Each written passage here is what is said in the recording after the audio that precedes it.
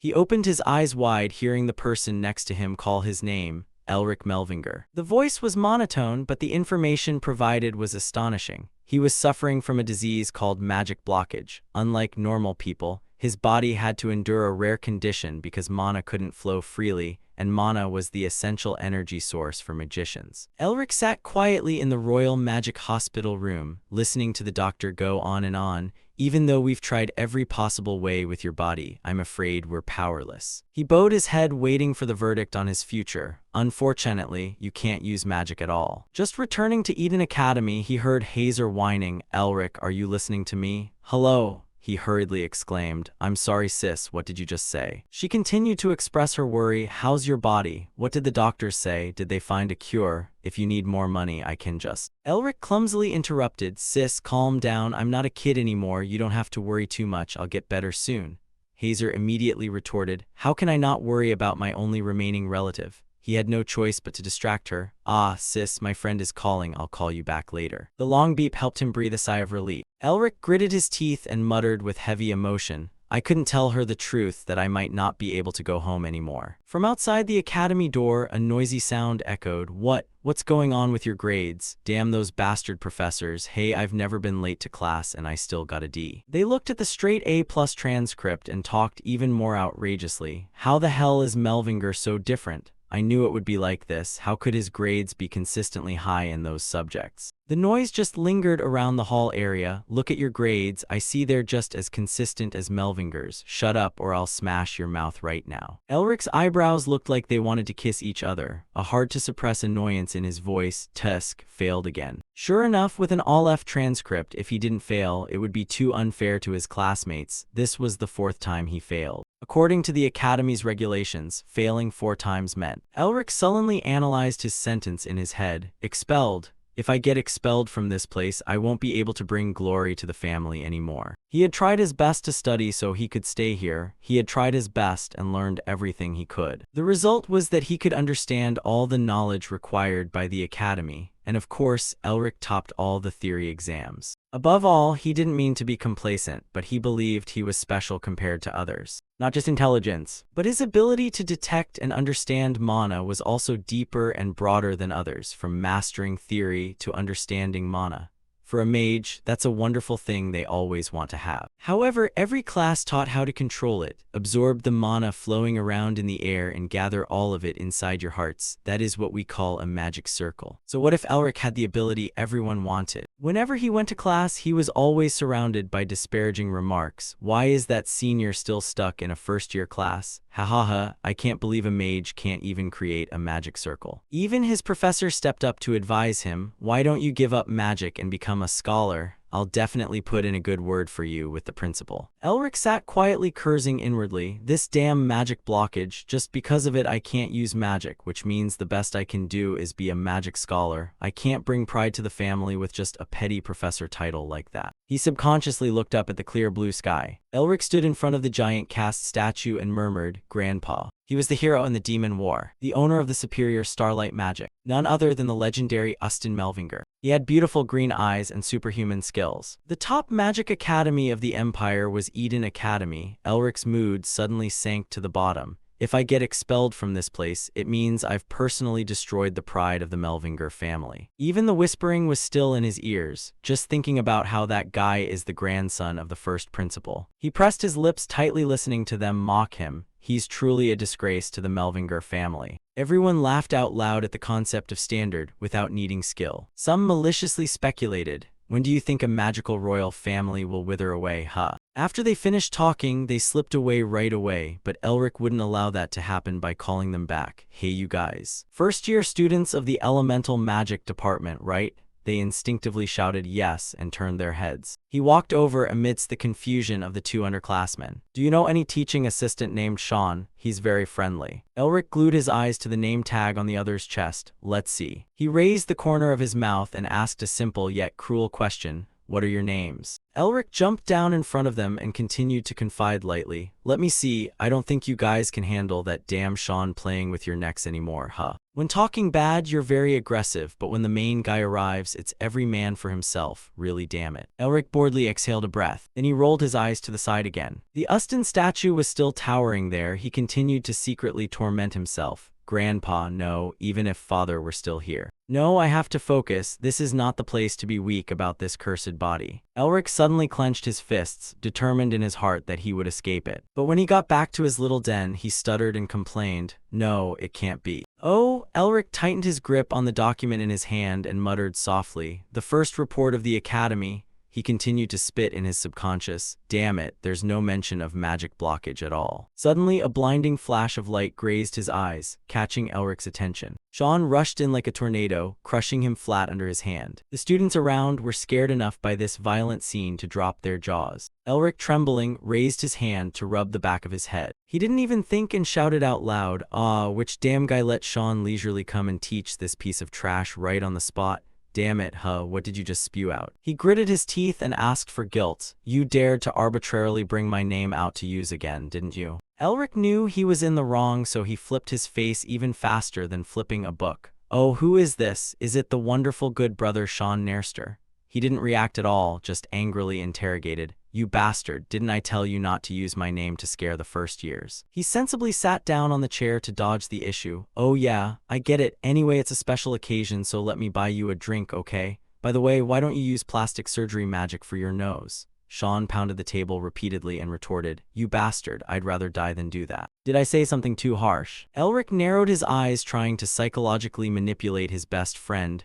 Come a bit closer, that's why I told you never to do that. Seeing him feeling restless and uncomfortable in his head, he subconsciously called the other's name, Sean.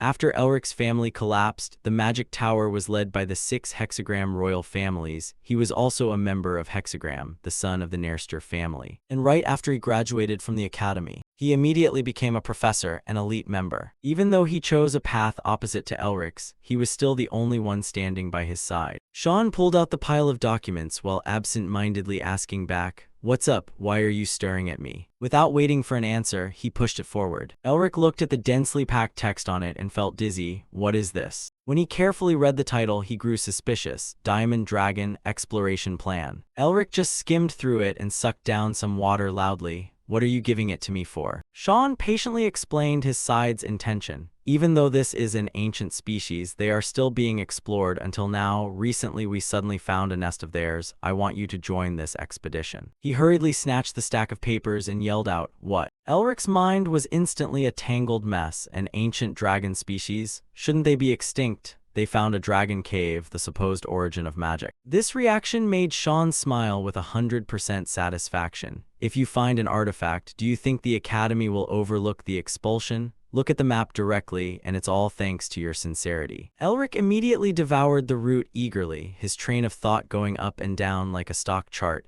Awesome, not just the expulsion thing, maybe the dragon cave can solve my magic blockage too. It's useless. Even if there's such a thing, it would just be taken away by the principal. Wait. He let out a loud "oh" and slammed the manuscript onto the table with a smack. Sean leaned back against his chair in fear and carefully asked, what are you doing? Why did you suddenly hit the table? Elric remained silent, saying nothing, but his mind was raging like a storm. Why didn't I think of it?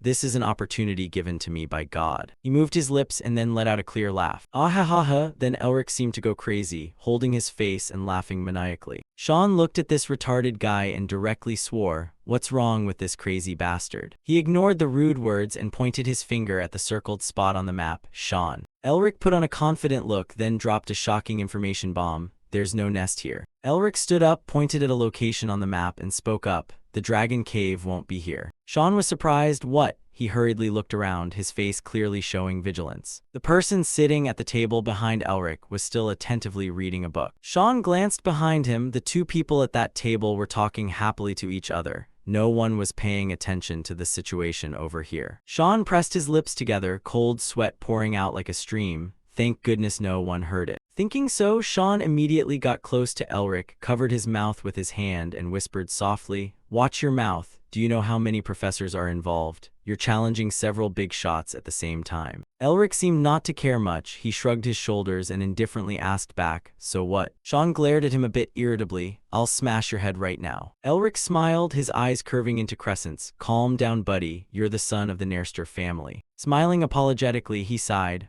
or at least listened to it first. Sean frowned, put on a serious face, and used magic to create a small matrix on the map. That matrix suddenly emitted a blinding blue light. The next second, that blue light suddenly spread, covering both Elric and Sean's seats. That matrix took Elric and Sean to another space. Looking down from above, the place Elric had just pointed out on the map appeared before their eyes. There appeared a deep, bottomless crack in the ground. Sean spoke up. The crack is formed by the collision of two electrical layers. Rays of light of all colors spilled out from that crevice. Sean could clearly see them with his naked eyes. He continued, and a massive amount of mana is spilling out from the crack. Sean observed them for a moment and then continued, with this much, it must have been stored for at least 100,000 years. No wonder you think the dragon cave is here. Elric stood above the crevice looking down and asked Sean standing next to him, what are the three principles of mana flow? Sean crossed his arms over his chest, glaring at Elric. Are you kidding me? Elric nudged his elbow into him and answered with a smile. Of course you must know basic stuff like this, right, teaching assistant? Sean was so annoyed that blue veins popped out on his face, but he patiently explained, from high to low. Looking at the bottomless crevice in front of him, Sean continued, from wide to narrow. The scene suddenly changed. Elric found himself standing in an ice-filled cave. Sean glared at him, his face clearly showing annoyance from hot. The cold air from the cave radiated everywhere. Sean's figure gradually faded. His voice echoed in his ears, completing the remaining words to cold. The next second, Elric and Sean appeared in a vast void. Elric confidently said, with those principles, anyone would surely think the dragon cave is located here. But Elric pointed in a direction where a yellow streak of light appeared. Because highly molten lava flows through the crack, mana doesn't gather here, therefore dragons can't live here. Sean frowned, his face clearly showing disbelief. No, impossible. Where Elric just pointed, lava was boiling and churning. From the top of the mountain, molten lava streams erupted. That place was the Akron volcano. At the foot of the mountain, the molten lava settled, winding and flowing down to the lowlands. Elric looked down from above. That's right, the magma of the Akron volcano flows under the continental shelf. In an instant, the matrix dissolved. Elric and Sean reappeared at their original place. Sean looked at Elric and asserted, but we recorded the mana wavelength of a dragon in this area. How could the dragon cave not be there? Elric rested his chin on his hand and casually said, I didn't say there isn't a cave. Hearing this, Sean became even more confused. What? Elric smirked, there's definitely a cave. Finishing his words, he pointed to a certain location on the map and spoke up, here, inside the Caragol cave. And just as Elric deduced where he pointed, there was indeed a cave. Zooming in, the cave entrance was engraved with a brilliant golden dragon. Elric thought of the place with countless bookshelves related to priceless magic. Besides, there's also a treasure trove with mountains of gold coins and various gems. He affirmed it must definitely be there. After that conversation, Sean walked to the front of a room. He embarrassedly scratched his head and swore, damn, what do I tell the higher-ups about this? Sean tried to regain his composure. He raised his hand to make a knocking motion and then paused. Sean sweated nervously. He secretly thought to himself, should I play dumb? What if I make the principal angry? I'll get fired. But what if what Elric said is true? Then that guy. Sean hesitated, packing back and forth in the hallway, not daring to knock on the door. Suddenly he heard some noise and immediately looked towards where the sound came from. Not far away, Elric was actively practicing magic. Sean saw this scene and looked surprised. Elric, why are you alone in the practice room? Elric was trembling all over, performing the action of reaching his hand forward as if trying to create magic. He seemed not to hear what Sean said. His mouth kept muttering,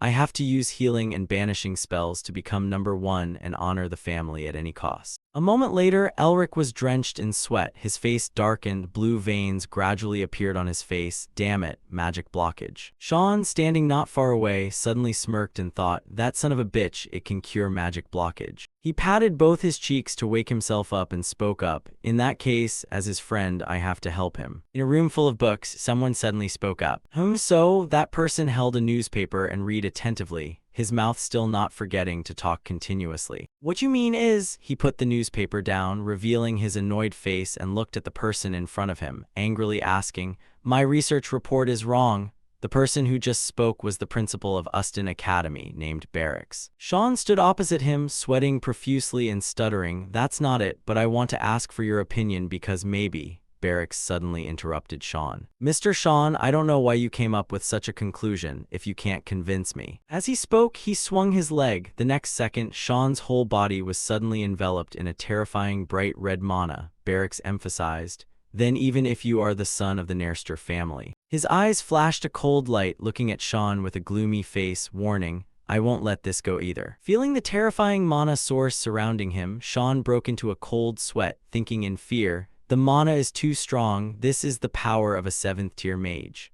Right at this moment, the mana originally surrounding Sean suddenly showed cracks and shattered. Elric suddenly flung the door open. He smiled confidently, looking inside. The remaining mana in the room also gradually dissipated. Sean turned his head to look at the newcomer, crying out in shock, "Elric." Seeing him, he couldn't help but shout excitedly, "Are you crazy? What are you doing here?" Elric bowed and greeted politely. "Hello, Principal. Please forgive me for intruding so arbitrarily." Sean stood next to him, breaking out in a cold sweat for him. Barrick stared intently at Elric. "Oh, look at him." He recognized him and spoke up. "Elric Melvinger, yes, did the teaching assistant deduce this from your opinion?" Elric calmly admitted, "Yes, that's right." Barracks glanced at the watch on his wrist, smirking.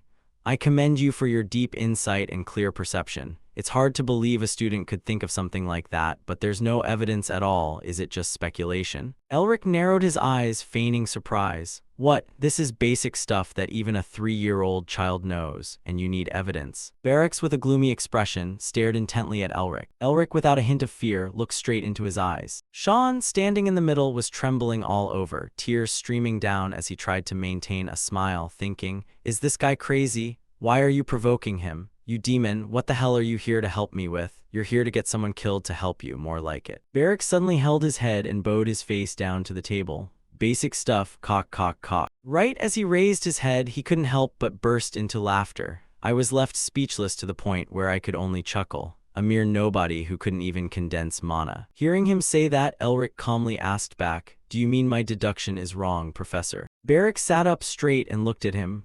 "Yeah, well, some people just happen to get lucky sometimes." He kept rambling on, garbage-like that, always running their mouths without knowing their place.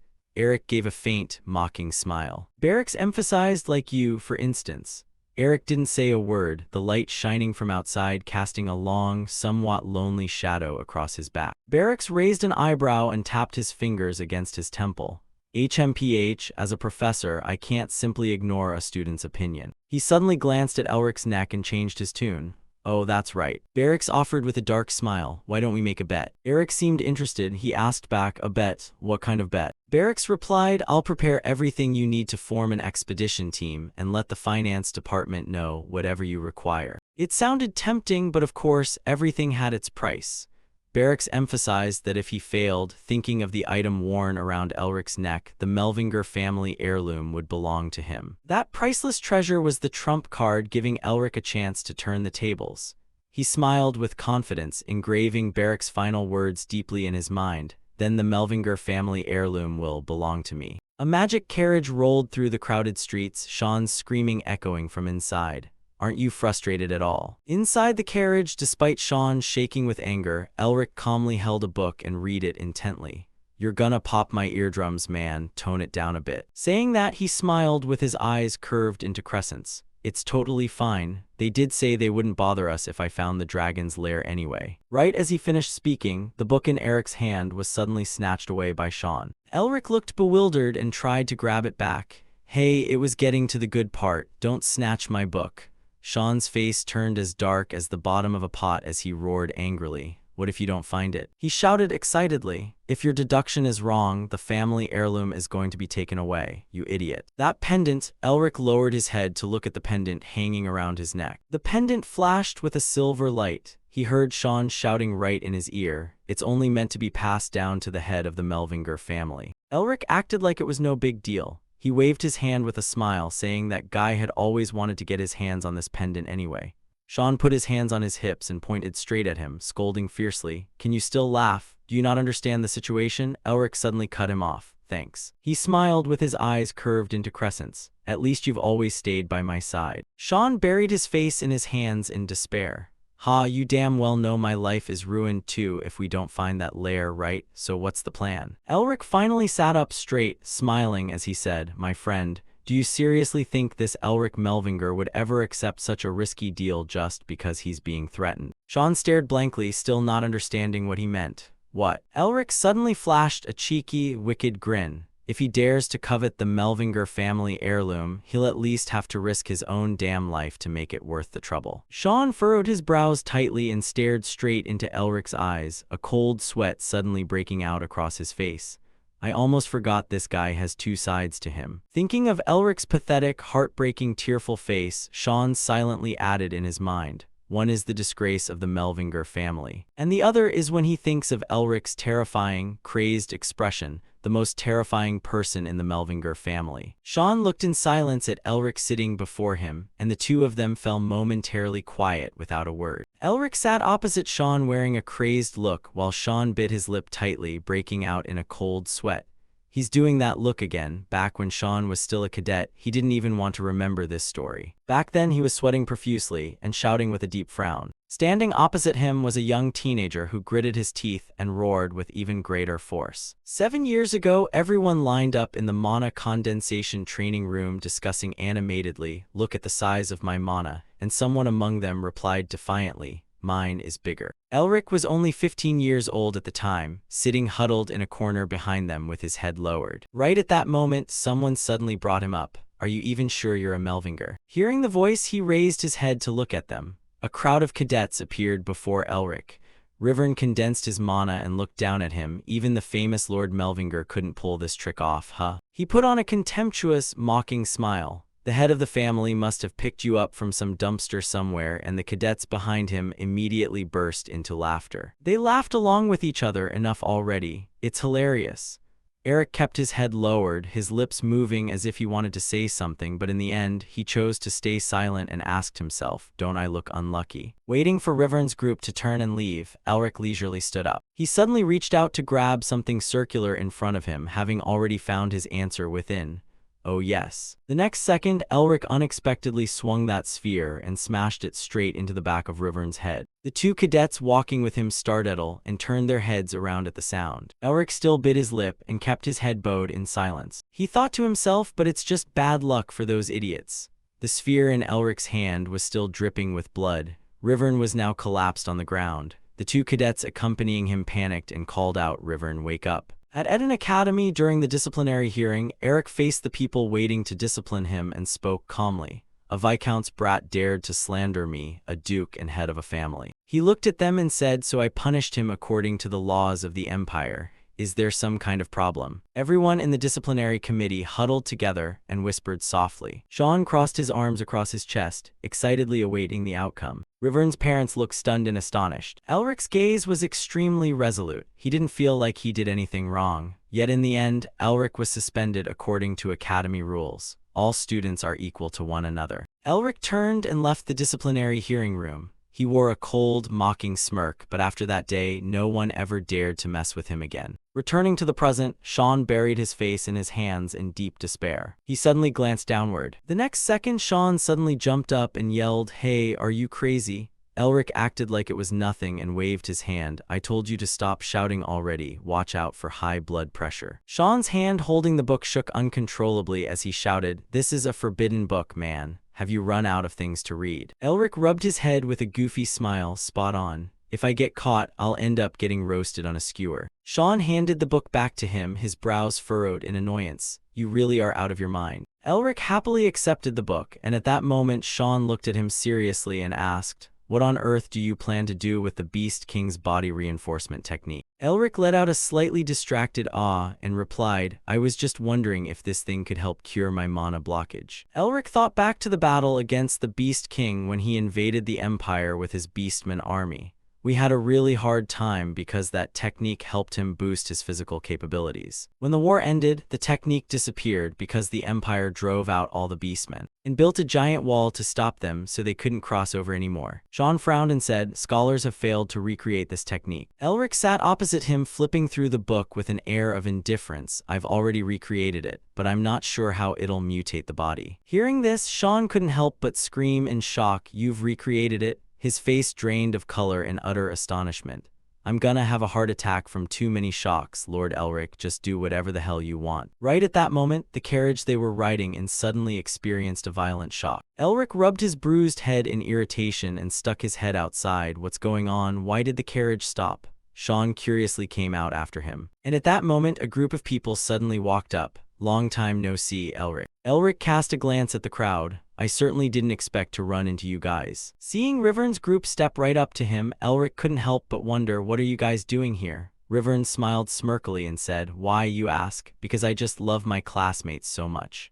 Rivern was now a senior researcher at the Varrock's Research Institute. Sean couldn't contain his anger and rushed forward aggressively. You bastard! The Rivern group froze and recoiled backward. What's wrong? He hurriedly opened his mouth to explain. The institute director asked us to come and provide backup. Elric stared at them intently. Is that so? The people in front of him smiled as if nothing was wrong, but underneath it was pure malice. Elric gritted his teeth. How kind of you. I distinctly remember saying I didn't need any backup. Sean turned around and whispered to Elric, can you feel it? How many of them are hiding their mana? Elric replied in a low voice. Now that's more like the director of Varrock's. He suddenly loosened his collar to let Sean see what was inside. Don't worry, I'm already prepared for this. Sean asked in surprise, what? How the hell did you get your hands on this? Elric smirked without answering. Back in Barrick's office, his face was pitch black and trembling with rage as he roared, what? He actually took the breath of Gehenna and the Azure Sky King's armor. The person sitting before him was sweating bullets because you told us to support him with all our might. So Barracks roared angrily, you bastards. What Elric has in his hands is the breath of Gehenna, a sealing orb for flames that can burn a target to ashes, and on top of that, the Azure Sky King's armor, a suit with incredible resistance to both physical attacks and elemental magic. Just thinking about those two treasures alone gives Barracks a splitting headache.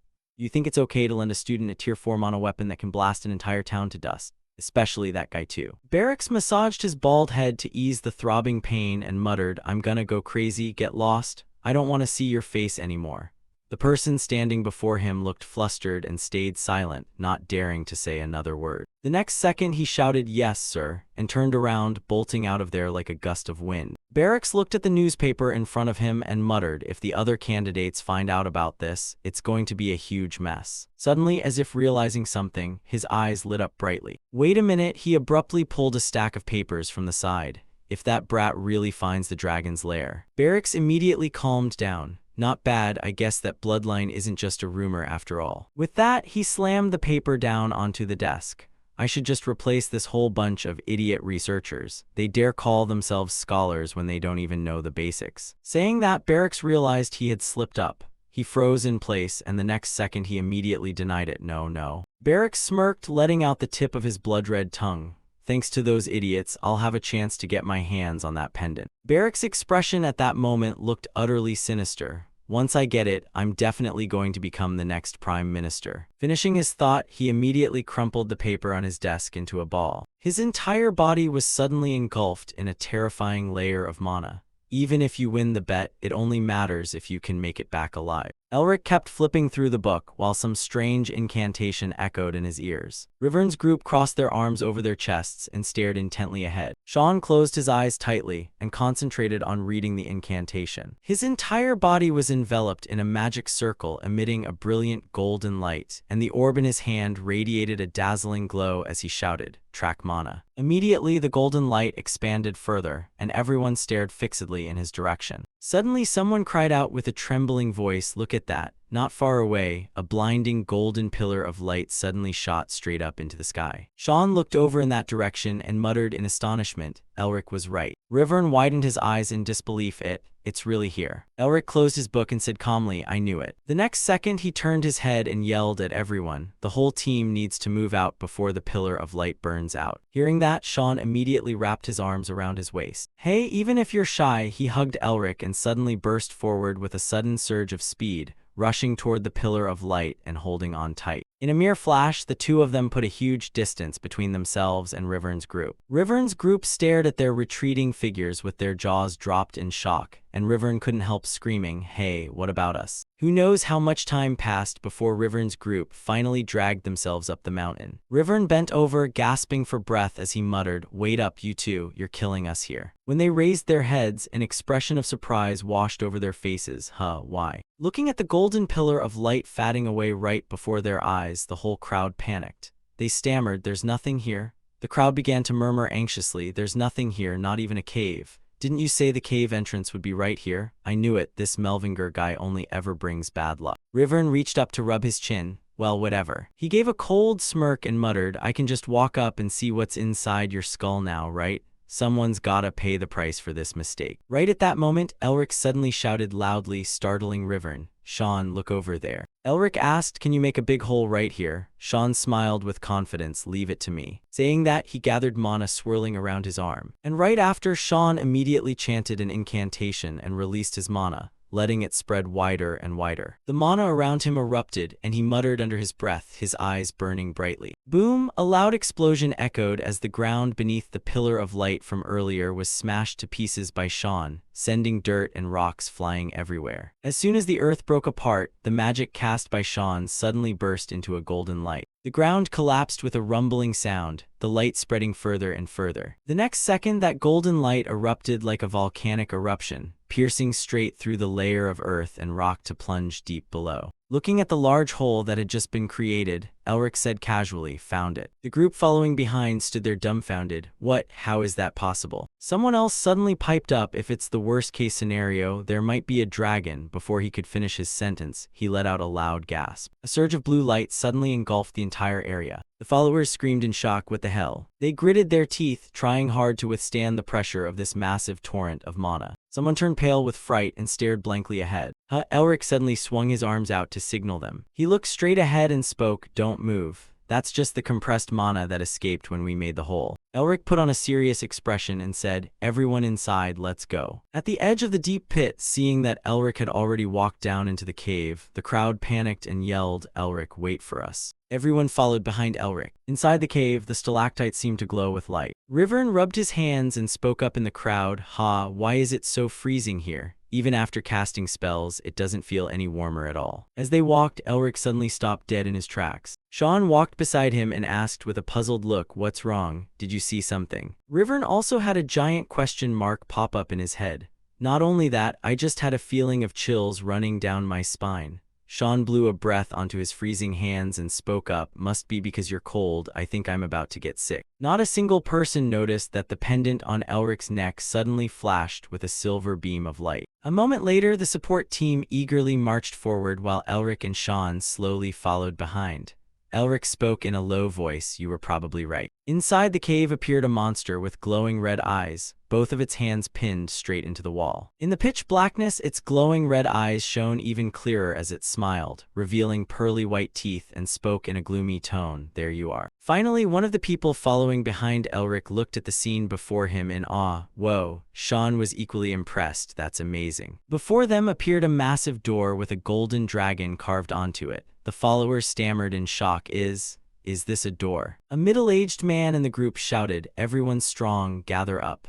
Rivern looked eager to try, "Let's all try pushing it together." A young man with long hair suddenly conjured a blazing red fire in his palm and suggested, "Why don't we just blow it up with magic?" The person walking next to him replied, "What are you talking about?" Of course, right as the others prepared to strike, someone suddenly yelled, "Everyone stop." They turned back with question marks all over their faces to look at the person who had just spoken. Elric let out a sigh and pointed at a corner. "Can't you guys see the dragon's seal on this door, you idiots?" With that, he stared intently at the door where the carved dragon button was located, along with the strange spell inscriptions. "Who knows what'll happen if we mess with it?" Rivern gritted his teeth in irritation and muttered, "Sure, you know everything, I get it. He's always trying to show off." Glaring over at Elric, who was still discussing things with the group on the other side, "So when we try to open the door, stay away from it." And right at this moment, Rivern suddenly noticed the button next to the door. "Yeah." Rivern sat down to observe it. "What is this?" Elric on the other side was still instructing the group. "First, we have to figure out a way to break the seal.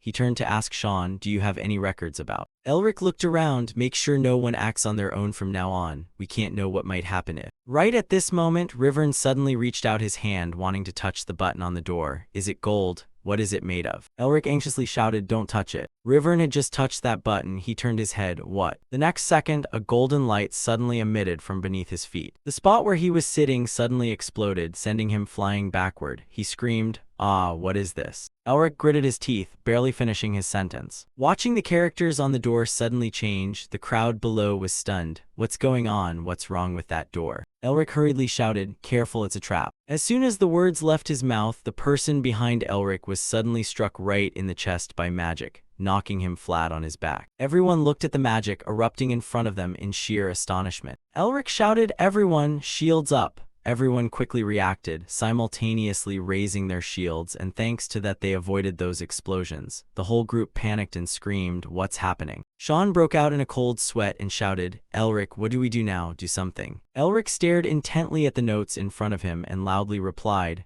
I'll try to decipher these notes first. The crowd started screaming loudly, I don't want to die, don't run away, save us. Elric crouched on the ground, reassuring himself, calm down. His mind desperately tried to pivot, a situational judgment test. Elric began putting his pen to the paper. That's right, just imagine this is merely a situational judgment test. His eyes gradually became determined. I will definitely find the solution for it. I believe in myself just like I always do. Elric's writing speed grew faster and faster. Someone in the crowd couldn't withstand the relentless attacks. His shield shattered, and the attack struck him directly, making him scream out loud. Elric tried to stay calm, writing down his deciphering notes. Sean put up a shield to protect everyone behind him, while groans kept ringing out, ah, my arms, save me. Elric's note-taking speed grew faster and faster, his hands suddenly touching the round button on the door. He began muttering the incantation, silently praying in his heart, just a little more, as long as I don't make a single mistake. Elric tightly closed his eyes. Gritting his teeth, he thought to himself, please, I'm begging you. As if hearing Elric's prayer, those magical attacks finally stopped. Everyone was amazed. It stopped. Sean, exhausted, slumped to the ground and looked up at the ceiling. I thought I was going to die. Elric hurriedly ran over to him. Sean, are you okay? Sean looked at him. Elric smiled faintly. Thanks to you, I'm still alive. The whole group was in an uproar. Wait a minute, the wounds will be healed soon. What just happened scared half my life away. Rivern, you're still okay, right? Sean glanced toward Elric. You son of a bitch, you're really something else. Elric rubbed his chin, smiling proudly. Hee hee, that's my power, you bastard. Before the group could catch their breath for long, the place they were standing was suddenly covered by a layer of blue mana. One of them looked surprised. The next second, something suddenly rushed toward the crowd. The blue magical light gathered into a spell and unexpectedly struck one of their arms, utterly destroying it. The next second, he collapsed right in front of everyone's eyes. His body gradually slumped to the ground. Everyone was in absolute panic. Hey, are you okay? What's going on? Elric widened his eyes in shock. Those ice spells were suddenly being generated in increasing numbers. They rained down from above to where Elric was standing. He looked up at them and gasped in astonishment. Damn it. At the crucial moment, Sean suddenly used a shield to block the attack from those ice spells, completely struggling to hold on. The whole group quickly raised their shields to defend. Elric hurriedly took out his pen and paper, gritting his teeth. Damn it again, Elric intensely calculated and then muttered some bizarre language. He wrote enchanted nonstop. Sean couldn't take it anymore and shouted urgently, Elric, hurry up. Elric's eyes lit up as he chanted the incantation faster and faster. A strange image gradually reflected in his eyes. Elric suddenly found himself appearing somewhere else. In front of him was a giant dragon spreading its wings flying in the sky, the origin of magic. Elric snapped his eyes open, his eyes glowing brightly. He shouted loudly, Sean, haste. Sean, who was currently trying to fend off the attacks from above, used magic to help Elric accelerate and sprint toward the gate. The blue magic wrapping around Elric's ankles gradually dissipated. Sean glanced toward him, dripping with sweat, and said through gritted teeth, I can't hold on anymore, it's too hard. As soon as he finished speaking, an ice spell immediately blew past, tearing Elric's flesh. He coughed and ignored the gushing blood, his face full of determination as he lunged forward. Elric disregarded everything, silently chanting an armoring spell, and a brilliant golden layer of magic instantly enveloped his entire body. Rivern widened his eyes in shock, completely unable to believe it. On the other side, the ice spell crashed directly into Elric's stomach, Elric lunged forward regardless of everything, his outer coat shredded to reveal the armor he was wearing on his chest, and Rivern shouted in surprise. "The Azure King armor, how does he have it?" Elric's hand finally touched the round button on the door. He closed his eyes, gritted his teeth, and silently chanted, "This time for sure." Ice spells violently crashed down, aiming right where Sean was fiercely trying to hold up his shield. With a swoosh, a huge block of ice dashed toward Sean, missing him by just an inch. Elric snapped his eyes open, his eyes widening. The ice spell was neutralized by Elric just in time, shattering and then disappearing into thin air. Looking at the gradually fading mana, Elric muttered to himself, "The trap is gone." Elric slumped to the ground, squinting and smiling. "Phew, I thought I was going to die. My precious clothes are all torn up." Sean, looking entirely battered, turned his head to look at him and smiled. The survivors of this incident had joyful expressions on their faces after overcoming the disaster. The door in front of them unexpectedly let out a sliver of light. Right after that, the door gradually opened. Elric was blinded by the light inside. He shouted loudly, "The entire expedition team, help the wounded and let's head inside." Elric raised his eyebrows, looking forward with joy. This place revealed countless bookshelves and a massive mountain of gold coins and gems. It truly was a huge treasure trove. Seeing this treasure trove, the expedition members walked in with amazement. "So many magic items, look over there, that's armor made from dragon scales." Elric stared at the bookshelves hovering in midair. "Amazing, it's all ancient books passed down." He smiled happily, thinking, after all, they are magicians, aren't they? A team member suddenly patted his shoulder, smiling with eyes curving into crescents. "You're amazing, Captain." Suddenly noticing something, he glanced in a certain direction. Yeah. The member from earlier turned his back to him and waved at someone. Right at this moment, Sean suddenly walked over, put his arm around Elric's shoulder, and smiled intimately. "You son of a bitch, what did you just do, Sean?" Elric smiled confidently and said, "Who's the one that got a perfect score on the theory exams? I just imagined it like a test, then solved it using spatial geometry and elemental theory." Suddenly widening his eyes, a warning bell rang in his head. "Wait, a test." Elric suddenly froze, his face turning pale. "Something's weird, it's like I was given practice questions before the exam." Sean saw him zone out and asked, "Hey, what are you thinking so deeply about?" Elric turned to look at him. It's nothing." Sean suddenly patted his shoulder. "On a great day like this, you have to smile." He laughed and shouted loudly, "Elric Melvinger, from now on no one can ignore you or the prestigious magic family anymore." Elric looked straight into Sean's eyes, his eyes widening in pure astonishment. Sean reached out and rubbed his head, smiling with crescent eyes. "Well, even though that matter still weighs on my mind, I'll just enjoy this moment. I've achieved freedom." At this moment, a team member standing on the mountain of gold was using a magic orb to say something. Not knowing what the other side replied, he suddenly smirked with a cunning smile. A moment later, someone suddenly grabbed Elric's hand. "Captain," that person suddenly dragged Elric to another place by force. "There's a laboratory over here too, hurry up." Elric paused. Okay." On the other side, Sean looked at the two of them and spoke up. "Our Elric has grown up, he's even being called captain now, I should follow them." Right at this moment, Rivern suddenly ran over, panting heavily. "Sean, there's a dragon corpse behind the treasure mountain." Sean whipped his head around in shock, crying out loudly, "What, a dragon?" Elric, Rivern suddenly grabbed his hand tightly. He spoke up, "He'll go there later." Sean stared intently at him. Rivern was tense and sweating profusely as he tried to urge, "Let's go." The two of them arrived in front of a giant dry skeleton. "Wow, with this size, this one must be a Dragon King level." Rivern glanced at him. "Yeah, looks like it's been here for over 4,000 years. On the other side, Elric was unexpectedly shoved violently forward. He was surrounded by the crowd, propping his hands on the ground. He hissed, "You bastards." Elric glared at the group of them, gritting his teeth. "You guys," he thought to himself, "damn it, I was so excited that I let my guard down." One of them narrowed his eyes. "We mean no harm, we like you." But he looked at Elric with cold eyes and continued, "Business is the top priority." Meanwhile, on the other side, Sean suddenly spoke up. Wait, Rivern." Rivern asked back, What's wrong?" Sean looked at the white skeleton in front of him. "This thing just now, didn't it just move?" Sean was a bit curious. "Where are the others?" Hearing what he said, Elric rolled his eyes toward that direction. Rivern made up a random excuse, probably taking their time exploring. "Ha. Gasp, what is that? I've never seen it before."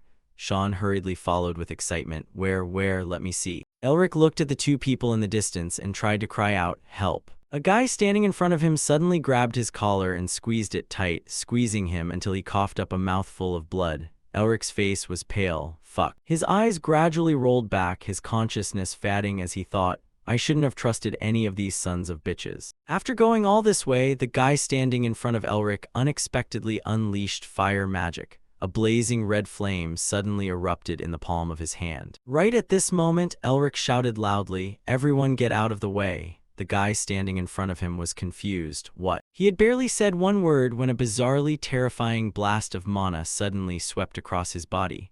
Elric widened his eyes in horror as blood splattered onto his face. The sight of that person suddenly vanished, leaving only a hand on the ground. Elric couldn't hold back his terror. What the hell is that? Elric turned his head, looking toward where that terrifying blast of mana had just been released from. An earth-shattering sound rang in his ears. He widened his eyes in shock. Sean and Rivern, who had been standing quite a distance away, were now running for their lives, trying to rush back toward Elric. "A dragon, save me." Elric watched the white skeleton suddenly start moving again. A massive amount of mana gathered in its mouth, and it moved so forcefully that it caused the cave to rumble and collapse. He stood frozen, breaking out in a cold sweat. Holy shit! Earth and rocks from the cave ceiling came crashing down with a deafening rumble. Elric looked up at the scene before him. Damn it. The dragon skeleton was currently concentrating mana in its mouth and lunging toward him. Elric's whole body trembled as he thought to himself, "Let's find a cave." "Elric, this is also a test," seeing Rivern and everyone else frantically trying to run away from there. Elric felt even more rushed, thinking, "Just find a cave." His eyes widened, silently reminding himself, "Don't let the dragon spot you." Elric's gaze became determined, but the dragon skeleton in front of him suddenly froze in place. Elric couldn't help but wonder, why is it standing so still like this? Elric stood still in place as old memories suddenly flashed through his mind. Magic from a dragon's tongue is still just magic. Dragons are truly amazing. The casting time is delayed. Origin, Sean is safe, that idiot Rivern. No, even so, the magic energy consumption is still too massive. Elric stared intently ahead. That's right, if I want to do this in one beat, I need a little time to prepare. Thinking so, Elric immediately shouted loudly, "Expedition team, set up a defensive barrier and let's take it down together." The group of people who had just been about to kill him immediately took the order and brought out their shields to block. Sean and Rivern focused their mana to create a shield, and Sean said seriously, "Everyone hold your positions." A layer of shield made of mana suddenly encompassed the pile of shields, protecting the crowd inside. Elric widened his eyes and shouted, "Here it comes." At the same time, the dragon skeleton suddenly opened its mouth wide, unleashing an extremely terrifying spell. That spell aimed straight at the two layers of shields of the crowd and rushed forward. With a boom, the magic collided with the shield and exploded. On the surface of the magical shield, countless cracks gradually appeared. Elric glared intensely, focusing his thoughts. "This attack will last for 20 seconds. If we can block it, we'll have a chance." Sean poured mana into the shield, trying his best to hold on. "Everyone, hang in there." The sound of collisions continued to ring out steadily. The surface of the magical shield was already riddled with hits from the attacks. Elric glanced toward the door. Running to the door will take about 17 seconds. Looking at the round button on the door, Elric calculated in his head, "If I can close the door in 3 seconds, everyone will survive." A flash of insight suddenly lit up in Elric's mind. The dragon skeleton's magic momentarily swept past one of the team members. The next second, he instantly vaporized. Elric was shocked. The magical shield was already riddled with holes, and Sean's group was still trying their best to maintain it to defend themselves. Elric's sweat poured down like a stream. He shouted loudly, "Right now." Watching the dragon skeleton gathering mana, preparing to launch its next attack, Elric screamed, "Run." The whole group took to their heels and ran for their lives. "Speed up, if it catches us, our asses are grass." Elric ran while thinking to himself, "Good, if we keep up this pace." Suddenly, Elric felt something. A giant question mark appeared in his head. Cracks gradually appeared in midair, and the next second, the two people running right next to him instantly turned into pools of blood. Blood splattered and stuck to Elric's face. He turned his head to look. A team member's body was flying up high, his fresh blood splattering everywhere. Elric widened his eyes. Impossible. A group of skeletal figures unexpectedly appeared out of thin air. They began slaughtering the members of the expedition team. Elric recognized them, the legendary entities that guard dragons. Elric turned his head to look. Standing completely frozen, a name appeared in his mind, Spardai. He was a bit unable to react in time, standing frozen on the spot. Suddenly, a fireball flew from behind his back. The fireball whizzed past Elric, accurately hitting the Spardoi standing in front of him. The person who just attacked was Sean. He shouted loudly, "Elric, take it down with me." As soon as the words left his mouth, a group of Spardoi from above suddenly lunged down to attack him. Elric reached up to wipe the blood splattered on his cheek. I've got to come up with some way out of this, while everyone else in the team continued screaming. Save me! Elric stood facing two Sparda head-on with a white skeleton waiting expectantly to attack right in front of him. Elric thought to himself, the only one who can pull this off is me. He frowned because every problem had a solution. Right at that moment, the pendant on Elric's neck suddenly flashed with a silver beam of light. Elric closed his eyes and grabbed his throbbing head as he gritted his teeth. The next second, when he opened his eyes, a blinding flash of light suddenly burst forth. Elric suddenly saw strings intertwining with one another in midair. He was astonished. Why does everything look like this? I can see straight lines weaving everywhere like a spider's web. Sean was currently attacking some kind of spark, turning his head to look with moving lips. Elric thought to himself, it looks like Sean's trying to say something, but I can't hear a damn thing.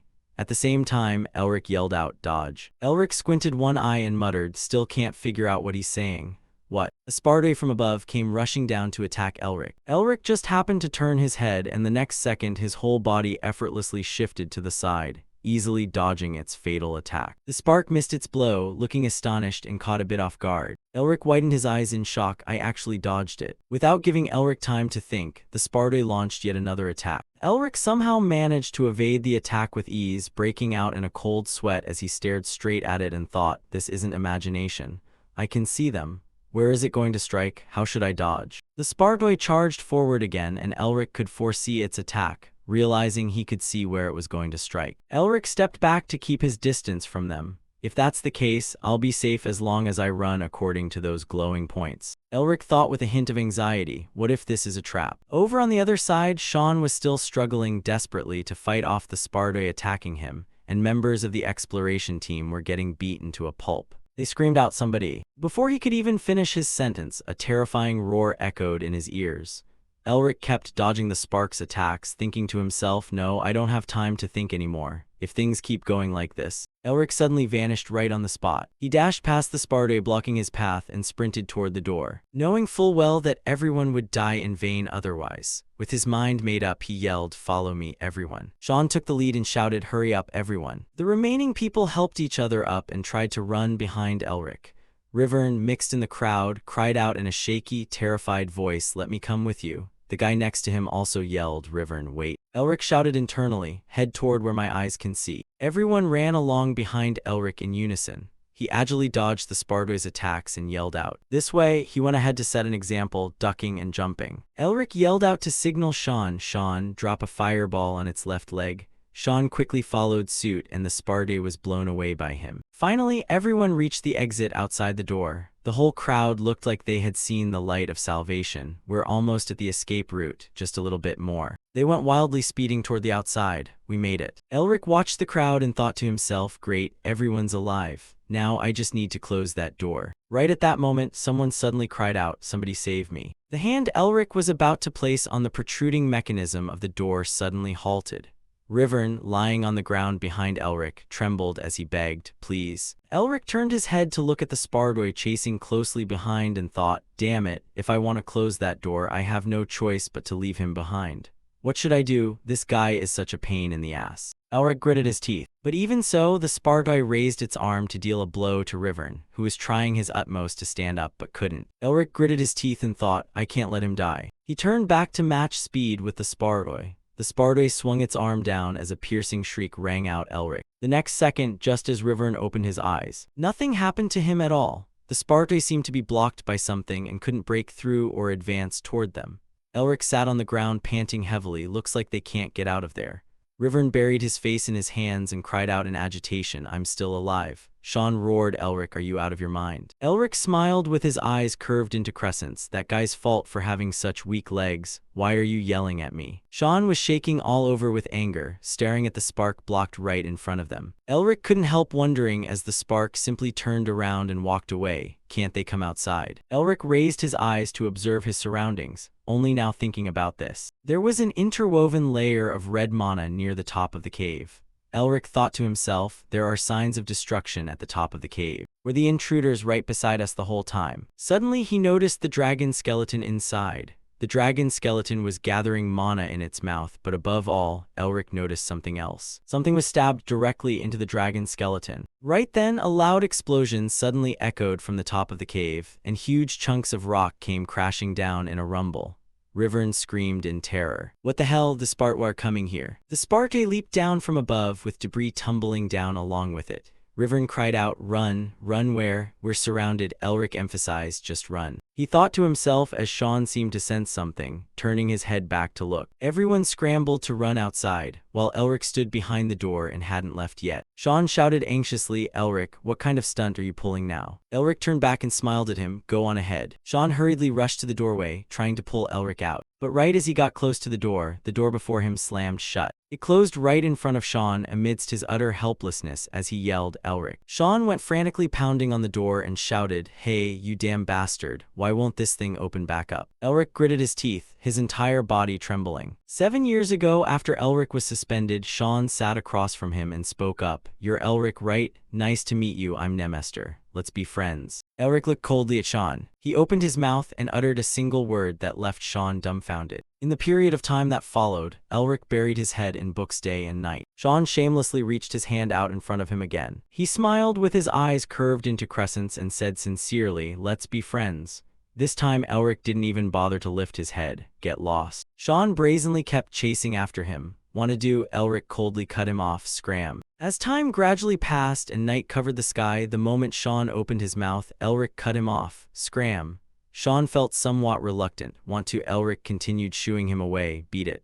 Those words utterly crushed Sean. "I didn't even get to say anything yet." Someone's voice echoed through the academy. "You have to be truly resilient to become a real magician." That person stood in front of Elric and Sean. "You'll get points depending on your completion order, so work hard. However, if you use magic, you'll be disqualified." With that, the person shouted, "Start." The crowd of cadets immediately turned around and bolted straight into the forest. All of them were trying their absolute best. Their figures vanished along the path in a flash. Sean smiled with confidence as he sprinted forward. He ran nonstop all the way. After a while, Sean panted and muttered, "Hugh, that's probably about halfway. Should I bring Elric along with me?" No sooner had he finished speaking than a figure suddenly flashed in the night. The next second, that figure suddenly threw a kick straight toward him.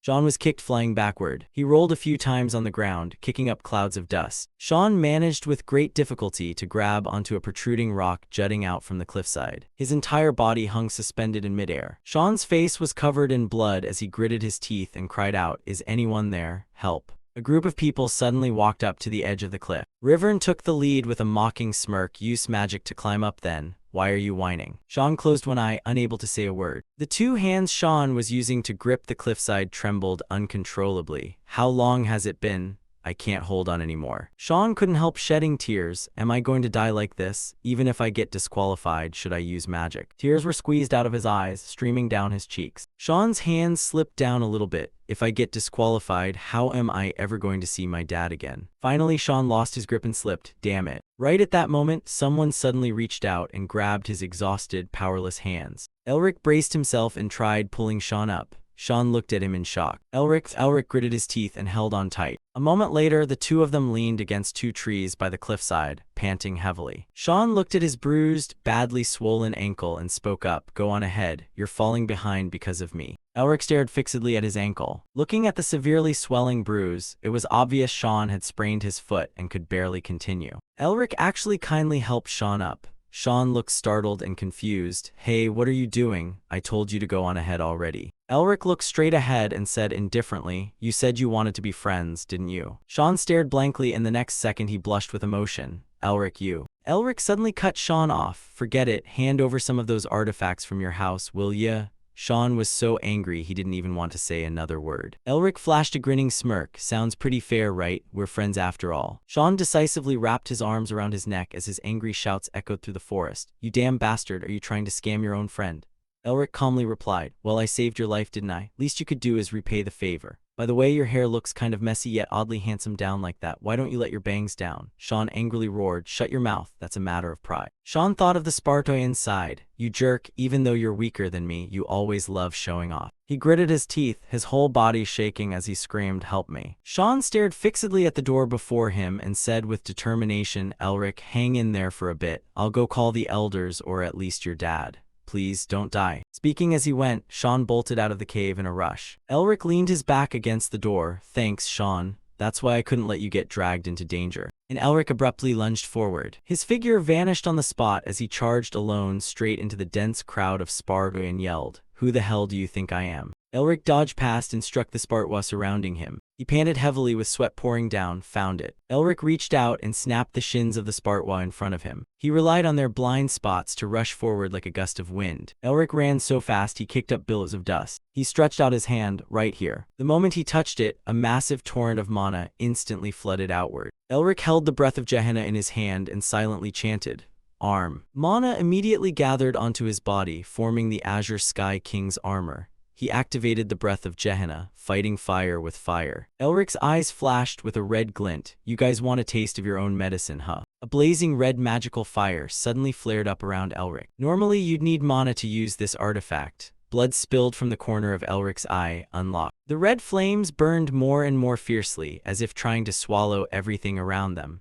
"I'll use my own life force to substitute for mana." In the blink of an eye, those flames licked up onto the bodies of the Spartwa ahead, engulfing them in a sea of fire. The intense fire burned them down to nothing but dry bones. A loud explosion rang out, and Elric muttered, "All of this was just a test set by the dragon, if my guess is right." Elric dashed over to the dragon's skeleton. Landing softly as he thought, the answer lies right there. The dragon skeleton before him still stood towering and motionless. Elric aimed for the object stabbed into the dragon's skeleton. He stepped onto its gigantic skeleton to steady himself. Elric's entire body was surrounded by a layer of pale gold mana as he looked at the object before him. This spear is both the key and the answer to the test. Watching the Spartwa crawling up toward him, Elric couldn't help thinking, what if my answer is wrong? The Spartwa climbing up the dry bones grew more and more numerous. Elric remained lost in thought, and if this is just someone's practical joke, I'm gonna flunk right here. Seeing the Spartwa multiplying by the minute, Elric hardened his resolve. Even so, I'll never give up. He smiled and placed his hand on the spear's hilt, because I'm a Melvinger. At the same time, the Spartwa lunged forward and grabbed hold of him tightly. The next second, a flash of blue light illuminated and enveloped the entire cave. The moment Elric raised his head, he stood frozen. What? His pupils dilated, shock painting his face. What on earth happened? A gigantic dragon was soaring through the sky above. Besides that, there was a figure standing right in front of him. The dragon before his eyes seemed to have detected Elric's presence, and that figure exhaled a breath thick with mana. Although that shadow possessed a human-like body, the massive horns on its head proved it was no human. Elric stared blankly. Who's that? That shadow abruptly turned around and flashed a bizarre smile, its eyes glowing red like blood. Elric suddenly felt a terror stemming from the depths of his soul. The dragon in midair abruptly threw its head back and roared. That person suddenly reached out and gathered mana in his palm. His entire body released a terrifying source of mana. The dragon in the sky opened its jaws, mana instantly gathering and concentrating in one spot inside its mouth, as it unleashed that terrifying burst of energy straight down toward where the figure was standing. At the same time, that figure suddenly raised the tip of his spear, pointing it straight at the dragon soaring in the sky. The spearhead in his hand was shrouded in a massive source of mana. His pupils instantly turned blazing red. He stared straight at the dragon with a somewhat crazed smile. The spearhead and the dragon's terrifying magic collided and exploded midair. Elric was affected by the shockwave of the previous attack and hurriedly raised his arm to shield himself, widening his eyes in shock. This amount of mana? An 8th circle magician? No. That person leaped high into the air to dodge the dragon's attack, and his spearhead stabbed directly into the top of the dragon's head, creating a massive hole. Elric stood frozen in disbelief, quickly reassessing. Way higher than that. The dragon's eyes gradually lost their inherent light. The ground began to shake violently. Chunks of loose earth and rock came crashing down in a rumble. That person kept attacking the dragon frantically, concentrating his magic power into the spearhead and decisively delivering the finishing blow. A blinding golden light illuminated the entire region. Elric blanked out, the scenery suddenly changing. He seemed to see the silhouette of a giant monster behind that person's back. It tightly grasped the terrifying mana pillar connected to the spearhead pinned through the dragon's head while that person stood atop the dragon. The mana pillar pierced through the earth, sending dirt and rocks flying everywhere as Elric stuttered, "What the hell?" But this time, everything had changed. That person now noticed Elric, since a high-quality vessel has appeared before my eyes. The next second, a surge of black aura suddenly flooded into Elric's body, making his eyes widen in shock. The agonizing pain made his tears flow uncontrollably. Elric felt like he was suffocating, coughing continuously as cold sweat poured down like a stream. Thinking about what had just happened, Elric immediately understood. This wasn't the dragon's test, but the Demon King's trap. Elric's body was engulfed by thick black mana, his whole body collapsing as he fell to his knees on the ground. The excruciating pain of mana invading his body almost made him collapse. Am I going to die like this? Elric's eyes seemed to be covered by the night, his entire body drained of all strength. He felt as if his ribs were being ground away by friction. His arm bones, seemingly unable to withstand that power, shattered to pieces. The Demon King trying to possess Elric laughed out loud. Ha ha ha, the evil mana of Sean is making the vessel's body stronger. Elric opened his mouth wide. Thick black mana poured out from his eye sockets and mouth as he silently cursed. Damn it. Elric seemed to see glowing specks of mana gradually covering him, how his grandfather and all the family members had sacrificed their lives to drive away the demons in the Demon War. Elric remembered his parents' funeral, and how his parents also had to face death. His memories flashed back to the time the two children hugged each other for comfort. It's just me and my sister left. Elric thought of the people who were always eyeing him like prey from behind. The royal family, the magic tower, and the vassal families, they had all revealed their rotten nature. And even the person who had always been by the sibling's side, the one he trusted and relied on the most, was the same. He began to show his true colors, trying to seize what belonged to him and his sister. His body was gradually being destroyed by the terrifying magic of the Demon King. When we tried to protect them, he remembered that day, his sister tried to touch the badge on the shirt of the man they called Uncle, and pleaded, "Uncle, please." That uncle coldly turned his back, leaving the Elric siblings behind. We were abandoned. Elric coughed up a mouthful of blood and screamed, the pain slicing into his flesh. Confronting those who had betrayed and humiliated his family, a small rock suddenly flew straight into the man's back. Elric cried and screamed in anger, throwing rocks continuously. His sister at that time tried to stop him, but what could I possibly do? Elric asked himself helplessly, the two siblings left behind in an abandoned mansion as if they didn't exist.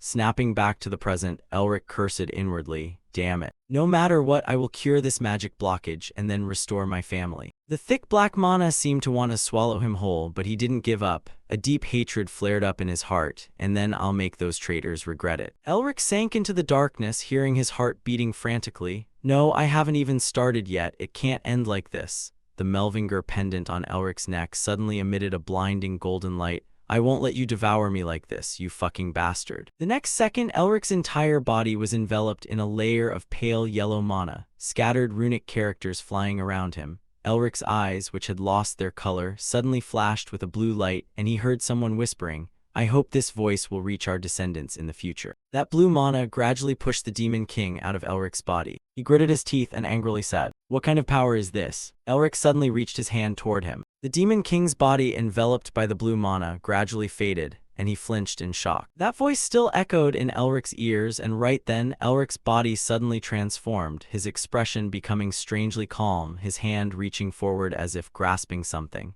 The voice continued, according to the agreement, the first Demon King will be devoured. As the words faded, Elric suddenly raised his hand high, magic gradually converging on his arm, where some sort of totem suddenly appeared. The Demon King gritted his teeth and roared, impossible. He was gradually absorbed by that source of magic, but still managed to spit out his final words. It shouldn't be like this. The darkness enveloping Elric gradually dissipated as he kept his hand raised high. A bizarre blue beast-shaped totem gradually formed on his arm. Elric looked at his translucent hands in bewilderment. Where am I? A faint silhouette appeared in front of Elric, clearly projected against the horizon in the sky. Looking at the person's back, Elric couldn't help but wonder, who are you and why do you seem so familiar? He replied, we are the first scholars to pursue the pinnacle of magic. Having said that, he turned his head and Elric's mind felt a bit hazy. Is this the voice I heard earlier? The sun above radiated a blinding light, but gradually that sunlight was covered by a crimson hue and darkness. The shadowy figure continued, however, those who fought for greater power brought misfortune to the world because they were corrupted by the demons. The darkness seemed to want to swallow the entire sun as the person slowly recounted.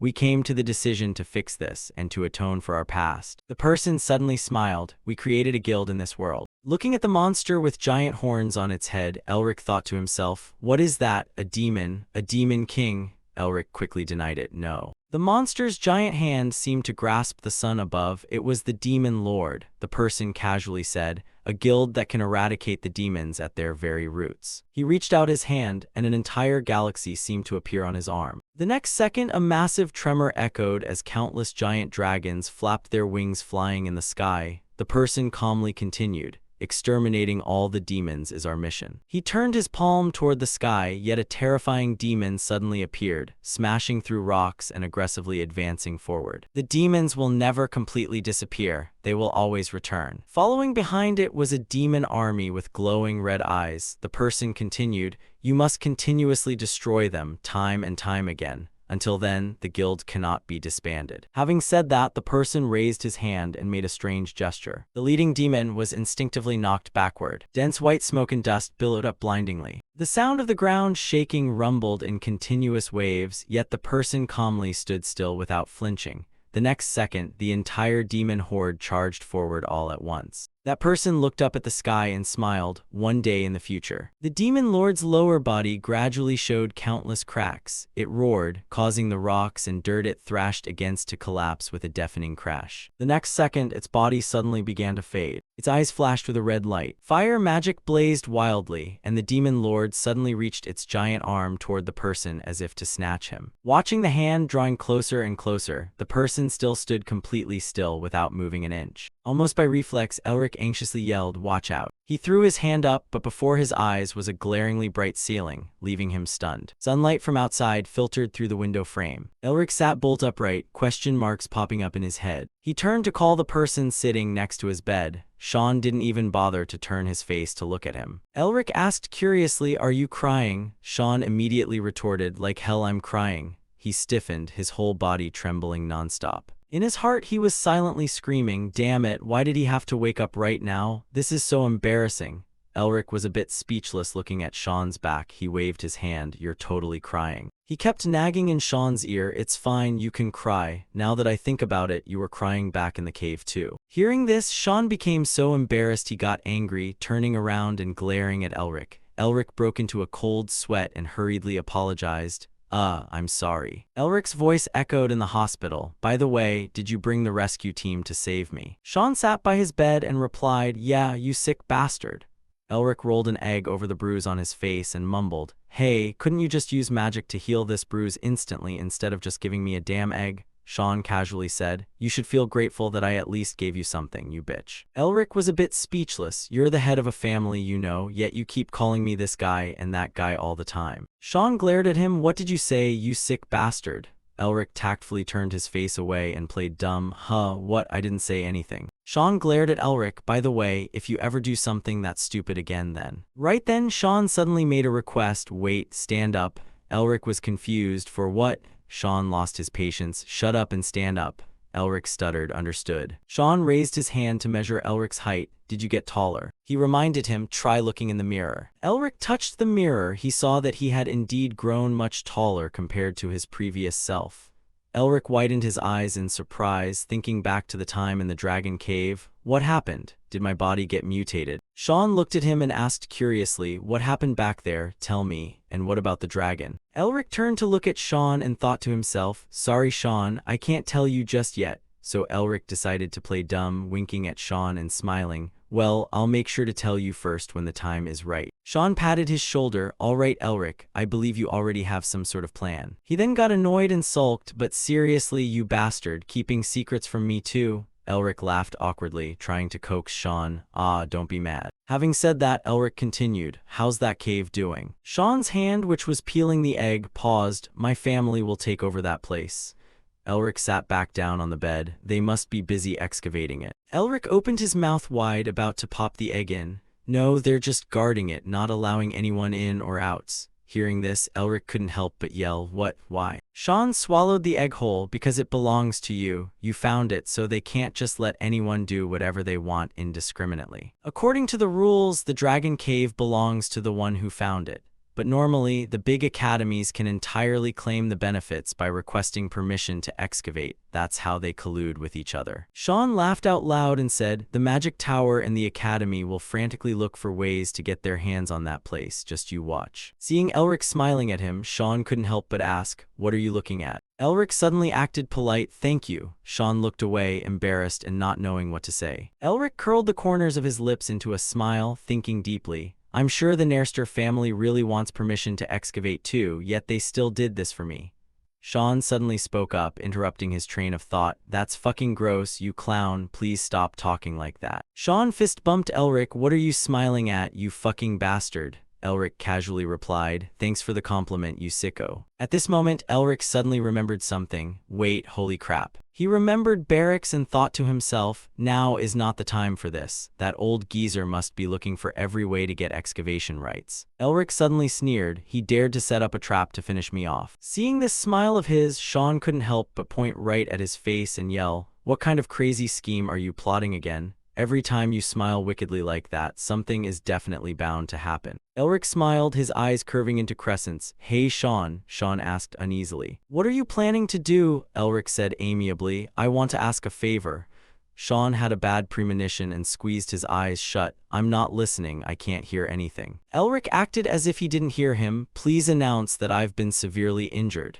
Sean completely broke down, huddling in a corner. Damn it, I accidentally heard it. In another place, someone was slowly walking forward. That person was wearing the representative uniform of the Nairster family. At the Royal Magic Hospital, people wearing similar uniforms stood in a line guarding right in front of the gate. Barracks frowned. Could you repeat that? The man standing behind the glass door replied, Student Elric Melvinger is currently in a coma due to rather severe injuries from his trip to the Dragon Cave, so I must ask you to please leave. Barracks broke into a cold sweat. I went through all the trouble to come all the way here and you're telling me to turn back. The person standing next to him asked, what about the excavation rights? Are you just going to leave that cave alone? The whole crowd standing in front of the hospital gate shouted, why is the Nairster family blocking this hospital gate? Elric looked down from the upper floor and muttered, idiots. Right at this moment, someone suddenly pushed the door open and walked in. He was the spokesperson for the Nairster family named Coneyes, and he spoke up. Please get some rest. Elric remained silent, giving no reply. The light from outside shone through the window frame. The door to Elric's room finally closed. Elric breathed a sigh of relief. Hey, he glanced to the side. Why don't you stop staring and say something? How long are you going to keep scrutinizing me, Mephisto? The Demon King suddenly materialized in midair. Crossing his arms over his chest, he angrily said, why don't you show some respect to the honorable king standing right in front of you? The great Demon King who once plunged the entire world into danger and chaos, back then standing on a mountain of white bones and striking fear into everyone's hearts. His name was Mephisto, but now. Elric picked his nose and looked at him indifferently, saying, maybe I should call you Feliz, huh? Hearing this, Mephisto immediately turned pale with rage and roared, you. The next second, he frantically attacked Elric in vain. Die. Elric thought indifferently that he was now just an evil spirit. A cotton ball massage might honestly feel better than you. At night in the Royal Hospital. Outside the room, Elric stood silently listening to his heartbeat. Elric placed his hand on his chest. Under any circumstances, he could feel a flow of mana existing in there, just as I thought. I wasn't imagining it. A dragon heart, the energy source containing the absolute power of an ancient dragon. Elric remembered the image he had witnessed in the Dragon Cave. The dragon had clearly died after being pierced by the Demon King's spear. Is the dragon heart inside my body right now? The heart beating loudly inside my chest. No, I still feel something different. Elric rubbed his chin. I only have memories of when the Demon King tried to take over this body. He glanced towards Mephisto. Stop staring at me and say something. How long do you plan to look at me like that, Mephisto? Mephisto gritted his teeth and said in frustration, I believe I told you not to call me that. He was the powerful Demon King, the one who plunged the world into fear and agony, Mephistopheles. In ancient times when gods ruled the world, the demon god symbolizing darkness had 4 attendants. The first representative was Finis, Annihilation, with a figure resembling an Eastern dragon. Following that was Insanir, Madness, with a symbol similar to a bird. The third representative was Fornications, Lust, a monster with 3 heads. And Est Originale Peccatum, the origin of original sin, the demon king Mephistopheles, the supreme and most powerful demon king in the legends. This name Mephisto is tied to me. Mephisto, refusing to accept it, pointed his finger at Elric's head and yelled, I told you, my name was given by the great demon god. Elric opened his mouth and let out a long yawn. Mephisto was so furious he gritted his teeth, his entire body trembling. You. Elric frantically attacked while fiercely roaring, I swear I will tear you into pieces. Elric sat quietly on his bed. Good lord, you are so damn noisy. He muttered, do demon kings usually act this stupidly? I've told you so many times, yet you still don't get it. Are you hard of hearing because of old age? Hearing his words, Mephisto shook with anger, clenching his hands into fists. 1,000 years, I waited for a whole 1,000 years. I waited for a whole 1,000 years, yet my mana was taken by someone like this. Mephisto thought about his status. I am the Demon King Mephisto. I once made the entire world bow at my feet. He thought of the past when he stood upon a pile of white bones and thought to himself, that is the very reason I exist. In the blood-red sky, a dragon spread its wings flying high. Even so, that dragon's silhouette became increasingly magnified. That dragon opened its mouth wide to roar and charged forward. It was the Dragon King Shaynark. At that time, Mephisto confronted it without a shred of fear. Shaynark launched an energy orb attacking Mephisto, and Mephisto used his spear to block that attack, thinking with some annoyance, he's getting in my way. Shaynark created countless magical chains. Those chains wrapped around and bound Mephisto. Shaynark spoke up, Demon King Mephisto, you will be buried here along with me. Those chains that bound Mephisto also bound Shaynark himself. Mephisto furiously roared, damn it. And just like that, for the past 1,000 years, Mephisto was locked inside the dragon cave. I waited and waited. His eyes flashed with a cold light as he laughed maniacally. Seeing Elric's group walk into the dragon cave, Mephisto had joyfully thought, you've finally arrived. He targeted Elric among the crowd, the vessel that will free me from this seal. Following that, Elric fought with all his might, the perfect vessel excellently completed. All the tests right before my eyes. Elric passed the trial and stepped up to where the spear was planted on the dragon's skeleton, after which Mephisto, exactly as planned, wanted to seize Elric's body. He had almost successfully taken control of his body and soul. At the crucial moment, something changed Elric, and Mephisto was completely suppressed by that thing, meaning all his plans had fallen apart. Back to the present, Mephisto looked out the window. Now I only have a fragment of demonic energy left. Even my physical manifestation has vanished. His face was full of dissatisfaction and hatred. What kind of power could possibly absorb me? Elric lay on his bed, playing with the pendant in his hand, and smiled. Dropped the act of pretending to be all noble and powerful. Hearing this, Mephisto froze on the spot. The next second he frantically yelled, how dare a bastard like you? If it were me from 1,000 years ago, I would. You son of a bitch, this could only be caused by those Melvingers. Who do they think they are? I used to stand against the whole world by myself. Elric ignored him and stared intently at the pendant.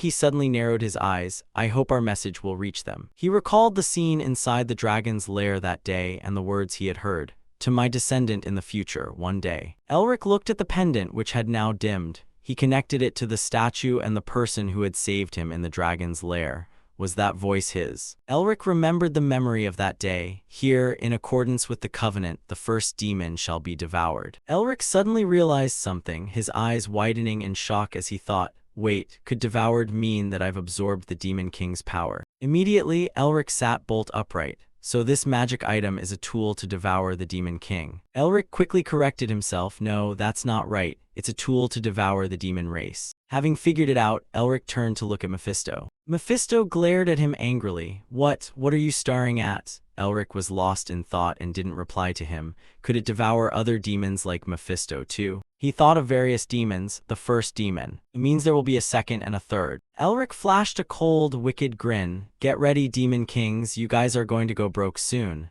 Mephisto involuntarily shivered. What is this creepy feeling? The next day, Elric appeared by a cliffside, below which a roaring river rushed past. Mephisto looked at the scene before him, unable to help asking out of curiosity. Why are you just wandering out here for no reason? Seeing that Elric was paying him no attention, he continued muttering. When an adult asks a question, you're supposed to give a proper answer. Elric lost his patience and said, you've got it too good, shut your trap already, you piece of garbage shadow ghost. The hem of Elric's robe fluttered in the wind. He placed his hands in front of him and concentrated, thinking, before figuring out how to use the power of this pendant, I need to confirm a few things. Elric sat cross-legged on a mat, closing his eyes. He tried to relax, his furrowed brow smoothing out. The next second, Elric suddenly perceived everything around him. Blue flowers were blooming brilliantly. A ladybug flapped its wings and flew toward a flower. It closed its wings and landed on that blossom. A gentle breeze blew past. The air moved through space just like a thin ribbon of silk. All of these things were happening right beside Elric. Even though his eyes were closed, he could perceive them. The thought crossed his mind. A ladybug is flapping its wings, the sensation of a breeze lightly brushing by. I can see and feel everything. Elric slowly opened his eyes. If my suspicion is correct. He reached out his hand, trying to condense mana in his palm. Elric curled the fingers of his hand inward. Finally, he clenched his hand into a tight fist. The heart in his chest was beating wildly as he silently chanted, "Burn." The next second, Elric seemed to see light in the darkness. A flame suddenly burst to life right in front of him. Mephisto widened his eyes in astonishment. This is dragon magic. He couldn't quite believe his eyes. An ordinary human is using dragon-type magic. Watching Elric wiggle his fingers in front of him, Mephisto couldn't help thinking, even with the Melvinger bloodline, this is a bit too much. Sparks burst into the air as Elric parted his lips and tilted his head back to look at the sky. Looking at the brightly burning flame before him, he let out a laugh. Now I can finally use magic. Elric pressed his lips together tightly. At long last, that wretched mana blockage that has tormented me. He remembered the insults he had been forced to listen to since childhood. The disgrace of the Melvinger family. Just how much more pathetically dragged down can such a prestigious magical family get? To think someone like him is the grandson of our first headmaster, it's completely unacceptable. Could he be some brat the headmaster picked up off the street and brought home? How can a wizard not even be able to create a single circle?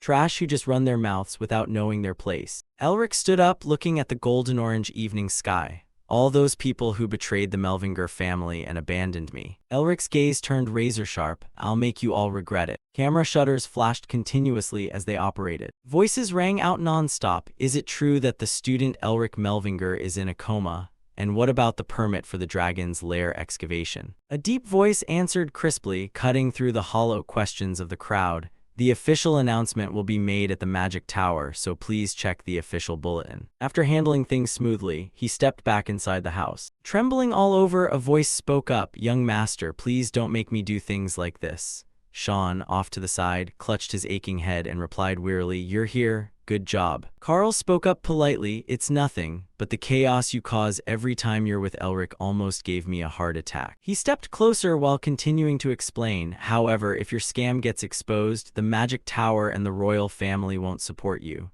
Can you handle the consequences? This question instantly made Sean freeze up. Well. Following that, Carl continued talking while handing a towel toward Sean. Elric said he's already calculated everything, so I trust him. Look at you, you're covered in cold sweat, wipe it off. They both clearly understood one truth. The greater the risk, the higher the reward. Sean clutched his head in agony, his whole body shaking slightly with anger as he thought, Elric, you bastard, does he have any idea how much stuff I've had to endure? Right then, Carl was wiping his face while asking in confusion, where did student Elric go? Sean answered gruffly, who knows where the hell he wandered off to. A memo left behind with a scribbled drawing and a practically useless message left Carl puzzled. With that frail body of his, where on earth could he have gone? He examined it closely. Then, noticing something, he spoke up softly, young master. Sean quickly glanced toward Carl as he approached, greeted by a concise three-word warning. We've got trouble. Sean asked in a grim, low voice, what kind of trouble? The white envelope in Carl's hand was scrutinized intently. He stammered out an explanation, that thing. However, before he could say another word, the door was shoved wide open, followed by the grand entrance of a young woman. Is my little brother plotting something behind my back without letting his older sister know? Sean's eyes went wide as he raised his voice in a cry, sis, why are you here? She gave a dry, mocking laugh and challenged him back. Why are you so surprised? This person was the Firebird witch, Tasha Nairster. She wore a faint smile as she dropped her rhetorical question. Is it strange for an older sister to come visit her younger brother? Speaking of which, the Royal Magic Tower and the Pious Alliance each produced the greatest geniuses of the century within the same generation. They were known as the Three Stars, those who would lead the empire, referred to as the new Three Stars. Tasha walked over and pinched Carl's ear while demanding, did you not give him my letter? He explained nervously, I've been so forgetful lately. Sean's older sister, the youngest person in history to achieve the title of Archmage, was one of those three. He cast a wary glance at the girl standing before him, then spoke up, so what brings you here anyway? She smirked in explanation, I heard your friend fell ill. As someone with a wizard's certification, I couldn't just sit back and do nothing. Then she added, is Elric not in his room? Is the kid somewhere else? Her question directly brought back that mocking drawing, and Sean silently prayed, oh crap, if she goes into the sick room, I'm doomed. He frantically tried to figure out a way to slip away. My sister is way too nosy. I gotta chase her off before she finds out.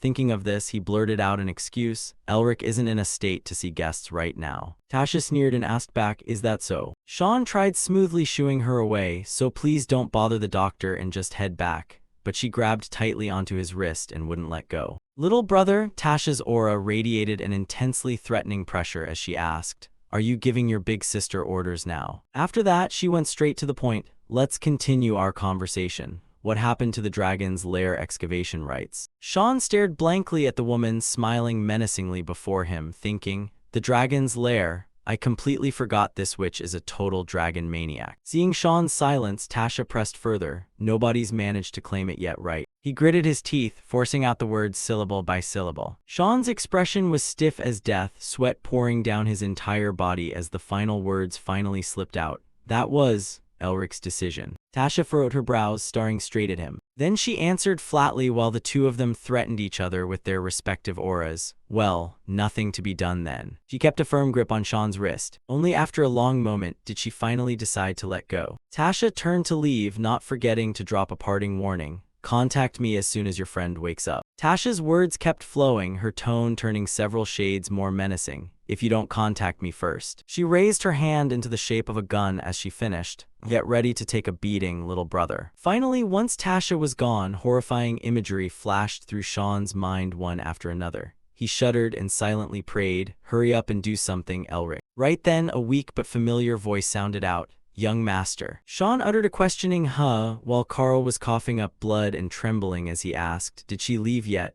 The bloody sight made Sean jump in fright. Whispers echoed throughout the city. The heir to the prestigious magical family is unconscious. The bustling streets featured a vendor calling out, get your newspaper, who will win the rights to excavate the dragon's lair. A hooded figure stopped in front of a stall and muttered, Sean is handling things well enough in my place. Spotting something, this person let out an amused sound. Well, who's this? Holding the newspaper in his hand, he muttered, reading the bold headline. Our headmaster is quite photogenic, huh? It turned out to be Elric. He smirked and silently replied, keep laughing while you still can, headmaster. Elsewhere at this moment, a voice rang out, congratulations, headmaster. Someone bowed and spoke in the most flattering tone to the man sitting across from him. Now you can do whatever you desire, Barracks replied. Don't be so hasty, he reminded him in a gloomy tone. The election hasn't even started yet. Rivern, the guy with the glasses, kept laying on the flattery. I was too impatient. I simply couldn't comprehend your desire to protect the future of the academy and its students, headmaster. Hearing these words, Barracks couldn't help feeling satisfied. Honestly, I keep telling you I haven't been promoted to headmaster yet. He continued his inquiry. By the way, how is student Elric's condition? And Rivern reported eagerly, I heard he's barely hanging on to life every single day. Barracks took a sip of tea and sighed indifferently, oh my, how unfortunate. Then he abruptly raised his head with a question, but if he wakes up, it's going to cause a huge problem. Should we hire some assassins? The atmosphere shifted instantly the moment those words were uttered. Silence. Barracks' eyes turned menacing as he stared fixedly at Rivern. Rivern stammered out, I am sorry. Receiving an answer that pleased him, the air around Barracks softened almost immediately. There will be a professor position opening up after the election. He wondered aloud who might fill that seat. Hearing this, Rivern couldn't contain his curiosity. Pardon. Barracks' instruction followed, reminding him how to act. I am merely the headmaster. I have no idea what is happening outside the academy walls. Rivern let out an awe of understanding. Then he bowed deeply and vowed loudly, I won't let you down. Barracks smiled with satisfaction at this display. In another location, amidst the darkness, a hooded figure was lurking behind a wall. Elric smiled as he pulled back his hood, then raised his face to look up high, muttering, all right, let's get started. His eyes glowed with an alluring blue hue as Elric contemplated. With the mind's eye capable of seeing the other side of the world, his vision was momentarily suffused with a faint blue tint. If I find the hidden space, Elric calculated while reaching his hand forward, channeling the mana from the dragon's heart into it. Elric calculated while reaching his hand forward, channeling the mana from the dragon's heart into it. I can use magic without complicated incantations. A stream of red energy followed by streams of yellow and blue appeared in unison.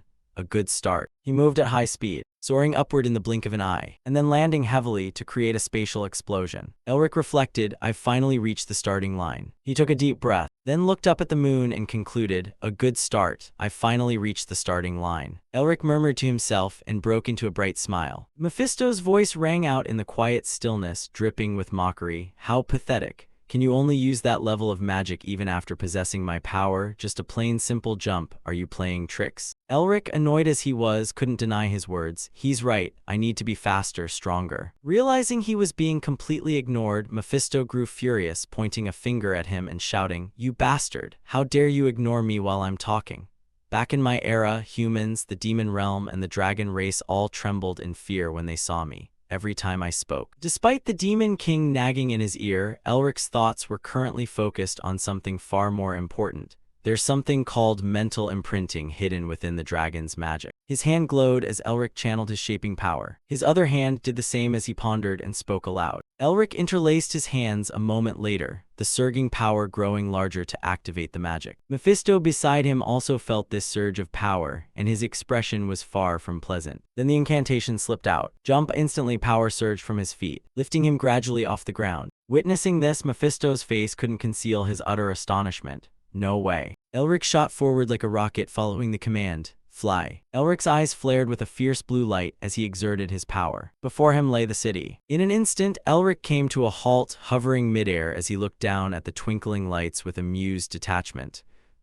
But right at that moment, Elric's power cut out and he began falling freely, too high. A smile appeared on his face as Elric thought to himself, "Awesome, simple, but incredibly effective." Then he reactivated his flight magic and shot off like a rocket. All right, once more. By this time, Mephisto was keeping pace right behind him, frowning in annoyance as he observed his companion. A mediocre brat who just learned magic is already using mental imprinting.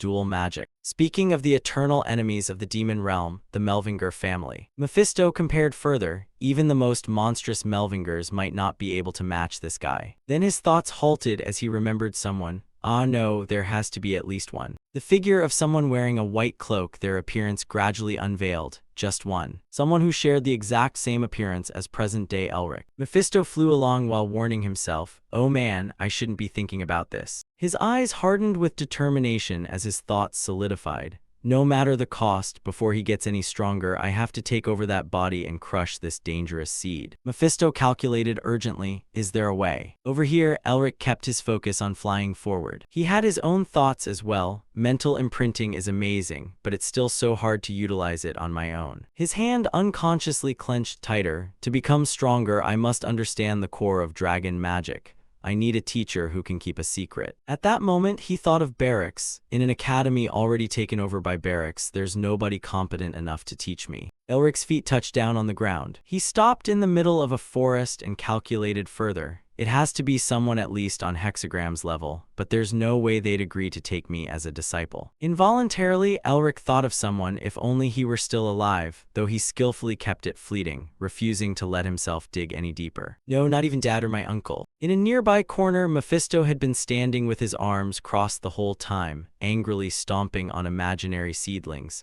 "I don't even have legs." Elric seemed to realize something. He stood up and spoke to him, successfully grabbing Mephisto's attention. "Hey, Mephisto," Elric smiled, offering a bold proposal. "Can you teach me magic?" Only now did he think of this method. Mephisto was undoubtedly the most suitable candidate to be his teacher. This proposal caused the Demon King to temporarily short-circuit. What did you just say?" He turned away in a huff, refusing to say another word. But little did Elric know, Mephisto was wearing a smirk as he spoke up once more. Mephisto turned his head back and asked with arrogant indifference, "What's in it for me, exactly?" Elric smiled brightly in explanation, "Assuming you agree, the pros outweigh the cons. I'll craft a brand new vessel for you using alchemy." However, this persuasive pitch was immediately met with skepticism. "You think an ordinary human can forge a vessel for me?" In response to Mephisto's concern, Elric gave a completely absurd answer, "Then make me strong enough to do it." Yet Mephisto refused seriously. "My answer is still no, not good enough." Elric's expression slowly twisted as he retorted, "What else can you do if I can't get stronger?" Out of options, Elric had to lower his stance, suggesting in a lower voice, "Then how about you propose another condition?" Expecting Mephisto to eagerly make demands, Elric was instead hit with a freezing bucket of water. "I refuse." Mephisto spoke indifferently, his reasoning sound. Why should I go out of my way to enlighten you? I might consider it if you become one of my kind." He finished speaking and opened his eyes to look at Elric, intending to gauge his expression. Mephisto felt immense delight observing Elric's flustered face. "Hey, look at that flustered expression. It satisfies me so much, trying to play games with me all this time, huh?" The more he thought about it, the greater his joy grew, and Mephisto's mouth curled into a smile. "Even though I'm still too weak to devour him, if I secretly cast dark magic on him while teaching him." A deeply stimulating scenario painted itself in Mephisto's mind. He'll grow stronger and stronger while his soul slowly gets corrupted by the dark magic. At that time, I'll devour him. His smile widened further, his thoughts about the boy escalating by the second. "Now kneel down and beg me to take you as my disciple. Know your place and obediently become my vessel." The foolish Melvinger was about to have reality slap him hard across the face once again, because the very next second he heard Elric's frantic swearing. "Oh, screw this." Mephisto's face instantly warped in shock upon hearing those words. Elric finally spoke up to argue back. "Listen here, Ajasi." The unexpected phrasing caused Mephisto's brain to short-circuit entirely, leaving him standing there dazed. "Huh." Elric reminded him once more, "There has to be a limit to your demands." His voice dropped an octave, turning dangerous as he spoke again. "Do you still not understand what kind of situation you're in?" With that, Elric leaned in close to the stunned Mephisto. Well, in a split second, Mephisto felt reduced to nothing compared to that arrogant, mocking smile, leaving him deeply resentful. You.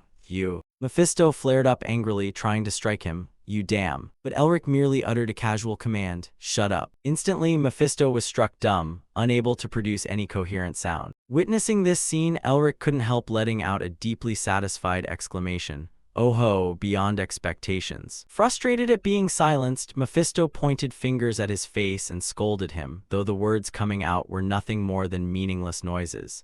Elric let out an exclamation. "Man, you're so noisy." Deep down, Mephisto grew more and more indignant. "There's no way I can be subjugated by mere mental imprinting."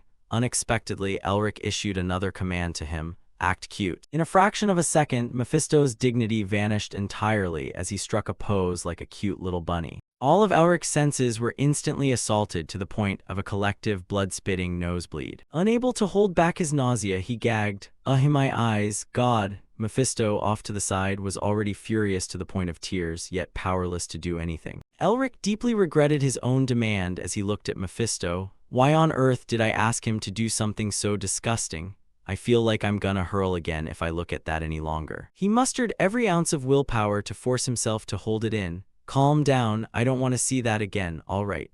If you change your mind, write down a full explanation of mental imprinting magic right here, and I'll lift the spell after I finish reading it all." Right at that moment, Mephisto's head was filled solely with thoughts of rebellion. "You think I'll compromise over just this, me, who endured being sealed for 1,000 years? Elric just stretched and muttered, completely indifferent to him. "Well, should I use this time to train, I wonder?" Night quickly fell. Mephisto was busy with thoughts that would never enter Elric's field of vision. "I'll magnanimously forgive you if you apologize right now." Another morning arrived, marking the next day. Mephisto's patience grew thinner and his anxiety larger. By now, he should be begging me to teach him magic. Another day passed, and then the next. Mephisto was sitting and standing uneasily with these stray thoughts bouncing around. What is wrong with me? Time continued rolling into the next day and the day after that.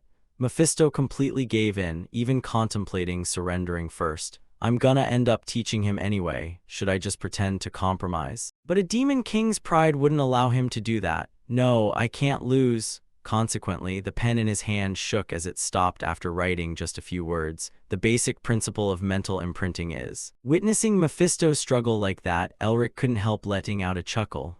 Do you really have to go that far? This mocking laugh of his drove the anger in Mephisto's heart to its absolute peak. No, I am the Demon King Mephisto. The demon within him was unleashed, determined. There is no way I'll hand this over to a human. Suddenly, a voice from Elric cut right through Mephisto's heroic train of thought. What's this? He studied what was written on the paper intently while Mephisto knelt on all fours, looking no different from an old dog. Why am I acting like his puppy? Elric pursed his lips, carefully studying the letters inscribed on the paper before him. The basic principle of mental imprinting turns out to be ancient knowledge that I couldn't find in any book. His hand brushed over the ink-soaked characters before he offered a word of praise. Good, very good. Shouldn't you be happy that you're helping me out? Elric didn't forget to kindly recite the command, dissolving his cute little action before reminding him, oh right, as for the info after this. A cheesy grin spread across his face as he pointed at the compiled notes.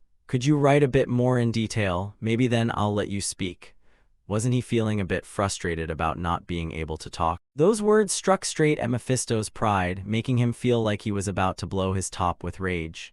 You bastard. Elric completely lost control, yelling right in his face. What the hell is this? Don't you know you're supposed to write more than you did back then? Answering him were just Mephisto's muffled sounds that could basically be translated as mmmmug. Who the hell decided on this anyway? Still, Elric patiently offered. So, can you write multiple times a day, adding a little bit each time? I'll lift the silencer for 3 days, how's that? Sound good? Along with that came a bunch of other ridiculous demands that made Mephisto tremble with growing fury. Oh, and your handwriting is terrible, write a bit nicer, will you? Ah, I changed my mind, multiple times still isn't enough. Why don't you just write it all out in one go? Have you ever thought about teaching me some ultimate technique while you're at it? He made a silent vow to himself, imagining a flashy, glorious scenario. Just you wait. The dark sorcery hidden within these notes will completely tear apart the flesh and soul of a punk like you who doesn't know his place. Elric's train of thought kicked in. I've only learned the first part. When he executed that magic, but even with just the scale of that power exceeded Mephisto's wildest expectations. Such an immense amount of power. He bit his lip in utter disbelief as he watched the scene unfolding before him. This is impossible. Why isn't there any sign of the dark sorcery triggering? I clearly remember setting it up. Right then, Elric suddenly spoke up, cutting straight through the thoughts spinning in his head. What's with that look on your face, Mephisto? Elric cast a sidelong glance at him, questioning Mephisto while holding him completely in the palm of his hand. You clearly had some shady intentions toward my body written all over your face, didn't you? But the fact that nothing happened, are you disappointed? Mephisto instantly whipped his head away, his voice growing a bit more frantic. I have no idea what you're talking about, Elric replied with a smile. Do you really think I'm stupid enough to learn whatever you hand me without even checking it first? Stepping in close, keeping that friendly smile as he spoke once more. Oh well, thanks anyway. Because of you, I've reached a whole new level, you know. Mephisto was overflowing with indignation. He figured it out already. Damn it, all of this is so damn frustrating. Elric's fingers flipped continuously through the notebook. Is there anything else? I'm getting stronger by the day, so I really don't want to reuse the old stuff. Mephisto couldn't hold back his voice, shouting out a challenge. In your dreams, you human. Without speeding up or slowing down, he raised a hand with a single remark. All right then, back on mute it is. Instantly, he received the satisfying answer he wanted from Mephisto. There's nothing left. Elric widened his eyes, unable to stop himself from asking in astonishment. What? He continued to explain, annoyance still lingering across his face. Aside from that true heart incantation magic of mine, there's nothing else left that I can teach you. A rustling wind blew by, seemingly blowing away something from Elric. His expression went blank for a moment, his mind desperately trying to process the words Mephisto had just pumped into his brain. That true heart incantation thing, did he mean the highest level mental spell formulation outside of the divine voice of the gods' spell formulations? Only then did Mephisto cross his arms, a look of contempt still lingering on his face as he dropped a warning. You can't fully grasp it at your current level. You might end up suffering from a magical backlash. Even though he scratched his head in annoyance, he couldn't deny it. The guy wasn't lying. What now? Mephisto spoke up once more, kindly helping to enlighten him. Magic can only be perfected on the battlefield. This idea made Elric's eyes widen in astonishment once again. That had been the destiny of his Melvinger bloodline all along. A brand new truth unlocked. Magic could only be perfected on the battlefield, and with that, the stream of memories came to an end. That was the motto of the Melvinger family, those who would continually protect the continent from demons. Elric pondered as the image of his haggard father came to mind. Dad had taught him and his sister about the honor of the Melvinger family over a territory scarred by the war against the demons. He recalled every single detail vividly. Even though he didn't say it out loud, his father had been heavily wounded by the lingering aftermath of the war. Watching the flag flutter in the twilight glow, Elric reflected. He surely still remembered the days he spent fighting side by side with his grandfather as a mage. The stern face of that man surfaced once more, followed by the image of a mischievous little boy speaking up.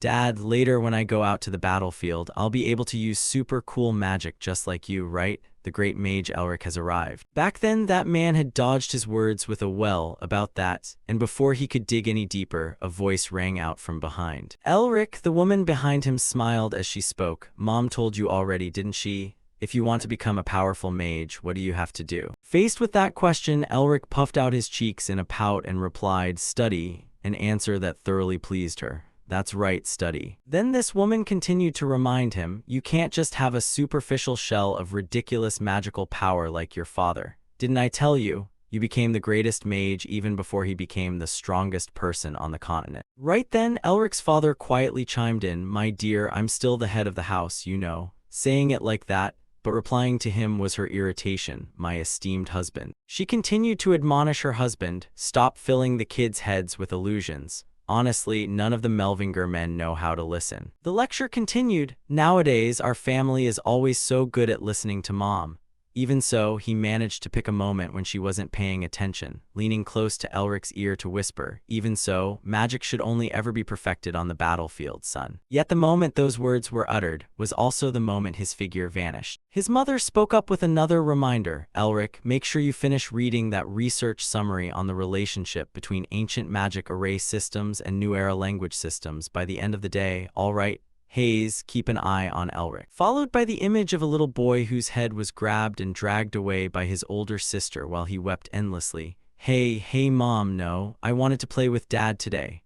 Ow sis, my ear is about to fall off, let me go, damn it, right here. Elric's father spoke up timidly, my dear, studying is good, but after all, they're just kids.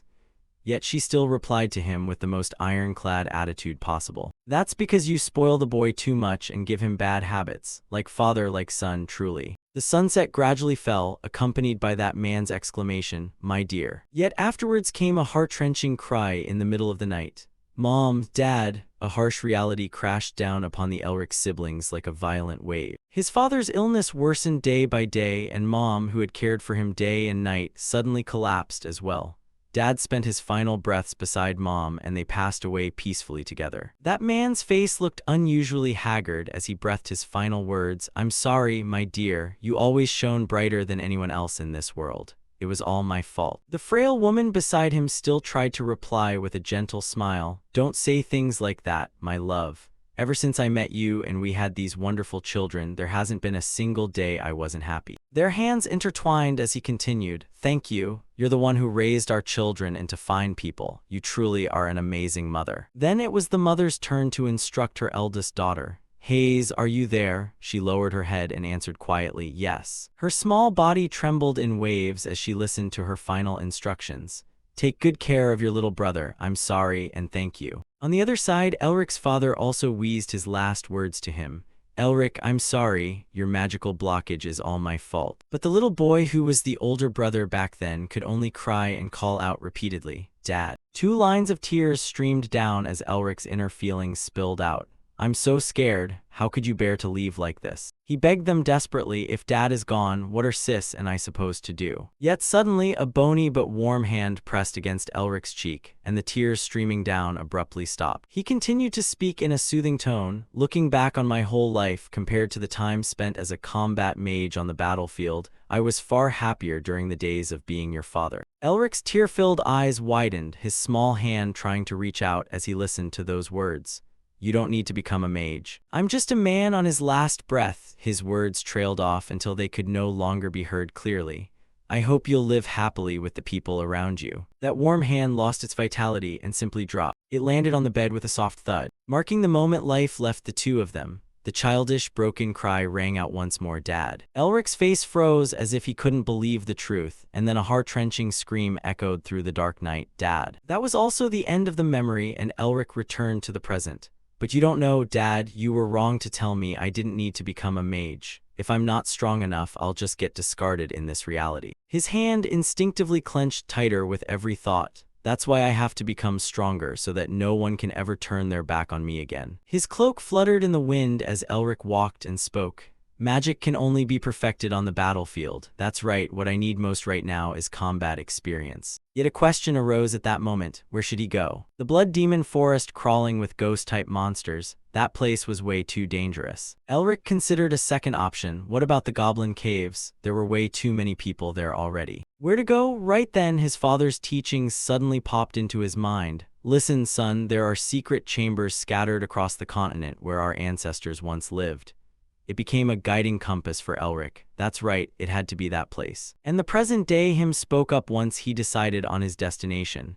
Let's go, Mephisto. He crossed his arms and asked curtly, where to? And Elric answered shortly with a single sentence, we're going to the Yeti territory, the Yeti Plateau. Sunlight filtered through the gaps in the leaves, shining down below. Elric's figure was bathing in a stream, completely naked and at one with nature. He splashed around while thinking to himself, it could be a problem if my identity gets leaked. I have to change my appearance. With that thought, Elric instantly chanted the command, scatter mind. The water behind his back began to rise, slowly covering his body until it reached just the right spot. Elric gave the command, cuts. Instantly, a lock of his hair drifted away on the wind. The current and the wind swept away the stray strands of hair, leaving behind a suspiciously calm pool of water. Elric spoke the transformation command once more. With a brand new look quickly dawned upon himself, he gave a satisfied assessment. Looks about right, huh? A completely different Elric from just moments ago had been successfully shaped. A city amidst the freezing winter sky. Voices suddenly rang out in a certain place. There's a team preparing to set off. You're in luck, Guide Branch. Rogan muttered darkly while pointing in a certain direction. Nobody goes to the plateau anymore. It's surprising that so many people suddenly want to go there. The team I just mentioned is over there. As soon as he finished speaking, the door pushed open. Ah, they're here. Talk about good timing. As the figures of people stepped in from outside, exclamations quickly rose from below. Looks like we've got newcomers, huh? Elric's gaze observed the newly arrived figures with extreme vigilance. He muttered under his breath, identifying the status and headcount of each person. 4 herbalists, 3 demon hunters. His gaze paused on the hooded figures and 5 individuals who were concealing their energy. Right then, the smiling kid close to him spoke up. Then let me reintroduce myself. Our tribe has a tradition of naming people based on their birthday. My name is Manhwa, which means the second morning of the week. Were you wondering what use this has? Today happens to be the second morning of this week. In common language, that's Tuesday. So as long as you stick close, you won't run into any danger. In a corner, Mephisto was already driven mad by this rambling nonsense. If this bastard talks this much, one of these days I'll rip that mouth right off. Elric himself was more relaxed. He raised a hand and spoke up cautiously. Ah, right, Manhwa, was it? Can I buy a communication crystal? This suggestion from Elric immediately stirred up a chatter among the people present. What for? Our village doesn't have crystals. You can use something like pigeons or sending letters. Manhwa, keeping that bright smile, spoke up then. Oh, right. I remember a hilarious story that happened once involving pigeons and letter delivery. Too bad, let's go. Though ignored, he stubbornly tagged along behind them. This sight made Mephisto and Elric sweat and admire him in silence. Too bad, I'll tell it on the way, let's go. His expression at that moment looked worse than the score between Mew and another team as he remembered a vital matter. Sis would be furious if he didn't contact her soon. Things were getting more and more complicated. Anyway, he had already told Sean the guy would handle it. Let's go. His expression at that moment looked extremely unsightly as he remembered a vital matter. Sis would be furious if he didn't contact her soon. Things were getting more and more complicated. Anyway, he had already told Sean the guy would handle it. Voices continued to ring out as the group moved along, and then a pigeon suddenly dove straight down a chimney. But before he could realize it, with that kind of info, that chimney must have belonged to the guy who stole the lover of the neighbor of the lover of the grandmother of the oldest village elder here. The Yeti Plateau. Mephisto, walking beside Elric, finally spoke up with an observation. This place feels pretty familiar. This is where the Yetis live. Hearing this, Elric's curiosity was unlocked once again. You know about Yetis? Did you come here before? He explained indifferently, though his words sounded a bit harsh. Of course, they're scum who dared to defy us. This mind-blowing truth made Elric unable to keep his voice down as he exclaimed out loud, Yetis are demons. But this direct conclusion of his met with opposition from Mephisto himself.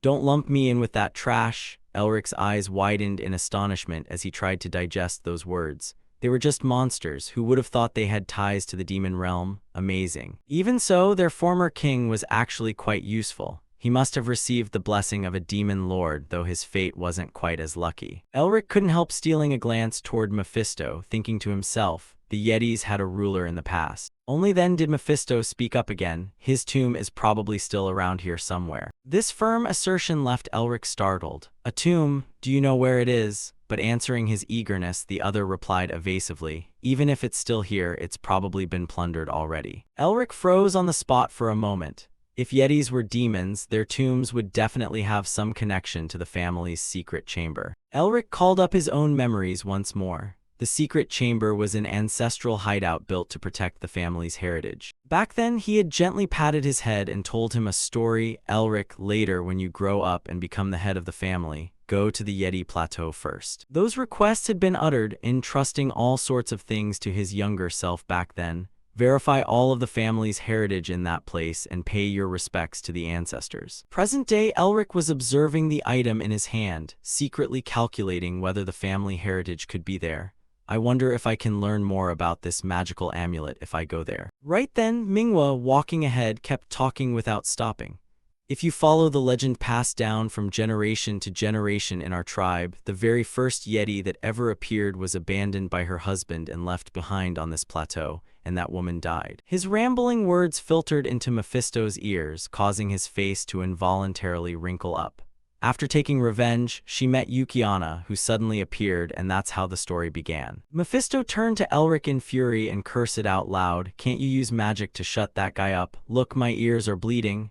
But he only replied with a single sentence, "Sustain it yourself. What kind of ghost bleeds anyway?" Because right then he was busy pondering over the snow demons. Speaking of the Yeti that guy kept going on about, why hadn't they appeared yet? Manhwa's voice continued to ring out with its usual boisterous tone. "All right, everyone, the path from here on is going to be pretty rough. Before we press on, we should grab a bite to eat." A warm fire was lit. They split into small groups, each lighting a little fire for themselves to stay warm. Right then, someone approached with a request, "Mind if we share your campfire?" Elric's gaze immediately swept over this mysterious person. He quickly reached a conclusion: he's as strong as a noble knight. Then he continued to observe the movements of the strangers who had approached them. Elric noted upon seeing them just gathering around the fire as stated, they didn't seem to be targeting him.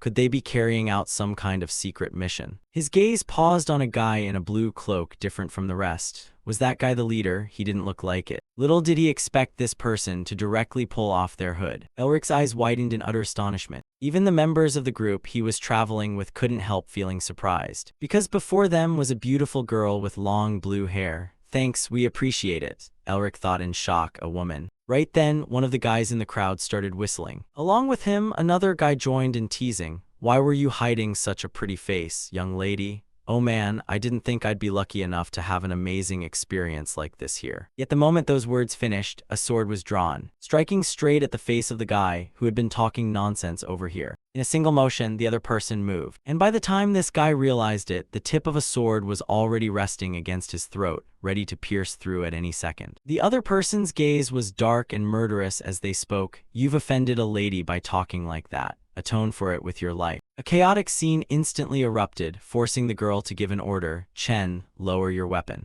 Elric on this side just chuckled, enjoying the bloodshed unfolding before him. He dared to flirt with a noble. Does that head of his even have a brain? Little did he expect Mephisto to suddenly bring his face close to his, and they instantly whipped their heads back to look behind them, only to be shocked once again by what they sensed. Over here, Chen kept his sword pointed at the throat of the guy who had been running his mouth, trying to justify the action. "But milady, these scumbags." But the girl insisted that he lower his sword. A flash of hesitation crossed Chen's face, before he sheathed his sword back into its scabbard. Suddenly, Elric's voice rang out, cutting into the scene, "Everybody run." Chen looked over there in confusion. Both of the wisecracking guys also turned their heads to look with him.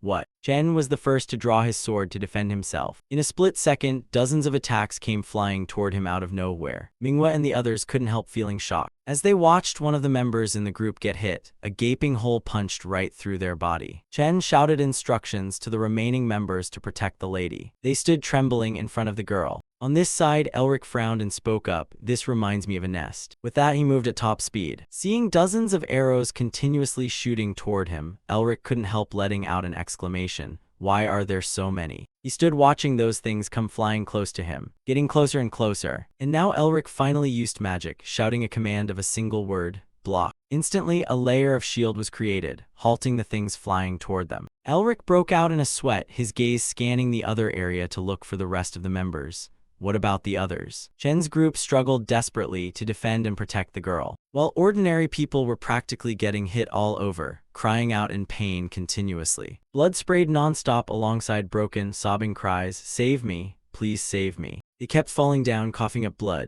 Elric's gaze narrowed at this unsightly scene. On this side, Mephisto was also glancing toward one direction. The space was enveloped in an eerie red light in an instant, and it didn't take Mephisto long to recognize the identity of this mob, those idiots from the Blood Eye tribe. Elric's eyes widened with vigilance as he bolted into the forest.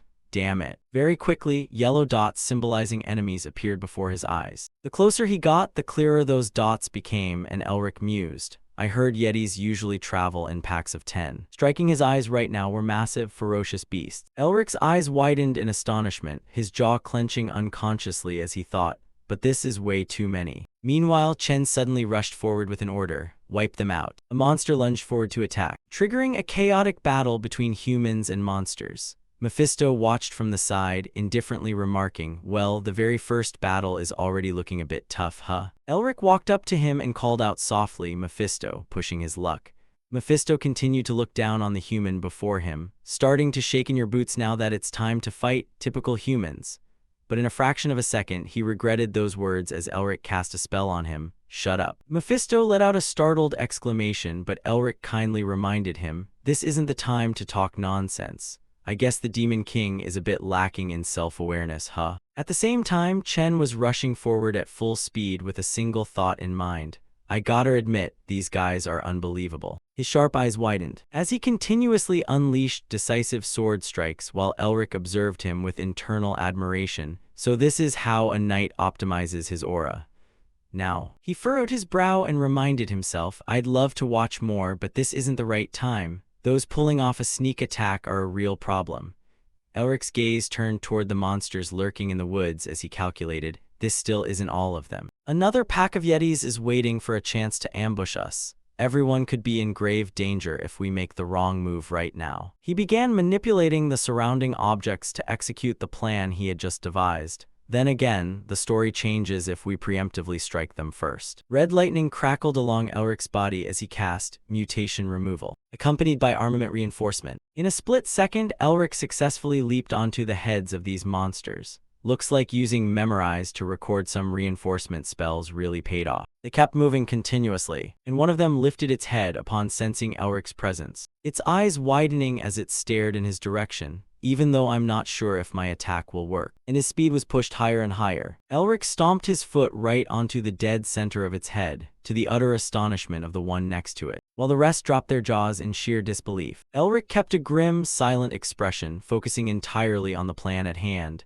At the very least, I can slow them down. He jumped down right into the middle of this mob of monsters and activated an explosion spell, turning the surrounding space into a brilliant display of fireworks. Elric glanced out of the corner of his eye to spot one trying to rush forward and attack. So he countered with Incinerate, instantly erecting a wall of fire to keep them from getting any closer to Elric, followed by shards of ice that emerged from both sides, then flew off, transforming into blue-tinted swords. While the monsters stood there dumbfounded, completely clueless about what was happening, Elric executed his next technique, Permeate. He swung a glowing sword down upon the mob, successfully taking down another one, their bodies exploding behind him like festive New Year's fireworks. The surviving ones trembled with fear as Elric spoke up, Phew, only 2 left, huh? He cast a sideways glance at them and said softly, Where do you think you're running off to? Then with a smile on his face, Elric raised his hand and used a binding spell. Standing alone amidst the monsters, Elric sighed wearily, Ha, I'm pretty amazing too, aren't I? He stepped on one of them and started giving orders. By the way, let's have a chat, Mephisto. Mephisto. Elric continued teasing the muted guy beside him. You're still here, say something. The moment the muzzle order was lifted, the very first thing Mephisto blurted out was a curse. You insane bastard, you really are. At that exact moment, Elric casually muttered a single word, mouth. Instantly, Mephisto froze, not daring to act recklessly or say another word. Then Elric demanded in a low, grim voice, I don't have time for this, so translate for me right now. His words left Mephisto utterly baffled. What on earth are you talking about? After that, Elric used Mephisto as a translation machine to communicate with the monster. Tell it that if it tells me where its tribe is, I'll spare its life. Mephisto repeated his words. It says you have to untie it first. but Elric responded with absolute cool-headedness and good looks, as if I'd fall for that. Unexpectedly, Mephisto switched to a serious, gloomy tone. In this kind of situation, we should negotiate through dialogue instead of threats. Out of options, Elric had to play along with this thing's idea. I untied it. Tell it to speak up already. Mephisto frantically whispered into the monster's ear, and its expression changed instantly, arousing Elric's suspicion. He quickly used his translation skill, realizing Mephisto was trying to aid the enemy right under his nose. Now we're gonna pretend to cooperate with this piece of trash, Elric gently reminded him. My good sir? The monster abruptly let out a ferocious roar, followed by a piercing screech as Elric attacked it in a single stroke. His fingers shot out a blast of magic, and Elric's expression didn't even try to hide his panic. That was way too close to a disaster. He stared at the two individuals before him, scrambling desperately to dodge, then flashed a freezing, icy smile as he demanded, "So let's try having that conversation again, shall we?" Nobody knew what they talked about. One could only hear the miserable screams of someone echoing back and forth. Afterward, Elric offered a commentary to Mephisto. That gullible snowman almost died because of you, my lord. Thanks for showing me the way, though. Mephisto still fought back stubbornly. Go die, all of you. Suddenly, Elric placed a hand over his chest, his body trembling as a result. He thought to himself while feeling the beat of his heart, the dragon's heart contains the magic of both a dragon and a demon king. I can only release 3% of the magical power from it. Elric calculated silently. If I were to release all of that strange magical power at once, my body couldn't take it and would burst apart. He followed the monster toward some destination. With my current level, it's too dangerous if I keep fighting like I used to. Elric's hand unconsciously clenched into a fist as he promised himself, but I can't back down. Elric's expression was filled with absolute determination. If I give up over something like this, how am I ever going to rebuild the family? Elric's gaze suddenly shifted sideways as he kept pondering. Involuntarily, he remembered the blue-haired girl. Is that noble lady safe and sound? A stream of bright red blood sprayed out, and both Chen's sword and his entire body were stained with blood. They were giving each other first aid, and the girl rushed over with an intensely worried expression. Chen, did you see someone pass by here just now? Chen thought simply to himself, he probably died running away alone or is hiding somewhere. Even so, he kept a smile on his outside and said the opposite. Perhaps he managed to escape safely. The girl didn't suspect his words in the slightest. I suppose so. Her eyes turned up toward the sky. While over here, Elric remained on high alert to face something, completely unaware of the girl's silent prayer. Please be safe. Standing in front of him was a whole pack of yetis lined up together. Elric furrowed his brow with a serious expression as he spoke. Don't look at me with such bloodthirsty eyes. Take me to your chieftain. The monsters before him growled, then shouted in unison while clearing a path for Elric to walk through. One of them slowly walked toward him, and Elric's eyes widened in shock as he saw the chieftain of the pack standing right before him, a creature far more gigantic than all the rest combined. Elric maintained his calm expression as he spoke up. I have a few things I'd like to ask. The monster remained silent without answering. While Elric already had an attack primed in his hand, ready to unleash it at any moment, it'd be better if I didn't have to push things this far. But his gaze remained intensely vigilant as he reasoned. If talking doesn't work, this is the quickest way to take down this chieftain. Right at that moment, a voice rang out from across him with green eyes. The Yeti actually spoke to him. What is your name? This move momentarily startled Elric, but he managed to spit out his full name, Elric Melvinger. The Yeti paused for a moment before offering, follow me. It led Elric along with it to some location, then stopped and began to explain, our tribe has a legend.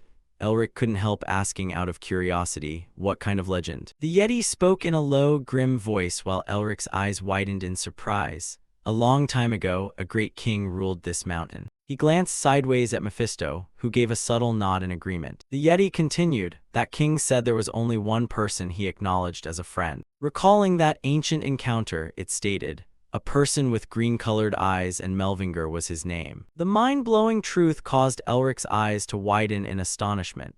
An ancestor of my family was friends with the king of the Yetis, the monster continued explaining to him. Our chieftains have continued to manage their home in accordance with the king's wishes. Elric's eyes narrowed as a question slipped out. Where is that home? It stared at him silently for a moment before pointing in a certain direction. over there. Before them lay a bottomless cliff, and the two of them walked up to the edge and looked down. Elric couldn't hide his shock as he looked down into the depths, thinking to himself, there's a house down this cliff. In response, all he saw was an eerie, pitch-black void that made Elric grow increasingly terrified. Yet what surprised him most was confirming that it was actually insane. There genuinely was a house down there. Elric's eyes remained fixed in a stare as he looked down, and sudden gusts of wind started blowing upward, increasing the air currents. The Yeti chieftain finally explained, once a year when the wind weakens, we go down there, but not a single person has ever been able to return. Mephisto chimed in sarcastically from the side, HMPH, with that much magic and you couldn't scrape anything together. But at that moment, a question echoed in Elric's mind as he stood by the edge of that cliff. How on earth did anyone manage this? None of them have enough skill. Then Elric provided his own answer. That's right, it's way too reckless for my current skill level. However, if I just stand here, I won't be able to take a single step forward. His feet casually stepped closer to the edge as he continued.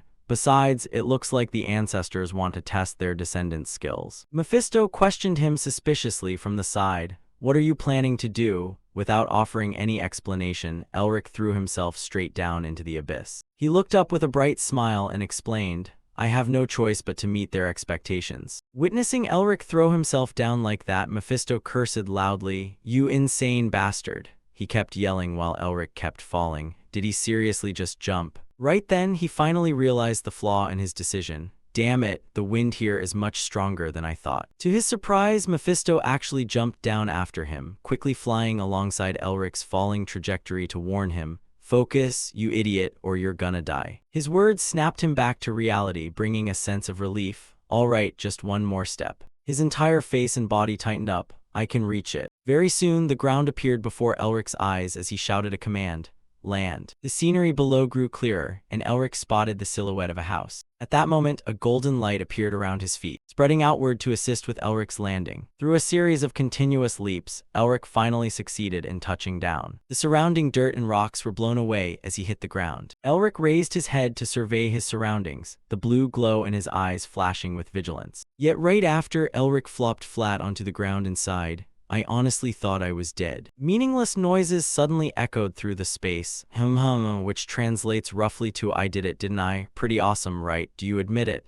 Yeah, I admit it. Mephisto could only sigh at this guy's bizarre personality. A moment later, Elric stood back up, gazing at the house as he muttered, It looks totally ordinary anyway, like a hut made of leaves. Elric's hand reached out tremblingly, trying to touch it. But instead, what he touched was a pale purple barrier. It seems to be locked with ancient magic. Only then did he speak to Mephisto beside him. Try channeling some spell mana into it. Mephisto complied, Melvinger. Following that, Elric continuously touched the barrier while chanting random passwords that popped into his head.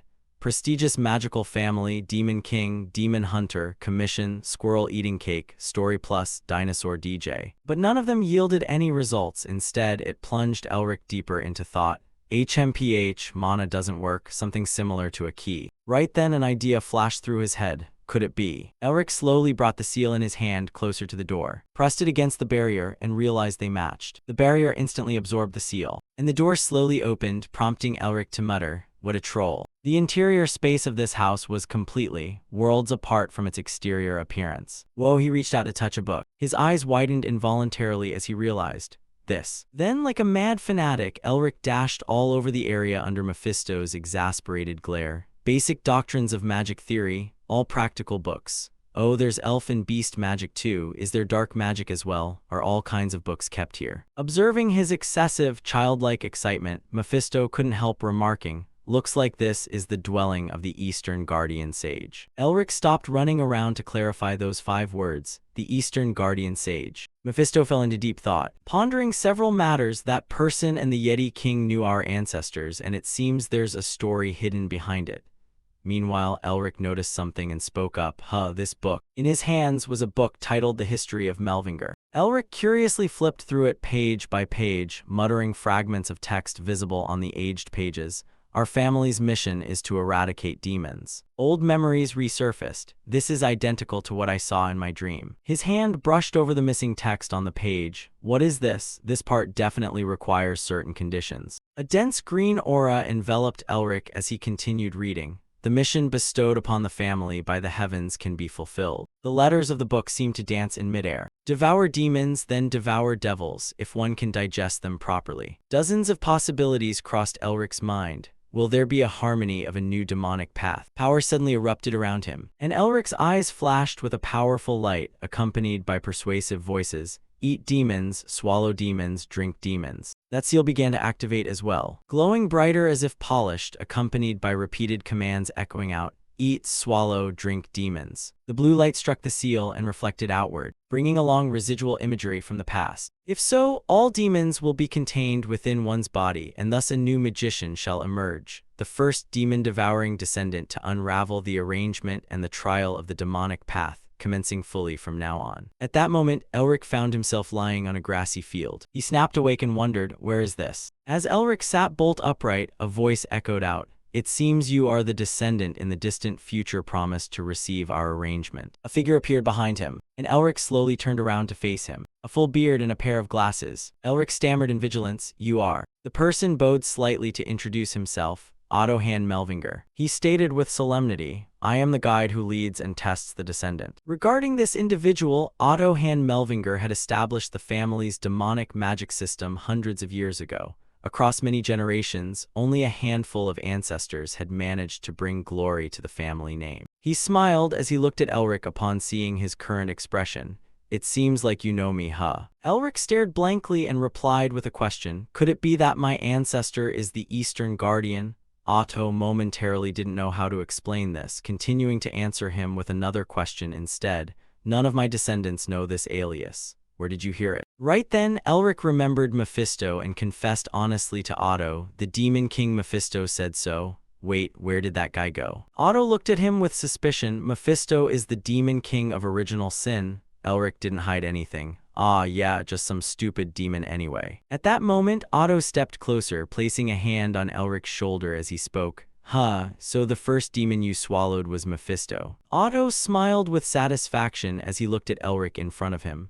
A truly talented descendant has finally arrived. Should I increase the difficulty of the arrangement, I wonder? Speaking of Mephisto, at that exact moment, Mephisto was muttering nonstop, which bastard is cursing this king? I'm going to cut off their limbs. Elric, however, was only focused on what Otto was telling him, voicing his confusion. And what is this arrangement about? Are you talking about some kind of guidance? Otto gently patted his head and explained, you sure are curious about a lot of things, aren't you? His gaze toward his descendant was immensely affectionate. You can record things at your leisure and leave the rest for later. Why are you in such a rush to write about complicated stuff anyway? Elric's face inexplicably flushed red, though even he himself wondered why he felt so embarrassed. Otto's hand spread wide open at that moment. Light began to appear on it, gradually transforming into a magical circle. We've prepared something similar to a magic wheel. Stretching it straight forward, he muttered to explain, if it starts spinning and lands once, it can't be stopped, so I can't just hand it over to anyone casually.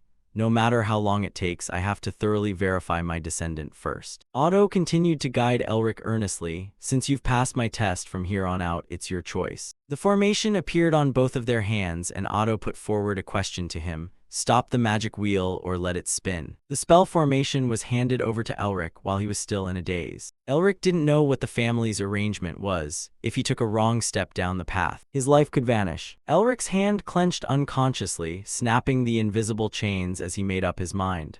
Therefore, this was his final chance to break free. Otto spoke with a stern expression. All right, I respect your choice.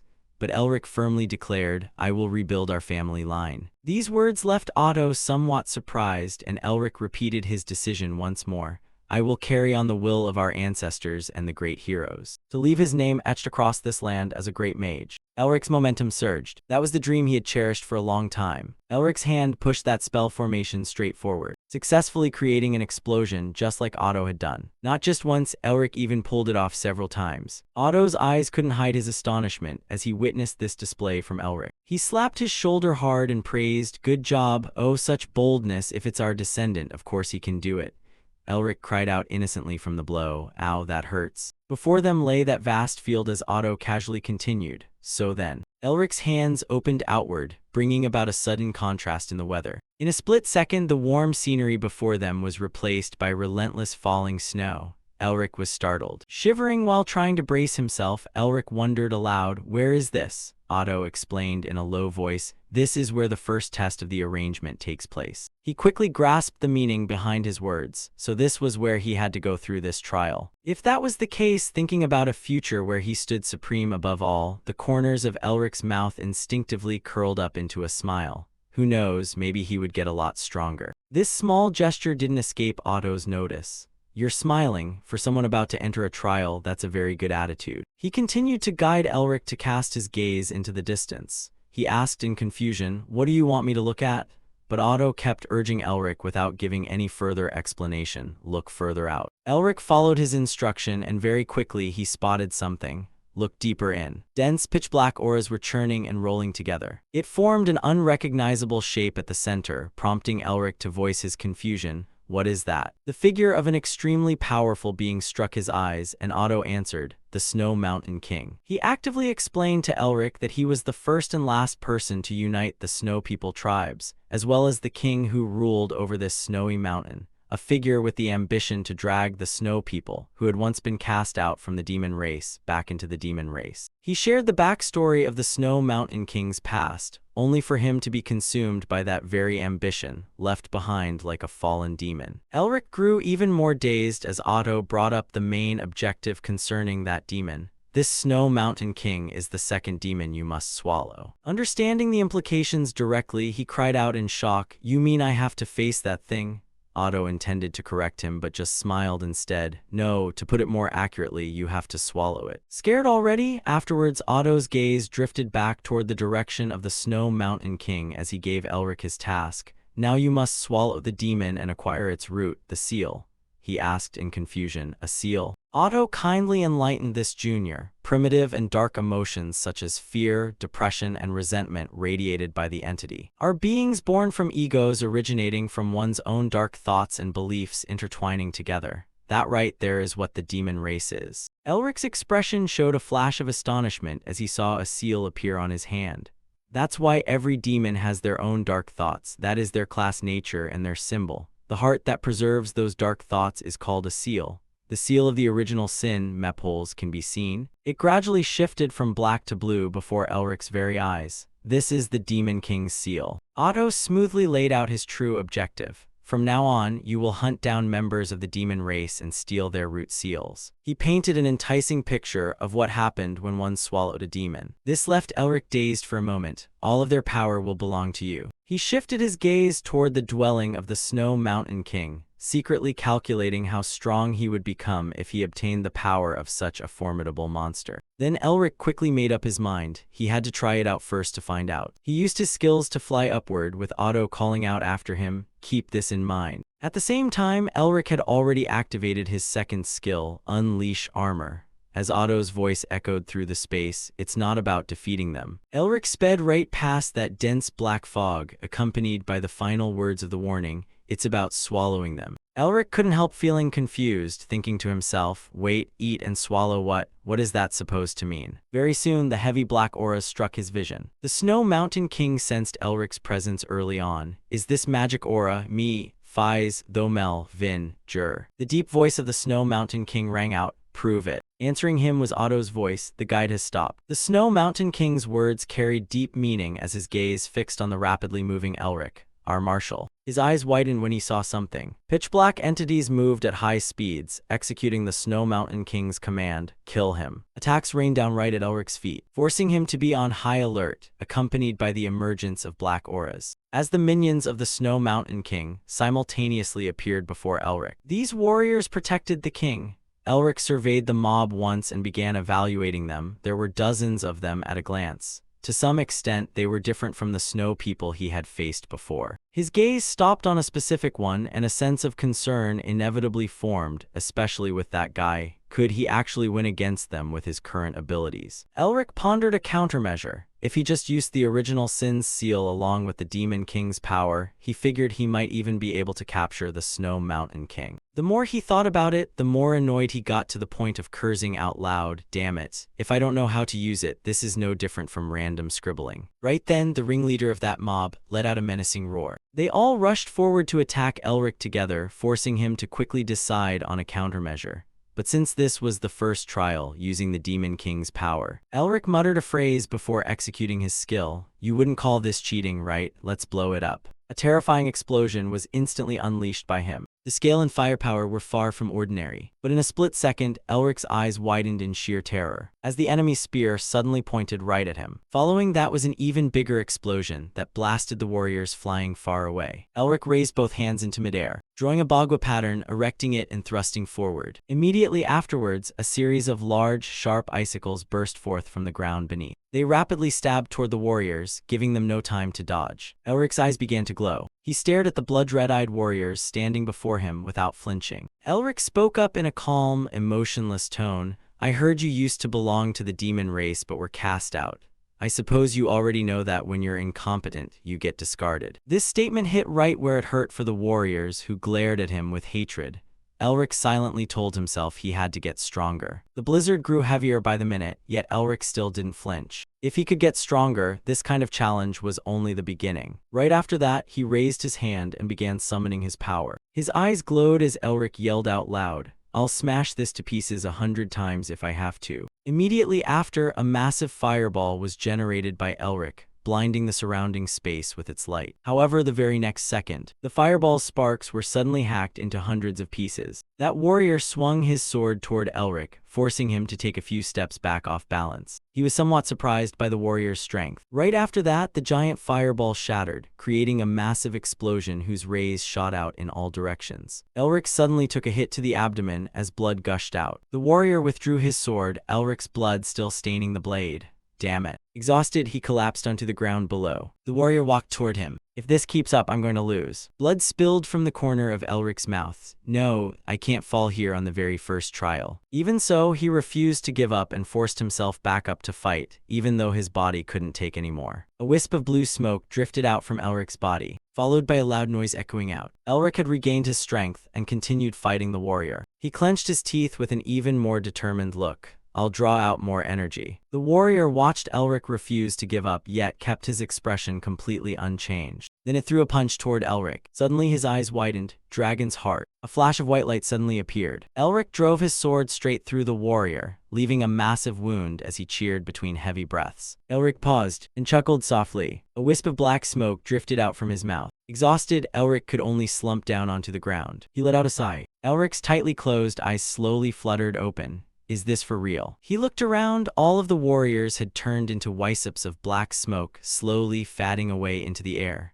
No matter how you looked at it, the first round was already way too brutal. Those wisps of black smoke swirled together, growing thicker by the day. Elric also realized something was wrong. Damn it, my heart feels like it's about to explode.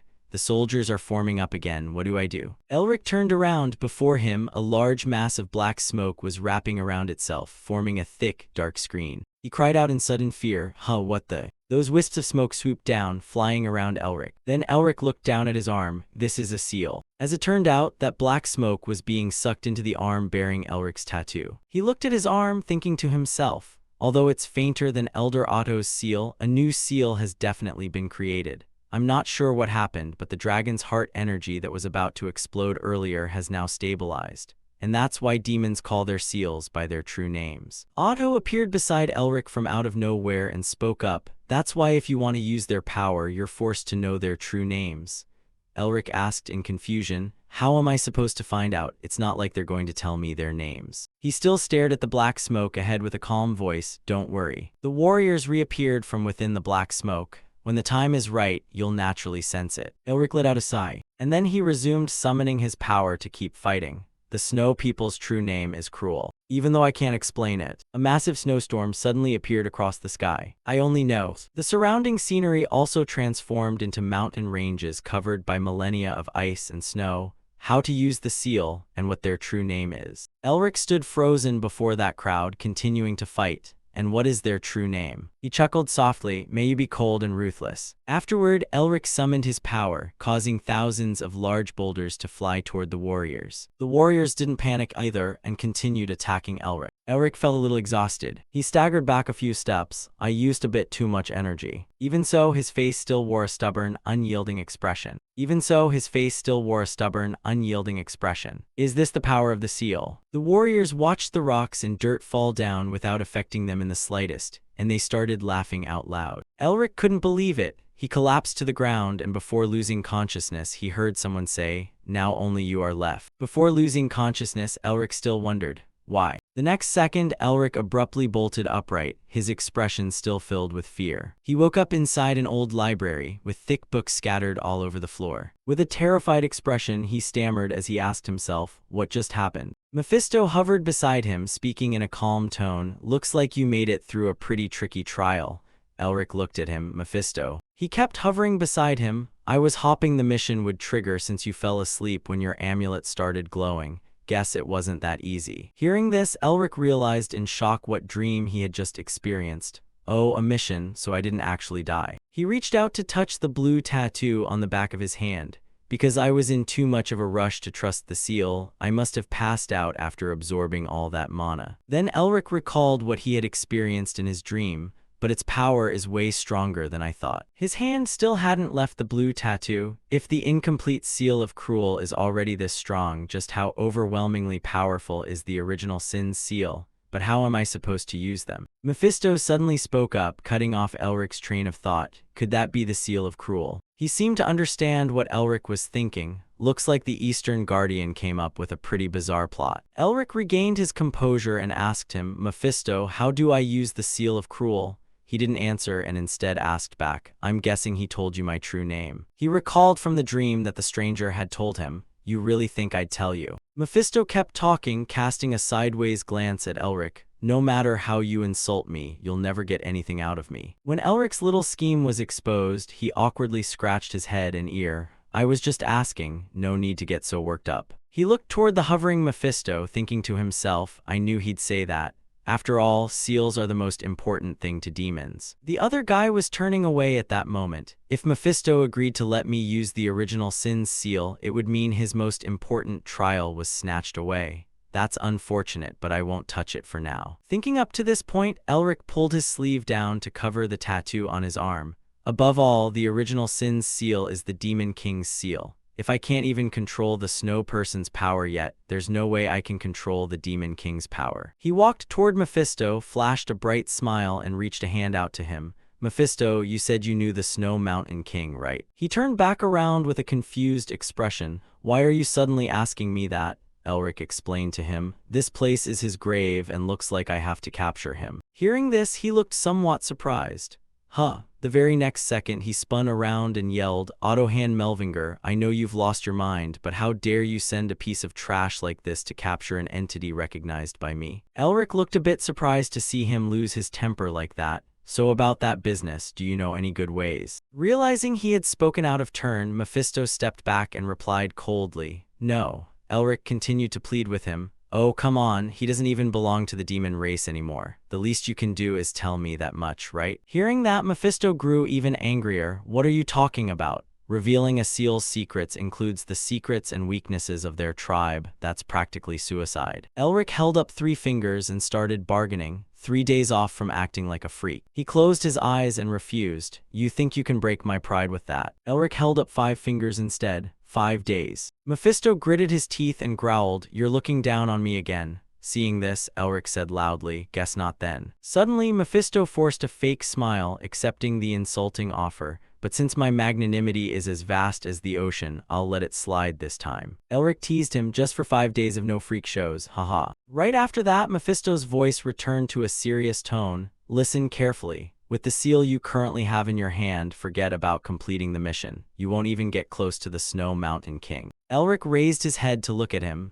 Mephisto cut him off before he could finish. But he smiled lightly. "Doesn't mean there's no way out." The scenery shifted back to the millennia-old snowy mountains. Elric stood there, angrily complaining a bit. "It's freezing to death. This is why I don't come back." Before his eyes were once again those warriors with unfriendly gazes. "But it looks like I have to use the hint Mephisto gave me." Elric leaped forward, recalling Mephisto's instructions. "Raise your achievement level." Seals can be categorized into common, advanced, precious, unique, and legendary based on their rarity. There's also something called an achievement level, which can lead to different tiers of power even within the same rank. Elric flew toward the warriors while trying to dodge their attacks. The seal of Cruel is precious, so it's definitely no slouch, but your achievement level is only at 1 star. On the other hand, the Snow Mountain King's seal had been cultivated to 10 stars. Right after that, Elric flew right in front of the leader. That's why you're forced to raise your achievement level to 10 stars or upgrade your rank to tier 1. Thinking about this, Elric realized his current situation. His achievement level was only at 1 star. He smiled faintly. Right after that, Elric threw a heavy punch toward the person in front of him. The blizzard grew thicker.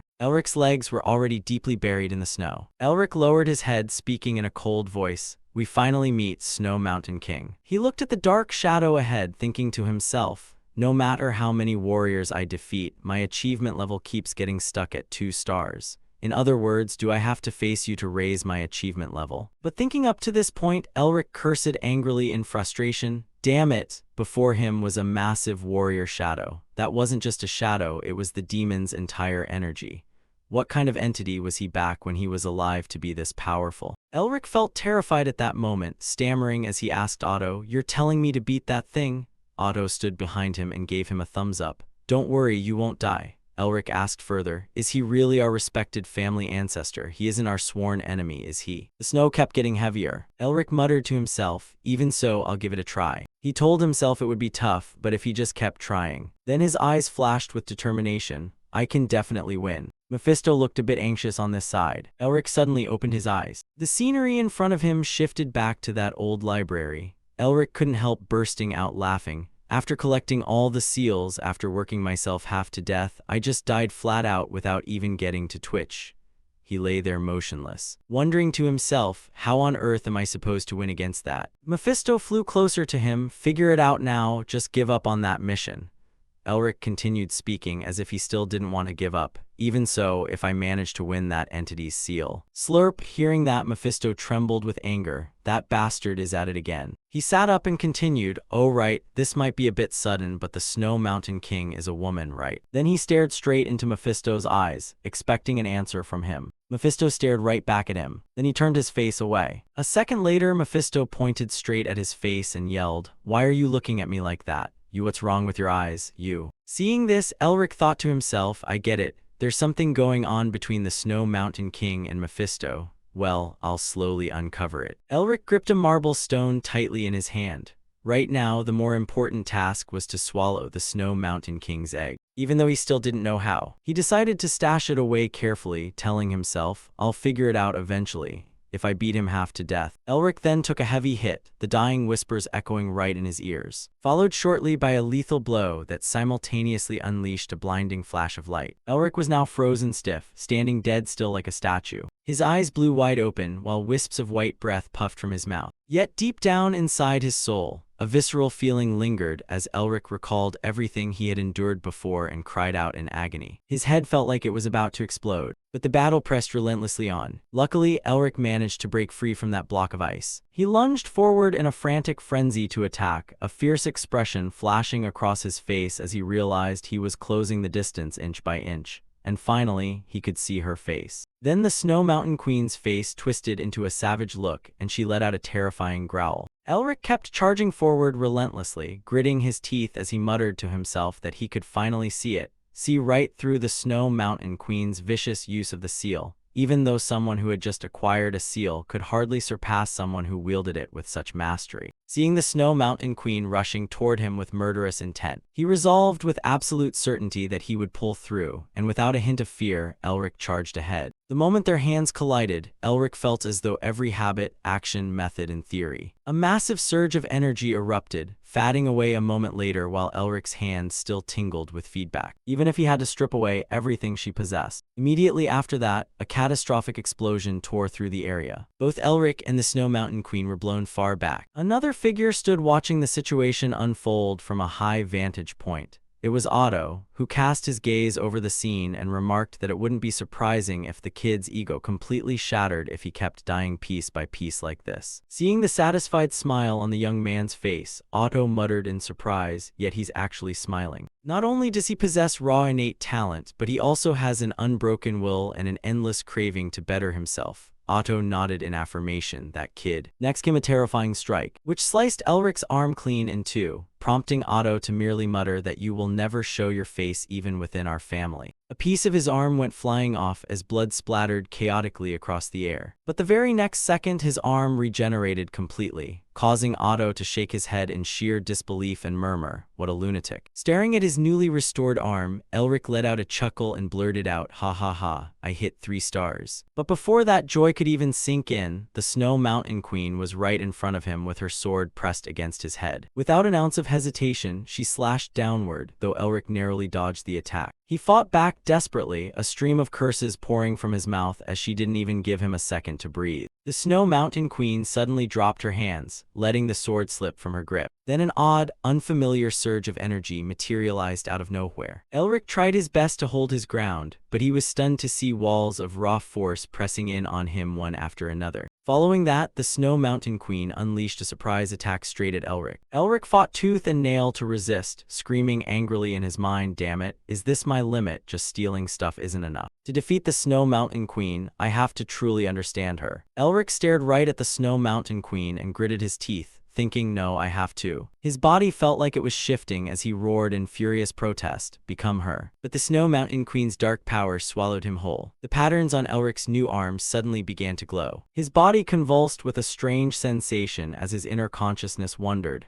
"Am I dead again?" Right on cue, a raspy voice rang out, "Prove it to me." Catching sight of a familiar figure, he thought in utter shock, Mephisto, and as the realization of Mephisto's appearance set in, Elric bewilderedly asked himself, "Why is Mephisto here?" Yet the demon kept pressing him, "Prove that you are worthy of becoming a part of our race," and after a brief hesitation, Mephisto continued, "The Snow Mountain Queen." Hearing that, Elric looked down at himself and thought in shock, "I am the Snow Mountain Queen." At that moment, his uniquely patterned hand twitched slightly, and an eerie blue light flashed from those markings. Then Elric felt a hazy blur take over as a terrifying face loomed right before his eyes. Watching that demon pat the Snow Mountain Queen's head, Elric bewilderedly asked himself, "What on earth is going on here?" Someone's voice echoed distantly in his ears, "The gods and demons have blessed us with a prophet. Our queen, the leader of the highlands." A younger version of the Snow Mountain Queen appeared. That voice kept ringing out, "These mountain ranges will belong to us. I was born a king destined to rule the snowy peaks." Elric thought in sheer astonishment upon hearing this. This is the Snow Mountain Queen's past. That voice continued, "Yet the very first ruler in Snow Mountain history to unite the tribes could never be satisfied with just the Snow Mountains alone." Then the Snow Mountain Queen's cold, piercing gaze appeared. "I must take back our former glory. Hear me out, because we were once part of the omnipotent demon race. Once again, we shall return to our rightful place." A war broke out beyond the snowy peaks back then, making countless humans and vicious demons kneel before us. The battle was insanely intense and brutal, and in the end, we became a part of the demon race once more. And even beyond that, I tried to become a demon king. However, the demon king, Mephisto, his sinister face and wicked grin appeared. Mephisto stepped forward and lifted the Snow Mountain Queen's chin as she thought to herself that the wall of the omnipotent demon king was simply too high,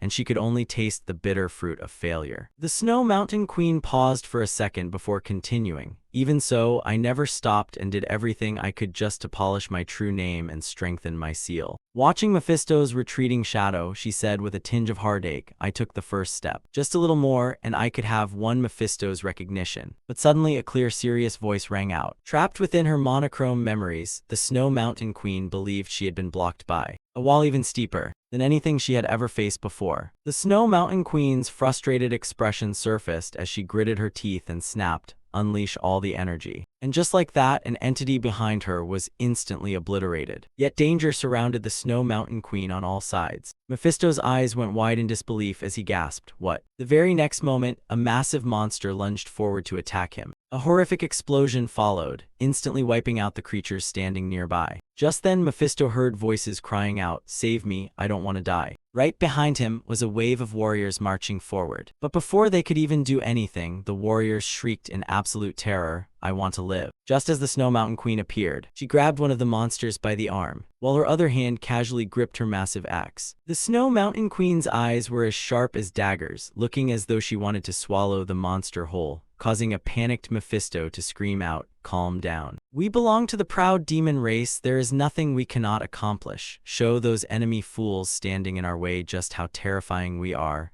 but it was already too late. The Snow Mountain Queen lashed out relentlessly, sending blood spraying everywhere. Seeing this, Mephisto was stunned speechless, his throat locked up tight. A chorus of desperate screams pierced the air right after, as every step the Snow Mountain Queen took turned the ground crimson with blood. Watching it all unfold, Mephisto still couldn't believe his eyes, staring in wide-eyed horror. At that moment, Otto appeared, slowly extending his hand outward. Standing all alone in a sea of flames, the Snow Mountain Queen thought about how they had lost the war against humanity led by him and had been driven back to the snowy peaks. Why? The Snow Mountain Queen let out a low growl. Why? She glared at Otto with bitter resentment. You humans already have everything you wanted. Do you mean to say you won't even let us have a single thing? The Snow Mountain Queen growled furiously in Otto's direction. The patterns on her arm flared up, radiating a unique power, and she lunged forward like a feral beast. Amidst a hazy, blurred subconsciousness, Elric stared blankly and wondered, what is this? As he watched the scene before him with a thoughtful gaze, thinking that your mission. Deep inside his heart, a thought welled up that even if you feel hopeless, even if you endure, he transformed back into the form of a child, staring intently and sympathetically at the Snow Mountain Queen through countless hardships. Elric gently extended his tiny hand and murmured, to win back the glory for your clan. Both Elric and the Snow Mountain Queen wept uncontrollably, sharing a magnificent mission. Ever since that day, Otto stayed behind on the Snow Mountain to keep watch over the Snow Mountain Queen. And through countless sparring matches, the two gradually grew to respect each other and stayed together for a long time, but even so, the Snow Mountain Queen still angrily declared that she had to take back their past glory. Unable to fully escape the temptation of her own ambitions, she eventually became a monster. Seeing how arrogant the Snow Mountain Queen had become, Otto had no choice but to place her under confinement, his expression back then looking dead serious and intimidating. And later on, the Snow Mountain Queen died by his hand. A long while later, Elric slowly opened his eyes and woke up, feeling entirely exhausted and sluggish. Suddenly, a voice rang out that made his eyes go wide with shock. You must be a descendant from the distant future.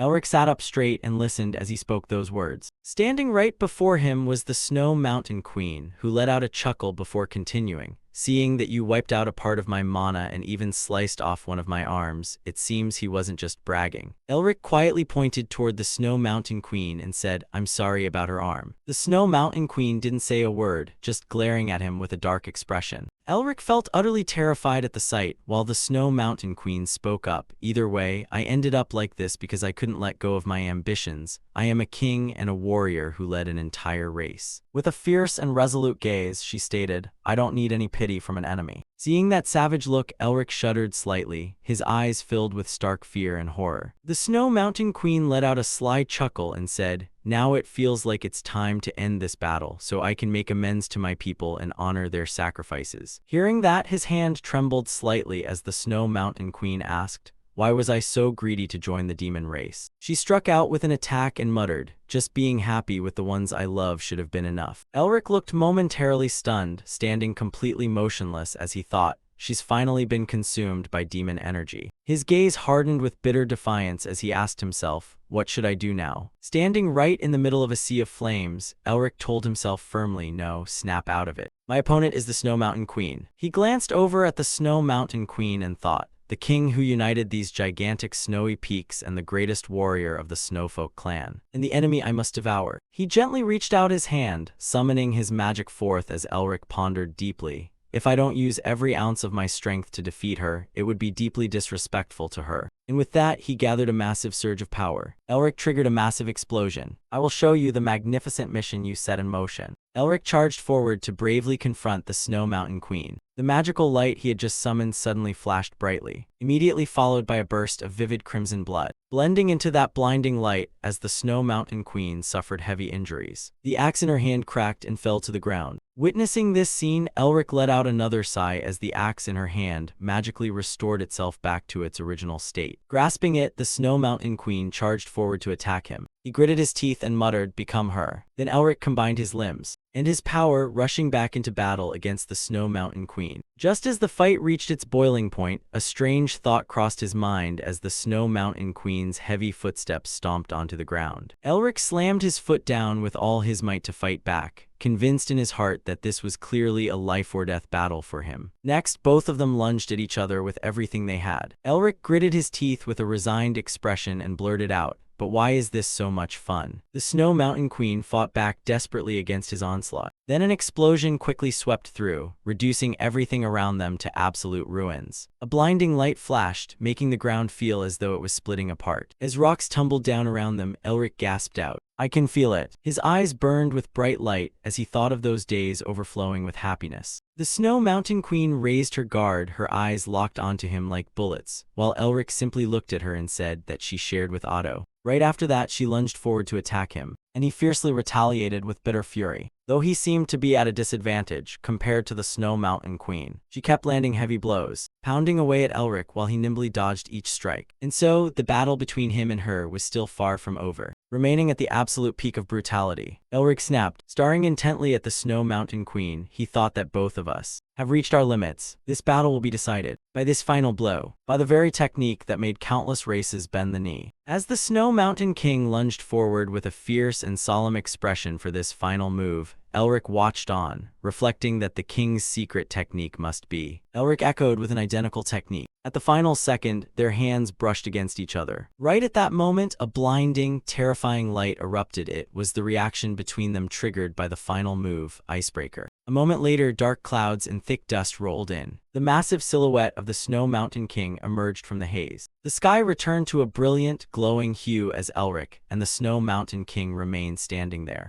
Elric's gaze trembled slightly, as if an astounding truth was about to unfold before his eyes. Cracks began to form across the Snow Mountain King's body. Realizing he had all but defeated her, a gentle smile crept onto the Snow Mountain King's face. Summoning whatever strength she had left, she struggled to speak her final words. Noticing this, Elric could only stand frozen in blank astonishment. Overwhelmed by a pang of conscience, he repeatedly lowered his head and clenched his teeth tightly. Suddenly, the Snow Mountain King uttered a soft, gentle phrase. "Thank you." Immediately after, her composed and beautiful appearance was revealed as she was moved to tears. The ground beneath them began to shift in color as well. And just like that, the Snow Mountain King officially fell. The sunlight finally broke through, casting its warmth over the land. The Snow Mountain King wore a warm, serene smile. All creation around them now seemed bathed in the soothing warmth of the sun. Right up to her final breath, the Snow Mountain King kept a smile filled with happiness. Soon after, she slowly faded away from this place. Now only Elric stood there in silence, lost in deep contemplation about life. The patterns on his arm changed color in response. Coincidentally, a fresh sprout emerged from the earth. The sprout grew at an astonishing speed, blossoming into 2 vibrant flowers. The plant stretched upward, its emergence feeling like a brand new beginning.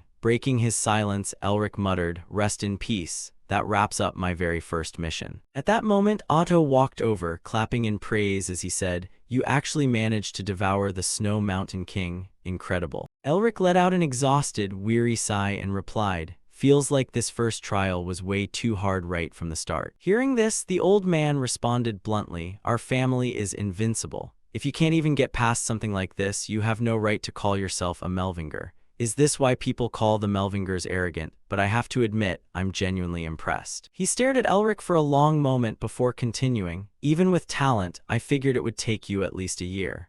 But a brat who only started learning magic a few years ago manages to take down the Snow Mountain King in just a month." Elric hurriedly jumped in to correct him. "It was a month." The old man nodded in response, "Yeah, a month." Yet Elric kept trying to clarify, "No, I've only been learning magic for a month. Well, maybe around 1 to 2 months. Otto chuckled involuntarily. "Haha, what a terrible joke." Seeing Elric stay silent, the old man paused, looking a bit timid as he asked, "Wait, seriously?" Quite surprised, Otto continued pressing, "Isn't this just another one of those boastful Melvinger jokes?" When Elric showed no reaction, Otto walked over, reached out with a gentle smile and said, "My eye for people really is top-notch." Catching that untrustworthy grin, Elric narrowed his eyes, frowned, and retorted, "You literally just said, let me quote you verbatim, even with talent." Before he could finish, Otto suddenly burst out laughing. "Kid, that hurts. Watch the beard, watch the beard." After a moment of shared silence where both he and Otto gazed out toward the distant mountains, the old man softly asked, during those final moments,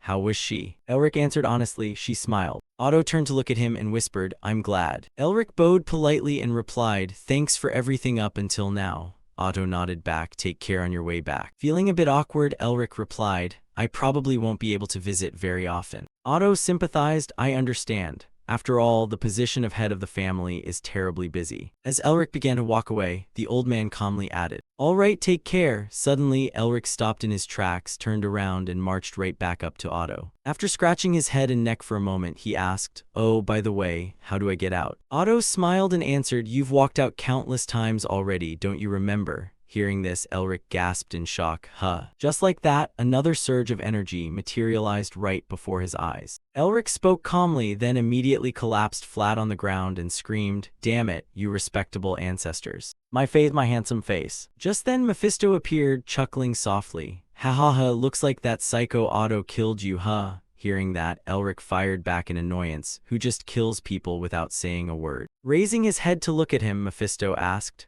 "Well, did you manage to devour the Snow Mountain King or not?" Pulling back his sleeve to reveal the patterns on his arm, Elric replied, "Yeah, just finished." Hearing that, Mephisto burst into laughter, "Only because I helped." Elric didn't even bother arguing, just nodding along. Sure, sure, our great demon king is #1.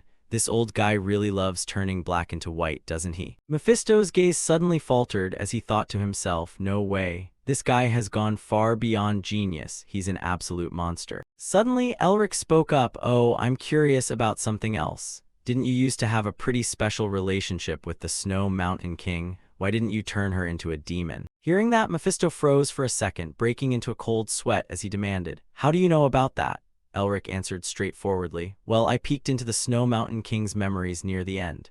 Hearing that, Mephisto explained, "I'm the Demon King, and she was nothing more than bottom feeder trash of the demon race, plain and simple. Back then I was just bored." And hearing someone in Snow Mountain claiming they were definitely going to become a demon, I went to see what kind of person it was. Gently lifting the Snow Mountain King's chin with his hand back then, he recalled, "Sure, she fell a bit short of actually becoming a demon, but her ambition and skills were commendable." Reminiscing with his usual arrogant pride, Mephisto added, "If she hadn't run into me, a benevolent demon king, and instead met someone like Azazel or Lilith, she would have been blown into dust. Anyway, I just told her to come find me again once she got stronger, and left her there." Hearing this, Elric remarked, "Is that it? You never went to see her again?" Infuriated, Mephisto puffed out his chest and argued, "Why on earth would I go see her again?" The scene shifted to a place blanketed in white snow, surrounded entirely by colossal ice hills. In the past, the Snow Mountain King had shared a cheerful laugh with Otto. Following that, massive footprints were heavily stamped into the thick layers of snow. Standing there and watching Mephisto smirk, he gazed intently straight ahead. Afterward, Elric slapped his hands together in realization and exclaimed, I get it, I get it." Annoyed, Mephisto snapped, "What?" as Elric began to reply. "Do you know how brats with snotty noses bully the girls they have a crush on?" Shocked to his core, Mephisto yelled, "What? Snotty noses and a crush?" Elric casually explained, "This is exactly why you've been single for over 1,000 years.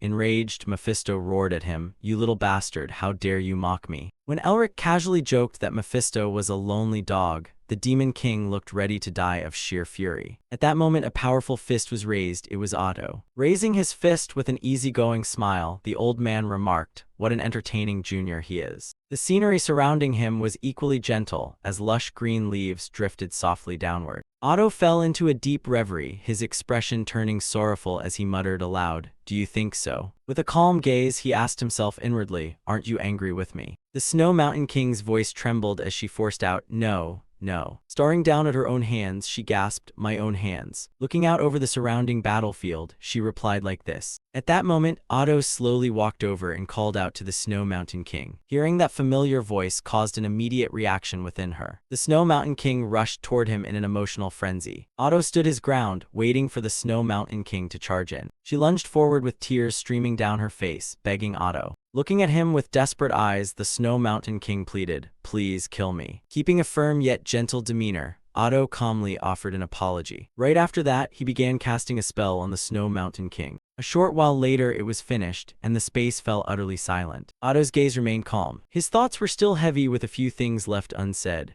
Opening his eyes after reliving that memory, Otto sighed sadly, "Ah, thanks." Standing amidst a green meadow, Otto poured his heart out. "Cast your regrets and responsibilities onto that child and rest in peace. See you in the next life." Staring straight up at the sky, he said, "I hope it turns out better than this one." Suddenly, Mephisto piped up, "What are you rummaging through?" Reading a book with a mocking grin, Elric replied, "I've gotta find some stuff.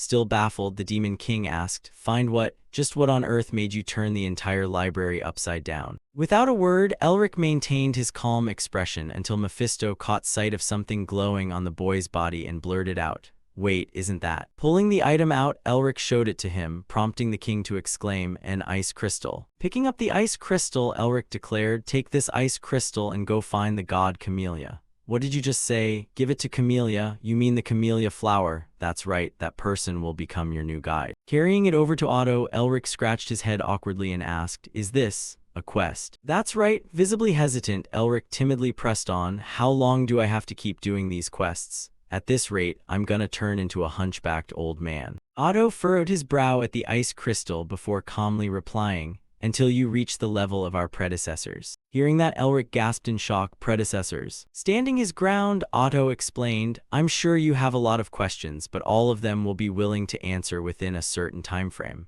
The predecessors completed their work and left countless things behind in this land." Looking up at the sky, he gently continued, "We've prepared plenty of quests to guide you toward him, so all you have to do is walk down that path diligently." Hearing this, Elric tucked the ice crystal into his pocket and answered, "All right, I just wanted to make sure I brought this egg along." With a sorrowful look, Otto replied, "I'm sorry for placing this burden on your shoulders, but this is a path only you, Elric Melvinger, Lord of Melvinger, can walk." Otto offered some final encouragement to Elric, "Go on, step inside." With unwavering resolve, he added his final instruction, "Complete the winter." Returning to the present, Elric held up the ice crystal to inspect it and muttered, "Well, it's just that I was told to bring this ice crystal to the god Camellia." Mephisto flashed a sinister smile and said, "The god Camellia? I guess he's trying to create winter." Holding the ice crystal in his hand, Elric pressed, "Winter? Do you have any idea what that means?" Mephisto nodded affirmatively. "Of course. Those 4 disgusting seasons." Narrowing his eyes viciously, he replied, "Have haunted demon kings like me." Hearing that, Elric wore a hesitant expression, eyeing him warily. A moment later, he bolted upright and demanded, "Please tell me the details." Looking bewildered, Mephisto asked, "Why should I?" Seeing that Mephisto wasn't very keen, Elric offered his terms. 4 days off, deal." Frowning, the Demon King retorted, "What do you think you can accomplish in 4 days?" Visibly frustrated, Elric ground his teeth and snapped, "Fine, fine. Then lift the gag order. How about that? I can't offer any more than that." Mephisto chuckled maliciously and said, "Good, listen up."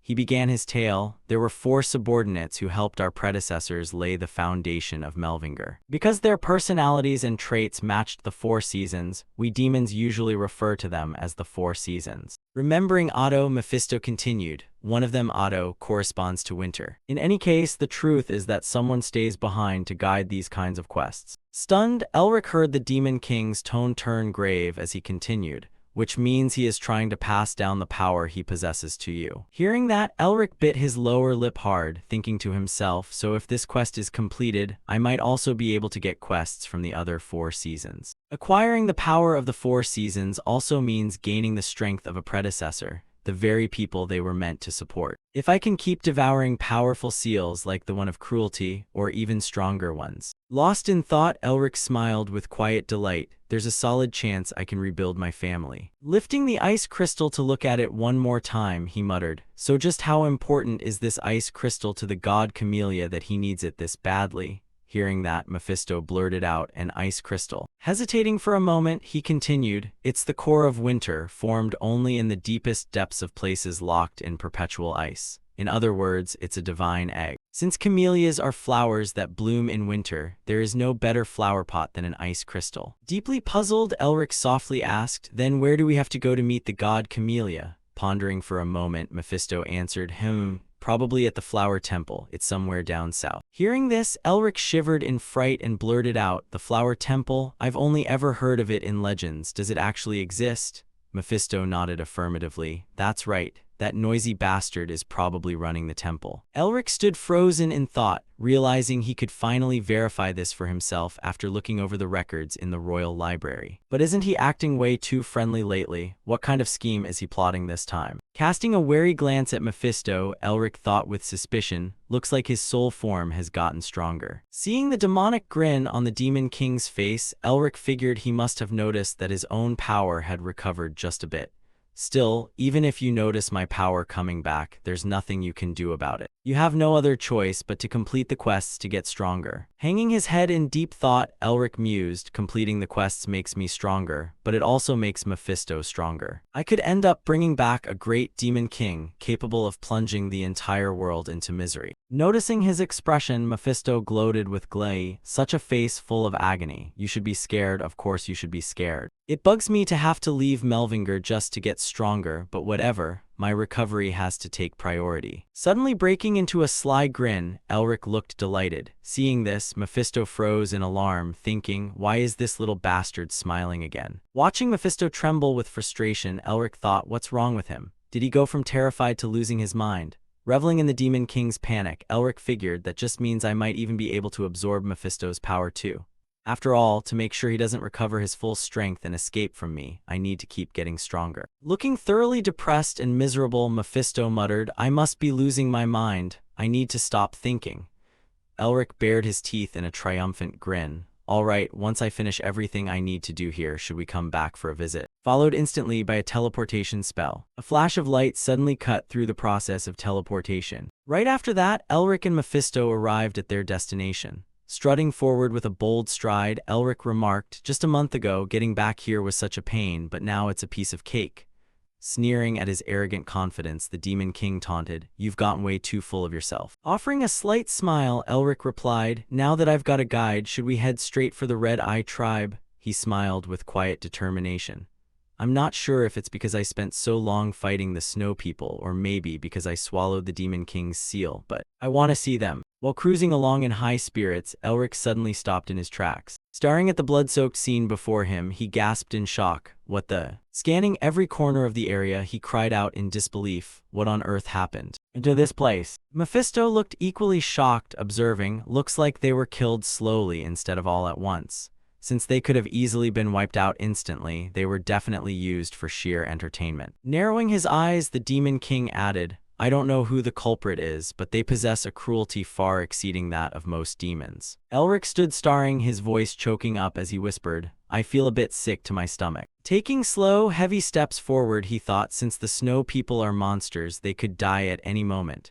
No matter how many Snow People I've killed, I would never treat them like toys. Trembling and gritting his teeth, Elric wondered, is this sick feeling because I swallowed the Snow Mountain King's quest? Letting out a soft sigh to steady himself, he reassured his mind, calm down. I'm not the Snow Mountain King. I don't have the luxury of pitying Snow People. Suddenly he froze, his eyes widening in sheer astonishment. Spread out before Elric was a vast sea of ice. Step by step, he walked toward a split in the ice over there. Kneeling down, he reached out his hands to dig through the thick layer of frost. His lips stiffened and trembled uncontrollably from the biting chill of the permafrost. After a bit of digging, Elric finally discovered something beneath the freezing layer of ice. He went wild as he frantically dug and searched through the dense, frozen roots. The blocks of snow and ice were brutally flung aside one after another. After digging for a while, he finally saw Manhwa beneath the snow. Back then, he had strutted around happily, walking and saying, wow, looks like a brand new newcomer has finally arrived. Manhwa had burst out laughing afterward, saying the journey was only going to get tougher from here on out, so let's grab a bite to eat before we set off. Thinking back on this, Elric froze in his tracks while Mephisto stood silently behind him. Casting his gaze around this freezing wasteland, he asked, this is what that bastard caused before, right? As the other gave a subtle nod and replied, that's right. Hearing that, Elric paused, his eyes widening slightly in disbelief as he asked, aren't they just making things even more miserable for us? Beneath a dim light and an overcast sky, pure white snow stretched out like a cold, desolate blanket. Isabelle. Chen was running for his life with all his might. Isabelle's body grew weaker and weaker against the biting, bone-chilling cold as her lips trembled softly. Her snow-weary legs grew utterly exhausted, causing her to stumble and fall. Chen, running behind her, immediately stopped and asked with deep concern if the young lady was all right, rushing forward to help support her. Panting heavily, she forced out the words through her breath, I'm fine, don't worry about me. We never know when those assassins might double back, so focus on finding that cemetery, while a worried Chen suggested that she should take a rest right now. Isabelle's eyes hardened with determination despite her completely exhausted body. I am a child of the Blue Lion, and I refuse to become a burden to everyone ever again. Though deeply unsettled, Chen tried to stop her from pushing forward, young lady. Clenching the map tightly in her hand, Isabelle felt a surge of steadfast resolve. The assassins tailing her had already claimed the lives of so many, and with their sacrifices, she couldn't afford to collapse here. Unfurling the map, she observed it quietly and fell into deep thought. It's already been a month. We've been searching for this cemetery for a full month now. But staring intently at the map, Isabelle wondered where on earth it could possibly be in this wide world. Her eyes suddenly grew mournful, as if she were on the verge of tears, the weather getting colder and colder while endless layers of snow and ice blanketed the path ahead. Father. Reminiscing about the past, the place where Isabelle lived was a towering, heavily fortified stronghold with grim gray stone walls, home to the Grand Lion clan, the Blue Lion Vile family. While murmurs echoed from within, even the Blue Lion Lord's only daughter can't even swing a sword properly. Two guards on watch were talking. If we go by the publicized rule that a lion only follows the strong, then the young lady. Before she could finish her sentence, the guard beside him cut him off. SHH, are you trying to let her hear you? Isabelle walked aimlessly through the darkness. Her silhouette vanished into the chilly night. Isabelle let out a furious scream, flinging everything around as if to vent all the frustration she had bottled up for so long. Her sword clattered to the ground, just like Isabelle's disappointment in herself. Why, she self-deprecatingly blamed herself in helplessness. Why on earth do I completely lack any talent at all? Isabelle recalled all the harsh, knowing criticisms from everyone that pushed her deeper into despair. The Blue Lion Lord's only daughter can't even swing a sword properly. The future of the Vile family is truly bleak. How unlucky for the Blue Lion to have a kid like that. The clan's beloved child turned out to be just a girl. She's only getting treated well because she's the Blue Lion's daughter. What could we possibly expect from a woman anyway? A lion only follows the strong. At least try to put in some effort. A flower without fragrance daring to call herself the child of the Blue Lion. Seeing his daughter slumped down on the ground, Herman walked over and called out, Isabelle. Catching sight of his gentle, warm smile, she softly called out, Father. Sitting beside Isabelle, Herman apologized endlessly. Daddy is sorry for making you carry such a heavy burden on your shoulders. While she comforted him, no, it's just that I'm not good enough yet. Herman stroked Isabelle's heart with quiet, soothing words, My child, you don't have to follow in your father's footsteps and become the Blue Lion. Seeming to understand the immense pressure she was under, he added, You might not be blessed with innate talent, but you are still a proud member of the Vile family. Isabelle looked at her father, left completely speechless. But in the middle of this emotional moment, Herman suddenly burst into a laugh and said he was still as strong as an ox, telling her to go ahead and touch his rock-hard muscles, leaving Isabelle utterly speechless at how that was just armor, Father. She muttered before sinking back into self-blame, I'm sorry, Father. Looking at her, Herman smiled warmly and comforted her. Don't worry about the Blue Lion. Overwhelmed with emotion, tears pooling in their eyes and leaving them speechless, Herman listened quietly as he said, as usual, I will keep pursuing my dream of becoming the greatest swordsman on the continent. She smiled, brimming with happiness during those precious moments spent by her beloved father's side. Inside the cold, dimly lit fortress, Isabelle's voice suddenly rang out, Why aren't you waking up, Father? Her hand tightly gripped Herman's. Aiden stood beside his bed with a grave expression, announcing that he was exhibiting symptoms similar to mana blockage. As Herman lay in bed in agony, Aiden continued, His health has sharply declined due to using too much spiritual energy too recklessly. And if we don't treat him soon, his muscles are going to atrophy. Looking anxiously at her father as he fought off his illness, the doctor sighed and said things didn't look promising, explaining that the issue could be resolved if they could restore his vital life force. But that was nearly impossible with human capabilities since he had depleted far too much core energy. Standing up quietly, Aiden hesitated before continuing, At this point, I have no other choice but to rely on some dark magic to help if there's any available. Hearing that, Isabelle resolved to find a cure for Herman's illness, sitting firmly on horseback with a resolute gaze as she thought,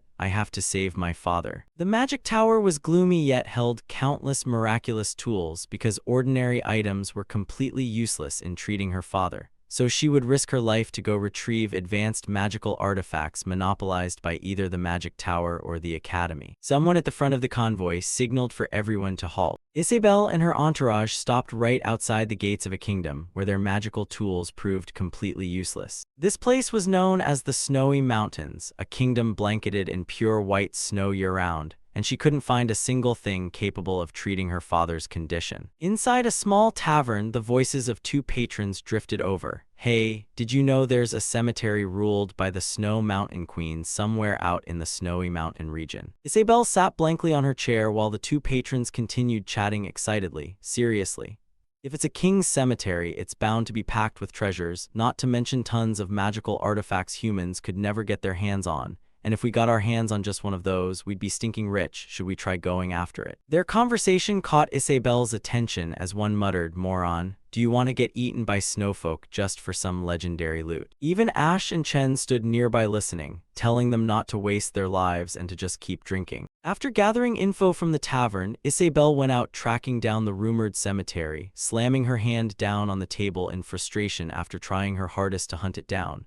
Realizing that the cemetery actually existed, and she finally knew where to find it. Isabel's plan seemed to hit a snag when word leaked to someone who shouldn't have known. But this highly mysterious person was plotting something, as a major problem arose precisely because the plan had reached her uncle's ears. Once the plan was exposed, Isabel, Chen, and Ash were hunted down, with Chen shouting for the young lady to run while soldiers were slaughtered en masse, leaving only desperate cries for help echoing behind. Looking back to see wave after wave of soldiers cut down made Isabel hesitate, forcing Ash to pull her away as she cursed, "Uncle Paul Vile, you've been waiting for a chance to usurp the Blue Lion's throne, sending assassins to kill me just because I'm the rightful heir." Remembering everything that had happened, Isabel was consumed by burning resentment. Clenching her teeth so hard her lips trembled from the biting cold, she thought, just how deep does his cruelty go? Chen raised his sword behind her in a defensive stance. "Young lady, please run away," as a bewildered Isabel turned back and asked, "Why?" Ash grabbed her hand, hauling Isabel to her feet and gently steadying her, before a familiar voice suddenly rang out, "We've searched high and low to track you down." Raising his sword with an angry glare upon hearing that voice, Chen yelled, "We were wondering which rat hole you crawled into, but you finally showed your faces after all." Hanel led his troops to hunt down the three of them, stating that since they were still members of the Vile family, he would at least grant them a swift and painless end. Revealing himself as Hanel, the sixth Blue Wolf, an elite knight secretly dispatched by Paul Vile. Hiding behind a boulder with Isabel, Ash didn't dare breathe too loudly as he heard every word the man spoke. "Once you're here, the young lady has to be close by, right?" Chen let out a furious roar and charged forward. "Bullshit, Hanel, you'll pay for the deaths of Isaac and Zard with your life," mentally reminding her as he went, "Young lady, run and don't ever look back." Ash grabbed Isabel's hand to stop her from stepping out. "Don't go out there, the two of us alone can't stop them," but Isabel stubbornly refused. "I have to go or Chen is going to die." Ash scolded her angrily. "Chen is risking his very life to buy us time to escape.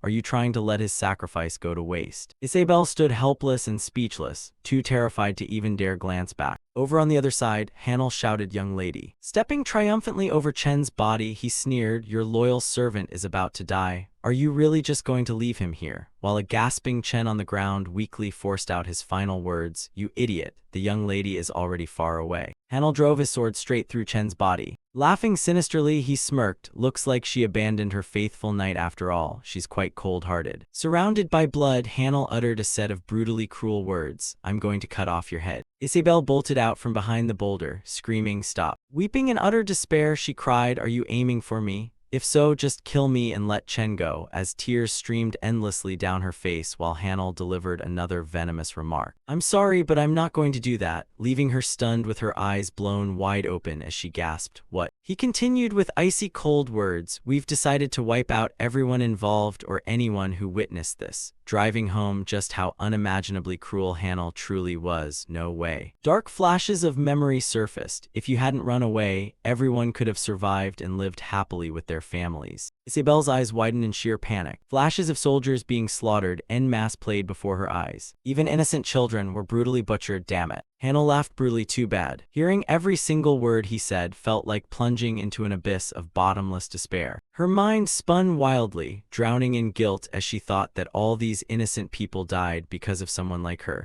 Hanel stared down at Isabel, psychological warfare gleaming in his eyes as he told her to end it, leaving a helpless Isabel to whisper, "I understand." Suddenly a noise echoed, making Hanel yell out, "Who's there?" Elric darted swiftly from branch to branch. He glanced back to look, and called out in response, "Just a passing Satan demon." Sitting up on a tree branch with a smirk, Elric muttered, "You bastard." Hanel gnashed his teeth in fury, cursing non-stop, "Satan demon, what kind of idiot are you to dare stick your nose into my business? Are you some sort of demon worshipper? If you hadn't walked past here, you might have actually lived." Suddenly, the treetops quivered slightly. Hanel's eyes flashed wide, as if catching sight of something astonishing. Elric leaped down from the tree toward him with magical lightning speed, dragging his feet across the snow to carve a long trail and break to a halt. Staring at Elric's move in shock, Hanel challenged, "What kind of freak are you?" Turning back to ask Ash and Isabel sitting below, "You guys all right?" A rather surprised Isabel replied, "HMPH, we're fine, but..." Seeing him tumble down, Isabel stepped forward to check if he was okay while Ash blocked her with his arm, and Elric replied from the ground, "Of course." Seeing him fall, Hanel mocked him. "Is that normally how mages land?" While his cronies chimed in, "Didn't he just trip? Why isn't he getting back up? How pathetic." Getting to his feet and feeling pretty embarrassed, Elric thought that if the snow hadn't been so slippery, he totally could have made a cool impression on them. Catching sight of his face, Isabel felt a sudden sense of familiarity, thinking wasn't that the missing guy, as she recalled Chen mentioning someone who had vanished. Panicking because she couldn't let him fight alone, Isabel screamed a warning, "Run, you can't beat him." Standing tall with a threatening glare, Hanel sneered, "Young lady, didn't I tell you we weren't going to leave any witnesses behind?" He ordered his men to eliminate the Satan demon. Hanel's lackeys charged at Elric as Isabel shrieked no. Staring straight ahead with a blank expression, he thought mercy was given. A wave of energy rippled out from Elric's eyes, and bastards like you are truly a waste. Using magic to blast the soldiers flying high into the air, he roared, "Dragon Storm." His hands transformed into solid frost, as Elric froze every single one of the soldiers solid, then dashed forward at lightning speed. Elric suddenly unleashed a punch, shattering the bodies of the soldiers into frozen smithereens. Ash watched in sheer terror. Hanel turned pale, utterly refusing to believe his eyes as he gasped, "What the hell?" Screaming in angry commands, "What the hell are you guys doing? Kill him already, don't give him a chance to cast his finishing move, damn it." As a soldier lunged forward to slash at him, Elric grabbed him by the throat and asked, "Who gave you permission to do that?" Elric's eyes flicked over to observe, thrusting his hand out to unleash a piercing spell. He knocked the soldiers flying backward. Jagged shards of ice impaled their bodies, drawing agonizing screams from the troops. The ice pierced through their armor and bit into their flesh, leaving them screaming out to shatter it. The remaining soldiers scrambled to run for their lives, crying out for help. Blood sprayed everywhere, painting the surroundings in crimson. Corpses rained down all around Hanel, throwing him into a panic. "You, what kind of freak are you? You already know who we are, don't you?" Smiling with utter contempt, Elric replied, "I don't give a damn who you are, so why don't you just kneel down first?" Livid with rage upon hearing that, Hanel gnashed his teeth so hard they squeaked, snarling, "I'm going to kill you." Watching everything unfold, Isabel couldn't help but marvel at Elric's identity. Who on earth is this man? He beat the Blue Wolf squad so easily. No, that's not the point right now. He's definitely a powerful mage, but getting close to him looks way too dangerous. Over on the other side, a furious Hanel lunged forward with his sword to strike Elric. Going completely berserk with bloodshot eyes and a feral growl, Hanel screamed, "At the very least, I'm taking you down with me." Elric stared at Hanel, caught off guard by his speed as he thought, "He's fast." Isabel screamed out a warning, "Keep your distance from him." Elric's eyes turned sharp and resolute as he thought, weapon enhancement. Hanel charged wildly toward him like a maniac with his sword drawn. Raising his hand to cast a spell, Elric chanted Ice Seal, catching Hanel completely off guard. He generated massive pillars of ice from the ground to block Hanel from approaching. Laughing like a lunatic wolf, Hanel cackled insanely, "You actually think you can stop me with this kind of parlor trick?" Flying straight toward the ice wall in front of him, he gloated smugly, "You're dead, you asshole." Elric stood quietly watching Hanel, using ice as a shield to effortlessly dodge Hanel's sword as it struck the ice pillar. He tried desperately to smash the massive blocks of ice to pieces, but failed. Stunned, Hanel yelled, "Why won't it break?" while a smiling Elric gave a knowing smirk and asked, "Do you know what's more important than that?" Running a hand through his hair with a victor's smile, he added, "It's the fact that your head is about to be buried deep underground." Hearing that felt like a bolt from the blue to Hanel, sweat pouring profusely down his face as he cursed, "What the hell, you piece of shit." Elric stepped forward like a hero, radiating a surging aura of raw power. The landscape gradually turned blindingly white, completely buried under snow. Elric strolled along leisurely. Ash stared at his retreating back in sheer awe, unable to believe he wiped out the Blue Wolf squad in a split second, while a nearby Isabel was equally spellbound, pouring out high praise as she wondered how such a mighty mage could possibly exist up on the mountain. Ash showered Elric with praise, calling it astonishing, while Isabel kept her eyes glued to every single move he made, thinking he didn't look her age. But Elric's figure drifted in the air as she thought, how can someone be this strong? Being this young and already this powerful, he could easily go toe-to-toe with Tasha Neresta, one of the new Tri-Constellation members. How do I not know who he is? What a truly mysterious person. Elric's expression turned deeply contemplative. Closing his eyes and standing tall, he tilted his face up toward the sky, remembering Mingwa's smiling face, and the clan chief alongside all those who had been brutally massacred. Opening his eyes slowly, he offered a prayer for the departed souls. Please, rest in peace. Looking at Elric and Isabel, Mephisto felt bewildered and muttered, Hey, they keep staring at you. Why don't you say something to them? They're staring so hard it's giving me the chills. He turned to greet the two of them, even though Isabel couldn't see Mephisto. Hello. Elric finally remembered their presence and said, I completely forgot to introduce you. Isabel stared at him in a daze. Elric flashed a bright smile. It's been a while, hasn't it? Chen looked at Elric with deep suspicion, thinking even if he helped us, he's still a complete stranger. We can't let our guard down this early. Isabel also glared at Elric with a skeptical attitude. If he has any hidden motives, he could be just as dangerous as those guys. Suddenly, Chen turned to look at Isabel. She abruptly dropped to her knees, exclaiming, Thank you, our savior. This left Chen completely thunderstruck, while the young mistress standing nearby was equally shocked by her actions, wondering, why is the mistress kneeling down? Seeing this, Elric grew awkward, stammering out of words with flailing limbs. You really don't have to do that.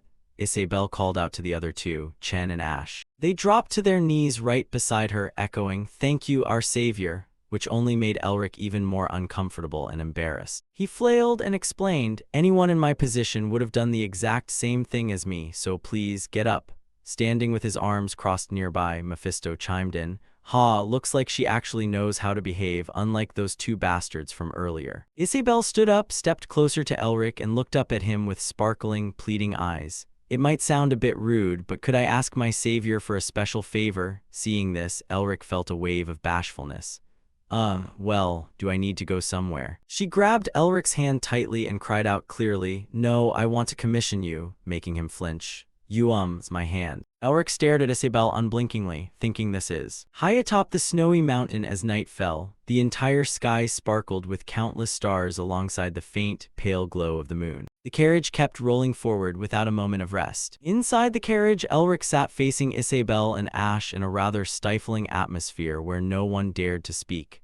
Mephisto cursed at Elric through their mental link. I can see you smirking, you bastard. Wipe that off if you know what's good for you. Elric chuckled internally with smug satisfaction over his precious gift, thinking, just as I expected. Because I was handed something incredibly valuable. Just a moment ago, Isabel had handed him a gold coin bearing the symbol of the blue lion. This is real gold, and not only that, it's the blue lion emblem. Unable to hide his curiosity, Elric looked at her and asked, Are you perhaps the young lady of the vile family? Isabel answered shyly, Oh, yes, how embarrassing. Gazing at Isabel without taking his eyes off her, Elric couldn't help but praise her inwardly, so that's why she's this drop-dead gorgeous. Even though Isabel's peerless beauty had once completely infatuated the crown prince into proposing to her, she had still been cast aside. Simply because Isabel was considered a scentless flower, someone born completely devoid of any special talent. If the flesh and blood of a lion lack fangs and sharp teeth,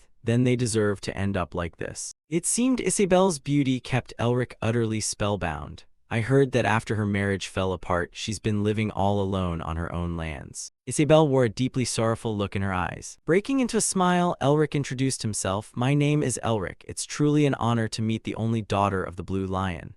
Isabel lowered her head, her gaze dodging away as she stammered, Why is it an honor to meet someone like me? Elric maintained his gentle smile. You should be proud of who you are. From what I can see, your resilience is definitely not something that brings shame to the name of the Blue Lion. Isabel blushed heavily, whispering, Thank you, sir. Suddenly remembering something, Elric turned back to Isabel and asked, Right, didn't you mention something about a commission? Looking timid, she replied, Oh, right. I don't really have anything right now, but... Isabel hesitated for a long beat. Could you escort us to the capital? Chen cut in abruptly. Mistress, we haven't even found that place yet. Isabel turned around, her heart heavy with sorrow and choked with emotion as she said, Chen, I don't want to lose you guys just because of my own greed. First of all, I need to go see my uncle to negotiate. She was about to say more before cutting herself off. The mistress, her uncle, hearing that conversation out of curiosity, Elric thought her uncle, I suppose these knights are also part of the vile family. Could there be some dark secret hidden within their lineage? He brought a hand up to stroke his chin in calculation. I also heard that the Lord of the Blue Lion is suffering from a pretty hard-to-cure illness, and she's out looking for a remedy. Wait, didn't Sean mention this to me before? Suddenly, his eyes lit up as if a brilliant idea had just struck him. Hold on, this a chance to make the Blue Lion owe me a favor? If the Melvinger family is rebuilt and holds a debt of gratitude from the Blue Lion. Elric began imagining a grand scenario where he shook hands with Herman while everyone praised him like a savior, with exclusive news headlines splashed everywhere. Exclusive, Melvinger family rebuilt and signs alliance with the Blue Lion. Exclusive, Melvinger cures the Blue Lion's chronic illness. Exclusive, Melvinger and the Blue Lion smiling as they shake hands. Exclusive, the ties between the great houses are firmly cemented. What a wholesome sight, picturing all these glorious achievements. Made him burst into a goofy, ecstatic smile all by himself. I'm truly a genius keeping such a cool head. This left Isabelle standing across from him with a massive question mark over her head. She cut into Elric's train of thought. It's true that we can hardly afford your help right now, but I'll pay you double what I just gave you as a reward once the commission is completed. Elric simply looked at the gold coin in his hand without saying a word. Isabelle felt a pang of disappointment, thinking, I guess it's a no, huh? Just as she started to reach out her hand to take back the gold coin with an embarrassed expression, saying, how shameful of me then. Elric smiled as he looked at Isabelle. He caught her hand, stopping Isabelle from taking back the gold coin, and declared, I will safely escort you all the way, my lady. Returning to the present as everyone rode inside the carriage. Mephisto leaned his chest against the air, staring out the window as he questioned Elric. There's a whole mountain of treasure back in Ashen's Nest. Why on earth do you still need money? Resting his chin on his hand, Elric replied through his thoughts, I've planned for everything. Besides, Elric fell into a deep reverie. Don't talk like that. If you've ever starved and frozen in the past. Mephisto simply stared at him in silence. Face to face with the spirit, Elric continued, what are we supposed to do when we don't have a single penny to our name? It might not matter to you since you're just a trash ghost, but humans need money to eat and sleep. Do you have any idea what destitution feels like? Mephisto remained unfazed. That sounds like a human problem. Covering his mouth with a slight chuckle, Elric thought, still, this telepathy thing is pretty convenient. With just a little bit of energy, I can talk to whoever I want. Hanging upside down in the air, the spirit chuckled with amusement. I only taught you because I found it utterly annoying whenever everyone around you stayed totally mute. Elric teased back, I finally know why you hate being gagged. You're just too much of a chatterbox. Infuriated, Mephisto snapped, how dare you? Ignoring his harsh words, the spirit continued, forget it. Are you just planning on sitting there like a statue for the rest of the trip? You're acting creepier than usual. What am I even supposed to do? I'm so bored. Watching Elric sit completely motionless and blankly staring out the window, Isabelle didn't know where to begin. He isn't saying a word.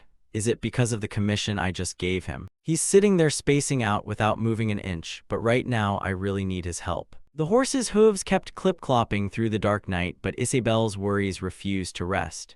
If my uncle sends even stronger assassins, there's no way the three of us can slip past them. At the towering fortress known as the domain of the Vile family. Inside a dark room, a man was kneeling on the floor, banging his head against the ground repeatedly. Seated above on a chair and holding a carved lion's head, a mysterious man asked coldly, so the sixth squad has been wiped out. Hilton trembled violently, keeping his forehead pressed to the stone floor as he begged, please forgive. That mysterious man was Isabelle's uncle. He stepped down from his chair. If you're going to apologize. His footsteps echoed with supreme authority. Then you shouldn't have done anything in the first place, only to crawl back and beg for forgiveness now. Splattering lines of bright red blood sprayed across the floor. The ground was stained and soaked in blood right around his chair as he turned away to interrogate Hilton. Hilton, where do you think Isabelle is headed? Gripping his sword tightly, his grip terrified the subordinate. Given that her tracks leaving the snow mountain have been confirmed, she is most likely heading back to the capital. He speculated with curious amusement. If she's heading back to the capital, does she actually think she can negotiate with me? Shivering with a nervous, evasive gaze, Hilton replied, it's very possible. Stroking his sword blade, the man muttered bitter criticisms about Isabelle. What an utterly foolish child. How could someone with zero talent ever dare to negotiate with me? With that, the man turned back, climbed back onto his seat, and issued a warning to Hilton. Hilton, you only have one chance left. The gentle, rhythmic clip-clop of horse hooves echoed softly down the road. Chen anxiously turned his head to announce, "We've arrived in Lacenter, mistress." As the carriage came to a complete halt, a kingdom that was both picturesque and humble slowly came into view. Isabel reached up to massage her aching shoulder, groaning, "We finally arrived after 2 days of non-stop travel. I'm so sore." Beside her, Mephisto was trembling uncontrollably. "My whole body hurts." Seeing this, Elric thought with amusement, a ghost who floats around is complaining about body aches. Following that, he curled his lip with a look of utter disdain. "Don't you know proper posture helps relax the nerves? What kind of weird reason do you have to be sore?" Just as he was deep in thought, something outside suddenly caught Elric's attention. He murmured in utter confusion, "What are they?" Elsewhere, Hilton coldly ordered his subordinates to summon the second Blue Wolf squad. Hearing this, James reacted with shock, asking, "What?" Unable to hold his tongue, he questioned aggressively, "Is it really necessary to mobilize our strongest squad just to handle a petty issue? The young mistress returning to the capital already means she's accepting defeat." Before he could finish speaking, James' head was cleanly sliced off by a blade. A hunting dog needs to behave according to its station. Ashimonen broke into a sinister grin and speculated, "She definitely has to pass through Lacenter if she wants to travel from the Snow Mountain to the imperial capital, so let's turn that place." Elric's jaw dropped in absolute horror upon seeing something terrifying. A striking blue cloak adorned with a prominent wolf insignia waved in the wind. At the commander's order, dozens of sharp, piercing gazes locked onto a single direction, turned their town into a graveyard. Inside the carriage, Isabel furrowed her brow in heavy distress. "I anticipated the journey wouldn't be easy because of the Lord ruling this place, but I never expected it to reach this level."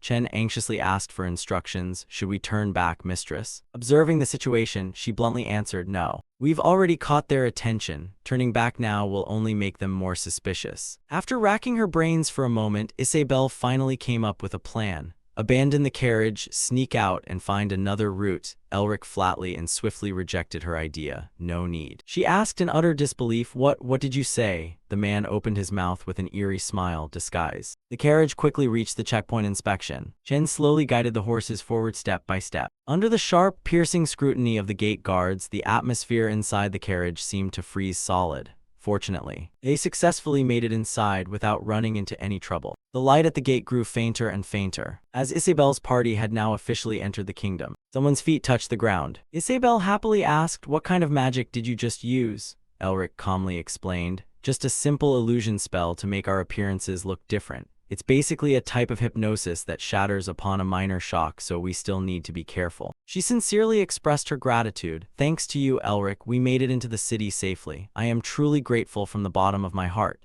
Overthinking it a bit, he reminded her, "Get some rest here for the night. I'll be back after taking care of some business." Hearing this, she immediately agreed, "All right, have a safe trip back." Along the way, Mephisto's mouth kept running non-stop. "Why did you bother using illusion magic when you could have just slaughtered them all?" Elric quietly replied through his thoughts, "I don't want to start a fight when I know nothing about the enemy. Besides, I need to conserve mana for emergencies." Without holding back, the spirit exposed the truth. "What do you think oaths and soul contracts are for? You're just being lazy." Then he pressed on to probe Elric's next intentions. "Anyway, you need to head to the academy or whatever soon, right?" Elric answered unhurriedly, "True, but there's something else I need to look into first." Finishing his sentence, he broke into a perverted smirk. "It's been a while, but I'm sure you still remember, right?" Thinking about the tasks ahead, he grew even more unhinged. "I need to check up on Dean's situation to prepare for getting rid of the old bastard." Mephisto expressed mock pity. "I don't know who that is, but talk about bad luck getting targeted by a freak like you." Suddenly, his attention was caught by some children playing happily together nearby. Unable to contain his curiosity, Mephisto asked, "I have a question. I sensed something like mana coming from those knights earlier. What is that?" Elric shifted his gaze toward the opposite side. I guess your era didn't have this. It's called the aura chain." His phrasing left the spirit even more perplexed. "An aura chain?" Transforming into a young professor imparting knowledge to his students, Elric explained, "It's very simple. Mana was originally a blessing meant exclusively for mages, but over time, even warriors developed methods to channel mana through their bodies. If a mage casts spells by forming magic circles within their heart, a warrior strengthens their physical body by accumulating an aura chain around their dandian, the energy center where chi converges. Much like how mages are ranked, 1 circle for a sorcerer, 7 for a great mage, and 8 for a sage. Warriors are divided into 1 chain for initiates, 2 chains for novices, 3 chains for masters, 4 chains for experts, and 5 chains for grandmasters.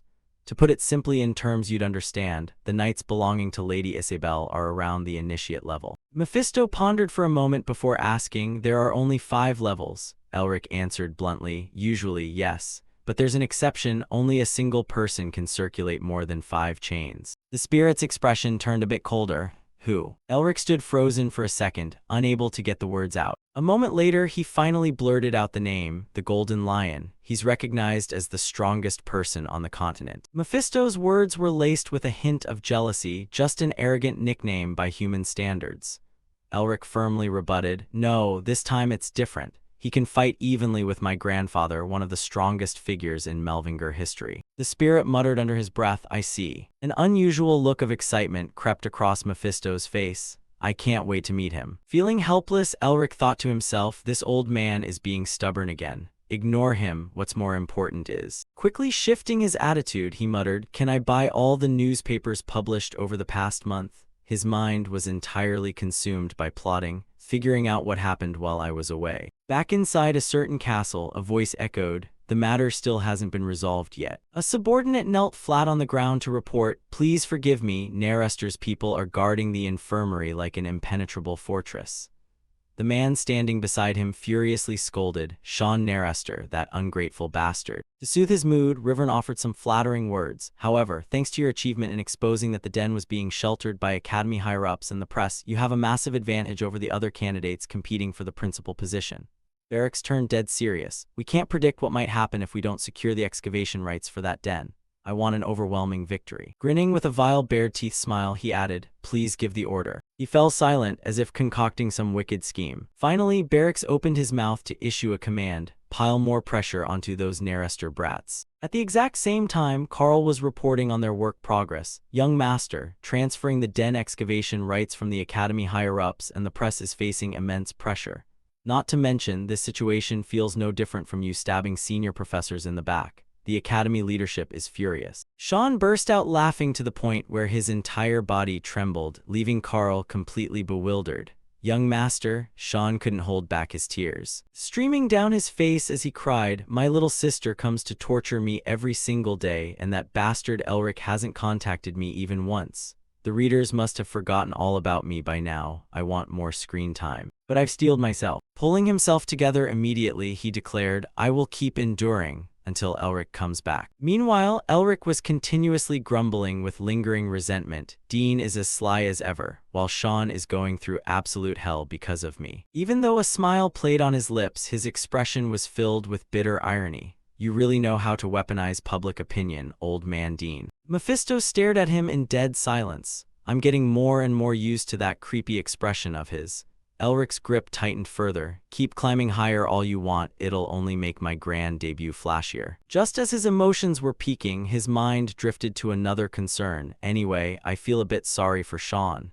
Is there anything I can do to help him out?" In the distance, a dazzling, brilliant golden light began to grow larger. Reaching a certain threshold, it exploded, generating a terrifying shockwave. Mephisto and Elric simultaneously whipped their heads around. A series of desperate, agonizing screams rang out. "Mom, someone please save us." Without a moment's hesitation, Elric immediately bolted outside. His eyes widened wide in sheer horror. What the hell? Right before his eyes, raging red flames blazed with terrifying ferocity. Someone's questioning voice rang out, "Mistress, do you really trust Elric that much?" Without a second of hesitation, Isabel admitted, "He's the one who saved us, after all." Chen immediately brought up a worst-case scenario. "Even if he's not an assassin sent by Paul Vile, what if he's an assassin sent by one of the other 7 lions to take over the main estate?" Realizing he couldn't get through to her, he gently advised, "I'm not entirely sure about this, but we should still be on our guard just in case." A wave of discomfort washed over Isabel. I understand Chen's worry, but ever since the snow mountain, he's been acting way too overprotective. Thinking this, she turned to reassure him. Chen, I understand what you're trying to say.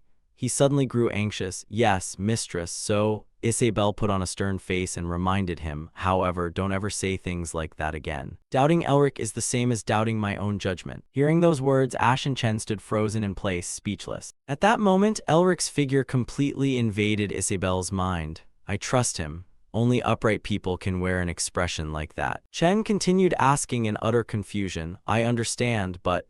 isn't he just a money-hungry mercenary? She flashed a gentle smile. No, he genuinely wanted to help us. Looking blank and completely lost, Chen asked, what do you mean, mistress? Isabel patiently explained, he helped us even though he wasn't getting paid. That just proves that no matter how much we might have tried to pay him, he wouldn't have helped us for money alone. Even so, Chen stubbornly clung to his gut feeling, yet his expression changed the moment he found out we were members of the Vile family. She continued her analysis. He anticipated that our family's reputation might take a hit, so he purposely lowered his own standing like that. Ash and Chen finally had their minds blown open. I see. He did that just to preserve the Blue Lion's reputation, so that's why. Isabel's face suddenly flushed pink. Chen, therefore. Before she could finish speaking, a scorching wave of red flames surged toward them. The arsonist watched his handiwork with great delight. That fire looks so brilliant, doesn't it? Blue Wolf 3rd Squad Captain Ashimonen praised with glee. A magic scroll containing 4th circle magic, primeval heat rays, is truly worth every penny.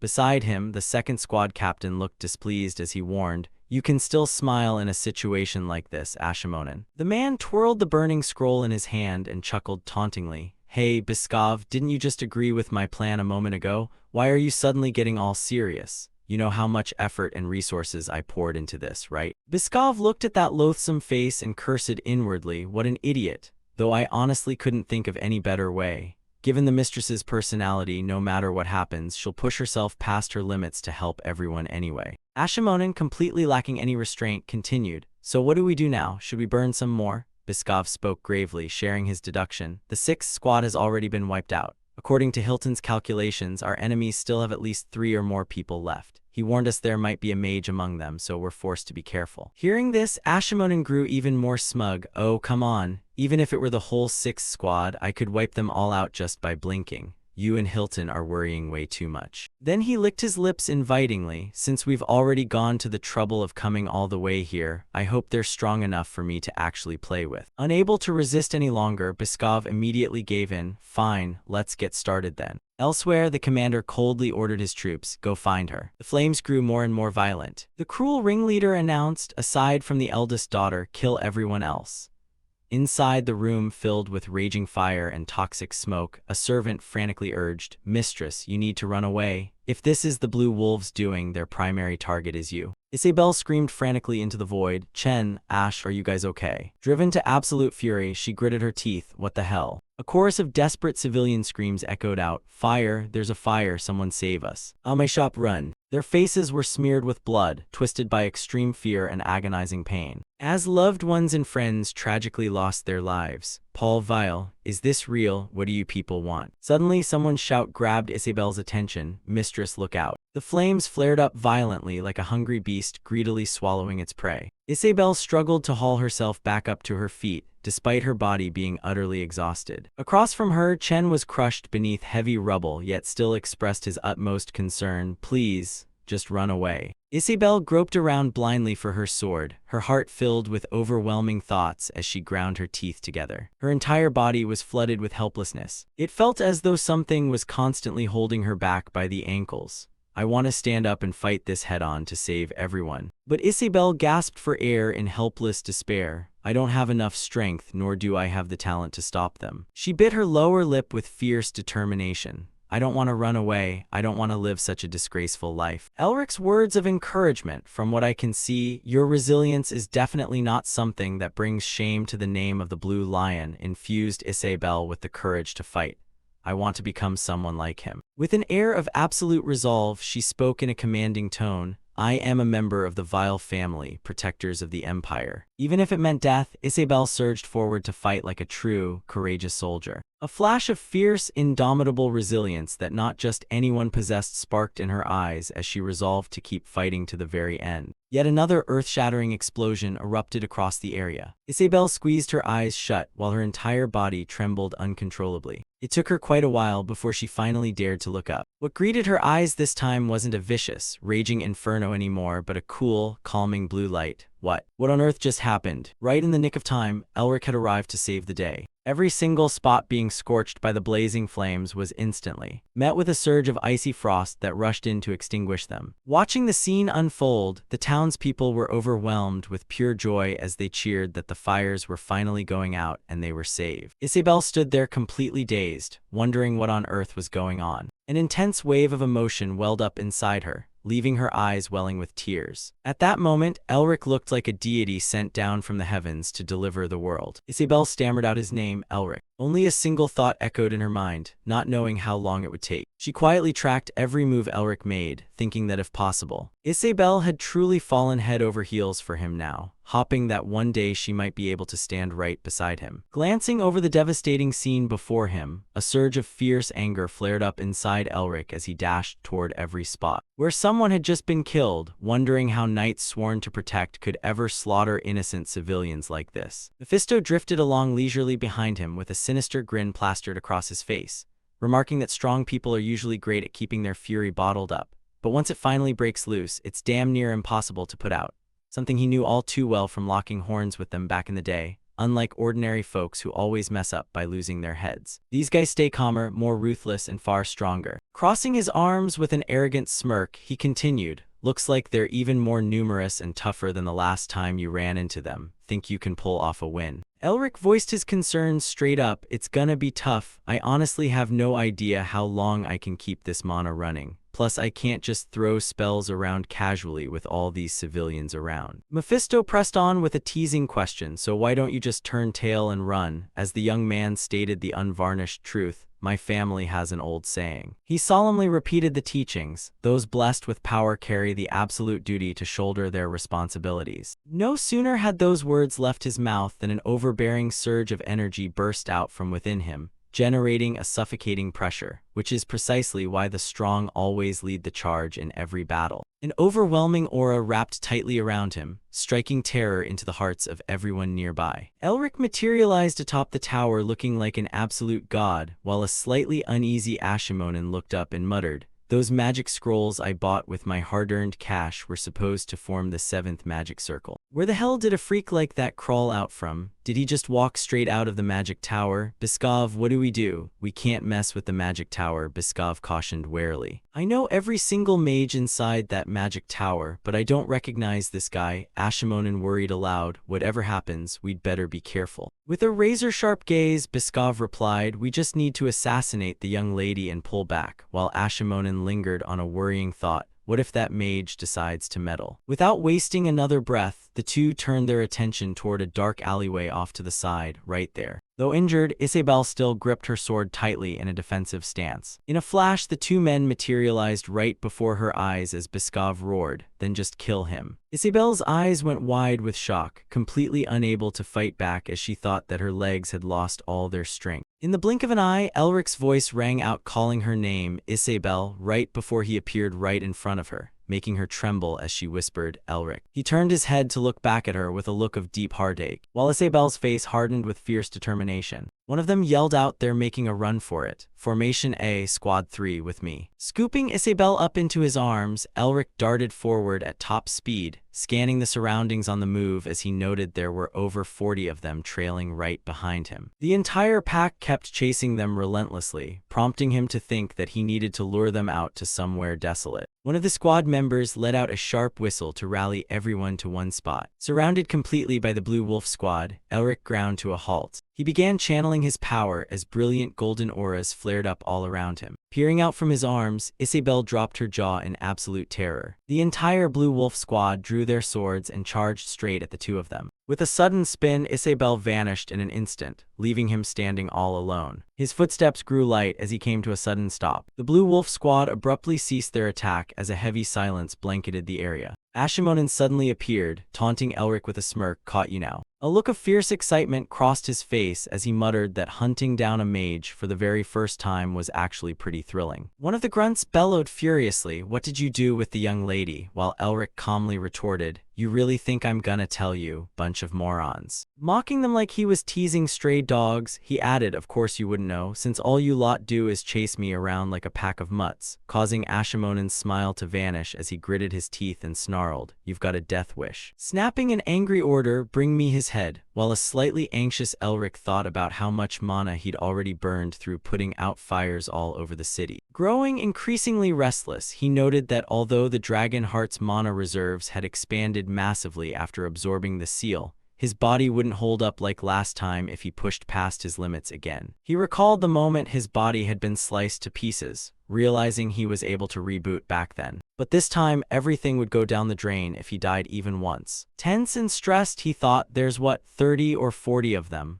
I heard they're supposed to deploy every single member even if they're just hunting down a single target." True to what Isabel had said, there was no time to hesitate anymore as he drew his massive axe and prepared for battle. Figuring out his strategy, he decided his very first move would be taking out their commander. With that, he lunged straight toward where Ashimonen was standing. Just as he went to swing his axe for a slash, two of Ashimonen's lackeys intercepted him with their swords, leaving him stunned by the sudden ambush as he thought, "What the hell, my body isn't moving nearly as smoothly as it did when I fought the Snow Mountain Queen." A horned lackey closed in, smirking with utter contempt as he taunted, "Are you even sure you're the one who beat the Snow Mountain Queen?" While Elric's inner voice insisted stubbornly, "No, I'm damn sure my body moved exactly how I wanted it to back then." The horned man roared, "You idiot." Right after those words, they landed a solid blow that sent him flying backward. Landing hard on the ground before he could even gather his wits, his eyes flared wide as if spotting something incoming. Sure enough, the horned lackey's sword came crashing down, though luckily he dodged just in time while the enemy arrogantly mocked,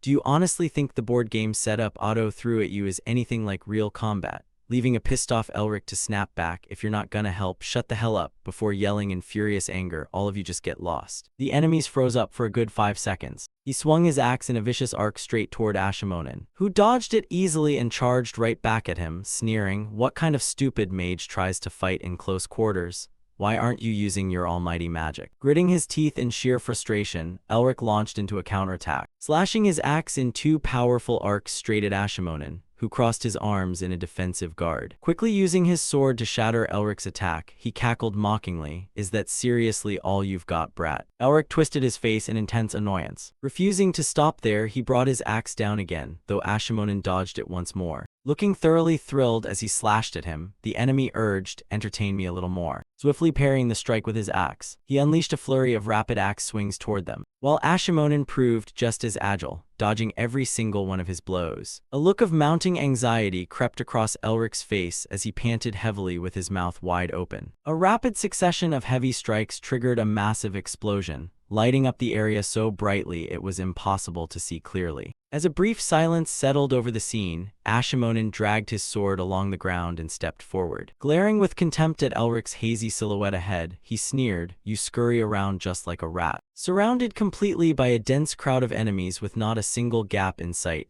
Ashimonen gloated smugly, "Now you're just a rat caught in a trap." Suddenly, Elric fired off a flare that lit up the entire sky as he calmly declared, "Time to wrap this up." The beam of light soared higher and further into the air, before bursting brilliantly like fireworks across the heavens. Turning pale with dread at the sight, Ashimonen gasped, "What the hell is that fire?" A mischievous, triumphant grin spread across Elric's face, as a powerful surge of energy flared up around him once again, and he smugly taunted, "You're all gathered here now, aren't you?" With that, he roared out a spell command, "Magic Circle," and sure enough, a complex magic circle he had meticulously laid out beforehand materialized and blazed with brilliant light. Terrified out of his wits, Ashimonen shrieked, "Stop this right now." Suddenly, a pair of sharp, piercing eyes snapped toward him, leaving him choking out a single panicked syllable, "Ha." It was Elric's gaze, his eyes burning through the night like a lightning bolt capable of tearing down any obstacle in its path, giving off the fierce imagery of an enraged dragon, while a trembling Ashimonen refused to believe his eyes,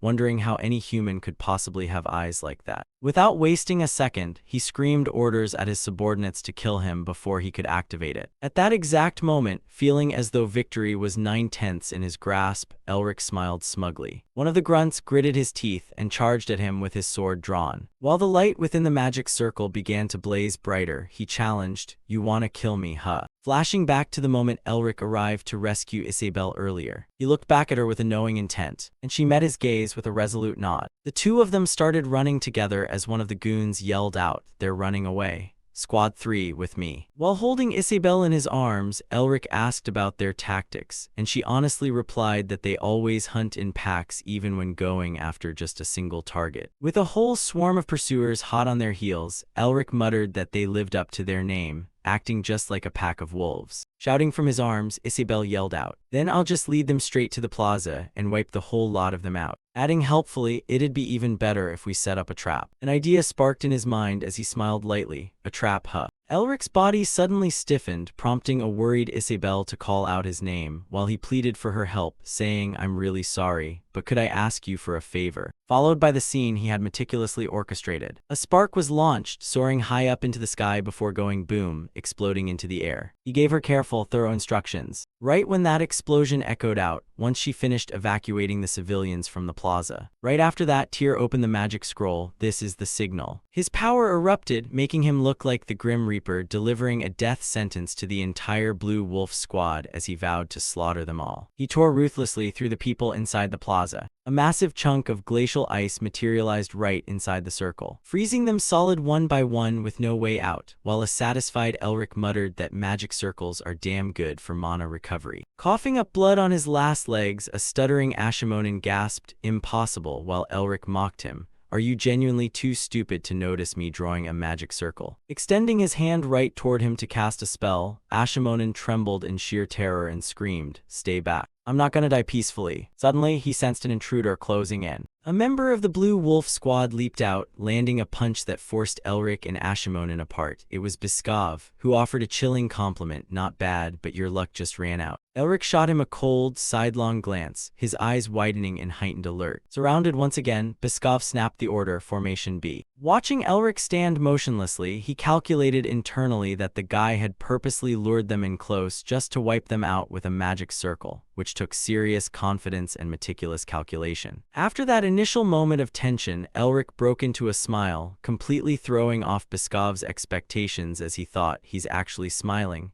Does he know we've been tailing him this whole time?" Growling with unease, he corrected himself. "No way, there's no way he knew we were here. If he did, he wouldn't have bothered using the magic circle." Weighing his options to play it safe, he offered, "I'll spare your life if you hand over the young lady," while a nonchalant Elric replied, "Is that so? But the thing is," getting out his words with deadly intent, "I'm not planning on letting you live." A massive surge of ice attribute magic swirled tightly around him. Glancing at them with half-lidded contempt, he continued, "You really shouldn't have done that. Corrupted knights get zero mercy." One of the squad members stealthily drew his sword and lunged at Elric, protecting his body with spiritual energy while maintaining the array. He turned toward the incoming blade, raising his hand to cast a spell that dulled the edge, but the blade. He turned toward the incoming blade, raising his hand to cast a spell that dulled the edge, but the blade remained completely sharp and slashed right toward him, prompting him to wonder if lightning or wind elements had zero effect here. Right after striking, the man quickly spun around, while Elric unleashed a separate spell from his side to blow away the guy, though it felt like mere child's play as the enemy's sword kept driving toward him,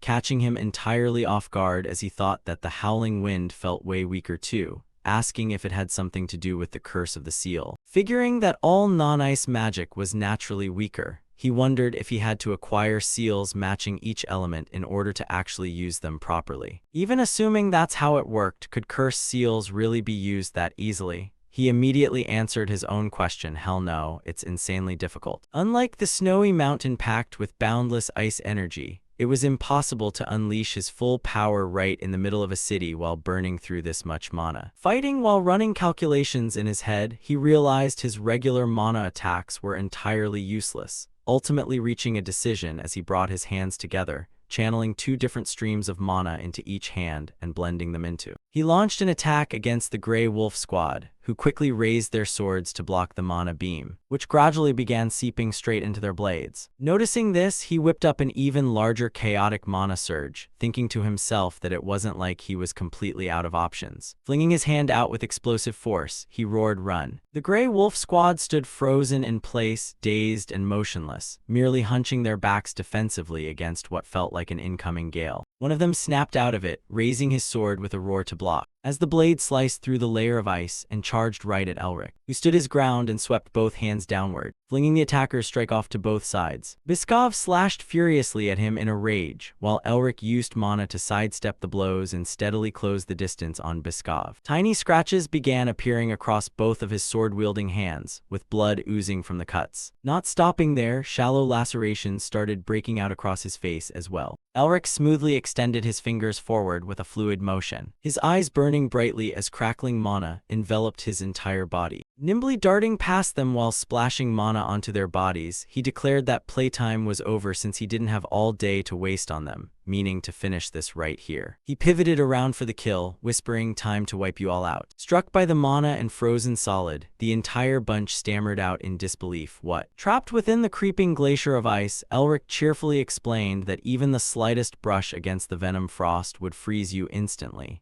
adding that their biggest mistake was trying to block it instead of charging straight in. With bloodshot eyes blazing with furious rage, a stammering Biskov gasped, "I've never even heard of a curse like that," leaving Elric to mock, "What are you so surprised about?" before flashing a triumphant grin as he recalled casting it, adding that he just tossed an extra curse right on top of his ice spell. Amidst the utter chaos, Ashimonen had managed to sneak away, cackling arrogantly as he muttered that the Squad 1 captain was hands down the biggest idiot of the lot for not sending more than just them. Curling his lip in utter disdain toward Elric, he sneered, "I'll admit you're damn good, but you're gonna regret messing with us real soon." Bursting into a loud laugh, he grinned, "You're gonna die by the captain's hands before long," prompting a curious sidekick to ask, "Is that really him?" A flashback image appeared hinting at the mastermind, pulling the strings behind the whole plot. Over on his end, giving him no time to waste, Elric fired a bolt of mana straight toward him and swore on his honor, "You won't be lonely on your way down to hell." With a single casual glance, Elric's mana shattered Biskov's remaining ice shards into a cloud of scattering debris as he added, "I'll be sending him down to join you real soon." Watching everything unfold from atop the city walls, a panicked Ashimonen frantically rummaged around for something, ordering his subordinates to grab it while a bewildered comrade questioned what it was. Explaining that it was a scroll containing a sixth circle fire spell, he yelled that they only managed to escape because Biskov bought them time, but, puffing out his chest with misplaced honor, he declared that since the Blue Wolf squad served Lord Paul Vile, and with him being the next Blue Lion heir, they couldn't just tuck their tails and run like cowards when they could still. Acting like a raving lunatic, he started rambling incoherently, "Run until your feet blister up, set yourselves on fire, and if that's still not enough, burn yourselves alive and keep running." With wild, deranged eyes, he clutched the burning scroll tightly in his hand, screaming that burning the young lady to ashes didn't matter anymore. Using their lives to torch the entire city to the ground was all that mattered. Mephisto chimed in with a warning, "Heh heh, looks like these guys are cooking up another batch of absolute madness." Elric blinked in confusion, asking, "What do you mean, why?" Suddenly, his eyes flew wide open as the horrifying realization hit him. Without a second thought, he rocketed up into the air, cursing those bastards at the top of his lungs while flying. A terrifying, sinister laugh rang out alongside a declaration that out of all creation, the only species capable of becoming more depraved than demons was humanity itself. As Elric frantically tore through the village airspace, Ashimonen ranted on, "No matter how much they pretend to be civil, down at the core, their true colors never change." Pushing himself through a frantic search while panting heavily from exhaustion, Elric thought that there were only 3 members of the Blue Wolf squad left, none of whom were in sight, making it all the more dangerous since that magic grimoire was sitting right in their hands. Down below, the scroll in Ashimonen's hand caught fire and burned faster, sending Elric's heart racing with frantic urgency as he realized that if it really was a sixth circle spell, a single tiny mistake would turn the entire city into cinders. Laughing triumphantly, Ashimonen jeered, Let's see how you talk your way out of stopping this. Glancing over as he zipped past the base of a tower, Elric caught sight of Ashimonen standing right at the top, clutching the scroll with arrogant satisfaction as he declared that it was already way too late. Elric began channeling his mana, though he only managed to spit out the first half of his words. Just as Ashimonen went to draw his sword, the blade of Elric's axe came crashing down to block him, slicing through his arm in a single fluid motion to send it flying off into the distance, leaving the man to gasp out a single startled sound before being cut off. Time's up. Landing on his feet with an effortlessly cool posture, Elric let out a mocking smirk. I had a hunch back on the mountain, but who would have guessed you actually had a death wish this stupid? Just then, Isabel appeared while Elric kept rambling away, daring to steal the item I gave you and run away, huh? Looks like my A-rank skill at crafting secret techniques is actually worth something. Isabel's sharp eyes suddenly detected a sudden disturbance in the air. Sure enough, Ashimonen used his remaining hand to grab his sword and lunged straight toward her, roaring in a harsh voice, "Die." He was instantly intercepted by Elric's freezing mana, causing his entire body to freeze solid in an instant. Elric stepped up to him and praised, "Well, you actually put up a bit of a fight, but you were gonna die anyway. Why bother wearing yourself out? What's with that attitude just because you lost a single arm?" Without dragging things out any longer, Elric said, "I'm tired, so let's just wrap this up."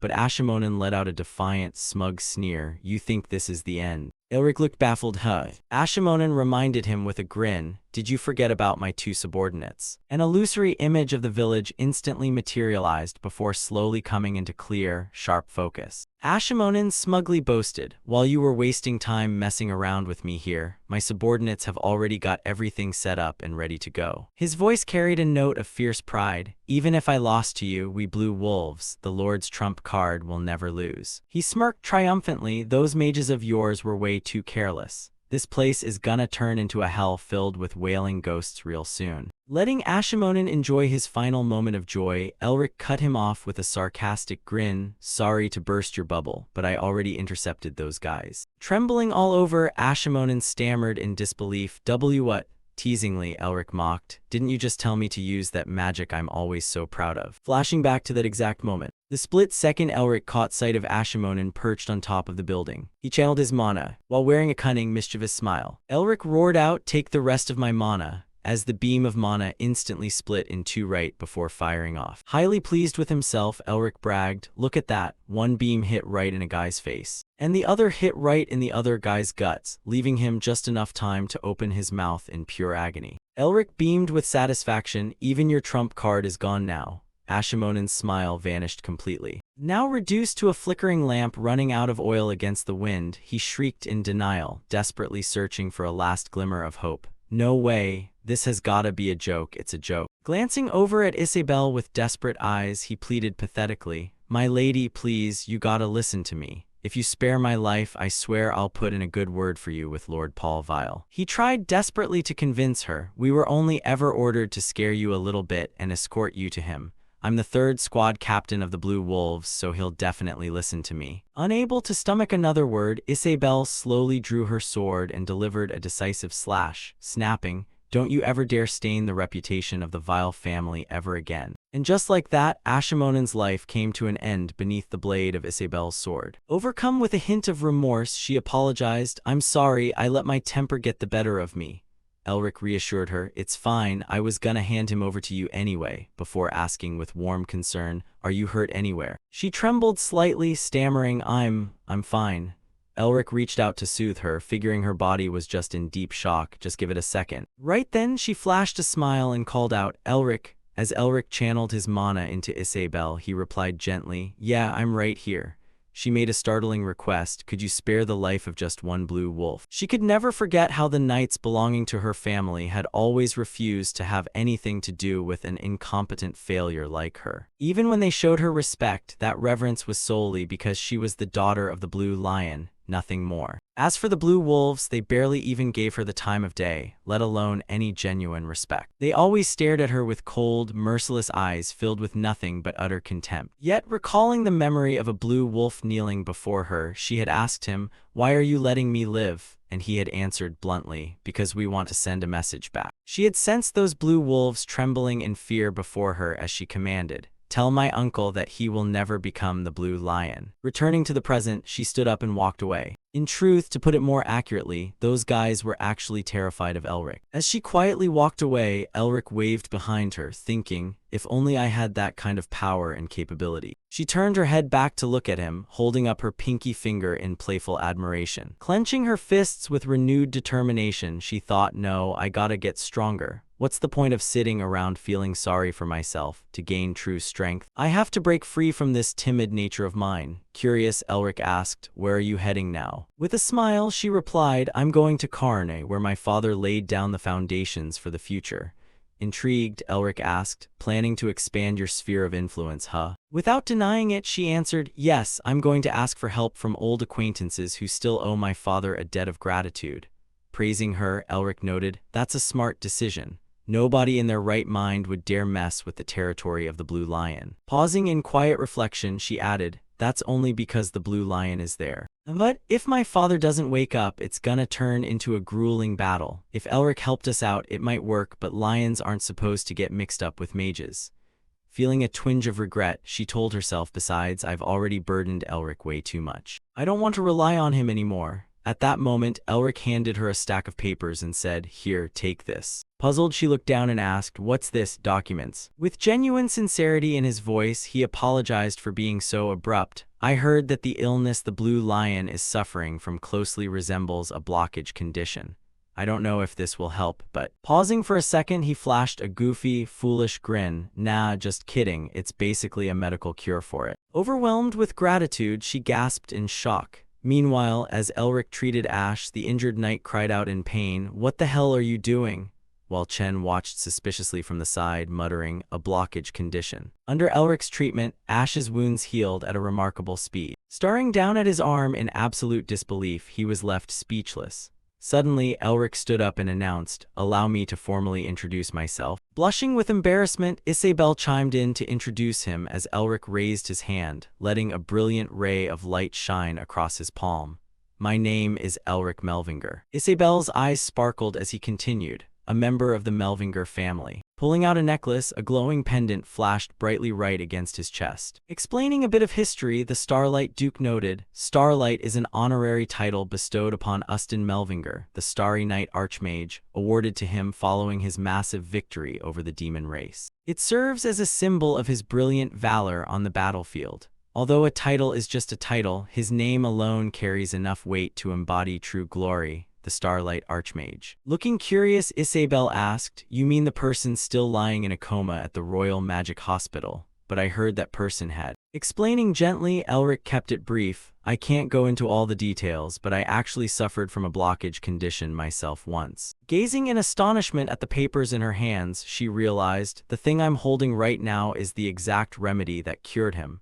The Blue Lion's illness sounds just like this condition. Maybe this can actually help. Encouraging her with a grin, he teased, didn't you want to get payback for the past? It'd be a real shame if the Blue Lion wasn't around to witness it. Stunned into silence for a moment, she stood completely frozen on the spot. Then a tear rolled down her cheek, a tear filled with pure, overflowing gratitude. Choking up with a shaky voice, she sobbed, how on earth am I ever gonna repay a favor like this? Elric gently patted her head, don't worry about it. Flashing a bright smile, he joked, I'll just come back and ask you to repay this favor someday. The two of them fell silent, standing quietly side by side. His gaze rested on her with warm affection. Though tears were falling, they were tears of pure happiness as she smiled back at him. Suggesting a change, she offered, to repay you in some small way. I think I'll start calling you Lord Elric from now on. Breaking into a soft smile, she asked, would you like me to help turn you into a hero? As their conversation came to a close, the townspeople bustlingly went about cleaning up the mess left behind in the wake of the battle. Someone shouted, make way for the patients, while another yelled, over here, come give us a hand. Feeling a bit anxious, Mephisto questioned, is it really okay to go around revealing your identity like this? Acknowledging that worrying wasn't entirely wrong, Elric thought, that bastard Paul is gonna use every trick in the book to hunt me down anyway. He told himself, after all, I slaughtered a bunch of his blue wolves. He's definitely someone who hates losing more than anything. Feeling a rising sense of unease, he mused, besides, my magic is way too unique. Once I turn the academy upside down, my identity's bound to get exposed anyway. Snickering, Mephisto chimed in, so you better start preparing your script since you're gonna get exposed sooner or later. Wrapping up his work, the townspeople cheerfully waved goodbye to him. Elric thought to himself, since I helped out the Blue Lion, this makes for a solid stepping stone toward restoring the Melvinger family later on. Waving back with an enthusiastic grin, he heard Mephisto praise, "Not only did you stir up a massive reputation, but you also paved a solid path for the future.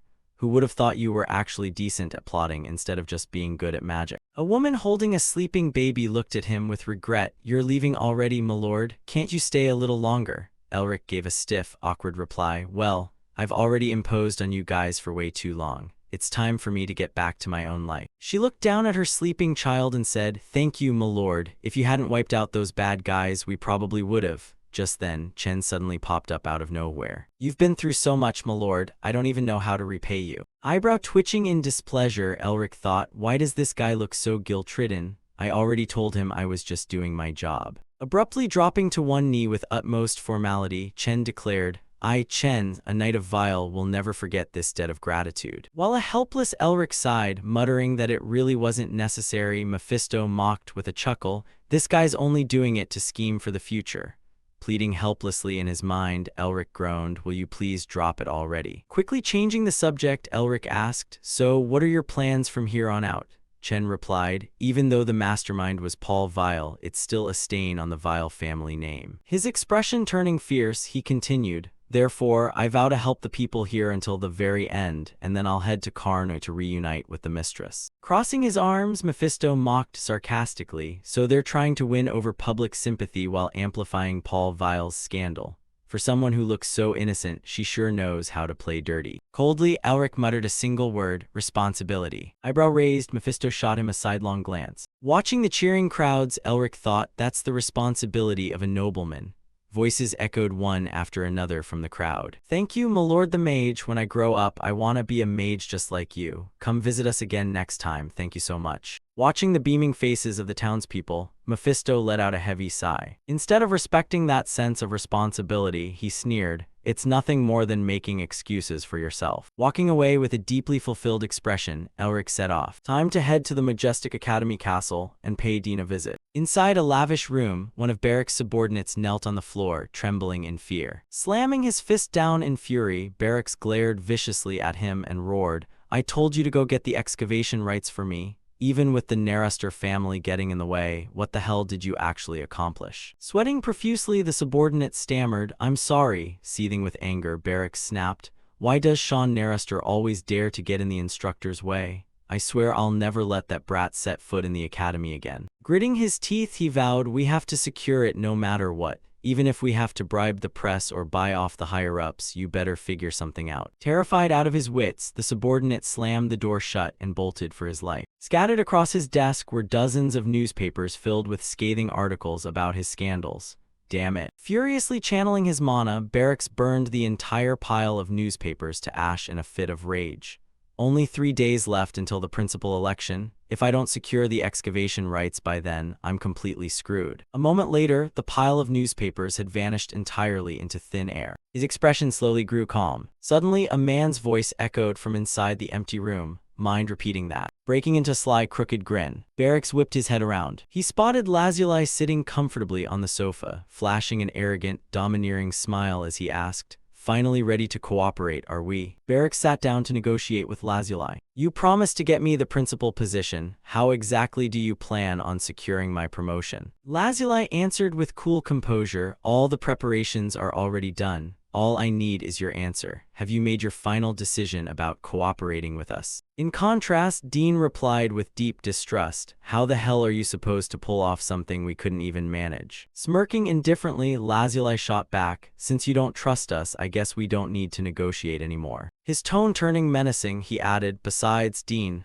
you aren't the only candidate running, you know." Panicking instantly, Dean conceded, No, I trust you. What do you want?" Stretching his mouth into a wide, mocking grin, Lazuli replied, "Simple, just endorse us, Ashiesta." Dean's eyes bulged in shock. Isn't that way simpler than whatever ridiculous thing you were asking for before, Mr. Principal? Opening his eyes wide in utter disbelief, Dean stammered, That's all. Lazuli flashed a ghostly, eerie smile. That's more than enough. His silhouette began to blur and fade away into nothingness. Word of Elric's exploits had spread all the way to the capital, becoming the talk of the town wherever you went. Did you hear? Hear what? From that dumper of a small town called Lacenter, I heard the Blue Lion family caused a massive uproar over there. Just because of some internal feud, those lions started using open violence without giving a damn about civilians. Well, that's nothing new. Down at the local tavern, another chimed in, You don't know the half of it, mate. This time, people actually died and houses got burned down. It was brutally cruel. Elric's story became like a tasty appetizer for the tavern gossips. And then a legendary mage showed up and wiped out all those bastards. Whoa, really? An amazing mage appeared. Who was it? Sitting quietly inside and listening to the gossip, Elric froze solid. Someone knowledgeable chimed in, Rumor has it he's a rather handsome young man. Another jumped in, I heard he's gonna be hailed as the hero of Lacenter from now on. Mephisto was sprawled out lazily across the tavern table with his arms crossed behind his head, mocking Elric. Ever since we stepped foot in the capital, all we hear is about you. Humans really go completely insane over this whole hero garbage. Wearing a reluctant expression, Elric shot back, What's that supposed to mean? But aloud he muttered, I'm just trying to fill my stomach since it's been ages since I last came to the capital. I already told her to keep a lid on this whole thing, but she just had to blow it out of proportion. Recalling the moment Isabel had asked him, Would you like me to help turn you into a hero? Before Elric could fully grasp what she meant, she had explained, There's no better way to boost public favor than with a classic hero story. Her calculating smile flashed in his mind. I'm sure this will help you out. That kind of fame will come in handy for you down the road. And of course, it'll also help me build a strong enough standing to put pressure on my dear Uncle Paul Vile. Sitting in the tavern, it finally hit Elric what Isabel's help actually meant. Is this really supposed to be helping me, milady? The tavern was as noisy as a marketplace. I heard he even saved that scentless flower. The Blue Lion's daughter almost became a crown princess. Did you guys hear about the hero of Lacenter? I heard he's heading straight for the capital. Oh, so are those two dating now? What's gonna happen next? Who could it even be? I heard the crown prince is still hung up on her. Sounds like a total scandal for a prestigious mage family. Is this a love triangle? Elric mentally applauded the wildly distorted rumors. They're literally turning a hero's journey into a cheesy romance novel. Still, she really knows how to read the room and set the stage. Standing up reluctantly, he figured, I should go find somewhere else to eat. Reassuring himself, whether it's hero stuff or romance gossip, it all helps get my name out there anyway. Stretching with tired weariness, Elric thought, if only I had Isabel's talent for reviving a family. I wonder if she made it to Carnu safely. Turning around to call out, he urged, Wake up, Mephisto, let's go somewhere else. Suddenly, someone screamed out, He's here, and Sean materialized in a flash right before Elric's eyes. Without saying a single word, Sean threw a powerful punch straight at Elric as a surge of mana enveloped them both. Outside, the blinding light left everyone squinting in confusion. What the hell is that? Someone else asked anxiously, Did a fight just break out? The crowd stared nervously at the billowing cloud of dust, speculating, No way. Could that bastard Paul Vile actually have the guts to cause trouble right here in the capital? Someone else yelled, Everyone back away. Inside the hazy cloud of smoke, Sean swung his fist at Elric, who smoothly dodged it before suddenly realizing something. Thinking to himself, that mana signature. Missing his punch, Sean's fury hit its absolute peak. You actually had the nerve to dodge. Recognizing his old acquaintance, Elric teased, Long time no see, buddy. But don't you think you're taking this joke a bit too far? Refusing to stop, mana flared even brighter around Sean's fists. Do you have any idea how much absolute hell I've had to go through because of you? If you had even an ounce of a conscience, you should have come straight to the capital to make peace and taken at least one punch from me. Lurking in the shadows with absolute fury, Sean roared, Don't you think so, you treacherous bastard? The so-called. A brilliant burst of mana illuminated Sean's face, the veins bulging visibly across his forehead as he gritted his teeth and snarled, Best friend. Raising his hands to calm everyone down, Elric sighed, Oh, come on, look who it is, my wonderful, lovely best friend. At that, the onlookers finally realized, it's just friends greeting each other. But Sean wasn't having any of it, snapping, You goddamn asshole. Sitting down together at a table to talk, a grumpy Sean complained, Please, after having to clean up after a guy like you, what kind of expectations am I even supposed to have for someone whose morals are beyond saving? Snickering, Mephisto told Elric, I'm starting to like this friend of yours. While Elric teased, If my morals are beyond saving, why don't you treat me to a beer? Sean fired back irritably, "You finally got yourself a proper family background and you're still freeloading off me." Looking slightly annoyed, Sean grumbled, "This is the last time, you jerk." He added, "By the way, what's your relationship with the Blue Lion's daughter?" Feeling a bit bashful at being called out, Elric deflected, "Oh, it's nothing like that." As Sean raised a hand to flag down a waiter, he retorted, "Yeah, right, save it, put it on my tab." Elric explained about Isabel, but Sean acted like an adult. "You can't fool me that easily." The waiter walked over and Sean rattled off his order like a pro. "We'll take a glass of iced tea, a raw knife beer, a caprese oil pasta, and some Rhea bacon." Looking at him with a wry smile, Elric muttered, "You little bastard." He must have already sensed my distinct mana signature, but he didn't ask a single question. He's probably just waiting for me to confess myself. With a disgusted look, Sean complained, "Why are you making such a serious face? It doesn't suit you at all. It's creepy." "Can you stop doing that?" Sitting beside him, Mephisto agreed. "He's right, your expression really is repulsive." Pointing at the table piled high with food, Sean urged, "The food's here, eat it before it gets cold." Elric argued back, "What do you mean creepy? Haven't you heard people calling me handsome lately?" Unimpressed, Sean replied, "You still haven't paid off your debt for that punch." His tone turning serious, Sean continued, "Anyway, aside from all that, is that play you've been setting up according to your notes really going to be okay? What if you lose everything because of this?" Unfazed by Sean's worry, Elric calmly replied, "Don't sweat it. Only two things matter to me right now, dragging that bastard Barracks, who tried to kill me, straight to hell, and the grand revival of the Melvinger family." Looking dead serious, Elric added, "And I'm gonna make both happen at the same time." Resigned, Sean gave in, "Fine, I'll keep preparing the things you asked for." Suddenly, Elric's gaze turned sharp. "By the way, you guys must have had an absolute nightmare dealing with all this fallout." Sean's face grew anxious. "Damn it, it's terrible. The witch family I belong to must have already caught wind of those rumors." Curious, Elric asked, "You mean Aunt Tasha?" Shivering with fright, Sean stammered, "Yeah. After hearing those rumors, that dragon freak must have gone absolutely ballistic." Shifting scenes to the district belonging to Sean's witch family. Inside the castle, things were far from as peaceful as they looked on the outside. Sean thought to himself, "Our plan is gonna fall apart." Tasha paced back and forth across the room in her dragon-themed shoes, taking brisk, hurried steps as she demanded, "The promotion order was sent to the academy already?" Hanabi replied, "Yes, it was sent to Dean Barracks of the Department of Elemental Magic." Seething with fury, she snapped, "How could he let this happen? Get ready to head to the hospital right now." Tasha suddenly stopped, turned around, and instructed, "Hanabi, give me a quick report. Yesterday the papers had nothing but insults for that lunatic, but now everything's changed."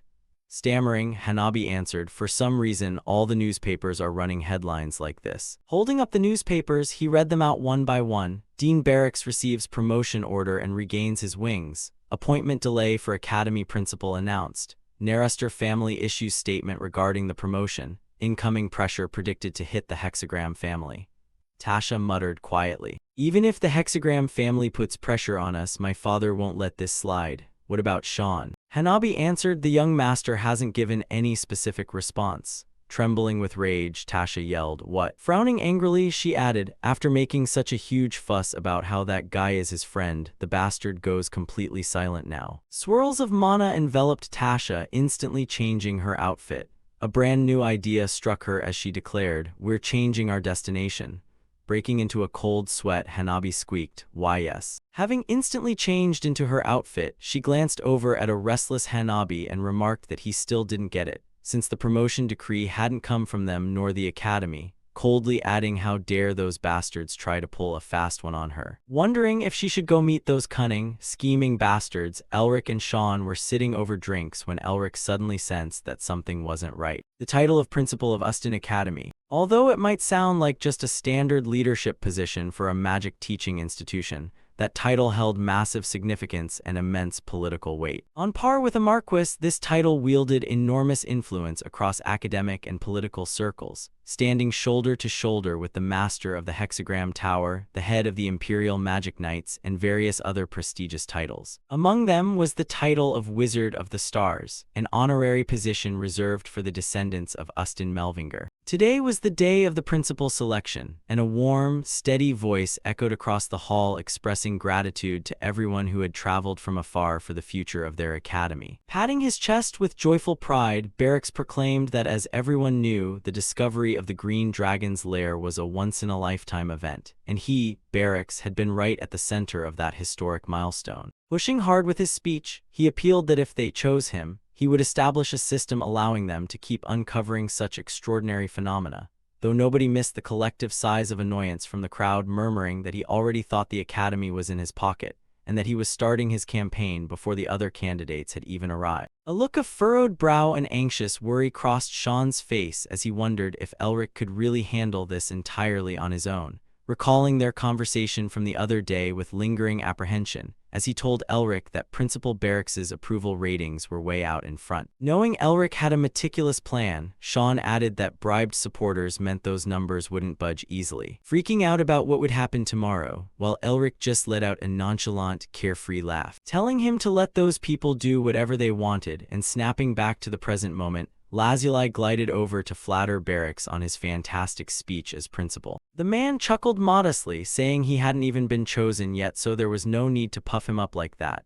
adding that he would handle things according to Siesta's wishes, so there was no need for him to act all stressed out. Shrugging off the conversation politely by nodding, the other candidates still needed to give their speeches. Barracks said they could catch up later, while Lazuli's eyes curved into a crescent as he replied that he would take his word for it. Privately harboring his own selfish agenda, Barracks smirked that once he became principal, he wouldn't have to worry about a thing since he never intended to help that guy in the first place. Utterly unbothered by Lazuli, he thought about how he'd soon stand shoulder to shoulder with the master of the Hexagram Tower, wondering why anyone would ever think he'd assist a grassroots upstart group like Siesta. Intoxicated by his own grandiose plans, he grinned that squashing those punks would be as easy as flipping his hand once he took the principal's chair. Sadly for him, he missed Lazuli's shady, hidden smile as the man chuckled softly, thoroughly satisfied with Barracks's choice. As time ticked away toward the end of the presentations, the speeches from all 7 candidates wrapped up with an announcement that the voting was about to commence, so everyone should take their seats. Sean felt like he was sitting on needles and pins, calling out Elric's name anxiously.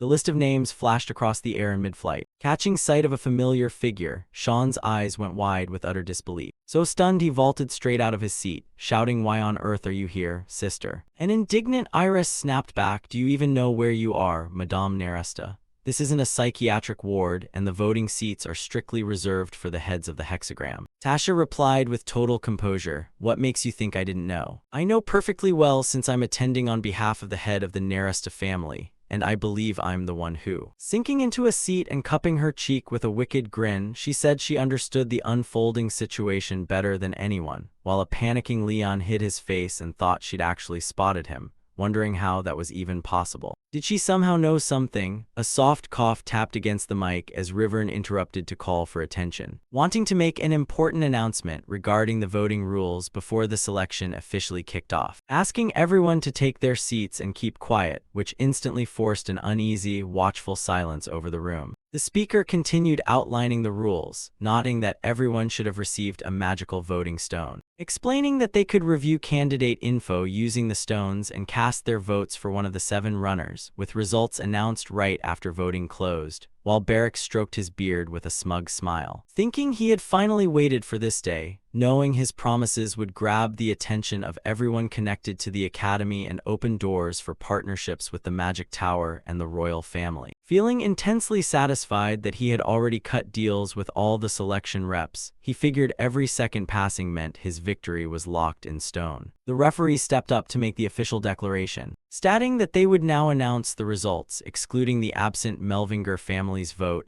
and the candidate with the highest number of votes was. Barracks propped his chin up in anticipation, waiting for his name to be called. The very first syllable slipped out, "Barra." Right on cue, a loud voice rang out to cut him off. "Hold on a second." Murmurs rippled through the crowd as people whispered, "What the hell? Who dares interrupt this sacred selection ceremony?" Every single eye whipped around toward the source. Tasha flashed an amused, entertaining smile, while Sean cheered silently in his mind, shouting, "Elric." A gemstone glowed brightly beneath the lights as a commanding voice declared the head of the Melvinger family, Elric Melvinger, radiating an overwhelming aura of authority as the Starlight Duke and an official selection representative. A confident smile plastered across his face, he announced that he was here to exercise his tiny yet crucial voting right. Shock rippled through the audience at the sound of that name, Elric Melvinger. Some folks instantly recognized the name as the disgraced black sheep of the High Magic family, leaving everyone completely baffled as they whispered, "What is going on here?" People muttered back and forth asking if he wasn't supposed to be comatose, while Rivern looked equally stunned, gasping out Elric's name. Bathed in a spotlight from above, Elric strolled leisurely toward Rivern, carrying an air of vitality that didn't look like a sick man in the slightest, leaving Barracks completely thunderstruck as he thought how the hell that bastard managed to get here. The crowd erupted into an angry uproar, demanding to know what an ordinary trainee like Elric thought he was doing barging into the principal's selection. Walking forward unbothered, he rebuked them for ignoring imperial law, declaring that right now he wasn't just some academy trainee. His rough cloak instantly shifted into a sleek, high-end suit as he announced his status as an imperial duke and selection representative,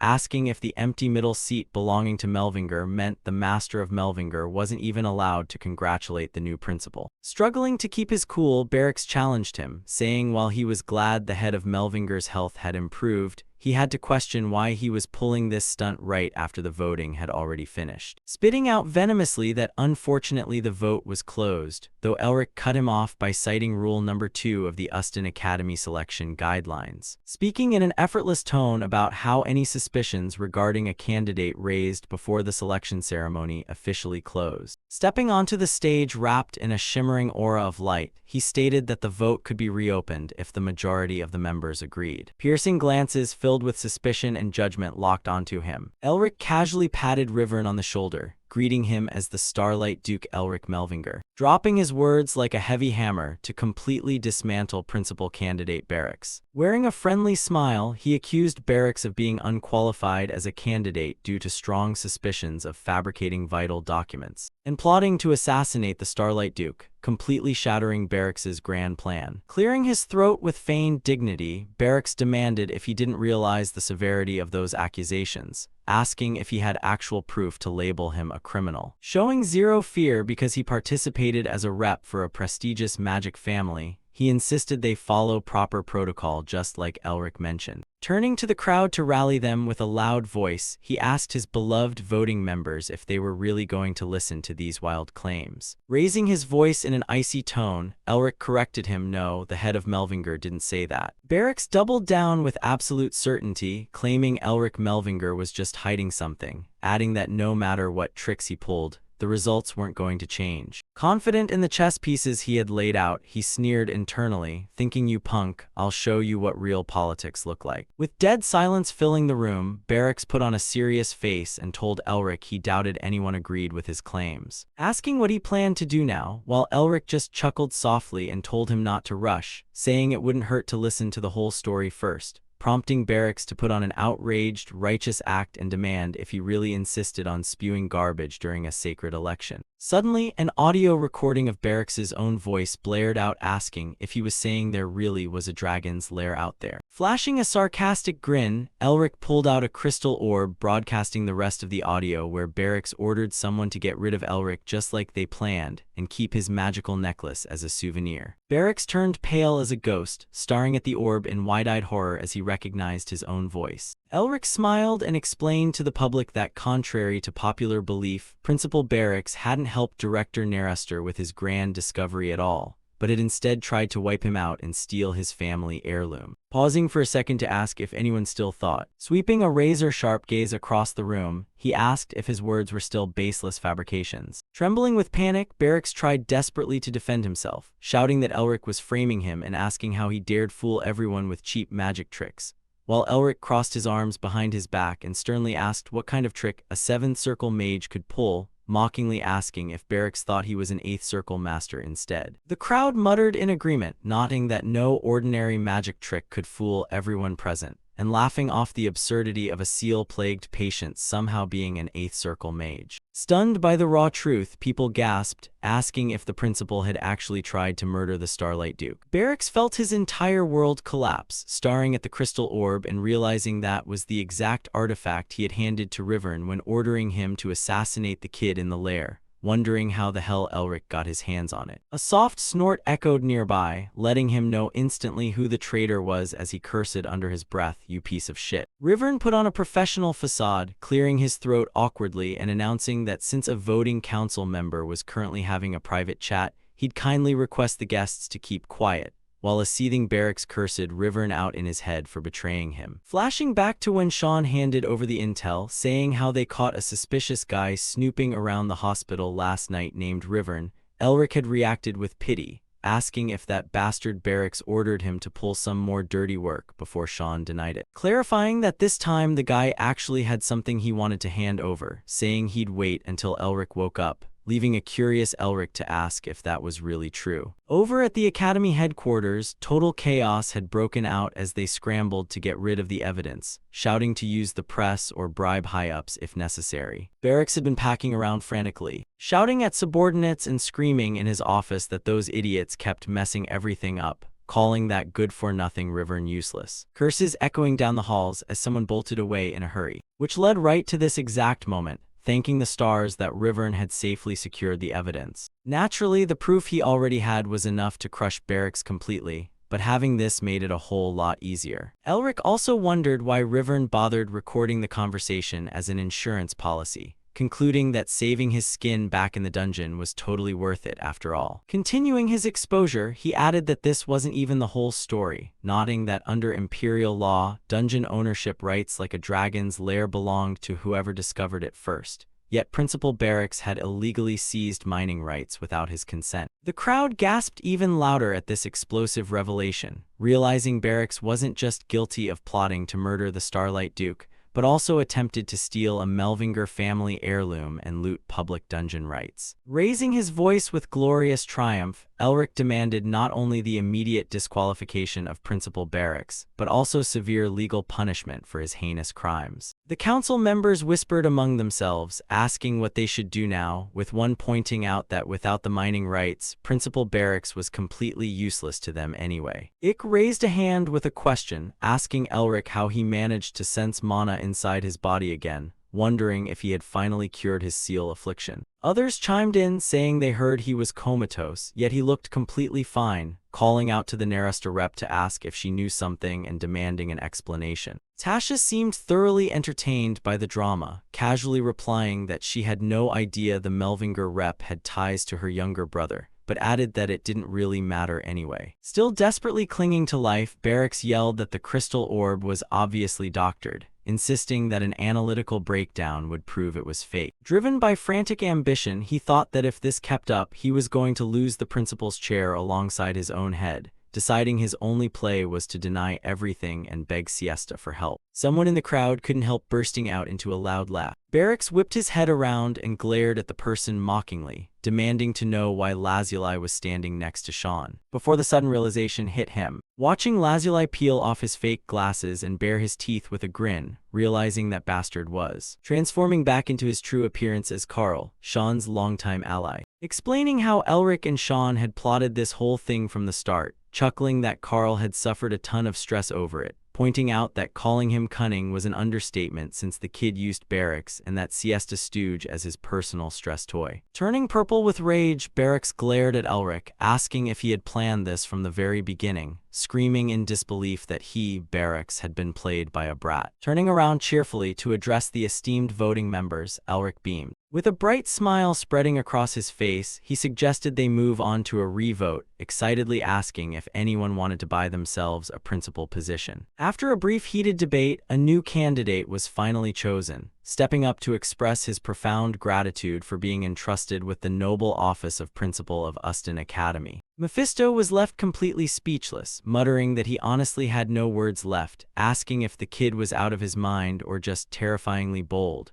while a triumphantly grinning Elric replied that you gotta pull off crazy stunts like this if you want to get your rightful share. Complaining about how he had to delay his academy patrols and scholarship distributions for this, he turned a disdainful glare toward the new principal, asking Sean if he really planned on letting a clown like that take the seat because it looked embarrassing as hell, while a nonchalant Elric muttered about that bald fake, bursting into a sudden fit of laughter that made someone's legs freeze up in terror across the room. Elric intentionally mocked him out loud. "Oh, my bad, did you pick up my telepathic transmission? I totally didn't mean to broadcast that directly to you, sorry about that." Laughing like a maniac, he added that even though the guy was bald and stuck at the 7th circle, managing to pick up his transmission was actually pretty impressive, asking why he wasn't saying anything since he clearly knew how to use telepathy. Nodding that trolling old bald guys was the absolute peak of stress relief, guessing the guy managed to catch the signal not through sheer talent. Grinning from ear to ear, he quipped that the signal probably bounced off his shiny bald head since there was no hair in the way. A string of ancient curses chanted across the air materialized into a crackling lightning bolt aiming straight down at his head. Unable to swallow the insult anymore, Barrack snarled in fury, asking how that punk dared mock him. Playing dumb with a startled expression, Elric asked what was wrong, Principal Barracks. While the surrounding crowd panicked and scrambled for cover, Barracks gnashed his teeth with murderous intent, hissing, "Drop dead."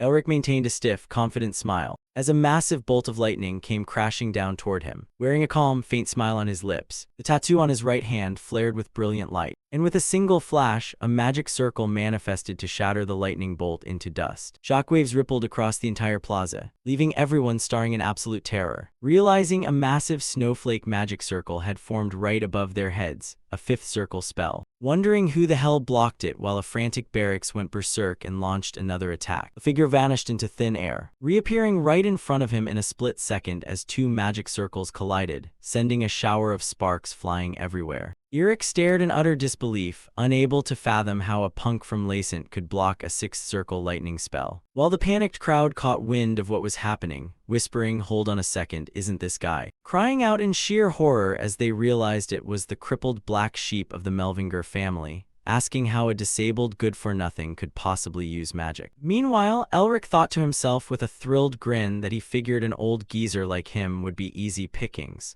But since he was a 7th circle mage after all, dealing with him was taking a bit longer than expected. Yet another heavy strike came flying in as he stood waiting, thinking the old man must have completely lost his mind about where he was standing. A wall of scorching flames came crashing down from above, accompanied by a sultry, charming voice complaining that if this old fogey was going to keep acting like an obnoxious prick, someone was bound to step in and wipe him off the map out of pure annoyance. The person who made the move was Tasha, leaving the crowd completely flabbergasted as they watched a magical fire phoenix manifest. Elric ran some quick calculations in his head, nodding she was the youngest 7th circle mage capable of summoning a phoenix. Wondering if Sister Tasha had anything to do with this whole mess, though nodding the real fight was about to start right now. All the family representatives stepped forward in unison, declaring that from here on out, all of Barracks's actions would be classified as acts of terrorism and dealt with accordingly, while Dean Barracks shrieked for them to stop. While he clearly had a different plan in mind, calling out to the 6 grand families and the rest of the guests. Rivern stared in total bewilderment at the sudden plot twist as angry shouts echoed through the crowd, demanding they arrest Barracks for attacking the master of Melvinger. Watching the aftermath from the sidelines, Mephisto muttered that he honestly didn't know if he was even qualified to call himself a demon king anymore. Clicking his tongue, he added that if the kid had been born a demon instead, he would have made a phenomenal new demon king. A smug grin tugged at the corner of Elric's mouth as he asked if they still didn't get it, while the bound culprit thrashed helplessly in a pile of ashes, declaring this was the inevitable end for anyone idiotic enough to cross him. Ever since that day, gossip spread like wildfire across the streets, with people asking if anyone heard about the uproar at Uston Academy caused by Elric Melvinger, wondering how a comatose guy could do anything, dismissing him as just an illegitimate bastard of the telepathy family. Townspeople argued back and forth, with one snapping that the idiot didn't know what the hell he was talking about, asking what kind of crazy garbage he was spewing about Elric Melvinger. Rumors spread that he was the hero who saved Lacent, leaving plenty of people staring in wide-eyed shock and gasping, seriously. News outlets blasted headlines reporting that Dean Barracks had been stripped of his academy status, arrested, and charged with murder, proclaiming Elric Melvinger, grandson of Ustin Melvinger and a mage standing guard for the Demon King, to the world, raising questions about how he cured incurable illnesses and whether he uncovered a hidden secret inside the dragon's lair,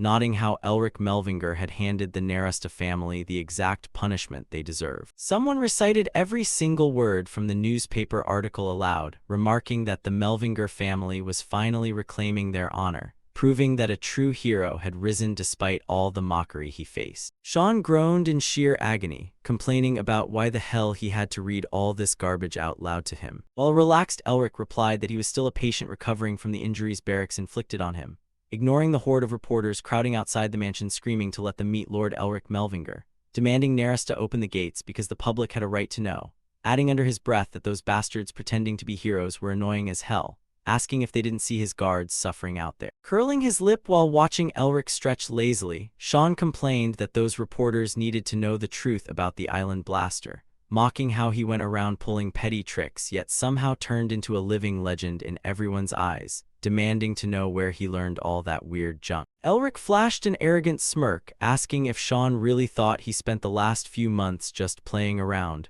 mentioning the young lady of the Grand Lion clan over in Lacent. He suddenly cut himself off, a heavy blush flushing across his cheeks as his mind wandered off, before offering a mysterious smile and telling Sean it was none of his business. Remaining deeply skeptical, Sean warned him not to pull any more crazy stunts, though Elric just chuckled noncommittally, prompting a lowered voice warning from Sean saying he had no clue what the kid was planning. Passing along a message, he added that they could talk about it later since his father wanted to invite Elric over for dinner. As everyone knew, Sean's father was Guy Neresta, a ninth circle grand mage boasting astronomical magical power and the absolute master of the Neresta family heading up the magic tower. Someone whose student even his own grandfather had once desperately wanted to become. Even Elric had to admit that this person was a genius among geniuses. Both he and Mephisto were left trembling in place. "What the hell, you really are a bastard, Sean." Puzzled, Sean asked, what is it?" Elric's voice trembled as he replied, "I knew you were rich, but if I had known it was on this scale." Looking with aggrieved resentment at the colossal structure before him, he continued, "I would have stolen you blind way sooner. Talk about a silver spoon, is this even a house? It's practically an entire fortress." Indeed, they were now standing right in front of the main estate of the Nerester family. The massive gates led to an entirely different dimension. "So this is the Nerester family home, complete with the magic tower where I have to." The smile on Elric's face froze solid. He took a steady, determined step forward, knowing this day would come sooner or later. With quiet courage, he walked right into the haze of smoke. He had even received an invitation from the Nerester family, one of the hexagram houses representing the 6 families that governed the magic tower. Suddenly remembering something, Sean chimed in, "Oh, right, your big sister is coming too." Startled, Elric gasped, "What? Why are you only telling me this now?" Complaining as he handed over a letter, Sean retorted, "Do you have any idea how frantic and busy I've been lately because of you? You should have contacted her much sooner." With trembling hands, Elric unfolded the letter, reading, "My dear little brother Elric, I hear you're planning to head over to the Nerester family's domain." The elegant handwriting continued with a warning, "Don't cause any trouble for them before I get there, and prepare yourself." She was already on her way. Attached was a chilling threat, "If you try to run away." Sweat poured in torrents down Elric's forehead. "I will literally kill you." Bowing his head in utter despair, Elric muttered, "It's over. I'm dead." Mephisto remarked with awe, "Looks like there's another demon king among the Melvingers that I didn't know about, seeing as she's got you, someone even worse than Satan shaking in your boots." Sean laughed at his misery. "If you didn't cause trouble, she'd be as gentle as an angel. Did you forget how she worked herself to the verge of death just to get you into the academy?" Nodding along, Mephisto agreed, "I knew it, the problem's totally you." Glancing sideways, Elric muttered, "Of course I'm grateful to her, infinitely grateful, but if you saw her true colors, you wouldn't dare say things like." Sean chuckled mockingly, "Oh, come on, your sister's still way better than mine. Do you think that damned old hag just earned the title of witch for no reason?" Laughing derisively, he continued, "Her personality turned completely rotten after everyone started hailing her as a genius. You can't even consider her human anymore." Suddenly, a beautiful face leaned in. "I believe I told you I was going to give you a proper beatdown, didn't I?" Tasha smiled sweetly. If you wanted to take a beating this badly, you should have just told me straight to my face, sending an icy chill straight down Sean's spine. The sharp sound of a physical beating echoed loudly. Chuckling, Elric remarked, "Looks like you've grown up, Sean." Grimacing in pain, Sean snapped, "I don't need to hear that from you." Elric politely expressed his gratitude. "Thanks for your help during the principal election." Tasha waved a hand dismissively. "Think nothing of it. You could have handled it yourself anyway, am I right?" With one cheek visibly swollen, Sean stubbornly persisted. "But why would a stubborn old lady like you go out of her way to do something like that? Could it be that you've got the hots for Elric?" Tasha replied coldly. "Was that punch just now too soft for you?" As the sibling banter continued, Sean protested, "Are you seriously gonna act like this in front of my friend?" While Elric could only manage an awkward, nervous smile at the pair. Suddenly, he felt something shift. The two siblings warned him, "Once we pass through this blue mist gorge, we'll be able to reach our father's quarters. There are traps set up all along the way, so don't lower your guard. Stay right behind us carefully." Tasha added, "It's extremely difficult to escape from this place, even for a mage who has reached the sixth circle." But when the two of them turned around, Elric was nowhere to be seen. Elric was left completely bewildered. The ambient light in the space began to fade away. "What the hell? Sean, Sister Tasha, where did you guys go?" Running around in a panic, he muttered, "Where the hell did that freak Mephisto run off to? In times like this, he's completely useless." Suddenly, a beam of light appeared ahead. "Where am I?" Reaching a place dominated by a colossal floating eye, Elric couldn't hide his astonishment. For magic to reach this level, is the Narester family really this powerful? Every single element is filling up this space. Inspecting the eye closely, he observed, some parts are fierce, while others are gentle, some areas are razor-sharp, and others are painfully thick. These interwoven ley lines might seem like completely different elemental magic since they share no common ground at all. Yet they blend together perfectly at a single point thanks to the wind element. Elric stood frozen in thought, thinking, "I don't know where this is, but I feel like as long as I study it, I can make it my own." Suddenly, a voice broke the silence. "You're staring at something pretty interesting there, kid." Startled, Elric thought, "Someone's been watching me." The surrounding atmosphere seemed to warp. "Do you even know what you're looking at, or are you just staring because you have no clue?" Elric's entire body stiffened. "I know I lost my way, but peeking at someone else's magic without permission is a capital offense. If this person is controlling this entire space, they have to be at least a seventh circle great mage. What should I do?" Hiding within the mist, the mysterious figure laughed heartily. "Ha ha ha, didn't you hear me talking? I'm pretty sure you reacted, so why are you ignoring me, kid?" Racing through his options mentally, Elric thought, strictly speaking, this is the Narester siblings' fault for not giving me proper directions, so I have no reason to be interrogated. I'm just gonna pretend I'm completely clueless. At this point, his sole objective was just to break out of this maze. Playfully teasing him, the figure chuckled. "Oh, are you planning to pretend you didn't see me and run away? I could practically hear the gears turning in your head from." Elric immediately activated his stealth magic. The mysterious old man looked genuinely startled. "There's nothing but darkness surrounding me, and visibility in this maze is zero. Did he actually use my own mist to conceal himself?" Filled with rising amusement, the old man muttered, "Ustin, you passed away way too early. But it looks like you left behind a pretty entertaining kid." Elric just wanted to slip away quickly. "If it weren't for that old elder, I would have already cracked this place open.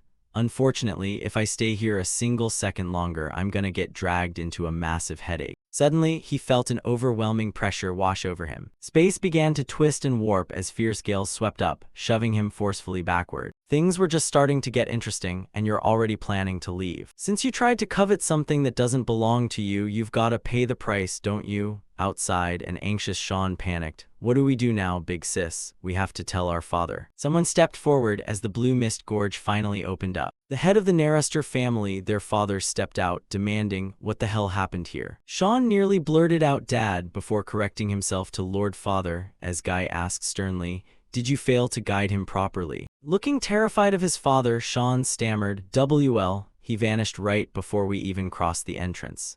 Frowning deeply, Guy muttered, "He vanished before even stepping into the gorge." Right on the ground where Elric had disappeared, a hexagonal mark was left behind. "Looks like the old patriarch meddled in this." Stammering nervously, Sean asked, "Why would the great-grandfather?" Guy sighed. "His condition must be acting up again." Closing his eyes, Sean declared with resolve, "We can't just stand here and watch like this. He's a guest who came to the Narester family under the title of the Lord of Melvinger. As he expressed his firm stance, a snicker rang out. "You're so cute when you worry, little bro." Startled, Sean gasped, "What?" Tasha smiled softly. "To think he'd make my little brother, who doesn't even care about his own family members, worry this much." Her eyes gleamed with intense fascination. "The Starlight Duke of this generation, I'm even more curious now." Weakly, Sean argued back, "Who the hell is worried?" Guy spoke up, "I'm curious too." Tasha looked slightly surprised, while Sean panicked internally. Guy's dormant competitive spirit was finally awakened. Just how strong is the new Lord of Melvinger, a prestigious family of mages standing shoulder to shoulder with the magic tower? Plunged into darkness, the Narester patriarch muttered, "The blue mist gorge is the culmination of my life's research." And not only did this kid manage to decode it, but he even dismantled the magic circle and repurposed it. Filled with mounting excitement, he chuckled, "Ustin, you died way too soon. But it seems you left behind quite a fascinating child." Whispering into the empty space, he added, "New Melvinger, go ahead and run wild to your heart's content." Right after that, the illusion shattered and Elric was dumped straight into a freezing environment. Just a moment ago, space was violently shaking. Mephisto, Ottoman, and that old geezer. Smashing his hands together in pure frustration to cast a spell, Elric raged, "Why are all the old people around me?" Hexagonal blocks suddenly materialized to block his path. Forcing his racing mind to stay calm, he muttered, "Calm down, figure out the situation first." Gusts of wind battered him from all sides. The mana in here isn't limited to just one attribute, but the defining trait of the Narester family is wind magic. Elric concluded, in other words, he's simply using the wind attribute as a medium to give physical shape to the other attributes. A dazzling brilliance flashed before his eyes as scorching hot winds carrying fire attributes vaporized moisture into steam, while gentle breezes provided the ideal condition to generate thick fog. "It's like I can see right through it," Elric realized as biting cold winds carrying ice attributes froze the fog solid, while fierce, roaring gales swirled to halt the mist's momentum entirely. Gritting his teeth angrily, Elric thought, if that old man is powerful enough to manipulate wind to that extreme,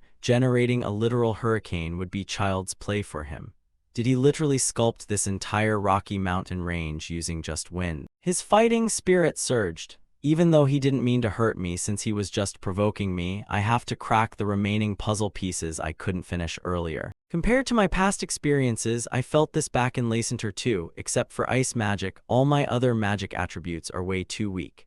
Channeling his absolute focus, he resolved, "I'll use the exact same principle he used to bend the flow of mana and wind here, combining it with my own mana and ice magic. I'll use the exact method he used to reshape the flow of mana and wind in this place, using my own mana and ice magic." Keeping his mind crystal clear, he thought, if I push deeper to reorganize the mana flow, linking the soul's velocity with the seal to minimize mana wastage. His opponent prepared to strike, snapping his index finger forward in a stabbing motion, and freezing everything solid in a single heartbeat. Wouldn't I be able to wield other attributes through my ice magic? The entire space suddenly flared with blinding light. Dazzling brilliance radiated intensely between Elric's hands. It felt as though everything was collapsing inward. Yet a single, pristine block of freezing ice remained perfectly intact. Reaching out with his tattooed hand, Elric grabbed hold of it. His other hand conjured a glowing orb of pure white light. Magical power erupted violently, drawing its ultimate source from the infinity symbol. The brilliant light completely chased away the dark, swirling mist, leaving behind a hazy glow filled with renewed hope. The white tiger tattoo roared fiercely as a broken, whispering voice echoed, "Melvinger, I bow." The figure stood steadfastly firm. Elric suddenly materialized back in reality. The two Narester siblings stood frozen in utter shock, staring blankly at the person who had just returned. With an incredulous look in his eyes, Elric muttered, "It takes a sixth circle mage at least 24 hours to break out of there. Even I needed 4 hours and 52 minutes. But he did it in just 46 minutes. With sharp, perceptive eyes, Mephisto noted, "Not only that, but the rank of his evil seal has risen to 5 stars. Starring as if looking at a literal madman, the spirit thought, "That's a high-level magic trap that even managed to impress me." But he didn't just decode it. He literally hijacked it and pushed it to this level. Scolding them, Elric complained, "What is wrong with you guys? Why isn't anyone asking if I'm okay after I almost died?"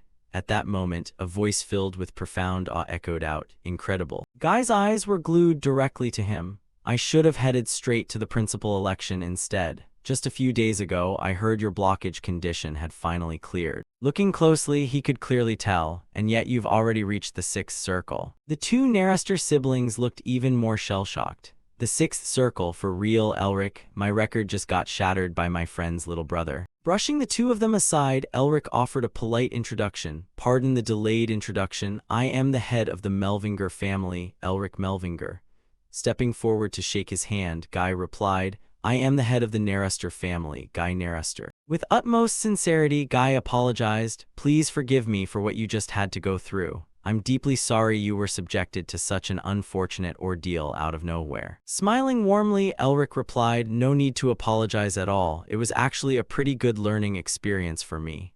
Smiling faintly, Guy said, thank you for understanding, clunky as it might be. For real this time, welcome to the estate of the Narester family. Urging him forward, Sean chimed in, let's go, Elric. Mom and my little siblings are waiting. Pausing for a split second, a look of fleeting sorrow crossed Elric's face. Family. Even so, he picked up his pace to catch up. Yeah, I'm coming. Meanwhile, at a completely different location, someone was waking up from a long, deep slumber. Father. Overjoyed, Isabel ran up and threw her arms around him. Father. Chuckling warmly, he replied, ha ha ha, why is a grown-up lady like you acting like a little kid? Stroking her head affectionately, he asked, how did you manage to wake me up? Even the best doctors couldn't cure my condition. Wiping away her emotional tears, Isabel answered, Lord Elric helped me, if it weren't for him. Herman looked surprised. Elric, then he burst into a hearty laugh. Ha ha ha, true to a prestigious family of mages. Indeed, the Melvinger family is always the light that pierces the darkness. Peering in anxiously, Isabel asked, where are you even planning to go, father? You need to rest more. Fully dressed and impeccably groomed, Herman declared, how can I prioritize my own health right now? With talent like that, I have to go find him myself, even if it means traveling to the ends of the continent. His tone brimmed with joyful admiration. To think that in such a decaying world, a kid with such a righteous soul still exists. Radiant with spirit, he added, isn't that all the more reason for me to go? Elsewhere in a realm shrouded entirely in darkness, a figure seated upon a high platform spoke up. The bloody purge of the Blue Wolves, Isabel's successful escape.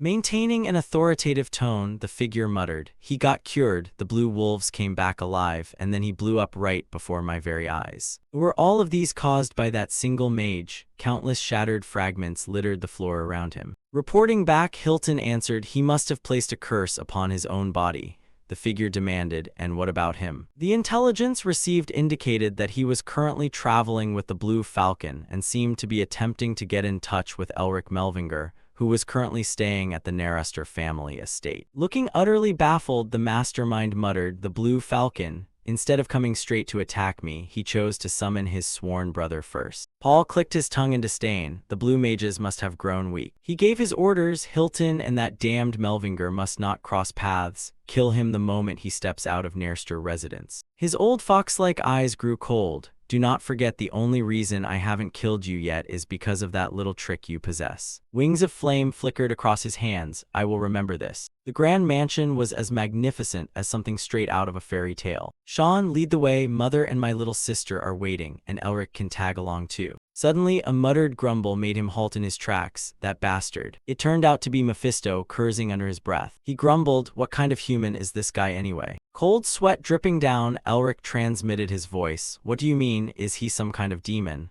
But the other denied it. His voice carried a trace of sheer terror, but if he's just an ordinary human and not a Melvinger, how on earth could he reach that level? He stared intently at the glowing aura around Guy, judging that it had nothing to do with any inhuman entity. Elric let out a soft sigh. You scared me for a second. Did you think humans just sat around doing nothing for the thousands of years you were sealed away? He rambled on. The other lords of the Magic Tower, the grand old lions of the mighty lion family, the Royal Intelligence Bureau, the Revolutionary Army, the Beastmen, the Resistance Alliance. Phew, there are plenty of them, so why do you think people call this era full of monsters? Mephisto looked as if he had just discovered a brand new continent. So you're saying there isn't just the Golden Lion who's supposed to be the strongest on the continent, but plenty of people as strong as him, or even stronger. He let out a sudden, ferocious laugh. Well then, it looks like there's all the more reason for the great Mephisto to awaken in this era. Darkness blazed with heat, a wild life where countless beasts devoured one another to crown themselves king. Mephisto felt an overwhelming rush of excitement, suffocating in its pure chaos. He fancied himself at the peak of existence, basking in the joy of defeating all and marching in triumph. "I, Mephisto, will," he blazed with fighting spirit. "I must push you as hard as possible to regain my strength as soon as so that I can." Unfortunately, Elric kept walking straight.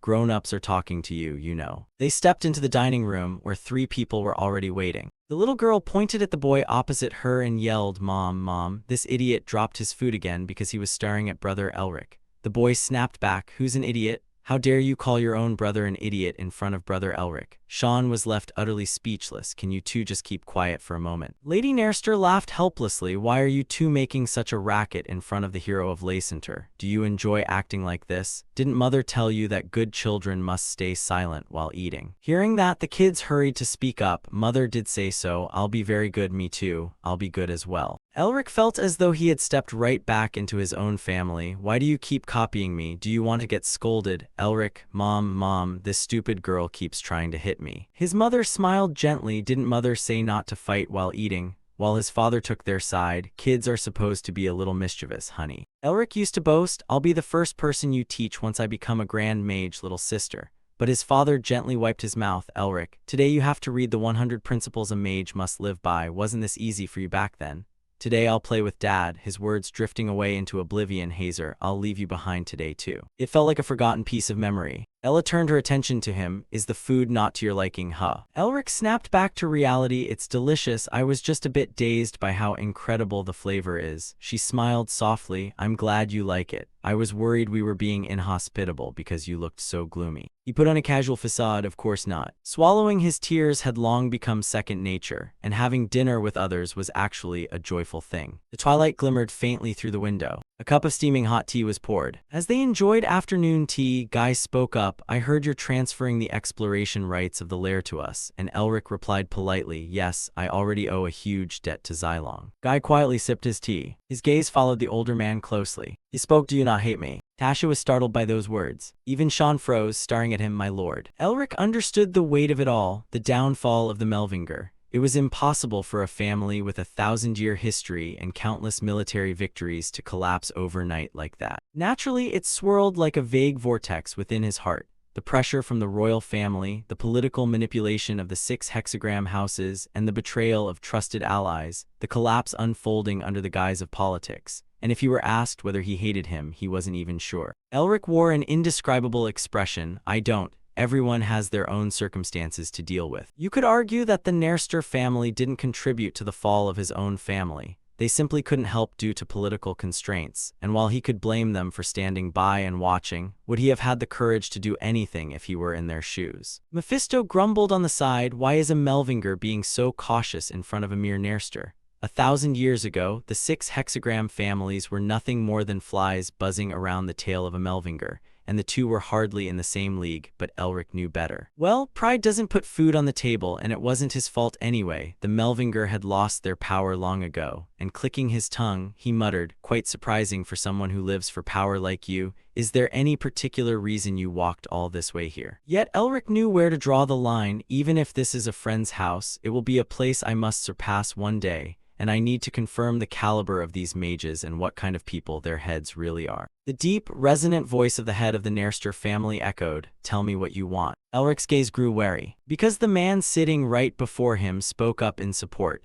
"The Nairster family will back the Melvinger family to the fullest." He looked somewhat dazed. "Pardon?" He said not to worry too much about the exploration rights, considering it a gift from him to his son's friend. Mephisto exclaimed, "Ho, that guy is something else too. Is he trying to cozy up to you or bail out the struggling Melvinger family?" Elric felt a slight wave of hesitation. "Well, it's good for me. My foundation will be much more solid if the Nairster family decides to back me. But I'm sure the other members of the hexagram and the rest will try to keep the Nairster in check if they support me." Still, he couldn't let his guard down. Why would he want to help a weakened Melvinger family even if it means taking a loss? I have no idea what's going on in his head. After a moment of thought, Elric opened his mouth. "Lord Nairster, then." No one could have foreseen that something would interrupt them halfway. An explosion targeted straight at their tea table. Everyone was stunned. Their gazes snapped toward the brilliant flash of light. Elric was shocked. What the hell? What kind of madman would pull this stunt inside the Nairster estate? The attacker stepped forward. Shrouded in a thick curtain of black mist, he recognized the intruder. "No way." His complexion drained of color. "It's him." A fully hooded figure walked in. "Become my disciple." Flashes of memory crossed Elric's mind. He recalled Sean once saying that his father was so greedy for talent that he had hundreds of people living in the main house as guests rather than vassals. The scene was pure chaos, and the true underlying strength of the Nerster family lay within the Elder Council clashing with those monsters. People rushed in from outside. Elder, this is the head study. Such an action is deeply disrespectful. Please step back immediately. Elric's heart hammered violently as he realized the leader of the Elder Council was none other than. He was about to witness an unforgettable sight. The Grand Master who had taught every single mage of the Nerster family. White Knight Augustine Nerster, that was the old man's moniker, and Elric could sense that he was immensely powerful, perhaps even stronger than Guy Nerster. The old man opened one eye. Oh my, this old man was a bit too hasty. Please forgive me, Lord Head. Guy didn't seem too surprised, not at all, but what brings you all the way here? Augustine pointed straight at Elric. As I said before, I am here to make this thick-skinned brat my disciple. Guy replied thoughtfully, you're talking about the one standing next to Sean. He is one of the 4 dukes of the Empire, Duke Melvinger, so I imagine it'll be quite difficult to make him. Suddenly, Elric cut him off. Duke Melvinger. Amidst everyone's astonished gazes, Elric Melvinger. He bowed deeply to Augustine. Greetings to the head of the Nerster Elder Council, Master Augustine. Mephisto was completely caught off guard. You. Sean and his sister panicked. Elric, what on earth are you doing? Augustine found it amusing. Ho, you actually recognize this old man. Elric replied politely, how could I possibly fail to recognize the great elder of the Nerster family? Pouring out flattery, my late father spoke of you constantly before he passed away. He said that if our family had possessed a pillar like you, we wouldn't have collapsed so easily. Augustine looked confused, but your father had no relation to me whatsoever, to which he replied, what's so strange about that? You're quite famous after all, aren't you? Augustine stroked his beard with a chuckle. You certainly have a sharp tongue, you cunning brat. Since the two of you are chatting so casually, isn't that the exact reason you want me to become your disciple? I'll take that as a compliment, thanks a lot. Augustine looked satisfied. You cunning brat, since you know who I am, it makes things much easier to talk about, so will you become my disciple? Elric wore the most sincere smile he could muster. How could the head of the Melvinger family ever become a disciple of the Grand Master of the Nerster family? I am truly unworthy of such an offer. Please take it back. Augustine's body trembled slightly. Wasn't your azure mist archery taught by me? He replied softly, that was just something I happened to pick up while escaping, so please understand. The old man couldn't believe it. After taking my magic without permission, Elric didn't hesitate to talk back, and besides, weren't you the one making things difficult for me first, Elder? He stood firm, so please. Augustine suddenly roared, enough, shut up. He stomped his foot and a brilliant flash of light burst forth. The old man growled in frustration, you must obey your elder. You talk far too much. No one could stop him. The entire room instantly turned sparkling white, leaving Elric startled. Is it the middle of the night? He quickly dismissed the thought, no, it's far too white to be the night sky. Before he could even process it, he took a blow to the back of his neck. Elric could only manage a split-second deduction. Spatial teleportation, no. His consciousness slowly faded. It was just raw physical movement. This isn't a speed any ordinary mage could ever achieve. Augustine swiftly grabbed him by the collar. Before anyone else could react, the old man burst into laughter. Ha, you're mine. The light gradually faded amid mounting shock. Everything flashed past like a gust of wind. Tasha finally snapped back to senses. Hey, what are you doing? Why did you just stand there while your friend was kidnapped? But Sean understood all too well, sis. Do you still not understand what kind of person Elric is?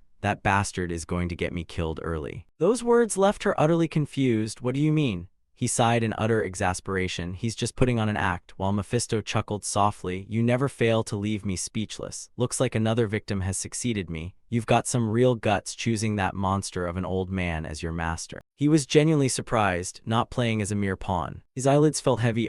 Elric slowly blinked, his eyes open. A bushy-bearded old face filled his vision. You're awake. Startled, he leaped backward. What the hell? Before Elric could fully register his surroundings, where am I? His back hit nothingness. Augustine reacted with lightning speed. He reached out and grabbed Elric by the collar just in time. His body dangled precariously in midair. Watch it. The old man said nonchalantly, I almost lost my very first disciple in 90 years of life. A million thoughts raced through Elric's mind. He had gambled on pushing the old man to his limits because he was the Grand Master of the Nerster family. But he never dreamed the guy would actually kidnap him just to manufacture a reason for him to become his disciple. He realized he was standing atop a towering, sheer cliffside. Did I pick the wrong person to mess with or what? He tried to breathe evenly. Calm down first, circulate your mana. But then he realized, why isn't my mana moving at all? It feels just like when I had mana stagnation. Augustine's amused voice rang out. Looks like you figured it out. Your senses really are sharp, leaving Elric stunned. What did you do to me? The old man spoke as if it were none of his concern. There, I'll explain the details as we walk. Don't rush. Do you see anything down there? He intended to give a perfunctory reply. I don't see a damn thing, but the old man let go of his collar right away. Then go look for yourself. It took him a full second to realize he was falling. You damn old man. A gloating voice echoed in his ear. Looks like you've finally met a match for your attitude. Leaving Elric startled. Mephisto, how did you get here? He boasted proudly. Finding you is as easy as turning my hand over for me. Haven't you realized my importance yet? But this isn't the time for that. Forget about it. Save me. If I die, you die too. Mephisto grunted. I suppose so. What do you want me to do about it? Elric urged frantically. Sing Crimson Ceiling, you have to teach me that trick so we can get out of here. Mephisto sneered. Who do you think you're fooling? Your mana is blocked, but you can just use the ambient mana in the air, can't you? Click. Elric managed to regain his balance. His hands conjured a sphere of bright white light. Flow, the thrust of the wind halted his freefall, and he snapped furiously. Couldn't you fall for it just once without being a smartass? The distance to the ground grew closer and closer. His falling velocity accelerated as well. Elric plunged straight toward the earth. Thank goodness, I really almost died, and having my mana sealed feels exactly like when I had stagnation. He panted heavily, blood trickling down his forehead. Putting that aside, where on earth am I? I know the terrain of the entire continent like the back of my hand, but there's no place like this. It's just like the Azure Mist Lair. The old man's voice drifted over. This is the Azure Mist Labyrinth. The Azure Mist Lair was merely a tiny fragment of this place. The old man added a kind-hearted praise, and besides, I sealed your internal mana, yet you managed to draw mana straight from the air to cast your spell. Looks like I picked a rather talented kid. Leaving Elric boiling with rage. I almost lost my life here.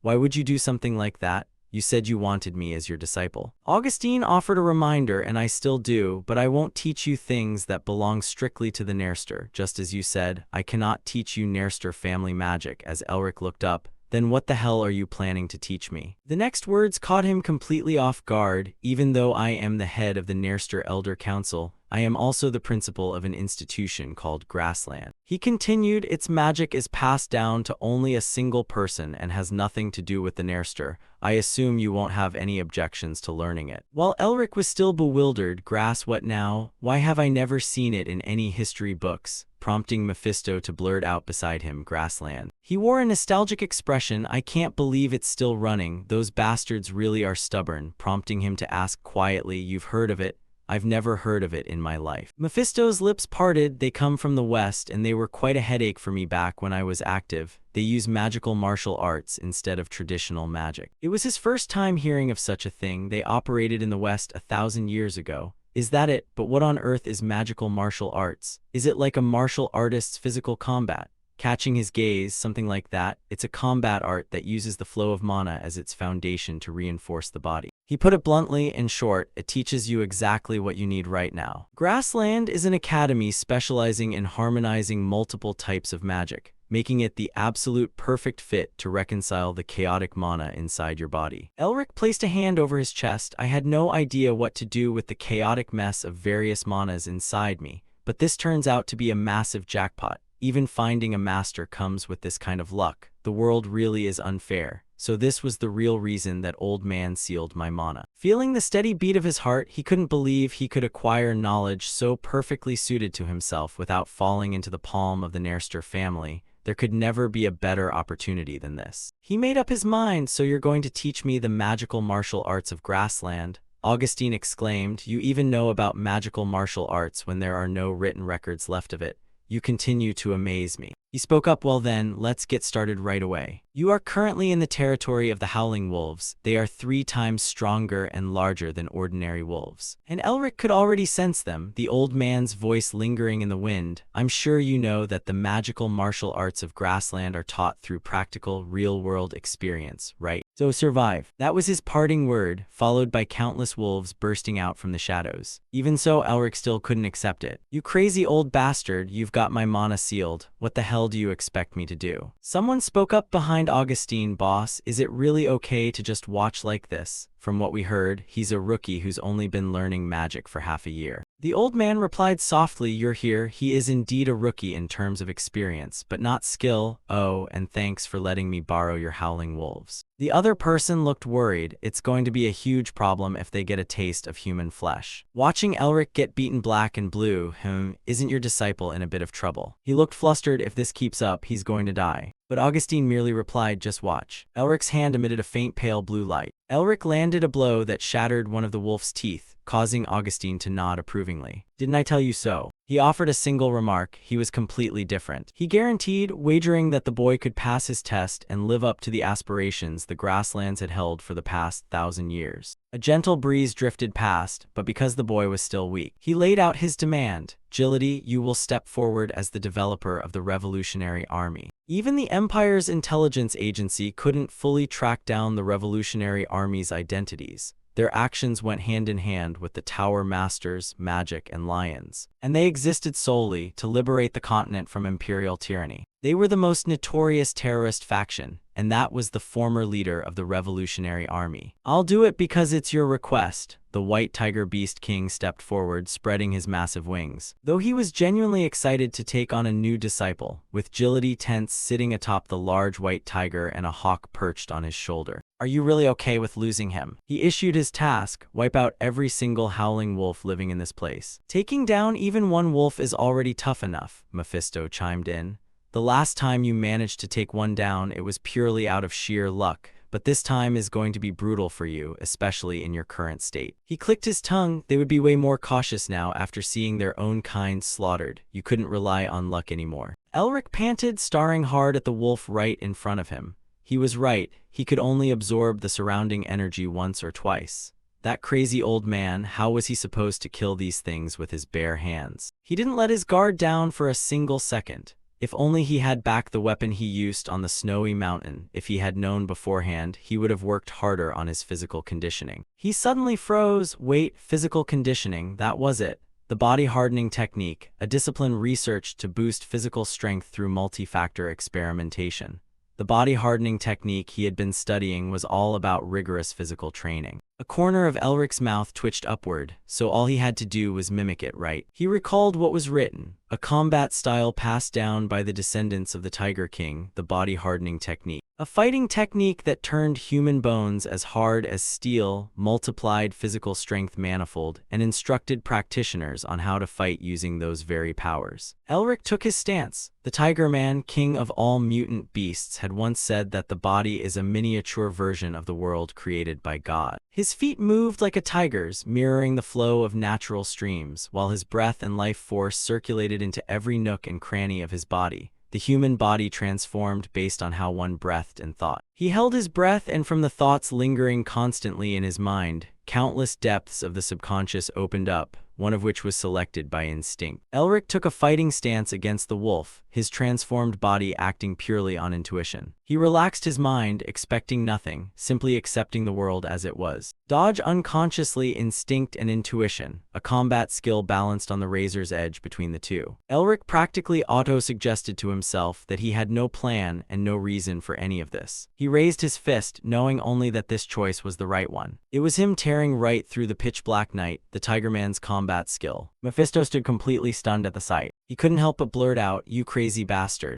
Elric was unleashing a frenzy of attacks, leaving him completely baffled. Why on earth would a human want to fight like a mutant beast? The wolf's sharp fangs gaped wide. Yet right now Mephisto was witnessing an unbelievable scene. Elric was practically taking the initiative. How on earth was he pulling this off? The next wolf collapsed to the ground. His breathing grew heavy. Augustine praised, "Just as my disciple expected, you've taken down 2 already. Looks like I should turn up the difficulty on this little game." He kindly offered a suggestion. "Since you're having such a hard time, I'll give you a hint. You'll find some patches of moss growing in the shaded parts of the cliffside. Go pick them." Mephisto winced. "That old man is crazy too. He must be thrilled out of his mind seeing your current state." Elric scoffed, "Don't lump me in with that old coot." Yet he still had to drag his battered body over to get them. Damn it all. Elric tied up his blood-soaked shirt. Didn't he want me to hunt down all the wolves? With a truly indomitable will, let's see who comes out on top. Another wave of attacks came. The wolves rushed in one after another. Elric fought without a hint of fatigue, and thus 10 long, grueling days passed by. He finally reached the spot Augustine had suggested. Is this the mana healing flower? Mephisto was equally perplexed. Yeah, I have no idea why it's even here. Elric marveled. It's so pretty. Red moss, it's a resurrection herb from the demon realm. At the same time, he wondered if eating it would restore his energy since it healed mana. Mephisto hesitated. For humans, it does nothing besides offering slight medicinal properties, but for you, I'm not sure since you're the one holding the seal. He thought to himself it might help enhance your seal's endurance. There was something bizarre about all this. He bet that old man hadn't sent him here for nothing, but why on earth did it show up here? Could this place be connected to that demon in some way? Elric inwardly rejoiced. What a rare opportunity. Yet he was still pissed that the old man had put him in such mortal danger. Standing atop a pile of wolf carcasses, he thought, but thanks to him, my seal's endurance has increased and my energy has recovered tremendously. His steps grew increasingly steady. Plus, he had been practicing the body hardening technique. Amidst the jagged rock formations, Elric's voice came out deep and raspy. This farce was finally coming to an end. Before his eyes stood a wolf covered in glowing patterns. Are you the last one? Suddenly he noticed something else. HMPH, he looked up. A human, you're footing. He actually heard a voice. You're surprising me all over again. The white tiger clung to the ledge, but the voice wasn't coming from it. I heard from the boss that you're the strongest person at Uston Academy. A figure sat regally astride the wolf's back, though I honestly didn't think you'd put on such a terrifying display. Agility leaped down right in front of him. Meeting his wary gaze, he spoke. I've made up my mind, if you can take down this howling wolf. His bright golden eyes flashing, I'll take you on as my disciple. No sooner had he finished speaking than a loud roar echoed out. You crazy bastard. Another figure dropped down into their midst. Augustine pointed an incredulous finger at him. You know how hard I worked to track down that kid and you're still trying to steal him from me? Elric stood dumbfounded. Master. The two of them broke into an argument. Agility whined. I should be the one saying that. Do you have any idea how hard I had to work to raise those howling wolves that got slaughtered because of you? I had to hunt down wolf pups all the way from the southern Dragonlands over the span of 5 years, feeding them exclusively resurrection herbs, and then Mephisto was left speechless. Aren't you two looking a bit pathetic right now? Elric didn't know what to say. You couldn't exactly deny that. He chimed in irritably. Shouldn't you guys be asking for my opinion first? Agility eagerly gushed. Sorry, I saw such brilliant potential that I got a little carried away. You probably already know who I am from those wanted posters, right? Do you want to become the Beast King's disciple? His concise reply, no /nha. Elric flatly refused. Even though my master is a bit of a weirdo, I'm already Lord Augustine's disciple. Mephisto couldn't believe it. What was wrong with this kid? Meanwhile, Augustine was deeply moved. Elric pressed on with his refusal, so I can't become your... Suddenly, Agility interrupted. I'll teach you the shadow eyes. He smiled and pointed out, it's the cultivation method that lets you command magical beasts at will, and it's also what earned me the title of Beast King. You saw me control the white tiger and the howling wolves, right? Elric immediately flipped his stance. Being loyal to a single master was nothing more than a hollow social convention. I would be honored to receive your guidance, if you don't mind. Agility laughed heartily. You Melvinger guys sure are straightforward. I love it. Augustine was trembling all over with rage. That bastard, Mephisto sighed, patting his shoulder in comfort. I knew it. There's no way this kid knows what respect is. Man, I really pity you. Elric flashed a professional smile. So now, please teach me the shadow, but Agility wagged his index finger. No. He turned back to stroke the large wolf. Didn't I tell you earlier? I'll only take you as my disciple if you can defeat this howling wolf. He excitedly continued, mastering mana control is essential for anyone with the shadow eyes. Martial magic utilizes the mana currents effectively to amplify the Shadow Eye's abilities. He added eagerly, it looks like you've already been replenishing your mana by eating resurrection herbs, but this is the ultimate test. If you defeat this guy using only martial magic. A gust of wind swept right past his head. The wolf was sent flying before he could even finish. And the one who delivered the exact blow was none other than Elric. The two men stood there, one amused, one utterly dumbfounded. Mephisto wasn't all that surprised. Elric shrugged. Done. Agility replied weakly, right. Another figure walked over. Elric looked at the old man. The person who delighted in his misery had finally shown up. He asked seriously, are you satisfied now? His expression was far from happy. Augustine looked at him in silence. The old man suddenly placed a hand on his shoulder. Well done. His hand emitted a golden glow. It looks like I can finally. Elric seemed to sense a strange emotion underlying it. Augustine finished his sentence. Teach you about the grudges of the Dark Chronicles. The shy flowers trembled in the breeze. Elric was transported to somewhere else entirely. An ancient place covered in nameless flowers. "Where are we?" the old man explained, "The Temple of the Dark Chronicles." Elric stared in shock. A temple. He frowned at the gloomy, mournful mana filling the air. "Isn't this demonic energy?" Mephisto was equally surprised. "Why is there a demon domain here?" Elric's eyes went wide. "A demon domain? Isn't that a territory that only a demon king can create?" Mephisto wore a grave expression. "No wonder resurrection herbs, which only grew in the demon realm, appeared here. This energy, was this that guy's territory? Yet as far as I know, he mainly occupies the eastern territories." Augustine spoke up. "Can you feel it?" "He knew it well. I'm certain a descendant of the Melvinger clan, demon hunters, can sense it." Elric asked honestly. "Yes, but why is the Temple of the Dark Chronicles a demon domain?" Inscriptions began to manifest across the old man's bandage-wrapped hand. "Because the Dark Chronicles stretch all the way across here from the distant east." As they stepped inside, Elric grew even more astonished. Eastern architecture, wasn't that the Eastern language? Augustine introduced, the original founder of the Dark Chronicles was an alchemist who went searching for herbs in the East. That's the backstory behind the grand painting in here. One day, he lost his wife and daughter to a certain demon king and ended up chasing that bastard all the way to the west to get his revenge. As they stepped past a painted Bagua diagram, he continued, because the demon king was too strong, the founder changed his plan.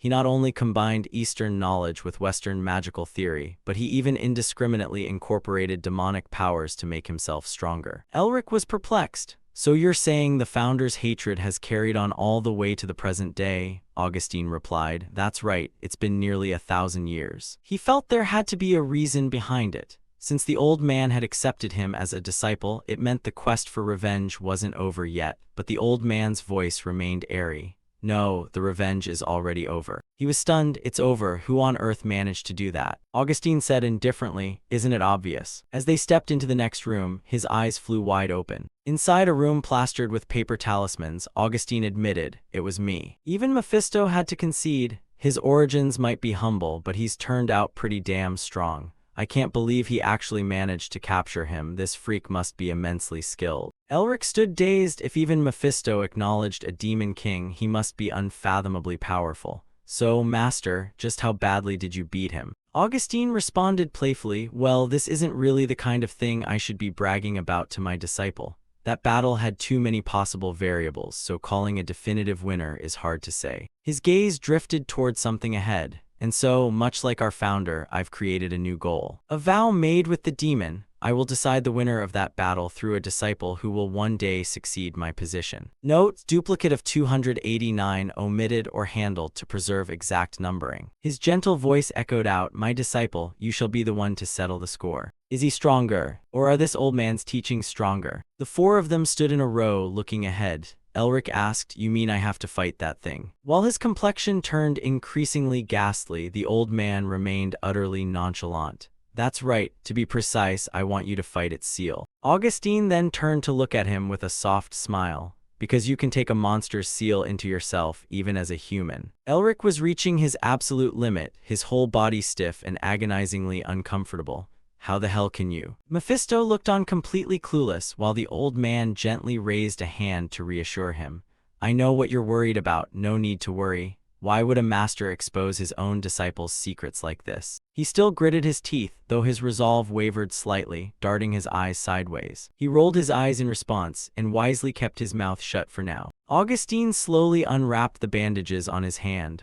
"All right, since master and disciple must have trust in each other, take a look." Agility panicked visibly. Dismissing the fuss, the old man paid it little mind, revealing a hand covered in dense, scribbled runes. "Every mage has a secret art they can't reveal to others. I'm no exception." Augustine tossed off his cloak. "I possess." At that moment, one side of the old man's body was exposed to everyone. His left arm looked hideously deformed, a dark elf's arm. Dark elves were nothing like the high elves living in the Forest of Light. They lived in the gloomy depths of the underground and were worshippers of evil. Considered true demons, they were driven to extinction by the Empire's purges. Mephisto bared his teeth in a grin, while Elric struggled fiercely to keep from showing his shock. The old man continued, "You know that grafting another creature's body parts is a forbidden black magic, right? And it's even harsher when it comes to demons." When he finished, Augustine pulled his cloak back on. "Aside from agility here, not a single soul, not even the head of the Narester family, knows this secret. Now we know each other's weaknesses. Feel relieved yet? He opened one eye to gaze at the world once more. I discovered your secret when I searched your body while you were unconscious just to make teaching easier, but if you don't like it, I apologize. The more Augustine spoke, the tighter Elric furrowed his brow.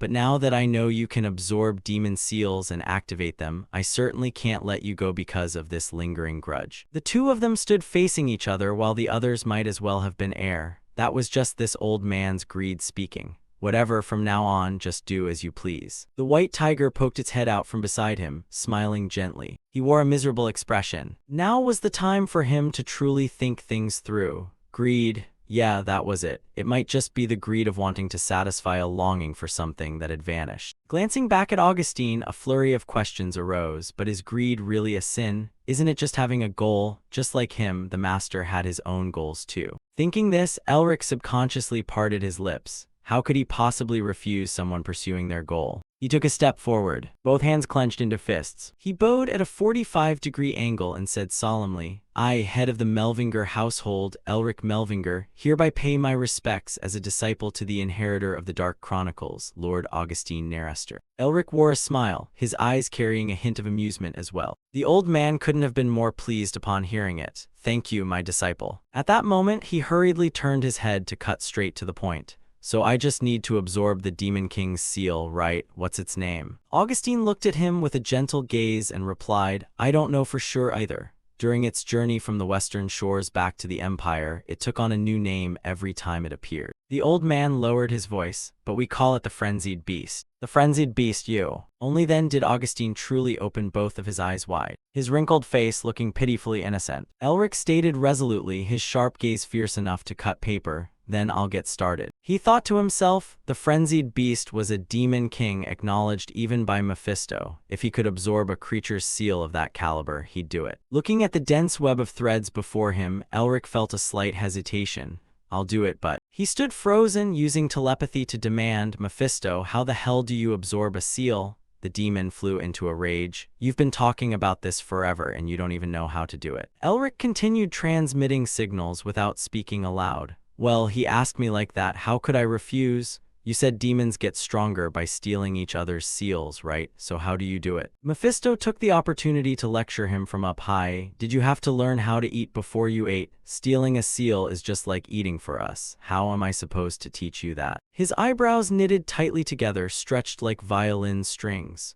Crap, the magic medallion wasn't reacting at all. When it came to the evil blade seal, it happened naturally because... Suddenly, Elric's eyes widened to their absolute limit, a flicker of hope flashing in them. Could it be? He used his own energy to absorb it. Everything around them vibrated incessantly. Even agility grimaced in discomfort. He maintained a steady, firm stance. Once everything was under control, Elric wore a smirk. The priority during his week of training wasn't just martial magic or the body-hardening technique, but also harmonizing multiple types of mana within his body. A smug expression painted his face. He had tested it out by connecting his own seal and telepathic magic, just as he thought it worked. A moment later, the surrounding scenery shifted into a forest as he looked around in every direction. A mindscape. Did he have to complete a test and earn recognition just like with the Snow Mountain King? Elric treaded carefully step by step, examining every single thing closely. Is there anything here at all? A swamp should be teeming with insects or birds, but there is nothing here. I don't think it's just because this is a mental world. It's so dead silent, as if everything has been devoured by something. Moving step by step and cautiously, he felt the rustling wind of the marsh grass brushing against each other and something abnormal, gloomy yet fierce. By this point, he had switched to a running pace. There is an elusive predator in this place, a shift occurring. That put Elric on high alert, hastily glancing toward that direction. The light turned a fiery red, yet he did not stop his stride. Did something just move? His face darkened, no more joking around. Is it in the forest or up in the sky? No. He dropped his jaw in shock, unable to even voice out a sound. I can't sense it anywhere at all. At this very moment, a colossal creature materialized before his eyes, its massive form seemingly capable of blocking out the entire sky.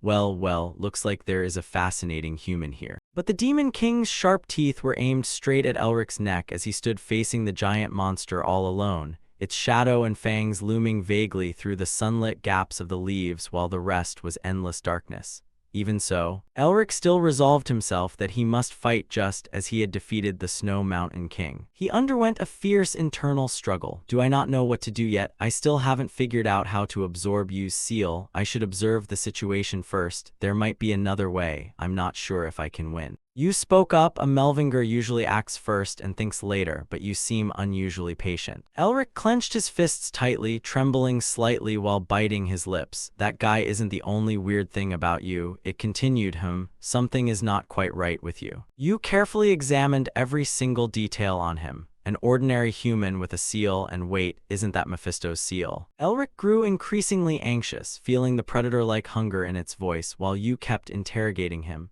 And despite having a lower rank, you have yet another seal, a dragon's heart, and you even know how to use soul speech, he thought to himself. To this thing, I'm just a piece of prey. Finally, Elric made his decision. Fine then, bring it on, I'll attack the moment It glanced sideways. Well, if you were just an ordinary human, I wouldn't even bother, but he instinctively stood still and stared at it. The frenzied beast opened its jaws as wide as possible, as if it could swallow up everything it loathed. You seem quite valuable. Little Melvinger child, keep on yearning. The more it kept going, the more bewildered and unpredictable Elric found it.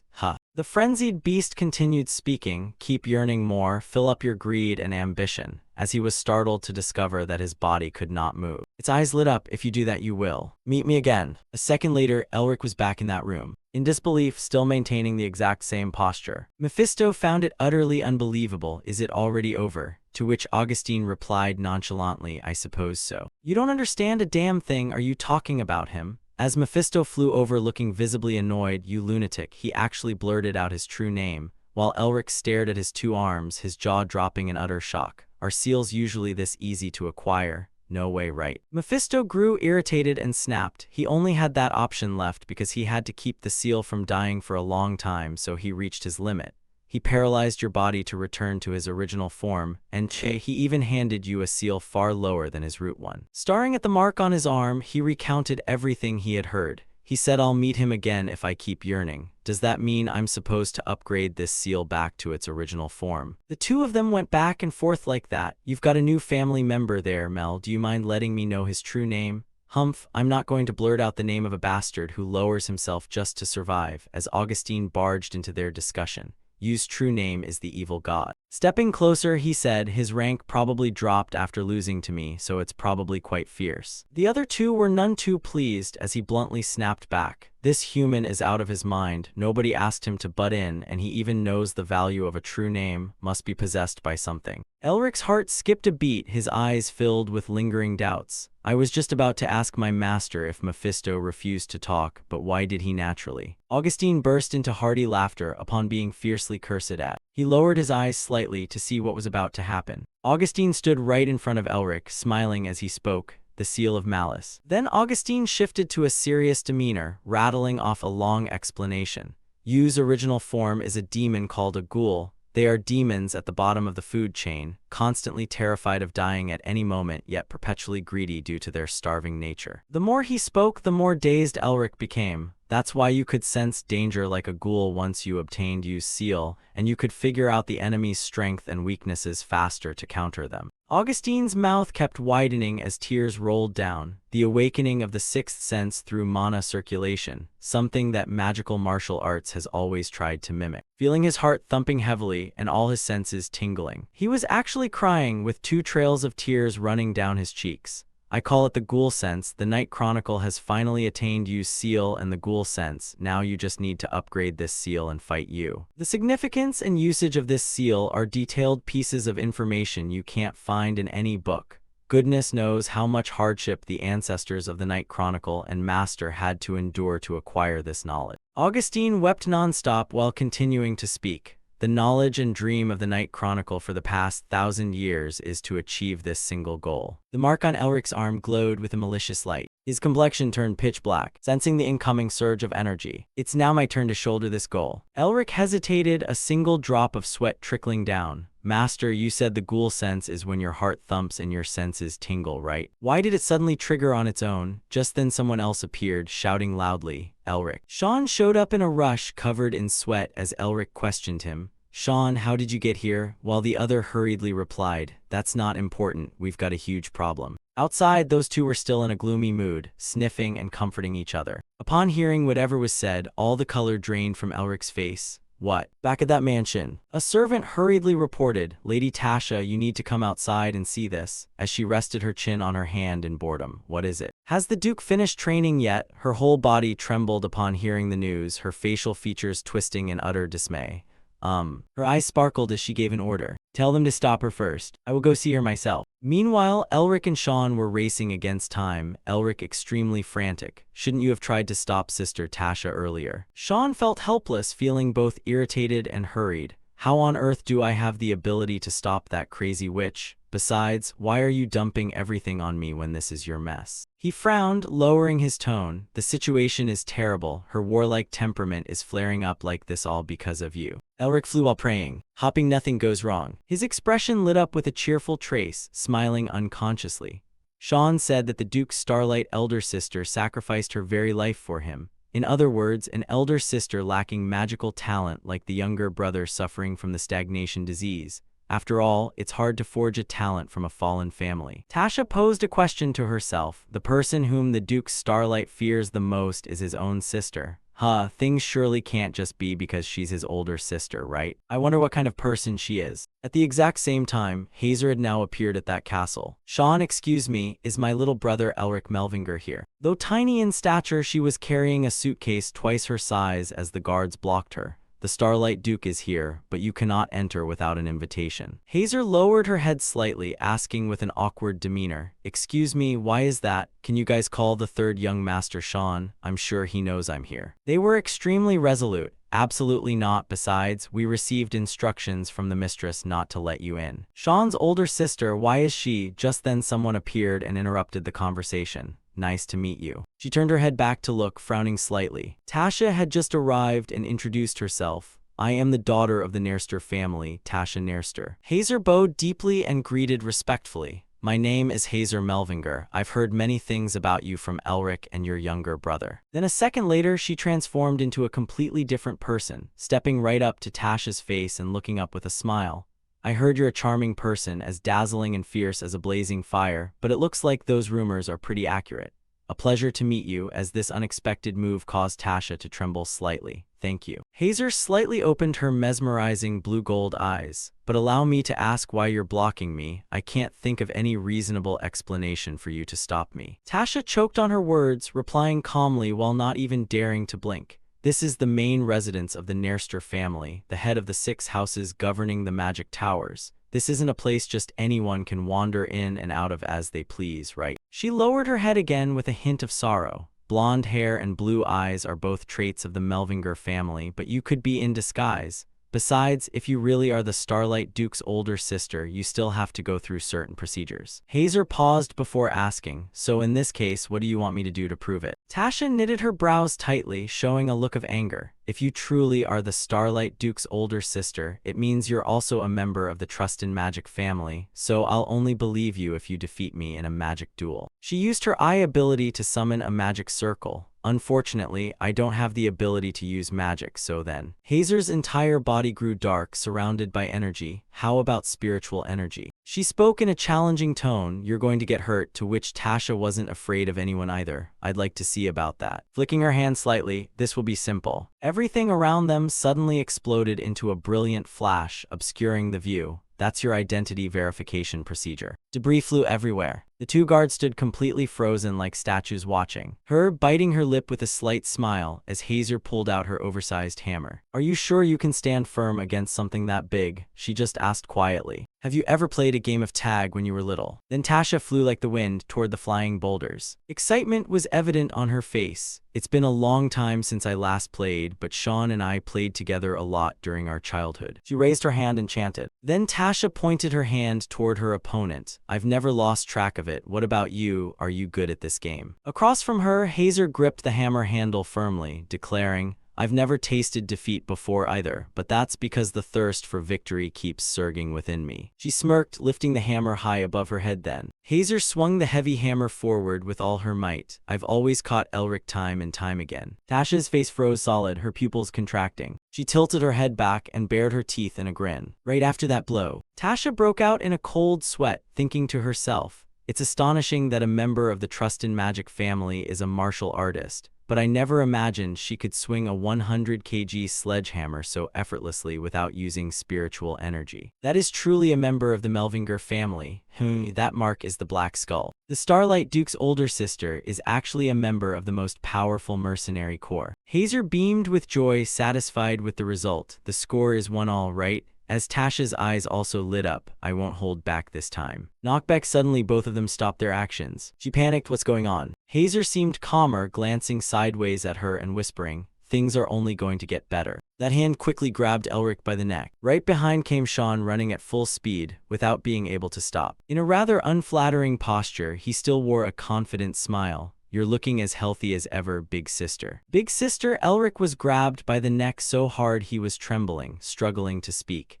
It looks like you and Sister Tasha were having a great time. Did I interrupt the two of you? Now please calm down and let me go before we get hit with repair bills. Hazer softly called out to Elric, as a cracking sound came from his neck. Her face darkened and her voice made Tasha's hair stand on end. Let's have a little chat. Shortly before that, when the two hadn't crossed paths yet, Tasha sat in her room frowning, fully focused on what she was reading. She held the paper tightly and examined it carefully, asking, is this accurate? The paper stated, Hazer Melvinger, status undetermined, as the female servant loaded with piles of papers replied in a fluster. I'm sorry, according to the intelligence gatherer, the information is classified extremely strictly. She interlaced her hands, tilting her head slightly to the side and exclaiming, well, just as expected, after all, the Black Castle is the strongest underground mercenary organization. The number of their enemies is proportional to the number of completed missions, so I bet their identities are graded as well. Her words grew increasingly cryptic. Very well, I will seize this opportunity to become peers. Tasha calculated inwardly. It's hard to meet even a single member of the Black Castle because they have no relations with anyone outside the Grey Lion family. So what if the young lady of the Melvinger family is a member of the Black Castle? The more Tasha thought about it, the more satisfied she felt, smiling gently. This much reason is enough to forge a close relationship with the Melvinger family just because of the Radiant Star Duke. But that way the Nairster will surely have nothing left to lose, right? Looks like we made the right move, huh? Then she darted away. All right then. Returning to reality, they kept waving their hands around. Are those two still playing tag? Elric asked with extreme urgency, shouting loudly. Sis, please, I'm begging you, let's talk. Hazer's face darkened, her tone displeased. You seem to be living quite well with all that fame. You can use magic now, huh? And you've even learned how to talk back, as he frowned, speechless and dumbfounded. Then she delivered a fatal blow right to the spot where Elric had been standing, causing him to leap off the ground. Are you serious, sis? Elric clenched his teeth tightly, thinking, if it weren't for Preta, I really would have lost my life. She's been like this since we were kids. She'd break my legs whenever I caused trouble so I wouldn't wander off again. Mephisto evaluated from the outside. I've never seen you struggle this much. She certainly lives up to being a Melvinger. But I think I can also sense a rather distinct aura from a Melvinger family member. Elric just realized something, a drop of sweat falling down. This is the first time I've witnessed something this interesting. Hazer showed no signs of stopping. My shallow younger brother, let's see if you can dodge this one. He raised his hand, channeling all his energy into a defensive block. Elric created a protective barrier around himself. He used every single muscle group in his body to withstand it. Are you seriously doing this? Elric squeezed his eyes shut, sweating profusely, unable to believe reality. How could you possibly expect me to dodge a move like that? His body trembled, but suddenly there was a brief pause and Elric slowly opened his eyes, glancing sideways. She stopped the hammer right in front of him without following through. Sis. Elric leaned back in a relaxed posture. When I heard you achieved some basic accomplishments, I felt a little relieved. Hazer still hadn't turned her face to look at her younger brother from start to finish. I knew you had a hard time because of the mana stagnation disease, but you still tried your best, so I wanted to support you as best as I could. She kept questioning him, putting him in a difficult spot. But what about now? You threw yourself into danger, lost control of yourself, lost consciousness for days, and after waking up you disappeared for months without whispering a word about where you were going. Hazer lowered her head to the ground, her voice trailing off as she asked, when do you think was the last time you contacted me? half a year, I lost contact with you for half a full year. Do you know since when her eyes started welling up with tears, have you any idea how worried I was? His heart stirred somewhat. She always overprotected me, scolding me for everything I did, saying it was dangerous. She has always been by my side. Elric suddenly understood. I didn't like that excessive protection, but I understand why she acted that way. After our parents passed away, to take care of a troublemaker like me, she had to grow up way too young, leading to a somewhat exaggerated personality. He regained his composure, his eyes shining with determination. I found our family's mission, both when I lost consciousness in the dragon's cave and when I vanished after waking up. It was all for the sake of the family mission. Hazer slowly stopped crying. Honestly, sometimes I thought to myself that I didn't need to revive our ruined family. It's already collapsed anyway, and I wondered if trying this hard even had any meaning. He kept making firm, assertive statements. But after going through many things, a thought flashed through my mind. This world is going to be flooded with calamities at any moment. Her expression changed with every single word from her younger brother. So running away as a Melvinger member would be disrespectful to Mom, Dad, and the ancestors who fought for our survival. He asserted resolutely, I am going to head north, where the mission left by our ancestors is located. At this point, Hazer couldn't hold back her tears anymore, streaming down her cheeks. No matter what that mission is or how dangerous the path I walk is, I will still pursue it. Just like our ancestors did. Until our family, or this world, and every place I set foot in, will shine bright. Elric's eyebrows nearly touched each other, his eyes glowing like stars. She stood dumbfounded after hearing everything out, now smiling a truly happy and relieved smile. She gently scolded him, if you ever sneak away quietly like that again, I'll really crush those legs of yours, got it? Elric asked, utterly confused. Huh? The two sisters put on such a tight-knit family melodrama that an outsider like him felt completely superfluous. Aren't you feeling touched? Yeah, Elric, you've grown up now. I won't interfere in your business anymore. Shouldn't she be saying lines like that? Mephisto cruelly commented. How shameful. She should have beaten him a few more times on my behalf. I'm even hoping the anniversary of that bastard's death comes tomorrow. Luckily, she still found a way to break free from his control. You actually said some decent things for once, but how can I believe you after everything you've done? Leaving that aside, humans really are always moved by the smallest thing. For the resurrection of Lord Azazel. 3 months later, Elric was sitting in deep meditation on a boulder surrounded entirely by thick fog when a raven flew in at rocket speed. He was concentrating intensely, a cloth wrapped tightly over his eyes, his lips pressed together. One eye flashed beneath the fabric layer as Elric reached out his hand to catch the eagle. Agility spoke up from behind, catching the eagle off guard. You learn fast. Raising his gaze, he said seriously, I didn't expect you to master the shadow eyes so quickly. Something suddenly attacked toward Agility, and before he knew it, Elric had flashed over there, though Augustine was still faster and blocked it. He smiled with satisfaction. It seems you've also grasped the gluttonous demon's senses. You've learned everything possible here. From this moment on, actual combat will help you awaken even faster. After having the blindfold removed, Elric collapsed backward onto the ground, scratching his head with a chuckle. Huh, so it's finally over. We're never going to see each other again, right? His two masters stood before him with entirely different expressions. Augustine looked quite cheerful. It feels like just yesterday you were begging to become my apprentice, while Agility groaned unhappily. I have to say, you really are an exceptional disciple. Brushing the dust off as he slowly sat back up, he muttered, Did you guys forget you were torturing me under the guise of training? Anyway, I learned a lot thanks to you guys. Thanks, Master. Hiding any expression behind his unkempt hair and beard, the old man remarked, Are you flattering us? Good grief.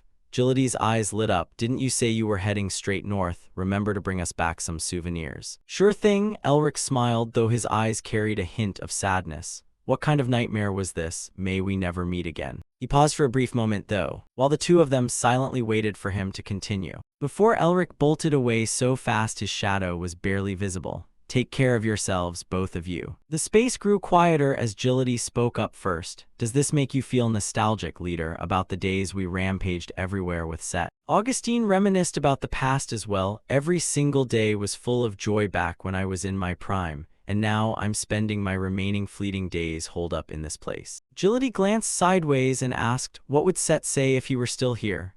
He'd nag about us sitting around waiting to die like a couple of old men. We aren't even 100 years old yet. They kept reminiscing about the old days. Good grief, we aren't as old as him yet. That's right, compared to him, we're just middle-aged guys. Setting aside all that, how could that kid just abandon such wonderful mentors? To head north all by himself, that apprentice of ours really needs a refresher course on manners. By this time, Elric had arrived to meet Tasha. She carefully studied the paperwork and asked once more to be certain. You're handing the dungeon excavation work directly over to me? Yeah, thanks a lot, he answered casually. I'm leaving it to you, sis. Why are you suddenly talking so formally? Elric had everything carefully arranged in his heart.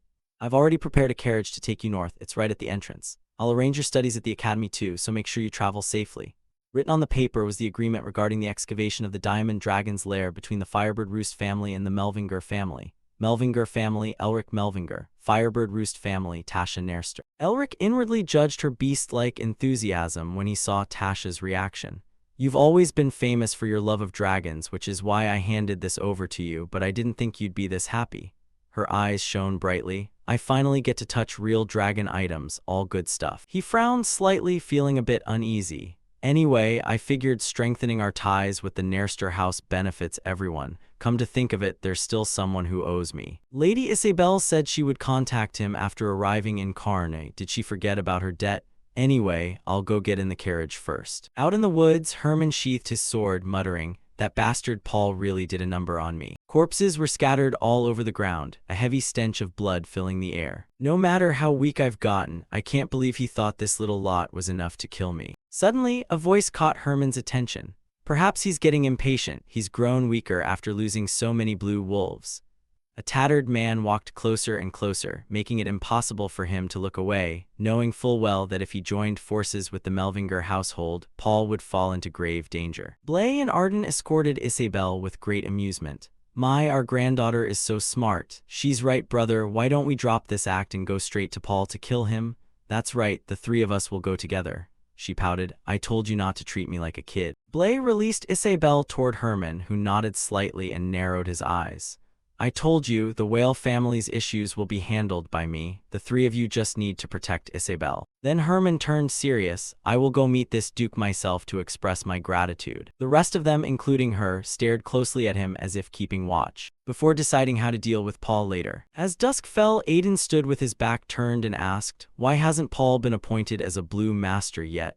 The other replied, there's a minor issue, but don't worry, the plan hasn't hit any snags. He muttered, I thought eliminating a Blue Master suffering from mana blockage would be easy, but considering the declining Melvinger family might interfere. The two of them stood close together in utter secrecy. Anyway, it's not time to deal with the Melvingers yet. Quickly appoint Paul Whale as a Blue Master, captain of the Blue Wolf unit, Hilton. Once he becomes a Blue Tiger, both his body and his influence will be stripped away. His eyes changed color, one pupil stained with the hue of blood, all to contribute even a tiny fraction of effort to Lord Azazel, albeit. I told you not to worry. The carriage was fully prepared when a piercing scream echoed from inside. No way. Elric sat inside, shaking all over, clutching his head in despair. I planned on slipping away to the north quietly. He slumped down, endlessly complaining, I'm grateful for such a big carriage, but I didn't ask for a coachman. The person sitting up front introduced himself. My name isn't Coachman, it's Carl. Elric grew more and more depressed. Even Sean is coming. Taking a casual trip with friends isn't so bad. Sean crossed his arms irritably. I only came because father told me to, all right. Elric turned back to his usual complaints. Sis, you should be resting at home. Why are you? She just lowered her head with a smile. What's wrong? Don't you want your older sister to tag along? He forced out the most unconvincing words. No, I want you to. I'm practically jumping for joy to be with you. Elric still couldn't lift his head up to face the world. Too much trouble. Master, you guys are old enough. Shouldn't you sit tight in one place? The old man clicked his tongue. You're not going to let an old man go out and have some fun. Augustine sat with his legs spread, resting his hands on his knees like he was meditating. I should reteach you some manners while we're on the road getting a breath of northern air. Agility also acted aggrieved. You hurt our feelings by abandoning us. Mephisto materialized out of nowhere, looking annoyed. Looks like it's going to be a noisy trip. I hate being bothered. Only he was trembling with restraint, forcing the most awkward smile imaginable. Wow, how wonderful, hahaha. 7 people is truly the perfect number for an expedition. Then Elric peeked open one eye, thinking, is this a family vacation or what? In the lavish, castle-like spacious room, they introduced themselves one by one. Come to think of it, I haven't introduced myself yet. I'm Augustine, Elric's master. I'm Hazer. Thank you for taking care of my younger brother. The boy is so weak he even needs a cute little creature like this to help him. You think a demon king species is cute? Fascinating. Would you stop frowning, Elric? Do you think I wanted to come? Sean rested his chin in his hand, completely unable to relax his facial muscles. The white tiger stretched its body lazily and let out a yawn. Seeing this, Agility burst into amused laughter. Old Augustine also stole a glance. In that fleeting moment, his heart softened, his eyes sparkling like crystal. Perhaps having a family like this wouldn't be bad at all. Guy sat quietly in the room, deep in thought as he stirred the cup of coffee in his hand. Then he set his coffee cup down on the table. So, Guy glanced sideways at the person next to him and asked coldly, did they all head north? Corin closed his eyes and gave a short reply, yes, sir. He curiously asked, clan leader, is there some good news? Guy directed his gaze out the window, narrowing his eyes slightly. Isn't it fascinating? Look at that. Outside was the sight of a magnificent carriage rolling along. What a ridiculous combination. Hazer was beaming with a gentle reminder. Elric, didn't I tell you to mind your manners in front of elders? Look at Sean, that's a model gentleman. By this time, Sean was laughing so hard tears were streaming down his face. Elric was thoroughly annoyed, crossing his arms and letting out a scornful scoff. Model my foot. She burst into an even louder laugh. I was just about to teach this disastrous younger brother of mine a lesson. Do you guys mind? Augustine seemed quite amused by the situation. Not at all. Go right ahead. Jai also clutched his stomach with laughter. That's right. Discipline should be taught by family. Hazer regained her composure, gently placing a hand over her chest and bowing slightly. Thank you all for your understanding. A hand quietly patted Elric on the shoulder. Seriously, you're this old and you still need lessons on discipline. She appeared right behind him with a terrifying expression, baring her pearly white teeth. Elric, how about we go for a little walk? His soul nearly left his body, his facial features distorting completely. Hazer, if you're going to take a walk, then leave that scary thing behind. Before he could even fight back, Elric was grabbed by the ear and dragged away screaming, Ow, Hazer, let me go. Mephisto also jumped up with a sinister grin. Ha ha, I never thought I'd live to see the day Elric gets dragged away. He laughed to his heart's content. The carriage continued rolling along at a steady, leisurely pace. Just then, Carl noticed something unusual and pulled over.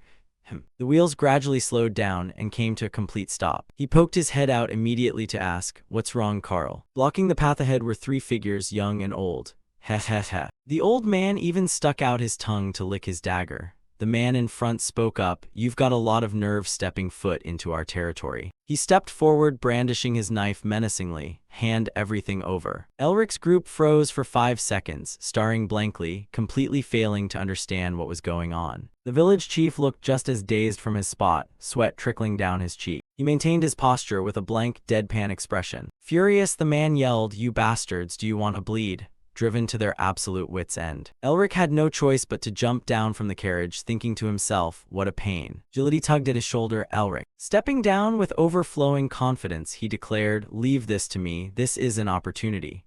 As it turned out, Agility had his own scheme in mind, to show Elric just how capable his master was. Confronted by the white tiger, the men stepped back a few paces, the old man turning pale, too terrified to even twitch. A tiger. Agility's eyes flared crimson. Elric, watch closely. I'm going to show you why they call me the Beast King. He shouted ice. Instantly, a dazzling glacier erupted from the ground right between the 2 groups.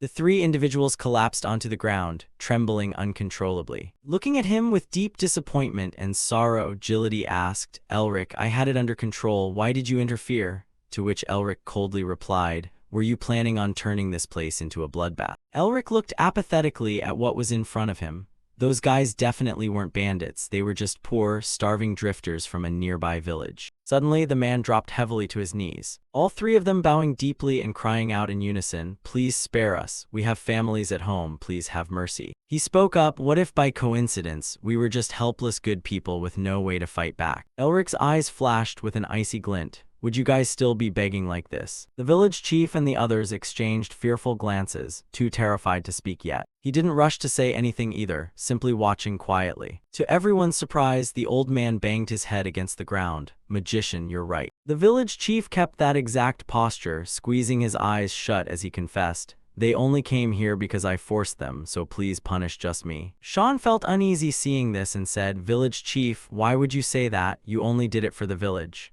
That's right, we agree too. It wasn't his fault. Please punish us as well. Elric crinkled his eyes with a smile, waving a hand. All right, let's see if what you said is true. Amidst the scorching heat, the group walked a long distance on foot until they reached a settlement full of dilapidated, rundown buildings. The village chief explained along the way, due to the drought and famine raging on, our lives have been terribly hard these past few years. We figured if we were going to starve to death anyway, we might as well turn to banditry. He suddenly realized, wait, this energy. Not only did it take 5 consecutive days on horseback just to reach another village, but they couldn't even leave the village to find work because the livestock would starve. The village chief buried his face in his hands with self-reproach. It's all my fault. Augustine stroked his beard, peeking out with one eye. Unfortunately, the country's laws don't reach this place. Elric, even though these people committed a crime, why don't we let them off? They had good intentions, after all. He pressed his lips tightly together, glancing around. Seeing that he hadn't softened up, the old man offered some more advice. Looking after the common folk, isn't that the responsibility of us nobles? Hearing those words hit close to home, the bridge of his nose turning reddish. Right, this isn't entirely their fault either. The village chief bowed at a 90-degree angle. Bless your heart. He even reached out with both hands to shake hands, acting remorseful. We will never rob anyone ever again. No worries. Mephisto had been buzzing around aimlessly the whole time, prompting Elric to ask in confusion, Mephisto, why are you hovering around like that? Baring his teeth with a mysterious expression, he muttered, even though it's very faint. I can sense demonic aura around here. Demonic aura? Elric's face also turned serious as a bad premonition washed over him. Finally, Elric and the others arrived at the destination, but looking at the scene before him, old Augustine couldn't help muttering. This land is so desolate. Before their eyes lay nothing but barren yellow sand, devoid of a single person or patch of green. Augustine used his power to scan the surroundings and spoke up, Apprentice, I can't sense anything at all. Is there anything here? Elric also felt something suspicious, though he couldn't put the feeling into words. This is definitely the place, but... Suddenly, Mephisto appeared in a gaseous form and said, I'm certain I buried it somewhere around here. At that, his expression turned sour. Since I helped you, you'd better hand over the magic potion the moment you find it. Elric gritted his teeth in response. I knew it, you tricked me. Without wasting words, he got straight to work. First, I need to dig up the earth. Everyone step back. A blue flame flared up from his palm. Elric focused his gaze forward and let out a piercing shout. No sooner had he finished than an explosion shook the earth and heavens. Everyone was terrified by the sight. Good grief, he dug such a huge hole in the blink of an eye. Elric was the exact opposite. He was completely confident and knew what he was doing. He jumped down from above, spotting a peculiar box. Looking closely, he quickly identified a chest. Old Augustine jumped down after him. Did you find something, apprentice? He replied, yes, a chest buried deep underground. The moment the chest was opened, before anyone could even process it, a stream of dark aura poured out. Elric and Mephisto both stared in shock at the chest in his hands. Old Augustine was equally stunned. Demonic aura. A moment later, the dark atmosphere gradually dissipated, revealing a statue inside. Mephisto frowned in confusion. Why is it here? Mentioning this item meant talking about the 4 great demon kings, descendants of demon gods and rulers of the demon realm. Among them was Mephisto of original sin himself. Aside from him, there was Satan of Apocalypse, Lilith of Revolution, and the tyrant possessing the largest demon army among the demon kings, the demon of madness, Azazel.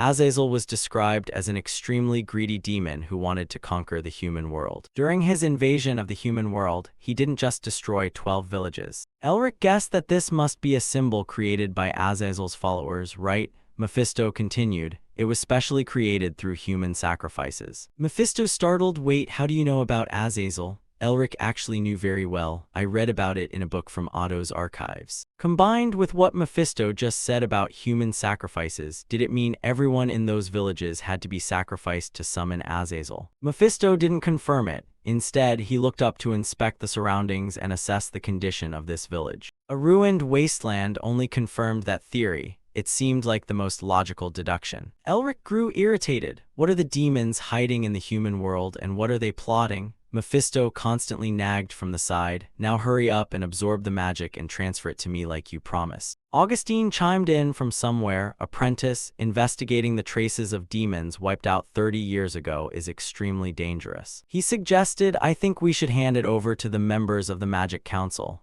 Naturally, Mephisto disagreed completely. Rubbish. But unexpectedly, Elric smiled and agreed. Good idea. Mephisto immediately panicked. Hey, didn't you promise to tell me? Elric feigned helplessness with a sigh. He says he's going to give it to the Magic Council. So how am I supposed to explain myself if I absorb this demonic aura? Mephisto couldn't argue back. He wanted to drag Mephisto into the trap he set to force him to talk. If you tell me how to use Miffy Fi's seal, maybe I'll try. Mephisto shouted, not a chance. But when he saw the item in old Augustine's hands, Mephisto was caught between panic and deep regret as he watched Augustine holding the box, ready to hand it to Sean. Sean, send this straight to the Magic Council. Mephisto grew flustered and stammered, you don't have any other requests, right? Anything is fine as long as you don't ask how to use the seal. Augustine also reminded him to send the item off as fast as possible. Right at that moment, an eerie voice echoed out, looks delicious. A wisp of energy suddenly slipped away from his hand, heading straight toward the two of them, or rather straight toward the box in the old man's hand. The energy transformed into the shape of a dragon and swallowed the chest whole as Mephisto's scream rang out, no way, my magic. Augustine looked bewildered and asked his apprentice, what's going on? Elric rubbed the back of his head in embarrassment, not quite knowing how to explain it. Oh, looks like this thing tricked me. The evidence I worked so hard to find for ages just vanished. Mephisto was fuming with anger by now, though no one else could see him except Elric. You bastard, how dare you steal what belongs to me? Elric acted completely unbothered, focusing on his master. Looks like this village won't turn into a desert just because of a sacred relic. Just to be safe, let's go look for something else. Elsewhere inside a pitch-black cave illuminated only by the light flickering from a candle, a group of people stood before a statue performing a ritual. The leader clasped his hands together and bowed low. A premonition flashed through his mind. Seeing this, a follower behind him asked, what's wrong, father? He stood up. Some heretics dared to disrupt his lordship's summoning ritual. This instantly caused an uproar among the crowd. Which heretics would dare do such a thing? His gaze grew icy, as if he wanted to tear the person who ruined the ritual to pieces. Standing below, he shouted up at the statue to show his loyalty. High Priest, we will deal with those heretics. Please don't vent your anger on us. It looks like these people are connected to the statue in that box. The priest strained his voice to shout, we will definitely carry out his great will on this continent. We will resurrect you. Then he turned to his subordinates and gave his command to head to Joda first before advancing north. With a fierce expression, he added, go meet up with Ka and carry out the summoning ritual. Backing away to Elric's side, he and the others stood by the lakeshore as the evening glow slowly faded. With a pensive yet somewhat joyful look, Elric said, how come nobody's paid attention to what those demons have been up to all this time? Seeing the river restored, the townspeople openly rejoiced, exclaiming, we can finally farm again. Look how fast the water level is rising. But there were also those weeping over the demons' cruel deeds, having taken the lives of so many innocent people. Augustine patted his shoulder in comfort, saying, since we've handed the evidence over to the Magic Council, they'll launch an investigation soon enough. Not to mention, everything that happened will be blamed on the local lords here. I understand how you feel right now. I'd love to chop off the heads of the bastards who engineered all this myself, but it looks like that's a bit out of our reach. Elric said nothing more, thinking to himself that his master was right. Since the council was going to intervene, those bastards would move fast, so the first thing he needed to do was track down every single tainted totem in the entire region. He resolved to punish the evil on behalf of the villagers and then crush the scumbags responsible. A villager stepped forward to speak on behalf of all the locals, crying tears of joy as he thanked them profusely. Elric instructed everyone, the drought is over, so take good care of the villagers. We have to get going. Just as he was about to leave, a voice stopped him.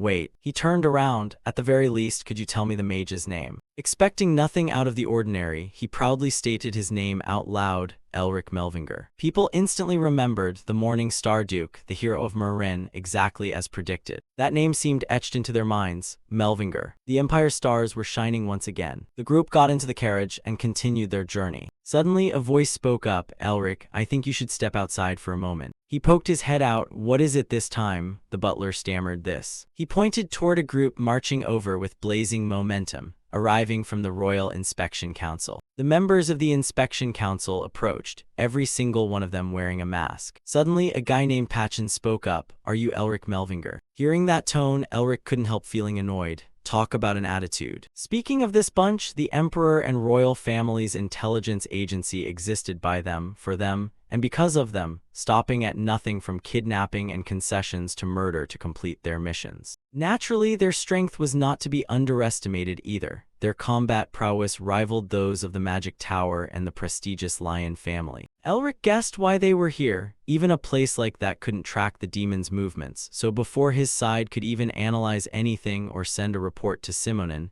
these guys had rushed over without sparing a thought for the long journey. A sigh escaped him. Even so, Elric wasn't scared. Backed by the Emperor or not, starting a conversation like that was a bit too polite, wasn't it? He nonchalantly replied, "Yeah, so." The guy looked slightly confused by that attitude. "Yeah, so." As soon as those words left his mouth, the gazes of the entire bunch turned as sharp as knives. "How dare you speak so informally to us?" Patchen in particular clenched his fists as his anger flared up. "We are special agents directly under the Royal Intelligence Agency. A commoner like you should know how to show us proper respect." Elric didn't care in the least, remaining totally indifferent, which only made Patchen even angrier. "What did you just say?" Elric shot him a murderous glare, giving a warning.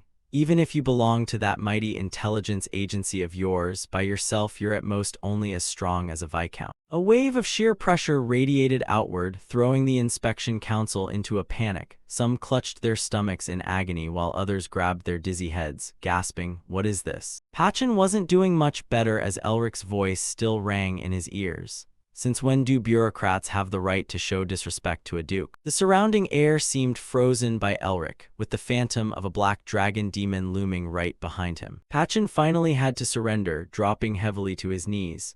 How the hell is he pulling this off? With a blank expression, he thought, is his level really this close to an archmage? He glanced down at his subordinate Jay, catching the signal from him. Patchen gave a subtle nod in response, composed himself, and spoke up. "We apologize, my lord." As he spoke, he removed his mask to reveal his real face and bowed in apology. "Please forgive us for behaving improperly toward you." Mephisto quickly flew over to watch the drama unfold. "You always know how to teach people some manners, huh?" Elric replied mentally. "I only did it because if I'd let it slide earlier, they'd treat me like a joke, get cocky, and bare their fangs at me later." Walking up to the inspection team, Elric gave a warning. "Next time you make a mistake like this, I'll take it up directly with the House of Lords." Patchen maintained his low bow. "I will engrave that in my mind, my lord." But deep down, he was already nursing this humiliating grudge. Just a flashy titular duke, and he dares act so arrogant with me? Damn you, you bastard. Suddenly a voice rang out, "Consider yourself lucky." The owner of the voice walked up right in front of Patchen, scaring him pale. "I never expected someone would actually dare disrespect my disciple." It turned out to be old Augustine. "If it were me, your head would already be rolling on the ground by now." Patchen brought a hand to his chest to suppress the surging pain, gritting his teeth as he looked at the man before him, recognizing the White Knight Augustine Nerster. Remembering what Augustine had just said and looking at how the two of them chatted amiably in the distance, he thought, he's the disciple of the strongest person in the Magic Tower? That's absurd. Patchen swore that the moment he got back, he was going to replace every single intelligence agent. Time passed. Patchen spoke up, "Please allow me to reintroduce myself." By now they had set up a room right in the middle of the forest, and Patchen introduced himself. "I am Patchen from the 4th Intelligence Bureau." Elric found the name somewhat familiar. The 4th Intelligence Bureau had sided with the Crown Prince during the fierce Palace Succession War. Had the Crown Prince caught a whiff of recent events? Patchen continued, "It seems I'm wasting your time, so I'll get straight to the point." Elric looked utterly disinterested, barely wanting to listen. "If talking takes up this much time, just spit it out already." Patchen could only smile to mask his inner feelings about the bastard.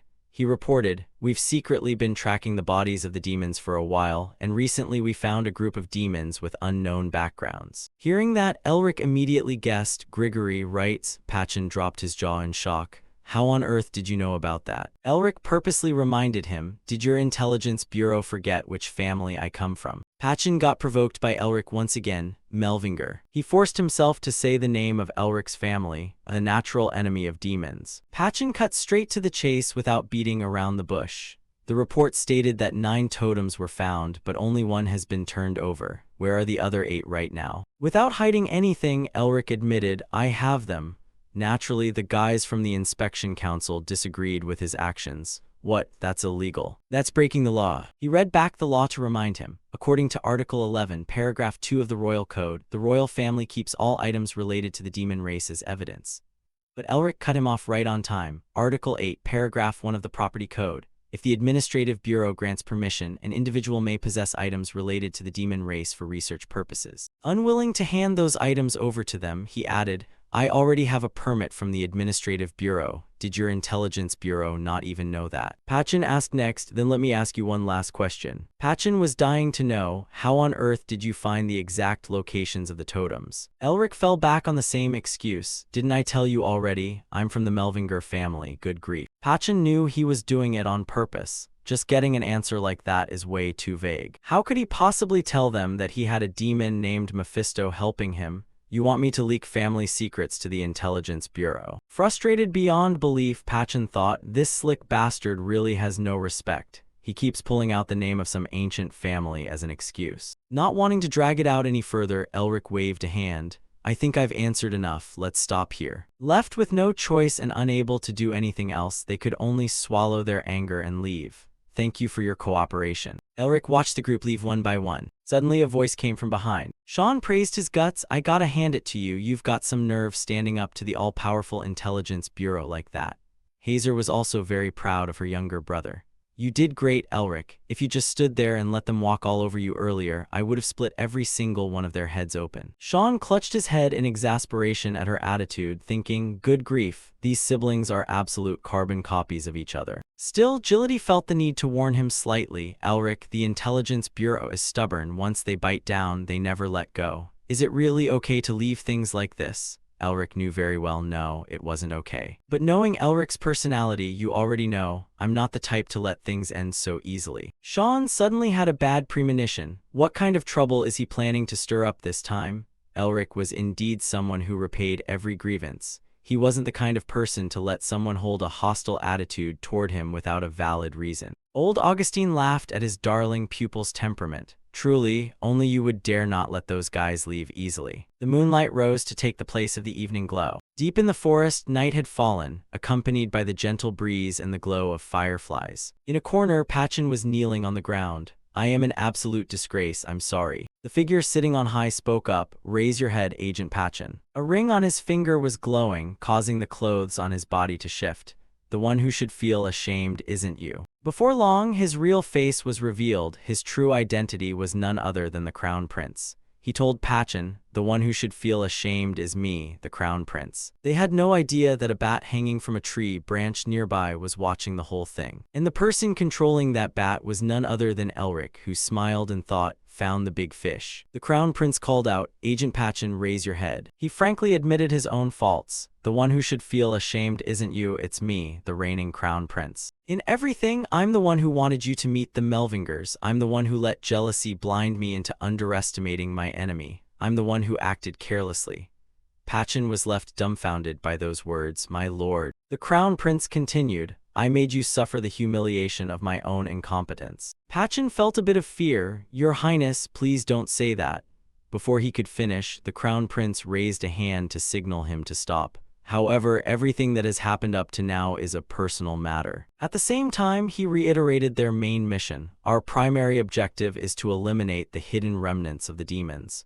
Pachin acknowledged the command, yes, your highness. Only the Crown Prince still had a doubt. You said Viscount Garrot was one of Grigory's subordinates, right? Pachin recounted the whole situation. Yes, your subordinates have confirmed it. They are demons, and everything related to the totems ties back to them. To keep the upper hand in the fight for the throne, we must succeed in defeating the demons in this battle. Bringing this up made the Crown Prince turn cold instantly. There is no room for mistakes here. Pachin didn't dare repeat the offense. Yes, your highness. He looked at the Crown Prince's back, suddenly thinking of recent events. He hasn't been able to forget his former fiancée, Lady Isabel. He had no choice but to choose politics over his love for her in order to claim the throne. He also understood why the Crown Prince had hidden his identity and chosen to reveal it now. Probably because he wanted to see for himself what kind of person Elric Melvinger, the one who saved Lady Isabel, really was.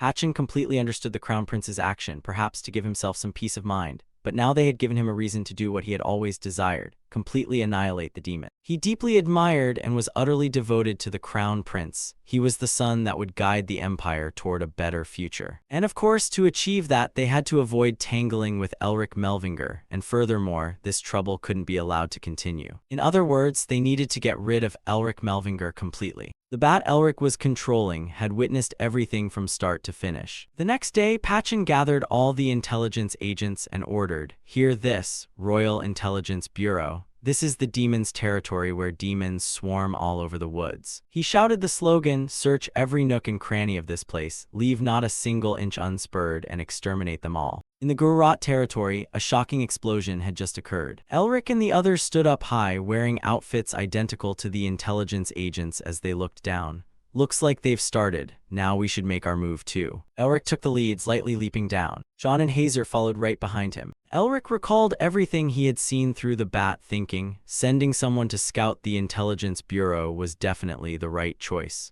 Thanks to that, I got a lot more information than expected. Above all, he also learned another piece of information. The Crown Prince hiding within the Intelligence Bureau was quite an interesting detail. But knowing the demon's base was by far the most valuable piece of intelligence. An endless, grueling war fighting until the earth was stained with blood between the Intelligence Bureau and the Viscount's family. Two opposing forces. He wanted to seize this opportunity to take advantage of the timing. The specific plan was that while the demon remnants and the Intelligence Bureau were closing in on each other, he would snatch the totem and run. As for outside, his teachers would clear an escape route for them. Elric and the other two advanced wearing their masks. Mephisto, time to go hunt for food. Inside, the battle was raging on, filled with nothing but smoke, fire, and flying debris. The three of them tried to push inward at top speed. "It's only a matter of time before the Intelligence Bureau storms in here. We need to infiltrate the mansion as fast as possible." Sean ran while glancing back at the townspeople. A moment later, he replied, "Understood." After that, the three of them headed straight for their destination. Elric used his power to create another explosion. "Let's blow a hole in this wall and get through." Instantly, arrows were generated. Guided by him, they plunged straight into the mansion's gates. The gates were blasted into smithereens. Seeing that, the soldiers broke out in a cold sweat. "What? The wall's been breached. Has the Intelligence Bureau made it all the way here?" Elric leaped high, shouting, "Sean, watch closely." The arrows once again turned into a falling rain. The people inside the mansion couldn't escape either. But strangely enough, they didn't feel any pain. Suddenly, one of them transformed, a demon wearing a human skin. That was also what Elric wanted Sean to learn. Don't be fooled by their outer appearance, because what's on the inside, that's the truth. He also reminded Sean that his teachers would protect the kind villagers here. Seeing their prey, the demon lunged forward instantly. "Die, human." Elric cheered him on from the side. "Sean, don't hesitate, unleash your full power." Sean reached out his hand, forming wind blades. A gust of wind swept past, slicing the demon in half, and the others quickly vanished under Sean's wind blades. Demons flooded out from the mansion in ever-growing numbers. "Stop those humans over there."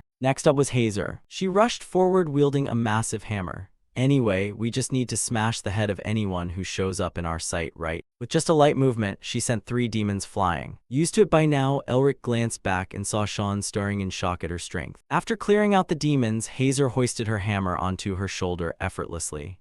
"Elric, leave this place to me and the others." Transforming almost into a real demon, she softly whispered, "Go on ahead." Elric didn't dare delay. He charged straight inside, ignoring the demons' voices ringing in his ears. "Stop him." Deep inside the building, the demons seemed to be transporting some kind of statue. The leader ordered his subordinates, "Be careful with that thing." While keeping an eye on the statue, he looked back over his shoulder. Even the Intelligence Bureau will struggle to find this place. He still looked very calm. "While they're busy looking for us here, we'll get the artifacts out through a secret passage." But that calmness came to an end at the cracking sound of debris from above. Hearing the noise, the guy looked up. The end result was him going off to join the demons in the afterlife, covered in a wash of deep red. Elric appeared from behind the flying dust. "See that, Mephisto? I'm not that bad, am I?" Terrified by him, the demons gasped. How did he find this place? Elric, on the other hand, stepped forward full of vigor. "Looks like we lucked out and walked right into a feast." The flames quickly burned down the entire mansion. A loud crash echoed out. "What did you just say?" After hearing the report, Gurrat couldn't believe his ears.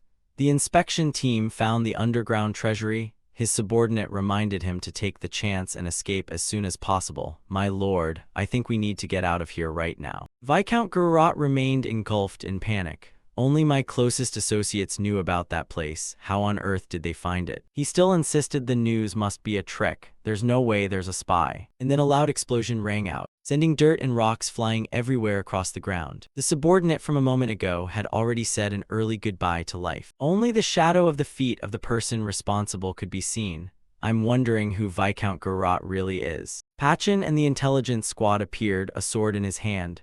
"So it was you, huh?" He called out another name, more accurately Gurrat's name in his goblin form, Kaya. Pachin was thrilled at having successfully sprung the trap. "You rat, you were always planning to run, now we've got you." Clutching his heavily injured body, Kaya gritted his teeth and said, "Pachin, not only did you plant a mole under my command, but you also went and raided my treasury. Who's the rat here?" Pachin had no idea what the old man was talking about, pointing his sword straight at him and asking, "Treasury? What the hell are you rambling about?" Kaya shouted in fury, "Don't play dumb." As soon as he finished speaking, he brandished a newly formed set of claws. His whole body looked as if it had just been given a VIP upgrade, wearing an arrogant expression. "I'm sure you'll spill everything once I cut off your limbs and torture you." Pachin wasn't about to lose, gripping his sword with blazing eyes. "Now, in the name of the royal family, I execute the traitor Kaya." With that, both sides lunged into battle. The atmosphere between them became extremely tense. The exact moment the two closed in on each other, an explosion occurred. The shockwave from the blast reached Elric's group as well. Sean mistakenly thought, "Is that Elric causing trouble again?" Hazer didn't answer, she just fell silent for a moment. Suddenly someone called out to her, "Hazer." Rushing out from the Elric mansion, he signaled, "It's time." Sean looked at this expression of his and couldn't help teasing. "How can you possibly smile at a time like this, huh?" Only to see Hazer spinning her hammer a few times in the air, accompanied by a savage laugh, and the sound of walls gradually collapsing piece by piece. The demons inside also realized something was wrong. "Hurry outside, the mansion is collapsing, we have to get out of here." Taking advantage of the chaos, the three of them quickly escaped to where their master was. Without wasting words, everyone pushed themselves to the limit and headed toward the distant gate they could already see. Old Augustine agility, "Master." Augustine suddenly smiled teasingly, "To think there's still a disciple in this world bold enough to order their master around."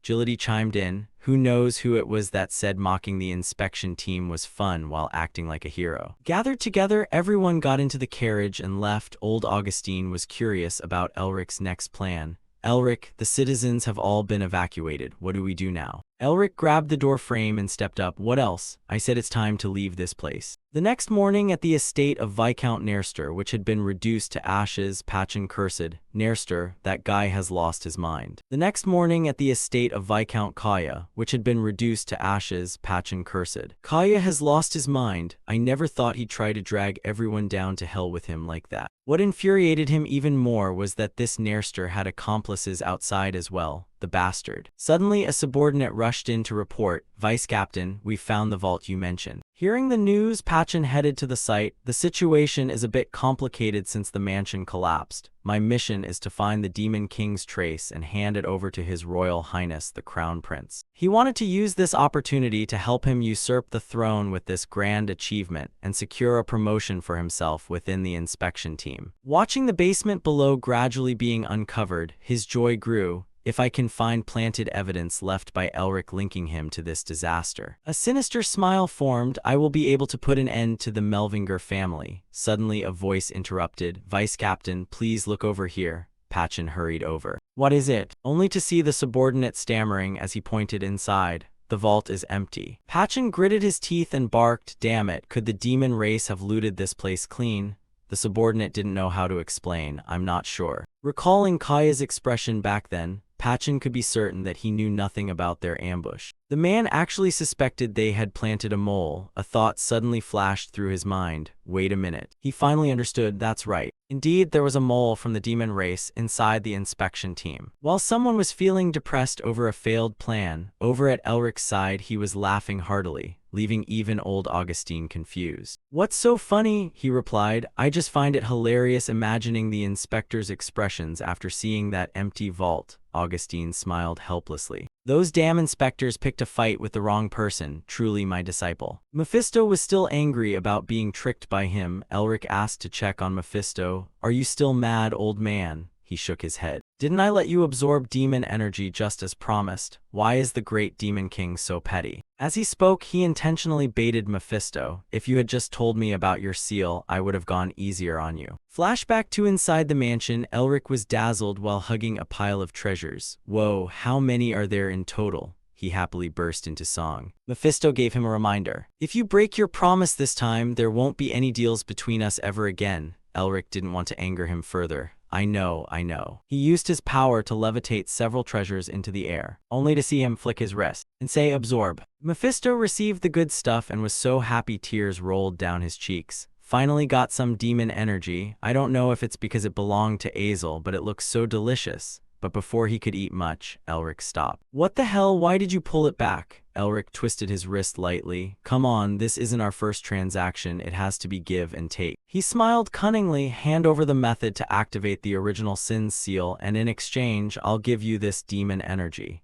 Mephisto was fit to burst. You. Thinking back to it, Mephisto was still furious. You absolute scumbag. Elric didn't care. This was a profitable, exploitative transaction. He thought to himself, in order to use the seal, a person must have sufficient qualification, and to gain that qualification one must understand the seal. Remembering the mark on his hand, if he wanted to understand the original Sin, he first needed to receive its seal. The problem was Mephisto didn't know who served under him because he only knew himself. But since the image carved on the crest was a wolf, he would try to find clues from there. Suddenly, he realized something felt a bit off. He looked out the door where a stream of black aura was making its way inside, and the source was coming from an uninvited guest. He moved step by step toward Elric's carriage. It was Kaya. Turns out the old guy hadn't been logged out yet, as Kaya's eyes glowed a fiery red. And he spoke up, found you. You thieves. Kaya dashed rapidly through the night, his voice growling with venomous hatred. The Intelligence Bureau Pachin. Kaya ran while thinking, I will never give up so easily. He suddenly vaulted into the air, aura blazing intensely around his body. Kaya asserted that the totem they stole had a scent that only he could smell. He pulled back his hair and clothing to reveal biceps deeply imprinted with bizarre demonic patterns. Kaya threatened with fury. Once I absorb the totem and strengthen the seal, I will tear you to pieces. In another development, Augustine crossed his arms and said, a demon walking under sunlight.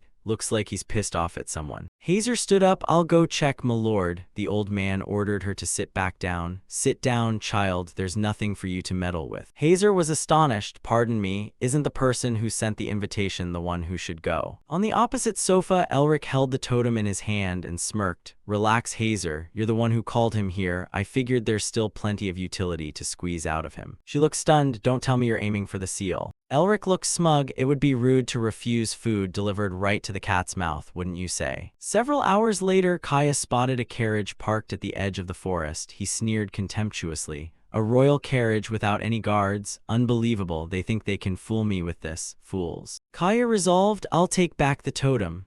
At that moment, a voice drifted from afar, interrupting his thoughts. I was worried you wouldn't come, but you actually showed up. Elric stepped forward with a mask concealing his face, brandishing the totem to provoke Kaya. You're here for this, right? Wary of him, Kaya asked, who are you? Elric touched his mask. Me. Elric removed his disguise and flashed a carefree smile like it was all a game. Shocked, Kaya stared at the cheap mask in his hand. That cheap mask. He startled, no way. Kaya gritted his teeth. You. He lost control and flew into a rage. How dare you trick us? Kaya rushed to attack Elric. I'll tear you to shreds. Mephisto reminded him, are you sure you'll be fine provoking him like this? Even missing an arm, he's still a demon with a pretty strong seal. Kaya poured all his might into his fist. Die. As a heavy blow came crashing down, Elric leaned to dodge, praising, nice. I've always wanted to see how much stronger I've gotten since I left. Kaya immediately switched tactics, sweeping a sharp claw toward Elric's heel, but he jumped up in time and left him clawing at empty air. Elric muttered, and I've decided on a few things to do. He calmly landed on the ground, then activated the seal, declaring, I will exterminate the demon race. Brilliant streams of light wrapped around Elric's wrists. He shouted, piercing through. Elric summoned a barrage of light crystals from the void to attack Kaya. His pupils flashed a fiery red. Kaya gathered power in his palms, and with a single fierce swing shattered all the incoming crystal shards, gloating, you think magic like that can stop me? Kaya charged straight at Elric. A mage like you dare let me get this close. He lashed out at him while gritting his teeth. You're done for, you bastard. Elric didn't hesitate to counterattack. Two fists carrying two terrifying torrents of power collided, causing the space around them to detonate violently. Kaya stumbled backward in a daze. How can a mage be this physically strong?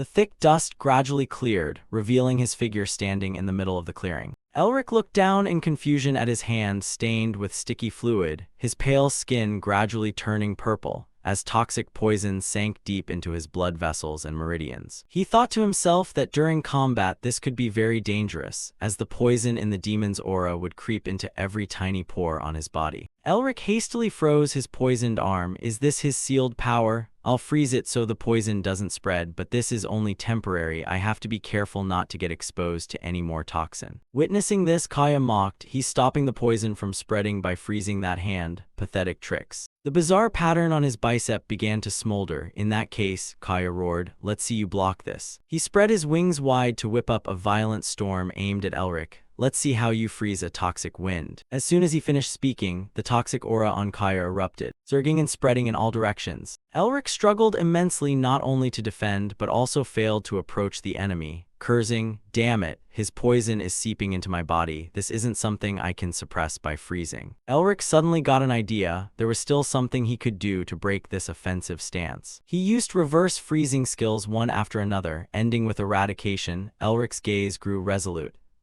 I'll blow this toxic wind right back at you. All his gathered power transformed into a gigantic beam of light engulfing Kaya. The latter skillfully shattered his magic while giving a cold huff. How foolish, you think magic I use can affect me. However, when Kaya glanced over at where Elric was standing, he started in surprise. What? Before he knew it, he had vanished, leaving Kaya frustrated. Where is he? Elric suddenly appeared behind Kaya, casting binding magic, successfully restraining him with chains in a split second. Kaya panicked. Wait. Elric sneered, come on, ending you right here wouldn't be any fun at all. Taking advantage of the opponent's inability to move, he struck straight at his chest. It's been quite a while since I used this move. The next second, thanks to the Snow Mountain King's secret technique, Elric pierced straight through Kaya's body with a fatal wound. He collapsed to his knees on the ground. Clutching his chest and panting heavily, Kaya questioned, how can a mere human use the power of the Snow Mountain King? Silently gripping the top of his head, Elric refused to disclose. You don't need to know. An absorption sound echoed. Kaya screamed in agony as his entire body gradually shattered. He staggered and collapsed with no signs of life remaining. Finished, he frowned and looked down indifferently at the corpse beneath his feet without a trace of emotion. Behind him, Mephisto crossed his arms and pondered, exterminate the demon race.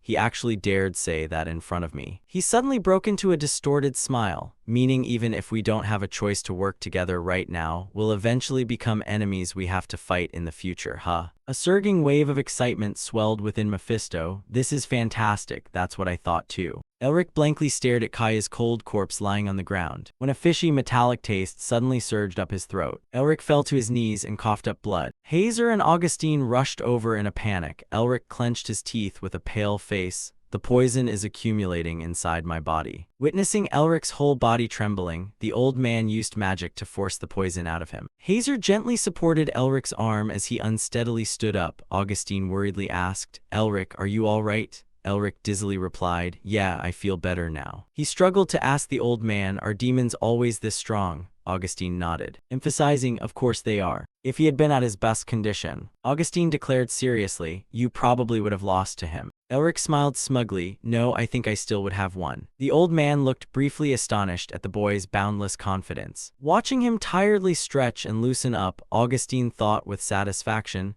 I figured the kid would find a way to beat his opponent no matter how disadvantageous the situation. A beat skipped in his chest, but Augustine raised his voice to scold Elric. Didn't I tell you not to let arrogance consume you? You need to change that. He raised an eyebrow, speechless for a moment. Say, Augustine, why are you making that face? While scolding him with words, the old man's face beamed with a bright spring-like smile. Truly not letting me down as my disciple. Liam sighed, we've been searching all day and haven't found a single trace if this wasn't in order. Suddenly a bare arm from behind pierced straight through his chest. Liam startled in shock. Blood splattered everywhere, leaving him no time to react. Owen suddenly appeared and withdrew his hand from Liam, who collapsed with a massive gaping hole in his abdomen. Witnessing this, Ethan froze in place. Owen spoke up, what's going on here, you guys? He fumbled backward, who is it? Show yourself, before he could finish. A hand tightly grabbed Ethan's head, lifting him off the ground as Ethan struggled violently. Owen expressed disgust. That voice is so annoying. A strange black cross mark appeared on the back of his hand. Owen muttered, I'll just find out for myself. Without giving Ethan a chance to resist, he used assimilation to make him vanish into ashes. Ethan's arm hung limply in his final moments, while at the same time the mark on his hand burned with a bizarre purple light. He returned to human form, looked up at the sky and sighed. Kaya failed. Owen continued. A third party neither from the Intelligence Bureau nor our own kind has joined in on this. He involuntarily broke into an evil smile. What an unimaginable harvest. His pupils turned fiery red at the thought of the Crown Prince participating personally. In another development within the courtyard of the ruined, desolate estate,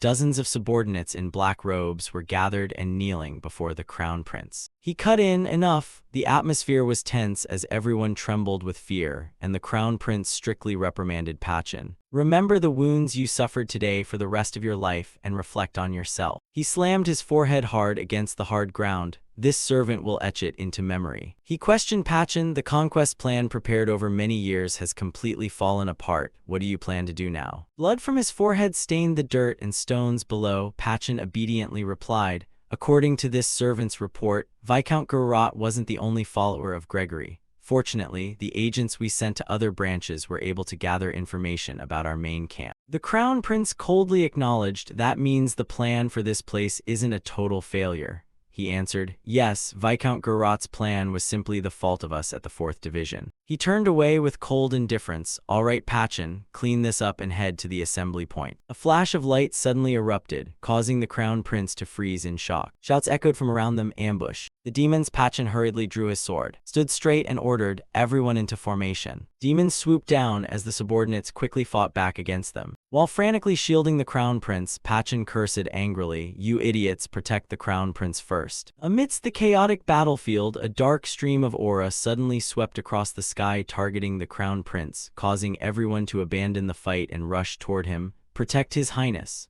Run to His Highness. Pachin panicked instantly as a dark surge moved to attack the Crown Prince from behind, and he threw himself in the way to block it. Owen stepped out into the open, admiring with a chuckle, not bad at all, human. Pachin swung his sword as he flew backward, shouting, you trash, how dare you. Casually pointing right at him, Owen said, it's you. Owen confirmed, you're the Crown Prince. That single statement agitated the nearby demons, and they swarmed around the two of them in a frenzy, shouting, the Crown Prince, he's the Crown Prince. Covered in wounds, Pachin ordered the others, I'll hold him off, protect His Highness. As his subordinates hurriedly guided and shielded the Crown Prince, calling out, please follow us, Your Highness, and leaving him all alone. He finally let his fury explode, shouting, I, Aethor Pachin, will now execute any enemies who dare harm His Highness. Owen eagerly manifested 6 ravenous mouths, taunting, that one looks pretty tasty. Shall we get started too? The next second, both sides violently lunged at each other. An earth-shattering explosion shook the area. On the other side, the demons and the loyal subordinates protecting the Crown Prince were trading blows. They shrieked, we'll get the seal if we bring the Crown Prince's head back to the emissary, right?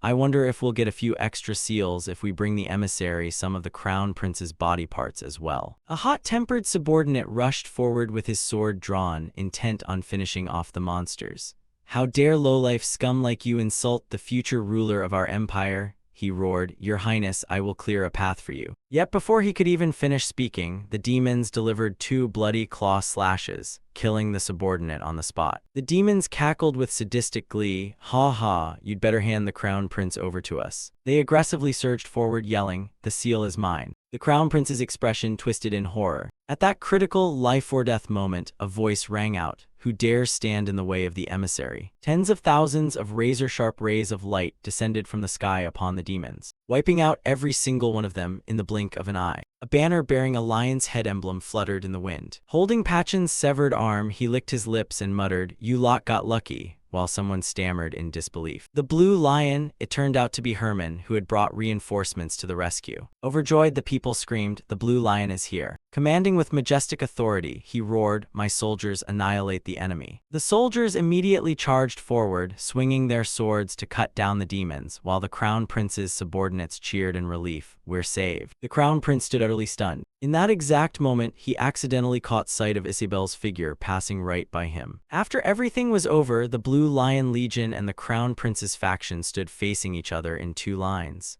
Pachin spoke up, even though we managed to wipe out most of the demons with the Blue Lion's help. He proactively bowed his head in guilt, and we failed to eliminate the prime demon chieftain. Turning to Herman, the crown prince nodded and thanked him. You have my thanks. Herman gave a slight bow in return. I'm glad to see you safe, Your Highness. I would escort you back to the palace, but since you already have the Intelligence Bureau by your side, I'll take my leave here. The crown prince told him, You must be very busy, Herman, so carry on with your duties. Herman replied, Thank you for your understanding, Your Highness. The crown prince wondered aloud, May I ask where you're heading? Glancing sideways at Isabel, who stood nearby with a blush, Herman cheerfully announced, I am searching for Elric Melvinger. Noticing this, the crown prince cast a sweeping glance at her and thought, I see. Isabel stood there in bashful silence, saying nothing. The crown prince turned on his heel and walked away. Very well, farewell. His face suddenly darkened as he muttered, Elric Melvinger, it's that guy again. In a different turn of events, a carriage made its way through the dense, swirling blizzard. Elric poked his head out the window to admire the falling white snowflakes drifting lazily down. Before long, they arrived at their destination, the fortress wall. He exclaimed, This is even bigger than what I'd heard. Elric thought to himself, the flower shrine must be hidden somewhere behind this wall. Suddenly, border guards appeared at the fortress gates to block the carriage, shouting, Halt. Carl explained, You must be the border guards. We wish to pass through the border. One of the guards raised a hand to interrupt him, saying, Sorry, but you cannot pass. You aren't allowed through.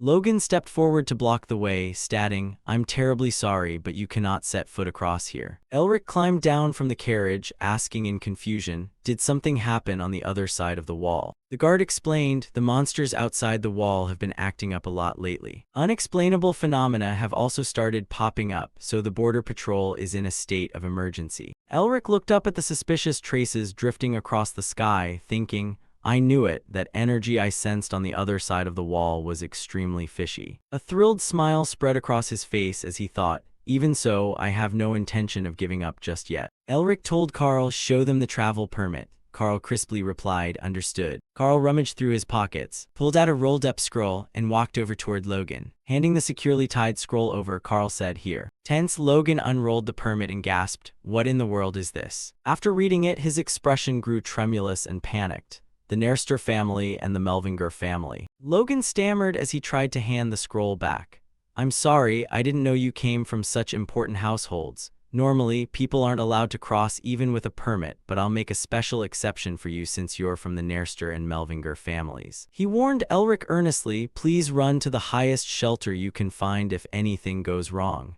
Elric asked out of curiosity, If I hide there, will someone come to rescue me? Logan answered bluntly, No. He even threw in a fierce threat. If you do that, it'll just make searching for your corpse much easier for us. The scene shifted. A sandworm opened its flower-like mouth lined with sharp fangs, roaring directly at Elric. The sandworm abruptly contracted its jaws, closing its mouth into a pointy shape resembling a flower pistil. It darted straight toward Elric like an arrow. The very second it tried to devour him, Elric activated his power. He summoned an ice pillar that pierced straight through the monster's fatal spot. Elric gritted his teeth in annoyance. These sandworms keep charging in like lightning. A second sandworm suddenly materialized right behind his back. Elric immediately darted his eyes in vigilance, arched his body and leaped high into the air. While airborne, his brain went into overdrive. Ever since the fight with that demon last time, it feels like I still can't use what I've gained smoothly enough. Elric thought to himself, if I acquire more seals in the future, my mana pool will become a bottleneck, and I won't be able to use them to their full potential. With a shout, countless ice shards drove straight into the sandworm's body. It plunged to the ground and died instantly. Landing gently beside the monster's carcass, he mused, Magic meant solely for me. I need to create a completely new kind of magic. Elric resolved, that's the only way I'll become strong enough that no one can ever look down on me again. Footsteps came from behind, accompanied by a complaining voice, Are you done yet? Turning his head, he saw Sean and the others walking over, shivering uncontrollably as they pulled their cloaks tight around themselves. Even after wrapping my body in mana, it's still freezing cold.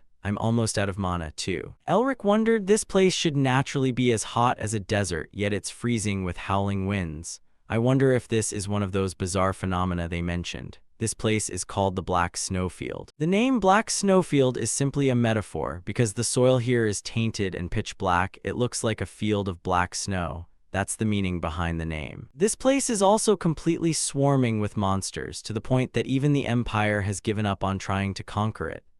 He evaluated it as a forbidden zone where even archmages of the 8th circle or higher might not be safe. A hand suddenly rested on Elric's shoulder. Slinging an arm around Elric's neck, Sean sighed. "Hey, Elric, is the flower shrine really a place abandoned by the gods?" He asked in utter bewilderment. In fairy tales, the flower shrine is a peaceful garden where the god of flowers lives happily with humans. Does this place look anything like a flower garden to you? Shrugging Sean's hand off casually, Elric replied, "The flower shrine exists. You can verify its existence based on your royal ancestors' records." Augustine expressed astonishment. "So you know its exact location? I refuse to believe you could figure that out just from information in some old records." Elric voiced his plan. "I'm thinking of searching for the beastmen guarding the flower shrine." Augustine looked skeptical. "Beastmen harbor a deep grudge against humans. Are you sure this is going to be fine?" Elric answered with confidence. "We'll be fine. I have a way." Augustine stroked his beard in deep thought. "I don't know what you're plotting, but I'm looking forward to it. It'll be even more fun if I get to figure out what your schemes are." He asked with a hint of curiosity, "But how do you plan on finding beastmen in a place this huge?" Elric replied, "That's what I'm trying to figure out right now." Folding his arms, Mephisto asked Elric, "Do you have a map or a signpost? We can't just tear this entire snowfield apart looking for it." Hesitating, Elric said, "No, we don't have anything, if we at least had a compass." Mephisto suddenly reminded Elric, "Hey, the ice crystal is glowing." Hearing that, Elric hurriedly reached into the hem of his cloak, pulled out the sparkling ice crystal, and asked in bewilderment, "Why is it glowing all of a sudden?" The ice crystal suddenly floated right out of his hand, leaving Sean stunned as he watched. "What the?" The ice crystal hovered midair, then abruptly cast a shimmering ray of light down onto the ground.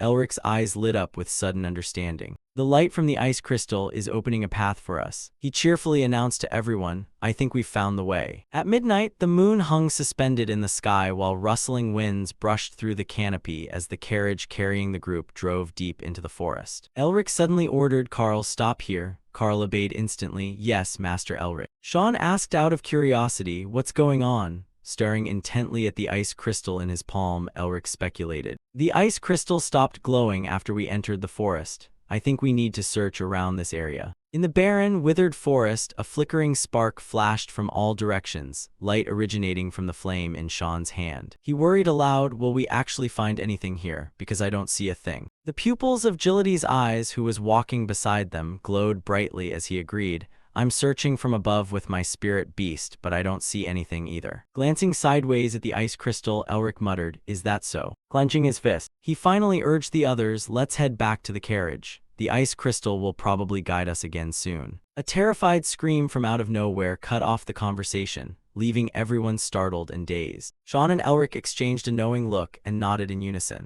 The three men sprinted toward the source of the sound, dashing through the dense forest. Opening his eyes wide with alertness, Elric thought, "There's something there." Arriving at the scene, the three of them quickly ducked behind a tree trunk, quietly observing the situation ahead. Goat-headed monsters seemed to be surrounding someone. "Is that a female beastman?" Mephisto confirmed that it was a feline beastwoman. One of the goat-headed monsters roared, and the entire pack instantly lunged forward to tear the catgirl apart. Panicking, she screamed, "Is anyone there? Please help." Without hesitation, Elric unleashed a spell. Whirl. The catgirl squeezed her eyes shut, waiting for death. When no movement followed after a long moment, she cautiously opened her wide, terrified eyes. The three monsters that had just tried to attack her were now frozen solid into three massive blocks of ice. With a snap of his fingers, the three blocks shattered into nothingness. Elric appeared, gently comforting the catgirl. "Are you all right?" Shifting his hair away from his forehead, Elric flashed a warm smile and held out his hand to her. "You must have gotten quite a shock." Mephisto mocked him, "You have zero acting skills." Blushing slightly, Elric cleared his throat and added, "If you're hurt anywhere, I can heal you." He asked the catgirl, "Can you stand up on your own?" Her expression suddenly turned fierce and glaring. Swatting Elric's hand away roughly, the catgirl barked, "I don't need help from a human." The moment those words left her mouth, ambushed beastmen archers dropped down from the tree branches all at once. At the exact same time, spear-wielding warriors had quietly closed in behind Elric's group, gradually surrounding them from all four sides. Gritting her teeth, the catgirl snapped, "Stupid human, if you don't surrender by the time I count to 3, I'll kill you all." She slowly began counting, 1, 2, as the beastmen drew their bows and raised their blades, locking their sights onto the group. In this critical crisis, Elric remained entirely silent while Hazer anxiously watched his back, thinking, Elric, what on earth are you plotting? Elric abruptly broke into a knowing, triumphant grin. Raising both hands high with a radiant smile, he declared, I surrender. The rest of the group felt utterly helpless toward Elric. Some chuckled, while others shook their heads in exasperation. He happily shouted to the Beastman faction, I'm surrendering, you know. Mephisto scoffed with a chuckle, he sure is full of tricks. Turning back time to a moment earlier, when the white-haired cat girl was surrounded by the beasts. He and his teammates were hiding behind a tree trunk. Assessing the situation with a chuckle, Elric remarked, clearly a trap. Talk about an old trick. His pupils flashed as he informed Augustine, there are soldiers nearby too. Augustine asked, what are you planning to do now, Elric? Elric wore a sinister smile. What else is there to do? If they want to play, we'll play along. He grandly announced, we'll let them lead us straight into their den. In the Monster Kingdom, a prisoner transport carriage rumbled through the streets. Leading the procession were the white-haired cat girl and her squad of soldiers. Inside the carriage, Elric's group sat quietly waiting. Folding his arms, Mephisto interrogated Elric, did you really have to go this far? Elric criticized him, you're so foolish. Elric smiled slyly, you have to be willing to make sacrifices this big for the infiltration to go off without a hitch. Mephisto was left speechless. I never expected those dopey monsters would fall for such a terrible act.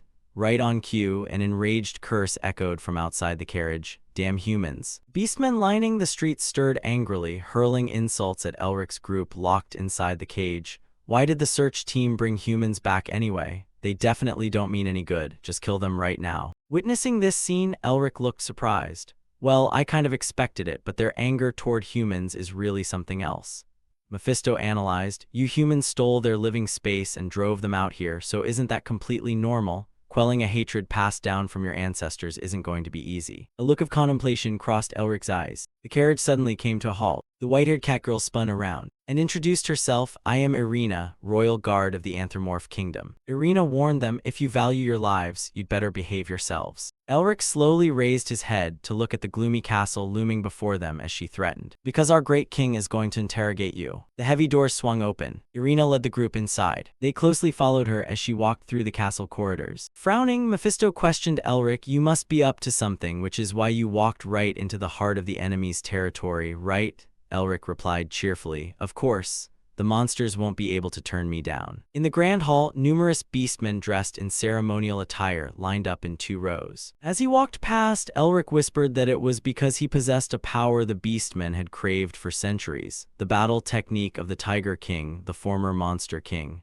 Elric emphasized, body-strengthening technique. He muttered to himself, the Tiger clan held the position of king for generations, but now they're all extinct. What if the body-strengthening technique, a very symbol of the king's authority, were to appear? Elric daydreamed excitedly, just imagine how valuable that would be. He was so unscrupulous that even Mephisto couldn't help shaking his head.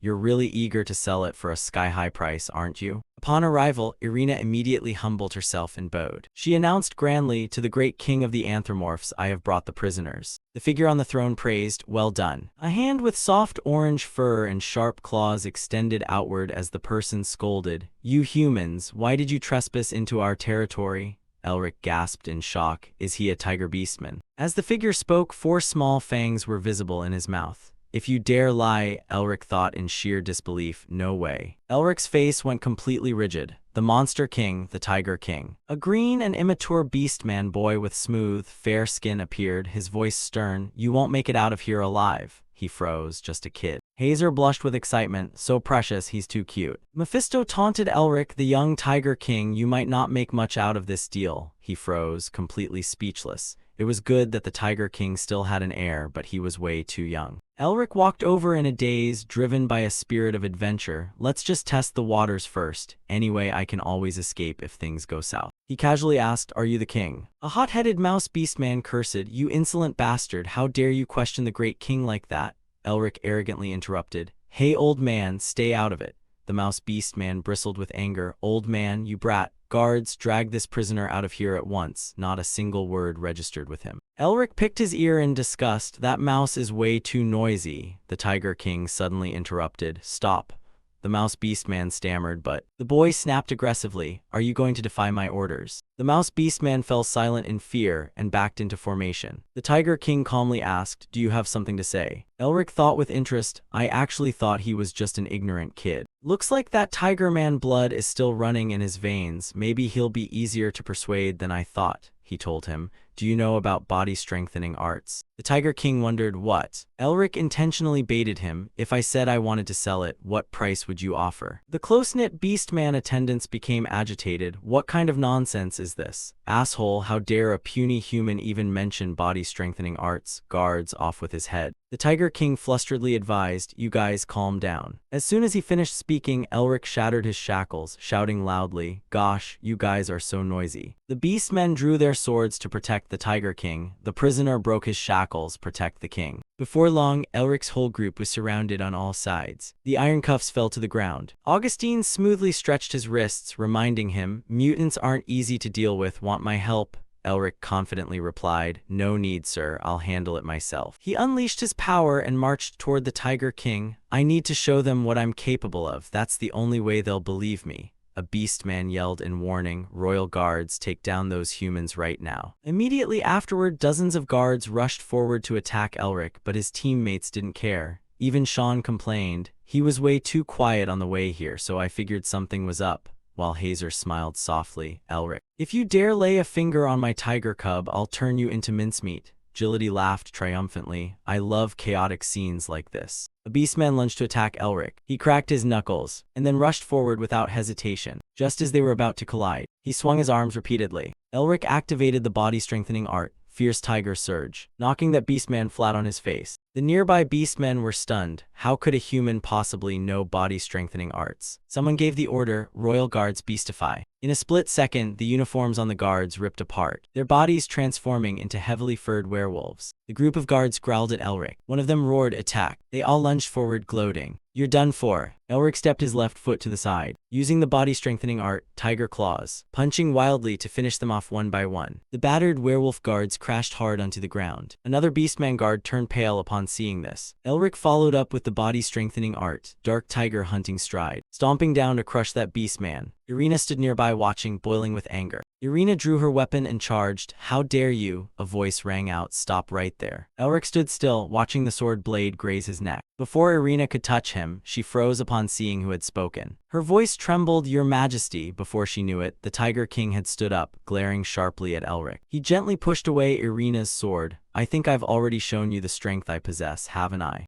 Elric wore a provocative smirk. Do you believe me now? The entire hall fell dead silent. The Tiger King asked angrily, how do you know body-strengthening arts, something even we don't know? Right as he finished speaking, the Beastmen screamed in agony as blue electrical currents struck them, their source being Elric, who declared, that's magic. He looked startled. Magic. He explained, magic flows through all things. It exists in this world, revealing nature's mysteries and harmoniously uniting all principles within itself. The Tiger King was shocked, so the body-strengthening arts have always been preserved through magic. Elric smugly replied, that's right, waving his hand to conjure a blue light to put on a show for him. The Tiger King's eyes sparkled with excitement. Mephisto grumbled to Elric, magic my foot, you're selling dog meat under a sheep's head again. He smirked. Mutants are somewhat close to magic anyway. If we put on a good show, they'll take the bait. The other Beastmen chattered amongst themselves. Elric bragged to Mephisto, look, not just the king, but the others are starting to believe it too. He sneered.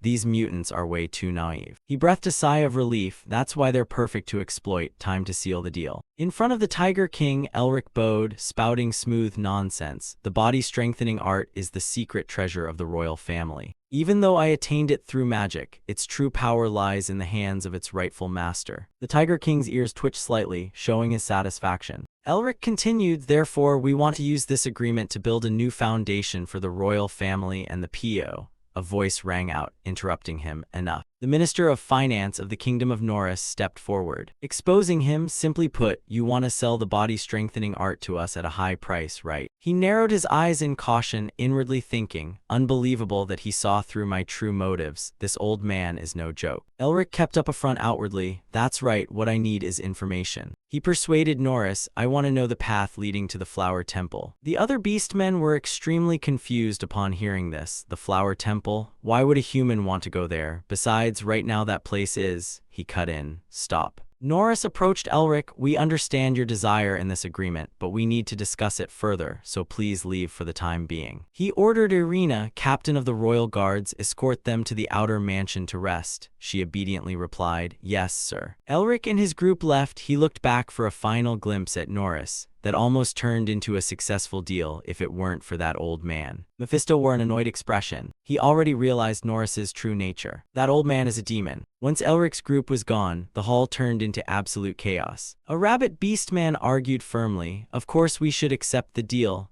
This is our chance to restore the Tiger King's lineage and thereby reclaim glory for our clan like before. The Mouse Beast Man angrily retorted, right now those bastards are quite cunning. They pose a far greater threat to us than the humans out there. If we can pool the Tiger King's will and deter them, those guys will just have to obey obediently. Someone immediately stepped up to end the argument. They're right. Lucas walked up to tell the Tiger King, the body strengthening art is a symbol uniting the mutant clans. Losing it has caused many clansmen to splinter and various species to lose unity. This is our chance to get it back, and with it, we'll eliminate the Wrath clan's excuse for refusing to acknowledge a Tiger King just because he lacks the body-strengthening art. He nodded, all right if that's what everyone thinks. Norris suddenly chimed in, we must not do this. Lucas showed an attitude of dissatisfaction. Minister of Finance Norris, if we lose the royal family's symbol like this, we won't ever be able to. He coldly glared at him with demonic eyes. Lucas panicked and shut his mouth. Norris lowered his voice to analyze. I fully understand the vital existence of the body-strengthening art to our clansmen and His Majesty. His pupils flashed with a silver light. But Norris raised his voice to reprimand, the reason we mutants must exist in this cursed place. Have you forgotten the suffering we went through? He reminded everyone the humans used sweet bait to lure us in, then cowardly stabbed us in the back and drove us to this predicament. Norris advised the Tiger King, Your Majesty, if we accept this deal, we will once again become puppets in the hands of humans, and those painful days of history will repeat themselves. He emphasized that is why we must not shake hands with humans, we need to be careful around them. These words struck the Tiger King's psyche, making him look hesitant and timid. The scene shifted to the Tiger King standing before a giant statue. Lucas begged him from behind, Your Majesty, we cannot miss this opportunity. This is our only chance to get back the body-strengthening art. The Tiger King remained silent, staring at the statue of the former king, and muttered, rebuilding the royal family. The Tiger King told Lucas, if we want to fulfill the previous king's wish of uniting all the clansmen, then we will need the body-strengthening art, he eagerly added. Then we will quickly summon those humans here to make the deal. He cut him off, arguing that they couldn't do that because Minister Norris surely had valid reasons, and besides, humans had deceived them multiple times. Lucas acknowledged that Norris was a wise man known as the Dark Sage, but worried that old age might cause him to misjudge the current situation. The Tiger King angrily warned him to watch his tongue. He is a man who dedicated his life to the kingdom since the previous king's reign. I do not doubt his judgment. We need to be careful with humans. Terrified, Lucas bowed his head in apology. Please forgive me for speaking wrongly, Your Majesty. He finally gave up and retreated from the bedchamber. Left all alone, the Tiger King quietly turned around, sunlight stretching down the corridor as his silhouette carried an indescribable gloom. Norris, I trust that your judgment is correct. At the Anthropomorph Annex mansion, a man leisurely walked up. Carl opened the door and brought him inside. Inside the living room, Elric sat with his legs crossed on the chair, clicking his tongue. Well, what do we have here? What wind blew you here? Elric deliberately addressed him directly by name, Minister of Finance Norris. Norris didn't beat around the bush and went straight to the point. I am here to make a deal with you guys. Elric cheerfully gestured toward the opposite chair. Oh my, so you're a bad customer, please have a seat. Once seated, both sides began negotiations. He opened. It seems you've chosen to accept the deal I proposed. How do you plan to counteroffer us? He negotiated, I will give you what you want, and I will open the path to the Flower Temple for you. He happily relaxed, splendid, you're truly as generous as I predicted. It was Norris's turn to make a request, a crazy smile blooming on his face. Sell the body-strengthening art to me. Elric slumped his head onto the table, complaining, sigh, I guess nobody else is coming. He grumbled, I don't get why they all think the body-strengthening art alone is enough to seize the throne, and they all keep repeating the exact same thing. Augustine wondered, even knowing the Tiger King's lineage collapsed long ago and needs the body-strengthening art to revive, I didn't expect the situation to be this messy. So who do you plan to sell it to? Elric replied, the Minister of Finance still made the highest offer. He was surprised. You keep mentioning the finance minister. He suddenly waved his hand, conjuring a pale golden light. Elric said, in this case, right here. The light covered the ceiling, the room's atmosphere shimmering like a glowing mist. Elric questioned the empty air. Too many customers are chasing after the body-strengthening art, so it has become very expensive. May I ask what the royal family intends to do with it and what price you will offer me? The light gradually faded as a familiar figure appeared. A pair of gloomy purple pupils flashed, indicating their owner was extremely furious. Elric's tone turned mocking. Greetings, your majesty, the Tiger King. A figure slowly stepped out from the shadows, murmuring, reporting Tiger King. There stood Valence, the Tiger King, his gaze fierce and sharp-eyed. Mephisto let out a slight gasp of surprise, saying, the authority held by the king is slowly decaying. If it were me, I would have beheaded those vassals already. At least I am not as foolish as them. Valence trembled slightly, his eyes widening as he demanded, how could the Minister of Finance do such a thing? Something must be terribly wrong. Elric appeared out of nowhere and spoke up, didn't I tell you beforehand? With an expression of supreme confidence and smugness, he added, you are about to witness something very interesting. Hazer, standing nearby, didn't want to hear any of it. She shouted at Elric, how can you say things like that in front of someone who is genuinely hurting? Elric stood by, completely serious, and replied, Hazer, politics isn't a child's game. Can soothing his heart change the current situation? Upon hearing this, Hazer simply turned her face away without saying another word. Elric narrowed his eyes and continued with a serious tone, you know as well as that no matter how glamorous and beautiful the throne is, it will soon be looked down upon if there is no solid power backing it up. Seeing his attitude, she felt awkward and blurted out, Elric. Deep down, Hazer thought about how they were known as the Oathbound family, having endured countless hardships and risks together in their childhood. Yet even as they held hands tightly, agreeing to face everything together, the moment they lost their power, all the vassals, nobles, royalty, and even the magic tower abandoned them. Elric, just a child back then, couldn't help but cry at the sight of it all. And now he walked with confidence amidst the cheers. It's the hero of Lacenter. That's the son of the Oathbound family. Please look at me, Melvinger. His eyes grew even colder now. Amidst the ongoing cheers, Hazer softly said, it was only when you became the hero of Lacenter that the people who used to look down on you and call you the family's disgrace changed their attitude.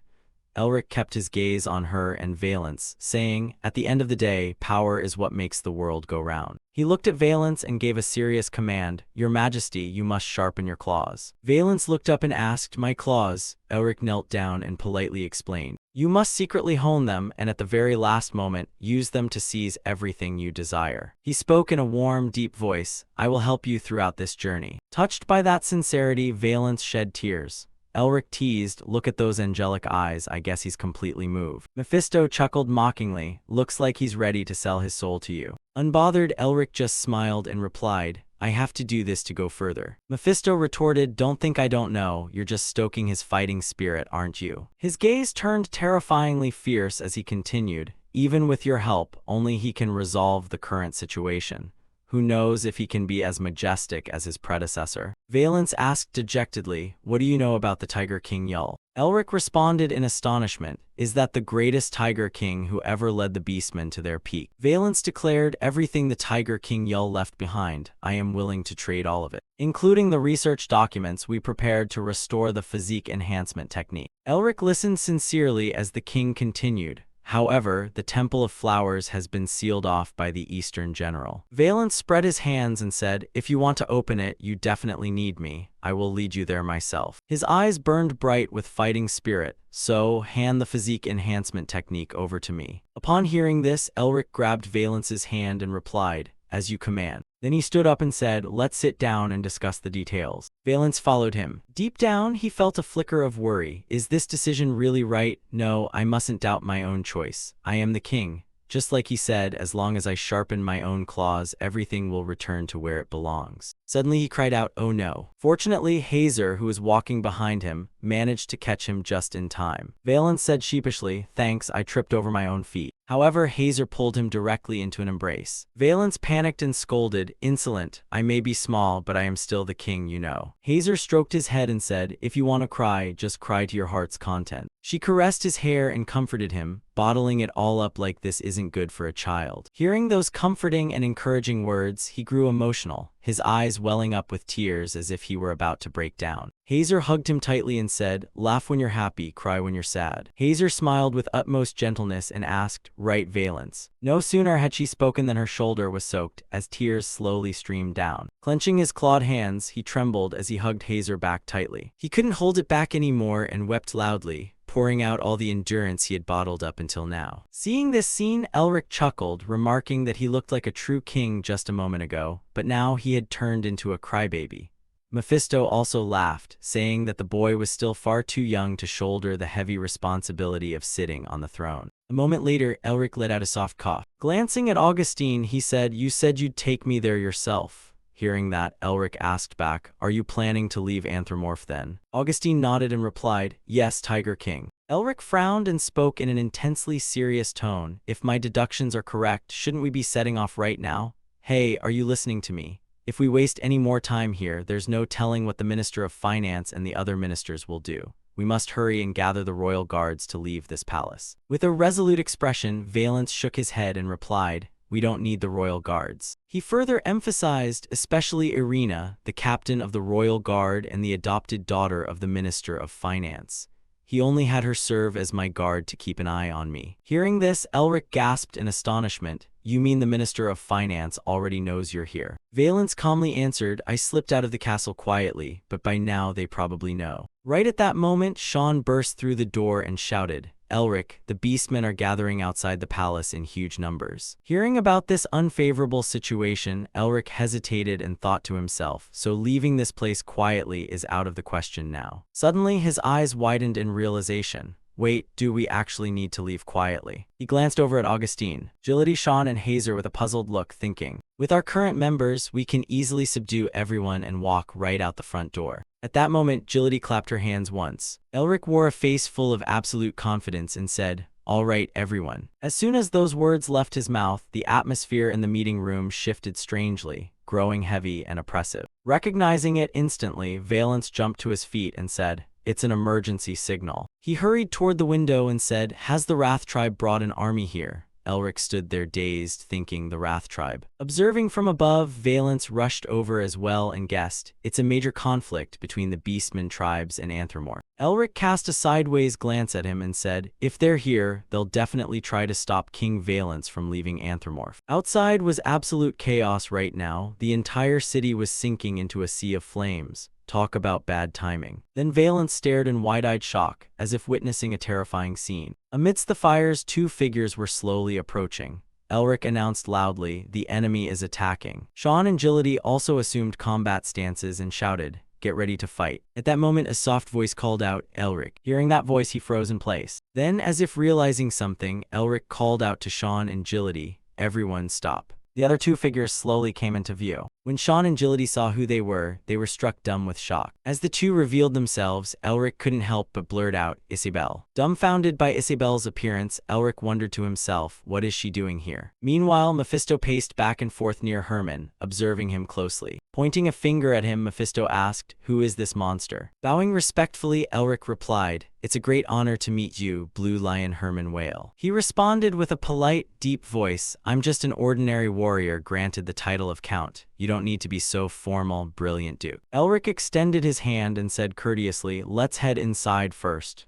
Isabel nodded, "Thank you." She walked ahead and gently told Herman, "Father, step down slowly." Walking alongside him, Elric asked, "How did you know I was here?" He smiled faintly and replied, "I wanted to thank our benefactor in person. You not only saved my daughter, but also cured my illness." With that, he took step-by-step approach toward him. Herman smiled warmly and said, "So I came to the capital, only to find out that you had already left." Hearing this, Elric scratched his head self-consciously and replied, "Oh man, I should have left a message about where I was heading. Looks like we missed each other." Herman calmly replied, "Not at all. We should have sent a letter first. I wanted to surprise you, so I came looking for you without warning. The fault is ours." He paused, glanced sideways, and said, "However." Sweeping his gaze across everyone present, he softly remarked, "I see a few familiar faces here." Casting a look at Hazer, he said, "I never expected the Gray Lion's hound to be in a place like this." She looked displeased at the remark. Hazer retorted bluntly. I'm certain I've told you many times that I am not their hound. Elric walked over and asked Herman, you know my older sister? Herman looked surprised and exclaimed, wait, she's your blood relative. Rubbing his chin, Herman recounted, I have a rather ill-tempered friend, and when I met them, I ran into her a few times. I never expected she was a Melvinger. This world really is small. As soon as he finished speaking, his eyes lit up as he cast a sideways glance. Noticing Augustine standing there, he remarked, it's quite rare to see the eccentric old man of the Nerster family showing his face out here. Augustine shifted his gaze to Herman and muttered in response, I recall telling you not to call me that anymore. Herman gave a dismissive chuckle. What's wrong with calling an old monster like you an eccentric old man? What else could I possibly call you? Hearing that, Augustine and Herman stepped closer, locking eyes with a murderous aura. Sensing the tension, Elric grew panicked and thought, at this rate, they're going to leap at each other and start a brawl. Just as he prepared to step in, the two men suddenly shook hands warmly. Herman even remarked smoothly, every member of this group is truly astonishing. Valence and Agility stood nearby as he continued.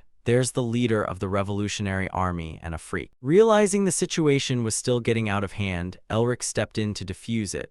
Now, everyone calm down. Herman stepped back, his eyes still fixed on him as he thought, now I want to get my hands on you even more. He swept his eyes over the rest of the group and figured to himself, those who can attract such talents will one day take flight into the blue sky themselves. Nodding Isabel's expression, Herman added, ignoring that crown prince you despise and coming here was the right choice. Elric suddenly turned to Isabel and Herman to ask, by the way, how did the two of you get here? Isabel spoke up, we heard you made it past the walls, so we did the same. A knight scouting the forest said they saw you being dragged off, so we came here to help you. Looking out the window with a worried gaze, she added, our people are causing a commotion to distract the freaks. If we want to leave, right now is our best chance. Outside, the fire was still raging fiercely, as if trying to swallow everything in its path. Elric glanced at Valence and thought, if I want a proper way out of here, this is my chance. He let out a sigh of relief and said, good thing it's not a Wrath tribe invasion. Then Elric walked over to the window and stepped up onto the sill. His eyes filled with strength as he asked, has your determination to leave this place changed? Looking down with a timid yet faithful gaze, Valence answered, I want to leave, but if I abandon the kingdom during a crisis, my subordinates will see me as a traitor and throw the city into chaos. Hearing this, Elric clapped a reassuring hand onto his shoulder. With glowing eyes, Elric said, you don't need to worry about that. I just came up with a brilliant plan. Outside, it looked like absolute hell as the flames spread further, burning everything to crisp around them. Someone was walking step by step across the lawns near the fire. It was Irina and her squad. Hills followed closely behind her, looking anxious as he asked, Captain, shouldn't we be defending the city? Irina shook her head decisively. No, the Royal Guard's purpose is to protect the sovereign. Clenching her fists in fierce determination, she said, right now, our sovereign is with those disgusting humans. Raising her voice, Irina explained, once we secure his safety, we will eliminate. Narrowing her eyes with a snarl, she continued, every single one of those humans. Just as Irina's group saw Hazer and Sean stepping out, they gasped in shock. Those people are coming outside. She rushed forward and blocked their path with her arm. Narrowing her eyes, Irina growled, you bastards, where's our king? Sean replied, who knows?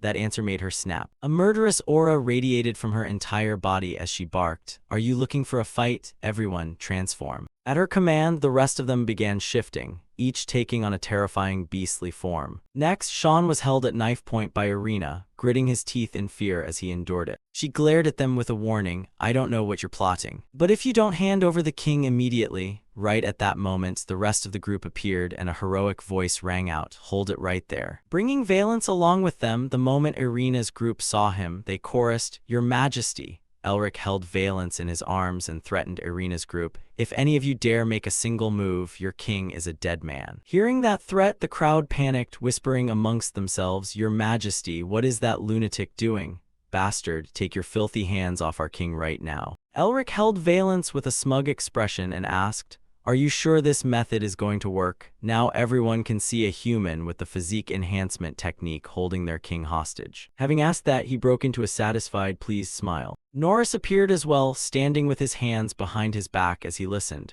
knowing that none of them would dare do anything reckless. Following that, Elric waved his arms as if preparing to unleash a move. Before he could do anything, he was startled out of his wits as Irina seized the opportunity to warn, if you want to save your king, you'd better clear a path for us right now. Seeing her shaking with furious rage, Norris walked up and softly called out, Irina. Then he whispered a few words into her ear. Hearing what Norris said, Irina's hands suddenly trembled with anger. She then shouted the order, everyone make way and let them pass. True to her word, the crowd obeyed. Sean walked past them, his eyes darting about in terrified caution. Isabel and Herman also kept their guards up against them. Once it was done, Irina barked her demand, we've opened a path just like you asked. Release our king right this instant. Hearing that, Elric chuckled inwardly with smug satisfaction. Then holding Valence tightly in his arms, Elric leaped high into the air. He mockingly taunted Irina, how can I trust you? I'll let his majesty go after we've safely left the city. If you chase after us, you know what'll happen to him, right? Just like that, he carried Valence high up into the air while Irina's group could only watch them go. When they saw that he wasn't returning Valence, the group grabbed their heads in shock and panic, while up in the sky, the flames were spreading wider and wider, and a shout came from below, hurry up and help us, we have to put out the fire first. Right then, he and Mephisto were flying straight ahead, while Valence kept gazing down below.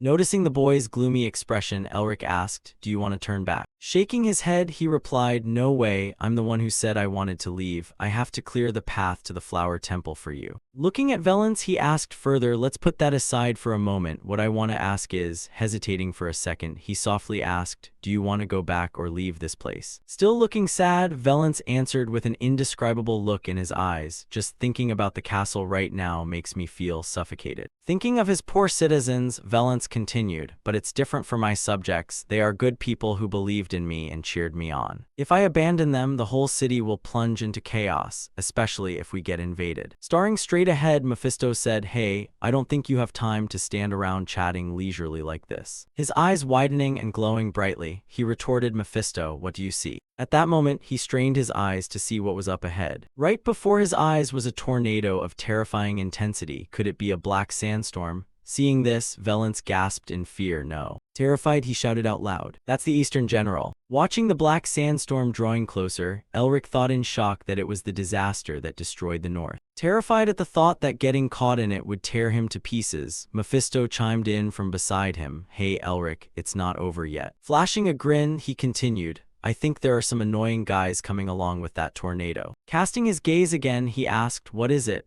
Opening his eyes wide, he poured all his strength into his vision to observe. Aside from the black sandstorm, down below was another community. Stunned, Elric blurted out, that is. Looking up at the flag flying above, he thought, a nine-tailed fox. At that moment, Mount was sitting high up, arrogantly ordering them to run at full speed. It was the Rage Clan. The nine-tailed fox flag kept fluttering in the sky, the Rage Clan. The sworn enemies of the Anthropomorph, led by the Tiger King, a coalition of mutants who turned their backs on the Tiger King family that had lost the body enhancement technique, while the Rage Clan craved rule over the Anthropomorph. Until now, only minor clashes had broken out, and they had never launched any large-scale war. Seeing the Rage Clan arrive, Valence panicked and cried out, what are those Rage Clan bastards doing here? Sighing casually, he replied, looks like some traitors in the castle gave them information about the body enhancement technique. You're still so naive despite being stabbed in the back so many times. The boy just shot him a glance and muttered, ridiculous. Hearing that, Elric raised an eyebrow and asked, otherwise why would they suddenly want to invade the Anthropomorph and come right to where the holder of the body enhancement technique is? Hearing this, Valence fell silent, lowering his head timidly with a hurt expression. Suddenly, he witnessed a startling new sight. Pulling Valence out in front of him, Elric prompted a startled question from the boy, what are you doing?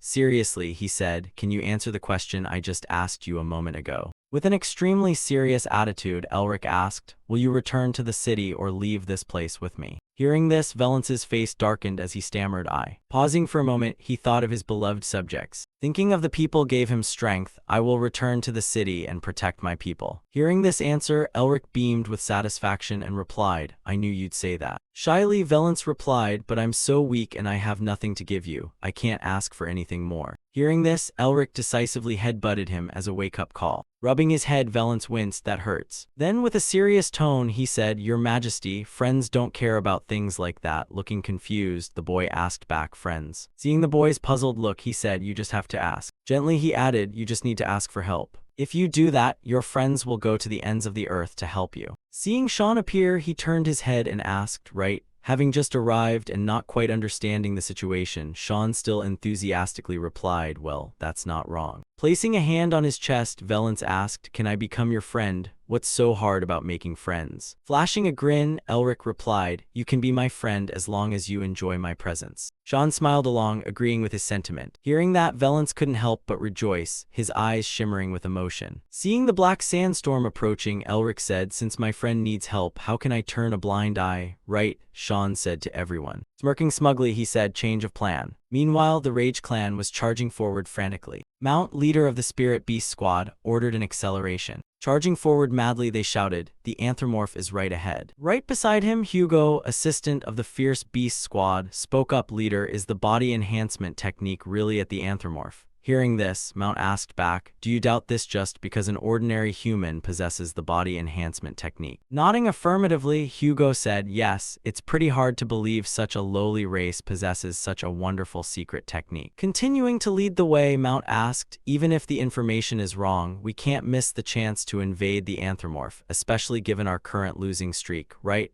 Flying behind him, Hugo nodded and confirmed, "That's right." Receiving that nod, Mount smugly thought that if the intel was accurate, they couldn't let the Tiger King family, who had lost the mandate of heaven, lay their hands on the body enhancement technique. At this moment, the Rage clan gathered in large numbers, standing by and waiting for the attack order. A clawed hand appeared and spoke, 40 years ago, if it weren't for that blonde-haired, green-eyed mage getting in our way, we could have built a great empire over the corpses of the Tiger King's pack. Even so, if I get the body enhancement technique in my hands, I'll recover the tail I lost, and finally return to the four-tailed form I've always longed for." That was the Blood Wolf King, appearing with a fierce expression and declaring, "No one can stop me." Boastfully and loudly, he commanded, "Troops, bring me the body enhancement technique. Restore our honor and glory. Once that's done, I'll make the whole world bow before me." Now, with Mount taking the lead, he shouted his command, "You have inherited the mandate of heaven and are our king, the Blood Wolf King. We will protect the blessing of the tail bestowed upon us." Brandishing his sword at the front, Mount shouted, "Brothers, charge forward and cut off the Tiger King's head." They roared with fierce determination. For the Blood Wolf King. Brandishing their swords, they rushed straight toward the castle. "Go and drink the enemy's blood." Just as those words finished, a surge of energy erupted from overhead, accompanied by a freezing voice. Soon enough, a few members of the Rage clan were hit. Some were frozen by ice and snow, shivering violently. Twin was suddenly attacked by ice and snow. At that moment, a voice echoed, "Stop." One of them bared his sharp teeth. Then he launched an attack, causing blood to flow like water. After that, a chaotic brawl broke out among them. One grabbed another by the head, pinning them down and tearing at them. Another kicked away an opponent as they fought among themselves. Just then Mount walked over. Brandishing his sword, he barked, "What just happened?" Right at that moment, Elric appeared with his mystical arm. "Wow, what a full house." Following behind, Sean said, "Why are we the only ones fighting?" Hazer walked over carrying a hammer and said, "I think it's fun." Then the trio of Elric, Sean, and Hazer boldly stepped forward. Chaos filled the atmosphere right at the main gate of the Anthropomorph. Standing nearby, Agility asked Augustine, "Are you just going to stay outside like that?" Casually, the old man replied, "The enemy numbers aren't that high." Stroking his beard, Augustine gazed up at the sky and said, "Elric was the one who asked us not to interfere." He also comforted Agility, "Don't worry too much, let's see what he can do." Smiling smugly, Elric's face radiated confidence. By now, everything around was practically frozen solid, as Elric, Sean, and Hazer each walked across the ice, prompting the bewildered Rage clan to ask, "What's going on? Has God abandoned us?" Opening his wide mouth, Hugo shouted orders to regroup. "You fools, God hasn't abandoned us yet, this is just human magic." Hearing that, the rest echoed back, "That's right, I heard that the humans at Anthropomorph used magic. I can't believe they've teamed up with the very people who trapped us in this place, those damn traitors."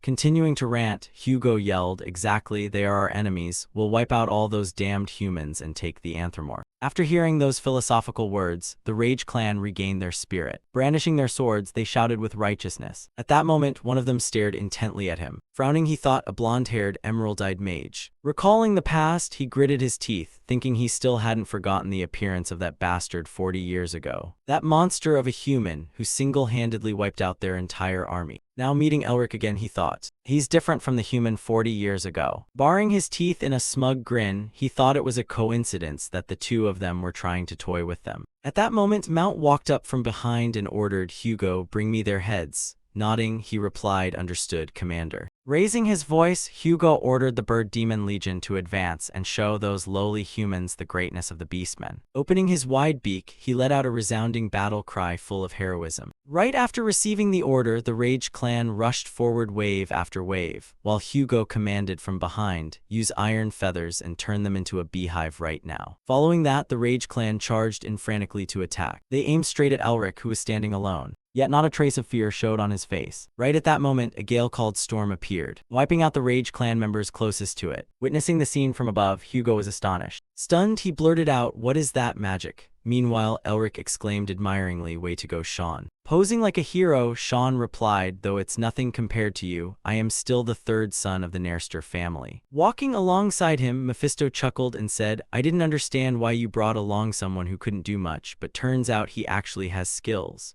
Hearing that, Elric could only chuckle in response. "Well, that's why his family is considered the strongest in the magic tower, right?" More importantly, the elemental magic of the Nerster family is wind, so birds like them are nothing more than prey to Sean. Still full of passion, Sean charged forward saying, "Let me blow off some steam." Clenching his voice, he asked, "Do you guys understand the pain of being a supporting character, huh?" Pouring all his power into it, Sean unleashed a surge of energy that crushed them. Panicked, Hugo screamed, "Run!" As Sean chased after them to catch them, he said, "Not so fast." At that moment, someone used a wind blade technique to counterattack Sean. Luckily, he picked up a massive hammer radiating terrifying power. Sean noticed someone down below standing out with a huge hammer in hand. That was the demon ox, who jeered, "That weak stuff won't work against us demon oxen." Afterward, the demon ox ordered his subordinates to kill them. Just then, a hand reached out and gently tapped his back. Oh my, it was Hazer, who walked up and softly said, "First time I've seen a cow use a hammer." The demon ox turned his head with a sharp glare as Hazer casually asked, "Wanna play with me?" Sneering, the demon ox said, "How dare a lowly human speak to?" Before he could finish his sentence, Hazer hit him with the blow of a lifetime. With just a single swing of her hammer, she sent the demon ox flying far away. He flew far off, crashed headfirst into a massive boulder, and lay motionless. Witnessing the sight, his subordinates stared in shock and blurted out, "Oh God." Smiling gently, Hazer said, "Oops, I accidentally hit too hard." Enraged, the subordinates swarmed forward, shouting, "You human bitch, we'll avenge our commander." However, Hazer gracefully dodged his hammer strike. Then she casually brought her hammer down on the lot of them. With every single attack fell another enemy, fresh blood pouring out continuously. Seeing Hazer happily beating up the demon ox's subordinates, Elric stood there stunned. Bursting into laughter, Mephisto said, "I finally know why you're afraid of her. I can't believe she shatters people's skulls while smiling and joking like that. She's got Demon King material." Enraged, Mount grabbed his sword, charged forward, swung it, and roared, "Break the ice and attack." Seeing Mount lead the army in a charge, he stood up and replied, "Right on time, I was getting tired of waiting." Rolling up his sleeves and channeling the power from the patterns on his arms, he said, "I'll take care of all of you." Charging madly, they shouted, "There's only 3 of them, kill them all." At that moment, Elric summoned a power called Ice Vortex. The stream of ice struck its target, prompting a furious Mount to cover his face and roar, "Where the hell did this ice and snow come from? We can't advance any further." At that moment, he widened his eyes and looked upward. It was Elric summoning ice and snow with one hand as sharp icicles materialized. With a sharp glare, he shouted, "Ice rain." Then Elric flicked his hand. Blocks of ice fell from the sky like rain, piercing the flesh of the Wrath tribe members and causing them to shriek in agony. Standing high above and observing the situation below, he let out an admiring whistle. "Quite a few of you survived, huh?" Right after that, Elric landed on the ground below. Wearing a sinister, glaring smirk, he declared, "I'll show you the magic I created." Gathering all his power, he thought about combining a brutal and ferocious seal, shrouding his body in Dragonheart magic and freezing everything he touched. He lunged forward with the wild ferocity of a beast, tearing through them. Seeing this, one of the Wrath tribe members barked an order, "Stop him.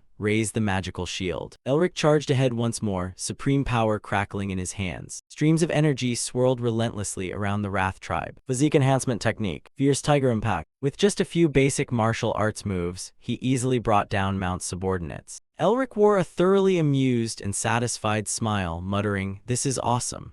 Just then, Mount appeared with an angry expression, roaring, "Body enhancement and magic." Elric froze as the monster behind him called out a warning, "He's dangerous." Stunned, Elric cursed under his breath, "Damn it, with that much spiritual energy." As Elric felt the aura radiating from Mount's body, his eyes widened in shock. Stage 4, a monster master. Barring his teeth in a grin, Mount chuckled, an interesting human. Locking his eyes onto Elric, Mount demanded, so you're the... Pointing his sword straight at Elric, he continued, the one responsible for this mess. Realizing the gravity of the situation, Elric mentally consoled and calmed himself.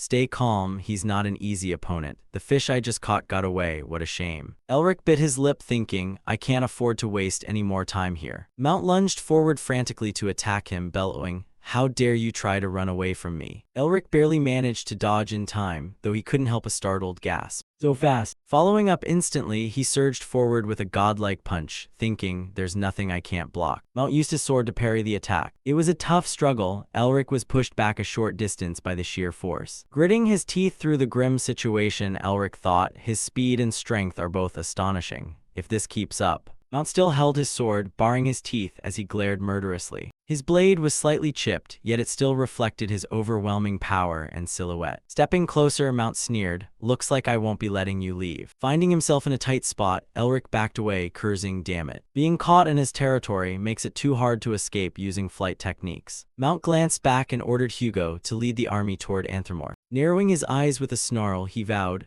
I'll chop off his head and catch up afterward. Taking the lead, Hugo bellowed orders and charged his troops toward Elric. Hugo roared out a command for the Beast Army to push straight ahead toward Anthromorph. The Beast Legion rushed past him with terrifying momentum, placing Elric in a difficult spot. Once they passed, he furrowed his brow and cursed, damn it, that bear just made things way too complicated. Mephisto chimed in from behind, adding fuel to the fire. You're underestimating the freaks a bit too much. There was a time when even the demon tribe wouldn't dare recklessly pick a fight with them. Now only Elric and Mount remained, locking deadly gazes on one another. Elric spoke with deadly seriousness, even when their tribe weakens, there are still powerhouses left. That's why Anthromorph built walls and always stays on guard against the Wrath tribe. Mount replied nonchalantly, now it's just the two of us. Elric primed his power thinking, I need to take him down by any means necessary. With a sweep of his energy, he summoned a ferocious beast right behind him. The moment the beast materialized, his face lit up with absolute confidence and a victor's smile. Mount's hands trembled on his sword hilt as he recounted, to cast aside 40 years of humiliation, I've trained day in and day out. Raising his sword, he growled with burning hatred, even if you aren't him. I'm still going to tear you to pieces to appease my fury. Hearing that, Elric offered a faint, mocking smile. Too bad. You should probably practice for another decade. His words only fueled the beastman's rage. Lashing out in fury, Mount roared, how dare you mock me? Just then, a strange sound echoed from somewhere, making even Mount pause and glance over warily. It was the arrival of Herman. As the old warrior clashed swords with Mount, the bewildered beastman demanded, who the hell are you? He calmly replied, Herman Whale, better known as the Blue Lion of the Empire. Turning to Elric, Herman said, leave this place to me, you go on ahead. Hearing that, Elric didn't hesitate to bolt, calling back over his shoulder, thanks, your excellency. Mount chuckled softly, eyeing the lion warily. Striking Herman with his sword, he sneered, did you really think a pathetic, ordinary lion could stand against a bear like me? Herman wasn't one to back down either, stepping forward to issue a cool challenge. Then let's find out. Meanwhile, Elric fled the scene alongside Mephisto. Deafening sounds of combat erupted behind him, causing him to pause for a fraction of a second. Elric felt a pang of worry, thinking, even if he hasn't fully recovered his strength, the Blue Lion isn't the type to be easily beaten by a bear. He also found himself wondering about Hazer and Sean. Hopping, his older sister and Sean were holding up all right. Checking on them, he saw that Sean and Hazer were still completely in sync. They were fighting relentlessly, holding nothing back. Seeing that their situation was under control, Elric sighed in relief, muttering, they really are the ultimate combat duo. But they can't stop the beastmen who are scattering everywhere. That's why I wanted to herd them all into one spot to deal with them easily. Right then, Elric spotted something that left him completely frozen in shock. As he saw the Blue Lion Knights charging into battle with weapons drawn, he gasped inwardly, wait, them. The Blue Lion Knights, I heard they were supposed to be paragons of virtue. At that exact moment, one of the Blue Lion Knights burst into a cheerful, booming laugh. Following right after was a ferocious, overwhelming attack unleashed by the knights. With a smiling look upwards, the knight called out, ain't that right? Leave the rest to us, grandson-in-law. The other man chimed in enthusiastically, rest assured, we won't let a single ant slip by, grandson-in-law. Hearing those words gave Elric total goosebumps, leaving his mind in utter turmoil as he questioned reality. did I just hear something deeply cursed? Suddenly snapping out of his daze, he thought, now that the Blue Lion Knights have joined the battlefield, I only need to handle the remaining ones. Elric gazed at the Wrath Tribe forces and wondered, just when did they manage to push this far out? He flew over to the Anthropomorph castle and hovered for a moment to observe. Elric stared in disbelief, thinking, what on earth are they doing inside the city? There isn't even a single guard on watch. Inside was pure chaos, with everyone shouting over one another. This is no time for arguing, we need to come up with a plan immediately. Do you really think we can stop the Wrath Tribe just by walking out there and talking to them? Lucas shouted in anger. Then what, you're just saying we should sit here and wait to die? Norris seemed to overhear the argument as well, marching over with a sullen expression. He bluntly dropped a single verdict, surrender. This stunned Lucas, who panicked and yelled, Prime Minister, what are you saying? Norris fired right back, and what else can we do? If you have any better ideas, let's hear them. Lucas stubbornly insisted, we have to risk our lives to fight and defend this city. Others in the room began voicing their agreement. I agree with him. See, me too, I don't want to die like this exactly. Seeing the majority's consensus, Lucas trembled and whispered to himself, you people have lost your minds. Losing his temper completely, Lucas shouted, look around you. Are you trying to lead all the citizens straight into a death trap? He emphasized frantically, do you really think they'll spare our people? If we surrender, every single one of us is just going to end up as food in those beasts' bellies. Seeing Lucas losing his composure and spouting nonsense, Norris walked up and snapped, stop it. He calmly stated, I've heard everyone's opinions. Sensing the shift in the room, one of them spoke up, the Prime Minister is right. Hearing that drove Lucas further into panic, causing him to back away with trembling steps. Norris issued an order, those who agree, step over here. Terrified and shaking, Lucas screamed, Prime Minister, what the hell are you doing? However, Norris remained silent, his eyes fixed with a chilling, fearful intensity. Immediately afterward, members of the Shadow Legion stepped forward to surround Lucas. This made him tremble with absolute terror, his face draining entirely of color as he stammered, Prime Minister Norris. Enraged, he lashed out, do you really intend to abandon our kingdom and its citizens? Hearing those words made Norris's eyes flash with dangerous, murderous intent as he growled the command. Kill that traitor. Like a swarm of angry bees whose hive was disturbed, the Wrath Tribe army charged frantically toward the sturdy fortress walls, howling, Anthropomorph is in sight. The commanding officers at the front cleared the path for the rest, hoisting their swords high as they gave the decisive order to keep moving forward. Suddenly, a massive mountain of ice plummeted from the sky, blocking their approach to the kingdom. Taken aback by the sudden appearance of the giant ice wall, they frantically yelled to the troops behind them, stop, stop. Before they could even recover their wits, Elric's voice suddenly rang out, catching them off guard. Oh, you guys stopped right on cue. Just a second after he finished that sentence. The next moment, they saw him free-falling straight down from the sky. The moment his feet hit the ground, Elric unleashed an explosion upon the beastmen, kicking up a blinding cloud of dust and sending bodies flying several meters away. Witnessing this spectacle, the surrounding soldiers panicked and threw their arms up to shield themselves. He strolled forward leisurely, raising his hand to reveal a glowing blue crest as he remarked, I'm a bit disappointed since I didn't get to play enough with that bear earlier.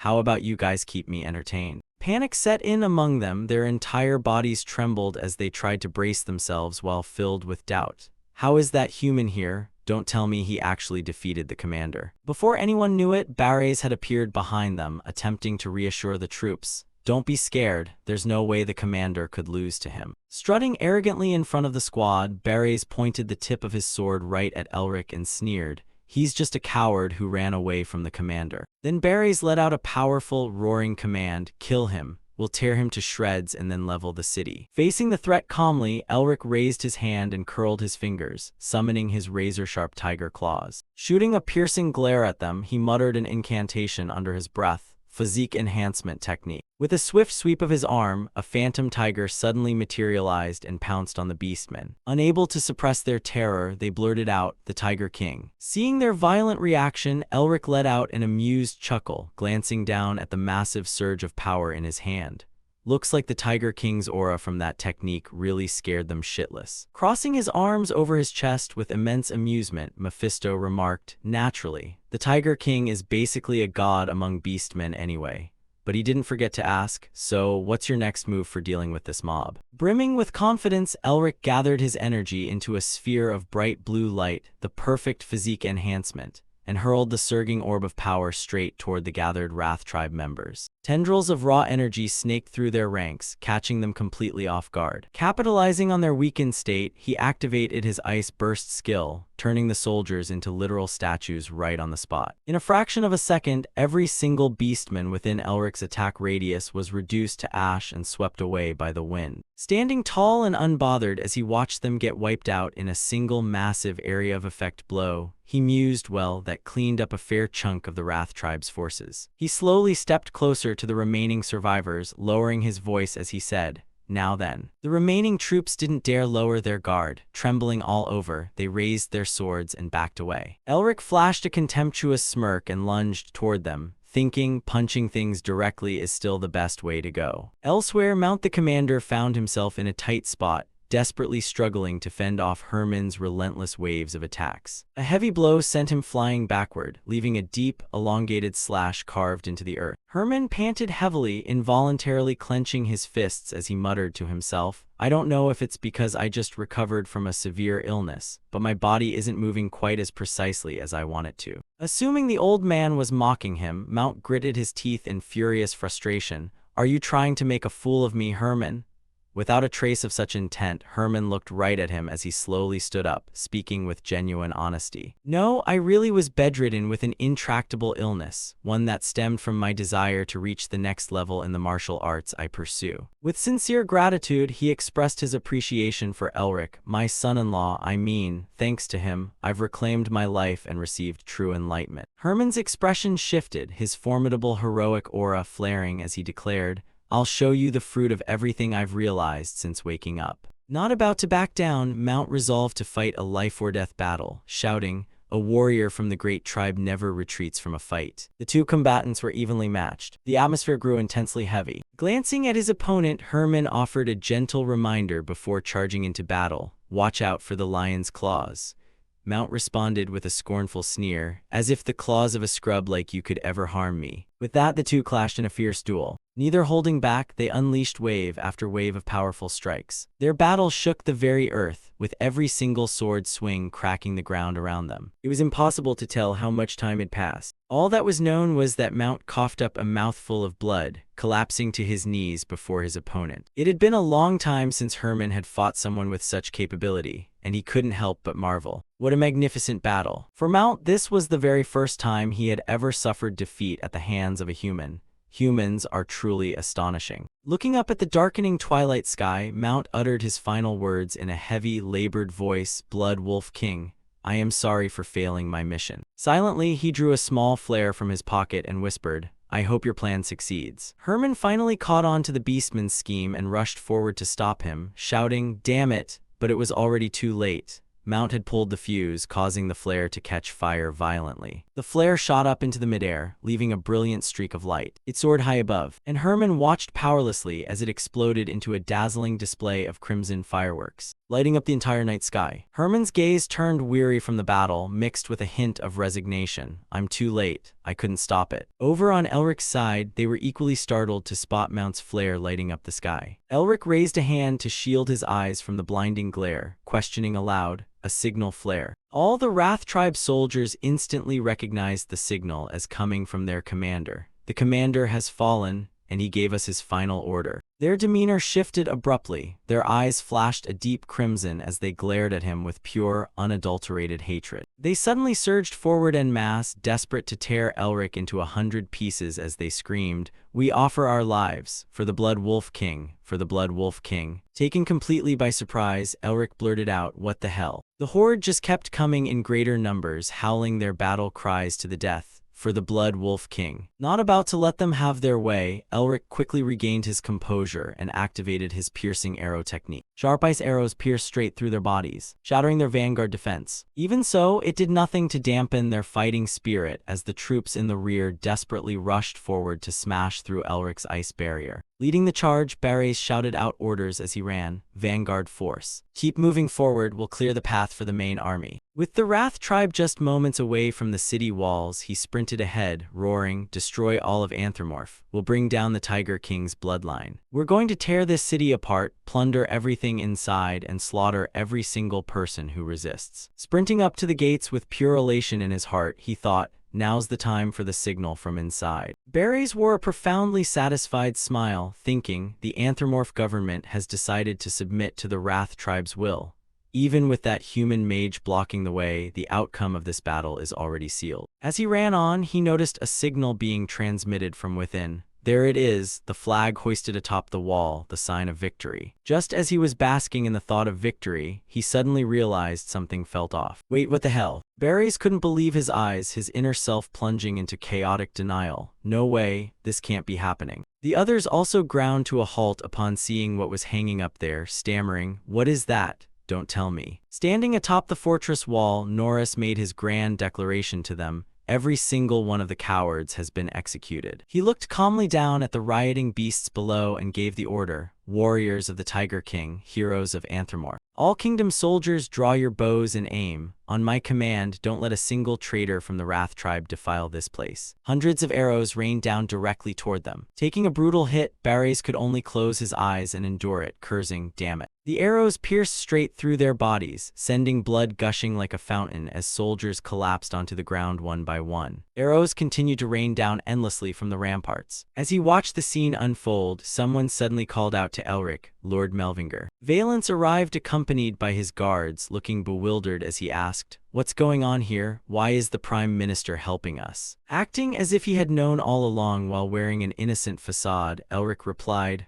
"Oh, that's..." Under the moonlight, his face wore a deeply calculating expression. "I made a deal with him." Flashing back to a few days earlier inside the castle, Norris's voice had echoed, "Please sell the physique enhancement technique to me." Elric had been utterly speechless, wearing an exhausted look as he secretly judged the old man. Good grief, even he's saying that, you really can't trust anyone. Suddenly, the Prime Minister turned serious and spoke to him first. Rising to his feet to make a shadowy request, "There's something I want to show you. Would you step outside with me for a moment?" Elric had sensed someone secretly eavesdropping on their conversation from behind. It was Valence, so catching the hint, Elric agreed to the condition, "Fine by me." The old man led him away to a massive chamber, housing a gigantic sculpted statue. Elric gazed at it in curiosity, asking, "This stone statue?" It was then that Norris finally voiced his inner thoughts. "There are too many hyenas inside Anthromorph's estate." He earnestly begged for his help, "Please." Turning back to face him, he implored Elric to fulfill a mission.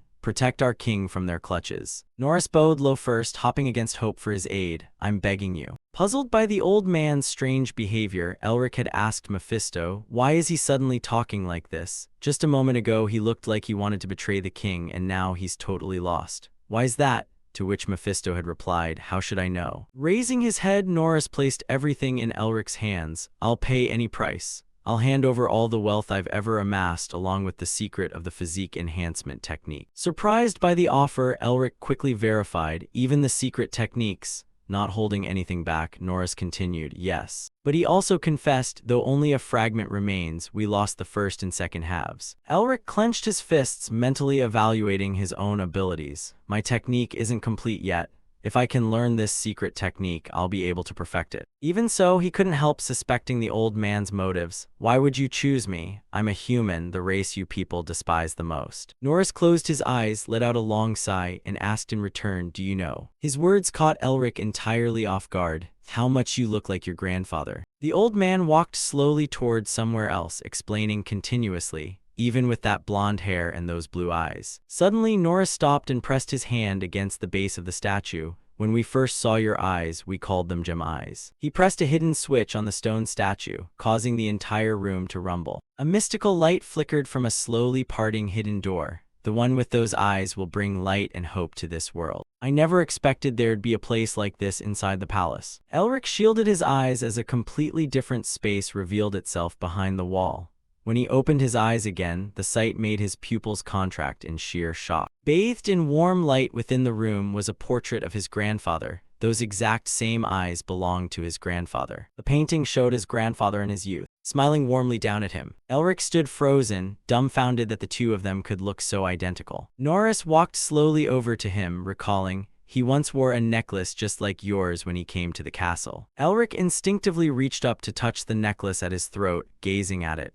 He was all alone, yet he helped us unconditionally. A gentle smile touched Norris's lips as he expressed the kingdom's profound gratitude. "Without your grandfather, a Tiger King might not even exist in this world today." Reminiscing about those memories, he told Elric, "When we asked him why he did it, do you know what he said?" Elric looked curious to hear the answer. Norris smiled happily as he recalled the words, "Because we're friends." Recounting what remained in his memory of their benefactor, he added, "When we asked why we were friends, he said the Melvinger family has always been friends with the Beastmen." Recognizing the story, Elric stared back without reacting, as if he already knew. Pondering with his hand on his chin, he thought, "I've seen it in the family records, but..." Knowing what was on his mind, Norris answered calmly, "Indeed. That was 300 years ago. We couldn't help but be amazed that he considered us friends." Regret flooded the old man's eyes. He also once said. Memories of that tragic event rushed back into Norris's mind. "All troops retreat, pull out of Anthromorph immediately." That was when the Wrath tribe had swarmed in, and his grandfather had fought side by side with Elric's grandfather. Suddenly, his grandfather had spoken up, "I'm sorry." Something like that had never happened before, leaving him utterly stunned. His grandfather had turned back with a sorrowful expression, looking at Norris with those turquoise eyes because he had arrived too late. Returning to the present, Norris looked at him and said plainly, "So when someone who looked exactly like him showed up here, how could I not recognize you?" Pushing a hand tightly against his chest to stem a lingering, unending guilt, Norris continued,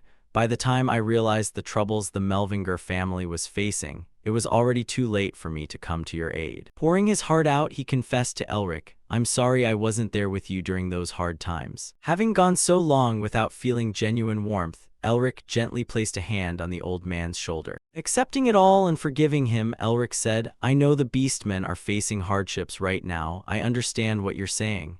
Overjoyed by the forgiveness, Norris breathed out, "Thank you." But the old man's tightly clenched hands began to tremble, his voice turning desperate. "I know I shouldn't ask for any more help from you, but..." In the spilling light of the room, he made one final plea to Elric. "Descendant of the Melvinger family, please help us once more." Snapping back to the present reality, Elric finished recounting everything to Valence. "So while the commanders are driving the rebels out of the castle, I'll protect you, your majesty." He glanced over at Norris, who was watching the usurpers fall outside. The old man's continued stand against the enemy was the direct result of all that transpired. Realizing he had misjudged the man, Valence felt his eyes sting with tears as he murmured, "I'm sorry, sir." Sean and the others rushed over excitedly to break the news. "Elric, the Eastern Beastman army has been beaten back." Wiping away happy tears, Valence beamed, This is incredible news." Elric gazed ahead with a mischievous, triumphant grin. "So now." Leading the entire group forward, he called out, "Let's wrap this war up, shall we?" With a surge of power blasted straight toward the enemy lines, he sent dirt and debris flying everywhere. Panicking, the Wrath tribe soldiers scrambled together, howling desperately to save their own skins and shouting, "Fall back." Fighting back to back amidst a landscape littered with corpses, they looked completely invincible, prompting Elric to remark with a chuckle, "Prime Minister, you're surprisingly strong."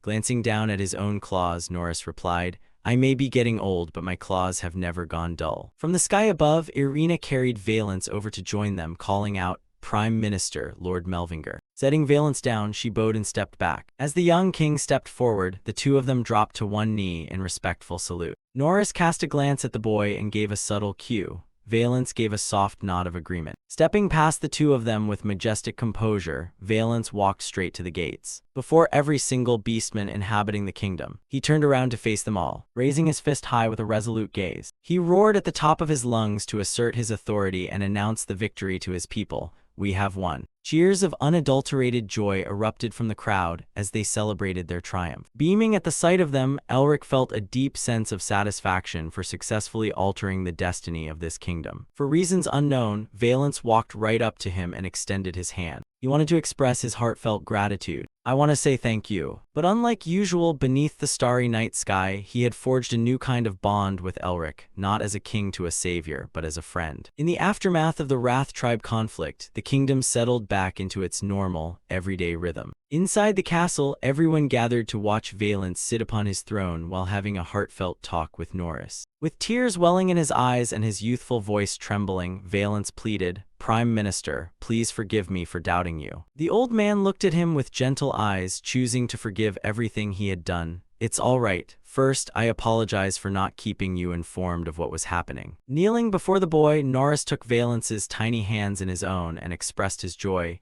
"You've truly become a wonderful king." Turning his gaze contentedly toward the kingdom's benefactors, Norris added, "You've made such amazing friends, too. You don't need me by your side anymore to handle things on your own." Slowly releasing the boy's hands, his voice grew soft. "I, who proved unfaithful, hereby resign my post as Prime Minister today." Rushing forward to grab his hands in panic, Valence protested, "No, you can't." Earnestly begging him not to leave, the boy cried, "I still need you." Norris had always dreamed of watching him grow up with his own eyes. "Stay by my side much longer and help me." Deeply moved, Norris choked on his words, unable to voice what was truly in his heart. "I want to stay by your side for a long time, too." He had also dreamed of a future where he could stand beside him to see Anthropomorph return to its former prosperity, proud to watch Valence rule as a monarch while he remained forever by his side to help reclaim the glory of the Tiger King's house. But that dream quickly shattered against a cruel reality. "But by then, I won't even exist in this world anymore." He knew very well he didn't have much time left as the dark power took hold of him.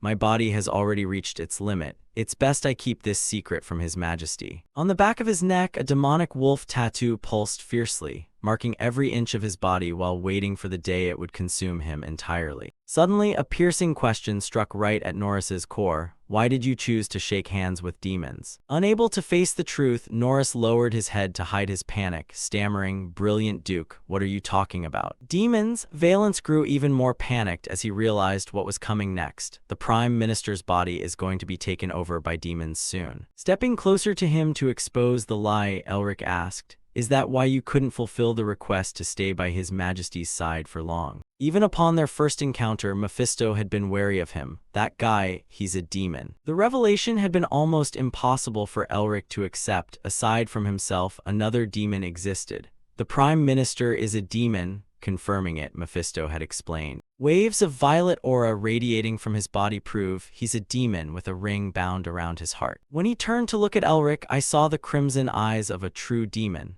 The assimilation between the ring and his heart is already quite advanced, so he'll become a demon very soon. Back in the present, Elric had completely stripped away every secret Norris had locked deep within his heart. Still deeply curious about how the old man managed to reach out to them, Elric asked, "How were you even able to meet the demons?" Ashamed and unable to meet his gaze, Norris turned away to speak his honest truth.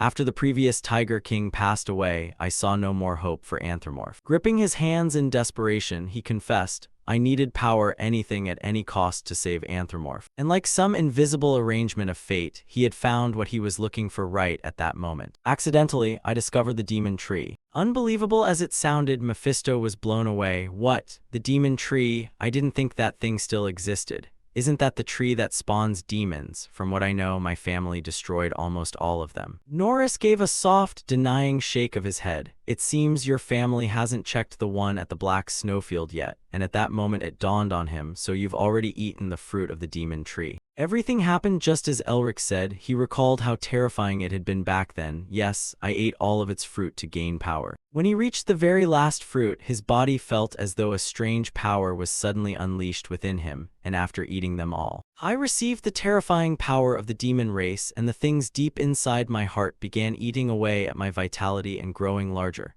gradually creeping into every cell of my body and growing as the years passed, until my mind would soon be devoured by it and I would turn into a true demon. Norris's pupils flashed with a red light with every word he spoke. "That's why I intended to leave this place and die, because if I do, that damn demon inside me will die along with it." Valence was genuinely worried for him. "Minister, how can you say something like that?" leaving him with no choice but to lower his head in apology. "Your Majesty, it's the only feasible way." Seeing them like that, Elric deliberately cut in, "If there's a way to cure you." With supreme confidence, offering Norris a brand new chance, "What would you do?" As if a knot in his heart had been untied, he pleaded with him, "Elric, can you really do it? I'll grant you anything, please cure him. Believing he was beyond saving, he stood up abruptly and gave a cautious warning. If you're planning to do something useless, forget it. If you mess this up, we're going to be in even deeper trouble. Without rushing, Elric cast a glance toward him. Mephisto, are you sure?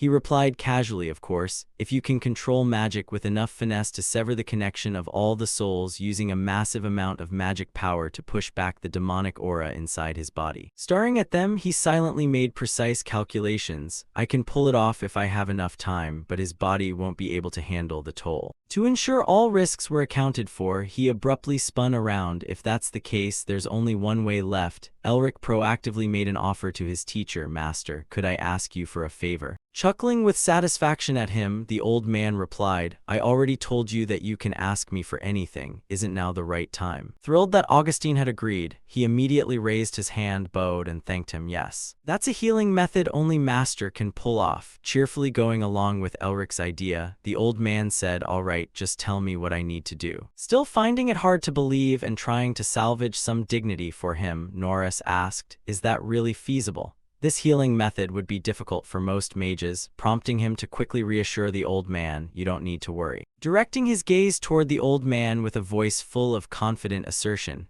Elric told him, even my grandfather doesn't hold a candle to my master right now. Norris watched in astonishment as Augustine walked forward amid sparkling rays of magical light. Knowing what the boy was scheming, the old man let out a soft sigh and decided to go with the flow. Discussing the plan with him beforehand, he said, if Master can sever the connection between the soul and his heart, I'll handle the rest, to which Augustine instructed, I know what you're planning, but be careful. Elric stood unwavering and resolute in his decision. Wasting no time, the old man immediately cast his spell. All right, let's begin. Streaks of light enveloped Norris, leaving him dumbfounded. Is this White Knight? Staring at the streams of energy with skepticism, he thought, is this truly the power of just a single person? Suddenly, something startled Norris as Augustine abruptly transformed into a giant, reaching out a massive hand as if to grab him. Grasping his entire body like a toy in his hand, the old man decisively pulled the demon's soul right out of Norris's body. The demon went berserk, screaming at the old man, I was about to take over his body. How dare you interfere? The demon's ranting annoyed Elric. Good grief. This demon sure talks a lot. Grabbing it by the neck in an instant, he immediately cast an absorption spell. Its entire soul was sucked straight into the mark on his hand. With a happy, satisfied smile, Elric thought, I'll be able to replenish my demonic aura and make the anthropomorph owe me a favor. While the entity returned to its soul form, excitedly anticipating, it's been so long since I've tasted demonic aura this good. Casting a side glance with a smirk, he warned, eat your fill, but make sure to leave the seal intact, and no sooner had the words left his mouth than the entity devoured the demon's soul entirely. Thanks for the meal. The seal on his hand gradually transformed as Yu's magic seal finally evolved from fierce to vicious. Suddenly, something abnormal happened. The scenery surrounding Elric instantly turned a vivid crimson. When he opened his eyes, a figure suddenly appeared. What just happened? It was then that he saw it clearly. It was him standing atop the corpses of other demons, Mephisto. Stamping down on them, Mephisto boldly declared to the demons below, all mysteries and absurdities originate from me. Frowning, he introduced himself, I am Mephisto of primordial sin. To his surprise, after absorbing the soul, Elric had somehow managed to enter someone else's mind. Are we inside Mephisto's memories right now? Riddled with questions inwardly, he thought, I only absorbed demonic aura like usual. Why did this happen? Standing high above, Mephisto looked utterly lonely while other demons screamed in defiance against him. He suddenly gave a light push off the ground, floating into midair. A surge of dark energy carried Mephisto into the sky alongside his sword. He inwardly mocked the arrogant demons below, you foolish idiots, before pointing the tip of his sword straight down and plunging toward the ground. The power of the sword formed a massive pillar of light. Crashing straight into the ground with just a single blow like that, he managed to wipe out the demons. Brimming with murderous intent and a glowing gaze, Mephisto gripped his sword tightly, swinging a slash toward the remaining ones. Furious, he lashed out with successive sword strikes to annihilate them. You guys think that's enough to kill me? As Elric watched him move with incredible skill to slaughter them one by one. For so long, he had completely forgotten Mephisto's true identity. He had always treated him merely as a malevolent spirit to be used, completely forgetting that this was the true power of Mephisto. Bit by bit, he claimed their lives in the name of the greatest and most noble demon king. Placing a hand over his chest, he wondered why he could actually feel Mephisto's emotions. Hearing him laugh like a maniac was enough to make one's skin crawl. Seeing Mephisto like that, he felt something was off, as if this situation wasn't what the demon truly wanted. He wore a sinister smile, acting this way simply because it was his destiny since birth. Because for Mephisto, punishing everything was his reason for living. It was his very nature, just as natural as breathing to stay alive. Swirling all around his body was an aura of dark energy. That was why he was the only demon king known as Original Sin. A pair of wings gradually sprouted from his back, revealing his true form. Also, this was Mephisto's true nature. Suddenly, an eerie, probing gaze locked onto Elric. What are you looking at? He snapped back to reality, jolting out of Mephisto's illusion. Oh, once he came to, he saw Norris laying flat on the floor. Elric was breathing heavily, causing the old man to worry anxiously. Elric, what's wrong?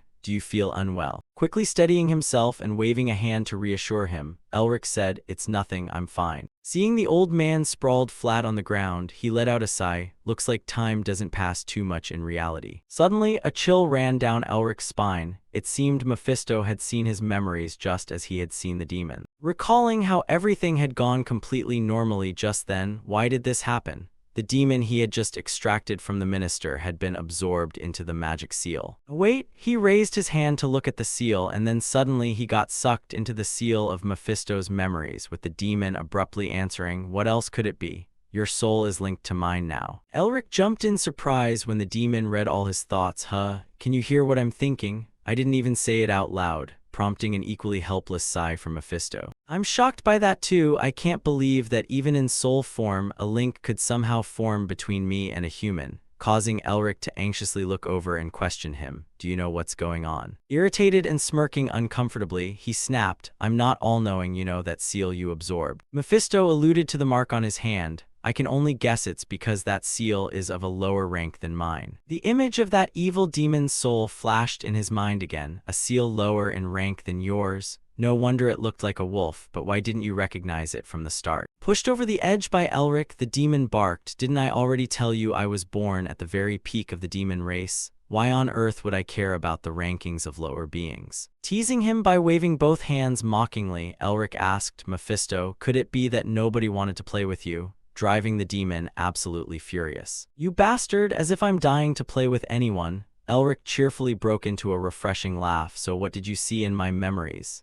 Did you see anything embarrassing? But his only reply was an evasive, grumpy attitude. After successfully extracting the demon's soul, Norris remained bedridden for several days straight. When he finally woke up, he tightly grasped his hand. With a much healthier complexion, he expressed his sincere gratitude. Thank you so much. Looking at him with affectionate eyes, Elric advised, you need to focus on taking care of yourself so you can recover soon. Since Norris owed him his life, he was overjoyed. I understand. I'll get more rest so I can live to see the king grow up. Offering a gentle smile to him, he looked at the two people keeping vigil by the bedside and thought, I suppose it's time for me to collect my reward. Behind him, Mephisto nagged reproachfully, you act all righteous, but it turns out you're quite the greedy money grabber. Casually replying, Elric retorted, surprised, I've always been this way. Enraged, the demon ranted and yelled, and please stop reading other people's thoughts like a total pervert, causing him to shrink back in defense as if I wanted to listen. Suddenly, Valence brought over a small chest and placed it right before his eyes. Handing it over to Elric as promised, he said, here is the treasure map of the former Tiger King and the research notes on the body enhancement technique. Taking the small chest in his hands, he asked with curiosity, this belonged to the former Tiger King. Opening it to see what was stored inside caught him completely by surprise. Calmly guiding him, the boy said, please take a look beneath the piece of cloth. Puzzled, Elric followed the instructions to look beneath the cloth. Lifting the fabric, what lay underneath left him astonished. Wait, isn't this a rare medicinal herb from the eastern continent? Why are you giving me something this precious? Valence softly brought up a piece of past history. In the Beastmen's legends, there's a specific detail that was mentioned.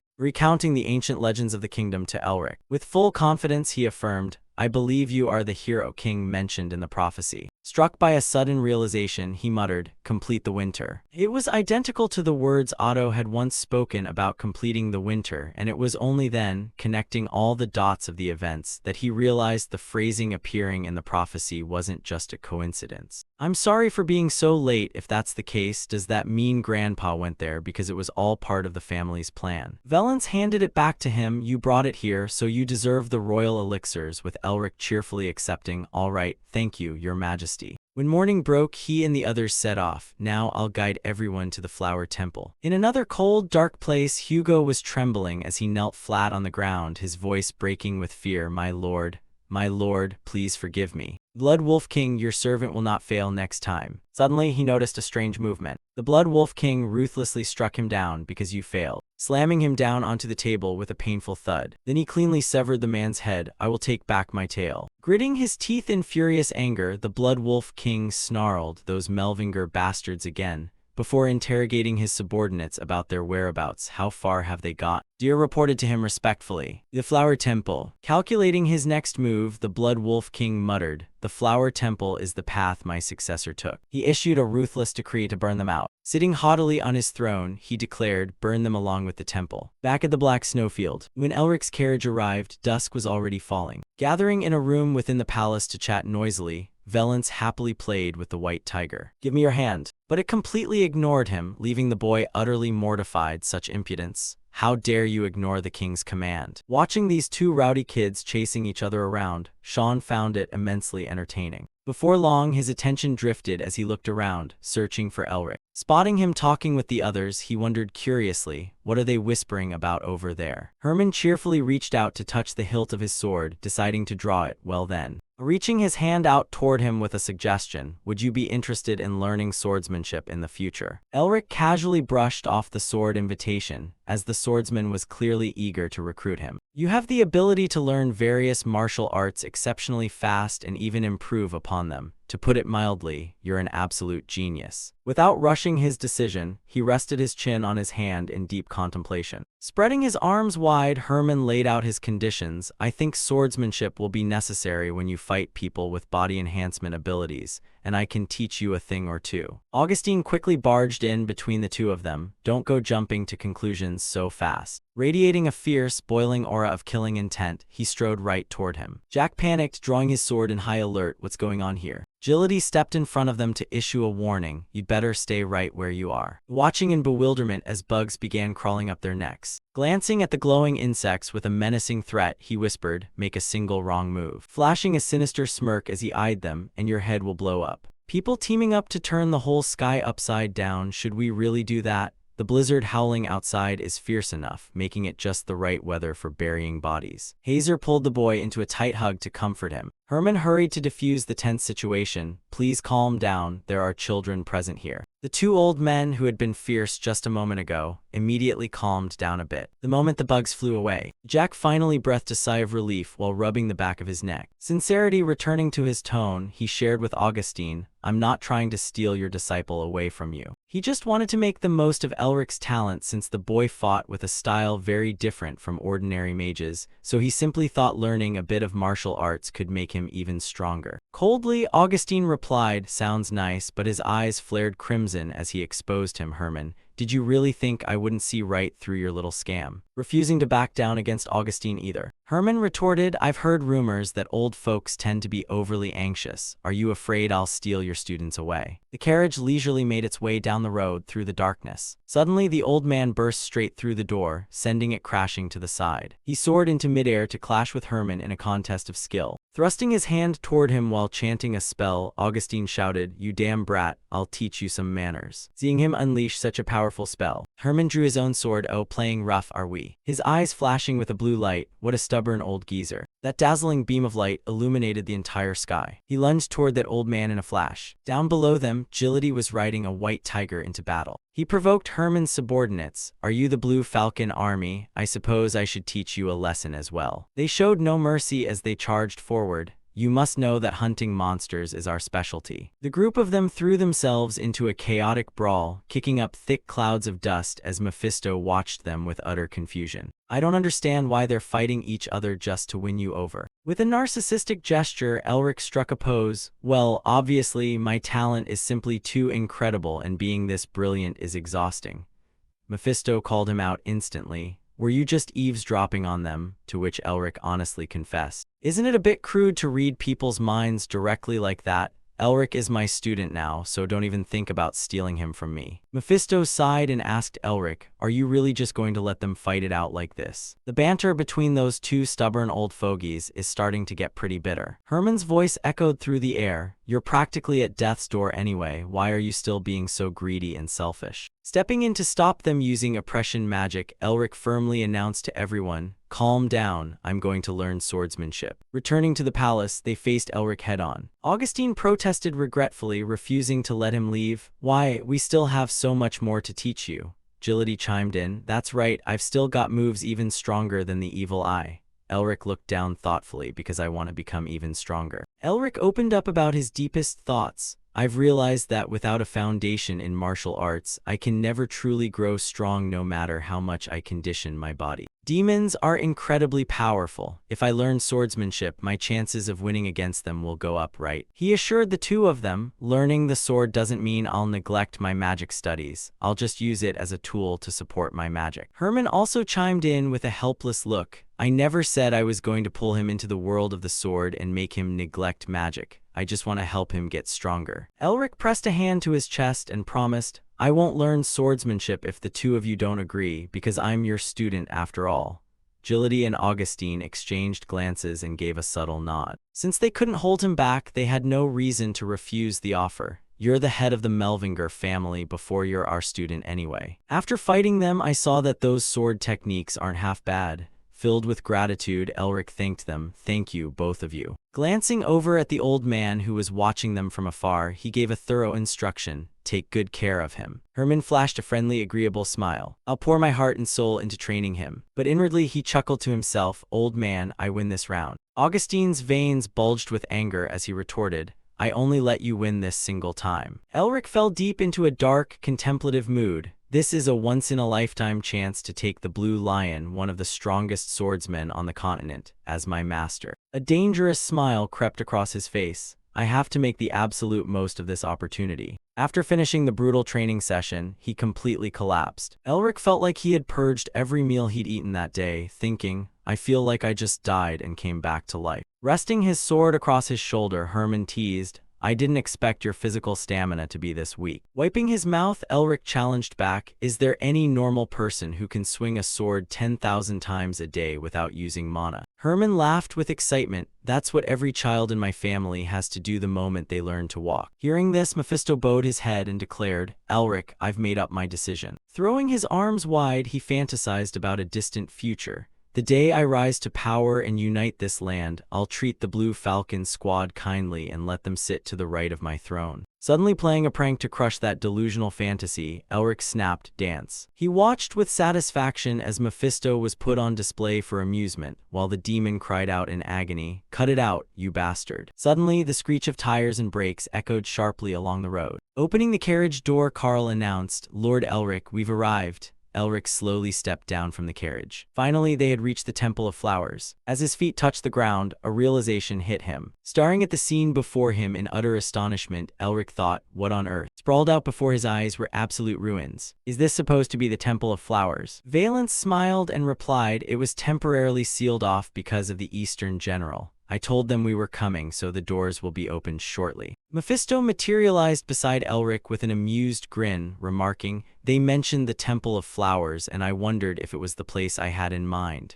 Turns out it's still around." Catching the underlying meaning in his words, Elric asked, "What do you mean?" Staring at the desolate, ruined temple, Mephisto answered, "It was a portal built for the apocalypse." He smirked coldly. Humans, dragons, and giants were all terrified of the greater demigod's army. They planned to rebuild civilization right here after the world was destroyed. Shrugging casually, Mephisto added, "Naturally, the Melvinger family stopped that army." Hearing this, Elric lowered his gaze in deep thought. He reached up to touch the pendant on his neck, thinking dragons, giants, and demigods. Elric suddenly recalled the scenes he had witnessed inside the dragon's cave, wondering to himself, how do the apocalypse Mephisto mentioned and what I saw connect to each other? Right at that moment, a violent tremor shook the ground beneath Elric's feet as the earth rattled furiously. A giant question mark popped up in Elric's mind as he still struggled to understand what was happening. Pointing ahead excitedly, Valence cried out, "Elric, look." The gate that looked on the verge of collapsing suddenly emitted a blinding, brilliant light.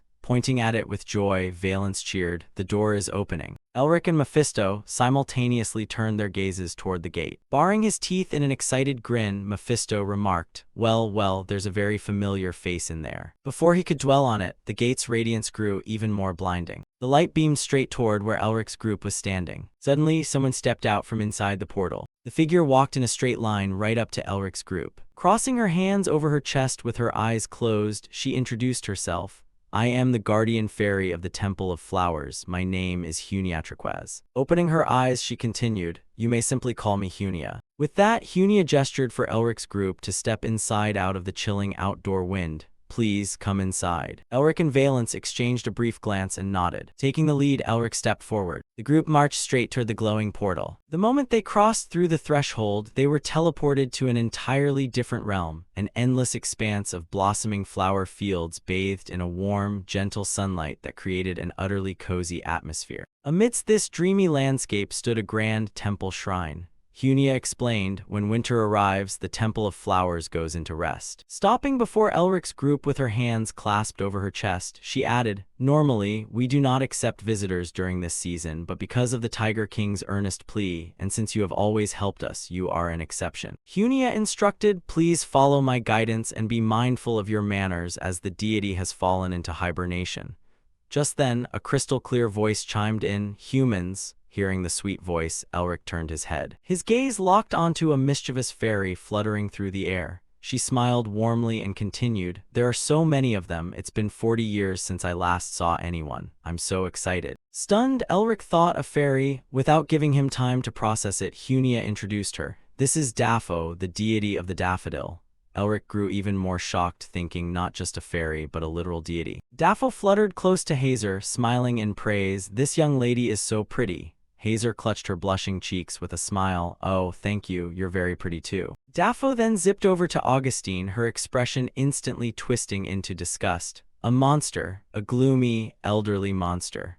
Augustine retorted unblushingly, "I'm thousands of years old, yet you're calling me old." With a chuckle, Daffo suddenly darted over to where Isabelle was standing, flapping her wings cheerfully. "Unrequited love, you've got to work hard for it. So pretty, absolutely lovely." Exposed on the spot, Isabelle flushed beet red, smoke practically billowing from her head as she managed a stiff, "Thank you." Daffo leisurely drifted over to Elric next. Glancing at her in quiet dissatisfaction, he muttered to himself, "What kind of noisy deity is this?" Suddenly, Daffo pinched her nose, her face contorting in sheer discomfort as she shrieked, "Yo, there's way too much dark energy and foul miasma here." At the exact same time, Mephisto spoke up, "Who the hell is this?" Staring at Daffo's trembling finger pointing right at him, Mephisto crossed his arms over his chest with a disdainful sneer. "Looking that ugly, she must be a pumpkin flower, right? Or maybe a jasmine." Stunned, Elric thought to himself, "She can see Mephisto." Furious, Daffo glared angrily at Mephisto and yelled, "I am a daffodil, I am not ugly. That young lady just said I was pretty."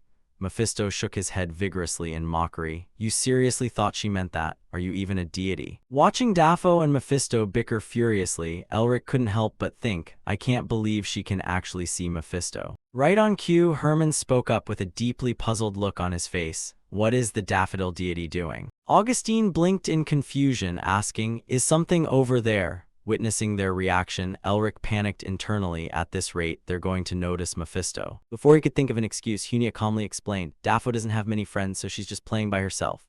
Augustine blinked. "Oh, poor thing." Herman expressed his sympathy. "I understand why she's lonely." Escaping disaster, Elric let out a soft sigh of relief. Unexpectedly provoked, Daffo shrieked right at Hunia, "I am not lonely, you meanie Hunia." Ignoring her completely, Hunia turned back to Elric with a calm gaze and asked, "Why have you come to our temple?" Remembering his purpose, Elric reached into his coat pocket and searched around. The next second, he pulled out the item to show Hunia. "I'm here to deliver this to the Camellia deity." A moment later, Hunia took the lead, guiding Elric deep into the temple. As he walked, Elric observed his surroundings and muttered to Mephisto, "This place must have taken a beating from the Eastern General. I thought it'd look like a fairy tale paradise." Mephisto chimed in, "This place was supposed to be a portal to fend off the demigod's attacks. I can't believe it's in this state just because of that Eastern General." Elric asked in surprise, "Why is the Eastern General acting so stubborn lately?" Staring straight ahead with a grim expression, Mephisto replied, "Just like that beastman said, maybe his personality changed temporarily, or perhaps it's tied to some grand scheme orchestrated by your family." With that, he cast a sidelong glance at Elric, his expression turning eerie. "Don't you think everything is just a bit too convenient?" Voicing his suspicions, Mephisto continued, "It's as if everything was prearranged, just waiting for you to show up in the north to kick things off."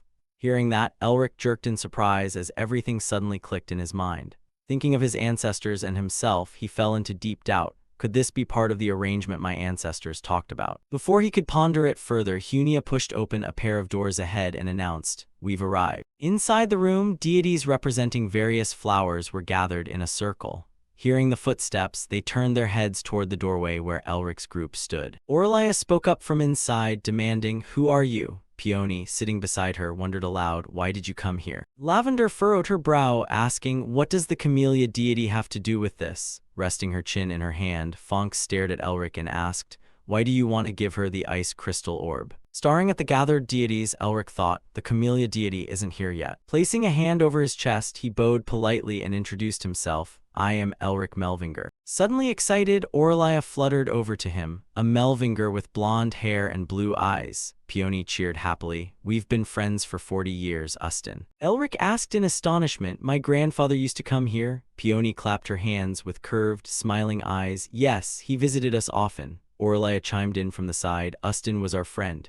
Lavender crossed her arms with an unfriendly scowl. "So why are you here?" Pulling out the ice crystal orb to show them, Elric answered, "I'm here because of my ancestor. I need to give this crystal orb to her. Where is the Camellia deity?" At those words, the deities suddenly fell silent, sorrow washing over their faces as they led Elric toward a hall filled with numerous coffins. Elric's footsteps halted, his gaze locked onto a specific spot. Inscribed upon that coffin was the name of the Camellia deity. The other deities spoke with heavy hearts. "She has withered away." Elric asked with a muted voice, "Because of the Eastern General?" The deities chimed in one after another. "The winter lasted too long, spring never came, and everyone withered away. All the winter flora have gone into hibernation, and we don't have much time left either." Elric knelt down and placed his hand upon the Camellia deity's coffin. His hands trembled as he thought, "If I can't give the ice crystal orb to the Camellia deity, then coming all this way was pointless." Gritting his teeth with a dark expression, he thought, "If that happens, I won't even be able to rebuild my family."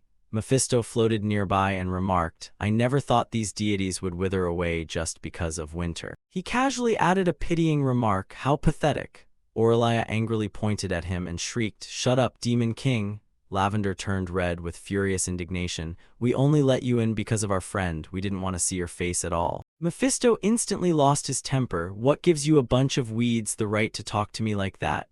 Daffo savagely cut in. "You're nothing more than a relic of the past." Orlaia planted her hands on her hips and roared angrily while Lavender chimed in. "Getting mad won't change anything." Right at that moment, Elric's mind suddenly flashed with realization. "Wait, they withered because of the cold. They withered, they didn't die." With that thought, he popped open the coffin lid. Inside rested a single seed neatly tucked away. Elric gasped, "There really is a seed in here." He placed the ice crystal orb right beside the seed, muttering, "Maybe this will work." Raising his hand, Elric channeled mana into his palm. Staring intently at the seed, he chanted, "Genesis." The next instant, the mana inside the ice crystal orb began to siphon over into the seed resting within the coffin. The mana purged away the dark miasma infecting the seed. A blinding light radiated outward, leaving everyone utterly astounded. Cracks began to form across the previously dormant seed. A camellia plant sprouted from the seed, growing upward at a rapid pace. A fierce burst of crimson light erupted, startling Elric into falling backward onto the ground while the other deities scrambled away. Amidst everyone's shocked gazes, the red light slowly materialized into a person. Her gorgeous layered dress gently rustled as she spoke up, "You've finally come." Her wings fluttered as she kept her promise, appearing like a breathtaking flower amidst the freezing winter snow right before everyone's eyes as she finished her sentence. Melvinger. Staring at the camellia deity, Elric introduced himself. "I am Elric Melvinger, grandson of Ustin Melvinger. May I ask what promise was made between you and my grandfather?" Before the camellia deity could move her lips to answer, the other deities cheered in unison, "Camellia." They fluttered over to her, chiming in all at once, "Camellia, it's been so long, we missed you so much. Did you sleep well?" Overwhelmed by the barrage of questions, Camellia shivered in place. "Listen to me?" Crossing her arms and frowning deeply, she shouted, "Everyone be quiet, I am trying to have an important conversation, so please shut up. Why are you people always so noisy all the time?" The deities instantly shrunk back in defeat, hanging their heads. Elric thought, "She's a lot more mature than what I heard." Mephisto sneered at her, "Well, look who lost all their arrogance." Raising an eyebrow, Camellia retorted, "So much time has passed, yet your ugly face hasn't changed a bit. The only decent thing about you was your true essence physical body. And now even that's gone, reduced to a mere ghost." Lashing out in fury, Mephisto roared, "I am a king." Camellia mocked him, "A king my foot, you don't even have a throne, who on earth recognizes you as king? You don't even have a kingdom, so who's acknowledging you as royalty?" With that, Camellia turned to look at Elric with a friendly smile, saying, "You mentioned your name was Elric, right? What a nice name." Elric bowed to express his thanks, and Camellia asked how he managed to wake her up. Elric replied, "I sensed the demonic aura hidden within the cold air, where the siege you were sleeping in was located. I figured I could wake you up if I absorbed that cold air through the seal and the eternal ice crystal, and as you can see, it worked." Observing him, Camellia praised, "You're as smart as you look," and Elric humbly replied, "Thank you." Camellia suddenly asked, "Have you ever thought about marrying me?" Hearing that, Elric froze in place, standing there completely dazed. Letting out a contemptuous sigh, Mephisto muttered, "There you go again, flirting with anyone who looks decent," prompting Camellia to glare at him. "Your lowly attitude hasn't changed at all. I have nothing to say to an ugly demon king, so get lost." With that, Camellia looked back at Elric with a gentle smile and asked what he thought, adding that it was an honor he couldn't receive a second time. Breaking out in a cold sweat, Elric thought in a flustered panic, "Normally I'd answer with, 'What nonsense are you talking about?'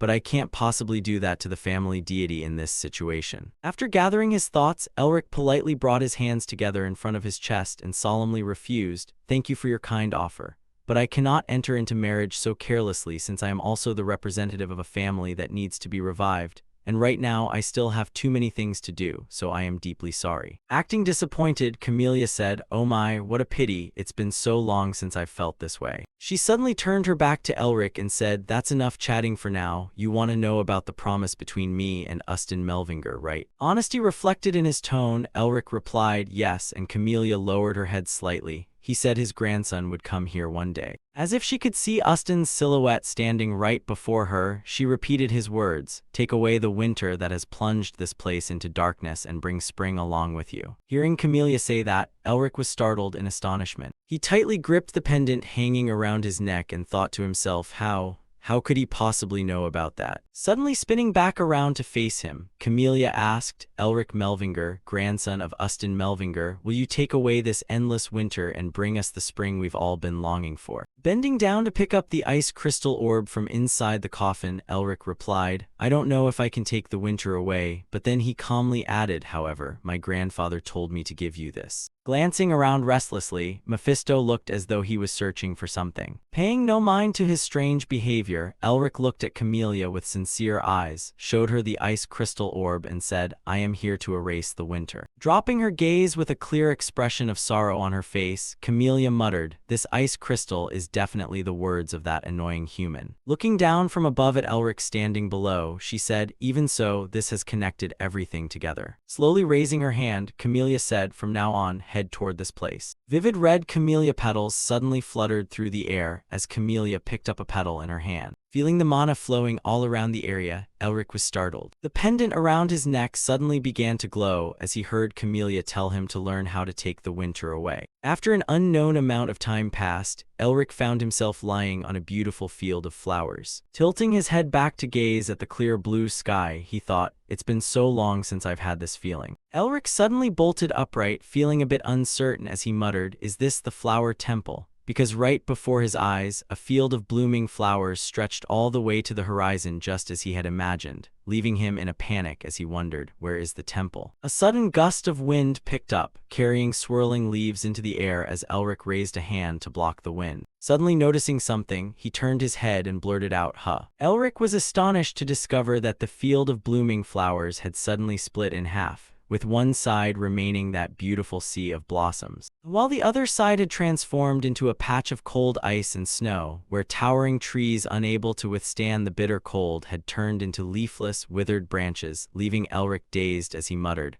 "What on earth is going on here?" A voice spoke up from behind him, "This is the Black Snowfield," prompting a surprised Elric to quickly spin around to look. With his back turned to him, the other person said, "This is the place to test your strength for the second event." Opening his eyes wide as if a realization had just struck him, Elric thought, could it be? Turning around, the person revealed himself to be Otto, who smiled at him and said, "Ah, it's been a long time, hasn't it?" Overjoyed, Elric ran up in front of Otto. "Yes," and Otto looked him over from head to toe. "You've grown up a lot since the last time we met." Catching sight of the totem on his arm, Otto remarked with admiration, "Looks like the Berserk seal has found the right home." Still deeply surprised, Elric asked, "Why are you here?" With a smiling, crescent-eyed expression, Otto replied, "Once you've resolved the winter, I'll keep following you and teaching you." Terrified, Elric clutched his head as painful memories came flooding back, while Otto let out a hearty laugh. Suddenly turning his gaze in a certain direction with a serious expression, Otto said, "All right, we don't have much time left, so I'll explain right now. Look over there." With his back turned to Elric, Otto explained, "This place was once overflowing with the blessings of the land where all life is born, but when that thing appeared, death descended upon this land." Frowning as he muttered, "The Eastern General," Elric looked into the distance where a swirling vortex of wind was sucking everything up into the sky, and thinking of the person behind it all, Otto replied, "That's right, that thing was left behind after the demon god passed through this land. The remnants of the past and curses." Casting a glance back toward Elric, he said, "So my descendant." Otto solemnly emphasized, "Starting now, I will teach you how to devour the Eastern General," leaving Elric stunned in disbelief. Breaking out in a cold sweat as he thought, "I'm supposed to swallow this gigantic disaster." He looked at the massive tornado right before his eyes. Elric felt nothing but doubt. Could he actually pull this off? But if he could swallow it, he would gain immense power, and with that thought, Elric couldn't help breaking into a smile. "I could become much stronger than I am right now." Standing back behind him, Otto watched and waited for his answer. Raising his arm to look at the totem, Elric asked, "I just need to draw the Eastern General into the Berserk seal like the first time, right?" To which Otto replied, "Exactly." Massaging his shoulder to warm up, Elric thought, since this is the second time, the opponent will definitely be much stronger than the Snow Mountain King. Standing up straight with a resolute gaze, Elric declared, "I'm ready. Do I need to fight it just like I did with the Snow Mountain King?" Otto suddenly handed him a seed. "Here, take this." Looking at the seed in his hand with surprise as he thought, "Camellia's seed?" Elric asked, "What am I supposed to do with this?" Smiling, Otto replied, "Grow it into a tree within 100 days, and when the flower blooms, the test is over." Looking at Otto and realizing the old man wasn't joking, Elric stood dazed, sweat pouring down as his reaction lagged behind. I have to go plant a tree." Adjusting his glasses, Otto asked, "What is it that hard?" Staring at the seed, Elric thought honestly, "First of all, planting a tree on this withered land makes no sense, but I don't see what this has to do with handling the winter disaster either. Giving a mysterious, enigmatic smile, Otto said, "Well, you'll figure it out when the time comes," leaving Elric with a face full of dark veins and speechless thoughts. More of this meaningless nonsense. Glancing sideways at Otto while debating whether he should threaten the old man into giving a clearer explanation, "What am I supposed to do with this tiny scrap of information?" Elric was interrupted just in time as Otto spoke up, "Don't worry." Snapping his fingers abruptly, a magic matrix instantly formed in midair, and looking at Elric, Otto said, "I'll designate the perfect guide for you," leaving Elric astonished as he stared at the magnificent sight before him. A blinding light erupted from the matrix, making it impossible for Elric to see clearly ahead as he instinctively raised a hand to block the glare. right at which moment a voice complained, "Can you stop disturbing my sleep already?" Opening his eyes to look at the person who had just spoken, Elric's pupils dilated wide with utter surprise. The guide that Otto had magically summoned turned out to be none other than Camellia. Unhappy, Camellia muttered, "I've said it many times, don't wake me up," causing Elric to blurt out, "Goddess Camellia." Only then did Camellia notice him, a huge question mark popping up in her mind. The next second, her expression shifted as she looked at Elric with intrigued eyes. "Oh, how do you know my name, handsome?" Frowning in surprise, Elric thought to himself, her appearance is that of the goddess Camellia, but the presence she radiates is completely different. Elric felt as though a colossal camellia tree had materialized right before him. Even though she didn't look tall, looking at her gave him the overwhelming sensation of staring at a massive giant, as Camellia stood towering like a mountain with an even larger camellia tree looming behind her that only added to her majesty.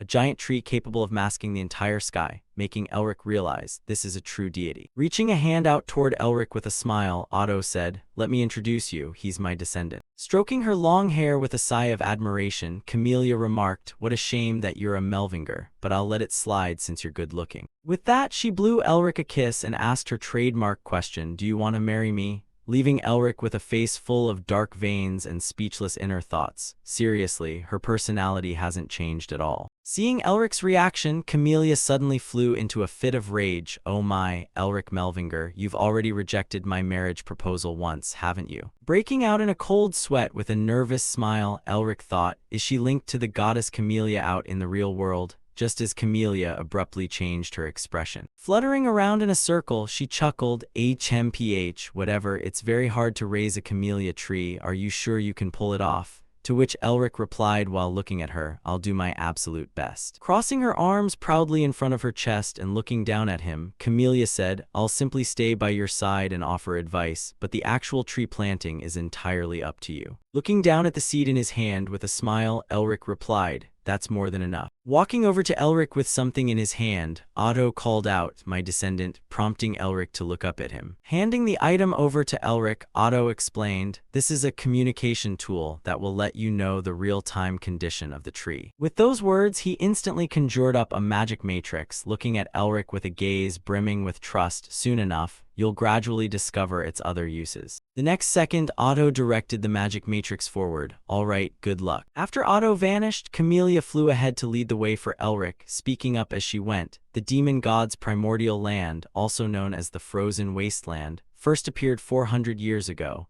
and you must acquire the materials and items I specify and use them properly." Musing silently to himself while looking around, Elric wondered if the environment in this era was any better than the outside world. Suddenly raising his eyes to look at Camellia, he asked, "What do I need to do first?" And Camellia replied, "Find soil to plant this seed in, a good place for it to sprout." As Elric began traversing the snowy field, he thought to himself, would purifying this land be faster than searching everywhere across the snowfields?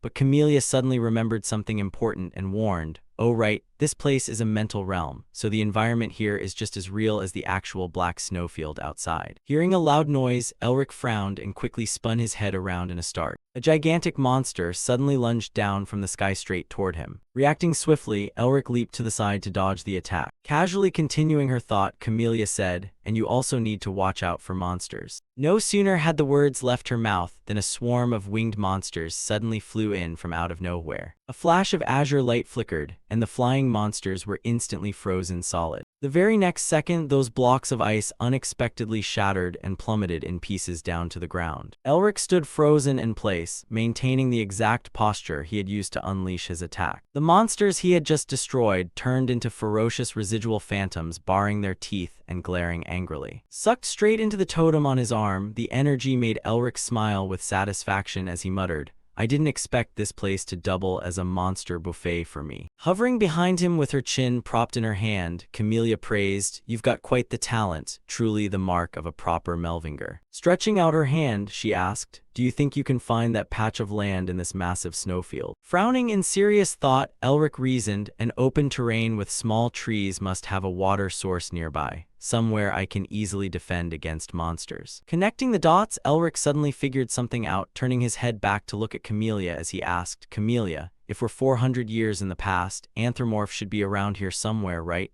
To which Camellia seemed to realize it as well. "You're thinking of Anthropomorph."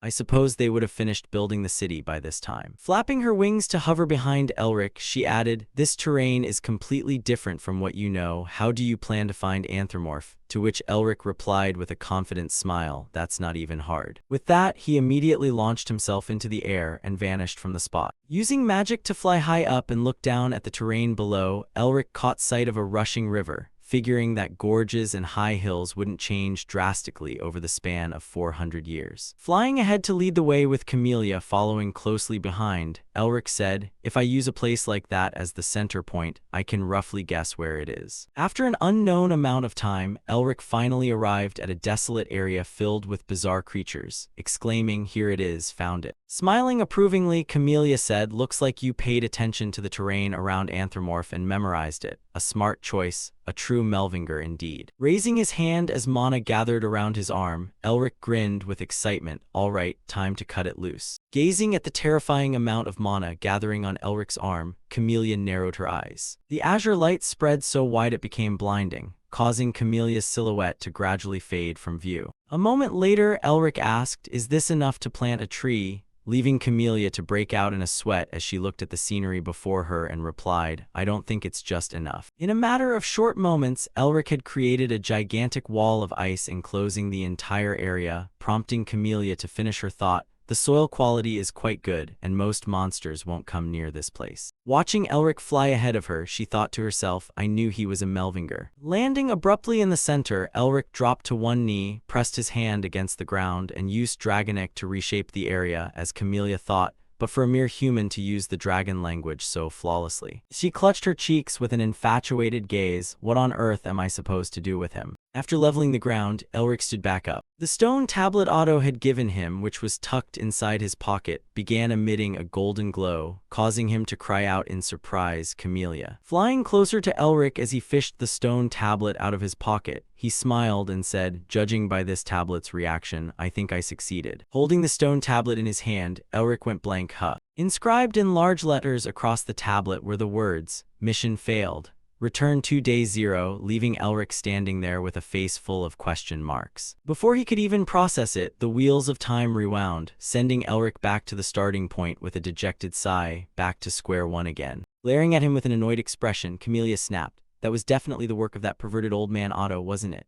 To which Elric replied with one hand propped on his hip in displeasure. "During the first test, I always got sent back to the start whenever I died, and now this time I restart whenever a mission fails," leading Camellia to look around and guess. "I suppose you forgot something," which Elric agreed with as he asked, "Do you know why?" Looking at the snowy mountains ahead, Camellia answered, "Because this is the Black Snowfield. There are countless reasons for tree planting to fail here," leaving Elric standing in silence with nothing to say. Suddenly gesturing to open a portal, Camellia spoke as if it were the most natural thing in the world. "Besides, I think I've provided you with enough guidance. I'm going to go take a nap while watching the outside world," shocking Elric as he asked, "Where are you going?" Camellia replied, "I'll go somewhere safe, just focus on your mission until I get back," and with that, she stepped right through the portal, leaving Elric reaching out a hand in a vain attempt to stop her. "At least give me a few more hints before you leave." Before he could even finish his sentence, Camellia vanished completely from his sight. Lying back on the snowy ground under the night sky, Elric muttered, "I guess I'll just have to figure out the reason for failure on my own." Bolting upright, he tried to rack his brain. What did I miss? Wearing a serious expression, Elric attempted to project a massive wave of mana to scan the area, thinking, "I can't afford to waste any more time, I need to focus harder." Closing his eyes, golden-hued mana radiated outward with him at the center. Suddenly sensing something unusual, he muttered,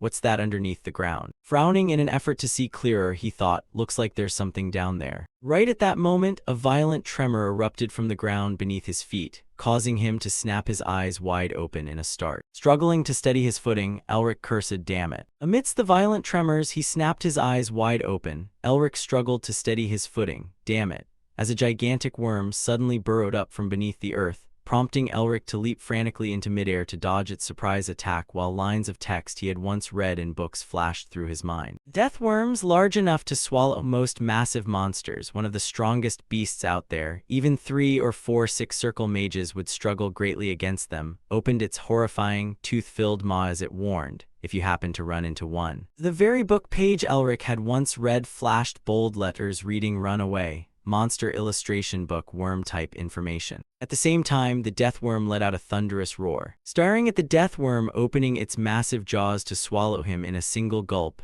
Elric thought in astonishment. A death worm, a monster that at least 3 six-circle mages were required to defeat. I'm not even sure I can kill this thing. Quickly summoning countless ice arrows using magic, Elric's expression turned grim. Looks like I won't be able to finish this mission after all. Conjuring a barrage of ice weapons from above and directing them to attack the death worm charging toward him, he recalled, from what I remember, if you want to kill it, you first have to pierce through its tough scales. Countless ice weapons rained down from above onto the death worm's body without leaving a single scratch, prompting Elric to mutter as he watched the scene, "Its scales are way too hard." Frowning, he thought, if magic can't do anything to it. Uttering, "Its scales are way too hard," frowning, if magic can't do anything to it, Elric suddenly executed a graceful backflip in midair and lunged straight toward the death worm, making the swift decision to resort to the body enhancement secret technique. Right at that moment, the death worm suddenly puckered its massive mouth inward. Elric was startled, his pupils contracting sharply in shock. The next second, the death worm suddenly spat a disgusting green slime right at Elric, who quickly froze and leaped backward. Gritting his teeth, Elric hurriedly raised a magical shield.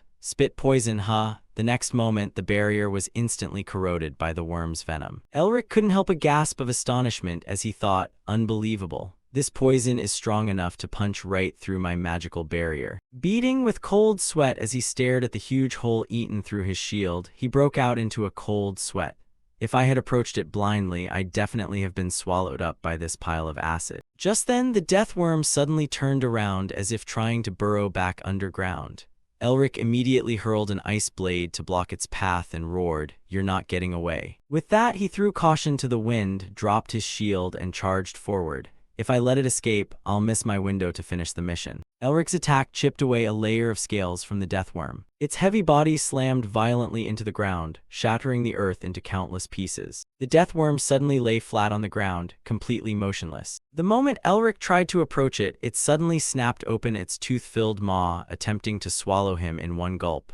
Only then did he understand its intentions. "So you were luring me in, huh?" Elric leaped down from above, stomping onto the death worm's head as he muttered, "You're craftier than the other monsters." With a slightly strained smile, he thought, "Looks like I'm in trouble." No sooner had the words left his mouth than the death worm spewed a massive wave of venom, enveloping Elric inside. It suddenly thrashed violently, throwing his balance off. The next instant, venom surged out from within the death worm's body, forcing Elric to spin around and flee in a hurry.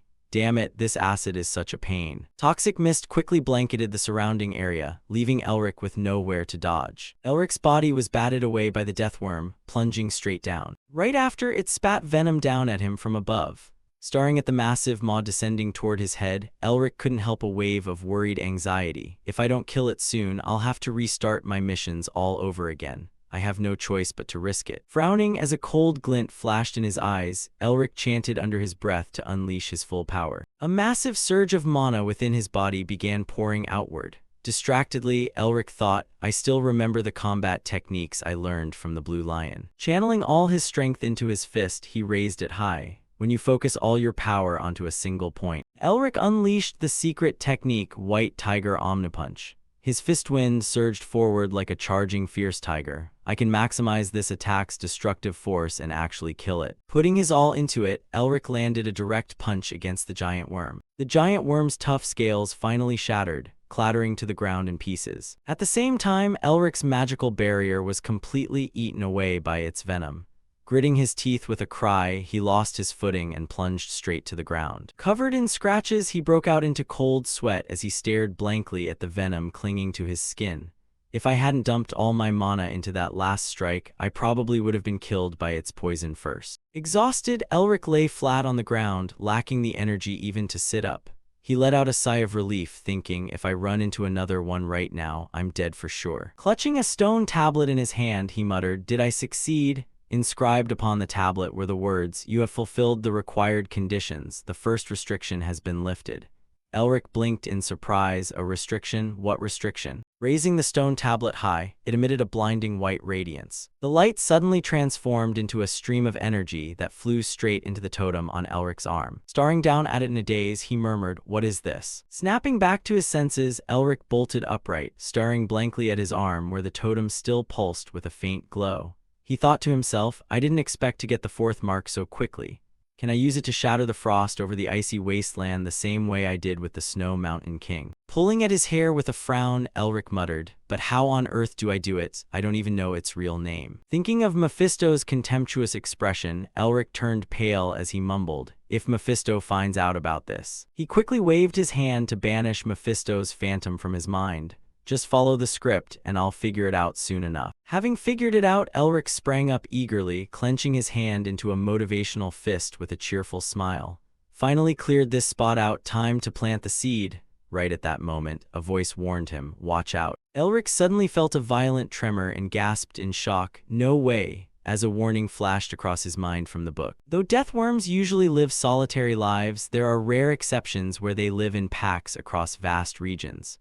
Right before Elric, a swarm of deathworms suddenly burst forth from underground, maybe just a few. Or perhaps dozens of them. They emerged from all directions simultaneously, charging straight toward where Elric stood with their maws gaping wide to attack. Wearing a deeply depressed expression, Elric muttered, "Oh, come on, this is getting ridiculous." The wheel of time spun backward once more. Clutching his head in frantic despair, Elric screamed, "I'm never getting out of here. One was already a pain to deal with, so what am I supposed to do with a dozen?" Frowning and gritting his teeth, Elric bolted off in one direction, cursing, "Why on earth would the Tiger King want to build a house in a place like this?" Recalling the scene of being torn apart by deathworms before the rewind, he thought to himself, "Probably only my master has enough power to beat this horde of monsters single-handedly.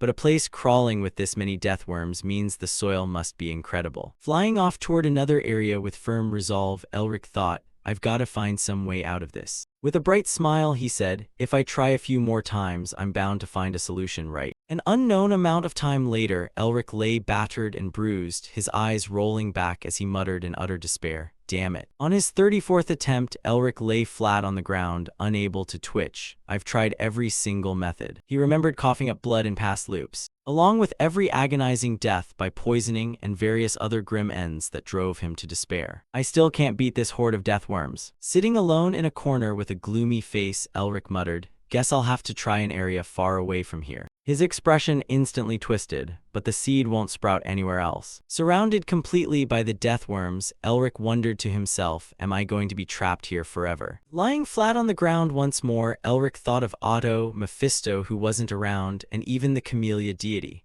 "My ancestors are probably looking down on me right now and laughing at my misery. Is nobody going to help me?" Suddenly a thought clicked in his mind. Wait. Ignoring the encircling deathworms, Elric hollered excitedly, "I'm such an idiot. Why didn't I think of this sooner? They never said I wasn't allowed to ask someone else for help." Regaining his composure instantly, Elric straightened up and said with a cheerful grin, "The Tiger King's lineage." Remembering the fierce might of the Tiger King, he immediately made up his mind to ask them for help. Meanwhile, deep beneath the massive camellia tree, the camellia deity was fast asleep. Sound asleep on a comfortable plush cushion, completely oblivious to the world. At that exact moment, someone suddenly appeared by her resting place and called out, "You sure sleep a lot." Hearing the voice, Camellia slowly opened her eyes. The visitor was none other than Otto, who looked down at her with curved, smiling eyes. Bolting upright, Camellia demanded, "How did you get in here? You shouldn't be able to enter without my permission." Otto replied with a smile, "Someone else wished for me to come in." Stirred by this, Camellia asked excitedly, "Since when?" Otto looked at her in surprise. "Did you forget what happened that day? Looks like you're reaching the age where your memory starts slipping." Letting out a heavy sigh, Camellia muttered, "I used to be a queen living in an ice palace, yet now I'm being treated like this. What a pain." Fanning away her complaints, she crossed her legs with refined elegance and asked, "So what are you here for?" Looking at her, Otto replied, "Like I said, someone else wanted me here." Turning serious abruptly, he asked, "Are you doing okay? You sacrificed 40 years of your lifespan just to fight off that curse, you know." Shrugging off the concern, Camellia dismissed it nonchalantly. "I'm fine, you don't need to worry. But I hope you won't waltz in here uninvited again." With a touch of curiosity, Camellia asked, "By the way, how is that young man doing?" With a flick of his hand, Otto conjured a transparent mirror. take a look for yourself. Peering into the mirror, the two of them happened to catch sight of Elric being chased down by a pack of beastmen. The beastmen roared, "That's our tribe's sworn enemy. Go kill that human." Rushing anxiously toward the mirror, Camellia blurted out, "What on earth is going on? Why are those beastmen hunting him down?" Otto replied with a light, curved-eye smile, "Isn't it fascinating?" Turning to glare at him, Camellia shouted, "You can still smile. Go help him already." Unbothered, Otto countered, "Don't cause unnecessary trouble right now." He, pointing back at the joyful scene in the mirror, Otto finished, "has his own plans." Glancing back at the beastmen trailing behind him, Elric muttered, The Tiger King's bloodline still hasn't shown up." With a single bound, he leapt onto an open clearing. "To solve the roadblock I hit in this mission, I'll need to seek help from the ones who built a city right on top of a land filled with death worms." Panting heavily behind him, the beastmen gasped, "Ha, ha, we finally caught you, you lunatic." One of them barked, "Tear him to shreds." Calmly, Elric thought to himself, wandering all across this vast black snowfield to hunt down the Tiger King's bloodline is turning out to be quite a tough mission. A mysterious, cunning smirk crept across his face. The next second, he activated the secret technique, Dark Tiger's Prowl, as the phantom of a massive tiger loomed over his head. Confident in his thoughts, he mused, "Still, I possess the Tiger King's lineage secret technique, the body enhancement technique." Staring at him in utter shock, the beastman stammered, How can a human use the body enhancement technique?" Radiating fierce momentum with a cold expression, Elric glared back at the beastmen chasing at his heels. "With this boosted strength from the body enhancement technique, did you really think I'd let you off the hook?" A chilling wind swept across the black snowfield.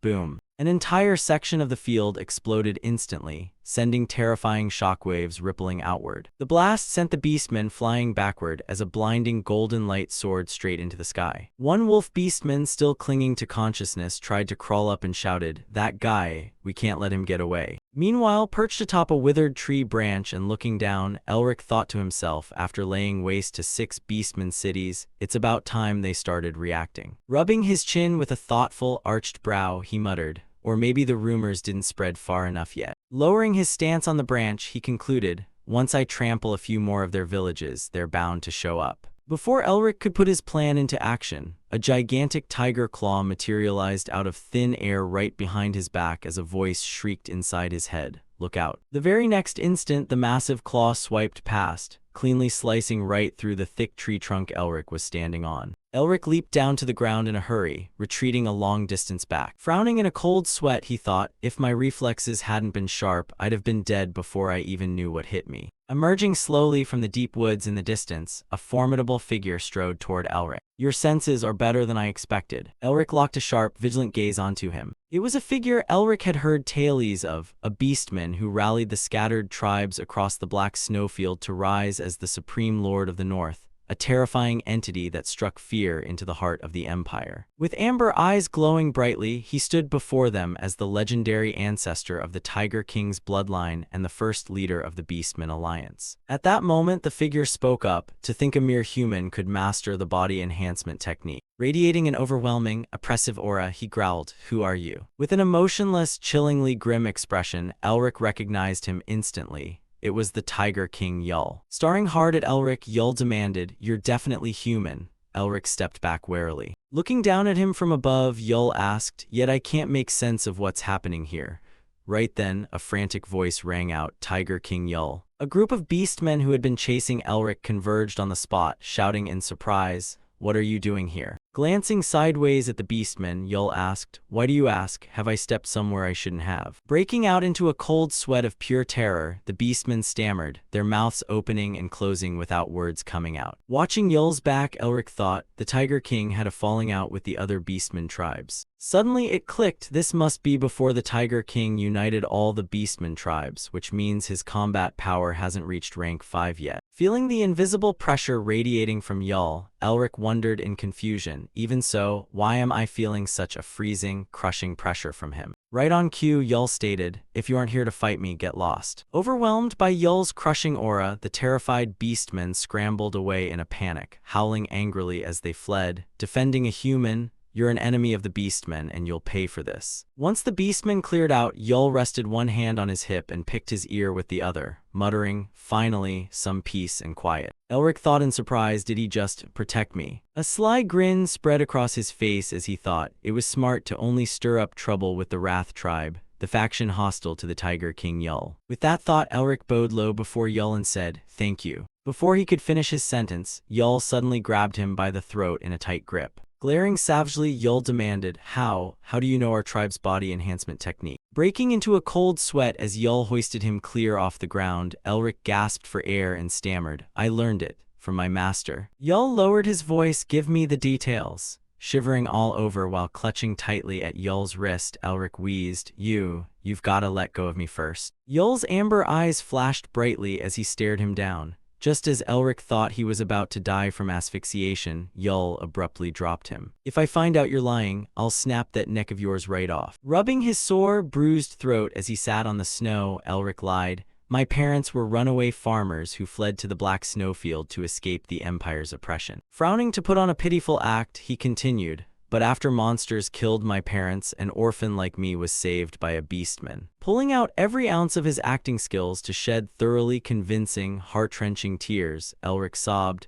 "That person taught me how to protect myself using the body enhancement technique so I could survive out here." Yul's face remained pitch black, offering not an ounce of sympathy as he demanded, "What was the name of that beastman tribe?" Bowing his head in fake sorrow, Elric replied, "My master said they had forgotten their own name, and in the end, they never told me what it was." Wearing a troubled look, he added, "I couldn't bear to poke at their painful past memories, so I just called them Master with all the reverence in my heart." Yul narrowed his eyes, his pupils suddenly turning vertical slits. Staring right back into Yul's eyes with tears pooling at the corners of his own, Elric thought to himself, "Are you trying to figure out if I'm telling the truth right now?" Elric noticed the low-frequency vibration of the ears, thinking that with the Tiger King's acute senses, he could tell lies by listening to the heartbeat and muscle movement in the body. Placing a hand over his heart, he thought, "But right now I'm controlling the flow of my chi to keep my body steady, so it'll be easy to trick him." Yul bit his lip in silence. A moment later, he spoke up, "Well, it seems you're a brother of our clan," which Elric thought to himself, exactly. Brother was the term used for heirs who had mastered the body enhancement secret technique. In other words, he had acknowledged him, and with that thought,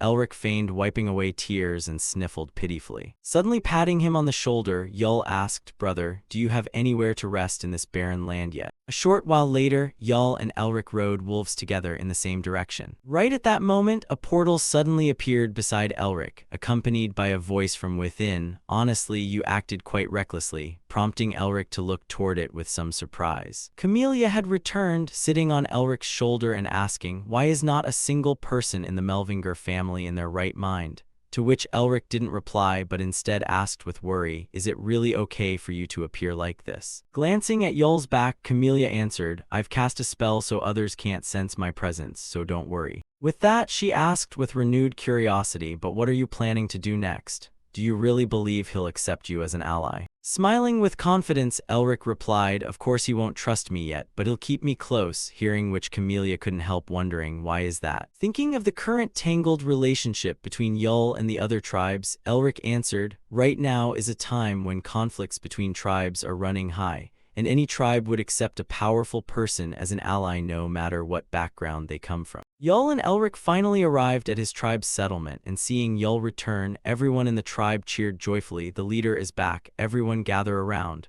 While at the same time Elric finished his sentence, "Especially an ambitious Tiger King like Yul, he's even willing to do something like that." Camellia still thought with a touch of worry, however, in this era, the beastman's hatred for humans is still very strong. Will the clan members accept this kid like Tiger King Yul does? Before she could dwell on it, the beastmen of the tribe noticed Elric, and one of them widened his eyes in horror. The next second, the agitated beastmen pointed at Elric and roared angrily, "A human, the enemy who killed my father, why did you bring a human here?" Seeing them about to attack Elric, Yul stepped forward to block them. "Stop, he is one of our brothers." Exposing his fangs in indignation, the beastman yelled, "Brother? How can a human be a brother? How can a human possibly become our brother?" Yul tried to calm them down. "Stay calm, everyone gather around now." Observing the tense situation before him, Elric thought, This is the era when the Empire's oppressive regime was at its most cruel toward both beastmen and commoners. Because of that, hostility toward humans was extremely intense, and breaking out in a cold sweat, he tried to think of a countermeasure. If I can't persuade them, my whole plan will fall apart. Things didn't turn out as he expected, as the beastmen who had just wanted to attack him suddenly grabbed their arms and legs, crying their eyes out emotionally,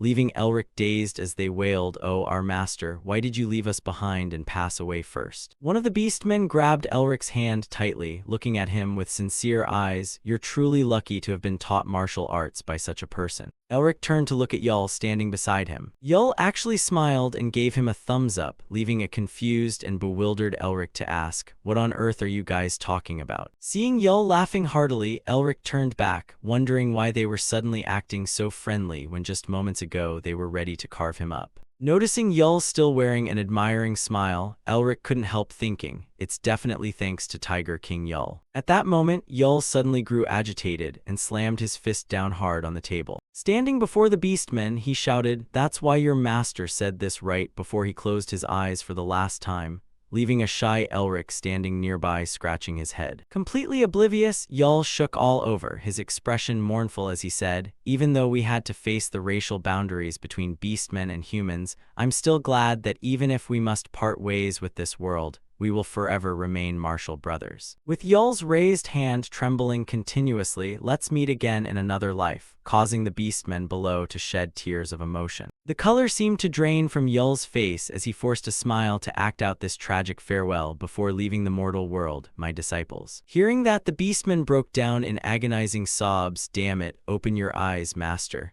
How cruel, how can your little disciple go on living now?" Hearing the wailing by his ear with a face full of dark veins, Elric felt speechless. "Did I really say stuff like that?" To which Yul smiled and whispered, "Just play along, they're foolish so they're extremely gullible." Hearing this, Elric couldn't help breaking into a sincere smile. Right at that moment, someone spoke up, "We don't agree with what this human says." Surprised, Elric turned his head to look at the speaker. Clenching his fist with suspicion, he asked, "What proof do we have to believe this?" Faced with his skepticism, Elric stayed silent, while Camellia smiled and reminded him, "That's the Black Wolf clan, the loyal dogs of the Tiger King," making Elric realize with some surprise, the Black Wolf clan. So they're the ancestors of Minister Norris. Stepping in to shield Elric, Yul demanded, "Ralph, are you disobeying my orders?" The newcomer, who was indeed Ralph, frowned with a rigid expression as he explained, "I'm not opposing you." Pointing angrily at Elric, Ralph shouted, "Even if he is real, how can our tribe ever accept such a lowly race?" Hearing him speak, Yul suddenly radiated a terrifying aura and gritted out, "A lowly race, I hope."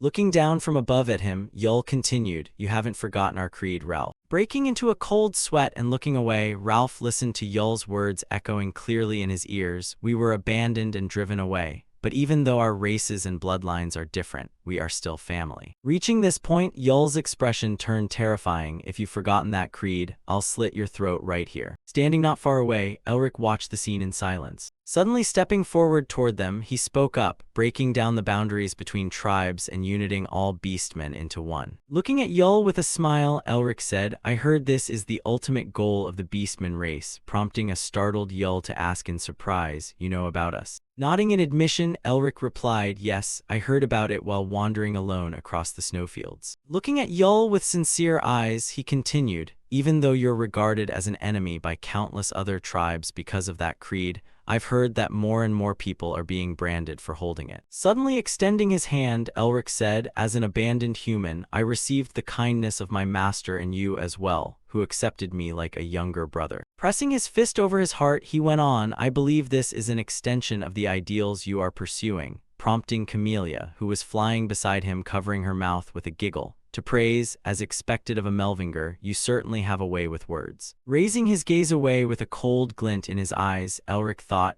"I will live up to those expectations as well. I believe I also need to prove my worth in order to accompany you on your journey." With that, he continued, "I heard that rankings among beastmen are decided by strength," prompting an irritated Ralph to snap, "What do you want? To which Elric faced him and proposed, "Let's fight. If I win, I become part of the tribe, and if I lose, I leave." Pushed over the edge of anger, Ralph trembled with rage. How dare an ordinary human challenge a great warrior of the Black Wolf clan like me? Smiling provocatively, Elric mocked, "Why do you talk so much?" adding with a look of disdain, scared. Veins bulging all over his body from anger, Ralph roared, "You bastard." Pointing at Ralph, Elric burst out laughing, "You're the bastard," leaving Camellia to shake her head in disappointment, typical Melvinger. Finally losing his patience, Ralph spread his hands to reveal razor-sharp claws. Enshrouded in a terrifying aura, he snarled, "I'll tear you to pieces." Releasing the mana inside him, Elric smiled arrogantly and retorted, "Think you can pull it off?" Right as the two of them were about to strike, Yul suddenly stomped his foot down, cracking the ground open and sending both Elric and Ralph stumbling backward from his overwhelming power. Sliding back a distance, both of them came to a stop in a safe spot. Only then did Yul speak up, "Let me ask you both," as Elric and Ralph exchanged glances. Standing towering like a mountain before them, Yul asked, "Do both of you accept the outcome, even if it costs you your lives in battle?" Standing up without a moment of hesitation, Ralph replied, "If that human wins, I'll treat him like family." Raising his hand solemnly, Elric declared, "I swear on the honor of my master that I will accept the result." Yul's amber eyes stood out sharply in the dark night as he said with satisfaction, "Good." The next second he shouted the command to begin as Ralph transformed into a gigantic wolf and lunged straight at Elric. Swiping his claws at Elric standing right in front of him, he roared, "I'll rip you to shreds." Agilely ducking to dodge the attack, Elric thought to himself, "The fabricated story I made up won't hold up for long. I need to prove my worth to Tiger King Yul." The moment Ralph charged at him once more, Elric instantly lowered his center of gravity and pulled his arm back to build momentum. Thanks to him,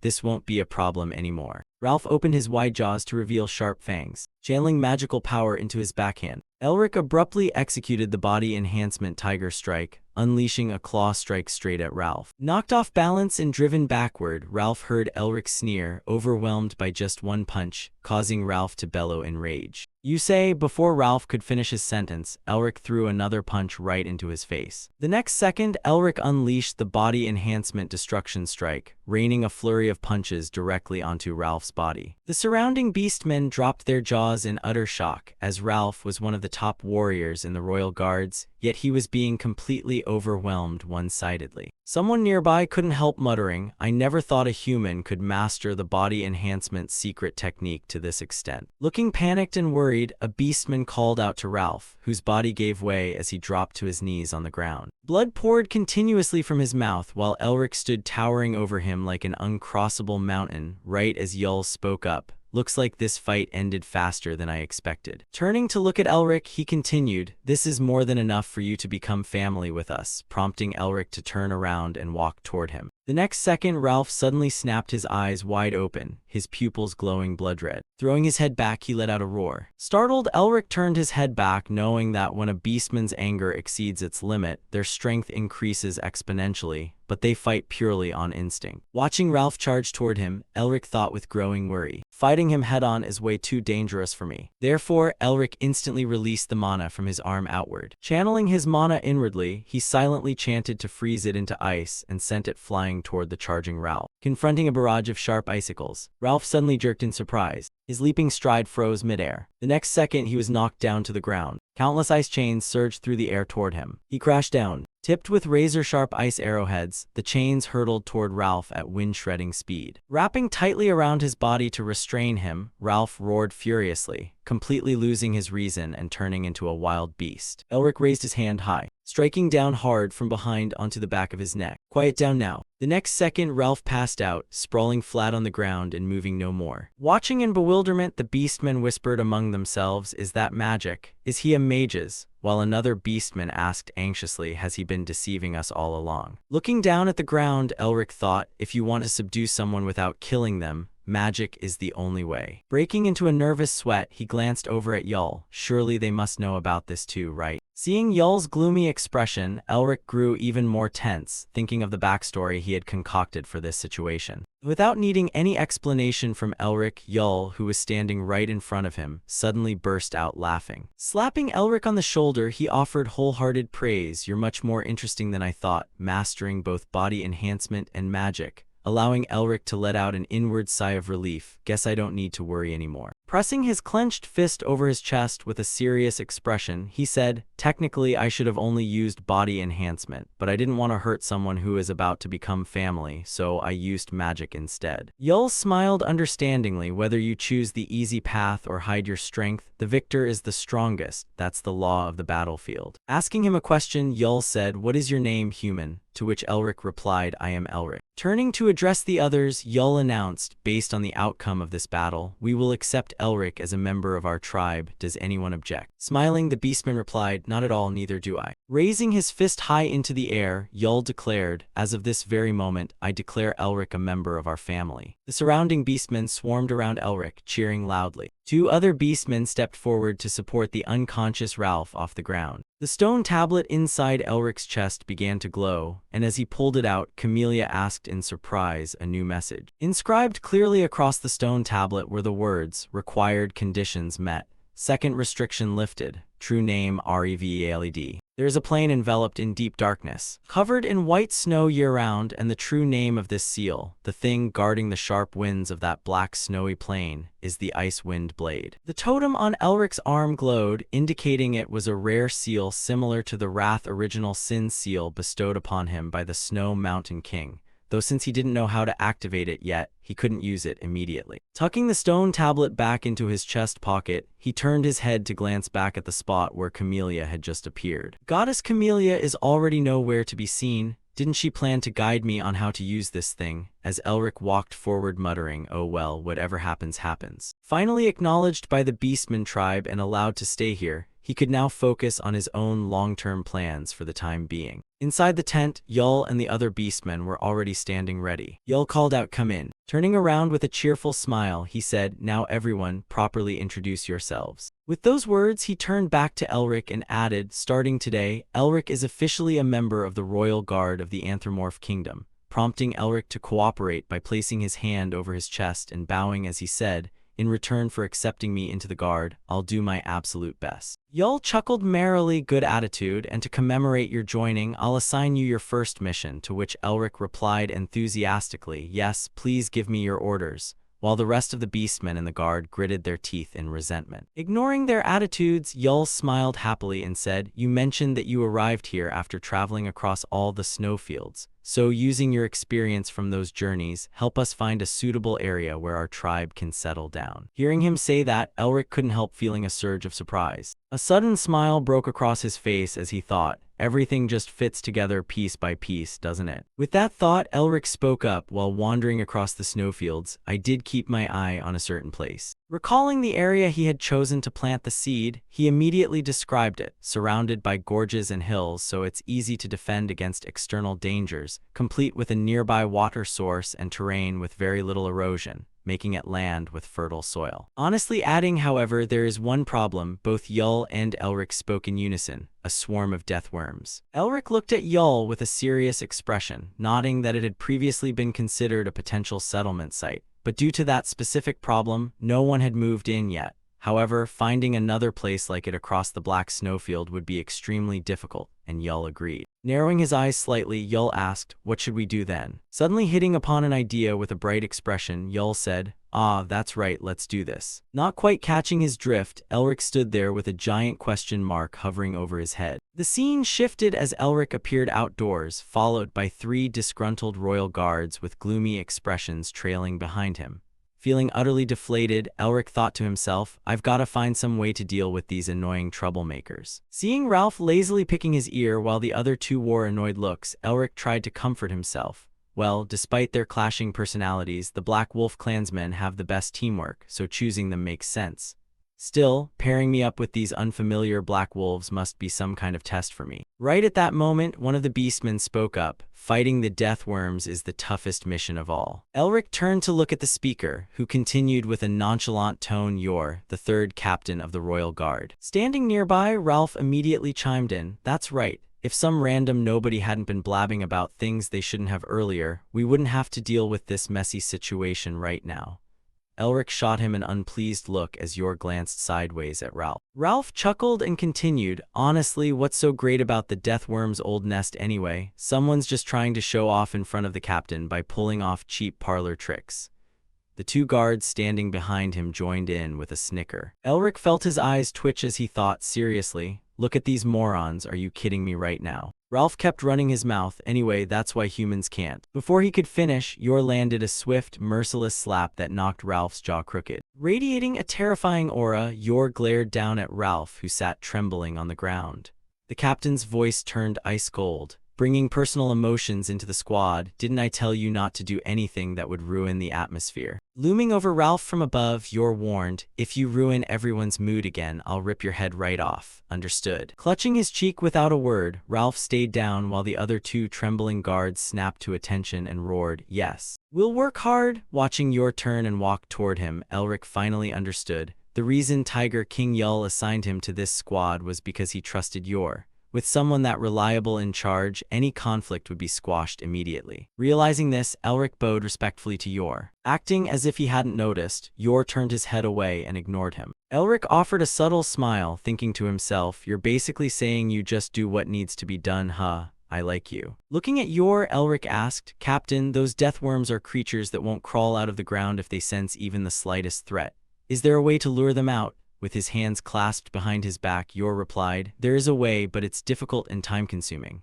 Elric asked in bewilderment, why is it so hard? Thinking of a certain bright red herb, Yor cast a sideways glance and answered, we need to acquire the life-death grass, a rare plant. Deathworms are extremely sensitive to the scent it emits. If we have that, we can herd the deathworms right out of the underground. Straining his entire body to keep from bursting into laughter, Elric turned bright red as he started shaking.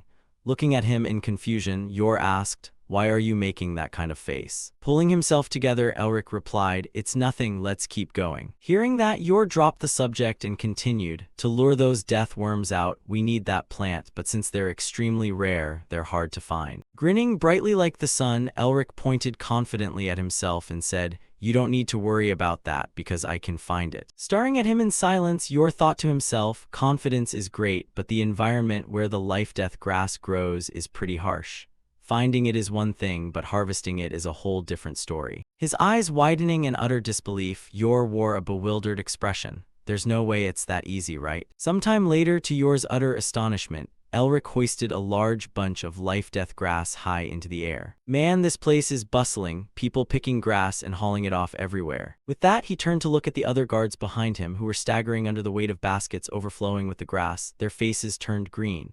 Elric looked confused and asked, what are you guys still standing around for? Go dump it in. Snapping back to reality, the guards stared blankly at the baskets in their hands and stammered, I didn't even know. Elric smiled to himself, thinking, I happen to see plenty of life-death grass in the labyrinth of clarity created by my master. Life-death grass was growing everywhere on the ground there. The magic was so blinding that even if I tried not to find it, I still would have run straight into it. Glancing down at the totem on his arm, Elric thought, if I absorb the magic from the life-death grass too. Wearing a cold smirk, he activated the seal and thought with rising excitement, let's go. Elric barked at the guards behind him, hey, dog guys 1, 2, and 3, I'm gonna pick up the pace now, so you better keep up. The beastmen guards reacted as if they'd been stepped on. Has this guy actually lost his mind? They complained all at once. Captain, did you hear what he just called us? Dog guys. Yor stood silently with a cold expression, saying nothing. He walked up and planted a direct kick right into Ralph, snapping, what do you think you're doing?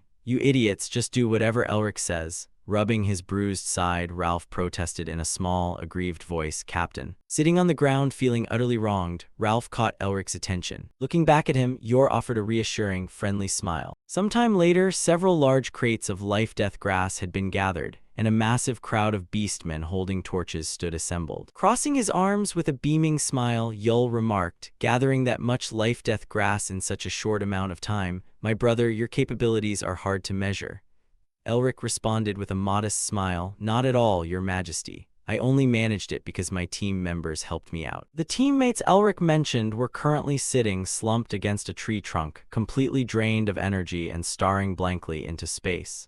Glancing at the three of them, Yul muttered, seems like it. With that, he turned away and said, "All right, enough idle chatter, let's get started." At his command, the beastmen quickly hurled all their torches forward. Flames roared to life, licking hungrily at the piles of life-death grass laid out beforehand. A violent rumble suddenly vibrated beneath everyone's feet. The ground began cracking open, the fissures spreading rapidly toward where Yul, Elric, and the beastmen stood. Deathworms burst forth from underground, gaping their massive jaws wide as they let out deafening roars. Waving his hand to signal the attack, Yul watched as some of the beastmen panicked and yelled, "Captain, we've got a major problem." Turning back to look at the nervous beastmen, Yul asked, "What is it?" "If it's not important," the beastman stammered, as a deathworm lunged forward with its massive jaws wide open. Hearing the rest of the beastmen's report, Yul and Elric froze in shock. "The Wrath Tribe army is heading this way right now." Stunned, Yul asked in bewilderment, "What do you mean the Wrath Tribe is coming? Explain yourself clearly." The beastman hurriedly reported, "It looks like they found out we were hunting deathworms, and right now they're coming to launch a surprise attack on us." Gritting his teeth in furious rage, Yul growled, "Those filthy bastards." He turned back to face the deathworms closing in on them. Amidst the dark night, a hulking brute strode forward wielding a double-bitted axe. With glowing red eyes and a booming voice, he roared, "Advance, Wrath Tribe warriors." It was Naewid, the second in command of the Wrath Tribe. Leading the charge with absolute confidence, Naewid bellowed, "Today we capture Tiger King Yul, and today we put an end to all their hopes." With that, he marched straight toward the area where a chaotic battle against the deathworms was already unfolding. Leaping high into the air without a hint of hesitation, Yul plunged right down toward a pair of deathworms below. Unleashing his razor-sharp claws, Yul cleanly sliced the deathworm right before him into two halves. Observing the scene from a short distance away, Naewid thought to himself, "Tiger King Yul, just as expected, his skills sit at the pinnacle of the beastmen. But today, I've prepared a magical artifact forged specifically for war against humans." Ordering his men to push several cannons forward, Naewid grinned more confidently. "No matter how strong you are, you can't withstand heavy artillery fire while being pinned down." Chuckling coldly to himself, Naewid thought, "Now I'll make you all bow before me and crown myself king of the beastmen." Right at that moment, a sudden gust of wind swept across the spot where the Wrath Tribe was stationed. Looking confused, Naewid muttered, "Where'd this wind come from?" Lifting his head to the sky, he sensed something amiss. That smell, life-death grass, before he could process it further. The deathworms caught the scent of the life-death grass, instantly bursting out of the ground and charging straight toward the Wrath Tribe beastmen. A massive explosion echoed as the deathworms slammed flat onto the ground, completely immobilized. Stomping down onto their carcasses with a loud laugh, Yul jeered, "Who would have thought we could wipe them out this fast?" Turning to Elric with a grin, he remarked, using magic to whip up a wind that blew the scent of the life-death grass toward the Wrath Tribe, letting the deathworms wipe out the Wrath Tribe while the Wrath Tribe softened up the deathworms. Yul couldn't help a chuckle of praise. Coming up with a trick like that is seriously impressive. Elric smiled back, "You've got to return the favor to the bastards who ambushed you using their own playbook." Hearing that, Yul grew even more pleased. "Looks like we think alike." Elric bounced lightly on top of a deathworm's carcass. Planting his feet firmly on the dead monster behind Yul, Elric grinned, "Shall we go clean up the remaining trash?" Over on the other side, Naewid swung his battle axe frantically, slaughtering the deathworms as he roared, "All survivors, gather on me." A beastman stammered in absolute terror, It's the Tiger King Yul." Boom! A massive explosion rang out as a flash of golden light crashed down from the sky, shaking the earth with a violent tremor. Yul and Elric materialized side by side right in front of the Wrath Tribe forces. Glaring furiously, Naewid shrieked, "Yul!" Lashing out with his axe and roaring, "You cowardly, sneak-attacking bastard."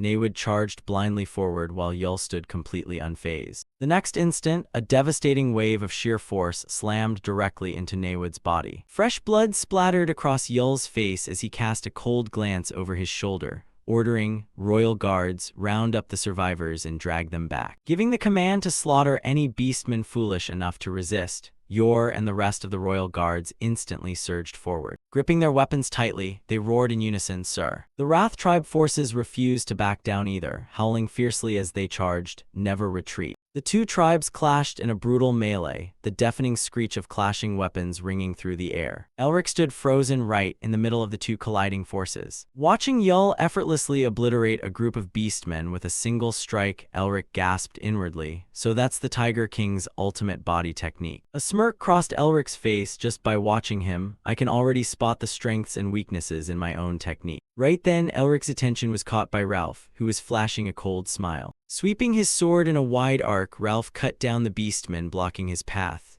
Elric nodded in approval, not bad at all. At that exact moment, a beastman lying on the ground pretending to be dead suddenly whipped out a hidden dart. The projectile zipped straight toward Ralph, embedding itself deeply into his neck as Yor spun around in sudden panic, shouting, "Ralph!" The dart was coated in a fast-acting venom that rapidly spread across Ralph's entire body. His vision began to blur. The next second, his eyes shut tight as cold sweat poured down continuously and his proud head finally slumped forward. Elric materialized right in front of him, calling out, "Hey Ralph, you alive?" Forcing his eyes open a crack, Ralph managed to wheeze out, "You." Before he could spit out another word, he collapsed face first onto the ground, completely out cold. Mooting his lips in a silent incantation, Elric murmured, "Purge." Releasing a surge of mana, he cast a spell to flush the venom out of Ralph's system. Frowning heavily as sweat dripped down his forehead, someone yelled out in panic, "Ralph." Rubbing his shoulder with a chuckle, Elric said, "Relax, he just passed out. Take him somewhere to rest first." Another beastman guard hurried over and hoisted Ralph onto his back, shouting, "Got it." Elric watched the guard scurry away in a panic. Hearing Yul call out, "Elric, we're all done here," Elric turned around in a hurry to resume the plan before the Wrath tribe caught wind of the situation.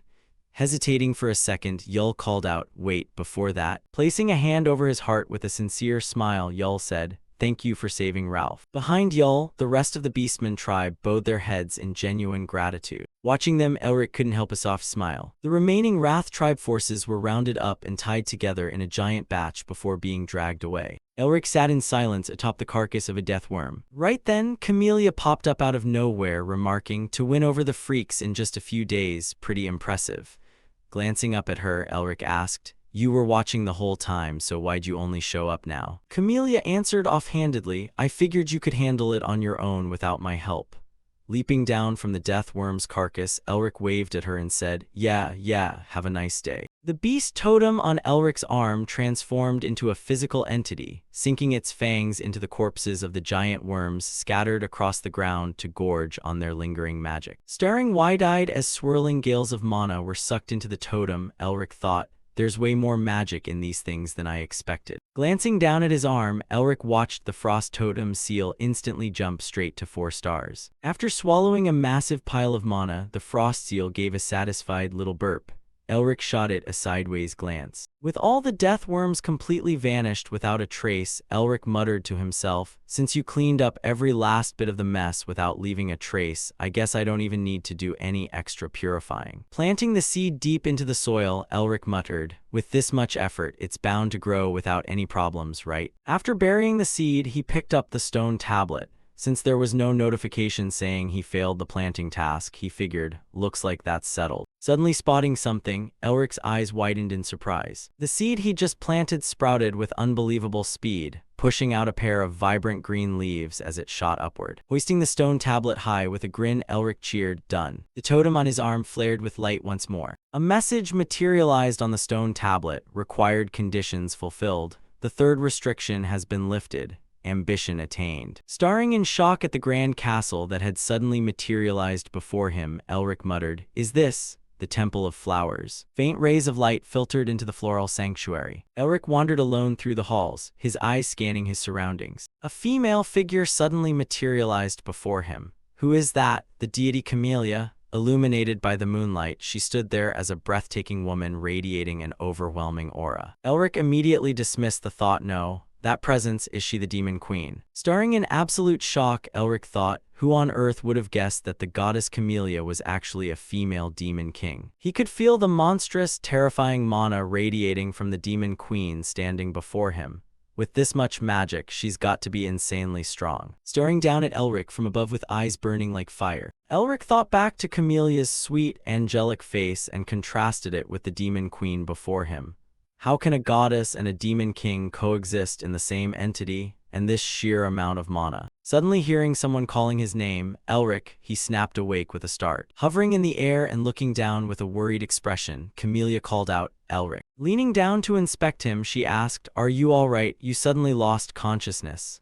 Without answering, Elric looked up and muttered, "The seal of the eastern wind." Frowning suspiciously, Elric asked, "Was that from you?" Hesitating for a moment, Camellia asked back, "Why would you think that?" Elric answered honestly, "I saw you." Looking mildly curious, Camellia asked, "What did you see?" Glancing at the stone tablet in his hand, Elric replied, "You were all alone in an empty palace." Elric vividly recreated the scene. "You looked exhausted, lonely, and profoundly sad." Staring at the demonic energy the totem on his arm had just absorbed, Elric continued, "And the magic you were radiating felt identical to the seal of the eastern wind." Gazing off into the distance, Camellia murmured, "That's just a long-forgotten piece of history from a very long time ago." Looking up at her in question, Elric asked, "Was the freezing cold blanketing the entire black snowfield caused by you?" Camellia calmly admitted, "That's right." Raising her hand to reveal a wisp of pink energy hovering in her palm, she added, "But it doesn't belong to me anymore. I am Camellia, the goddess of flowers." Raising his head to stare at the wisp in her hand, Elric asked, "Is this part of the setup meant to erase your traces?" Closing her fist and instantly extinguishing the pink wisp, Camellia replied, "Who knows?" Fluttering gracefully through the air with a faint smile, she said, "All I can do is give you a piece of advice regarding how to cultivate that seed." Looking up toward the sky, she instructed, "Remember what Otto had told you." Back then, Otto had said with total seriousness, "You will learn how to devour the Eastern General." The Eastern General is the past and the ultimate mistake of the goddess Camellia. Clutching the stone tablet as he stood back up, Elric thought, to make that seed grow, I need to drive away the freezing chill belonging to the goddess Camellia. Turning to look at Elric, Camellia warned him to always be on guard against the Eastern General, as she would become the greatest obstacle on his path. Over at the Anthropomorph town, houses stood packed closely together. Raising his head to look at the seed that had grown into a massive camellia tree,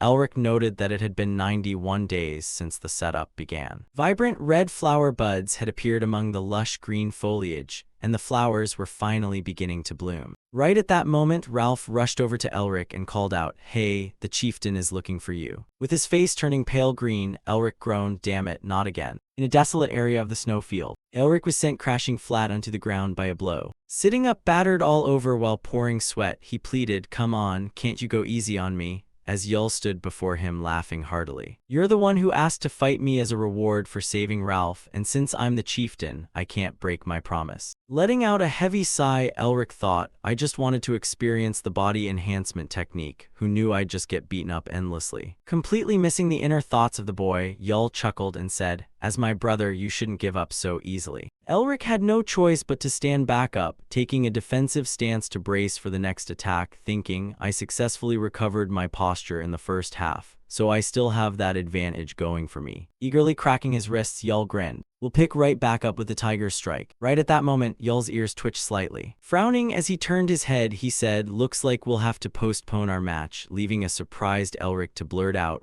What's going on?" Without answering, Yul abruptly spun around and dashed off, leaving Elric all by himself. Back at the Anthropomorph city gates, a crowd of people had appeared. Covered in injuries and wearing dejected, exhausted expressions, they trudged forward. Yul, Elric, and Camellia stood atop the city wall looking down. Exchanging words quietly with Camellia, Elric asked, "Refugees, was this the Eastern General's doing?" To which Camellia confirmed, "That's right, the Eastern General has started making her move." Staring at the endless procession of people, Elric muttered, "I don't remember the Eastern General being this strong," prompting Camellia to reply, "The Eastern General in your time had weakened significantly, but the current Eastern General is a true disaster." Glancing at Yul, who stood beside him with a deeply furrowed brow and a worried look, Camellia continued, "Tiger King Yul can only stabilize the chaos, but he cannot defeat her." Abruptly turning around, Yul commanded, "Ralph, gather the chieftains to my tent," to which Ralph bowed deeply and replied, "Understood." Dropping down and pressing a hand against the stone floor, Yul called out, "Elric, I want you to change into your battle gear and come to my tent." With that, Yul launched himself off the top of the city wall with a burst of momentum. No sooner had Yul left than someone shouted, "Hey, Elric," causing him to turn his head to see Ralph holding a water flask without looking at him, tossing it over as he said, "Catch." Feeling a bit confused, Elric asked, "What's this?"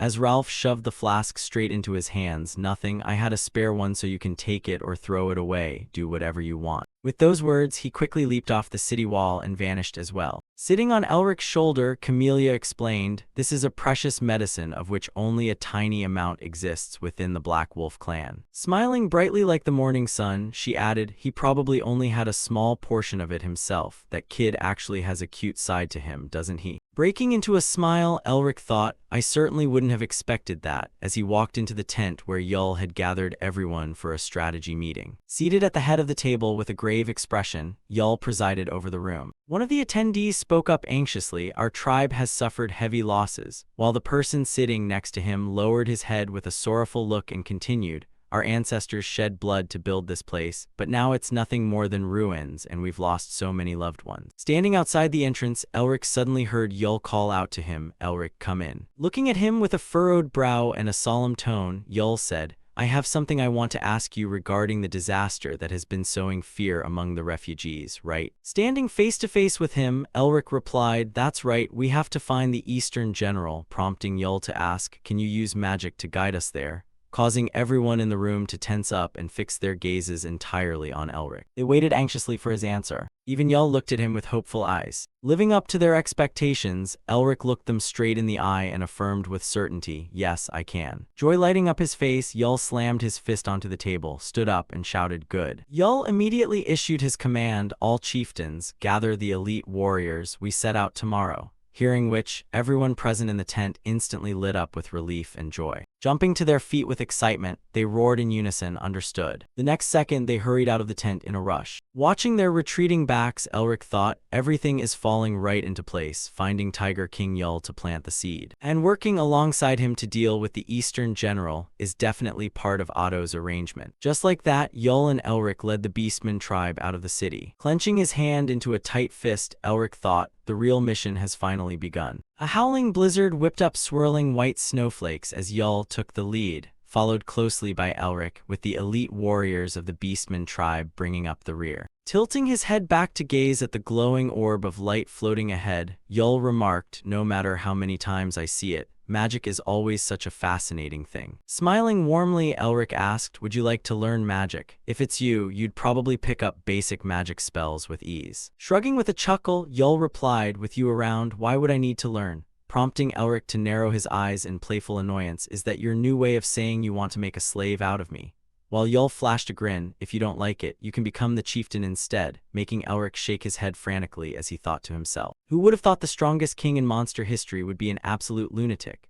I wonder if his subordinates even know about this." As Yul chatted away while walking, "Our tribe has changed so much since I met you. There were times when I even thought you were a lucky star fallen from the sky," leading Elric to spread his hands with a smile. "Is that so? Thanks for the kind word." Yul abruptly halted his steps and spoke up out of nowhere, "So this is a gift for you," leaving Elric surprised as he echoed, "A gift?" Walking up right behind him, Yul continued, "The final part of the body enhancement secret technique," making Elric freeze in his tracks as his eyes widened in utter astonishment. As if unable to believe his own ears, he turned his head around, while Yul casually remarked, "Did you really think I wouldn't notice?" Flashing a cold smirk as he added, "That you approached me with an ulterior motive." Caught red-handed and breaking out in a guilty sweat, Elric asked back, "Just when did you figure it out?" Slowly closing the distance toward Elric, Yul said, "For a human to claim they learned the body enhancement secret technique from a reclusive monster is highly suspicious, though not entirely impossible." Stopping just a single step away from Elric, Yul's towering silhouette cast an overwhelming pressure over him. "But you couldn't lie about your magic or the reason you went around stirring up trouble with the tribes hostile to me." Looking down from above, Yul asserted, "It must have been to meet me and complete the final piece of this body enhancement secret technique," prompting Elric to frown and ask, "If you knew all along, why did you just leave me be?" Ordinarily, people would look out for their own interests first, but Yul suddenly fell silent. The next second, breaking into a bright grin, he clapped Elric on the shoulder and said, "Because whether you're human or monster, everyone wants their own benefits, right? I left you alone purely for my own benefit too, plus watching you has been quite entertaining," leaving Elric thoroughly startled by his casual gesture. Covering her mouth in surprise, Camellia thought, "You were in the palm of his hand from start to finish," while a pale-faced Elric winced and rubbed his aching shoulder, unable to hold back his curiosity as he asked, but there still shouldn't be any reason for you to teach me the final part of the secret technique. Yul unexpectedly reached out and ruffled Elric's hair, causing the boy's eyes to widen in shock. With a warm and sincere tone, Yul said, "I want you to survive. You've struggled so hard just to get here, so it wouldn't be fair if you ended up sacrificing your life to protect someone else's family." Standing completely dazed with his mouth hanging open, Elric was left speechless. Staring at the steady, reliable figure standing before him, Elric found it hard to believe. Was the reason the Monster King wanted to teach him the secret technique genuinely just so he could stay alive? Lowering his gaze, Elric suddenly thought, maybe he's showing this kind of care only because he doesn't realize this is a reversed pass. Breaking into a soft smile, he said, "Thank you." Right at that moment, Camellia chimed in to cut through the moment. "Sorry to ruin this touching scene, but now really isn't the time to get all emotional." Startled by her words, Elric whipped his head around, his eyes widening and pupils dilating in shock as he stared ahead. A colossal, mysterious shadow had suddenly materialized before them, radiating an oppressive energy that rivaled Goddess Camellia herself, an overwhelming malice that felt as though it could devour them at any second. Both Elric and Yul stood rooted to the spot, staring blankly ahead. The shadow's eyes glowed a blazing red while a terrifying aura enveloped its entire body, prompting Elric to think, only a single word can describe her: a demon. Before Elric could process it further, a wave of horrific magical power swept toward him and Yul, forcing him to leap backward as panic instantly seized his mind.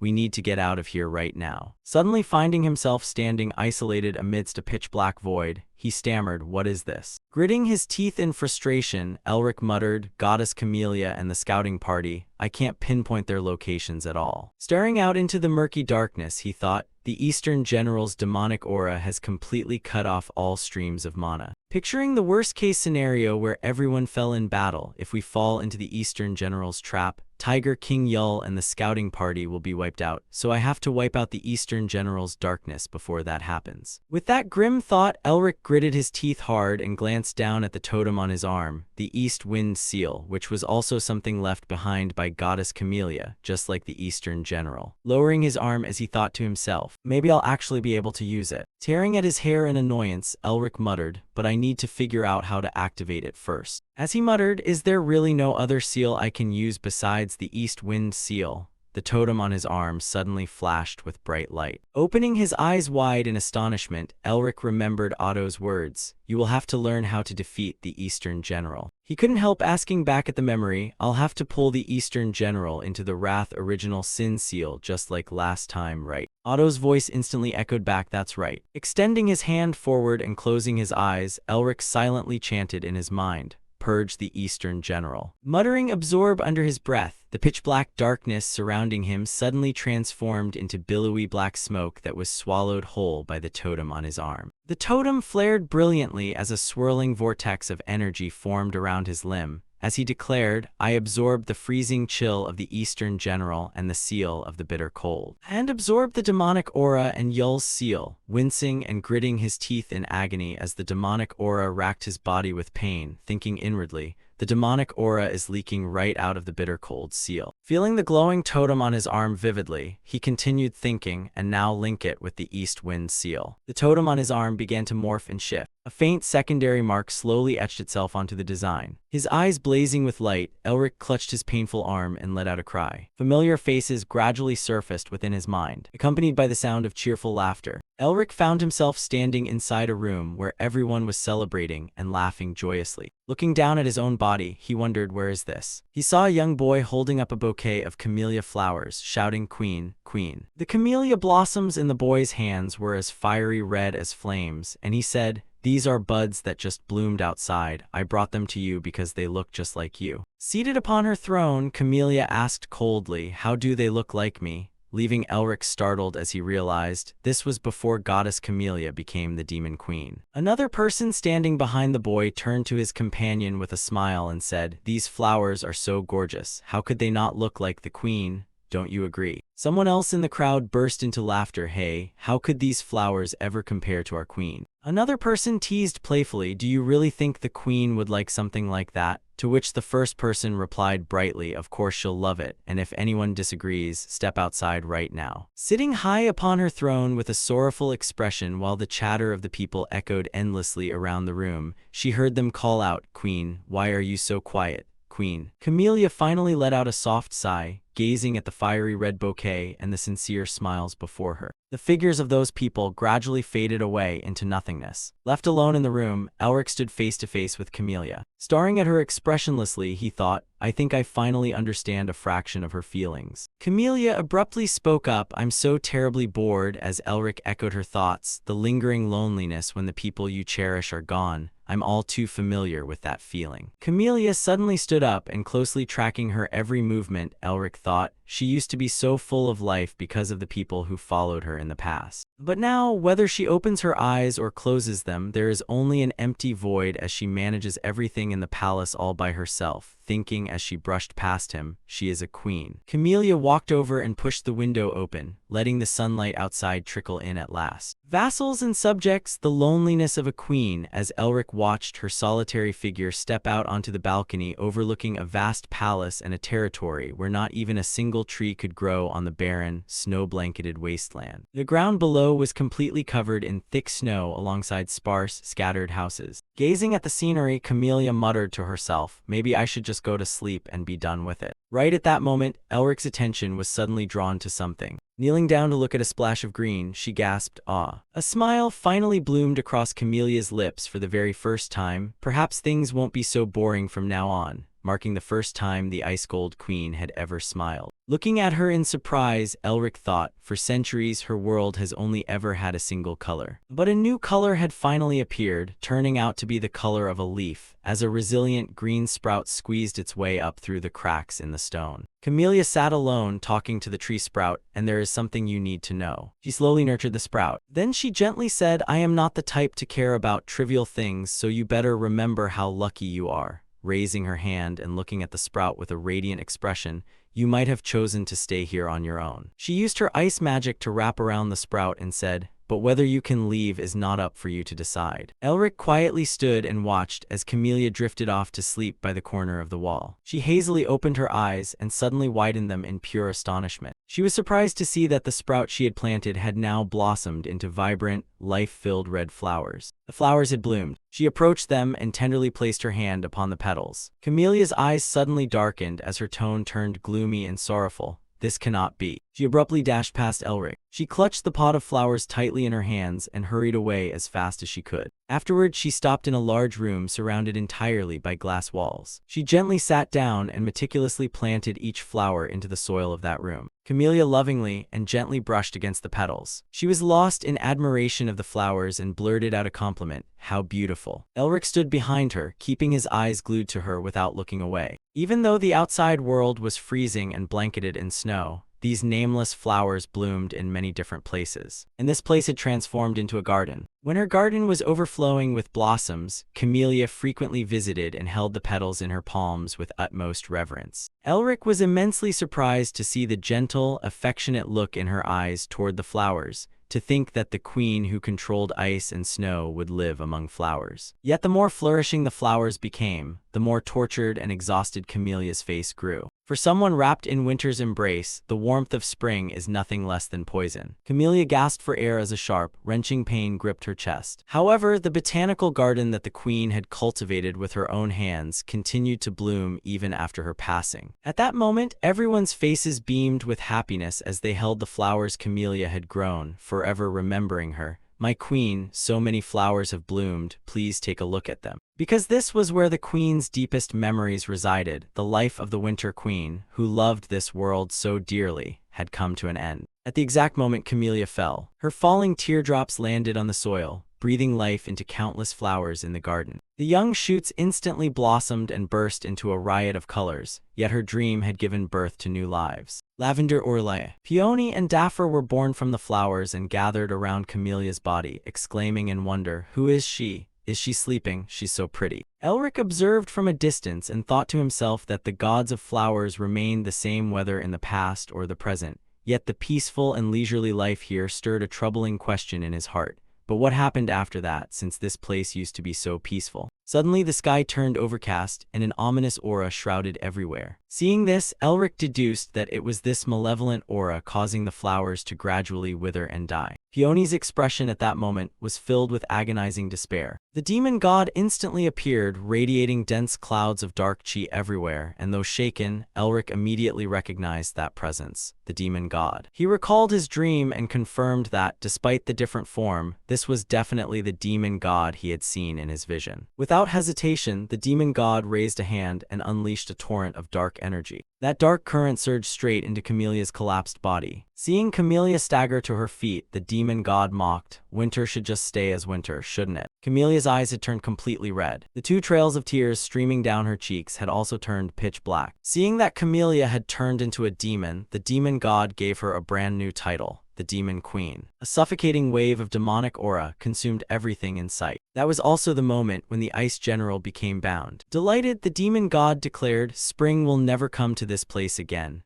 as the Ice General shrieked violently while emitting terrifying waves of magical power. Elric was stunned by her immense strength. That was the Ice General. But even though it was truly the Ice General's malicious energy as he had just sensed, he could also feel the warmth and coldness, the happiness and melancholy of the Demon Queen. However, those forces had destroyed the garden and brought ruthless gales upon anyone living there. Right at this moment, the magical power within his body was surging fiercely. The 4th east wind restriction had been released. Elric held the crystal purification shard in his hand. He thought he knew how to use the winter seal now. The patterns on his arm began to glow. He instantly raised his hand straight toward the sky and invoked the mineral return. Concentric rings of light rapidly enveloped his entire body. Those glowing rings shot straight up into the sky in a flash. In an instant, the sky was dyed a mystical bluish purple, filled with countless twinkling stars like the Milky Way, and Camellia unexpectedly returned and hesitated before saying, "You succeeded." With a melancholic look on her face as she gazed up at the sky, she said, "No matter what you saw," to which Elric replied without hesitation, "The botanical garden." Elric frankly shared his desire, "I will do everything to restore it to the way it was." He recounted to her the things he had witnessed firsthand just to see those beautiful flowers grow in the botanical garden once again, keeping alive her dying wish.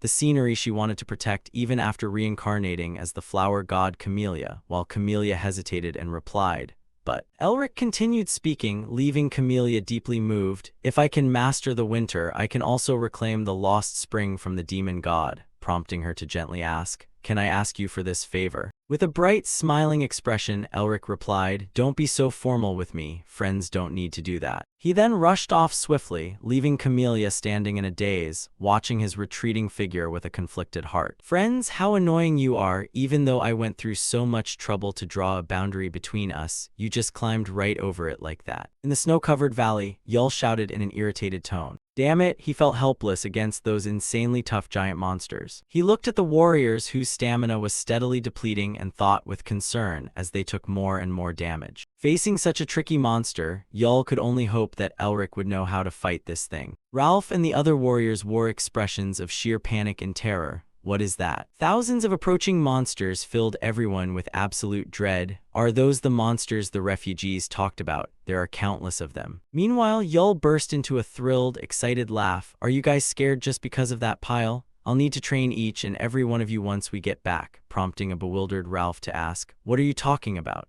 To which Yul answered with blazing enthusiasm, "I said I'm so glad there are plenty of targets." He closely observed the monsters and chuckled with amusement. "All right, now only those who get hurt will have to undergo special training with me." Yul immediately commanded the troop of warriors to charge at the monsters. "It's hunting time, kill them all." Powerful, consecutive slashes were unleashed, sending the monster's head flying straight off its neck. Yul and the other warriors stared in awe and shock at that overwhelming strength. "What just happened?" Yul looked at Elric with eyes full of admiration and pride. Yul's voice was overflowing with joy upon seeing that Elric had arrived just in time to wipe out the monsters. "My brother, you're here." Elric took slow, deliberate steps toward Yul. He walked closer and chuckled warmly. "Sorry I'm late," leaving Yul surprised yet thrilled as he responded, "So you didn't run away after all?" With a firm and reliable expression, Elric asked, "Have you ever seen me run away from anything?" Yul looked at him in silence and broke into a smile filled with absolute trust. Yul looked at the monsters in front of him and quickly explained the situation to Elric, but those things are so tough. I have no idea what they're made of. My attacks are completely useless. Elric glared at the monster and began to deduce, we can probably only hurt it if we strike it in a very specific way. He focused his observation on its body and analyzed, there's an accumulation of energy around the lower part of its left leg.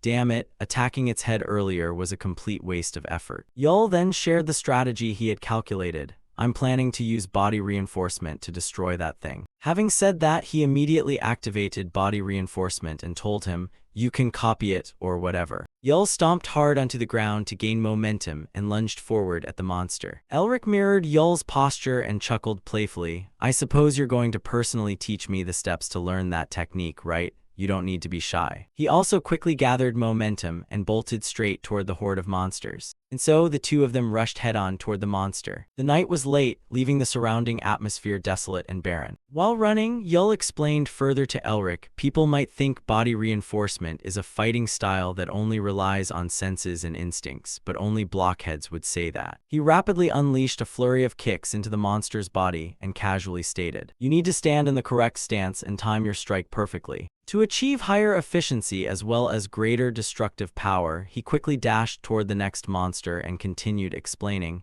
besides, even with the same moves, depending on how you coordinate. He stomped hard on the ground to achieve the perfect takeoff. Yul poured all his strength into his palms with an intensely excited expression, and the power will always be different. He simultaneously used body reinforcement and fierce tiger impact, delivering a powerful palm strike to the monster's leg. The spot on the monster that had just been attacked slowly cracked into tiny pieces. Yul glanced back at Elric and offered gentle encouragement. The principle sounds simple, but mastering it is very difficult, so for now, just watch. But Elric had immediately channeled all his power into his palms, just as Yul had demonstrated earlier. He used body reinforcement to land a heavy punch on the monster's body. The monster's leg cracked, forming a massive hole in the blink of an eye. Yul wore an expression of sheer astonishment at Elric's skill. Not only did you copy it after seeing it just once, but you even integrated your own technique into it. He wore a smirk of admiration. You really are a monster, Yul muttered, refusing to lose as he immediately charged forward and rained continuous punches on the creature.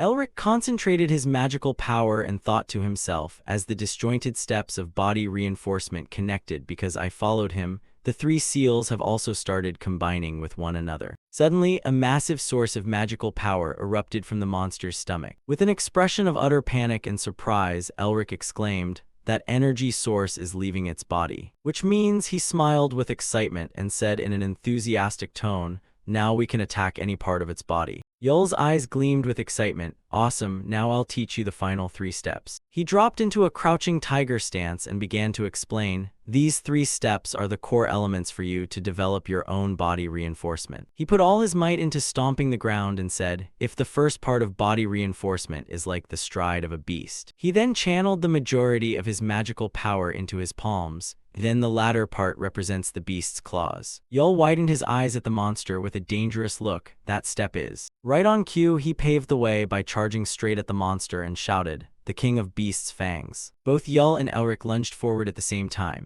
Yul gave a thorough reminder, bite deep and sink it in. The two of them immediately used core impact to drive deep into the monster, causing its body to instantly shatter. Yul proudly stated, once a beast's fangs sink into something, they never let go. Even though the monster had been annihilated, the two of them held their ground with burning, determined eyes. While the monster's limbs were gradually crumbling away, Yul continued, make sure the opponent can never stand back up. He then furiously rushed forward to claw apart and tear the monster's body to shreds by ripping and devouring the enemy. Elric immediately followed in Yul's footsteps, charging forward to decisively crush the monster. Yul gave a strict warning before delivering the final blow. If the opponent hasn't completely stopped breathing, you won't stand a chance of winning, so you must become a catastrophic disaster crashing down upon your enemy. He quickly vaulted high into the air to gain momentum and said, so that you'll never have to worry about anyone being able to hurt you. With a stern look in his eyes, he poured all his strength into the decisive punch, to show them an overwhelming gap in power. A fierce surge of magical power instantly swirled within Elric's palm.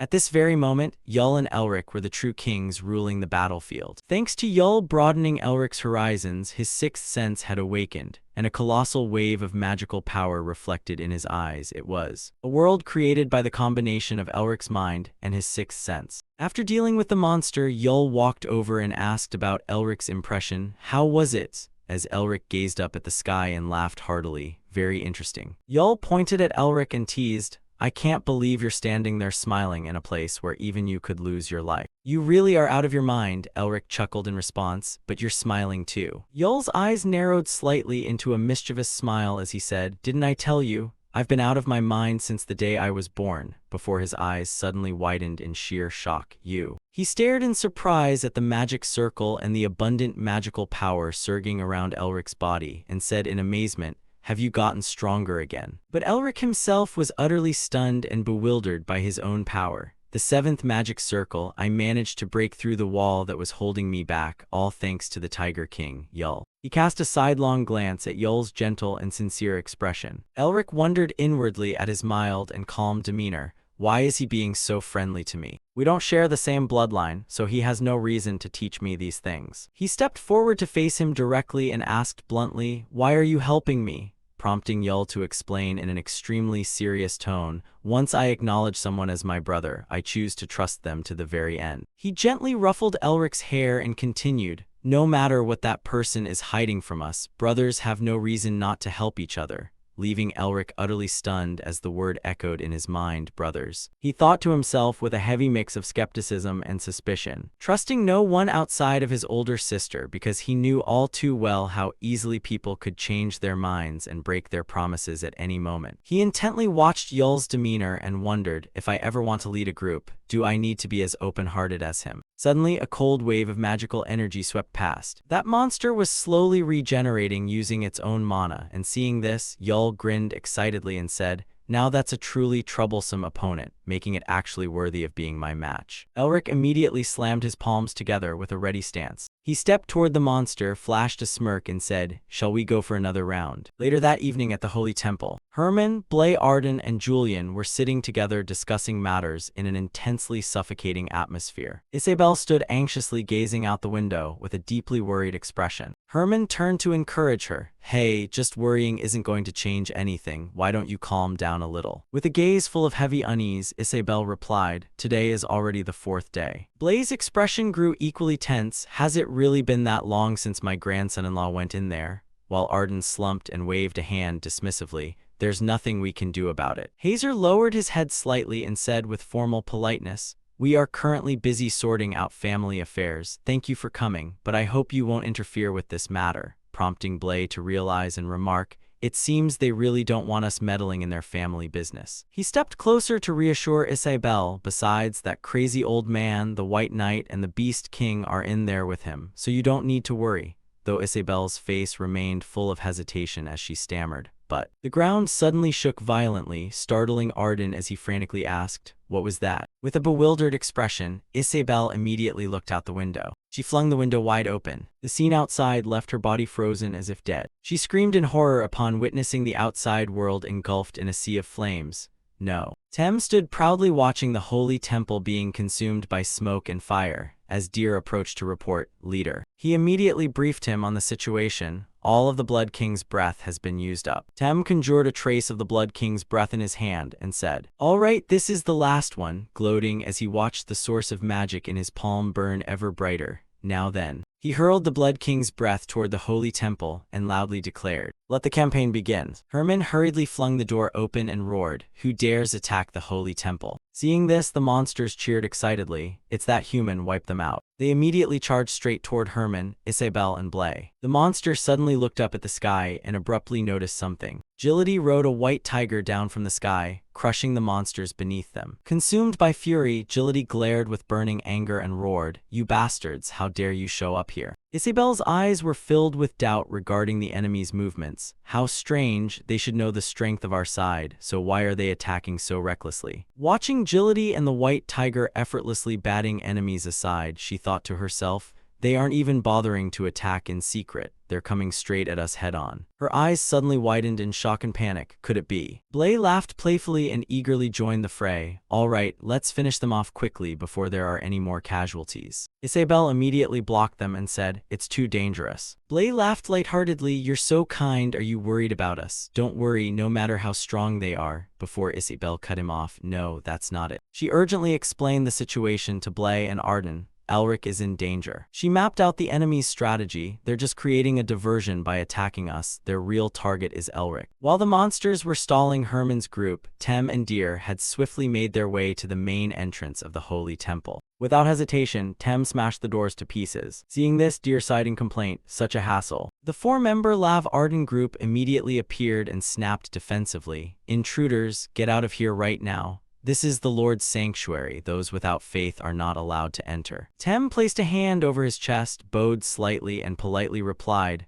"Pardon the interruption to the deity's slumber. I will accept the punishment for my sins later." He concentrated on sensing the massive magical energy radiating from inside the room. Pointing at the door, he said, "The enemy is right behind that door." Dapper quickly reached out her hand to block Tem from entering. "Don't come any closer," causing Tem to flare up with a threatening tone, "if you keep getting in our way." His eyes flashed a terrifying crimson as he used his overwhelming magical pressure to issue a warning. "We'll have to use force." Dapper's eyes suddenly darkened as she gritted her teeth in fear and thought anxiously, "We can't." She recalled Camelia's prior warning. If the dream realm is destroyed, the descendants of Otto Han Melvinger will be trapped there forever. We must not let anyone interfere. Dapper suddenly widened her eyes with a fierce and determined expression. "We have to stop them at all costs." She gritted her teeth and thrust out her hand to channel her magic. Tem slowly drew his sword and effortlessly sliced through all of Dapper's attacks. Dapper and Funks wore expressions of utter shock and absolute horror. Tem's eyes radiated a murderous aura as his anger seemed about to explode. Useless. With that, he charged straight at Dapper with his sword, and in the blink of an eye, Dapper closed her eyes, covered her face with her hands, and braced herself to take the blow. But she suddenly opened her eyes when she didn't feel any pain. Herman had arrived just in time to block Tem's attack. Tem narrowed his eyes at Herman and said, "Oh, it's you." His tone suddenly turned immensely excited. "We've caught the leader of the beast army, the Blue Lion." Herman remained silent, showing total indifference to such meaningless words. He glanced back at Deer and the door behind him. Herman pointed his sword at Tem with a terrifying, burning gaze. "No one is allowed past here." Elric and Yul were racking their brains over the monster's stubborn resilience, as Elric panted and said, "Even after taking that much destruction, it just keeps recovering." Yul observed the monster closely and said, "I'm sure you can feel it too." He looked at the intense magical energy swirling around the monster's body and stated, "It's getting stronger." With a serious expression, Yul turned to Elric and asked, "There's no other way, is there?" To which Elric helplessly replied, "I guess not." Yul cautiously calculated and analyzed the monster's situation. "No matter how many times we kill it, it just keeps resurrecting. We're taking too many losses." Looking at the monsters arrayed before them, he said, "Even though we completed our mission to locate the Eastern General, this bastard refuses to let us leave." Before Yul could finish, Elric abruptly interrupted, "Hey, no way," causing Yul to turn around in bewilderment. "I haven't even said anything yet." Elric's tone grew firm and resolute. "You don't need to finish your sentence." Frowning in annoyance, he said, "You were going to tell me to lead the scouting party away while you buy time, weren't you?" Yul explained his reasoning. "Right now, you're the only one who can do that." But Elric hastily refused with a resolute look. "I'm staying, so you take them and go," leaving Yul to simply glare in silence without another word. Even so, Elric's expression clearly betrayed a deep sense of tension and turmoil. "I can start over from the beginning, but I can't let the Tiger King fail in this round." Yul turned back with a frustrated tone. "Are you ordering me, your leader, to leave you behind?" causing Elric to stammer out an explanation. But Yul stared straight at Elric with an unshakable, serious gaze. "You expect me to do that at a time like this?" Hearing this, Elric could only fall silent in resignation. Yul slammed his palms together, laughed heartily, and said, "If you dare refuse, you'll be charged with insubordination and laid out right here." "What are you going to do now?" prompting Elric to immediately yield to Yul's orders. "I'll do it, I'll go." He quickly turned away while tossing out a promise, "But I'll be back soon." To which Yul cheerfully replied with a teasing joke, "Try not to die." before Elric hurriedly rallied the scouting party to leave, heading back to Anthropomorph. I'll get them back safely in return, so hang in there until then. Yul watched Elric and the scouting party depart. He calmly glanced back at the towering monster standing imposingly before him. Without hesitation, he activated bodily enhancement magic and dashed toward the monsters.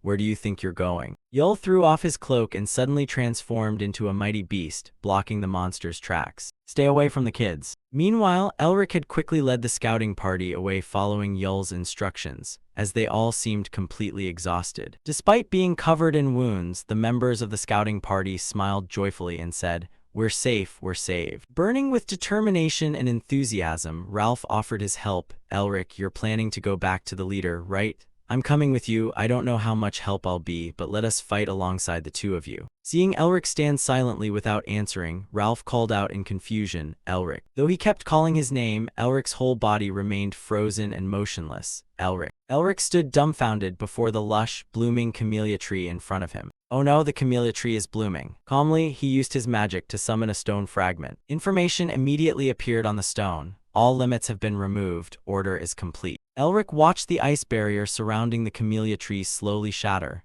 "The order is ending." Panicked, he sprinted off at full speed. "No, not yet." His expression turned intensely anxious and unsettled. "Not yet, I haven't said my goodbyes yet." The continuous blooming of the camellia tree meant that all restrictions had been lifted, and the setup was complete. Seeing this, Elric dashed forward at top speed without wasting a single second. Camellia quickly chased after him and asked curiously, "The setup is already done, what's with all the rush?" Elric's eyes narrowed with a look of lingering regret. "I haven't said goodbye yet." His answer only made Camellia more puzzled. "To the Tiger King? Why would you do that? This is just a virtual world anyway." Elric remembered the faces of everyone who had betrayed his family. Those who had coldly turned their backs on his family, who had chased his older sister away despite her desperate pleas. Those old foxes who wore smiling faces while only eyeing what little property they had left. Back then he had wept hysterically and begged desperately, "Please don't go, I'm begging you." Among those who left were countless people he had considered friends or relatives, people he had trusted and relied on. After enduring all that humiliation, he had locked away his heart and grown cold, because if he wasn't vigilant, there were plenty of people targeting him, yet he had finally met people who helped him open up, slowly melting this frozen heart. And someone who completely trusted him and treated him like a true brother. With a heart full of deep appreciation, he said, "Even though this is just a virtual world that I'll forget." He dashed forward in a flash and softly murmured, "I'm still going to say goodbye." Camellia suddenly paused with a thoughtful and emotional expression. She smiled gently as she watched Elric and thought with deep reflection, "Melvinger, I just can't find a single reason to hate them." In no time at all, Elric arrived at the place where he and Yul had previously fought the monsters. The atmosphere was desolate and barren, and the barrier in the sky was crumbling away by the minute. Elric abruptly stopped, a trace of sorrow lingering in his eyes. Yul was sitting calmly on the ground, and though his body was gradually freezing over, he still smiled and said,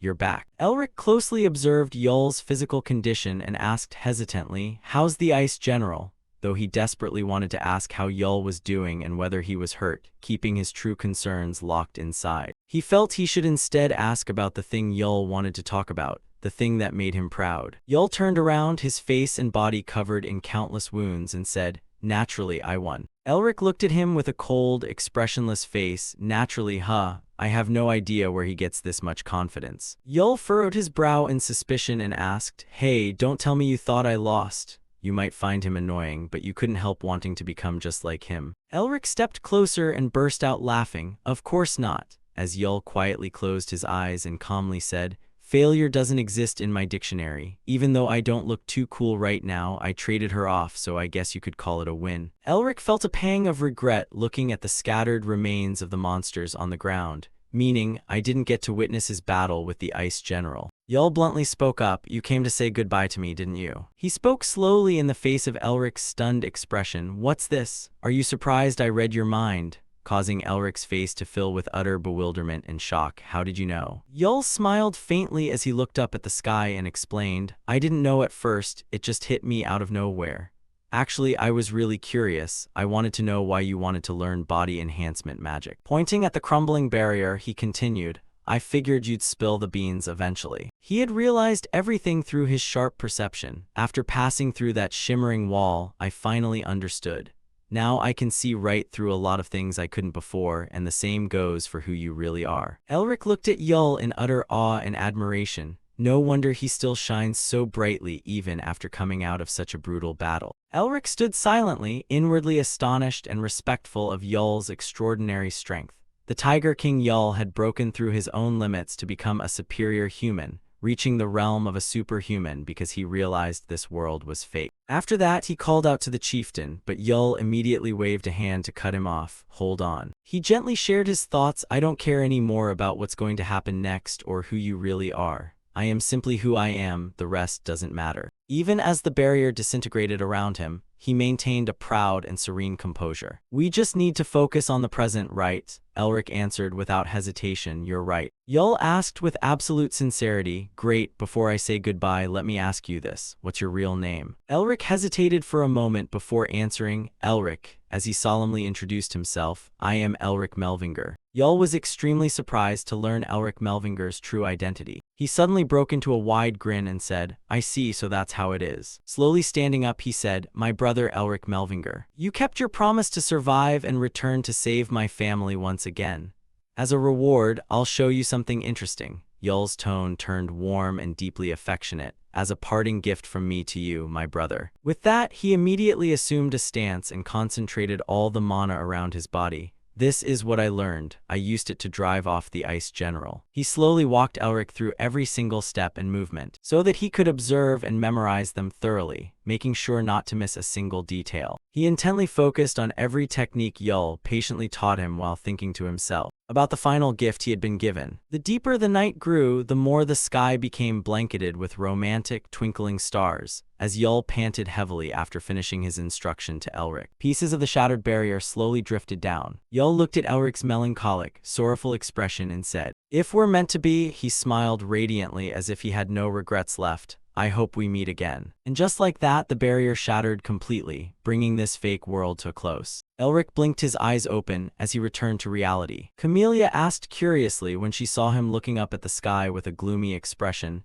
you don't look very happy. Otto's tone was dead serious as he said, because you got way more out of it than we ever expected, you should be proud of yourself. Elric bolted upright and made a suggestion, can I try setting it up again? If you give me a chance, I'll definitely find a way to beat the Ice General. But the moment he finished speaking, Otto harshly replied, you can't do it. His eyes flashed with doubt and suspicion. Even the Tiger King Yul had to sacrifice himself later just to drive her off. How could you possibly succeed in 100 days? He went on to explain the sheer difficulty of taking down the Ice General. The Temple of the Evil Flower was created precisely because no one could stop her. Otto's words sounded like a terrifying threat that frightened Elric. That's just how terrifying a demon's curse is. He suddenly lowered his voice and said gently, the reason I stopped the setup and got Ustin to help was also for your own good. Elric stared at him in blank bewilderment and wondered, you even meddled in the setup to help me. Otto clearly laid out his plan, since our goal is to teach you how to defeat the Ice General through arrangement. In return, you must fight against her. He sternly reminded Elric, no matter what, you have to resolve the problems you still can't handle in reality. Elric gazed at him intently with a look of firm determination.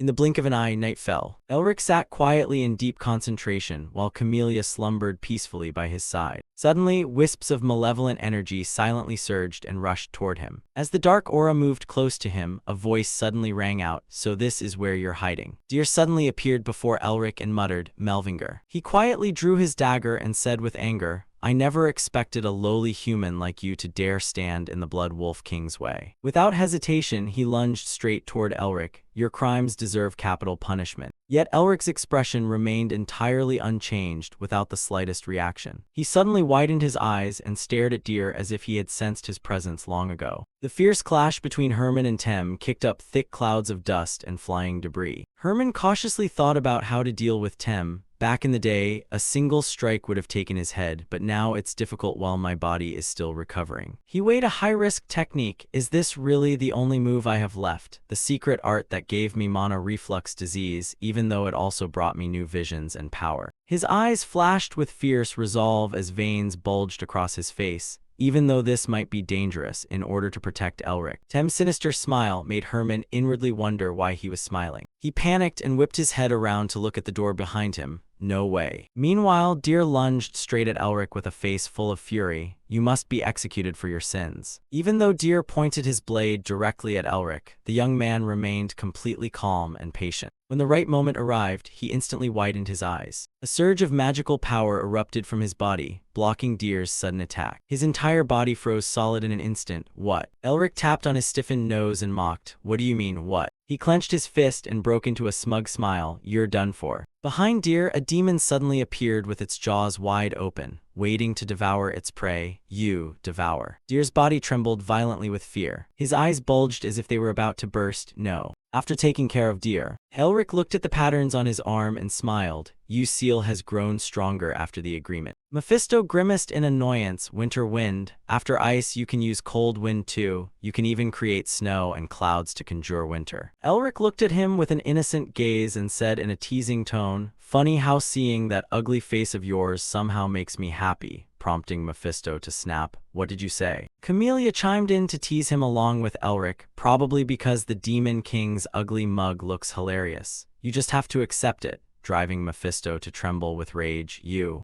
Elric chuckled helplessly as he watched Camellia and Mephisto bicker fiercely. He was suddenly startled to see a beam of light emitting from his pocket. He pulled out the ice crystal and wondered to himself why it had transformed into the shape of a snowflake. Elric wore a look of utter panic as the ground suddenly shook violently. Could it be? What is that? The doors of the holy shrine had opened at some unknown point. Elric hurried toward the doorway with a worried expression. Damn it. The sight of Herman sitting exhausted amidst the rubble struck his eyes. Despite being covered in injuries, Herman still worried about Elric and said, good thing you're safe, as Elric rushed over and called out, Master Lamb. He immediately helped him up and asked anxiously, are you all right? While Herman limped along and gently replied, yeah, I'm just exhausted from using too much power. Elric stared blankly at his smiling face, though he seemed quite refreshed. Herman glanced at him affectionately and said, even though my body isn't as strong as before, do you know what happened after meeting you, despite my reflux disease? What good thing happened to me? Elric asked with intense curiosity. What is it? Herman pointed forward and said with a delighted tone, I've stepped closer. He looked happily at Tem and the monsters sprawled across the ground, one step closer to the place I've always waited for.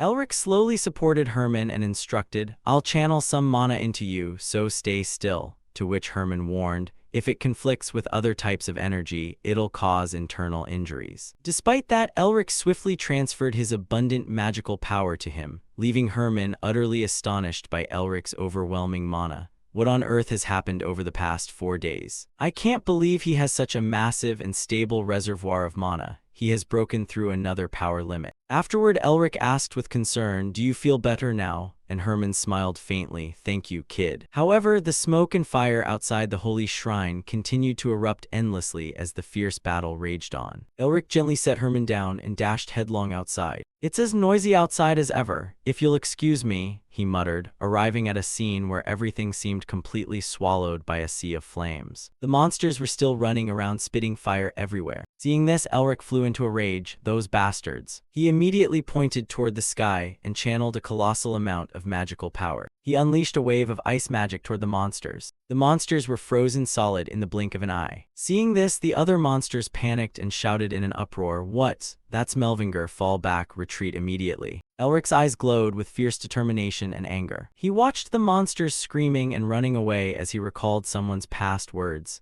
Stepping onto this battlefield might be your choice, but you don't get to decide when to leave. He then blasted a massive wave of magic toward the monsters, causing them to panic and shriek. Damn it, what is this again? Don't just stand there, destroy it. The monsters watched the intense magical power gathering around their bodies and cried out in desperate despair, the Blood Wolf King. Without a moment's hesitation, Elric dropped into an attacking stance. The monsters took the full brunt of the magic wave he unleashed. Julian, Arden, and Blaze stared at him in utter astonishment. Elric's attack blanketed the area in snow, leaving everyone smiling in excitement. How beautiful. Peony, Fonks, and Aurelia gazed without blinking, unable to contain their enthusiasm. It's snow, so white, snowflakes. Dapher beamed, pointing at the snow and saying, it's real. She stood before a frozen tree and praised it. They're so pretty, I never thought the scenery could be this gorgeous. Elric silently watched the group of 4 from above, as Dapher's group happily admired the frozen tree. He offered a gentle, warm, and relieved smile. By the time the battle ended, dawn had broken. Elric quickly laid out his intention to everyone. I plan to use the ice crystal to absorb the freezing energy, awaken the winter flowers, and infuse them with the flower god's divine power. Camellia crossed her arms and smiled, just like how you woke me up. Elric continued explaining his plan in detail. If we gather the power of the flowers and plant winter blossoms, we can even trap the ice general inside them and summon spring. He recalled Mephisto's words and reached his current decision. To end this winter, just as Mephisto said, I need many elements beyond the ice path and the east wind. He instantly materialized an ice crystal in his hand. The energy from the ice crystal gradually spread across the seeds, leading Elric to think,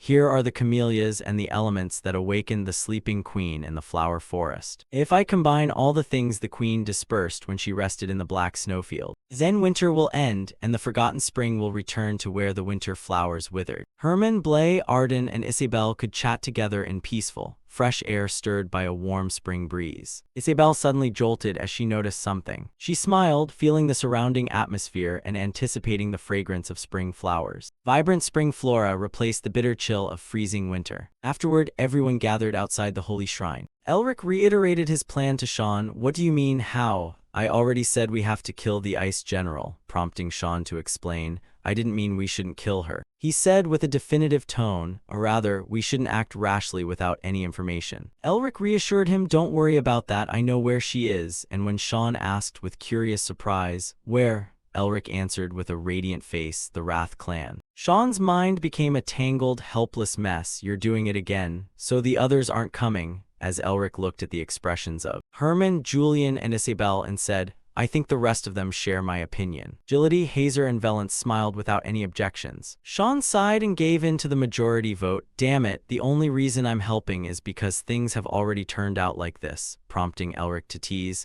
I know you love it, stop acting so annoyed. Seeing that everyone was fully prepared, Elric took the lead with an energetic expression and said, looks like everyone's on board, let's get going then. Time to raise some serious hell. The Blood Wolf King flew into a rage, slamming his hand down on the armrest as his trembling limbs shook with fury. Idiots. To think they lost, prompting Azazel to speak up. Looks like the plan to burn down the temple didn't work. The Blood Wolf King justified his failure. A place like the Flower Temple doesn't matter whether it exists or not, it's just an insignificant pile of rubble. But there's one thing bothering me. Azazel maintained a calm and straightforward expression as he spoke. Actually, you couldn't handle Melvinger, right? Making the Blood Wolf King's face twist in annoyance. Azazel spread his hands and shook his head in sympathy. I'm no different from you. That's a troublesome fellow we've known for a long time. The Blood Wolf King gritted his teeth in anger and immediately mapped out a plan. We just need to rebuild an army and wipe them out. First, complete the gathering. To do that, we need the East Wind General along with unifying our power on the snow plain. Mid-sentence, his eyes suddenly widened, as if realizing something terrifying. He snapped up in a fury and roared, how dare he? His eyes burned with indignation as anger washed over his face. My tail is disappearing. Damn you, Melvinger. Azazel smiled with amusement and offered, sounds like you need a hand from us. At the Wrath City of Dolfgem, a gigantic whirlwind was overpowering and destroying everything. The tornado, accompanied by lightning, grew stronger and devoured everything in its path while terrified monsters shrieked, the fortress is collapsing. Where did the East Wind General's barrier go? Elric, Mephisto, and Camellia hovered high above, observing the scene below as Elric smiled smugly. That place is an absolute mess, and Mephisto warned, you're causing quite a chaos. Elric's tone turned serious. If they intended to turn the temple into a sea of flames, they should have prepared for this, while Camellia covered her mouth and giggled with delight as if a centuries-old weight had been lifted off her shoulders. Elric unexpectedly produced a blue orb and gripped it tightly in his hand. The orb projected images of Blay, Arden, and Julian laughing gleefully as their voices echoed out. The more we do this, the more fun it gets. Hey grandson-in-law, is there anything else? Just tell us, we'll do whatever it takes. Mephisto crossed his arms and judged, what a bunch of perverts, prompting Elric to shoot him a sidelong glance. You're just as perverted. He surveyed the situation below and said with a radiant expression, thanks to them, everything is going smoothly. He watched his comrades below desperately tearing apart the barrier stones and said, while we're destroying the barrier stones down there, Hazer and Sean are putting in just as much effort. Elric continued explaining, Those Wrath Clan bastards no longer have divine protection, so right now, standing before the expanding tornado that leveled everything, the monsters shrieked in terror, "Your Majesty, Blood Wolf King, please save us," while Elric boldly asserted, "They are completely helpless against the East Wind General." Camellia expressed a lingering doubt in her heart. The Wrath Nation was founded by uniting most of the cities on the Black Snowfield. Destroying that many cities is going to be difficult. Elric flashed a smug grin as if he had anticipated the enemy's every move. They aren't just going to sit there and stare. Even so, I don't plan on just running around breaking rocks. He slowly analyzed. The city's loyalty to Wrath stems from the Blood Wolf King's overwhelming power and his ability to protect them from the East Wind General. That's all. He presented his next step. Once the cities realize they can't escape the threat of the East Wind General, they'll sink into fear and suspicion, ultimately leading to rebellion against Wrath. Crossing his arms with a self-satisfied smile, he concluded, "When Wrath begins to collapse, Antromorph will absorb them, and we'll get what we want." In the icy, freezing, snowy valley, at the Wrath clan's base, Nether was shocked by the attacking actions of Elric's group. Why are those Antromorphs suddenly attacking the barriers? He examined the map and deliberated. Even if they severely devastate my territory, they can't guarantee they'll defeat the Blood Wolf King. There's no way they'd take that risk. Completely failing to understand Elric's combat strategy, what do they want? He suddenly froze as if discovering something. Could it be? Nether hurriedly grabbed a pen and traced lines across the map. Before slamming his fist on the table in rage, how do they even know about this? He circled a key area and worried. The city they're attacking is the border erected to protect the Night Zone. His entire body trembled with fear. That's where the Ice General's true body is hidden. Realizing this, Nether stormed off with an enraged expression. If it gets exposed that we hid the Ice General and used fear to control the cities that swore allegiance will rise up against us. He stood up and declared that he must mobilize the army. Night fell, bringing heavy snowfall and a completely blank white landscape. Elric stepped onto a boulder and said, "Through the arrangements, I only knew the Ice General was in the Night Zone within the Wrath clan's territory, but the exact location wasn't clear." Elric laid out the plan to Mephisto and Camellia. "By wreaking havoc around the outskirts of the Night Zone, I'm certain Wrath will make a move to protect the Ice General." Right on cue, a massive horde of monsters swarmed below just as predicted. Mephisto wore a sinister smile. "I wonder how they'll react when they realize they're in the palm of your hand,"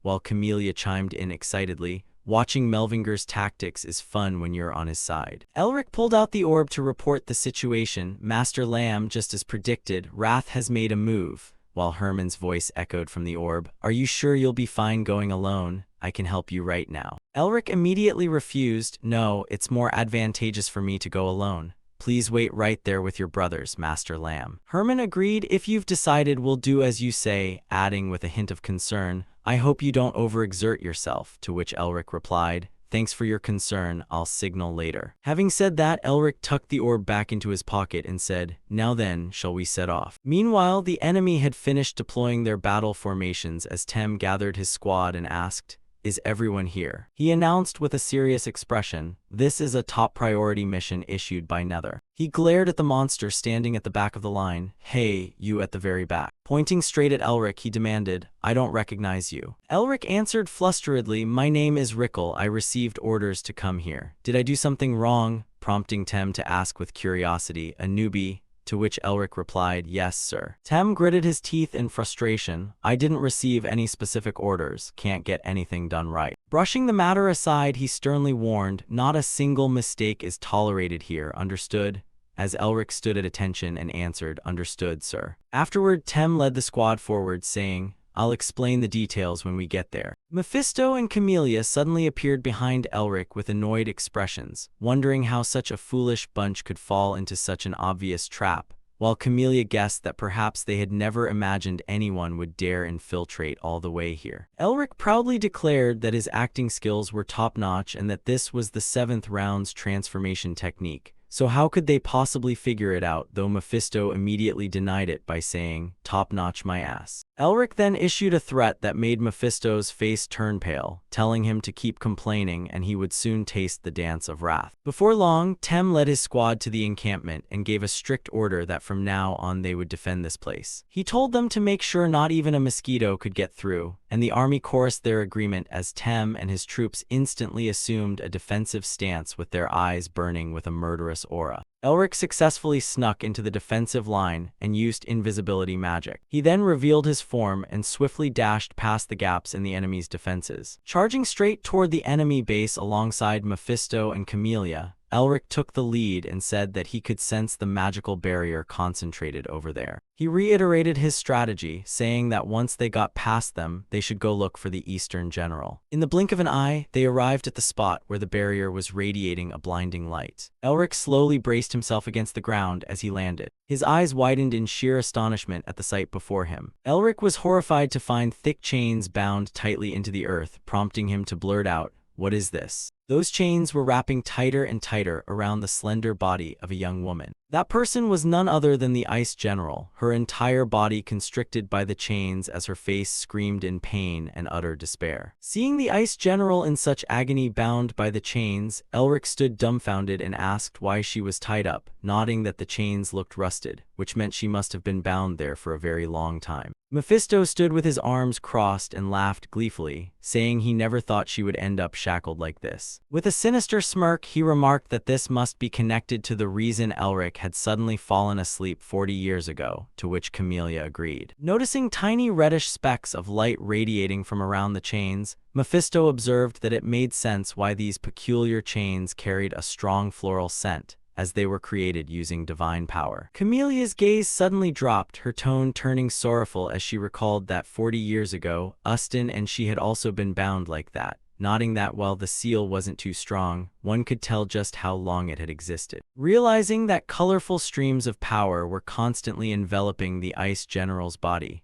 Camellia stated with certainty that someone had recast the seal. Elric glared fiercely and reached a conclusion, the Blood Blessing. At that moment, the ferocious and savage visage of the Blood Wolf King flashed through his mind as he finished, the Blood Wolf King. Elric stepped closer and muttered that while he never thought he'd feel grateful to the Blood Wolf King, he hadn't known how to deal with the Ice General otherwise. Holding the ice crystal in his hand, he grinned triumphantly and said that since she was already tied up like this, it would be much easier to draw her into this glacial crystal. Meanwhile, the Ice General continued to writhe and wail pitifully in absolute agony. Elric then brought the glacial crystal toward the Ice General so it could absorb her. Suddenly, a massive purple ring of light appeared in the sky, accompanied by a voice asking if a rat had wandered in. Elric quickly ducked to dodge its attack. A foot stepped out from the portal in the sky as a voice wondered aloud what a freak was doing here. Mephisto made a face of disgust and clicked his tongue, saying he didn't expect to run into him here, while Elric wore an equally serious expression, realizing he had sensed that energy many times before. Ozzel stood proudly before Elric and Mephisto, and Elric immediately recognized him as the mad demon belonging to Gregory. Ozzel approached Elric and challenged him with a mocking tone, asking how a mere grunt dared to face his seal without fear. Glaring at Elric, who was disguised as a member of the Wrath tribe, he said,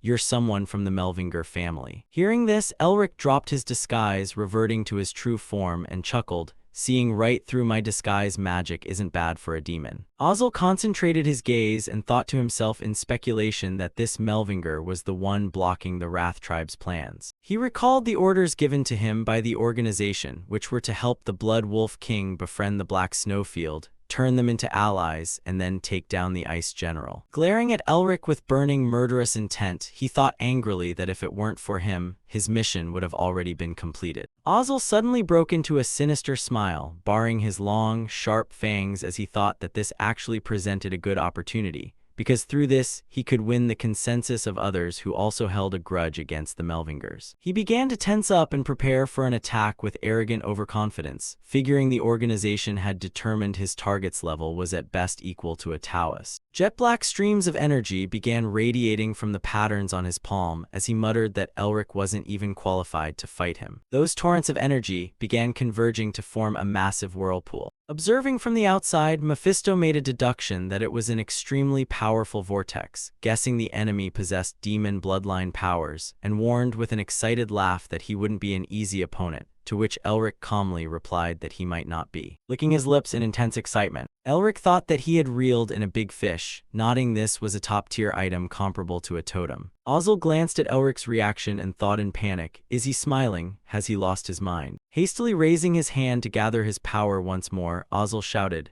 laugh while you still can, because soon. He instantly unleashed countless crescent-shaped beams of light toward Elric, declaring that he would be torn to pieces by this gale-force wind. Those beams of light shot straight toward Elric at astonishing speed. Ozzel smiled smugly, thinking there were very few enemies capable of resisting him. Elric smiled faintly and raised a hand to cast a shield, causing Ozzel's light beams to instantly vanish into thin air. Ozzel's face turned ashen as he let out a shocked cry of impossible. Elric sneered, raising his hand to gather his power in preparation for a counterattack as he asked, did you really think I'd go down that easily? Elric then unleashed a burst skill. Instantly, a massive pillar of light surged straight toward Ozzel. Ozzel frantically cast magic to conjure sturdy stone walls for cover, desperately trying to block that attack. However, Elric's pillar of light punched straight through the boulders. Ozzel dropped his jaw in utter disbelief, wondering how on earth this human possessed the Ice General's techniques. That unbelievable sight flooded his mind with a flurry of questions as he wondered how he could possibly use the northern winds and the blizzard. A wind that devoured and tore everything apart, a snowstorm that painted the world white and froze everything solid. Those were among the great powers of the Demon Lord that they needed to lay waste to the Empire and resurrect Lord Ozzel. Ozzel suddenly paused to collect his thoughts, reminding himself that the person they needed to rescue right now was the Ice General. He was stunned by Elric's extraordinary power, wondering how a lowly human could master the northern winds and the blizzard, feats that even demons found extremely difficult,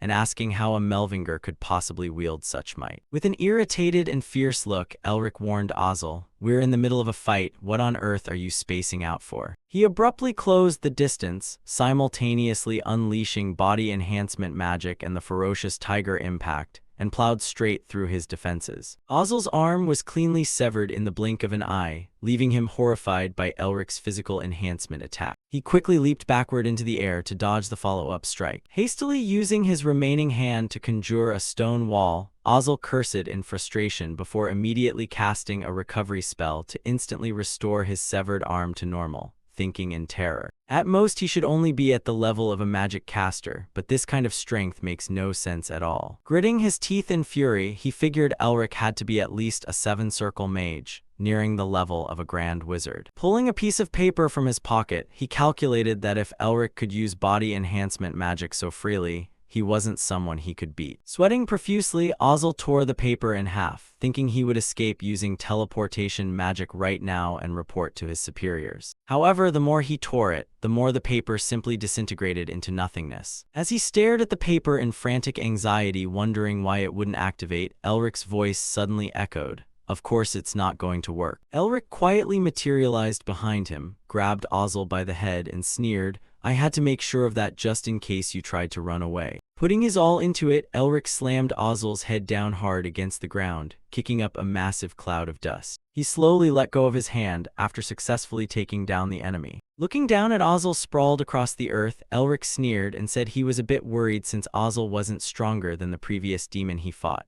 But since it turned out like this, it was way too easy, while Mephisto stood cross-armed and casually replied that a follower of Ozzel could never be that strong anyway. Even so, Mephisto remained deeply troubled in his heart, wondering what on earth had happened to that monster to make it grow so much stronger in such a short span of time. Sitting beside Ozzel's crushed remains, Elric remarked that he never expected Gregory's sphere of influence to have spread all the way out here. Extending his hand to absorb energy from Ozzel, he said he wanted to investigate and learn more, but decided he would only absorb the demon aura since Ozzel was already dead. The patterns on Ozzel's arms suddenly turned red and radiated a sinister aura. A voice filled with murderous intent rang out from behind Elric, warning him to be careful. A dark shadow born from Ozzel's body instantly blasted Elric flying backward. Elric landed on the ground, dropped to one knee, and muttered in confusion, "What the hell?" Staring at Ozzel standing before him, he thought to himself, he was definitely dead. The expression and magical energy on Ozzel's face had completely transformed as he chuckled softly and said,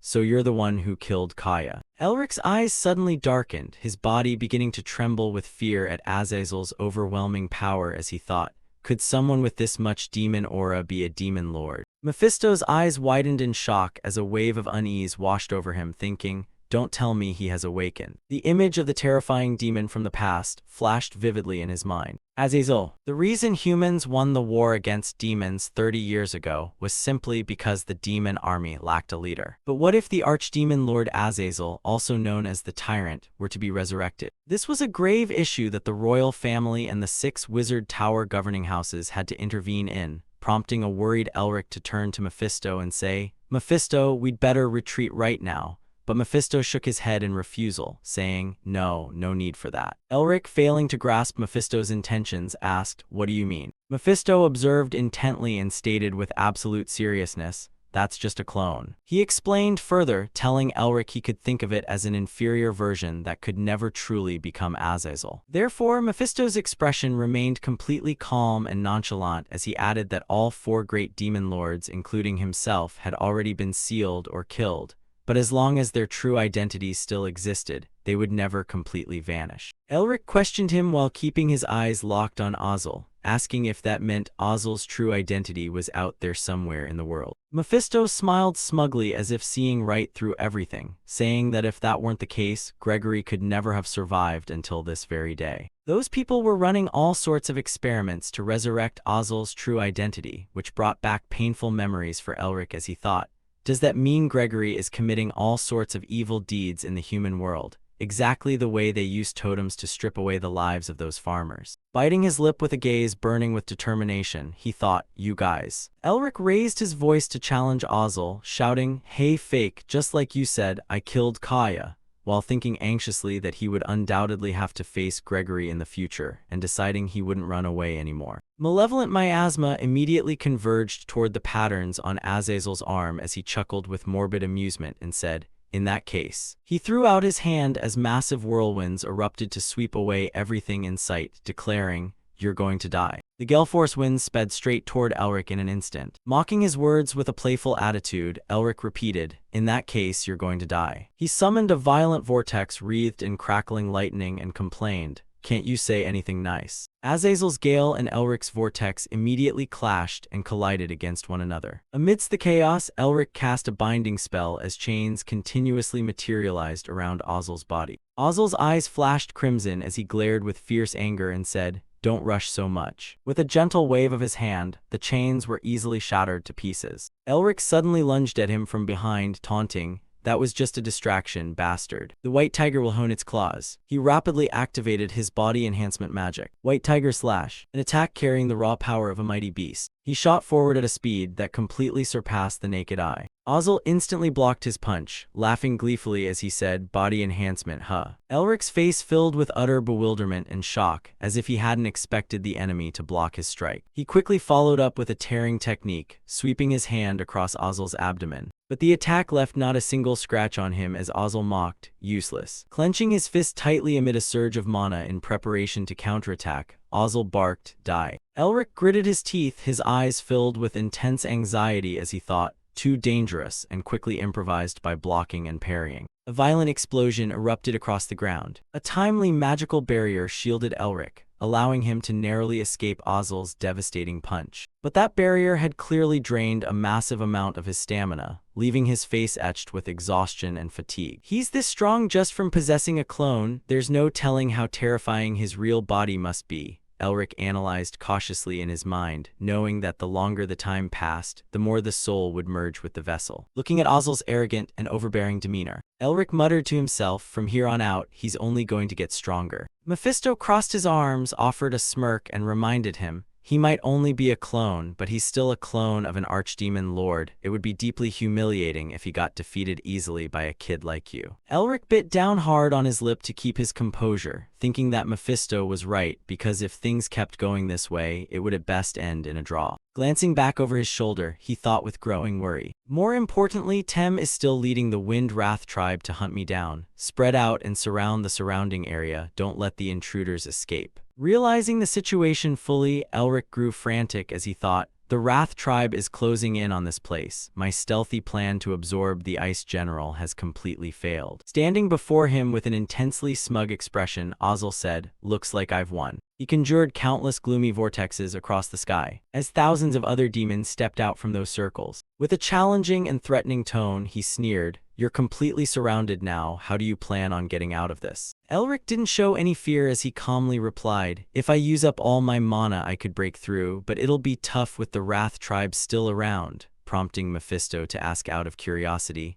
"So what are you going to do now?" Raising the arm bearing the glowing pattern, Elric asked, "Mephisto, do you know anything about this?" He instantly unleashed a slash of light toward Ozzel. Ozzel threw up a protective barrier and scoffed, "Your efforts are futile." Elric raised his arm and laughed triumphantly, "My family's traditions really are something else." Ozzel's eyes widened in horror, his jaw dropping as he let out a terrified scream, "No way." Elric continued to channel his mana as he smiled, "If I can't have it, nobody else can either." He unleashed a flurry of consecutive slashes toward Ozzel, but his true target was the bound ice general behind him, who let out a miserable shriek the moment she took the hit. Azazel wore an expression of utter panic, his voice trembling as he blurted out, "You." Mephisto looked surprised before chuckling with amusement, "You're out of your mind." The ice general's agonizing shriek seemed to tear the very space apart. Camelia's face was also filled with absolute shock and bewilderment. "I know you're a Melvinger, but are you seriously that crazy?" Mephisto burst into hearty laughter and praised, "That's right, now that's a true Melvinger. Ever since making a pact with you, this is the best thing you've ever pulled off."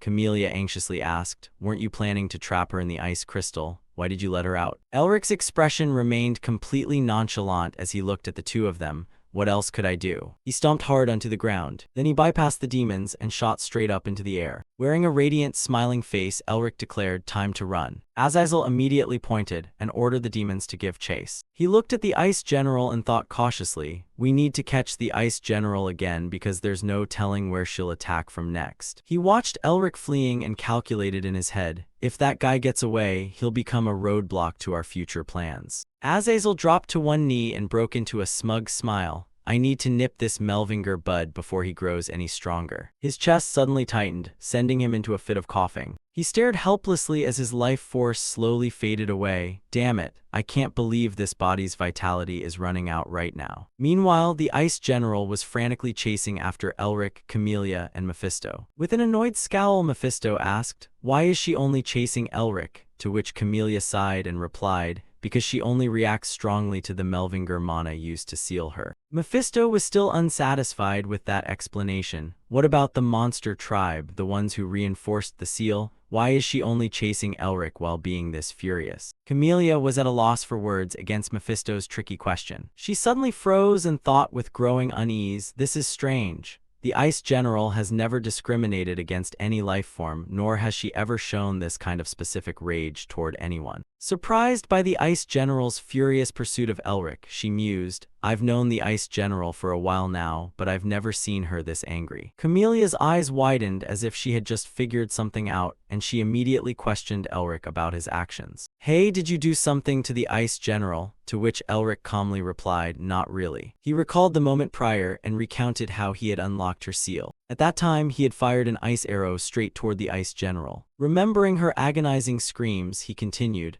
"I accidentally shot an ice arrow right into her forehead." Camelia's face turned completely flustered as she stammered, "You shot her," before scolding him harshly. "Are you insane? Why would you do that?" Elric smiled and explained his intention. "I had to do it so I could herd her to where I wanted." The demons quickly reported the situation to the Wrath clan. "The Ice General has broken free." They immediately pointed and ordered, "Catch that Melvinger." But the Ice General easily took down anyone standing in her way, which went just as Elric had planned. "At the same time, I can use her to deal with these pesky flies." Miserable cries echoed from the demons and the Wrath clan members as they shouted, "Run." Mephisto crossed his arms and questioned Elric's plan. "This is complete chaos. What are you planning to do now?" With Elric answering in a serious tone, "Things have come to this, so I guess we're opening hell." Mephisto chuckled with genuine delight. "For the first time, I actually really like you." Blaze's voice suddenly echoed out, "Elric, what on earth is going on?" Elric hastily pulled out the orb, revealing Blay and Arden looking extremely grave inside as Blay worriedly asked, "This cold mana wave is getting stronger. Are you hurt?"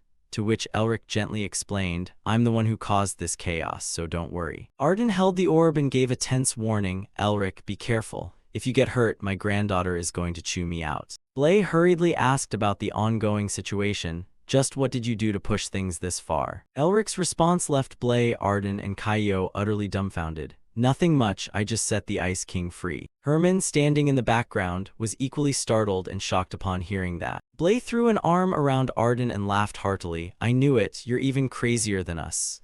Arden chimed in, you've got a plan, right? Do you need our help with anything? Elric didn't hesitate to ask for a favor, escort me, prompting Arden to curiously ask, are you heading somewhere? To which Elric answered bluntly without hesitation, yes. Even though the Ice General was hot on his heels, he calmly added, I'm on my way to the Wrath Clan. Inside the Wrath Clan city, a flurry of panicked whispers filled the air. The Night Zone has been destroyed. The Ice General is at the Wolf Clan. Eldorado is taking heavy losses because of the Ice General. The Ice General is at Taken. Nether slammed his fist down on the table in fury and roared, how could he possibly set the Ice General free? A subordinate reported to him, Sir, we are being bombarded with endless questions from all over asking why the Ice General appeared in Wrath territory and what happened to the Divine Blessing. Nether deliberated in fear, the Ice General is the tool we use to maintain our rule, it's a secret that must be kept hidden. If this keeps up, the Wrath Clan's hierarchy will collapse. Urgently pointing and issuing orders, he barked, mobilize the army at once. Issue a warning, if they dare pull any stupid stunts, behead them immediately. His subordinate rushed off, answering, yes, sir, though his face remained fraught with tension and anxiety. We have to keep the other cities from acting up. Once we suppress the Ice General, we can stop her from escaping. Nether angrily clawed deep gouges into the table. How did things turn out like this? Glaring with narrowed eyes as he gnashed his sharp teeth, he growled, it's all because of that Melvinger. I have to kill him at any cost. He swung his hand, ordering his men to track down the Melvinger. He's definitely the mastermind behind this. Rogan focused on his scrying orb and replied, we've located someone who might be Melvinger, sir, causing Nether to snap in a harsh tone. Where? Rogan hesitated and stammered, sweat pouring down his face in terror. Right outside the main gates of the Wrath Clan, sir. Nether's face twisted in rage as he bellowed, what the hell are you talking about? Before he could even finish, the ground and ceiling suddenly shook violently. He looked out the window, and the sight outside left him utterly paralyzed with shock. The enraged Ice General was furiously chasing Elric straight toward the Wrath Clan's base. Catching sight of Elric's smug, provocative grin, Nether screamed at the top of his lungs, you insane bastard. Terrified screams suddenly erupted all around. The Ice General is coming. What the hell is going on? Elric suddenly paused to wipe the sweat from his brow and complained, chasing and running is so tiring. Mephisto wore a restless, helpless expression and muttered, I always thought this must be so miserable for anyone who has to oppose you. Watching the Ice General charge forward in blind fury, he said with pity, what did she even do to deserve this? She's only mad because you shot her in the head with an ice arrow. Elric immediately cut him off. Come on, you know what I'm like. Elric hastily raised his hand toward the sky to gather magical power. Now then. In an instant, countless ice arrows materialized around him as he said in an excited tone, time to turn this place into hell. He immediately invoked Piercing Shot, unleashing a barrage of ice arrows straight toward the Wrath Clan's barrier. Nether frantically barked orders at all his subordinates, stop him, stop that bastard. Suddenly, Herman's familiar voice rang out, sorry, but we can't let you do that. Nether pointed angrily and screamed at the top of his lungs, what is that human talking about? Take them down. His eyes suddenly bulged in utter disbelief and panic. As he watched the city's protective barrier slowly crumble to pieces, he gritted his teeth and clenched his jaw, muttering, no way, this is impossible. Taking advantage of the opening, Elric, Mephisto, and Camellia led the way, luring the Ice General right into the city while monsters shrieked in terror. The Ice General is coming. Elric flashed an excited grin and said, let's head to the center. The ground suddenly shuddered violently, fracturing into hundreds of pieces. The terrifying, massive silhouette of the Blood Wolf King abruptly emerged, accompanied by a chilling, menacing voice. Which of you bastards dares? He flew into a rage, his powerful roar echoing like thunder across the land, and disturbed my sleep. The Blood Wolf King stood tall, arrogant, and authoritative, prompting the other monsters to immediately drop to their knees and prostrate themselves before him. Blood Wolf King. Elric widened his eyes, staring intently at him. So that's the legendary Blood Wolf King. What on earth is that aura he's emitting? He was surprised to feel an overwhelmingly oppressive and suffocating wave of magical power radiating from the Blood Wolf King. pushing back the Ice General's chill with a mix of pure mana and demonic energy. The Blood Wolf King wore an intensely grim expression as he spoke, blue eyes, blonde hair, and a foul stench. You must be a Melvinger. He calmly gathered his thoughts. I managed to recover my 8th tail using demonic energy earlier. I need the body reinforcement technique to recover my final tail. Glancing at Elric's determined expression, he felt a flicker of cautious worry, but thinking about the fact that he came looking for me. Meanwhile, the Ice General abruptly lunged straight toward the Blood Wolf King in a blind rage. Seeing this, the Blood Wolf King bellowed in fury. His eyes turned ice cold as he gritted his teeth in bitter resentment. His roar shook the heavens and the earth. An insignificant, mindless monster dares to target me. He immediately launched a counterattack against the Ice General. Get the hell out of my territory, to which the Ice General swiftly retaliated. The exact moment their spells collided triggered a massive explosion. Elric, Mephisto, and Camellia hovered high above, calmly observing the battle unfold. Elric looked surprised by the Ice General's actions. Why is she suddenly attacking the Blood Wolf King? Camellia offered a guess. She probably views him as an enemy since he's tightening the chains that bound her. Without stopping, the Ice General and the Blood Wolf King continued to clash fiercely. Elric, Mephisto, and Camellia crossed their arms, watching indifferently from the sidelines. Noticing a sudden shift in Elric's expression, Camellia asked with concern, "Is something wrong?"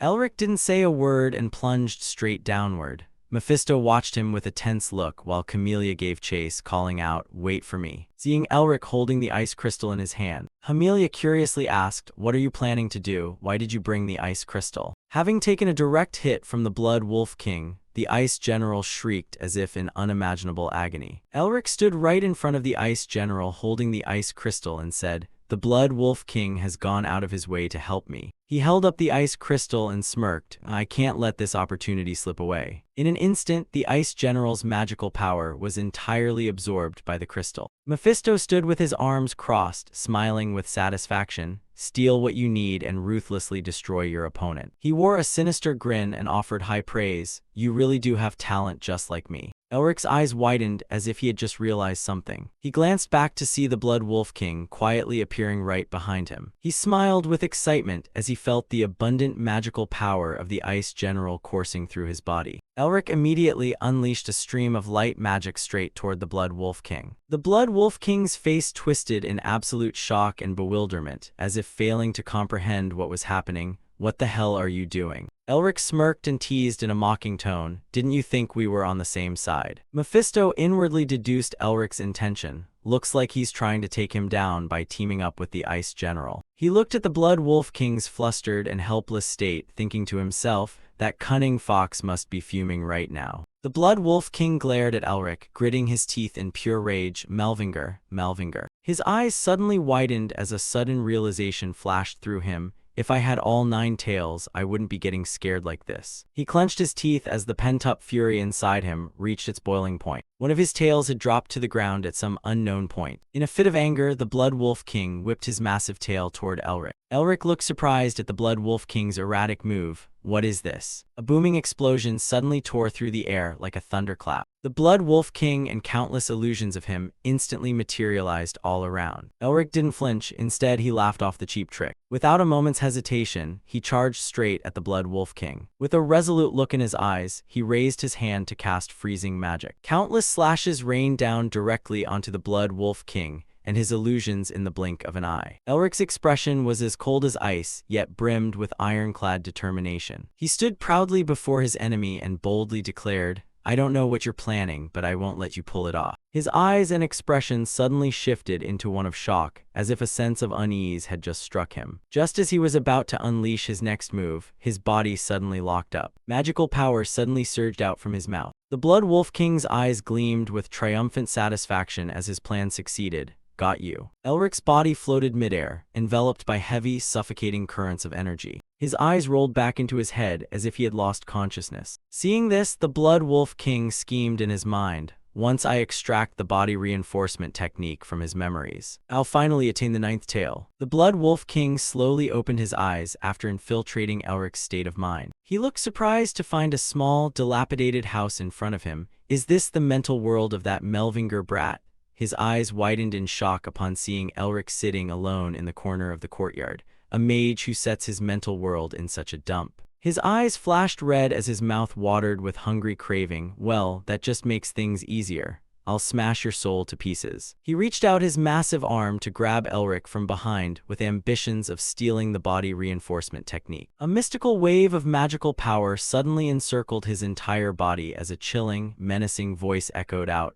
An insignificant monster dares to touch my things. The Blood Wolf King was utterly horrified and overwhelmed by that formidable aura. What is this? What terrifying power? Sharp claws suddenly materialized from all directions, trapping the Blood Wolf King in a pincer grip as the spine-chilling voice continued. You aren't even worthy of standing before me. Devour him. The Blood Wolf King shrieked in panicked terror. What? In the blink of an eye, he snapped back to reality. His face twisted in agony from a sharp pain constricting his chest, and his eyes filled with absolute panic. What the hell were those things? Elric managed to regain his composure, though his mind was still a jumble as he struggled to process the situation.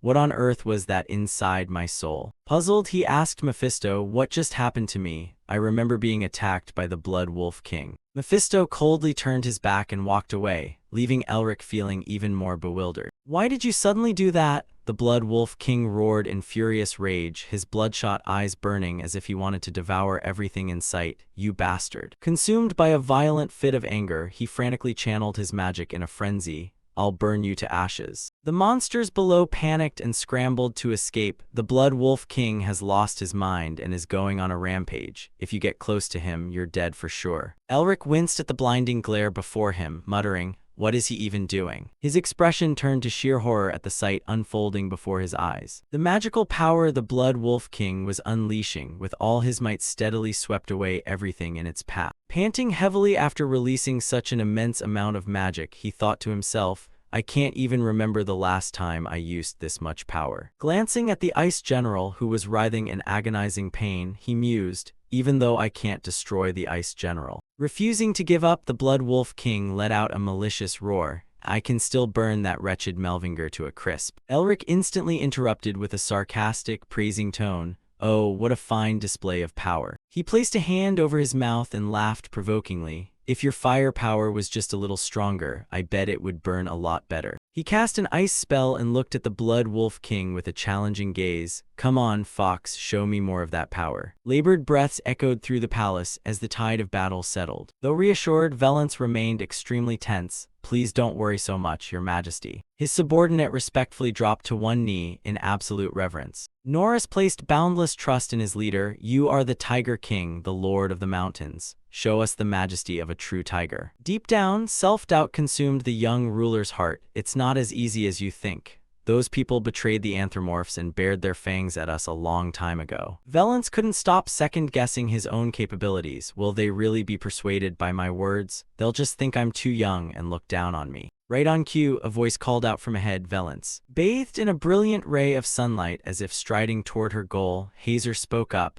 Didn't you say you wanted to rebuild the royal family and help all the beastmen live happily? Carrying an overwhelming sense of faith, she added, that's something only you, the true king of the anthropomorphs, can accomplish. Sean's stance remained completely unshaken as well. We're right by your side, so don't you worry. Valence silently watched his two loyal attendants, who remained steadfastly devoted to him. His gaze grew sharper and more resolute than ever before. That's right. This is something only I can do. He firmed his resolve deep within his heart. I have to do this. At the same time, memories of the past flashed through his mind, for the people who trusted and helped him, and for Elric, who had handed him this opportunity. Naturally, Valence couldn't help drawing a comparison. If he were here, he'd definitely run this meeting and laugh it off as if it were nothing, and he'd easily deal with anyone opposing him. But that didn't discourage him in the slightest, so I'll just try my best to be like him. At that exact moment, booming sounds echoed from behind the heavy doors. The king is entering. High-ranking officials stood at strict attention on one side. Opposite them stood a line of elite guards radiating a sharp, formidable aura. Yet the moment Valence swept past, the sheer pressure radiating from him left everyone in stunned awe. They all reacted in unison, bowing their heads in deep reverence. Beneath the young ruler's small stature lay an oppressive, crushing pressure, capable of making all creatures tremble. Meanwhile, at a completely different place, Elric's fingers gently brushed against a sturdy snowflake.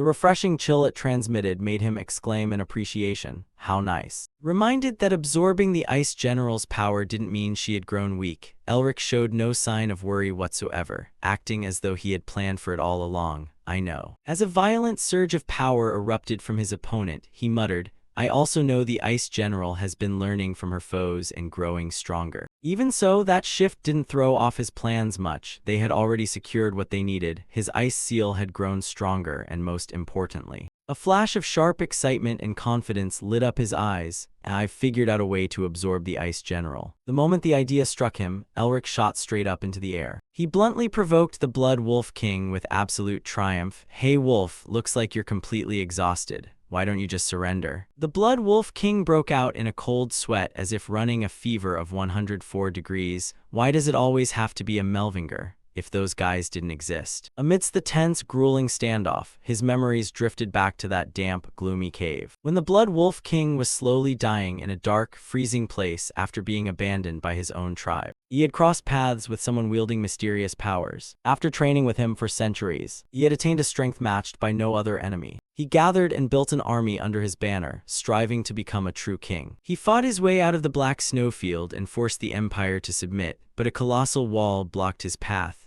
A wall named Melvinger. Unable to shake off that arrogant posture and piercing gaze, he recalled his past words. "I'm sorry, but why don't you just go back where you came from? If you obediently withdraw your army, no one has to get hurt." Back then, his wounded pride only fueled his bloodlust. "Don't just stand there, smash through those walls for me." And he had desperately tried to assassinate that arrogant human. But they had met a miserable end, yet the Blood Wolf King never gave up, rebuilding his army once again, only for Elric to stand in his way this time. And that person mirrored his ideals even closer than he did himself. That person was the Tiger King, Yul. In the lonely, silent void, the Blood Wolf King collapsed, lamenting to the world, "Why couldn't I do it? Why?" Helplessness, despair, and hatred endlessly intertwined. "Why did I have to suffer such a pathetic defeat at the hands of mere mortals?" Ever since that day, his craving grew even more desperate. "I need to become stronger, with a power no one can ever reach." And so, he discarded everything he had spent centuries learning and touched upon forbidden power, venturing deep into the territory of demons, beings they used to be so wary of. The Blood Wolf King had assumed nothing could ever stop him again, but reality hit him like a slap in the face. "Why do you bastards keep getting in my way?" Deep within his deranged mind, an indelible mark was etched, a name carrying ultimate loathing, Melvinger.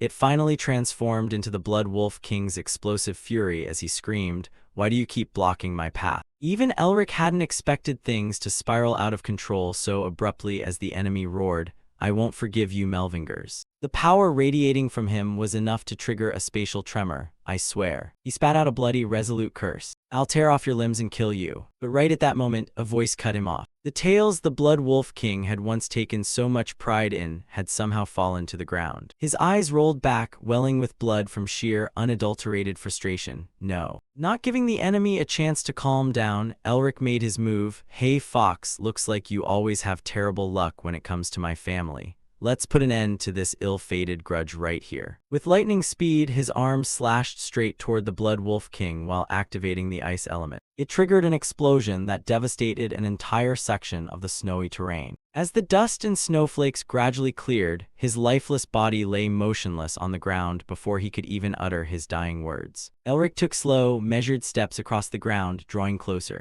Even now, the Blood Wolf King could only vent his burning frustration. "Damn you." Right up until his final moments, he never let go of his ambition. "This isn't over yet." The moment those words faded, he closed his eyes forever and drifted into a deep sleep. For a brief moment, Elric didn't truly let his guard down. Is it really over? But it looks like nothing else is going to happen. Before long, the Ice General's wild frenzy drew his attention back. "All right, I'm doing it right now. Stop rushing me." A look of eager anticipation for the upcoming game flashed across his eyes. "Shall we get started? I'll deal with you right now." Camellia couldn't hide her confusion at Elric's intention. a game of tag. Mephisto furrowed his brow thoughtfully. He definitely saw something before asking, still not quite processing it. What do you mean? He recalled a few past clues. He mentioned before that after absorbing one of the seals, he could see memories that helped him understand the seal's master. Mephisto quickly reached the correct conclusion. He probably saw something after absorbing the Ice General's power. Camellia suddenly drew a connection. Is it like when you understood my memories? Just a single sentence felt like it completely saw through her soul.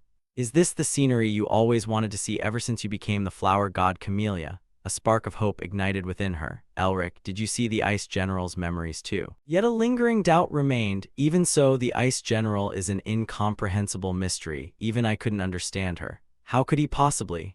Just then, he stood proudly and defiantly before her. Why are you being so cautious? I thought you wanted to play with me. Contrary to the calm front Elric projected, a faint sense of unease stirred inside him. At first, I thought the Ice General was just a malicious facade wearing the goddess Camellia's shell. The moment I touched that snowflake, the truth came to light, but the memories attached to that fragment were completely different from what I expected. The Ice General, he saw a figure with emerald green jade skin, imprinted the image of a shrinking, huddled girl. Right then, Elric understood that she was merely a lonely child. Originally, the Ice General bore no hostility toward humans. She was simply born as the Ice General of the demon god, brimming with the raw, innocent curiosity of a newborn child. But that curiosity turned into hostility in the blink of an eye as the village children trembled in terror before her. What kind of monster is this? It's so cold it feels like my whole body is freezing. They even resorted to harsh, exclusionary actions. Get away from here, you monster. Don't come near us. Yet all the Ice General truly wanted was to play with them. She wanted to play with the kids running across the black snowfield, laugh and chat with them, and share meals. She wanted to hunt monsters alongside them, race through the forests, and splash in the water. That was the only simple thought in her mind when she approached them. But the beastmen drew their weapons to protect the villagers. The monsters also fled in panic, terrified of the Ice General's overwhelming power. Even the trees were swallowed by darkness, and the rivers froze over, stopping their flow. She had simply wanted to make friends, but she accidentally ended up freezing everything around her. With no family or friends, she had no idea how to attain those things. Having been born not too long ago, she didn't know what to do, and everything ultimately ended in destruction.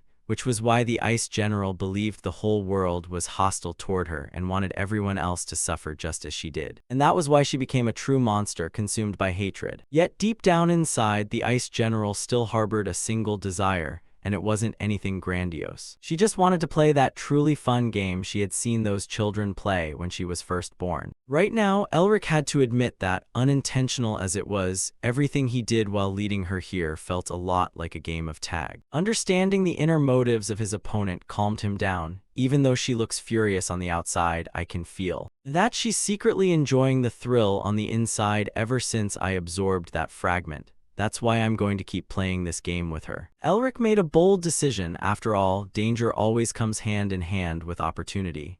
All right, since you couldn't catch me, it's my turn to be the chaser. With that, Elric kicked off the game with her. Now you can move. Right after that, she immediately unleashed her power alongside a declaration. Because if the chaser manages to catch you, according to the rules of the game, which were laid out crystal clear and simple, it means you lose. Yet the Ice General felt genuine fear and hurriedly turned to flee. She poured every ounce of strength into her stride, desperately trying to shake Elric off. Watching from the sidelines, Mephisto let out a helpless, exasperated sigh. I can't believe she just wanted to play a simple game like that. How pathetic. Camellia was left equally speechless and struck dumb. To think the solution to protecting the fields and the temple, something I worked so hard for all this time, was just a simple game. She felt an overwhelming wave of self-blame and guilt toward everyone. The answer shouldn't have been this obvious. After all, she was born from my own mistakes. As someone who understood that feeling better than anyone else, she realized she must have been just as lonely as I once was.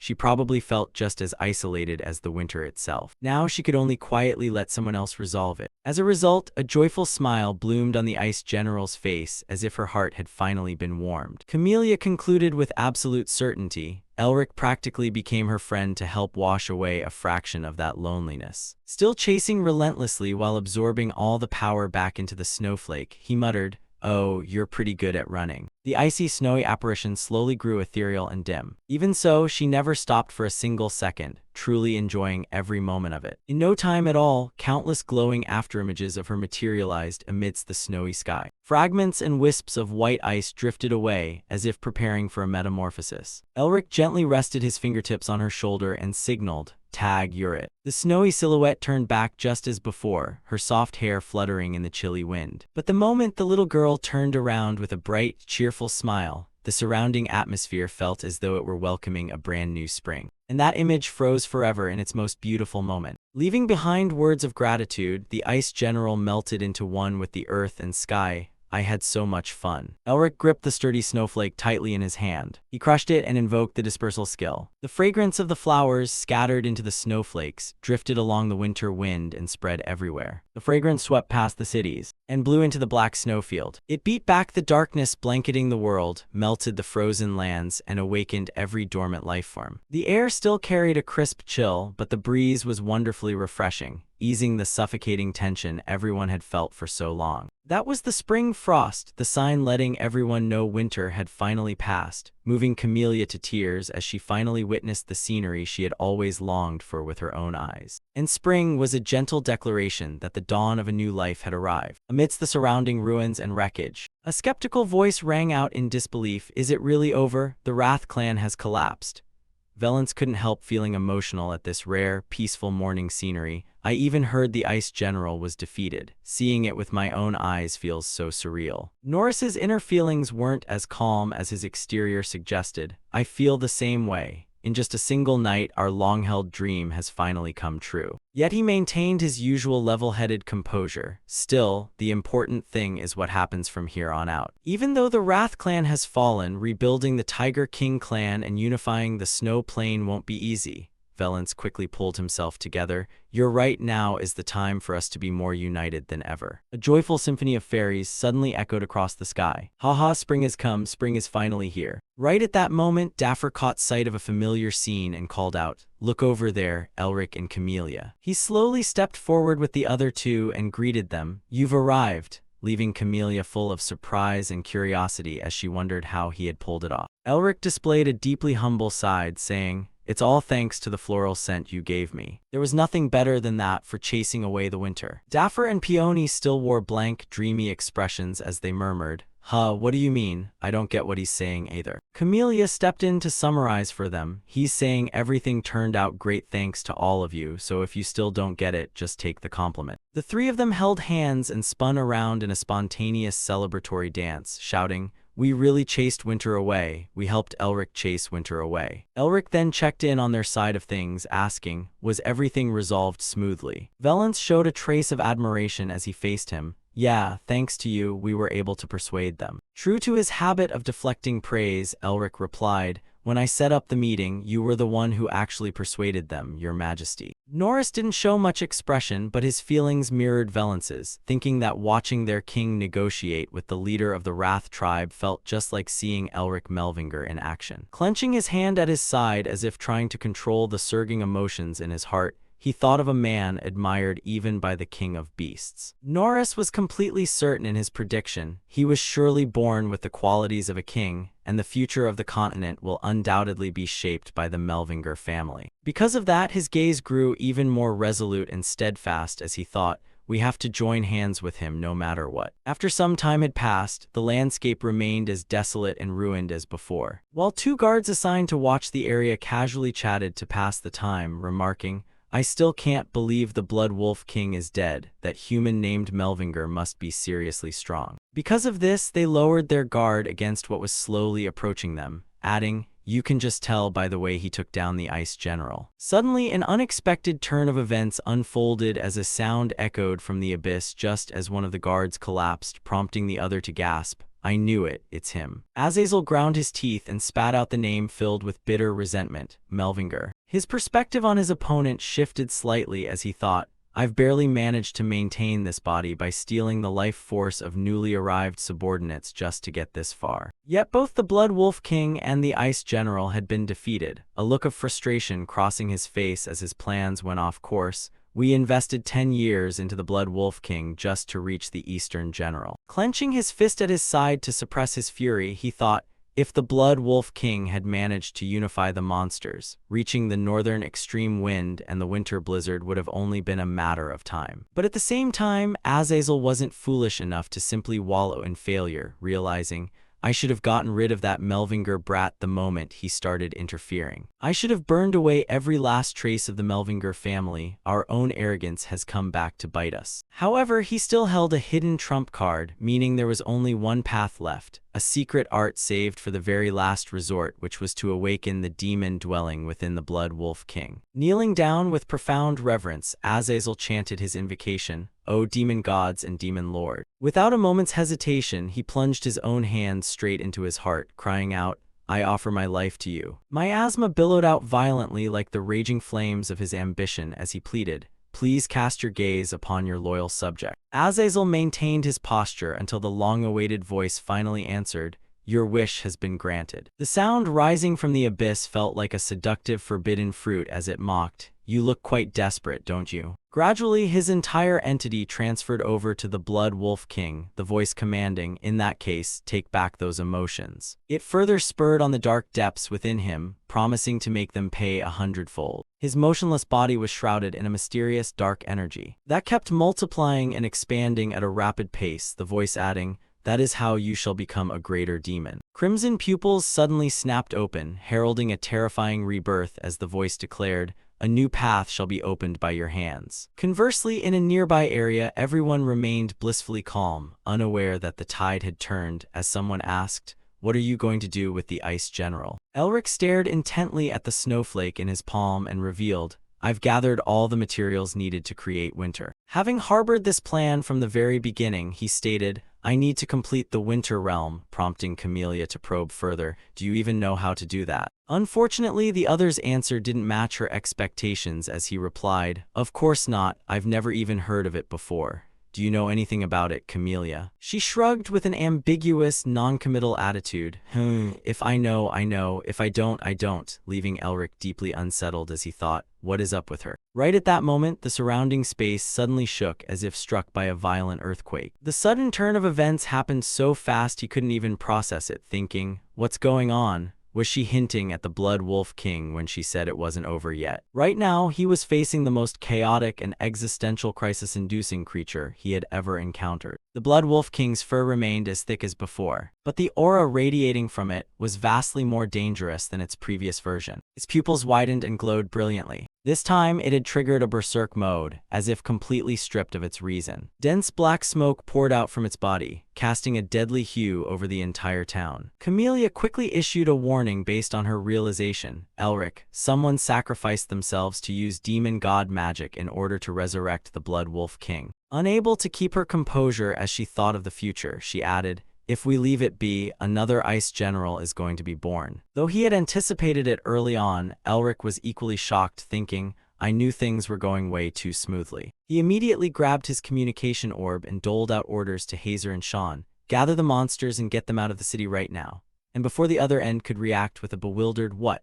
Refusing to waste time on immediate action, Elric answered Sean's question of what about you, Elric? With a reassuring promise, I'll handle myself, hurry up and go. The moment his command ended, his figure shot like a bullet straight into the epicenter of the battle, defying the sheer disparity in size. Mephisto hastily closed the distance to advise him in his ear, What do you think you're doing by yourself? You should know that's not something you can handle. Camellia also tried her best to stop him using her own logic, echoing, He's right, you only beat him before because of the Ice General, but you won't be that lucky this time. Yet Elric stuck to his internal plan, saying, I have an idea. I want to study it a bit more before using it, though. She completely failed to catch his wavelength, demanding, What on earth are you talking about? Without hesitation, Elric shoved the snowflake straight into his mouth and made his bold decision. I'm going to complete the Winter Realm right now. Both of them were stunned by his recklessness but could only watch helplessly as they shouted, What are you doing? Stop right now. Have you actually lost your mind? Spit it out. A second later, a strange phenomenon occurred as his entire body froze over in the blink of an eye. The crack spreading across his face abruptly halted amidst a long, drawn-out exhale. Finally, he snapped open his combat state, transforming like a Super Saiyan as he declared, Come forth, Winter Realm. A fierce gale suddenly whipped up around him, scattering snowflakes everywhere and nearly obscuring vision. Mephisto gritted his teeth against the shockwave of power, cursing, "That idiot is causing trouble again." Camellia beside him also had to activate a protective barrier, thinking,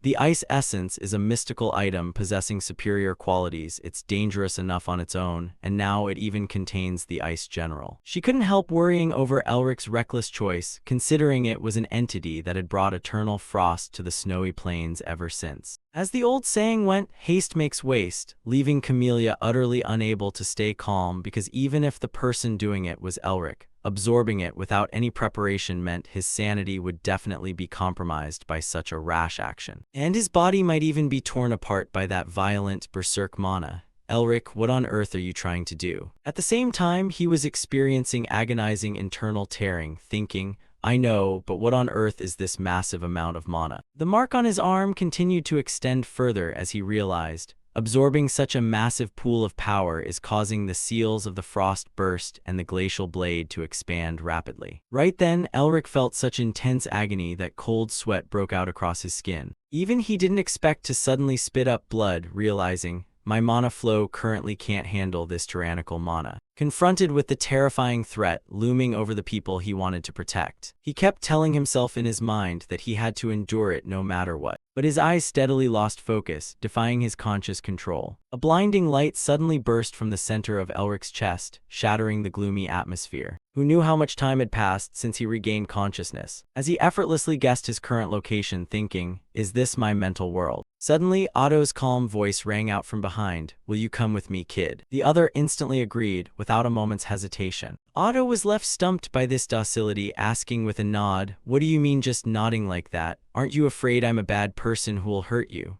As the little girl asked for confirmation once more. That innocent demeanor made Otto feel a pang of guilt, thinking, you're so kind, yet I only ever treated you like an enemy. But this time, he chose to change his perspective. All right, let's walk together. If we make it to the other side, you won't feel sad anymore. The little girl's enthusiastic hug transmitted warmth through this freezing place as he thought, are you really that happy? Only then did the ice general notice another presence nearby. The little girl eagerly sprinted over toward Elric, though she ultimately stopped at a certain distance and bowed deeply. He wore a tender, affectionate smile as if treating a cute junior, saying, you don't need to thank me, just go over there and play to your heart's content. Otto slowly approached, gently patted the little girl's head and offered generous praise. You did better than Ustin and I expected. We thought you'd defeat the Ice General and seal her inside the Ice Essence. Thanks to that right decision back then, he was able to witness this innocent smile, adding, you truly saw through her real self, understood her, and soothed her heart. Otto carefully reflected and self-reproached, if I had chosen to approach her by trying to understand her like you did,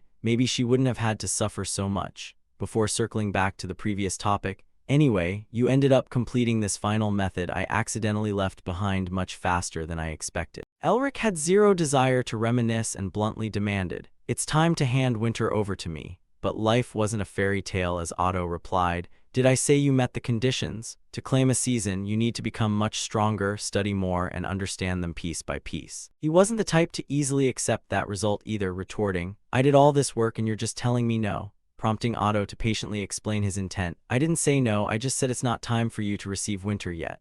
When the right moment comes, I'll hand it over naturally, so just wait patiently for now. Though obviously Elric refused to give up. So this is all you wanted to say, huh? He immediately changed tactics, pivoting to brainwashing a child like a professional multi-level marketer. Hey Ice General, this old man is a bad guy, come over here. The little girl quickly followed without looking back, leaving Otto standing stunned and frozen in the snow. The tables turned in Elric's favor as he thought, are you planning to take her away to pull off some scheme? I won't let you get away with it. Otto couldn't help letting out an apathetic sigh over the younger generation, muttering, I feel like you're climbing over my head more and more these days. Ugh, why did my family turn out like this? The other's complaints had zero effect on him as he retorted, do you even deserve to say that? You only ever think of ways to bully your descendants.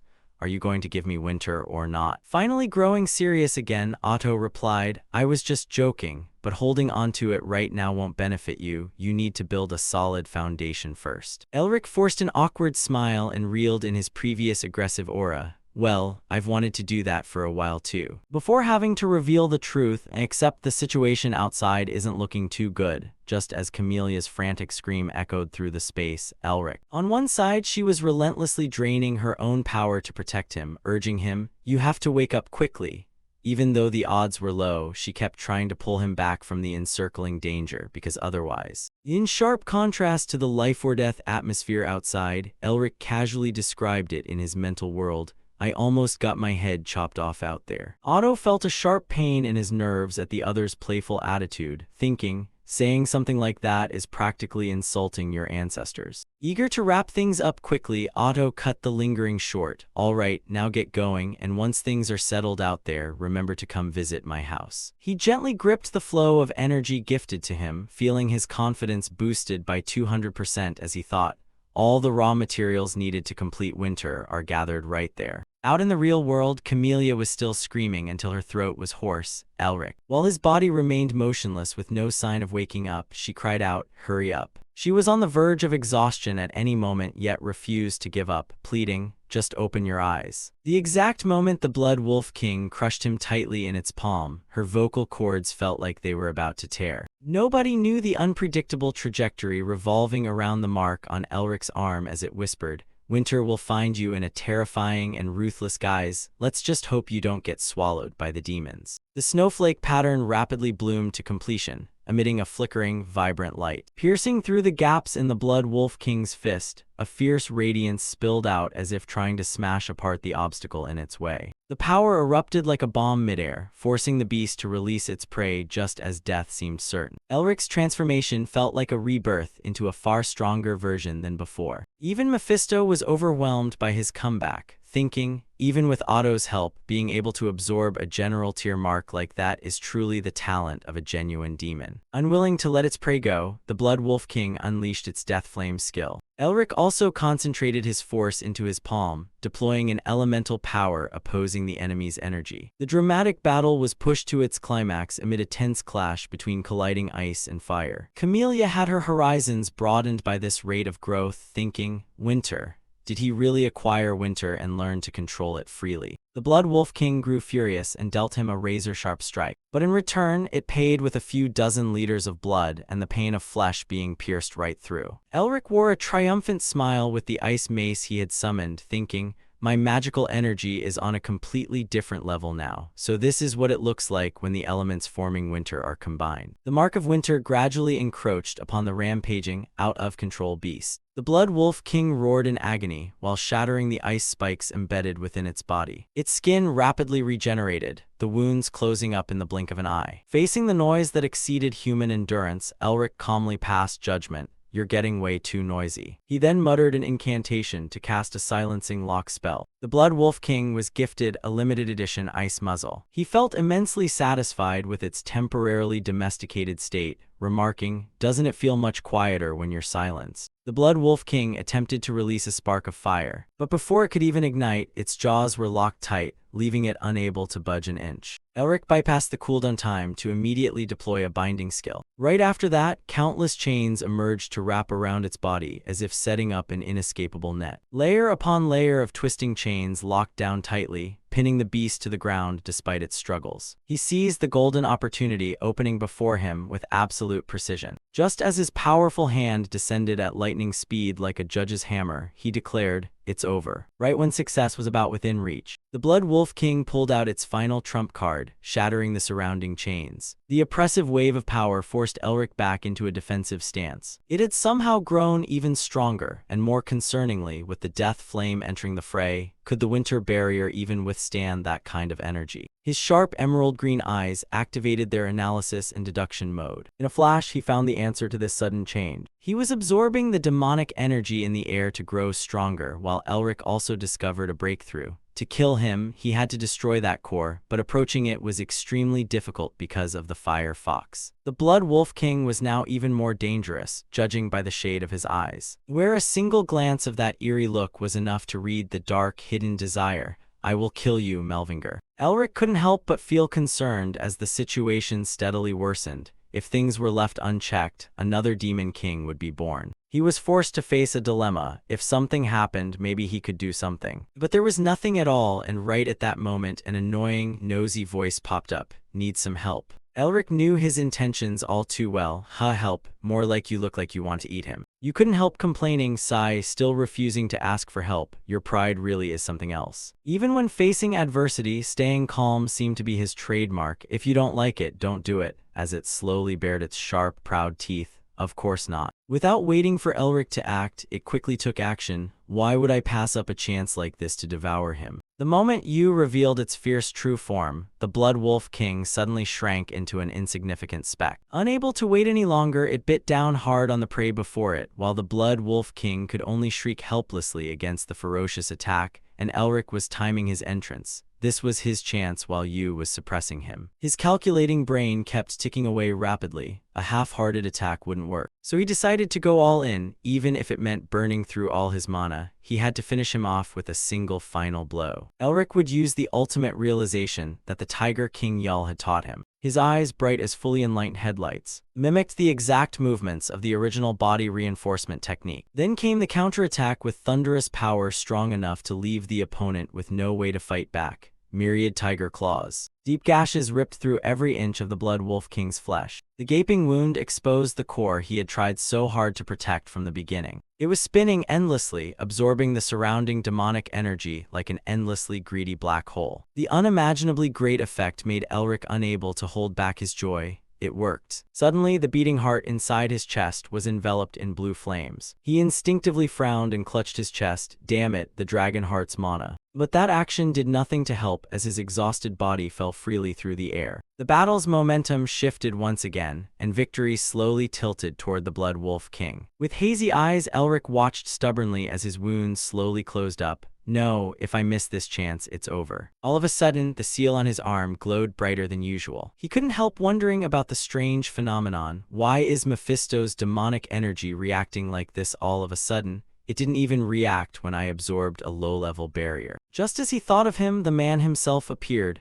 HMPH, looks like my remnant is being suppressed by that damn bastard's energy, reacting to the absorbed demonic energy of the low-level barrier. He kindly explained the reason. Even so, it's still just a tiny fraction of my power, leaving Elric to guess the rest on his own. Mephisto's demonic energy is flaring up because my dragon heart's mana has run out, but the current situation doesn't allow me to hesitate any longer. This much energy is enough. Even while falling, he used his positioning to trigger the power. Damn fox, let's never meet again. Clenching his hand tightly, he unleashed the crushing skill. The central core instantly appeared, cracking and quickly shattering into tiny pieces amidst a blinding flash of light. Right in the heart of the battle, a heaven-shaking explosion erupted, making the entire world tremble. Over on Valence's side, they fell into a motionless state of shock as they observed the situation from afar. Even from hundreds of kilometers away, they could clearly witness the aftermath it brought. An endless wave of worry grew inside him. No. The future envisioned in his mind was something Valence couldn't accept. Spring is finally returning. But the scenery he imagined only carried a single monochromatic tone. If a hot wind picked up, the snow plains would face drought and the environment would turn harsh from the heat. Norris was the first to react to the change. Royal knights and warriors protect his majesty. He didn't flinch when facing the impending whirlwind. That imposing figure set an example, preventing the warriors from retreating despite their terror. Deep down, Norris had finished assessing their combat capability. We can't stop the hot wind on our own. The helplessness of the present reminded him of the past. If only we could use magic at a time like this. We ended up in this situation because the monster tribe refused to evolve out of sheer arrogance. Even when facing death's door, Norris's loyalty remained unwavering.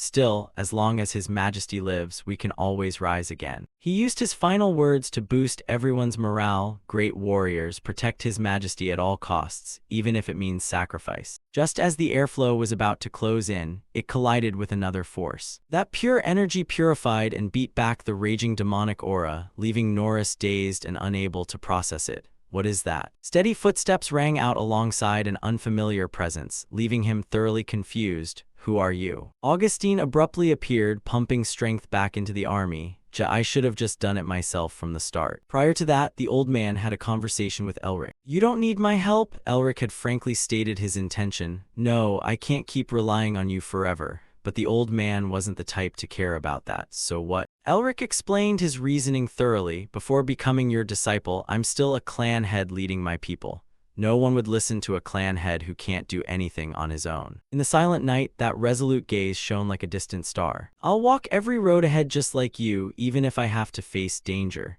To bring my clan back into the shining world, I have to overcome this myself. After all, this is the destiny of a Melvinger. But Augustine still couldn't set his heart at ease, meaning a master had to stand by and watch his student die. Yeah, Elric immediately put on a confident front to reassure him. Don't worry, I won't die. Because I want to save this help for someone else. Oh, please protect King Valence and the Anthropomorphs for me. Master, they're very important to me. Augustine subconsciously recalled Elric's final request. His face harbored complex feelings that were hard to express. That's also my role as a teacher, to protect. But he quickly regained his calm composure. Hey, monster, prompting a slightly startled response. What? The old man suddenly asked a question completely unrelated to the battle. Have you ever met Ustin? And though puzzled, Norris maintained his respect. Yes. His eyes, hidden behind aged skin like a sharp sword ready to leave its scabbard, glowed. Then watch closely. Augustine was living proof of the saying, the older, the wiser, between him and the other, who was the more dangerous mage. Norris froze upon witnessing Augustine's terrifying pressure, his body instinctively stepping back out of sheer instinct. He clenched his fists tightly to suppress the trembling born from deep within his soul. I can feel his overwhelming power. Just how strong is he?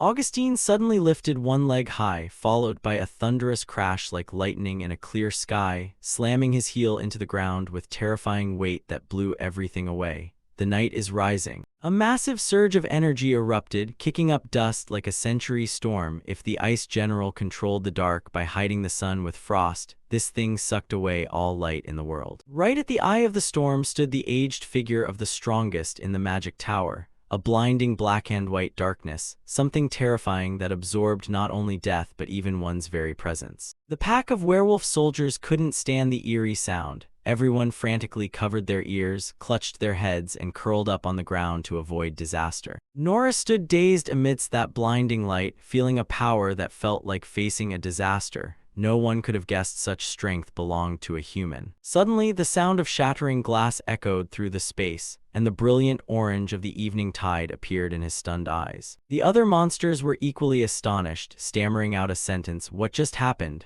The flames completely went out. Even after seeing it with his own eyes, Norris still couldn't believe it. Thinking of how he dominated like a disaster, Valence suddenly raised his voice. Premier. He pulled back his unseemly expression and turned to check on him. Are you all right, Your Majesty? Ignoring Norris, Valence wore an expression filled with overwhelming worry, his voice practically pleading. We must head back to the city immediately. Elric is in danger. But Augustine wasn't worried at all, even reassuring Valence. Ahem. You think my disciple would fall over from something like that? Right on cue, a group of people approached from the distance. The moment he spotted that familiar figure, he was so overjoyed he almost burst into tears. Elric and his companions chatted happily as they walked toward the gathering spot. Hearing someone call his name, Elric raised his head to look. Valence waved excitedly in welcome, while Augustine stood beside him, smiling at his talented disciple. Seeing the dear people still waiting there for his return, he couldn't hide the emotion in his eyes and raised a hand to wave back. Just as Elric was about to greet Valence, a sudden wave of dizziness struck, cutting off the rest of his sentence. His entire body collapsed forward, but fortunately, Isabel caught him in time, crying out in panic as he lay motionless. Elric. Sean was equally panicked, rushing over to shake him awake.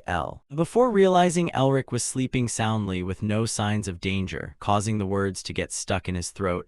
Rick. Aside from letting out a sigh of relief, Sean frowned bitterly, feeling like he'd been pranked. He's way too good at scaring people, making everyone burst out laughing. That was how all the troubles on the black snowfield came to an end. In a certain beautiful land, Elric lay sprawled beneath the shade of a large tree like a sleeping princess. He sleepily woke up, still unable to process what on earth was happening, when he saw the smiling face and expressive eyes of the Ice General. Realizing what was going on, he gently asked, "Did you come here to say goodbye?" and the little girl nodded in reply. Elric smiled faintly, his eyes brimming with affection. He patted the ice general's head and instructed her like an older brother parting ways with his younger sister. Have fun when you get there and don't cause any trouble, okay? A warm feeling welled up deep inside his heart. He didn't know where she was going. No matter where she went, looking at that innocent and carefree face, Elric silently hoped, I hope she won't have to feel sad anymore and that only laughter remains. The ice general propped her hands on her knees and slowly stood up. Locking her eyes onto his face, she abruptly spoke, will you play with me again? Seemingly caught off guard by the question, his emerald green pupils contracted slightly.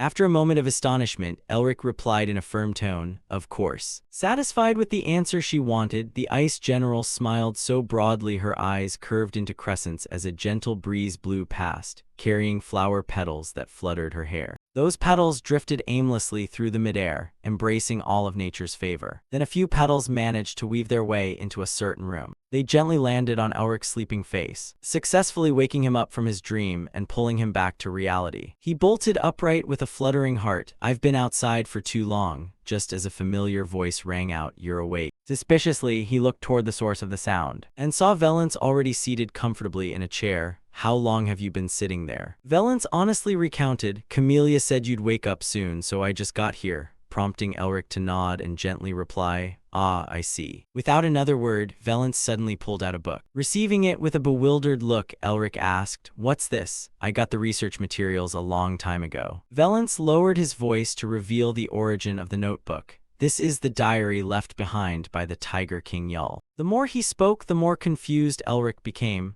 This is an important item to the Tiger King clan. Why are you giving it to me? To which Valence vaguely explained, yesterday I accidentally found it while rummaging through the library and discovered something interesting inside. Pointing at a leaf tucked inside the book, Valence urged, I figured it'd be good for you to read it, so I marked it with a leaf. Go ahead and take a look. Afterward, Elric sat alone in the room to study it, though his expression looked rather off. His eyes seemed frozen on the page as his eyebrows furrowed tightly in shock. This is. The dense handwriting crammed into the notebook revealed a lot. The notable entry began on February 14th. Yul discovered an interesting person and brought him to the tribe. This human claimed he was kidnapped by a beastman since childhood and knew how to use body reinforcement. February 16th, the human, whom he wasn't sure would fit in with the tribe's culture, adapted very quickly and dispelled all of Yul's worries. February 17th, he wondered if it was time for the whole tribe to settle down, and when that kid suggested a perfect place, everyone settled there. February 29th, that human took an interest in Yul's body reinforcement. Come to think of it, his technique bore some similarities to that guy's. The 16th of recent months, due to a strange phenomenon called the Ice General, many members of the tribe were affected. Everyone in the tribe asked that human to guide them and began a quest to eliminate the Ice General. Page after page of the diary turned like a cinematic reel playing in his mind, leaving Elric utterly dumbfounded. Isn't this arrangement? Did this really happen? His hands trembled as he realized the truth in utter shock. The human mentioned in the diary.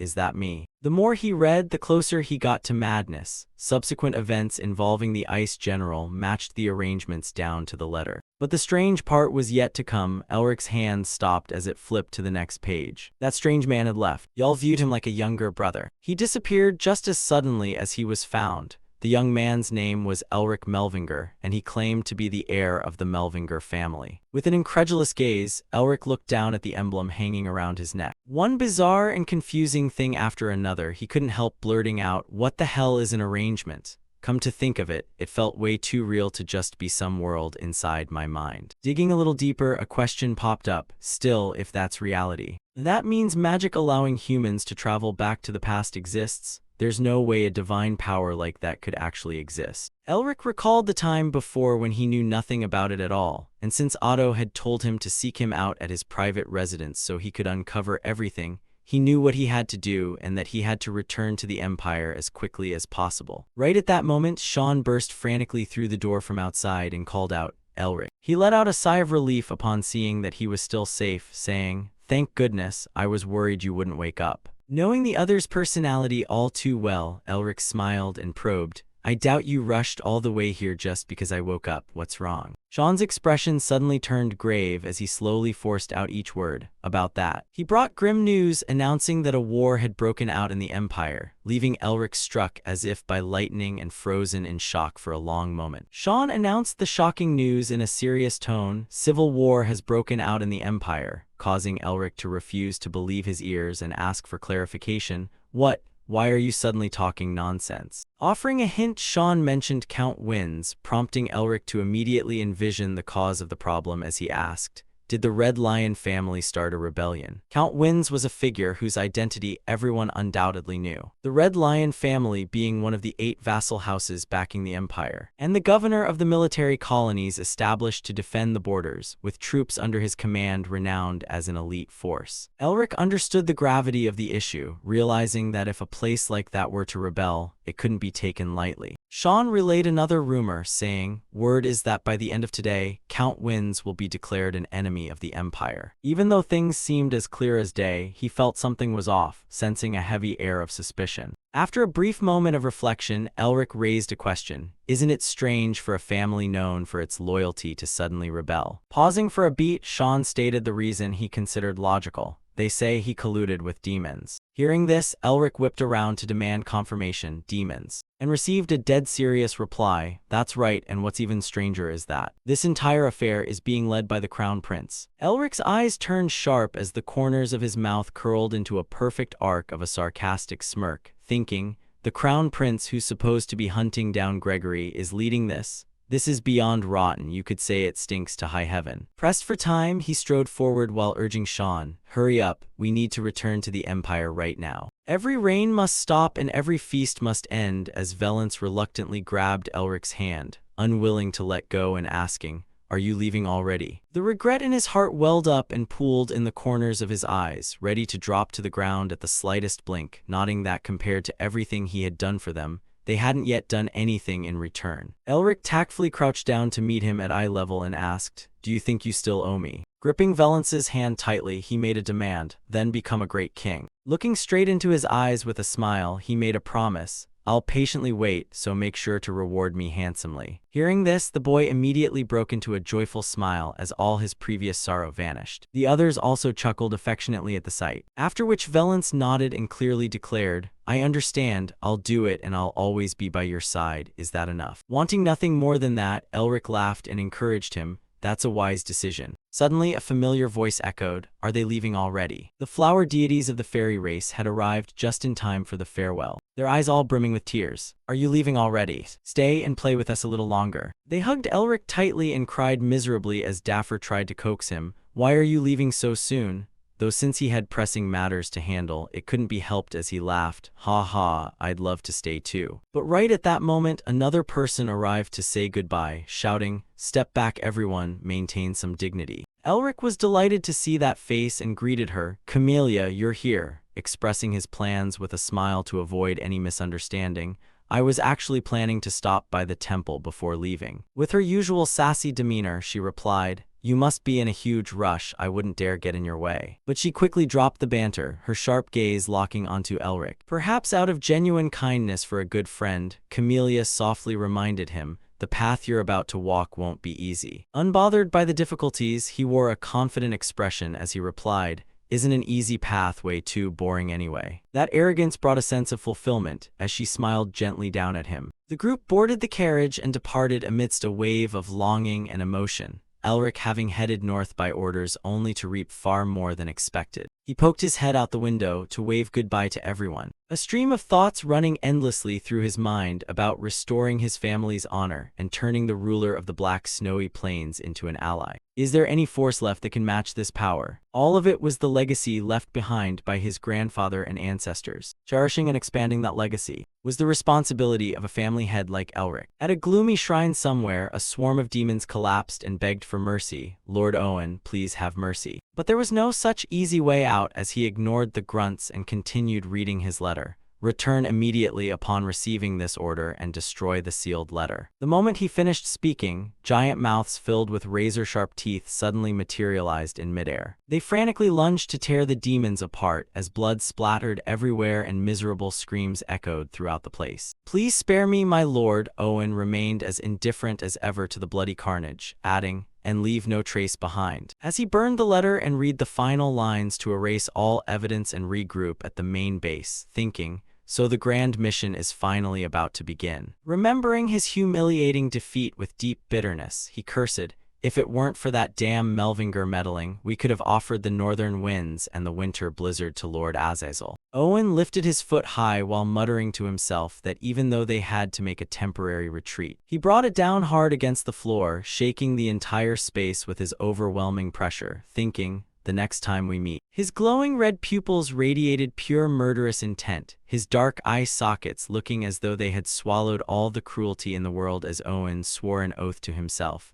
"I'll bring your head to Lord Azazel with my own hands." Meanwhile, Elric's carriage had arrived at the city walls. The long journey had left Sean exhausted, prompting him to take a long nap until just waking up and yawning. "Ah, so we have to leave this place too." Suddenly a loud shout echoed out, "Halt." The carriage slammed on the brakes, forcing everyone inside to frantically grab the seats to keep their balance. Perplexed, Elric called out, "Carl, what's going on?" Receiving only a vague response as Carl replied, "I think you should come out and see for yourself," knowing that when Carl spoke like that, things weren't simple, so he quickly stepped out of the carriage. Across all three tiers of the city wall, numerous people held crossbows aimed straight at them as a representative stepped forward to threaten, "If you don't comply, we'll treat you as intruders and open fire." Frowning as he observed every detail, Elric concluded, "They've deployed siege crossbows on the city walls, things only used when war breaks out.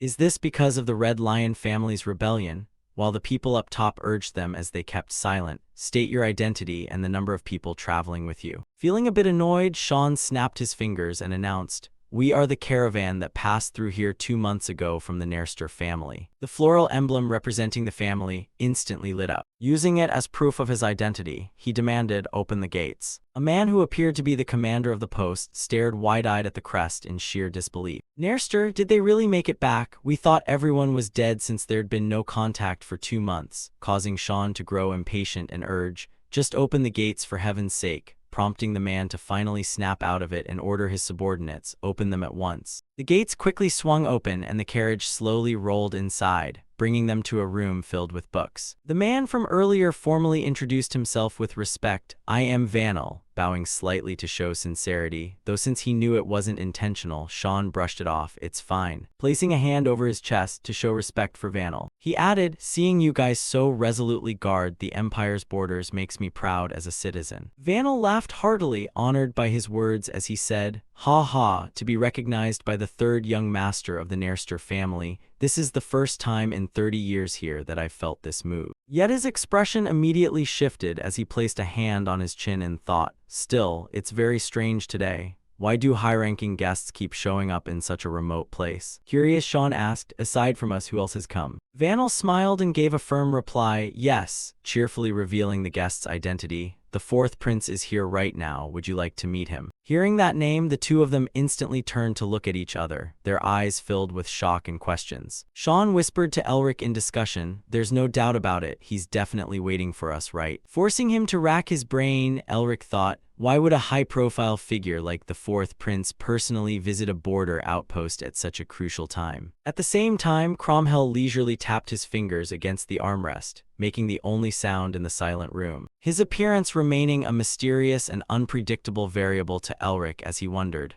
what is he plotting? Rodeo France's voice was just loud enough to be heard in the small room. "Your Highness, ever since we were young, Elric Melvinger and I have shared a very special relationship." Placing a hand on his chest and bowing, he offered a proposal to Cromwell. "If I personally step forward to persuade him, I'm certain he'll lean toward our side." Hearing this, Cromwell didn't decide immediately, falling into contemplation with a thoughtful hem. While deep down, Rodeo harbored a small scheme, thinking, "I must seize this opportunity at all costs." Knowing the man before him extremely well, the fourth Prince Cromwell, a genius of the royal family whose sword mastery had been recognized by the Golden Lion, and granted the title of the Black Lion. He was one of the 3 figures leading the empire, and if he could win the favor of the rumored next emperor, as Rodeo lost himself in thought. Cromwell reached his final decision. "All right, I'll trust you for now." Bowing to express his sincerity, Rodeo said, "Thank you, Your Highness." A sinister gleam flashed in the depths of Rodeo's eyes, accompanied by a smug smirk as he celebrated his victory in advance, thinking,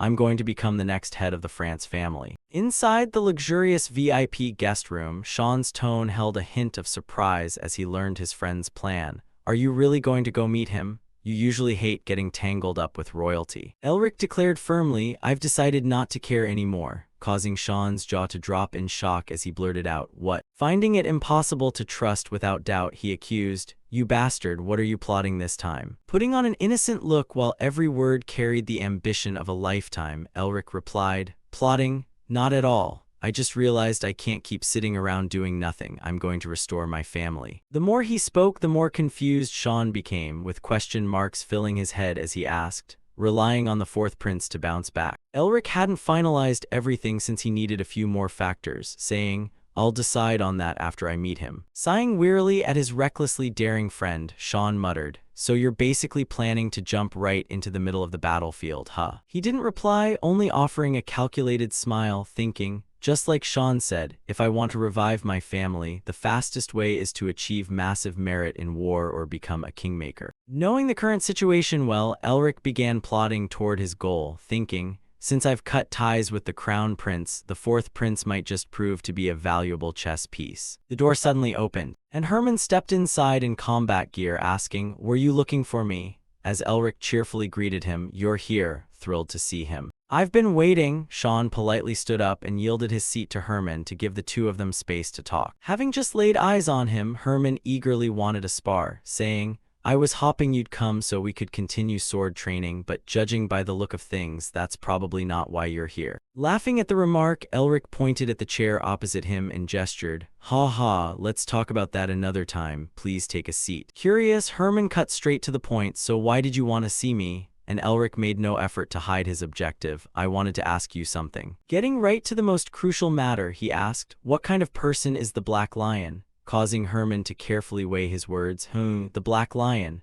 Before bluntly sharing his observation, "Everyone outside thinks he's full of ambition, but that's not how I see it." A subtle, teasing smirk crept onto his face as he offered his view based on personal observation. "He's just a lion obsessed with swordplay and martial arts," which felt like a passing breeze that inadvertently triggered a storm in Elric's mind, his eyes widening in pure astonishment. Herman continued with advice, "You might get along with him or you might not, but once you meet him in person, you might find out he's not so bad after all." Elric simply bowed his head in acknowledgement. "Thanks to you, I now know how to approach him." Business matters concluded, Herman shifted topics. Besides that, Elric waited in silence for the other to continue despite being deeply puzzled. Yet Herman randomly blurted out, "You seem to have changed quite a bit." Mephisto quickly read the room, saying, "I can feel he's itching to spar with you," leaving Elric with little room to refuse as he replied, Actually, I wanted to test my martial arts too." Offering a challenging smile, he asked, "Would you care for a sparring match?" Grinning eagerly and cheerfully, Herman agreed, "That's exactly what I was hoping for." A short while later, the 2 of them stepped out to the outer courtyard. Abruptly, about 8 soldiers gathered around to watch the impending battle. Pouting with dissatisfaction, Elric questioned Herman, "Did you call this crowd over?" Though he tried to deny it, his evasive expression gave it all away as he laughed. "I have no idea what you're talking about, ha ha ha." Mephisto chuckled at the amusing scene, teasing, "His acting is on par with yours." Since no one else would give an answer, he analyzed it himself, thinking, "This was a snap decision between us. I have no idea how word spread so fast." Glancing at the girl waving at him, Elric reached a solid conclusion.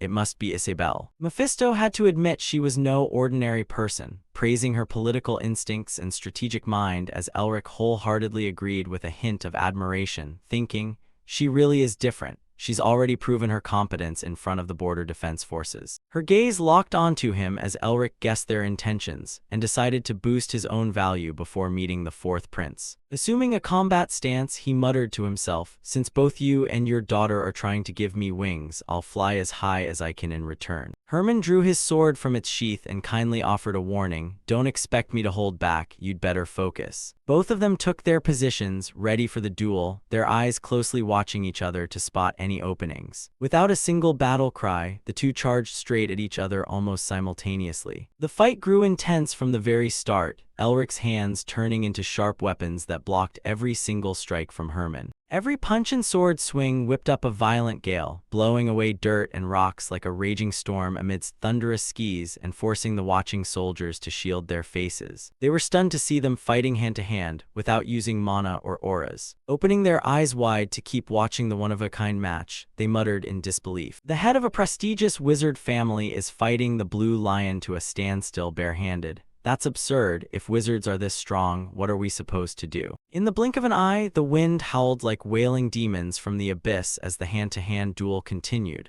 though outsiders could no longer make out the figures of the two fighters. A few seconds later, Elric was suddenly shoved backward by an immense force, carving a long trench into the ground. Through that exchange, Herman had gauged his current capabilities. First offering a few words of praise, "Your movements are much cleaner," before pointing out remaining flaws, "but there are still too many wasted motions." Elric accepted it with humility, bowing his head to acknowledge the feedback. "Looks like I still need to keep training under your guidance." Suddenly, the sound of crisp applause rang out from somewhere, drawing the attention of the two. The soldiers parted to make way for Cromwell, who slowly walked forward clapping his hands with a satisfied smile permanently plastered on his face. This was Elric's first time laying eyes on the fourth prince in person, a strange feeling welling up inside him as he thought, "So that's the fourth Prince Cromwell." He and Herman respectfully bowed amidst the resounding cheers of the soldiers. Not long after, Elric hurried down the hallway to meet someone. Reaching the door, he found Rodeo waiting for him outside, who turned around and greeted him cheerfully like an old best friend. "Oh, Elric, long time no see, my friend." Despite it being their first meeting, Mephisto couldn't stand the guy, asking, "What's with that smug, annoying face? Do you know him?"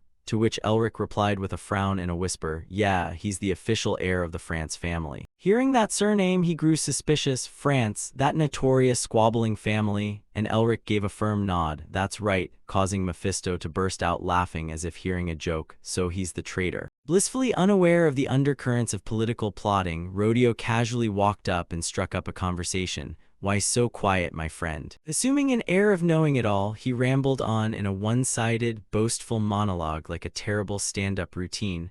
"Ah, you're probably just feeling a bit awkward after all these years apart." While Elric remained distracted, Rodeo made no effort to hide the ambition written across his face, as his mind was filled with filthy thoughts. "I know he resents my family, but since the Melvinger fortune is in our hands, he can't afford to treat me as an enemy," he thought, fully convinced everything was going according to plan. "Besides, my family isn't just a vassal to the Melvingers anymore. We're a major power in the royal court now. He wouldn't dare cross us." The more he thought about it, the more confident Rodeo grew in his scheme. "So if my family offers to return the Melvinger estate, he'll be forced to join hands with me." Emboldened by his own assumptions, he pushed his luck further and threw an arm around Elric's shoulders without a shred of hesitation. "My friend, before we meet with the prince, I want to talk about the Melvinger fortune, which is currently in our family's possession." By this point, Elric could no longer tolerate Rodeo's insolence. "Hey," he ordered with an icy voice, "take your hand off me." The casual demeanor vanished, leaving Rodeo frozen and blanking out for a few seconds. "Huh." Realizing how hard it was for the guy to process it, Elric showed a shred of mercy and repeated himself slowly, his calm gaze laced with murderous intent. "I said, take your hand off me." Seemingly terrified by the oppressive aura, Rodeo instinctively stepped back to keep his distance. Mephisto bared his teeth with a sneer, inwardly spitting on him. "So the guys who claim to be Melvinger's right-hand men don't know a damn thing about him." Elric clenched his fists tightly, struggling to suppress the rising surge of emotion. Count France should have shown the utmost respect to him, yet this third youngster, having accompanied him for a duration neither too long nor too short, he understood all too well the deep-seated grudge carried by the Melvinger family. Elric widened his eyes, glaring straight at Rodeo as each word hissed through his clenched teeth. "How dare you speak so insolently to a Duke of the Empire?" While Mephisto quietly added in his mind, "The consequences will never go away." Rodeo trembled under the killing intent radiating from him. Elric stared at him with burning hatred, the blood city of France. Spanning over a millennium, they had stood as an unyielding fortress protecting the Melvinger family, vassals who had dyed their hands red with countless enemies drawn by unbridled greed. Because of that bond, both he and his sister had called Patriarch France uncle and placed absolute trust in him. Yet now they had sided with the royal family, the very people who stripped away their succession rights and pushed the Melvingers to the brink of ruin. To make matters worse, they even conspired to usurp the title of their proud magical bloodline, plotting to force his sister into marrying Rodeo France. After rejecting the marriage proposal, they were abandoned in a desolate, crumbling mansion, left to struggle for survival. Elric looked as though he wanted nothing more than to beat them to a pulp, and yet, they still haven't stopped playing the righteous hero. Rodeo immediately bowed. "My lord, I was being entirely too presumptuous." Elric glared at him, knowing that, "Get the hell out of here. I don't want to look at your face anymore." With that, he turned his back and walked away alongside Mephisto. Rodeo's face twisted into an ugly, contorted expression upon hearing those words. Elric quickly arrived at his next destination, offering a respectful bow. Elric Melvinger, Duke of Starlight, head of the Melvinger family, humbly greets Prince Cromhell. With a hearty laugh, the prince replied, "It's a pleasure to meet you, Duke of Starlight." Elric was somewhat surprised. The prince had clearly overheard every word of the exchange outside the door, yet showed no reaction whatsoever. Mephisto piped up, he doesn't care about his subordinate being humiliated. Instead, he's observing his counterpart with amusement.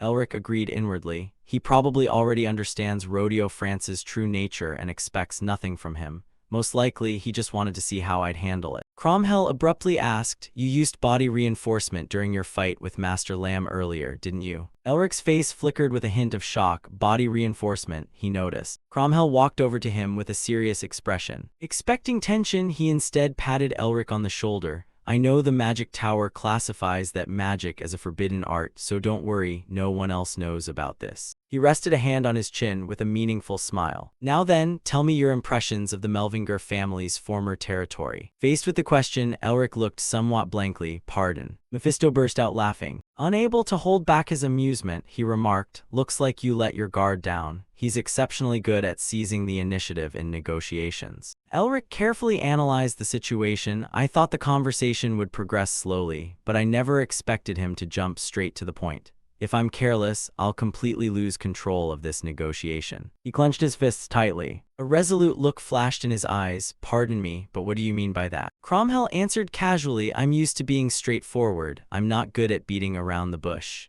If Melvinger pledges support to me, I'll reward you with whatever I have to offer." Elric's sharp gaze didn't waver. "Our family's territory has become a wasteland. Even ancients couldn't survive there because of a malicious demonic curse.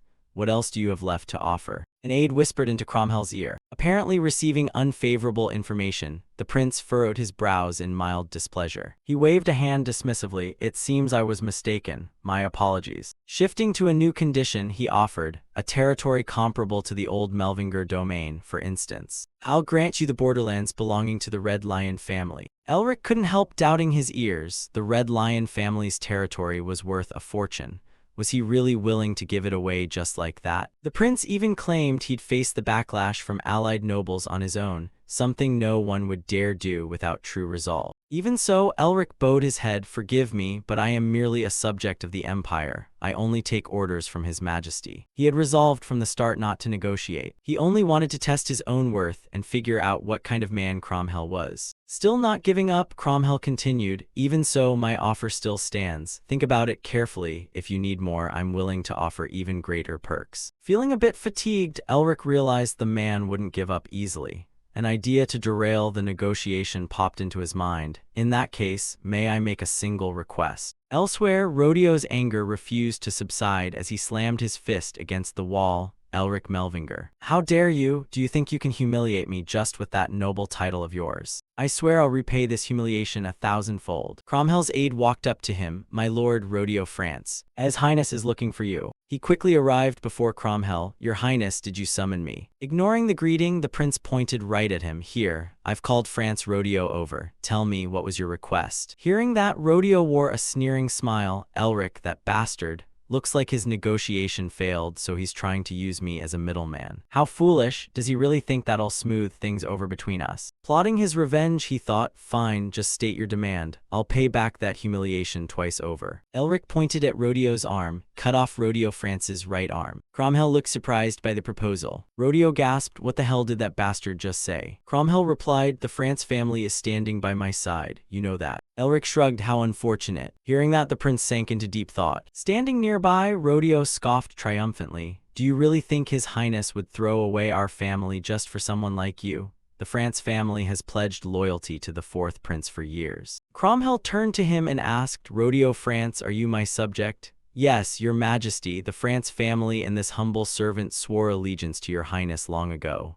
The prince nodded. Then please forgive me for what I'm about to do. Confused, Rodeo stammered, what do you mean? Without the slightest hesitation, the prince drew his sword. A swift, clean slash sliced Rodeo's arm clean off. His severed arm rolled across the floor. Rodeo shrieked in agonizing pain, my arm, my arm. Watching the scene unfold, even Elric was left in utter bewilderment. You insane lunatic. I was just trying to wreck the negotiations. The prince picked up Rodeo's bloody arm. What do you think? He asked, wearing an eerie, satisfied smile. Does this prove I'm worthy of being your friend? Elric thought with certainty. He's genuinely out of his mind. Elric pressed on, you sacrificed way too much just to form an alliance. Are you sure about this? The France family and other noble houses will definitely turn their backs on you. The prince replied indifferently, no need to worry about that. The France family wouldn't dare betray me. Elric understood everything. It seemed he had already brought the France family under his thumb and likely controlled other nobles as well. He broke into a thrilled grin. Having him as an ally is going to be incredibly fun. The prince held out his arm. At least I've shown my utmost sincerity. What do you say? Elric raised his hand with a sense of satisfaction. Suddenly a loud noise caught both of their attention. The glass window shattered, and amidst the dust, about 5 ambushing assassins emerged. The aide panicked, Your Highness, please get out of here immediately. Elric dodged their incoming attacks in sheer confusion. Assassins. With the garrison and royal guards right here, they actually dare attempt an assassination. He cast his ice magic, freezing all the assassins solid in place. Clenching his fist, he shattered the ice encasing them and scanned his surroundings. Hurry, protect the prince. Seeing Cromwell over on the other side fighting off assassins one by one, Elric felt reassured. He's fine. The assassins kept charging forward relentlessly, but it wasn't enough to faze the prince. Cromwell leaped into the air, gracefully sending one assassin crashing down after another. His eyes burned with a fierce, fearless killing intent. Elric relaxed. Right, he's the Black Lion. I was worrying over nothing. Just when he thought it was over, another wave surged in from the front entrance, shouting loudly, There's the prince. Elric sighed helplessly. Do these guys have a death wish? While Mephisto stood nearby, shaking his head in sheer boredom. Right at that moment, Cromwell's reinforcements arrived. Who dares attack the prince? Have they lost their minds? Herman took the lead, blocking the assassins. Protect the prince. Knights clad in heavy black armor arrived instantly. Elric rested his hands on his hips. The royal army and Master Lamb are here. The assassins rushed forward en masse, making him chuckle, attacking without even knowing what you're up against. Herman and Cromwell exchanged nods to signal each other. Both of them lunged forward simultaneously. The assassins fell one by one. Elric watched the scene with a relaxed expression. I actually feel sorry for them now, going up against 2 lions at once. He activated the magic in his eyes. In that case, I'll deal with the ones still hiding behind the pillar. The remaining assassins were watching the situation unfold. One of them drew a dagger and ordered, Don't touch the royal lions. Just target the prince. He observed and signaled the rest to move out. Catching the signal, they drew their blades and charged forward together. An ice spike flew straight toward them, leaving them dumbfounded. The unlucky assassin was put down on the spot. The ones who hadn't moved yet were stunned. What the? As one drew his sword and scanned the area. Elric had already locked onto his position. He smirked. Piercing shot go die, he muttered as the spell shot out, instantly finishing him off. He struck a cool pose like an action hero holding a gun. Mephisto looked bewildered. What kind of pose is that? Elric shrugged. I don't know, it just felt right. Sympathizing with the assassins, the demon muttered, These guys are truly pitiful. They looked skilled, but unfortunately their worst natural predator is right here. He observed, Who the hell are these guys, going this far just to assassinate a 4th prince? He dropped into a combat stance. First, I need to capture a few and say hello. Hazer spoke up. You won't be able to catch them. Surprised, Elric asked, What do you mean by you can't catch them? She watched the assassins closely. They've been trained to that extreme. if they don't kill themselves. A fail-safe brainwashing protocol triggers and kills them instead. The siblings continued their conversation. Do you know who they are? Shadow Chains. Elric was startled. Shadow Chains, that organization actually exists. Just recently, they're heavily shrouded in mystery. Then how do you know? A murderous intent flashed in her eyes, because the leader of my mercenary band is their sworn enemy. Elric rested a hand on his chin in thought, an organization that has never shown its face before. One of the assassins raised a high-raised blade. Everyone fall back. Elric smiled as he activated his magic, trying to run. In that case, I'll have my subordinates tail them, he thought, having planted tiny mechanical bees on the backs of the retreating assassins. Smug, he muttered, bet you didn't think of that. An unfamiliar voice rang out, startling him. If I abandon this mission, the core of the organization will be exposed. He looked up. No way. How can someone emit absolutely zero presence? A masked figure had been standing on high, watching the whole time. The figure drew his sword. So this is your little game. A single swing of his sword completely nullified all of Elric's magic. Angered, he cursed, damn it, he even paid attention to his subordinates. Cromwell demanded, so you're the leader? What the hell are you, and who sent you? The masked man lifted his chin. I suppose your highness didn't expect me to answer. He immediately channeled magic onto his blade. That's right, if I just spilled everything, it wouldn't be any fun. Both Herman and the prince lunged forward together. They vaulted into the air, closing in on the masked figure in an instant. Dark magic enveloped him, but getting surrounded by lions was never a good idea. He began to dissolve away. Right before that, he lashed out with a sword slash, forcing them back and creating distance. He leaped off to a distant vantage point. I'd love to play more, but today isn't a good time. Before leaving, he offered a very polite bow. I must take my leave. Elric cast magic surrounding him, dispersing and dissolving it, shouting, what?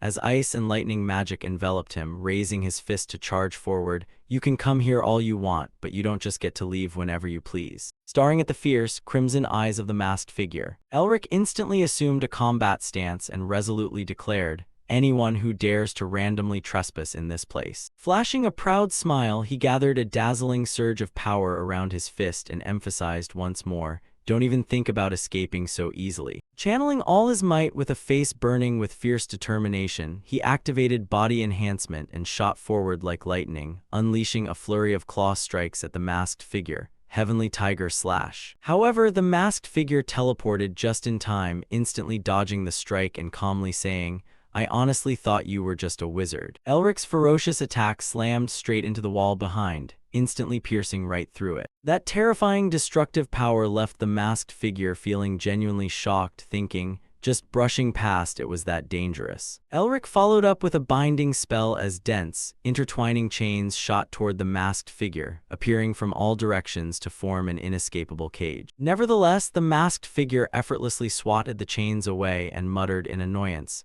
can't even enjoy a moment of peace. He then lightly landed on the ground with an unbothered, fearless posture. Elric proceeded to cast a piercing spell, sending countless sharp ice arrows flying straight toward him. But the masked figure swung his sword to fiercely deflect the ice arrows in one swift motion. He suddenly paused, smiling faintly as he stared straight ahead as if discovering something. Hazer launched a surprise attack from above, though the masked figure had already recognized her beforehand as the sole woman in the Dark Tower. Stepping back, he remarked in surprise, colluding with the master of the Melvinger household too, as he looked at Hazer standing beside Elric. The masked figure spoke with a sarcastic tone, well, this is unexpected. His eyes suddenly widened, his face twisting into a scowl as his anger seemed about to explode. At the same time, Herman and Cromwell quietly closed in from behind, and though the masked figure sensed them, he remained completely calm, thinking, things are getting way too complicated now. When the moment was ripe, all four members of Elric's group simultaneously charged in from the four cardinal directions. The masked figure's eyes flashed brilliantly, burning with pure rage as he muttered, leaving me no choice then. A terrifying wave of mana suddenly erupted from his body, blasting all four of them flying backward. Elric landed on the ground with a grimace of annoyance, nodding. He just shrugged off a coordinated attack from all four of us. The masked figure stood imposingly with two swords in his hands, radiating a terrifying aura of might. Illusory figures abruptly manifested from within his body. Elric's eyes widened in shock as he thought, what is this? The aura has changed. What was just a gentle breeze moments before had turned completely dead and still, the air freezing over as if facing an invisible wraith. Herman suddenly widened his eyes and roared, fall back, just as the masked figure vanished in the blink of an eye,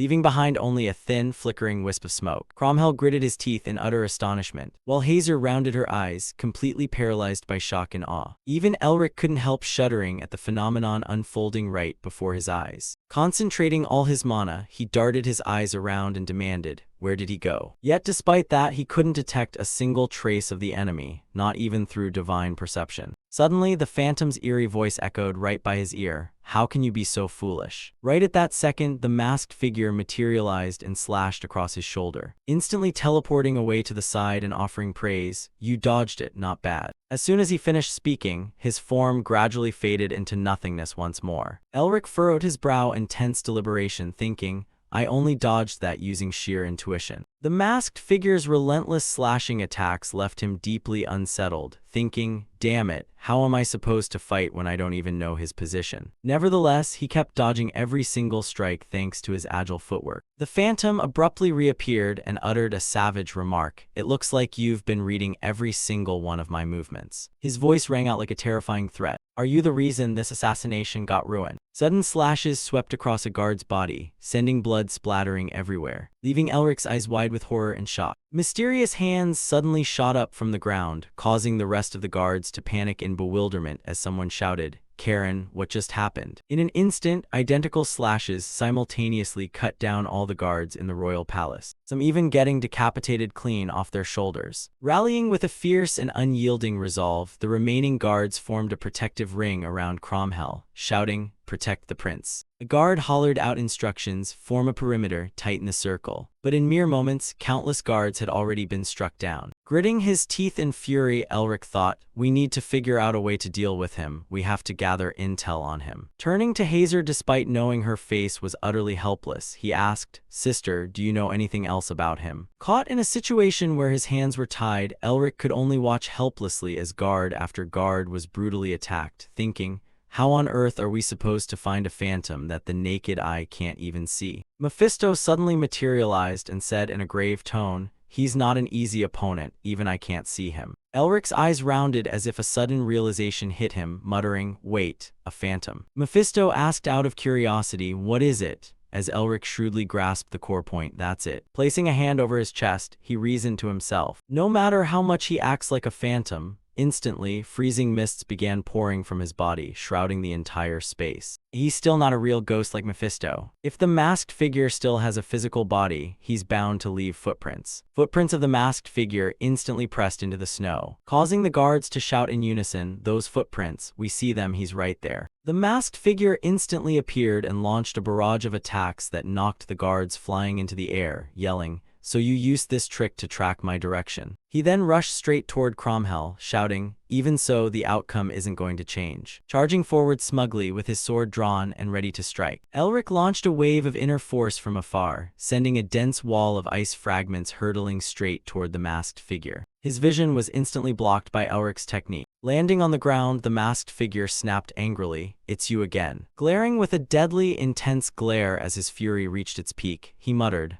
I'm going to finish off that damn Melvinger first. Right then, Herman suddenly appeared behind him and growled a warning. How dare you look down on me? Drawing his sword with a burning fury in his heart, he yelled, I'm royally pissed off right now. The masked figure retreated into a defensive stance and thought anxiously, damn it, going toe-to-toe with the blue lion is no joke. Glancing back at Elric rushing toward him, he calculated, and because of that guy, I can't even use my invisibility magic. He gasped in shock upon seeing freezing mists swirling outside the doorway. The masked figure suddenly stiffened, as if weighed down by a monstrous pressure, trying to focus on fighting Herman while internally trembling with fear. A wave of deep unease washed over him, thinking, this oppressive pressure, it's brutally irresistible. Augustine suddenly arrived with overwhelming might, causing the masked figure to blurt out in terror, White Knight. Scolding them with a dark expression, Augustine shouted, you're all struggling this much against just one pathetic wretch. Smiles of relief broke out across the guards' faces as they cheered, thank goodness we're saved. Pulling back his sword, the masked figure thought, I have to retreat. If this keeps up, I won't be able to accomplish anything. The corners of Elric's mouth curled up in a smug smirk as he thought,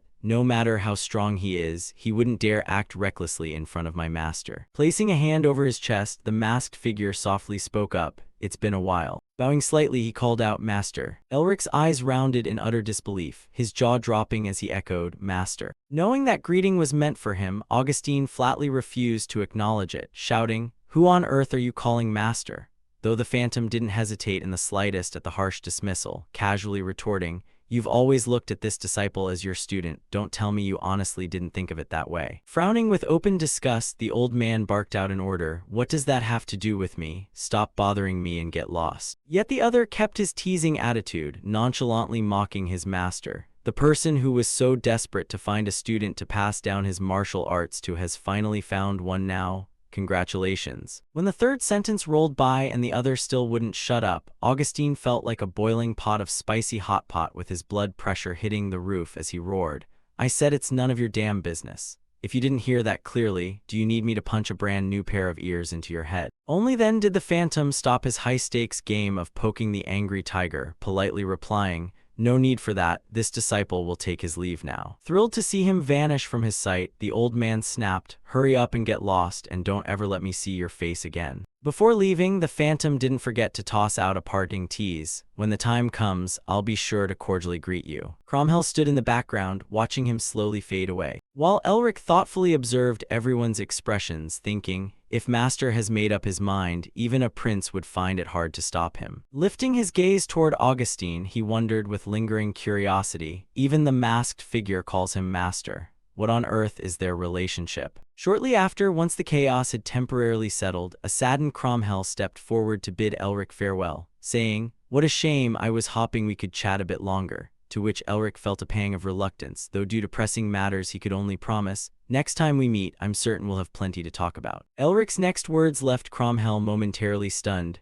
At that time, we'll deepen this friendship of ours. Thrilled to earn the title of a good friend, the prince patted him on the shoulder and eagerly proposed, That body enhancement technique you used was truly impressive. Next time we meet, I want us to have a proper spar. Smiling straight into his eyes, Elric affirmed, I'm looking forward to that day as well. At the exact moment the sunset's rays pierced through the window, an engraved, unforgettable friendship between the two was witnessed. Though reluctant, with no other choice left, Cromwell gave a reluctant final farewell and turned around. Well then, I'm heading out. Watching his tall, heroic figure slowly walk away as his coat rippled in the wind only heightened his imposing aura. Elric smiled and turned to leave as well. But right at that moment, a loud shout called out, Elric, followed by Sean panting heavily from running so hard, leaving him confused as he asked, What's wrong? Catching his breath for a moment, Sean raised his head and delivered urgent news. Father says he needs to see us immediately. A short while later, all five of them had gathered together in the drawing room. Having just dealt with so much chaos, Elric finally had a moment to think of a few people, wondering,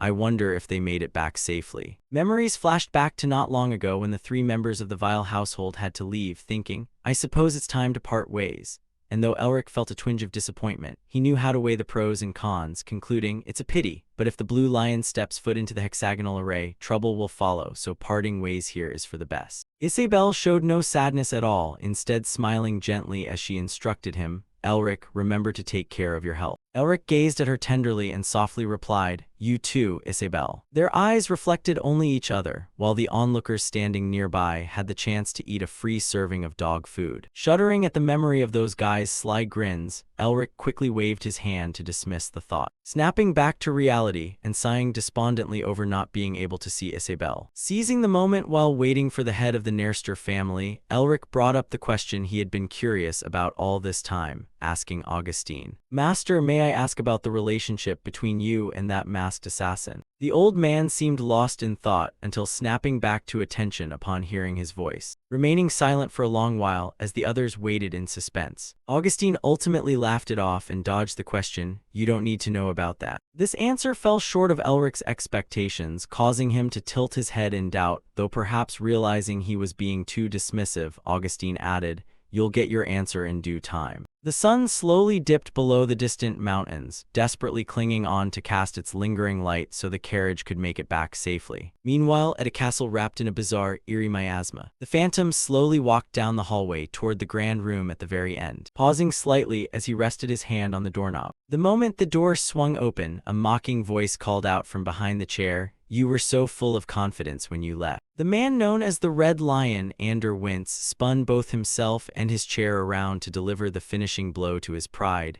"And now look how pathetic you are." Ignoring the taunts, the phantom plunked himself down heavily onto the sofa. Rising from his seat and packing around while nagging for results, Ander demanded, "More importantly, where is the fourth prince's head? Don't tell me you came back empty-handed." Seeing him silently remove his mask, Ander felt a bad premonition but tried to stay optimistic. "Come on, you're joking, right? You left with your spirit burning high and everything." Still met with an echo chamber of silence, he began to panic. No way. The phantom who claimed he could shove anything into his bag actually came back empty-handed. Until Ander sat down beside him and continuously urged him to hand over the prize, shouting, "Where did you hide it? Are you trying to surprise me?" Probably finding his nagging too annoying, the phantom slapped the other's hand away with a cold glare. "Shut your mouth." Seeing that sour expression, Ander broke into a gleeful, schadenfreude-filled grin. "So you actually failed." Since he rarely got a chance to witness the phantom fail a mission, he took the opportunity to laugh right in his face. "You said assassinating the fourth prince outside the palace would be as easy as flipping your hand." Though hearing that gloating laughter only fueled his anger, prompting him to snap back. "Damn it, your big mouth is the problem here. Stop laughing before karma hits you," as Ander returned to his usual serious tone. "So why did you fail?" The phantom suddenly jerked his head up and spat out a name they both knew, Elric Melvinger. Ander was utterly astonished to hear that family name, asking, "Is the head of the Melvinger family really that powerful? Even if he's called the successor of the White Knight, isn't he just a wizard?" To which the phantom despondently retorted, "Our intel is completely outdated." The battle against Elric still vividly scarred his mind as he said, "The Melvinger I met was a fully realized spellcaster, and his martial arts were extremely impressive." Ander clutched his head in a fresh wave of headache upon hearing that, muttering, "A Melvinger is still a Melvinger, huh? At what point did things start going off the rails?" Reviewing the whole situation from the start in his mind, he wondered, "Was it from the moment I rejected the Crown Prince's request for my support?"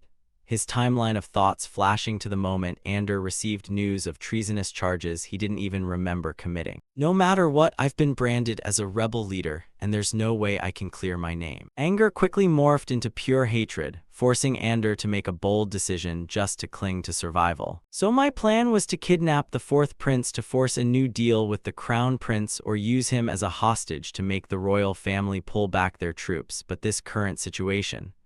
As he racked his brain once more, realizing every single plan had completely collapsed, the phantom slowly spoke up, enunciating each word in the end. Right alongside his question, two women suddenly emerged from behind the door. "We only have one choice left, don't we?" One glance at their appearance made it obvious neither of them was human, a low voice escaping small lips to confirm it. "So you failed.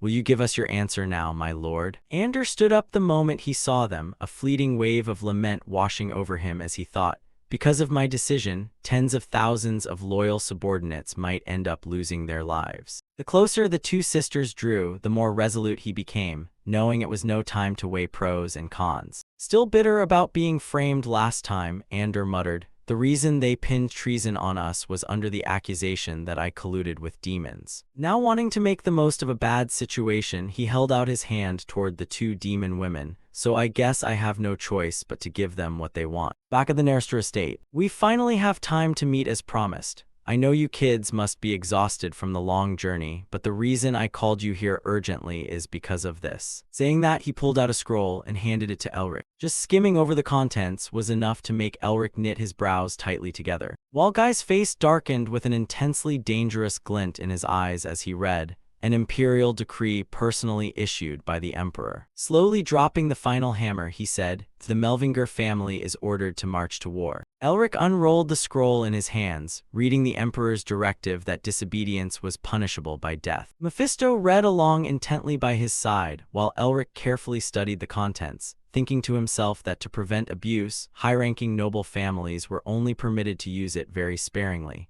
and for the Melvingers, they could only issue a maximum of 2 such imperial edicts. Thinking of this, Elric's hands instinctively trembled as he tightly crumpled the corner of the paper. After all, the royal family hadn't used the golden imperial seal for hundreds of years in order to maintain their grip on the Melvingers, yet now they were actually using it. Elric still kept a tight grip on the paper in his hand, a mysterious, slight smirk pulling at the corner of his lips as the scent of a conspiracy was far too obvious to ignore. Mephisto chuckled softly and let out a sigh, his expression showing he understood the hidden meaning behind the order. It's like they've already dug a trap and are trying to make us jump right into it. This a public declaration that they want to harm us. Sean sat beside Elric, losing his composure after reading it as he stood up abruptly, slammed his hands on the table, and roared, "The Melvingers aren't even a family that swears fealty to Nerster." Sean turned to the side, his face still etched with uncontrollable anger. "Father, are you just going to let this slide?" Hearing his son, Guy maintained a calm expression and calmly reminded him, "Calm down, Sean." Though still angry, Sean managed to listen and sat back down in his chair, at which point Guy spoke up, "I'm not happy about the royal family looking down on us this much either. There's no way the royal family wouldn't know about the covenant between us and the Melvingers." The more he spoke, the more serious his tone became. "It's unclear whether they intend to break the relationship between our two houses or if they're plotting something else, but one thing is for certain." Saying this, Guy cast a sidelong glance at the person opposite him and spelled it out word for word. "This edict is so sloppy it makes me doubt whether the Emperor himself even signed it." Elric stared straight into his eyes and offered his view. "The head of the Melvinger family probably realizes that if we resist, they can easily kill us under the pretext of insulting the royalty or push us onto the front lines and fake it as an accident. No matter which outcome happens, the royal family loses nothing." Elric suddenly turned and let out a hearty laugh toward Sean and Mephisto, leaving Sean staring at him with a thoroughly perplexed expression.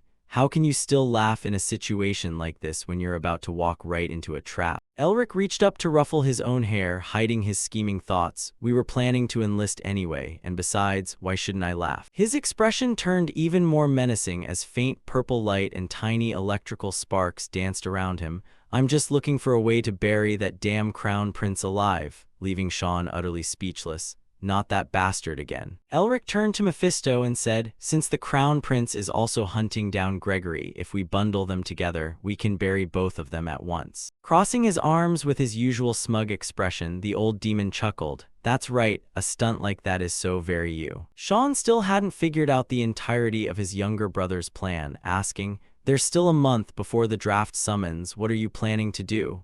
To which Elric turned his head and replied, "There are 2 things I need to finish." Sean wore a face full of question marks upon hearing Elric's next words. "I'm going to need you to lend me a hand." At the Central Magic Administration Bureau, the location stood as a grand, imposing castle with a vast interior. Brian walked around his office holding a stack of files, muttering, "How troublesome, what a headache." He gripped the paper tightly, a wave of anger in his voice. "I can't believe there are still idiots who only know how to rely on patronage. A priority recommendation letter for the Nerster region's premier mage qualification exam." After glancing at it briefly, Brian lost his patience and tossed the paper aside. Flipping through a bit more, his eyes caught the name of a very familiar candidate, Elric Melvinger. Sitting across from him, Sean asked with a puzzled expression, "Elric, do you really need to get a mage certification right now?"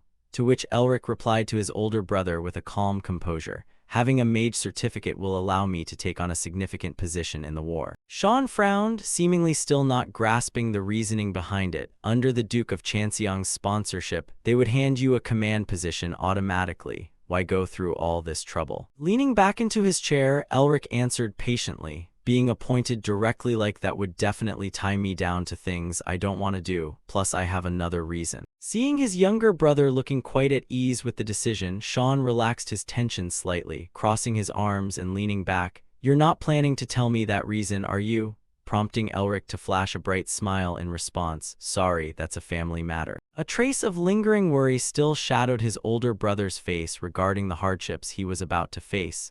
"But are you sure you can cram all that studying in time? That exam isn't easy at all." Elric let out a sigh, a display of undisguised confidence surfacing on his face. "Even though I always flunked out at the academy because of my mana blockage, you forgot that I always ranked first in theory, didn't you?" Seeing that confident expression did little to ease Sean's nerves as he angrily reminded him, Hey, you think an academy exam is anything like a premier mage qualification exam? Pausing for a moment, he continued briefing Elric on the upcoming test. Every proctor gives completely different prompts, and especially with that proctor named Brian, the pass rate is a mere 0.1%. Elric looked rather bored listening to those stale rules, propping his chin on his hand by the window to gaze outside.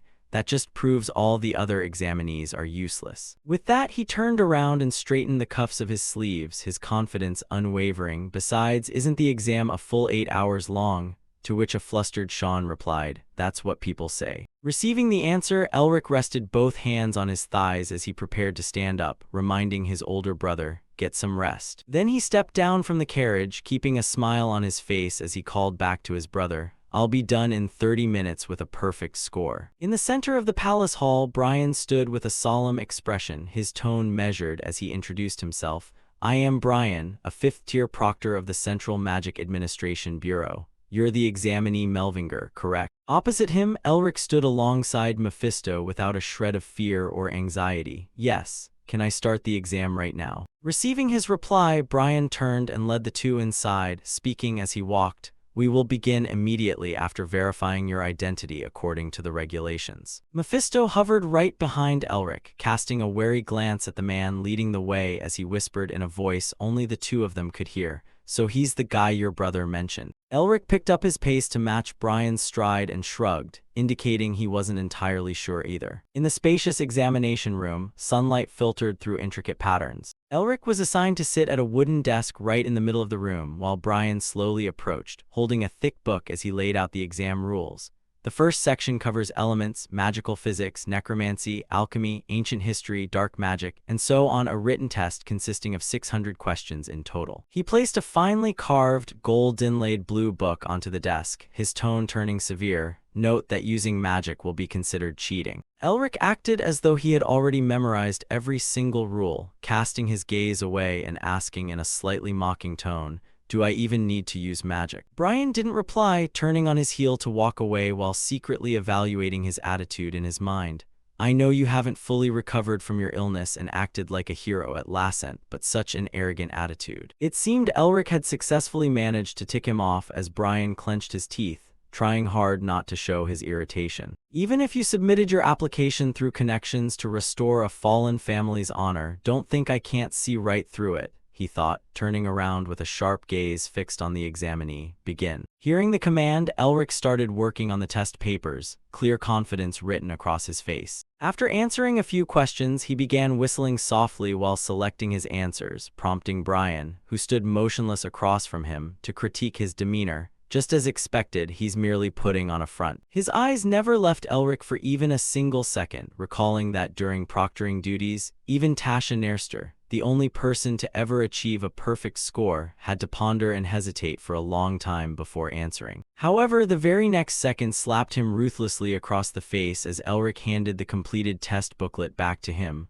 All done. Brian picked up the papers with a bewildered expression mixed with sheer disbelief. 15 minutes. You didn't even bother pretending to try, huh? He placed his ring-adorned hand onto the mirror-like surface of the book. There was a time when I deeply respected the Melvinger family. The ring emitted a red glow as the numbers started skyrocketing. But now you're just dragging their name through the mud. When the final score materialized, Brian gasped in shock. A perfect score. Refusing to believe his eyes, his expression turned deeply awkward. "What is this? How is that possible?" Elric paid no heed to the proctor's stunned, disbelieving face, his voice remaining calm with a hint of banter. "May we move on to the next section?" Brian flusteredly replied. "Right." Snapping his fingers internally, Brian muttered to himself to rationalize the flawless test. "Ah, right, you always ranked first in theory back at the academy, didn't you?" An attendant brought over a large green orb. "Clearly, you've spent an entire millennium pondering theory." Thinking this, Brian unconsciously broke into a sly, confident smirk, certain that the young man wouldn't be able to coast on luck for the next part of the test. Maintaining his smug smile as he prepared to watch Elric make a fool of himself, Brian announced, "The second part is the mana control test. You can't rely purely on theory here." He walked over, placing both hands near the magic orb, and Elric followed suit. Placing both hands on top of the orb, the required volume and purity of mana were set way above standard. even many veteran mages failed at this stage. A burst of golden light suddenly erupted from within, startling Brian and forcing him to take a few steps back. What? Suddenly, spider-web cracks began spreading across the surface of the orb. Right after that, a loud explosion rang out as the orb shattered into hundreds of flying fragments. Brian stared down at the debris on the desk, sheer terror written all over his face, while Elric looked somewhat troubled. He scratched his head sheepishly with a fake laugh. Does breaking it count as failing? The proctor bit his lip, his expression still refusing to accept reality. Sean leaned against the carriage, gazing forward with a hint of surprise. Elric was slowly walking back toward his older brother, maintaining the same arrogant, confident posture he had when he first walked in. What's this? Did I really come out after only half an hour? Looking at his younger brother, Sean asked, how did it go? He broke into a light smirk. Immediately afterward, Elric tossed a gold-plated badge toward his older brother. Why ask when it's obvious? Sean glued his eyes to a newspaper bearing the headline, "The Maximum Score BELONGS 2, the Brilliant Radiance of ELRICMELVINGER. He exclaimed, I'll be back before this cup of tea goes cold. Before leaving the carriage, he had made his supreme confidence clear to his companion. Suddenly panicking, Sean questioned him, Hey, were you planning to write an entire novel in there? Mephisto shook his head in exasperation as Sean remarked, Unbelievable, you annoying lucky bastard. How on earth did you finish in just 30 minutes? Sean suddenly remembered a question of his own. Hey, what place did you pick for your third practical test assignment? Elric leaned his head back casually. I'm heading to the Scarlet Soul Forest. Surprised by the choice, Sean asked, that sounds simpler than I expected. Don't you want to stand out more? Why not pick somewhere more challenging? Elric turned serious, maintaining a calm demeanor. We're short on time, so I just want to wrap this up quickly. He raised his head to double-check something. Mephisto, the story Otto mentioned about that place is true, right? And the demon laughed heartily, waving a hand. Whether you believe it or not is up to you. Elric fell into deep, pensive thought, a manuscript hidden amidst a place teeming with souls. If it was a work by Otto Hahn, it wasn't hard to believe. Perhaps the ghosts rumored to haunt the Scarlet Soul Forest are the guardians from that story. Suddenly, the sound of a door opening drew the attention of both Elric and Sean. The silhouette of a woman walked in. It was Hazer, wearing a cheerful expression. Elric, can I talk to you in private for a moment? Afterward, the two of them took a stroll beneath the hazy, starlit night sky. Unable to hide her curiosity, Hazer asked, You said you're heading to the Wince border province, right? Causing Elric to roll his eyes in surprise. Right, the Golden Imperial Edict was issued. What other choice do I have? Not just me, the Magic Tower and the Red Lion Duke's family were summoned too. But why bring that up? Hearing this, Hazer felt a weight lift off her shoulders, because it looks like I have to go there too. My organization received a general mobilization order. Elric instantly stopped in his tracks, hesitating. Wearing a questioning expression, he asked, But you don't have to obey it, right? You aren't even an official member yet, to which she answered with a serious look of prior resolve. Affiliated members have to go too. If I'm absent, I'll be permanently expelled. Angered, Elric shouted, No buts immediately. Hazer slammed a piece of wood down onto the ground to cut him off. She spun around with a sharp gaze. Just because you've started living a decent life doesn't mean you have the right to tell me to quit. Thanks to you, I don't have to worry about money anymore, but I love my job and I'm proud of what I've built with my own hands. Hazer emphasized sternly once more, and yet you're telling me to put down my weapons and rest. If you ever foolishly bring up marriage again, I'll crack your skull open first. Flustered, Elric tried to dodge the subject. I didn't say anything.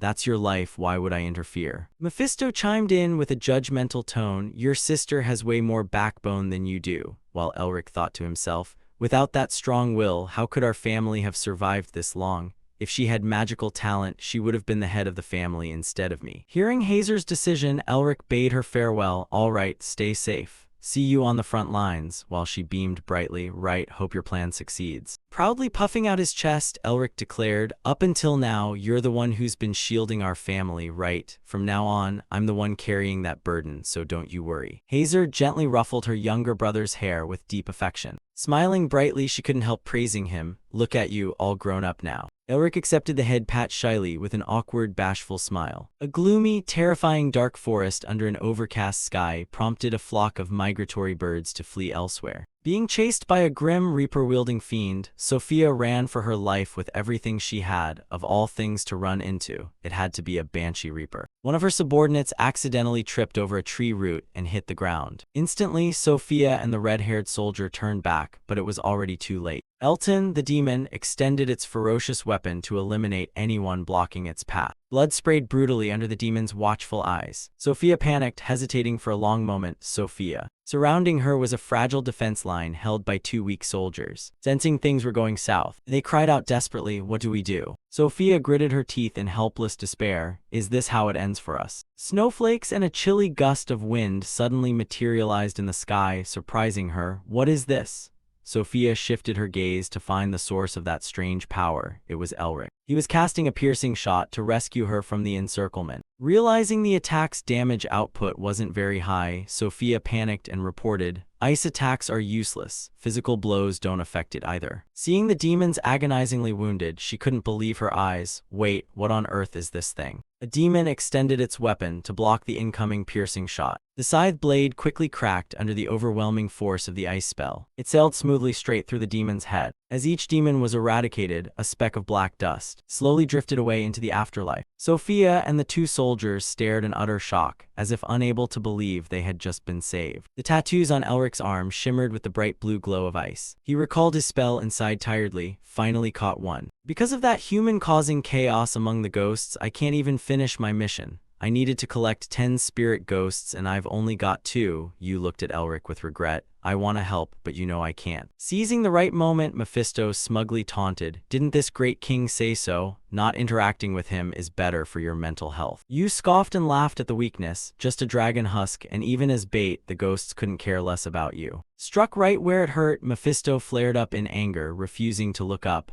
How can a bunch of lowlifes understand this king's greatness? Elric stayed silent, listening to the bickering between them. Glancing at his arm, he suddenly remembered something. Wait, why is there a Banshee Reaper here when it's supposed to be deep in the forest? And that surge of magical energy was... Elric stared wide-eyed for a long time at the freezing seal. That means Otto's manuscript might be very close by. Sophia stepped forward gently and apologized. She and her soldiers bowed in gratitude. "Thank you for saving us," to which Elric waved a hand dismissively. "I just did what I had to do." "But why were you guys being chased by a Banshee Reaper?" Elric's attention was suddenly drawn to a blood-stained book. He frowned angrily upon realizing it was a book made weathered by the remnants of battle. The two soldiers and Sophia gasped in awe at the life-saving feat, exclaiming that only a high-ranking master mage could use spells to counter a banshee, and asking if he was from the magic tower. He clenched his fists so tightly that the veins bulged as if he were holding back his burning anger. Elric's face darkened with bitter resentment as he looked at these people. His expression grim and teeth gritted as he inwardly questioned how on earth they could dare do such a thing. Glaring at the chaotic mess on the ground while trying to suppress his rage, he thought to himself that they actually had the nerve, seeing the mud-stained book lying abandoned there. Elric roared inwardly in fury, "How dare you touch my family's treasure?"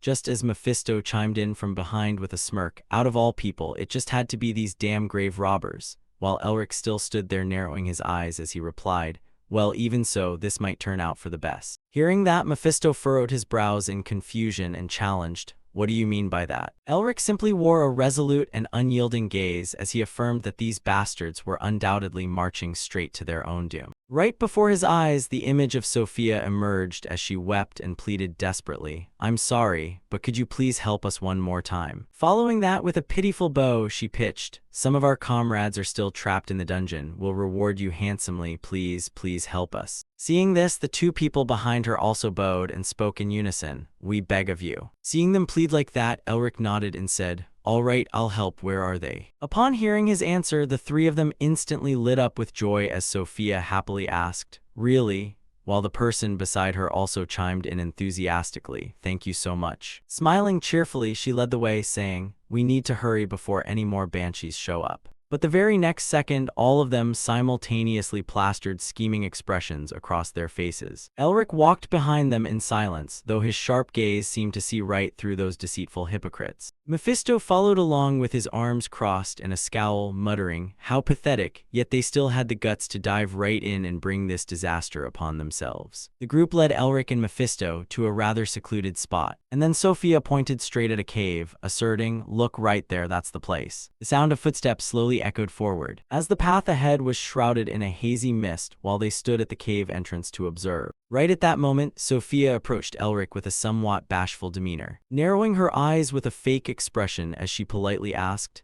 "May I ask what our benefactor's name is?" Without a moment's hesitation, he tossed out his fake name, Rick, causing the guy behind them to complain, "Huh, that name again? Talk about a lack of creativity." Clinging to Elric's arm with a blushing face, Sophia gushed, "Your name is just as wonderful as your magical talent, Mr. Rick." Though he didn't seem to care much, coldly brushing it off with, "It's just a mediocre skill." Pressing her body close against his with a subtle, sly smile, she fluttered her eyelashes and flirted, "If it's not too abrupt, may I ask which magical attribute you specialize in? I genuinely want to repay you," prompting a thoroughly annoyed Elric to frown and reply, "No need, you don't have to worry about it." He then shoved her hand away and said in a deep voice, "Let's go, you said your comrades are in danger, right?" Catching Sophia off guard before she quickly recovered, "Why yes." Elric strode ahead, leaving her standing there with a bewildered look on her face. Watching his back, Sophia grit her teeth in silent fury as she thought in disbelief, "What the hell? How can he keep such a cold expression when I practically threw myself at him?" Sighing before wearing a smug smile, she resumed her internal thoughts. His magic is decent, but at the end of the day, he's just some reclusive hermit. Breaking into a cunning grin, she thought to herself, "Well, that works out great for me. Once this idiot deals with the Guardians, I'll stab him in the back and claim all the treasure for myself." She instantly shot a meaningful look back at her accomplices, who caught the signal and nodded with wicked grins. Sophia chuckled deviously in her thoughts, "Time to stand you on your head, my dear innocent noble friend," while Elric calmly pressed forward. The four of them walked deep into the cave, finding nothing surrounding them except cold stone walls. Turning back with a frown, Elric demanded, "Where are your comrades?" With Sophia maintaining her shameless act as she replied, "They were still inside when we left, if they're safe." Continuing her theatrical performance, she added, "They're probably hiding around the fourth corner of the hallway," prompting Elric to hesitate and mutter, "That deep down." As he stepped forward to take the lead with a stern warning to be careful since they didn't know what might be lurking ahead, the guy chimed in cheerfully, "Right, we'll be careful, don't worry." Suddenly, a group of death spirits wielding giant axes emerged right before them. Startled by the terrifying sight, she shrieked and tumbled backward onto the floor, while the monsters kept charging straight toward the four of them without a second thought. The two guys standing there cried out, "Death spirits." Terrified out of her wits, Sophia screamed, "Please save us." Elric calmly extended his hand out to the side, unleashing a powerful surge of glacial energy straight toward the death spirits blocking their path. Shivering from the biting cold at the back, Sophia looked up in utter bewilderment, thinking, "What is he doing? Is he trying to freeze them? Does he not know that death spirits are immune to these kinds of attacks?" Watching the death spirits grind to a halt and lose their ability to attack, she dropped her jaw in shock and thought, "They're frozen. How is that possible? Elemental magic isn't supposed to work on these monsters." Elric turned back to check on her, asking, "Are you all right?" causing Sophia to jolt and stammer, "Why yes," as she was helped up by her companion while breaking out in a cold sweat and offering a trembling expression of gratitude. Inside her mind, however, Sophia furrowed her brows in deep confusion, thinking, "What the hell is this? He's way stronger than I thought.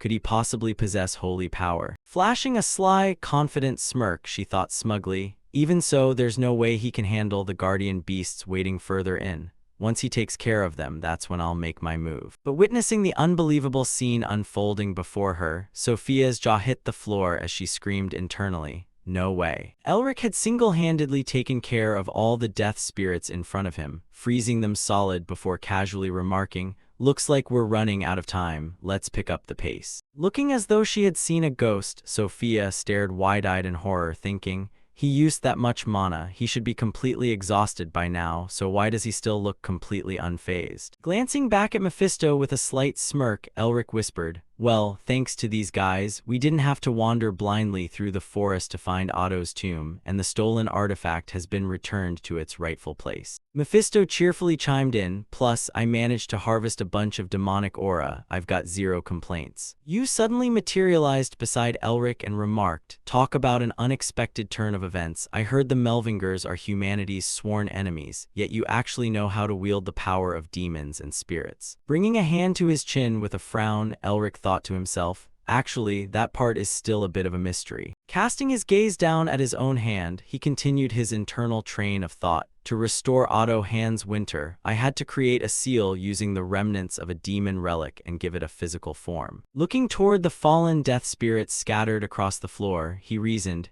every guardian of this place holds a fragment of that seal. Elric ultimately concluded in his heart, driven by a desperate thirst for power, they let themselves be swallowed by demons and brought this catastrophe upon themselves. Casting a serious side glance, he muttered to himself, I have a hunch, but it's still just a hypothesis. I'm about to find out the truth right here. Pointing down another path, Sophia chimed in, turning right here will lead us down to the deepest level. Following her directions, he walked into the gloomy corridor, where a massive, tightly sealed iron gate came into view ahead of them. Elric didn't say a word, simply activating his magic as his pupils gradually shifted to a brilliant golden hue. A deduction flashed through his mind. All the mana currents in this dungeon are flowing toward that door. This has got to be the deepest sanctuary. Turning back to ask, are your comrades trapped behind this door? Sophia put on a scared face and replied, why yes, and there's something terrifying inside, please be careful. Without the slightest hesitation, he placed his hand against the heavy door and said in a low voice, I'm opening it. Under the massive force exerted by Elric, the heavy doors slowly creaked open, revealing whatever lay hidden on the other side. The moment Elric and Mephisto laid eyes on what was inside, they broke out in cold sweat and dropped their jaws in shock. Assorted types of strange liquids sat inside bottles of all shapes and sizes, while rusted iron suits of armor were lined up neatly beside them, the entire room a dusty, neglected mess. Suddenly, the eyes of the iron suits began glowing with a piercing blue light as they slowly turned their heads to stare right at them. Breaking out in a cold sweat of sheer terror, Sophia thought in panic, all of them are reacting. Biting her trembling lips, she recalled, the last time we came here, only one of them reacted and it completely wiped out our entire squad. Glancing frantically at the other two behind her to communicate through eye contact, she thought, even if that spellcaster is strong, there's no way he can take on 10 of them at once. It's a shame, but if he dies here, we're not making it out either. Turning around with her accomplices to beat a hasty retreat, she panicked, we've gotta run like hell. A loud boom suddenly erupted behind them, startling the trio out of their wits. Sophia whipped around and shrieked at the top of her lungs, what the hell is going on? Right before their eyes, those terrifying Iron Guardians were kneeling down before Elric. Elric strode forward with a cold expression, and the Guardians bowed their heads even lower as he drew near. Trembling in fear, one of Sophia's accomplices asked, what should we do? While the other sweated profusely, what if we follow them and they double-cross us? Cutting in with her usual sharp tone, Sophia snapped, if you want to turn back, go ahead and walk home yourself. That wizard just figured out the dungeon's secret. A cunning smirk spreading across her face, she added, are you really going to give up and leave now? He hastily agreed, fine, we'll go too. Brilliant blue radiance continued to churn through the pitch-black darkness, as Elric cautiously walked toward the glowing light guiding the way. Casting a sidelong glance at the guys trailing behind him, thinking,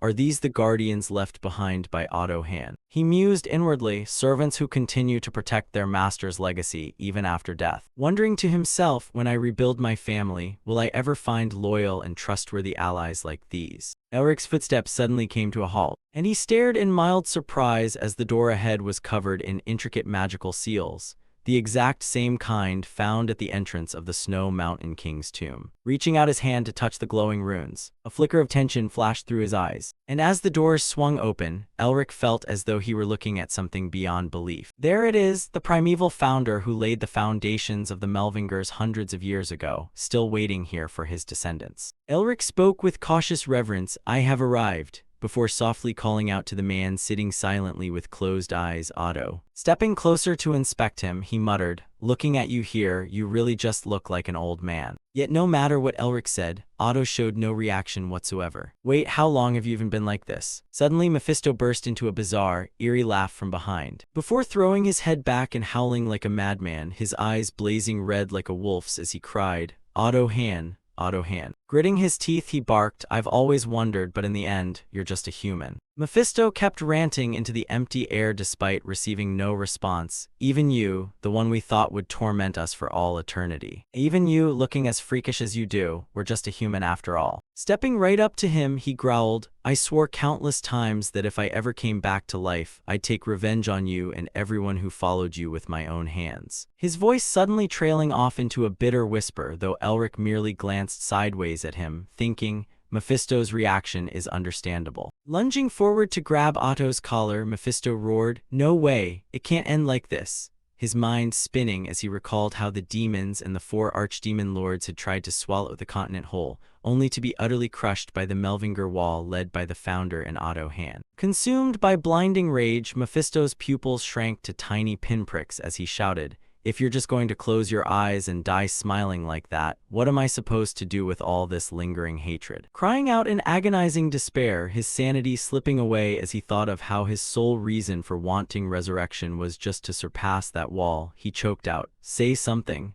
Answer me." Elric stood in silence, staring intently at the old man as he wondered, what kind of secret is Otto holding onto? Clenching his fists, he asked himself, what on earth is the Winter Seal? Swirling in a vortex of unanswerable questions, he wondered, and what is the true secret of my family? While he remained lost in thought, Otto's physical form began dissolving into thin wisps of smoke. Elric stared in shock, watching the old man's body fade away. Looking down as those smoky wisps slowly wrapped around his arm, he realized, this is Otto's mana. The very next second, his arm flared with a blinding light, which burned fiercely before completely swallowing Elric whole. Blinking his eyes open, he found himself standing in an entirely different dimension. Looking around in a daze, Elric muttered, "Where am I?" Otto's steady voice suddenly echoed, "You must have a lot of questions." Continuing, the old man added, "With the knowledge you have right now, there are still plenty of things you can't possibly understand." Frowning at him, Elric demanded, "What on earth is a Melvinger?" Keeping his eyes closed, Otto replied,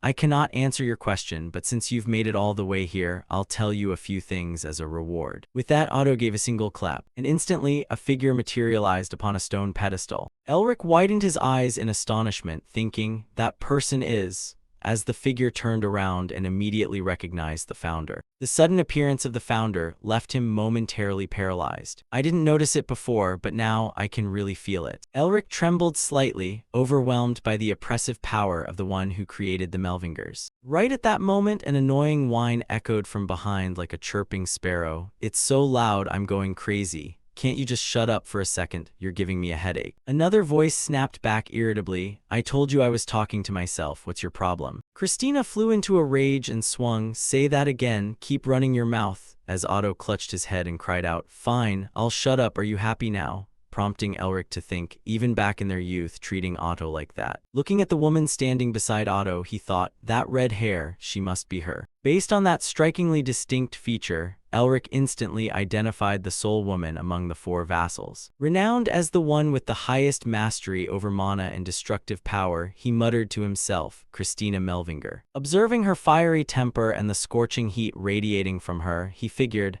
out of the 4 seasons, she must be summer. One of the vassals suddenly announced, "It's here." Elric snapped his head upward, thinking, there's something in the sky. Seeing a pair of legs emerge from the swirling black miasma, he gasped, "Mephisto." Elric hazarded a guess, could the other 3 also be demon lords like Mephisto? Right after that, a realization struck him. This is the exact same thing we saw when we fought the Eastern General. Flooding his mind was the image of the entity that brought absolute terror to humanity. The demon god, the founder, and the 4 seasons. The demon god and the demon lords. And thus their battle began. With the wind howling fiercely overhead, Elric stood frozen in disbelief, thinking, I can't believe this. Mephisto charged forward like a madman, only to be forcefully intercepted by Otto amid a deafening crash of colliding steel as Mephisto snarled, I thought I was finally strong enough. The sheer shockwave of their blows exploded violently like rolling thunder, making it impossible to even fathom what it felt like to stand before them. Suddenly, a streak of crimson light stabbed down from above, sending violent cracks spiderwebbing across the ground. The demon god descended from the sky, exuding overwhelming pressure, holding a black orb in its hand that rumbled with deep, resonant vibrations, and shot crackling bolts of lightning into the air.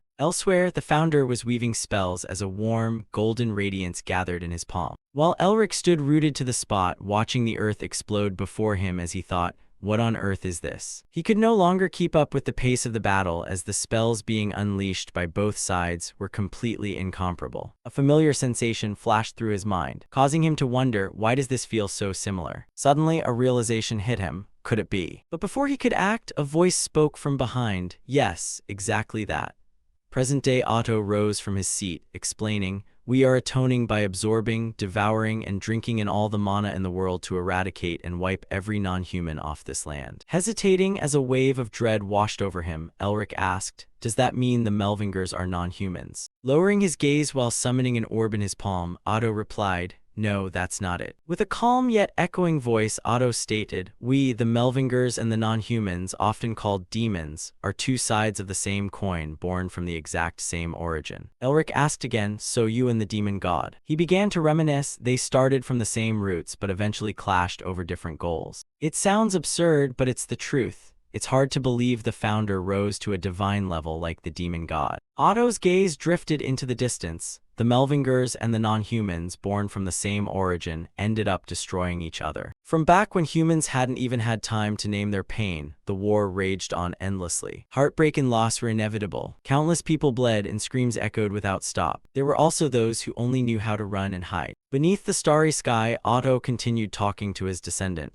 But in the end, we won. A new turning point found them, yet a problem arose. We won the battle, but we lost the war. Elsewhere, the founder and the demon god confronted each other, a pillar of sunlight contrasting two factions with differing goals. The demon god's voice echoed with an eerie resonance, so in the end, you're still just human. You chose that path, didn't you? His opponent said nothing, silently wiping away the blood at the corner of his mouth. He continued, every word painting a brutal reality, yet that arrogance ultimately led you to your death. Even if I vanish, I will leave something behind somewhere, unlike you, who never will. The founder let out a slight smirk, a smile that was radiant yet serene. Elric's voice held a trace of loss. You mean the founder was defeated by the demon god? Otto didn't deny it. Yes. In the end, the curse he bore killed him, while the demon god could resurrect anywhere. Tapping his hands together as if remembering the next development, he added, before closing his eyes, the founder left behind many prophecies. Otto recalled the scene. He leaned against the great tree and uttered his final words before drawing his last breath.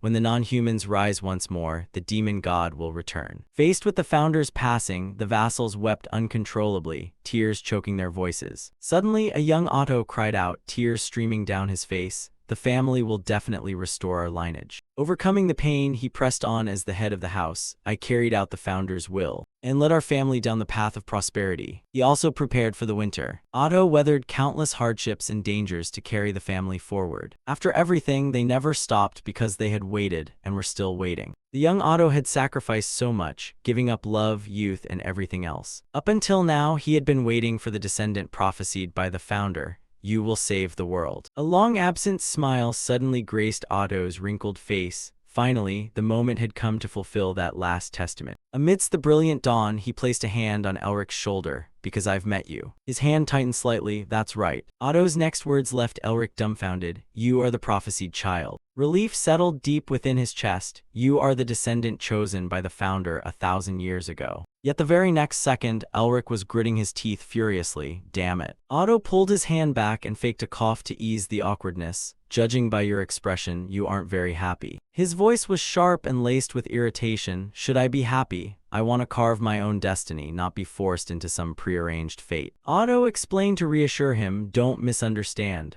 A prophecy is just a prophecy. The world constantly branches off into countless paths that keep shifting. His next question caught Elric off guard. Surely you felt that for yourself already, haven't you? The familiar image of the Tiger King Yul flashed through his mind. Otto patiently explained further, prophecy or not, the final decision is always yours. Even if you didn't seek out this arrangement, we aren't forcing you.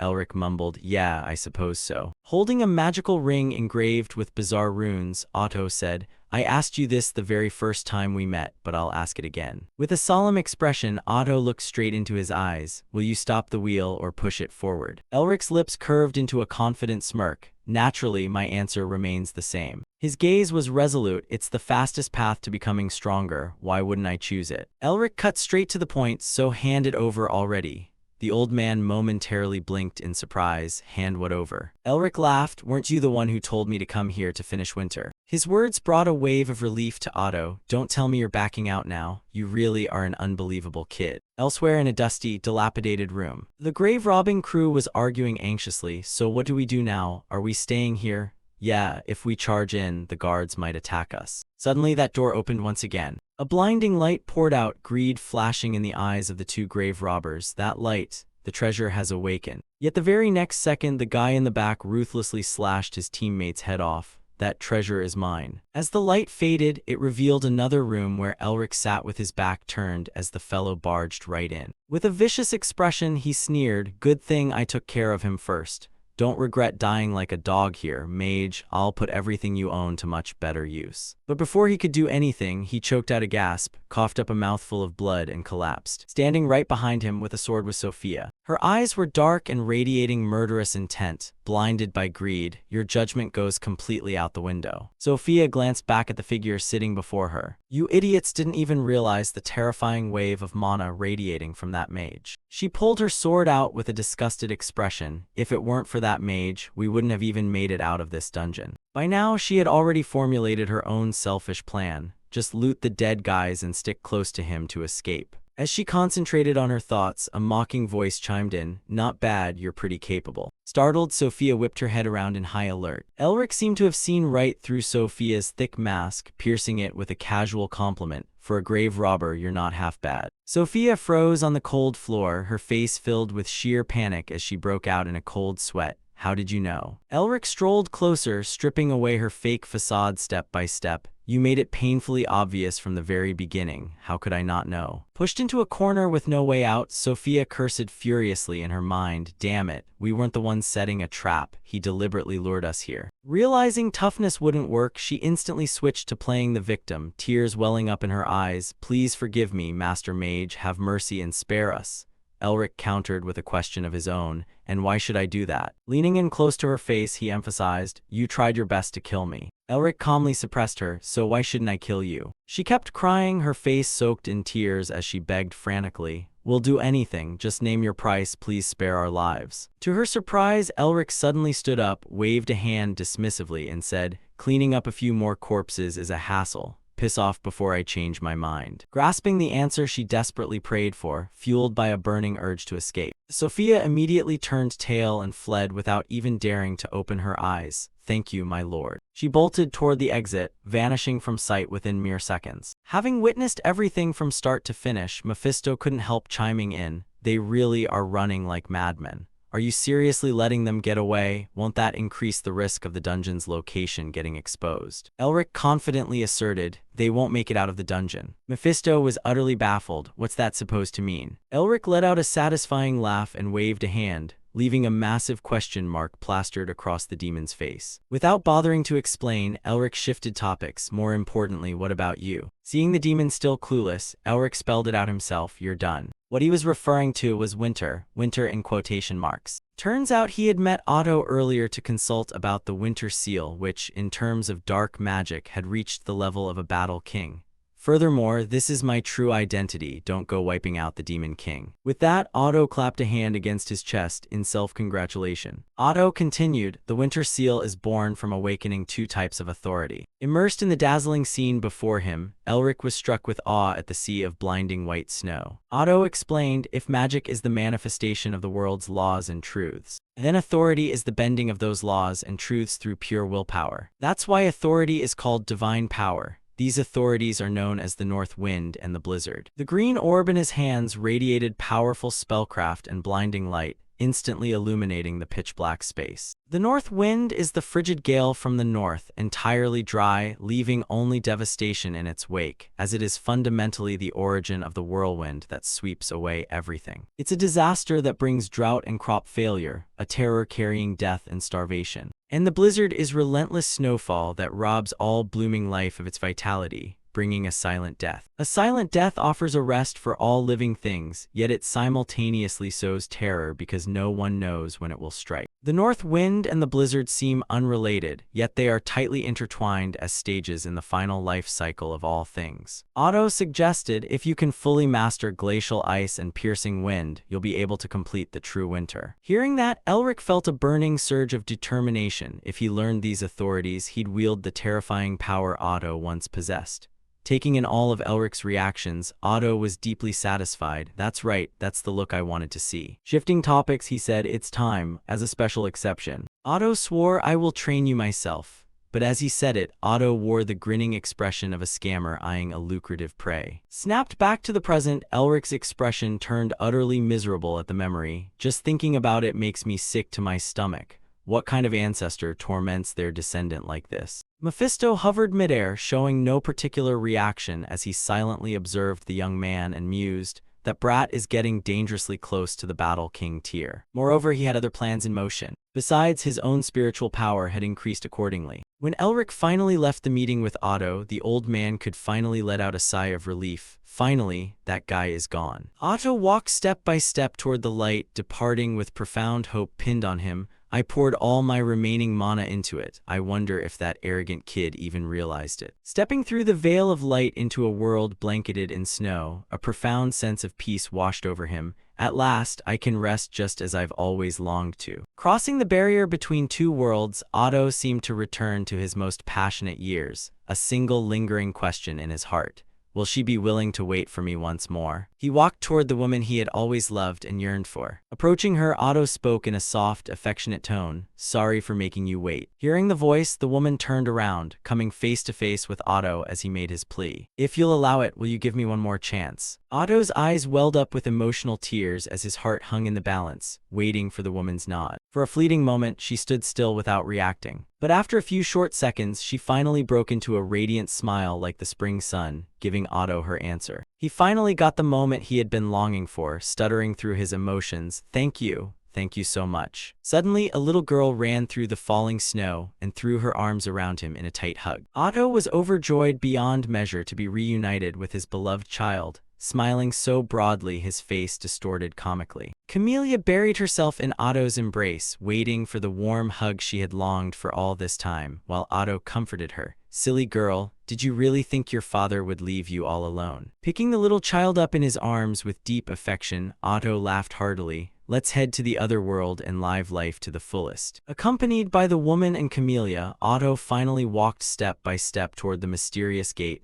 a family of 3 ready to live out their next chapter together. With the companionship of those he cherished, Otto walked away without looking back, decisively leaving this world behind. The next generation is going to have their hands full. Still down in the dungeon, Elric felt a sudden shift. Did I just hear something? Or maybe not. A sudden fleeting sense of relief brought a soft smile to his face. He seemed to sense the departure of the man he respected. Though the old man wasn't physically present, he bowed respectfully as an essential sign of respect. Even though you put me through hell, thanks for everything up until now. May you rest in peace. Mephisto also sensed Otto's disappearance, turning his head to search the area. He traced his fingers affectionately over the familiar chair. Otto Han Melvinger, my longtime rival. Following after Elric's departing figure, the demon muttered to himself, someday we'll meet again to finish this unfinished fight. Meanwhile, Sophia was running for her life through the tunnels, desperately trying to escape. Damn it, I lost all the treasure and now I'm forced to run like a dog. After sprinting frantically, she finally found the tunnel exit, but dense vegetation surrounded the area, prompting her to exercise extreme caution. Sophia decided to hide nearby until he left, then sneak back in to grab something. Yet her next thought quickly dismissed the idea. If I get caught, I'm genuinely dead. Best to just. In the end, she resolved to escape outside, her foot just crossing the boundary between the stone floor and the dirt outside. Before she could even step fully out, Elric's parting words echoed in her mind. If you dare take a single step outside, you die. Right at that moment, an unfamiliar voice rang out not far away. What a sharp-eyed woman. Sophia immediately raised her head to look and quickly recognized them. The cleanup squad of the Blue Lion family, disciplined and operating in a tight unit. Tannant, leading the group, spoke up first. Is Elric in there? Sophia instantly recognized Chengrang. But before she could even catch her breath, she panicked. Wait, Elric? Did you say Elric Melvinger? Isn't that Mage the hero of Lassen? Sensing something terribly wrong, Sophia blurted out, I have nothing to do with him.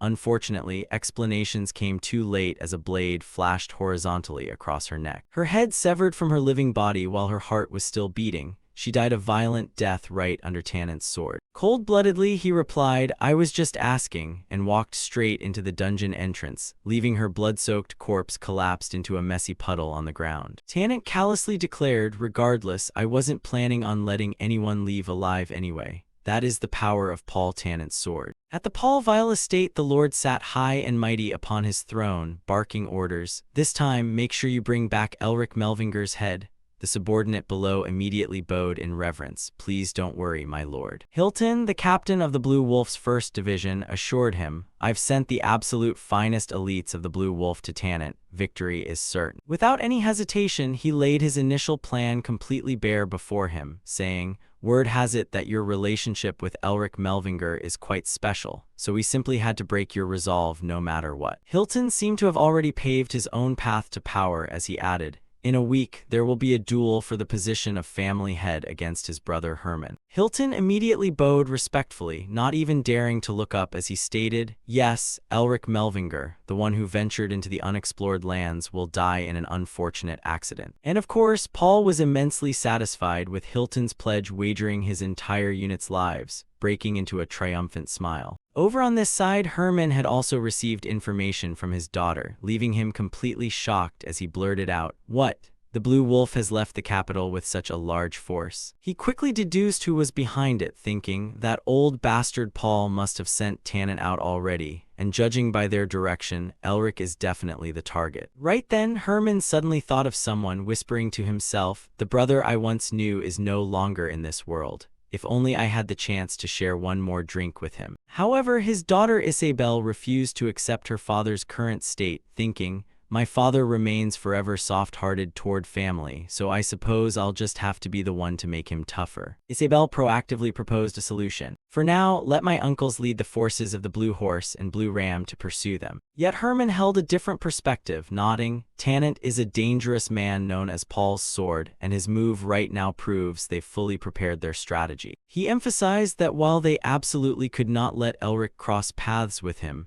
Tannant had already arrived right at the entrance of the dungeon where Elric was still staying. Though trying to force his way in certainly wouldn't be that easy, as the moment he stepped foot inside, countless banshees materialized alongside the Reapers of Death and rushed toward him to claim his life. The men accompanying him drew their swords and assumed combat stances as he shouted in command, "Step back." Faced with the sudden assault of the Banshee squad, Tannant surprisingly ordered his subordinates to fall back, foolishly wasting his own energy by leaping forward, drawing his sword, and declaring war on the Banshees. However, those Banshees weren't skilled or powerful enough to defeat him. Instead, they served merely as sacrificial pawns to buy time for Elric and drain a massive amount of his stamina. In no time at all, every single Banshee was cut down by the sheer blade in his hand. Arrogantly complaining, he sneered, "Slashing up a bunch of ghosts isn't the slightest bit entertaining." Growing even more frantic and bloodthirsty as he set his sights on Elric, he muttered, "If only some real men would actually step out to face me." Speak of the devil, as the surrounding air suddenly dropped in temperature, startling him. A bone-chilling wind blew out from the dark tunnel in an instant, making him wonder in suspicion, where on earth is this freezing wind coming from? But the very next moment, Tannant realized his quarry had finally appeared, shouting, "So you've finally decided to show up." Right then, Elric and Mephisto emerged from the old, gloomy tunnel as he unhesitatingly called out, "Elric Melvinger." Mephisto finally understood Elric's true intention from earlier, asking, "So you let that woman go back then just because of these guys?" To which Elric replied, "I noticed someone tailing me right from the edge of the forest, so I figured I didn't even need to dirty my own hands." Hearing that, Mephisto felt thoroughly amused, remarking, "That's definitely our bloodline," before asking, "So what are you planning to do now?" Turning around with a challenging smirk directed at Tannant, Elric replied, "I just learned a brand new trick, shouldn't I test it out right away?" With just a flick of his hand, the dark tunnel was instantly cloaked in layers of thin frost carrying a freezing gale that surged forward in a blur straight toward Tannant's group. Realizing the situation was turning south, Tannant barked the order for everyone to ready their ice magic scrolls, tearing his spell scroll in half within a split second. He remained fiercely confident in his team, thinking, we know for a fact that the Blue Wolf's 2nd and 3rd divisions were taken down by ice magic. Confronted with the overwhelming surge of the blizzard, the entire squad huddled together tightly, while Tanit maintained his blind faith in their 7th circle fire magic, shouting, "Your spells will never work against us." Tanit took the initiative first, slashing through Elric's ice chains with a single stroke of his sword. After shattering the ice chains in just a few swings, he lifted his chin in defiance and taunted, "Is that truly the best you can do, Melvinger?" He mocked further, "Those cheap tricks won't work. Blocking my vision is completely useless." Yet the very next second, he froze in absolute shock right where he stood. A ferocious gust of wind swept in and instantly snuffed out both the ice and fire magic of Tanit's squad, leaving him utterly bewildered as he stammered, "What?" Meanwhile, Elric walked calmly through the swirling, blinding white blizzard without even wearing a cloak, steadily striding toward him as Tanit stared in a daze, wondering, "This aura is..." By the time they penetrated deep into the tunnel, completely engulfed in freezing frost, they realized far too late, it's a blizzard. The raging, wrathful winds howled as they rushed directly toward the densely packed group, and rapidly froze them in place like an invisible chain, reaping away their lives. The winds raged on relentlessly, encasing every single corner of the tunnel in solid ice. Tanit was no exception, his situation even more critical since he was the leader. His body frozen to the point where only his mouth could move as he gasped in shock, "My lungs are freezing over in the blink of an eye. Is this the power of a mere human?" Terror gripped him in that exact moment, panic flooding his features as breathing itself became an agonizing struggle. Repeating, "No way," Tanit desperately refused to face the harsh reality that most of the men accompanying him had already been frozen solid. With only a handful left sharing his fate, he stared blankly in disbelief. Elites protected by a 7th circle spell circle got taken down in a single blow. Completely overwhelmed by panic, Tanit doubted his own senses, muttering, "He just became a mage not too long ago. How on earth is this possible? Don't tell me he's gotten even stronger." In stark contrast, Elric didn't look the least bit fatigued. Realizing the situation was hopeless and desperate to save his own skin, the coward turned around and ordered a retreat, though only 2 men remained unfrozen behind him. Elric watched his pathetic attempt to escape with a sneer, thinking, since ancient times, winds blowing from the north have always carried death, earning them the name of the cursed gales. The banshees suddenly materialized once more to block their path, perfectly aligning with his explanation,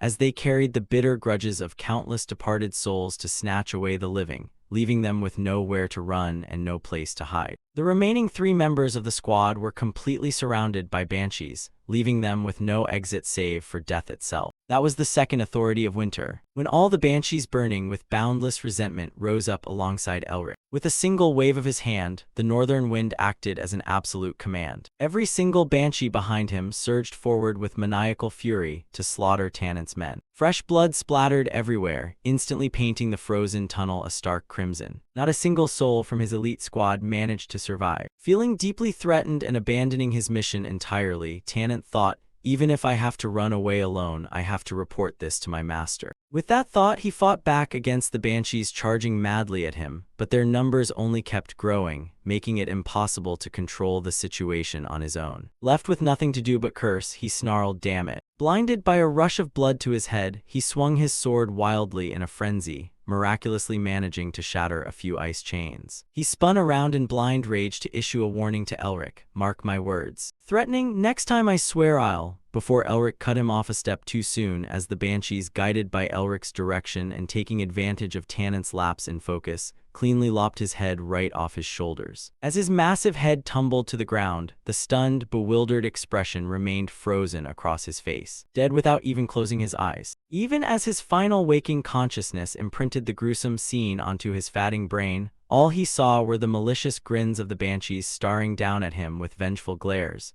as the short skirmish ended with the ghouls still lingering above the corpses. Once everything was over, Elric collapsed heavily onto the floor, gasping for breath as he dragged in lungfuls of air like he had just returned from the gates of hell, thinking, "I probably shouldn't ever use this power casually. Even just a single usage completely drained all my mana. Mephisto leaned down beside him and deduced, a blizzard and the northern winds. Looks like you've been fully acknowledged as the true successor of winter. Pondering for a moment, he muttered, winter, huh, so does spring come next, leaving Elric staring in a daze. Musing thoughtfully, spring, Mephisto explained, winter is only the beginning, you have to gather all 4 seasons. He remembered Otto mentioning this matter earlier. The 4 seasons are fragments split from the ancestral power into 4 parts, and if you gather all of this power, the ancestral magic will be fully unlocked. Elric was thoroughly stunned by that sheer magnitude of power, as Otto had continued. Winter alone is terrifying enough, but if you acquire the power of the remaining 3 seasons as well, affirming you'll wield unimaginable strength,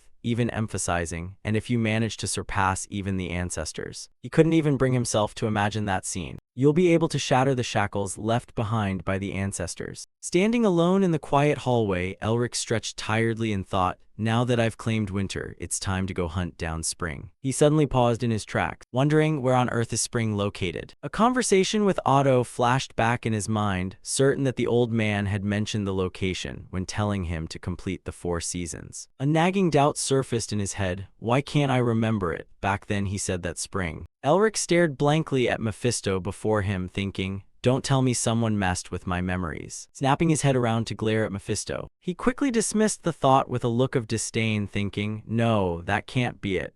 Mephisto doesn't have the strength to place a seal on me, and besides, he's the one who wants to see me grow up the most. Swallowing hard, Elric considered another possibility. Then who on earth did it? If someone could place a seal on me without me even noticing, they could easily take my life before I even had a chance to react. Elsewhere, Blay led a vanguard troop forward while urging, hurry up, we need to catch up to the Blue Wolf unit at all costs. They charged straight into a nearby dungeon, before Blay suddenly halted in front of the gates, cursing under his breath as several bodies lay dead before them. Arden cautiously stepped closer and asked, what should we do now, brother? As Blay furrowed his brow in analysis, let's push forward first. His sword gleamed as he drew it from its scabbard, vowing, if anyone dares to lay even a single finger on my grandson-in-law. Blue auras flared through the dark night as his blade. Blay suddenly paused in mild shock. The vanguard troops ahead of them had all been turned into ice sculptures. He walked up to an unmoving head, and dropped to one knee with a hint of sorrow, muttering, Tannant, even someone like you couldn't take him down easily. A sudden noise echoed from behind Blay. Arden and the knights found themselves surrounded by phantoms as he screamed, everyone, prepare for battle. Blay glared with murderous intent, shouting, if you bastards want to die, come ahead. A banshee clutched its scythe and wore a creepy smile. Blay matched its hostility until someone cut in, that's enough. Both humans and spirits instantly froze in their tracks. The Reapers of Death simultaneously drifted off in one direction. Elric and Mephisto sauntered out as Elric complained, if you guys kept going like that, someone actually would have died, you know. Seeing this, Blay and Arden dropped their jaws in stunned silence. Shortly after, the group gathered together in front of a cave entrance. Elric raised his hand high and clenched it into a fist. Blue light burst violently from his crest mark, and instantly, rocks collapsed to completely block the path leading inside. Blay wiped the sweat from his brow and remarked, even a glance tells you this dungeon is extraordinary, are you sure about this? To which Elric calmly and concisely explained, it hasn't been completely destroyed, it's just hidden away so no one else can find it. Looking at the disguise he had just crafted, Elric thought with certainty, from now on, this place will serve as both our family sanctuary and our stronghold. It's all I could do. In a secluded corner, Elric touched the magic pendant hanging around his neck. In truth, this necklace served as a master key capable of unlocking or sealing every secret his family had ever guarded. Despite his explanation earlier, Blaze still felt a tinge of regret, asking, "Don't you feel bad leaving those guards behind? They're a powerful force," prompting Elric to smile with absolute confidence. "Naturally, I'm bringing them with me." Once again, his tattoo flared with blinding light. From somewhere out of nowhere, countless banshees poured out across the sky and swarmed directly into the palm of his hand. Arden and Blay were once again scared out of their wits, thinking, "Good lord, he's even more terrifying than he was at the Black Snowfield. He truly is my grandson-in-law." A moment later, Elric loosely closed his hand and flashed a smile brimming with total confidence. Mephisto frowned in disgust beside him, muttering, "Otto handed you something truly horrifying," to which Elric replied internally, Even if the Guardians are strong, they shouldn't be to this extent. Visibly annoyed, Mephisto snapped, "You don't understand. You have no idea what level Otto reached when he summoned Winter and manipulated those phantoms." Crossing his arms with a hardened expression, Mephisto continued, "Otto possessed extraordinary skills and could manipulate souls at will, even those very phantoms you're controlling right now." Mephisto suddenly shook his head and let it go. Elric glanced sideways and wondered, everyone who ever served Otto while he was alive must have been absolute monsters, huh? If they were handpicked by Otto, the man who guided the Melvinger family through its golden era, they truly deserved to be called heroes. If he managed them correctly, he could surely restore the glory of the Melvinger family once again. With that thought, Elric turned on his heel. Having inherited all of Otto's legacy, he thought to himself, winter has finally descended upon this land after 2,000 years. It's time to announce to the world that the Melvinger family has risen once more. Early the next morning, outside the Central Magic Administration, a crowd gathered in confusion, whispering, "Why did they suddenly summon reporters like this? What's going on?"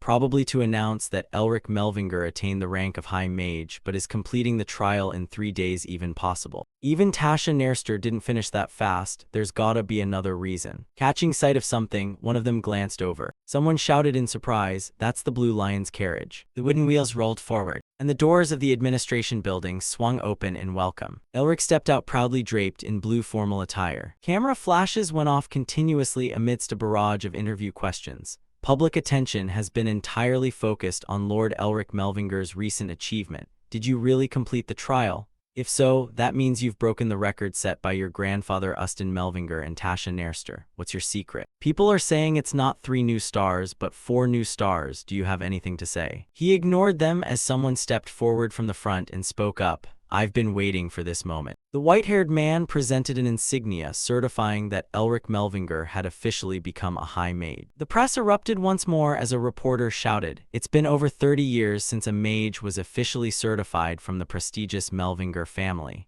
How do you feel, Lord Elric Melvinger? Please give us a statement." Only then did Elric speak up. "I will make a statement, but before I do, let me say one thing first." Clenching his fist with a darkened face, he announced, "During this mission, I was attacked by an unidentified group of people." His next words left the crowd completely silenced and breathless. Blay and Arden stepped down from the carriage as Blay declared, "It was thanks to the assistance of the Whale family that I managed to survive. And after careful consideration, I've decided to punish those who brought this humiliation upon us." The reporters dropped their jaws in breathless anticipation. "Therefore, I officially declare a territorial war." Camera shutters flashed frantically again. A territorial war? Those wars only end when one side is completely wiped out.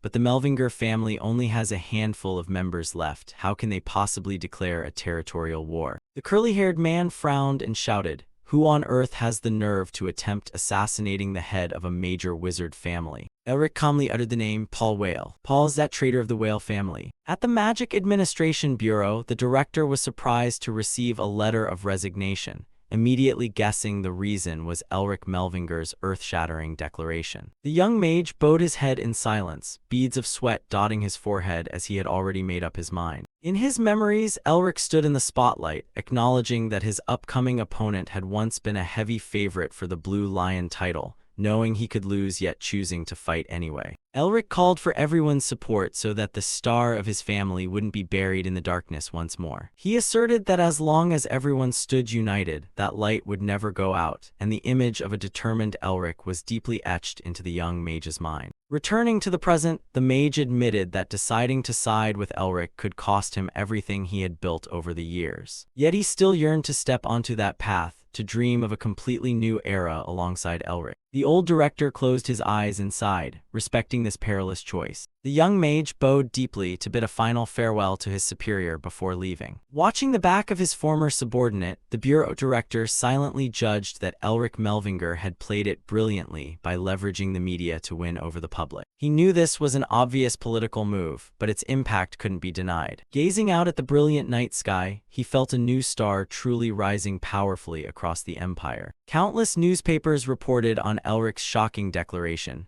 causing relentless waves in public opinion. Amidst the cold mansion, Paul Vile stood tall with a gloomy expression, calling out to the figure standing before him. It was Hilton Vile, his hood pulled tight, his eyes revealing exhaustion and resignation. Devoid of patience, Paul coldly threatened Hilton that if he didn't know what to say, he'd better just die. Right at that moment, an eerie voice echoed, cutting through the tense atmosphere and halting Paul's intent. Paul frowned and turned back toward the source of that strange sound. A pair of female demons emerged from the shadows, walking with full confidence and asserting that Hilton now belonged to them. Hilton wore a knowing smile, seeing that reinforcements had arrived, while Paul maintained an annoyed look. Paul gritted his teeth, his facial muscles twitching in anger at the appearance of these uninvited guests. The two female demons mocked Paul for losing his power and wondered if he was still fit to sit in the head of the family's chair, reiterating their offer of a dark pact. Paul considered in silence for a brief moment, his eyes filled with calculation. Finally, he turned his back, ordering the demons to continue presenting the details of the agreement. The pair of female demons exchanged a triumphant smile, knowing the prey had taken the bait. Outside, the Vile family's castle still stood towering beneath a sky full of gloomy dark clouds. Elsewhere, Elric froze upon seeing Isabel's new look, blushing and stammering without words. Isabel had cut her familiar long hair short, touching it shyly as she asked Elric how she looked. Elric clumsily praised her for looking much more vibrant and strong, while behind him, Mephisto covered his mouth in gleeful amusement at his master's expression. Isabel burst into a teasing laugh, making Elric even more flustered until he finally regained his composure to declare that she looked genuinely stunning. Isabel turned away, her gaze turning sharp as she declared that today would be the day she took her enemy's head. She insisted she couldn't afford to show weakness right now, and her short hair was the symbol of that transformation. Isabel bowed to thank Elric once more on behalf of her family, acknowledging that his contributions to her were immeasurable. The grand doors swung open and the flashes from dozens of reporters' cameras blinked continuously, surrounding the two of them. Elric looked at Isabel smiling brightly, wondering to himself if she had anticipated all of this. He realized that making the alliance between Melvinger and the Blue Lion public would put immense psychological pressure on Paul Vile. Isabel's judgment and utilization of the timing left Elric in awe, proving she was truly a valuable ally. Isabel stood in the halo of light, her smile radiant as if every burden had been lifted. The two sat on a high balcony, accompanied by a floating Mephisto, observing the formidable military force below. A blue gleam flashed in Elric's eyes as he began to analyze the strength of the Blue Lion Legion,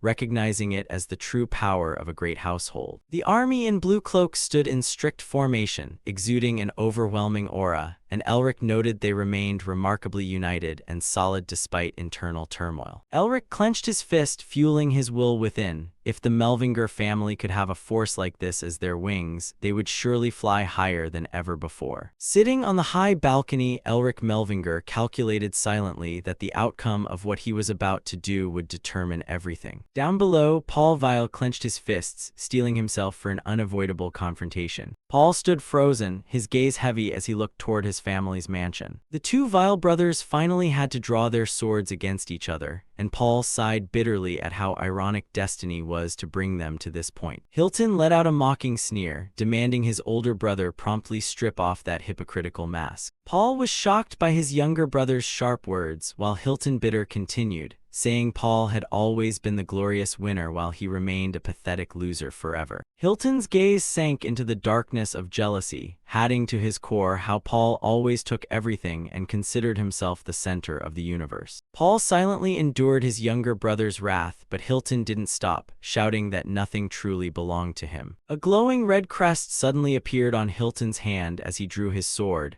determined to prove to Paul that not everything in life belonged in his hands. With bloodshot, murderous eyes, Hilton declared that from now on, he would seize everything Paul possessed. Paul looked up at the sky, trying to find a shred of final peace before the battle truly began. He coldly replied that no matter how much injustice Hilton had suffered, these rebellious actions could never be justified. Paul assumed a fighting stance, the sword in his hand beginning to release powerful streams of mana. As the eldest brother, he asserted that he must end the mistakes and sins his younger brother had committed with his own hands. A brutal battle erupted right in the middle of the plaza, and Paul rushed forward at terrifying speed. Paul's blazing blue mana sword swept downward, generating massive pressure that even cracked the ground. Hilton roared in anger, struggling to fight back with everything he had. A heaven-shaking mana explosion occurred as the blue and red energies collided violently, blowing everything around them away in a flash. Paul was pushed back a long distance, still holding his sword steady even though his breathing grew rapid from exhaustion. Hilton also staggered backward, his face revealing extreme tension after the recent clash. Immediately, Hilton shouted loudly, demanding to know who had the nerve to interfere in their life-or-death duel. A middle-aged man in a brown trench coat appeared authoritatively between them, declaring he was carrying out the Emperor's will. It was Triton, director of the First Imperial Inspection Bureau, standing there to convey His Majesty's supreme command. Both Hilton and Paul were stunned, sweat streaming down their faces at the unexpected appearance of this high-ranking official. Triton loudly spoke of how traitors at the eastern border were plotting a rebellion, defying the Empire's long-standing grace. He sternly criticized the two vile brothers, stating that instead of uniting against foreign invaders, they only cared about infighting. Sitting from above and watching quietly, Elric Melvinger listened as Triton emphasized that the Emperor was extremely disappointed by these actions. Mephisto leaned in to whisper to Elric that this seemed like a direct warning aimed at him following his unilateral declaration of war. Hilton burst into loud laughter, a smile full of contempt and defiance toward the court's intervention. He mockingly asked Triton if the Emperor not only wanted the Red Lion's head,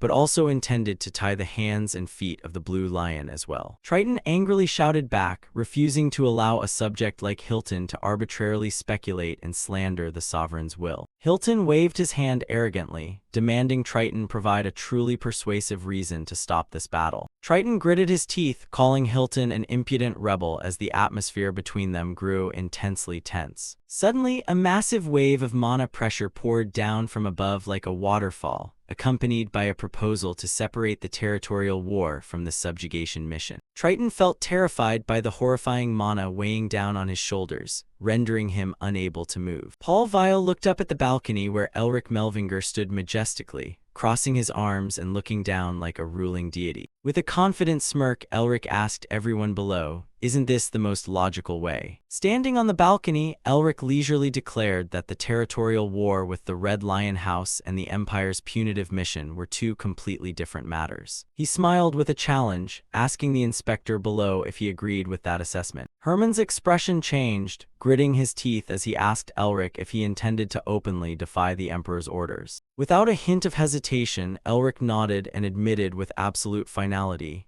"Exactly that." Herman was stunned by this arrogance, unable to believe his ears. As the Duke of the Radiant Star, Elric formally rejected the king's decree right on the spot. The inspector shouted in anger, roaring that subjects of the Empire were obligated to obey. Elric maintained his superior attitude, looking down at the chaotic crowd below with cold eyes. He added one more sentence that left his opponent speechless. "But with my current title, that order carries no authority." Herman broke out in a cold sweat, suddenly realizing Elric had caught onto that ancient treaty. It turned out the Mervinger family had existed before the Empire was founded, originally a powerful ancient magical house. To gain their loyalty, the first emperor had to make massive concessions, including that the Empire could not interfere in their internal affairs unless it was treason. The Mervinger Treaty, though long forgotten after the family's decline, still retained full legal validity. Herman gritted his teeth in fury upon seeing his trump card completely neutralized. Elric declared that although the duel had ended, the war for territory had not yet drawn its curtain. He officially appointed the Blue Lion, Herman Whale, as his representative to execute the judgment. Herman understood Elric's intention immediately. He wanted to push the political burden onto him while taking all the benefits.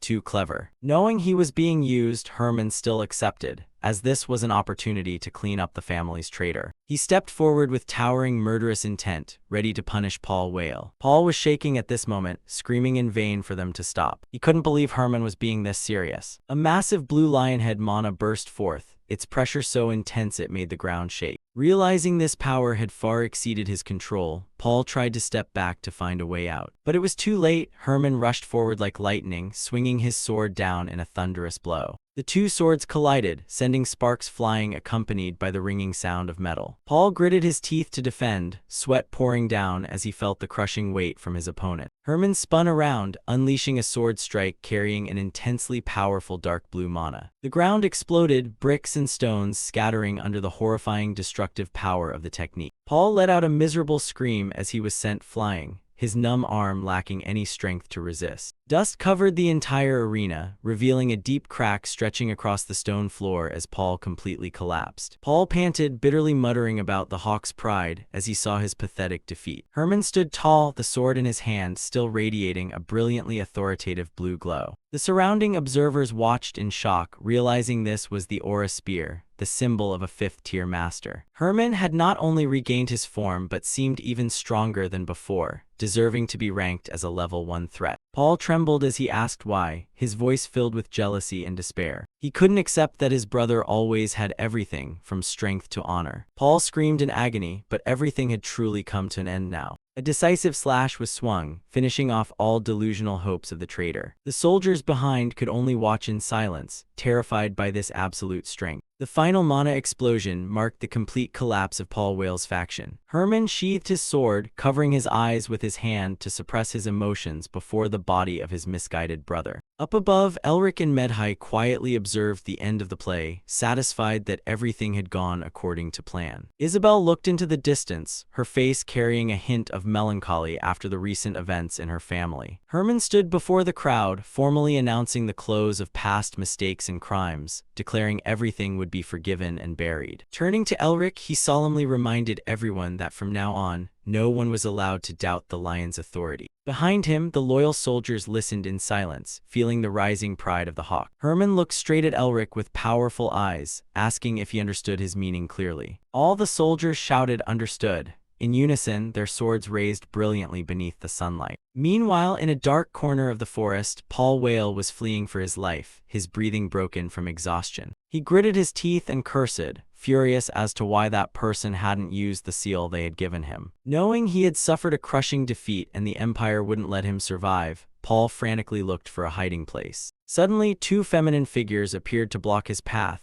the Lapis Lazuli demon twins with mocking smiles. Paul shook violently, stammering the name Lady Lapis Lazuli in utter terror. Before he could explain, purple magical threads tightly bound him, accompanied by his miserable screams. One of the female demons coldly looked down at Paul's corpse, declaring she had no use for useless excuses. With the original plan completely ruined, their next target would now shift to the Red Lion House. The female demon licked her lips, her eyes flashing with a craving look as she mentioned the name Elric Mervinger. Both succubus sisters felt Elric looked like a deliciously appetizing prey. They vanished into thin air, leaving behind Paul's cold corpse as they eagerly awaited the upcoming war with the Empire. Elric gazed into the distance, seeming to sense an ominous omen regarding the impending war. Medhai appeared behind him, asking if he felt anything unusual that had just happened. Elric admitted he had briefly felt a chill, but then brushed it aside, shifting his focus to the Inspection Bureau's warnings. Herman and Isabel approached Elric, asking with concern if he had gotten into any trouble with the king. The Blue Lion leader bowed respectfully, saying everything they had today was thanks to Elric's contributions. On behalf of the entire family, he sent his most sincere gratitude from the bottom of his heart. Elric modestly said Herman would be able to stand on his own, but Herman reminded him that he had saved his daughter and cured his illness. Elric's remedies had truly yielded far better results than expected, helping Herman recover swiftly. Medhai stood behind, thinking to herself that Elric was truly an old fox for cleverly publicizing his relationship with the Blue Lion House. Isabel smiled as she looked at Elric, while Medhai firmly believed everything was yet another arrangement by this child. Herman shared thoughtfully that his family's tragedy stemmed from his failure to find a successor. He unexpectedly placed a hand on Elric's shoulder, looking at him with trusting eyes as he made an important request. Herman clearly asked Elric to become the next successor of the Blue Lion. This sudden proposal left Elric completely frozen in absolute shock. The crowd gathered outside the gates whispered excitedly, "Who would have ever thought a mage of the Mervinger house would become a Blue Lion?" Amidst the noise, a pair of leather shoes stomped down forcefully, signaling the start of the important ceremony. Elric Mervinger stood inside the hall, listening to the commotion outside and letting out an exasperated click of his tongue.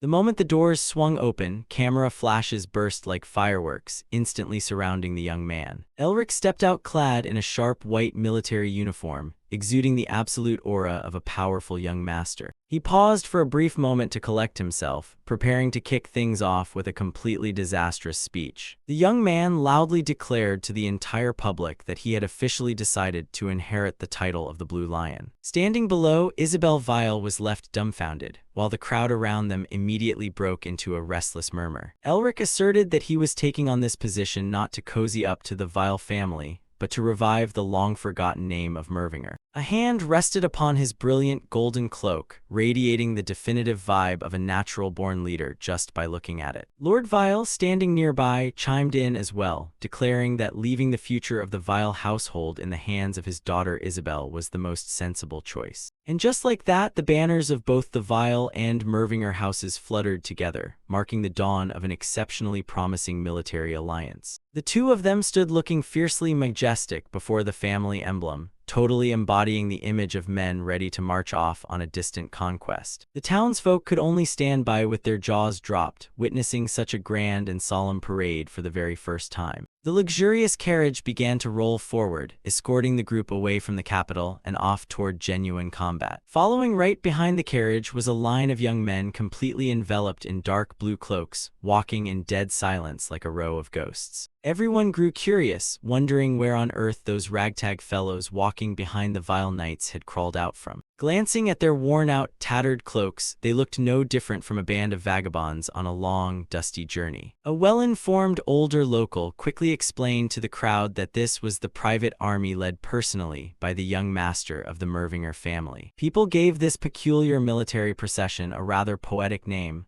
the March of the Stars. Sitting amidst the group, Elric slowly pulled down his hood, revealing a cold, completely expressionless face. The moniker Wizard of the Stars, dating back to their ancestor Wuston, was finally being revived by the young man. Their footsteps marched steadily forward, completely turning a blind eye and a deaf ear to the gossip and probing gazes of the onlookers. The owl banner gleamed brightly under the sunlight, marking the powerful return of the Mervinger family onto the world map. Inside the carriage, Elric was deep in tactical discussions with Lord Vile and Isabel, while Medhai floated nearby, eavesdropping on the conversation. The knights trailing behind still maintained dead serious expressions, seemingly having yet to truly place their trust in his abilities. Lord Vile let out a hearty, booming laugh, genuinely relieved to see Elric willing to step up and shoulder this heavy responsibility. He merely offered a subtle, knowing smirk, claiming that agreeing to become the Blue Lion was part of a hidden agenda of his own. His simple objective was to use these harsh trials to grind levels and make himself vastly stronger. The father and daughter of the Vile family froze upon hearing that, never expecting the young wizard to harbor such massive ambitions. Elric reiterated that he had accepted the proposal, prompting everyone inside the carriage to nod in thoughtful agreement. Mid-conversation, the young man turned and asked Medhai what he should focus on training next for maximum efficiency. Gazing thoughtfully into the distance, Lord Vile began recounting a shared dream dating back to the days when their ancestors were sworn brothers. The scene shifted to a desolate military camp, sitting alone amidst arid lands under the setting sun. Elric reunited with Hammon, a veteran warrior of the Blue Hawk Squad who held the secrets to a legendary swordsmanship. The older man introduced himself as the third member of that famously renowned quartet from days of old. Hammon explained that their ancient swordsmanship manual had been split into 4 parts so that each of the 4 men could master 1/4 of it. The veteran also took the opportunity to bring up Herman's past failure, nodding that even he couldn't crack the code to perfect this technique back then. Catching sight of the sword technique Elric used to utterly dismantle Paul Vile, he instantly recognized it as the quintessential Hawk's Beak style. Summoning a glowing blue hawk spirit, Hammond decided to pass on all his remaining knowledge and skills to Elric. He firmly believed that with his God-given talent, Elric would accomplish what their previous generation had been forced to give up on. Once settled, Hammond raised a single finger and asked mysteriously, "In your opinion, out of all weapons in existence, which one is the absolute most overpowered?" Elric immediately chose the spear as the most broken weapon in the world. Hammond was thrilled to bits, gripping his spear tightly to flex with immense excitement. The older man burst into laughter, giving an enthusiastic thumbs up to his pseudo-grandson-in-law, declaring the spear to be the undisputed grandfather of all weaponry on Earth. Hammond started bragging, claiming that swords and sabers were nothing more than minor, stray branches born from the stabbing technique of the spear. He advised the young man to pour his entire soul into the spear, arguing that once mastered, everything else would be a piece of cake. Elric stood there sweating bullets at the senior's extreme fanaticism. Seeing that Elric seemed to be picking up on it, Hammond decided to immediately demonstrate his 6 fundamental spear techniques for him to see. The older man's eyes suddenly flared with an intense purple glint, asserting that this was the trump card secret technique he had poured his entire life's passion into. Hammond began brandishing his spear, its bluish arcs tearing through the air and radiating an intensely heavy killing aura just by looking at it. While swinging, he dropped some life lessons, claiming that a true genius must taste defeat before rising up through their own hard work. He unleashed an ultra-fast horizontal slash, a smug grin on his face as he believed these 6 forms would be enough to give a genius like Elric a hard time. The spear in Hammond's hands at that moment looked just like a winding blue dragon, exceptionally fluid and powerful. The older man spun the spear over his head with the finesse of a professional dancer, stirring up powerful gusts of wind that blew away the surrounding dust. Finally, he drove the spear heavily into the ground, creating an impressive shockwave to wrap up his demonstration. Hammond stared at Elric with a fiercely challenging look, grinning craftily as he asked if the young man could pull it off. Elric scratched his head in sheer confusion, honestly admitting that those moves looked pretty damn hardcore. The older man sneered, saying that if it were easy, nobody would call it martial arts. It would just be a casual pastime for bored people. Hammond chuckled triumphantly, urging Elric to quickly grab a spear and jump into the training yard to practice while it was still hot. Elric stepped into position, gripping the spear firmly with an intensely serious posture, ready to give it a shot. His blue eyes suddenly blazed with a brilliant light, as if he were rapidly rewinding every frame he had just witnessed inside his head. Hammond suddenly went pale with shock as Elric began to move, unable to believe that the young man had memorized all 6 forms after seeing them just once. Every single spear strike Elric executed was accurate down to the millimeter, and even the surrounding mana flow looked identical to Hammond's. The older man cried out in sheer panic because this was completely absurd. There was no way anyone's copy-paste speed could be that god tier. That was the ultimate technique he had poured his whole life into, yet here it was being flawlessly replicated by a kid who had never even studied spear arts. Elric kept diligently wielding the spear, his movements just as fluid and powerful as the senior's original execution. While Hammond was still frozen in shock, Medhai in the background was grinning ear to ear, knowing full well this was just a little play put on by his master. Wrapping up the complex sequence of motions, Elric withdrew the spear with a calm expression and a confident smirk. The spear planted majestically into the ground, proving the so-called innate talent or outright trickery of the young wizard. Elric finally decided to spill his secret. Actually, necromancy was also part of his toolkit.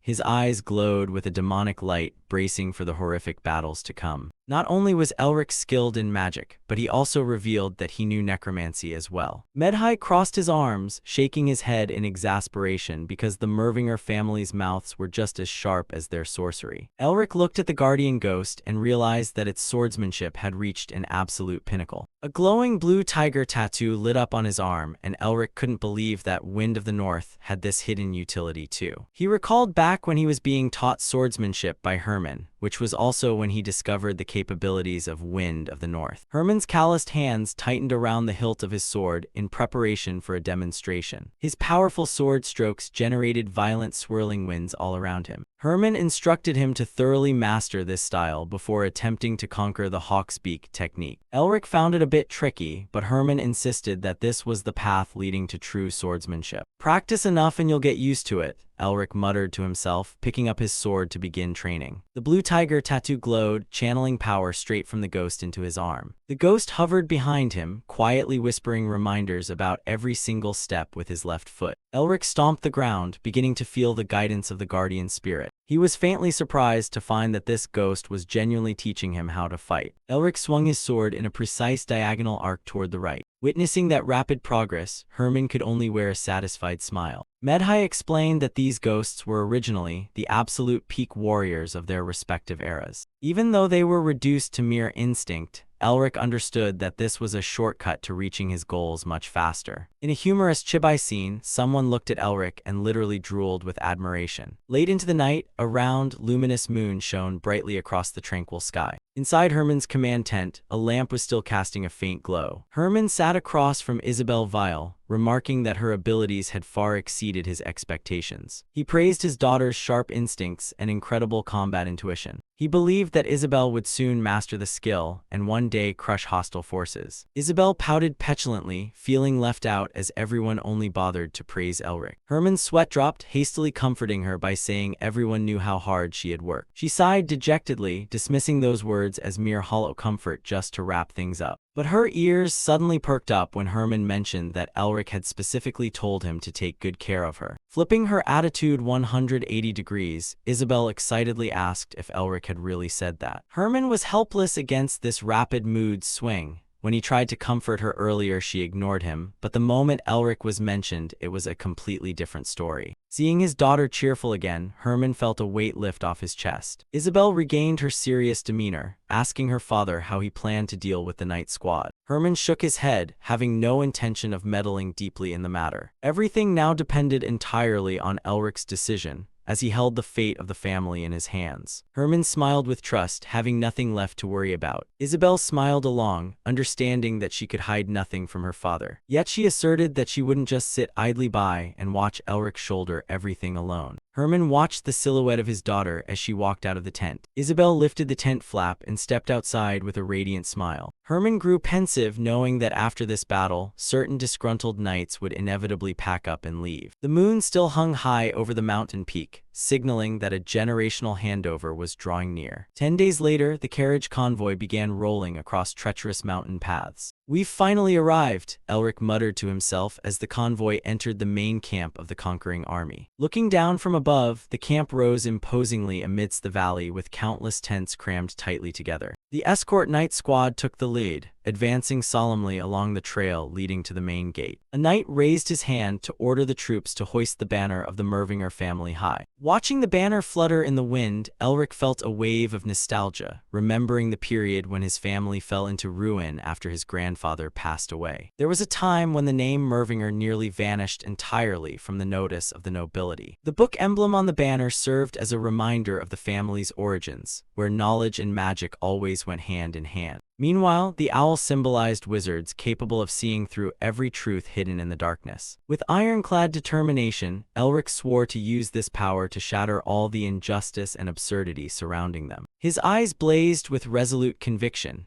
Now was the time for the Mervinger banner to flutter proudly once more. The brilliant golden grand banner fluttered beneath the azure sky, heralding the return of an ancient power. The carriages rolled through the camp gates, where soldiers stood in 2 long lines to welcome them. Lord Weil led the knight squad inside with an immensely solemn demeanor. He nodded in response to the soldiers' salute, acknowledging their efforts throughout the long journey. The Crown Prince broke into a bright smile, affectionately calling out the name of the Blue Lion family. Lord Weil was slightly taken aback, never expecting the Crown Prince to personally come out and welcome him. The Crown Prince explained that he wanted to repay the life-saving grace of years past, even if only as a small token of gratitude. Glancing around and failing to spot Isabel anywhere, he promptly inquired about her. The knights trailing behind grew irritated, assuming the Crown Prince was showing a lack of respect, but Lord Weil gestured for them to keep their cool. He asserted that Isabel was his heir, so she would undoubtedly be traveling with the delegation. The Crown Prince expressed high anticipation to meet the young lady and offer a formal greeting. Lord Weil bowed in apology, blaming himself for failing to properly educate his daughter in matters of etiquette. The Crown Prince's expression abruptly shifted upon hearing the name Mervinger, a flicker of suspicion stirring within his heart. Right at that moment, the carriage door burst open with a loud bang, capturing everyone's attention. Lord Weil intended to point Isabel out to the Crown Prince, but he froze in his tracks as well. Both men stared in utter astonishment at the sight before them. Isabel stepped out of the carriage looking stunningly beautiful, though her cheeks were suspiciously flushed. The Crown Prince stood frozen, his gaze completely locked onto her unusual appearance. The sound of footsteps belonging to the next person stepping down from the carriage made the air grow thick. Elric stepped out right after with an embarrassed expression and cheeks just as crimson as Isabel's. And the reason for that awkwardness was glaringly obvious. A bright red lipstick mark plastered right across Elric's neck. The steady sound of footsteps echoed down the palace corridor. Elric walked with a moody expression, but wait, a glaringly obvious red lipstick mark had suddenly appeared on his neck. A close-up of the incriminating evidence on Elric's neck clearly showed that some very passionate action had just taken place. Rows of cavalry and nobles stood in long lines, the atmosphere inside the palace currently dead serious. A gray-haired noble and a masked man stood side by side, seemingly observing everything in silence with calculated expressions. In another corner, Azazel grinned with flashing teeth as if he had just watched a great play. Azazel cackled right beside Elric, that laughter undoubtedly targeting the lipstick mark on his neck. Elric turned bright red, veins bulging on his neck from a mix of embarrassment and fury at the demon's trolling. Azazel chimed in with another remark, bluntly asking Elric if he was planning to hold a wedding rite after this stunt because he was moving so fast. Behind them, the masked individuals began whispering among themselves, their eyes failing to conceal their curiosity regarding the target's bold move. Elric could only cover his face with his hand, cursing under his breath at this ironic situation. Flashing back to a moment prior, Isabel Vile sat across from Elric, looking rather serious as she wanted to ask a favor of him. Elric looked straight into her eyes, asking what kind of favor could possibly make her hesitate this much. Isabel lowered her gaze, admitting that she didn't want to remain tied to that crown prince for a single second longer. Clenching her hands tightly together, Isabel said that even though their engagement was canceled long ago, society's gossip kept dragging her name through the mud, driving her crazy. Elric listened in silence, his expression growing more subdued before her confession. Isabel expressed her desire to shatter that final binding chain, wishing to break completely free from the ghost of the past. She looked at Elric with a worried expression, telling him that if this request was too much, he could simply refuse. Elric smiled with full confidence, assuring her he would help her with all his might and asking what she needed him to do. Hearing that, Isabel blushed bright red, her heart pounding heavily at his directness. Suddenly, she jumped up and stepped right close to Elric, catching him off guard without any time to react. Isabel's face was inches away, her breathing rapid and her gaze filled with a mix of determination and shyness. Elric froze, his face turning red like a ripe tomato as Isabel pressed so close he could even feel her heartbeat. And then she grabbed him by the collar, planting a kiss to stake her claim right in front of everyone to shut down all rumors. Watching the crown prince's bitter, darkened expression at that moment was an absolute treat for the eyes. Elric walked proudly between two rows of soldiers, flanked by the steadfast support of Sailor Holmes. Azazel continued teasing, "I never expected the lady to be so bold, grabbing you by the collar and kissing you right there." The crown prince must have been furious enough to burst a blood vessel back then. Just looking at his gloomy face was enough to tell. Azazel put on a startled look, reenacting that passionate scene to wind Elric up once more. Elric shot a side-eye at the demon, hurriedly denying it, though the lipstick mark on his neck couldn't hide anything. Elric stood still with a dark face, while Azazel hovered around with a persistent, sly grin. Azazel laughed out loud upon discovering that this had actually been the first kiss of the Mervinger family's eldest young master.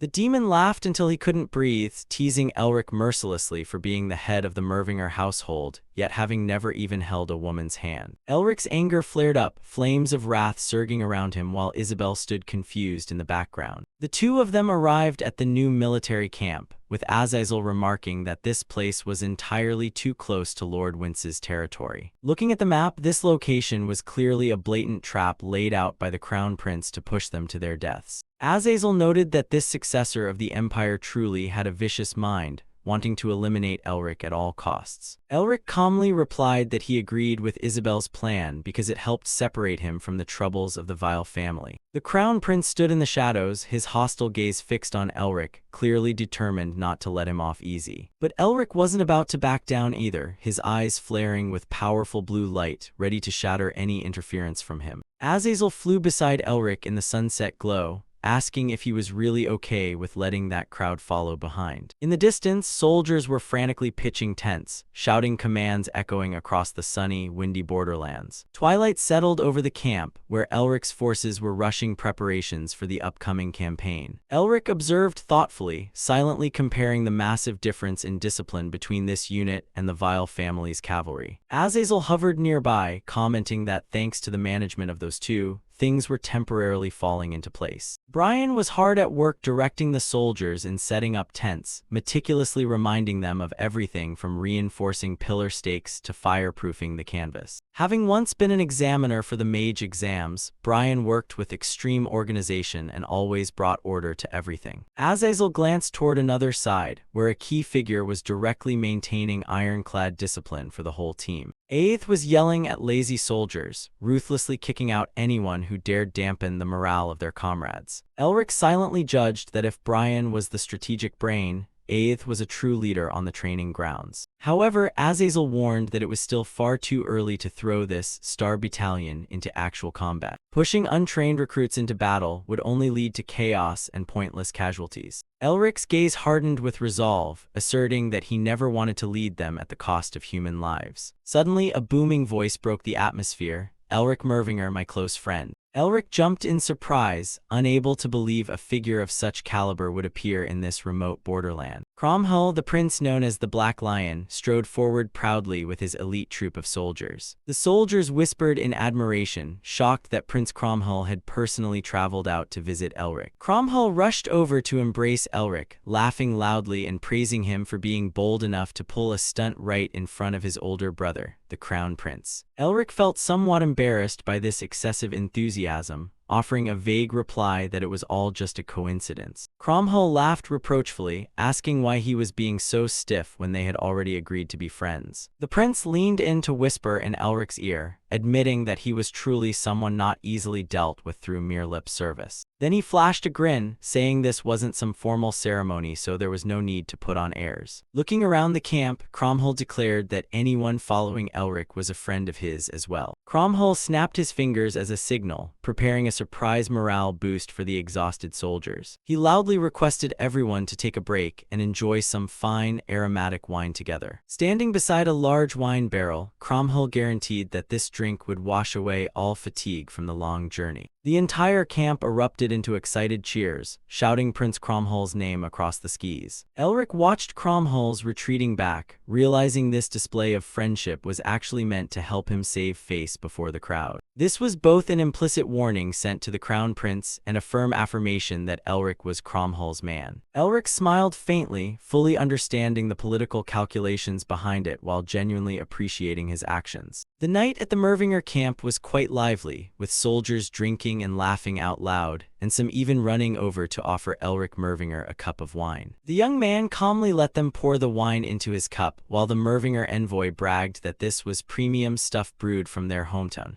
boasting an unbeatable rich flavor. Elric raised the cup and took a small sip. It seemed to suit his palate, remarking that while he wasn't well versed in drinking, this tasted pretty good. The envoy standing nearby beamed with joy upon hearing his master praise it. Amidst the fun, he suddenly froze upon seeing an uninvited guest. It turned out to be Cromhull, holding a cup and asking to join in for some fun, sending the poor envoy's soul flying out of his body. He panicked completely, stammering and wondering how to properly serve this distinguished guest according to etiquette. Cromhull put on a sad face, joking that he thought everyone here had grown close to him, only to find them still acting so polite. Fearing the prince would take offense, the envoy hastily filled a cup of wine for him to apologize immediately. Cromhull downed it in one go, looking visibly refreshed. Then he began showing off his wine-tasting expertise, declaring right away that this was Artigo region grapes brewed from year 21 without a doubt. The envoy nodded eagerly, acknowledging Cromhull's top-tier knowledge, while the prince added that even though that year had a bad harvest, the grapes were unusually sweet. Praised right where it counted, the envoy turned red with pride. Thus the three of them sat together amidst the lively, roaring campsite. Sitting beside them and resting his chin in his hand, Elric dropped a fraud right into Cromhull's face. Cromhull chuckled, asking why he would say that to such a knowledgeable person, though he had actually just glanced at the label on the bottom of the bottle. The two began a humorous banter, with Cromwell acting completely innocent and claiming he had no idea what Elric was hinting at. Elric drank his wine and thought to himself that, as expected of royalty, Cromwell was exceptionally skilled at manipulating other people's psychology. Mid-joke, Cromwell suddenly turned serious, asking Elric what his plans were and if he needed a hand. Elric knew very well that if he nodded, he would have a giant shield to block all hostility from the Crown Prince. But he smiled faintly and refused right away, unwilling to be tied down to anyone, as accepting help meant joining a faction. He asserted that he no longer had any appetite for the palace power struggles. Cromwell laughed, knowing Elric would say that, reminding him that his older brother was both stubborn and immensely greedy. He would use every trick to get what he wanted and was extremely skilled at turning situations around. Cromwell raised his fist, promising to help Elric all he could since things were about to get extremely dangerous. The two clinked their cups to seal it, and early the next morning, a secret order from headquarters was delivered straight to the Mervinger camp.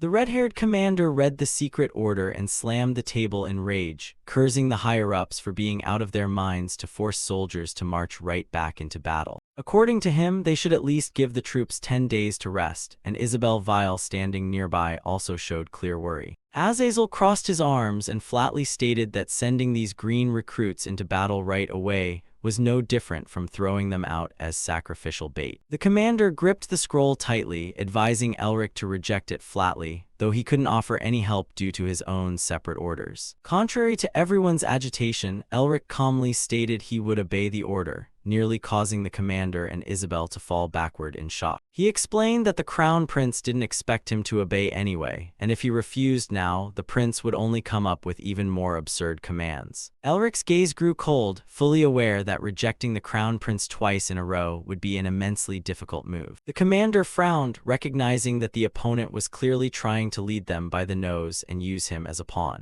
Elric admitted as much, but warned that if he didn't do it, the prince's next scheme would definitely be worse. The red-haired commander still didn't get it, asking why he had to follow such an unreasonable order, to which Elric replied this would let him strike at the Crown Prince's weak point. He wore a calculated smile, planning to turn himself into an oppressed victim so the political balance would eventually tilt in his favor. Hearing this, the commander was stunned, never expecting this kid to plan so far ahead. Flags bearing the Mervinger owl fluttered in the wind as Elric asserted that if he and his rookie battalion won a brilliant victory, then no propaganda campaign could be more effective for restoring the family's prestige. The red-haired commander laughed heartily, asking if Elric was truly confident with that ragtag bunch of rookies. Nodding thoughtfully, the commander asked what Elric actually wanted from him after hearing the plan. Without holding back, Elric dropped a bombshell. "Hand Isabel over to me," leaving the room completely silent. Standing nearby, Isabel Vile froze for 5 solid seconds, her face blushing fiercely from shock at the younger man's request. She stammered out a question, asking if this was a public proposal right in front of her father. Elric turned red as a beet from the disastrous misunderstanding, while Azazel laughed hysterically in the background and the commander looked utterly awkward. The commander laughed and said he was just joking, knowing Elric needed a skilled strategist like Isabel and wanted to keep her away from the annoying Crown Prince's sight. Isabel smiled and regained her composure, affirming she would be a capable assistant to help Elric command the Star Battalion. The red-haired commander chuckled, remarking that the Crown Prince had gotten punished by Elric today just like yesterday, and promised to assign more elite knights to him. He nodded, saying compared to what Elric had done for his family, this request was trivial and not worth mentioning. Their gazes grew sharp, with the commander reminding him that if he truly wanted to become the next Blue Lion, Elric absolutely could not afford to lose this battle. Meanwhile, at the palace, the Crown Prince was relaxing in the bath when a subordinate came in to report that Elric had officially marched out. The subordinate also confirmed that Isabel had followed Elric just as they had originally planned. The Crown Prince stepped out of the bath, his expression clearly annoyed despite the relaxing soak as his muscular frame tensed up. He muttered under his breath, complaining that the old Blue Lion knew his intentions yet still loved pulling these blocking stunts. The Crown Prince's eyes held deep hostility, thoroughly annoyed that things weren't going entirely smoothly as calculated. Muttering to himself as he walked, he couldn't understand why the Mervingers accepted such a crazy order,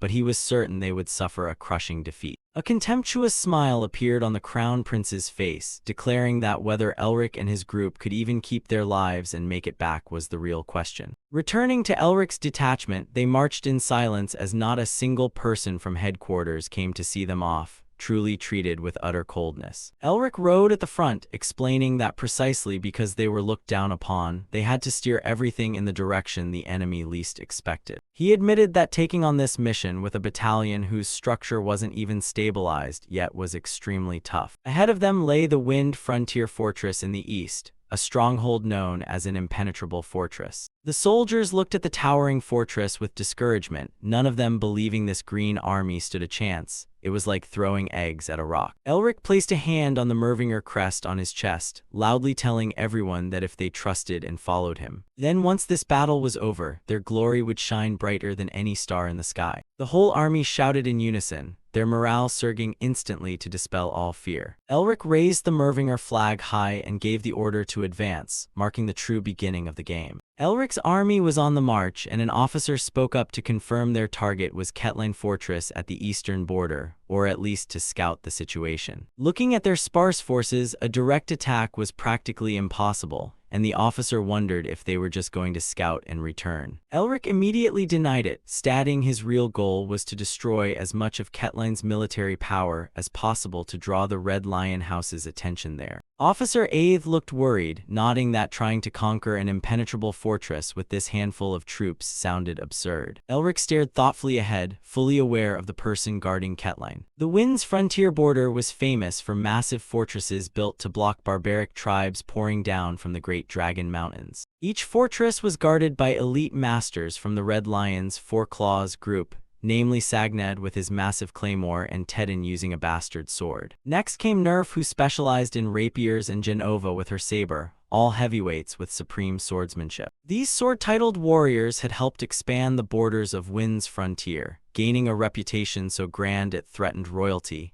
and the one commanding Ketline right now was Sagnad. The vice commander reminded him that the area was filled with cliffs and jagged rocks, making their movements very easy for enemy scouts to spot. Elric nodded in agreement, knowing that no matter how careful they were, the fortress's veteran guards would see right through them. Therefore, Elric decided to strike fast and hard right away instead of trying to hide. Brian's eyes widened in shock, not understanding how Elric planned to fight with only 100 men in his hands. Aeth wasn't any better, reiterating that Ketline had over 3,000 garrison troops, making the strength disparity terrifying. Elric smiled with confidence, reasoning that precisely because their numbers were so small, the enemy would never expect a direct frontal assault on the fortress. He made a bold declaration. He alone would handle the entire siege and occupation. Both officers froze with question marks all over their faces, unable to believe their ears. Aeth shouted to double-check, as conquering a fortress single-handedly was the craziest thing he had ever heard. Elric smirked and looked at Isabel walking beside him, as this strategy was actually the vile lady's idea. Brian sighed upon learning Isabel came up with this scheme, but since Elric had agreed, he had no choice but to accept. Elric ordered Aeth and Brian to focus on the march and maintain command ranks. The two officers could only sweat and obey while Isabel kept a calm expression behind them. The Star Battalion sped up, their hoofbeats thundering as they pushed deep into the rugged mountain terrain. Skipped close-up of horses galloping at full speed. In the distance, the silhouette of Ketline Fortress began to emerge past the rock cliffs, and Isabel stepped up to confirm the target. A magnificent structure with towering watchtowers appeared as Ketline Fortress stood tall in the eastern borderlands. Isabel reminded them that Sagnad was the most brutal among the Four Claws, a madman who always plunged straight into battle without a moment's hesitation. She warned that once an attack began, Sagnad would sortie immediately, meaning their only chance of winning was to strike like lightning and take him down in a flash. Elric smiled and nodded, having already grasped what needed to be done with that commander. "All right, my turn." Elric spurred his horse away from the formation to carry out his part. He galloped straight toward the fortress, leaving Isabel to observe from behind. Medhai hovered beside him to ask what his next move was, with Elric reiterating that the key element of this campaign was speed. He gripped the Mervinger flag tightly, his focused eyes glowing as he stared at the enemy. To win, he needed to finish off Commander Sagnad quickly, prompting Elric to immediately activate the clairvoyance magic to scan the entire fortress. A blue magical grid covered the soldiers inside to track down the leader's whereabouts. His magical vision pierced through stone walls, screening every towering spire of Ketline. The magic swept through windows, leaving no nook or cranny in the main building unchecked. Finally, Elric locked onto the target, found him. Inside the fortress, Sagned suddenly started as he felt an unusual wave of pressure sweep right over him. The Ketline commander furrowed his brow in suspicion, feeling as though someone was watching him from the void. A guard rushed in frantically to report that a unit bearing the Mervinger banner was approaching.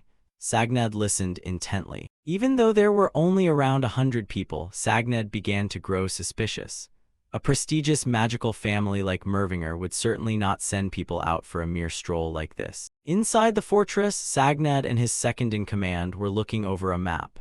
He concluded that the appearance of the Mervinger banner was simply a feint to draw attention. Sagned believed the royal army was undoubtedly moving along another nearby route to prepare for a surprise attack. With a cold gaze, Sagned ordered his troops to find the main force at all costs, strictly forbidding them from being fooled by scattered pawns. Meanwhile, Elric was observing from afar. Sensing the aura radiating from the enemy side, he realized Sagned was much stronger than he had ever imagined. A drop of sweat rolled down Elric's cheek. He admitted that breaking through this fortress would be no easy feat at all. Atop the walls of Ketline Fortress, the guards stood strictly in formation, maintaining a high level of vigilance. Suddenly, a soldier spotted something strange and called his comrades over to look into the distance. The guards were surprised to see a lone individual riding closer without carrying a white flag. They wondered if this guy had a death wish to ride out entirely by himself like that. Seeing that the opponent was all alone, the guards grew complacent. One soldier sneered, figuring that if the fellow wanted to die, they would gladly grant his wish right away. He drew his bow, aiming straight at the advancing figure, confident that a single shot would end this pathetic battle. Yet, right as he was about to release the bowstring, a blazing golden bolt of lightning suddenly tore through the sky right before his eyes, causing the guards to recoil in panic. The guard stared in horror, pointing up into the air and stammering incoherently at the sudden transformation. A glowing orb of mana was floating high in the sky, and inside it was none other than Elric. The guards began to panic upon realizing the opponent was a high-tier wizard. Medhai hovered next to Elric, expressing skepticism over whether this risky plan would actually deliver the results he hoped for. Down below the fortress, guards were hiding behind a defensive magic circle. Medhai reminded him that piercing through this defense to take Sagned's head would be an immense challenge. The demon companion Medhai grinned in a challenging manner, seemingly looking forward to his master's performance as well. Contrary to everyone else's anxiety, Elric wore a thoroughly satisfied smile at that moment. He was genuinely enjoying every single second of this battle. Elric muttered that he had been waiting for this moment for a very long time, an opportunity to reassert his strength. He gripped the flagpole tightly, preparing to let the symbol of the Mervinger family flutter most brilliantly across the sky. Elric raised the Mervinger banner high right in front of the enemy, amidst the encirclement of thousands of troops. He wanted the whole world to see that his family's glory had officially returned. From atop the ramparts, the Ketline guards stared fixedly at the madman hovering above. They realized this was the moment to strike all at once. A soldier roared in order to shoot Elric down. A barrage of arrows rained upward toward the glowing orb of mana. Elric didn't flinch at all, his eyes blazing with a powerful golden-yellow mana as he prepared to unleash an ancient family power. "Supreme power of winter," Elric shouted, releasing an earth-shattering wave of freezing mana that enveloped the entire space surrounding the fortress. The guards were completely struck dumb by the sight before them. They couldn't believe a human could possess such terrifying magical power. Up in the sky, gigantic, diamond-sharp ice spheres began to form, radiating a bone-chilling cold that engulfed Ketline Fortress. Elric officially unleashed his ultimate technique, Hanseol Reaper's Snowfall.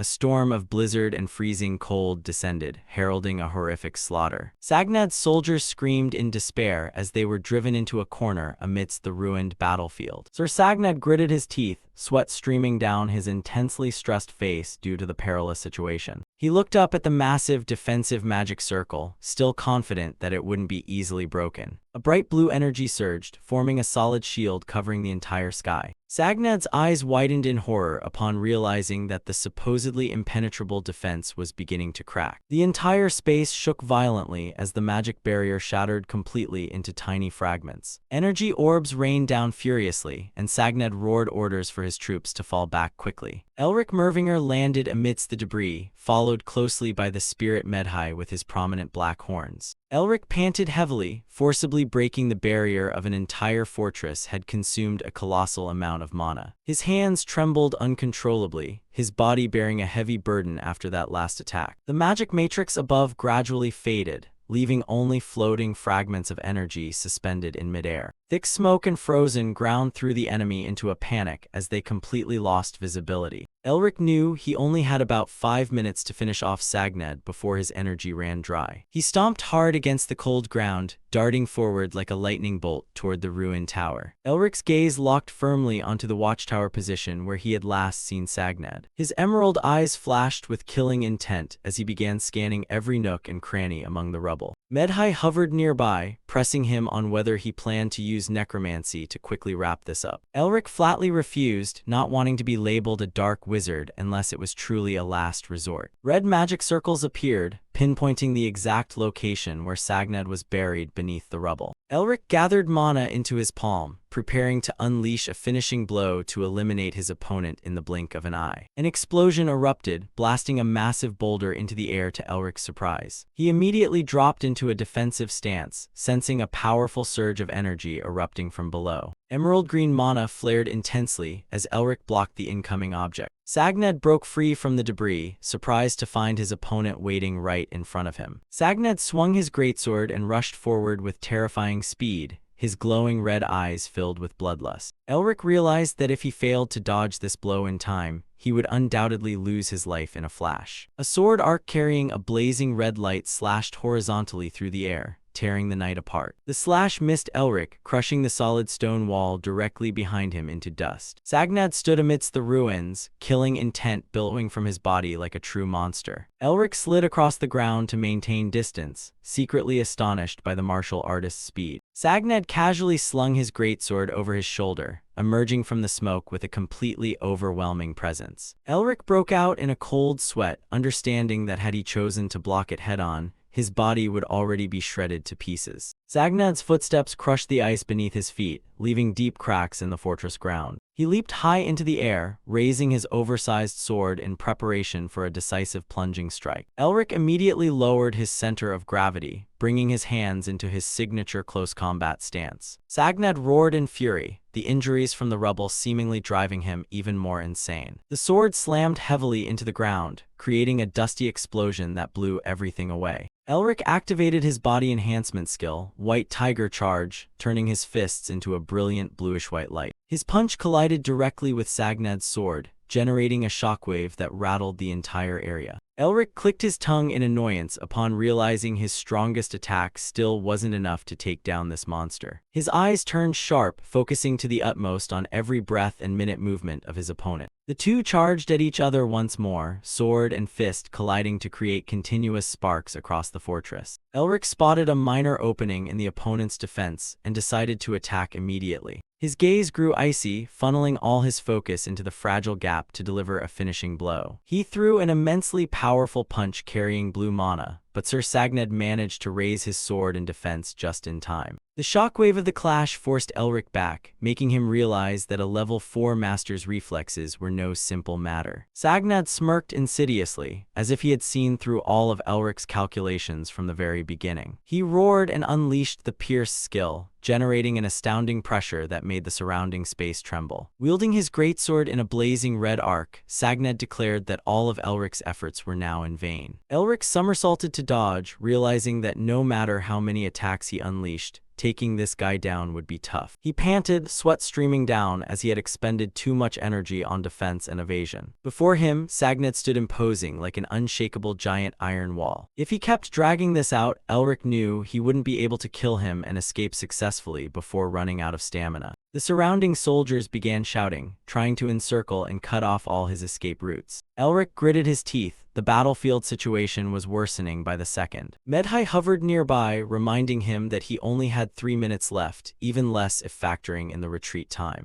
Sagned declared he would take Elric's head to deter the entire empire, the crimson killing aura around him flaring violently. Elric knew he had no other choice. He was forced to use his final trump card to turn the tables. Second Power of Winter was activated, and a chilling wave of mana began to shroud Elric's body. Sagned roared terrifyingly, lunging like a whirlwind with his glowing red greatsword. Elric chanted Wind of the North, his eyes shining brilliantly like twin gems amidst the dark night. The entire fortress shook under the massive magical pressure Elric was beginning to release. Sagned paused in surprise at this sudden change, hastily raising his sword in self-defense. Elric felt the path guided by the blue hawk spear, even though he still couldn't fully comprehend its meaning. He executed the Blue Hawk Heart Sutra first form, his body flying forward effortlessly at the speed of light. Hawk wings emerged from the deep blue mana, carrying an extremely sharp spatial cutting power. A flash of a sword swept past, blood splashing as Elric wiped out those daring to block his path. The enemy soldiers fell into utter panic, unable to believe their eyes at the terrifying power they had just witnessed. Elric felt the mana within his body depleting rapidly due to the cost of maintaining Wind of the North. Sagned glared at him with hateful eyes, veins bulging across his furiously angry face. Medhai smiled knowingly, announcing that Elric's remaining time was exactly 1 minute. With no way out, Elric decided to pour every last shred of remaining strength into this life-or-death strike. Blood trickled from the corner of his mouth, but he forced out the scant mana left in his exhausted body. The blue mana surrounding Elric suddenly turned sharper and more frantic than ever before. Sagned roared in terror as he felt a suffocating killing intent lock onto him. Elric executed Blue Hawk Heart Sutra second form, his figure turning hazy and flashing like a ghost. The enemy soldiers desperately threw themselves forward to protect their commander, forming a solid human wall. Hawk's Talons was unleashed, sharp mana lines tearing through all fragile defenses. A powerful slash swept past, knocking away all obstacles and aiming straight for Sagned. The surviving soldiers stood frozen in place, struck dumb by the horrifying spectacle. Medhai announced that time was up, and Elric collapsed while blood continued to pour from the corner of his mouth. Even so, his final blow seemed to have dealt immense damage to Sagned. Elric mustered the momentum to leap high into the air, seeking a way to break away from the blazing battlefield. Above the fortress skis, a massive and intricate magic circle suddenly appeared, shining brilliantly. The soldiers below the fortress screamed in desperation, demanding that Elric be stopped and Sir Sagned's head retrieved at all costs. From a distant hill, Isabel Vile's group was still quietly observing the fortress under the dawn breaking through. The accompanying commander couldn't help but worry, wondering if Elric could truly be safe facing an entire enemy army alone like that. The accompanying messenger was equally impatient, intending to suggest that the group head into the fortress together to back Elric up. However, Isabel Vile just smiled with confidence and composure, asserting that there was nothing to worry about. Right at that moment, a figure plummeted from the sky, tearing through the clouds like a brilliant shooting star. Crash! Elric landed powerfully right in front of the group, causing the ground beneath their feet to shake violently. The Mervinger messenger exclaimed in astonishment, unable to believe he had actually accomplished this impossible mission single-handedly. Elric stood imposingly with a cold gaze, holding the head of the fortress commander, Sir Sagned, in his hand. Elric appeared with the enemy general's head in hand,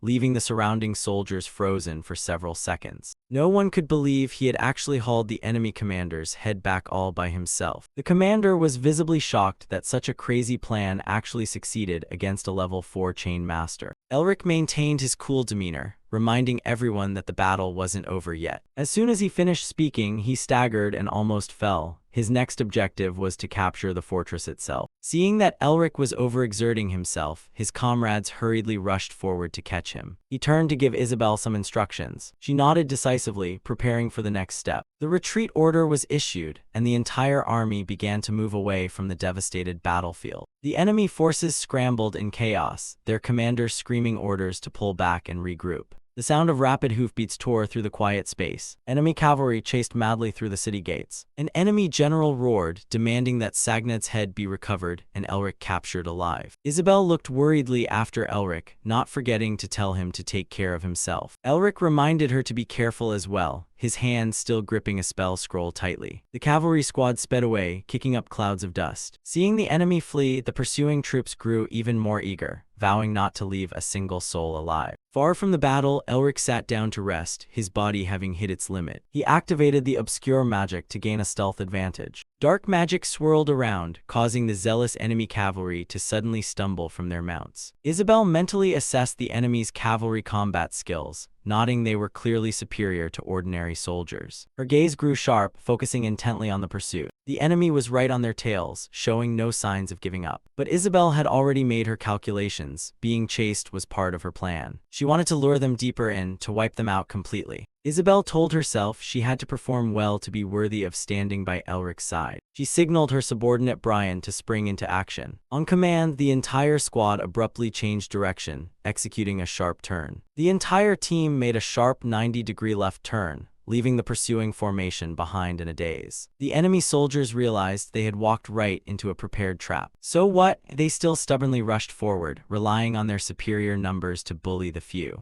Isabel gave a cold smile as the prey was completely caught in the net. The order to tear the license scroll number 3 was issued immediately. The license scroll was torn in half, unleashing a massive surge of magical energy. Blazing fireballs poured down upon the enemy's heads like rain. Deafening explosions echoed, blowing both men and horses up into the midair. A section of the battlefield was engulfed in a sea of fire as thick black smoke billowed upward. The enemy soldiers who survived by luck still tried to put on a tough front, unwilling to be captured easily. Faker revealed himself with a face full of hatred, vowing to chase Elric to the ends of hell. Meanwhile, Elric was meditating to recover his mana, with Medhai standing nearby and watching with an amused look. Medhai muttered that he was starting to feel like rooting for this guy. Watching a potential enemy grow stronger by the day was truly entertaining entertainment for Medhai. Medhai thought about how Elric was gradually getting stronger and how the glorious old days were approaching, believing that if he absorbed Azazel's shadow, his power would soon recover. Medhai predicted that if Elric captured the power of the Four Seasons, the ancient strength of the Mervinger house would awaken, his gaze full of anticipation. A deep look into Elric's eyes through Medhai's lens as he awaited the arrival of that fated day. Sunset fell over the cliffs, creating an eerie, profound silence before the storm began. Elric sat quietly in a corner, lost in deep thought about what had just happened, his face clearly showing fatigue. Though his body had reached the limits of exhaustion, Elric felt his senses becoming sharper than ever before. Medhai stood nearby, explaining that this was a side effect of forced leveling up through soul possession. Medhai's face carried a pensive look as he gazed toward the distant horizon. Elric asked if at this rate, they could launch another offensive campaign immediately. Medhai replied that encountering someone strong like Sagnad would be difficult, but dealing with mere subordinates would be no problem at all. Looking toward the fortress, Medhai mocked the main gates being left wide open, calling the guards fools for not worrying about intruders. Elric reasoned that they no longer had time to worry, because Isabel was doing a stellar job of handling the diversion. Elric activated the Mind's Eye magic, his eyes glowing blue as they pierced through every corner inside the fortress. He realized his prediction was correct. The majority of the enemy forces had left to pursue him, leaving the defenses vacant. "Let's add some fuel to the fire," Elric smiled with full confidence, preparing for a surprise raid. Inside the fortress, 2 guards began feeling uneasy because the reinforcements still hadn't returned, asking if they should close the gates. The other guard was complacent, assuming that since the Claymore Knights had sortied, the enemy was as good as dead with nothing to worry about. Suddenly, the guard froze, his eyes widening in shock as he spotted a figure appearing in the distance, asking what that was. A lone figure advanced steadily toward the fortress, carrying a strange flag. The flag, embroidered with an owl clutching a book, fluttered in the wind, the iconic symbol of the Mervinger family. The guards on the ramparts watched in absolute terror as they recognized the characteristic blonde hair and blue eyes, screaming that the blonde-haired, blue-eyed kid and the Mervingers had returned. Panic shouting erupted across the walls as they hurriedly ordered the main gates closed right away. Elric smirked coldly, saying it was too late as he accelerated and charged straight toward the fortress. He rushed forward like a whirlwind, ignoring the desperate shouts and attempts to stop him from above. Elric knew breaking the barriers on the stone walls was out of the question without administrative magic authority. But with the main gates wide open, it was a completely different story, and the guards below scrambled in panic to form a defense. A massive collision and magical pressure sent the guards flying in all directions like chess pieces. "Fire, stop him at all costs," the commander's voice roared amidst the chaos. The archers on the ramparts assumed Elric was all alone and had exhausted his strength after the battle, thinking they could easily take him down. A rain of arrows poured down from above, but Elric had no intention of stopping. He rushed forward at wind-shattering speed, gripping the flagstaff tightly with an overwhelming aura that crushed the enemy's spirit. Elric activated the seal of the Evil Star to maximize his physical strength enhancement. Break them in one go, a single foot stomp generated terrifying pressure. A shocking explosion erupted right at the fortress gate area, blowing away all obstacles and nearby guards. The guards on the walls looked down in horror at the devastated scene below as smoke and dust filled the air. A large section of the sturdy fortress gate had been pierced through by Elric's terrifying strength. Two surviving guards trembled as a figure gradually emerged from the smoke. The Mervinger family flag was planted once more, fluttering proudly right in the center of the enemy fortress. Elric announced loudly to all the enemies, "I, Duke Chanseong Elric Mervinger, advise you to surrender." Golden mana blazed around him like a stark warning.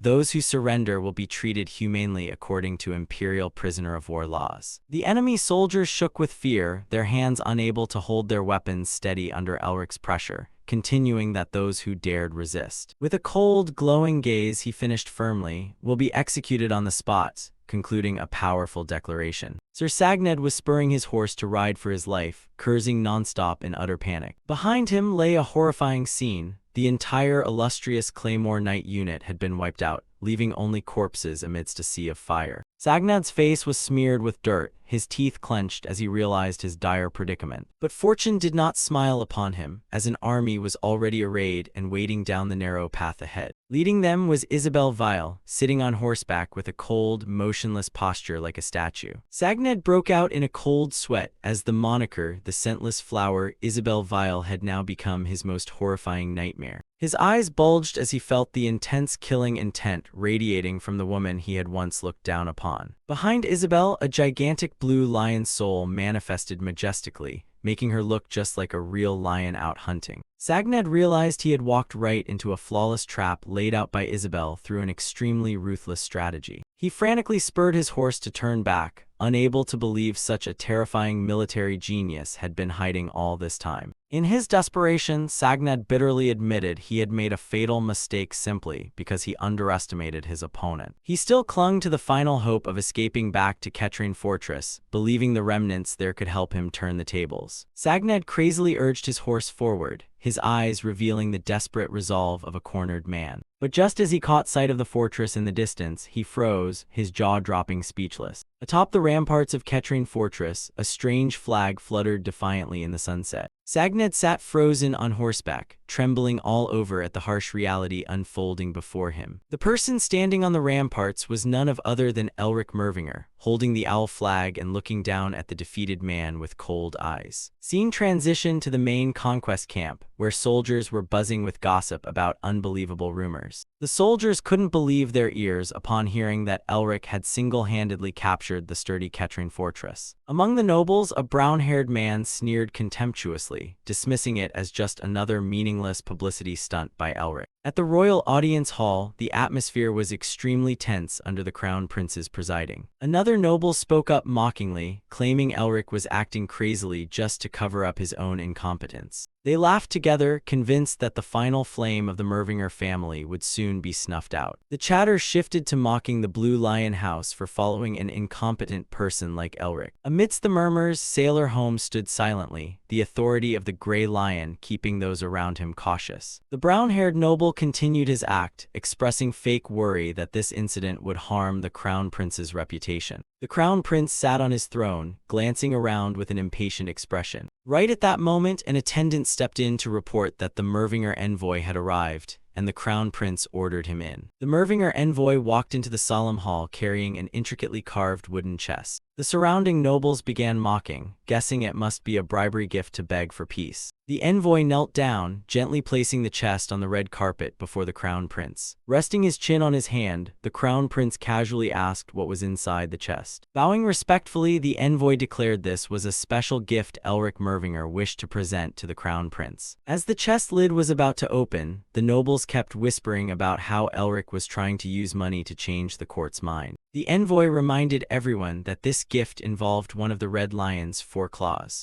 Instantly, the nobles' faces changed color, their breathing growing rapid with shock. The chest lid opened to reveal something that left the entire hall silent with horror: the bloody head of Sir Sagnad. A noble trembled as he realized Ketrain Fortress had fallen in just a few days, and Elric had actually eliminated a 4-tier master. Sailor Holmes closed his eyes, having seemingly anticipated this powerful rise of the Mervinger descendant. The crown prince lost his composure completely, his face turning pale and his eyes bulging from extreme shock. He gritted his teeth, anger flaring up as his plan to draw attention to himself was completely ruined by Elric. The crown prince's hands squeezed the armrests until they cracked, unable to believe the battlefield he sent Elric to die on had become his glory. The envoy continued proudly, declaring that the Mervinger family had endured a great deal lately. He thought to himself that listening to Lady Isabel's advice to create this shockwave was truly the right choice. The nobles below murmured, recognizing that Isabel had calculated very carefully by choosing the most crowded moment to present this gift. Only when rumors spread everywhere would Elric's actions achieve the most resounding impact. Otherwise, the crown prince would surely find a way to bury this achievement down to the lowest possible level. The envoy smiled faintly, knowing that once the truth was exposed before everyone, the media effect would be their strongest weapon. In the vast hall, the envoy knelt and asked if the crown prince had any further requests for the head of the Mervinger house. He stated that Elric would continue sweeping the northern region around Ketrain Fortress so the crown prince could focus entirely on the Grand War. The crown prince calculated mentally, realizing he couldn't refuse to help Elric right now due to public pressure. Just as he was about to dispatch a mediocre unit to monitor Elric under the guise of support, Sailor Holmes unexpectedly spoke up. The legendary veteran general stepped forward, announcing loudly that he too would personally join to support Duke Chanseong. The crown prince's eyes contracted, unable to believe a heavyweight like Sailor Holmes would openly side with Elric. Sailor Holmes, nicknamed the Grey Lion, was considered the most seasoned politician among the Empire's 8 lions. He was the leader of the strongest Black Skull mercenary group, an 80-year-old reclusive elder rarely seen. His influence extended beyond military affairs into academia, politics, and commerce. Those who had received his help respectfully called him by his authoritative title,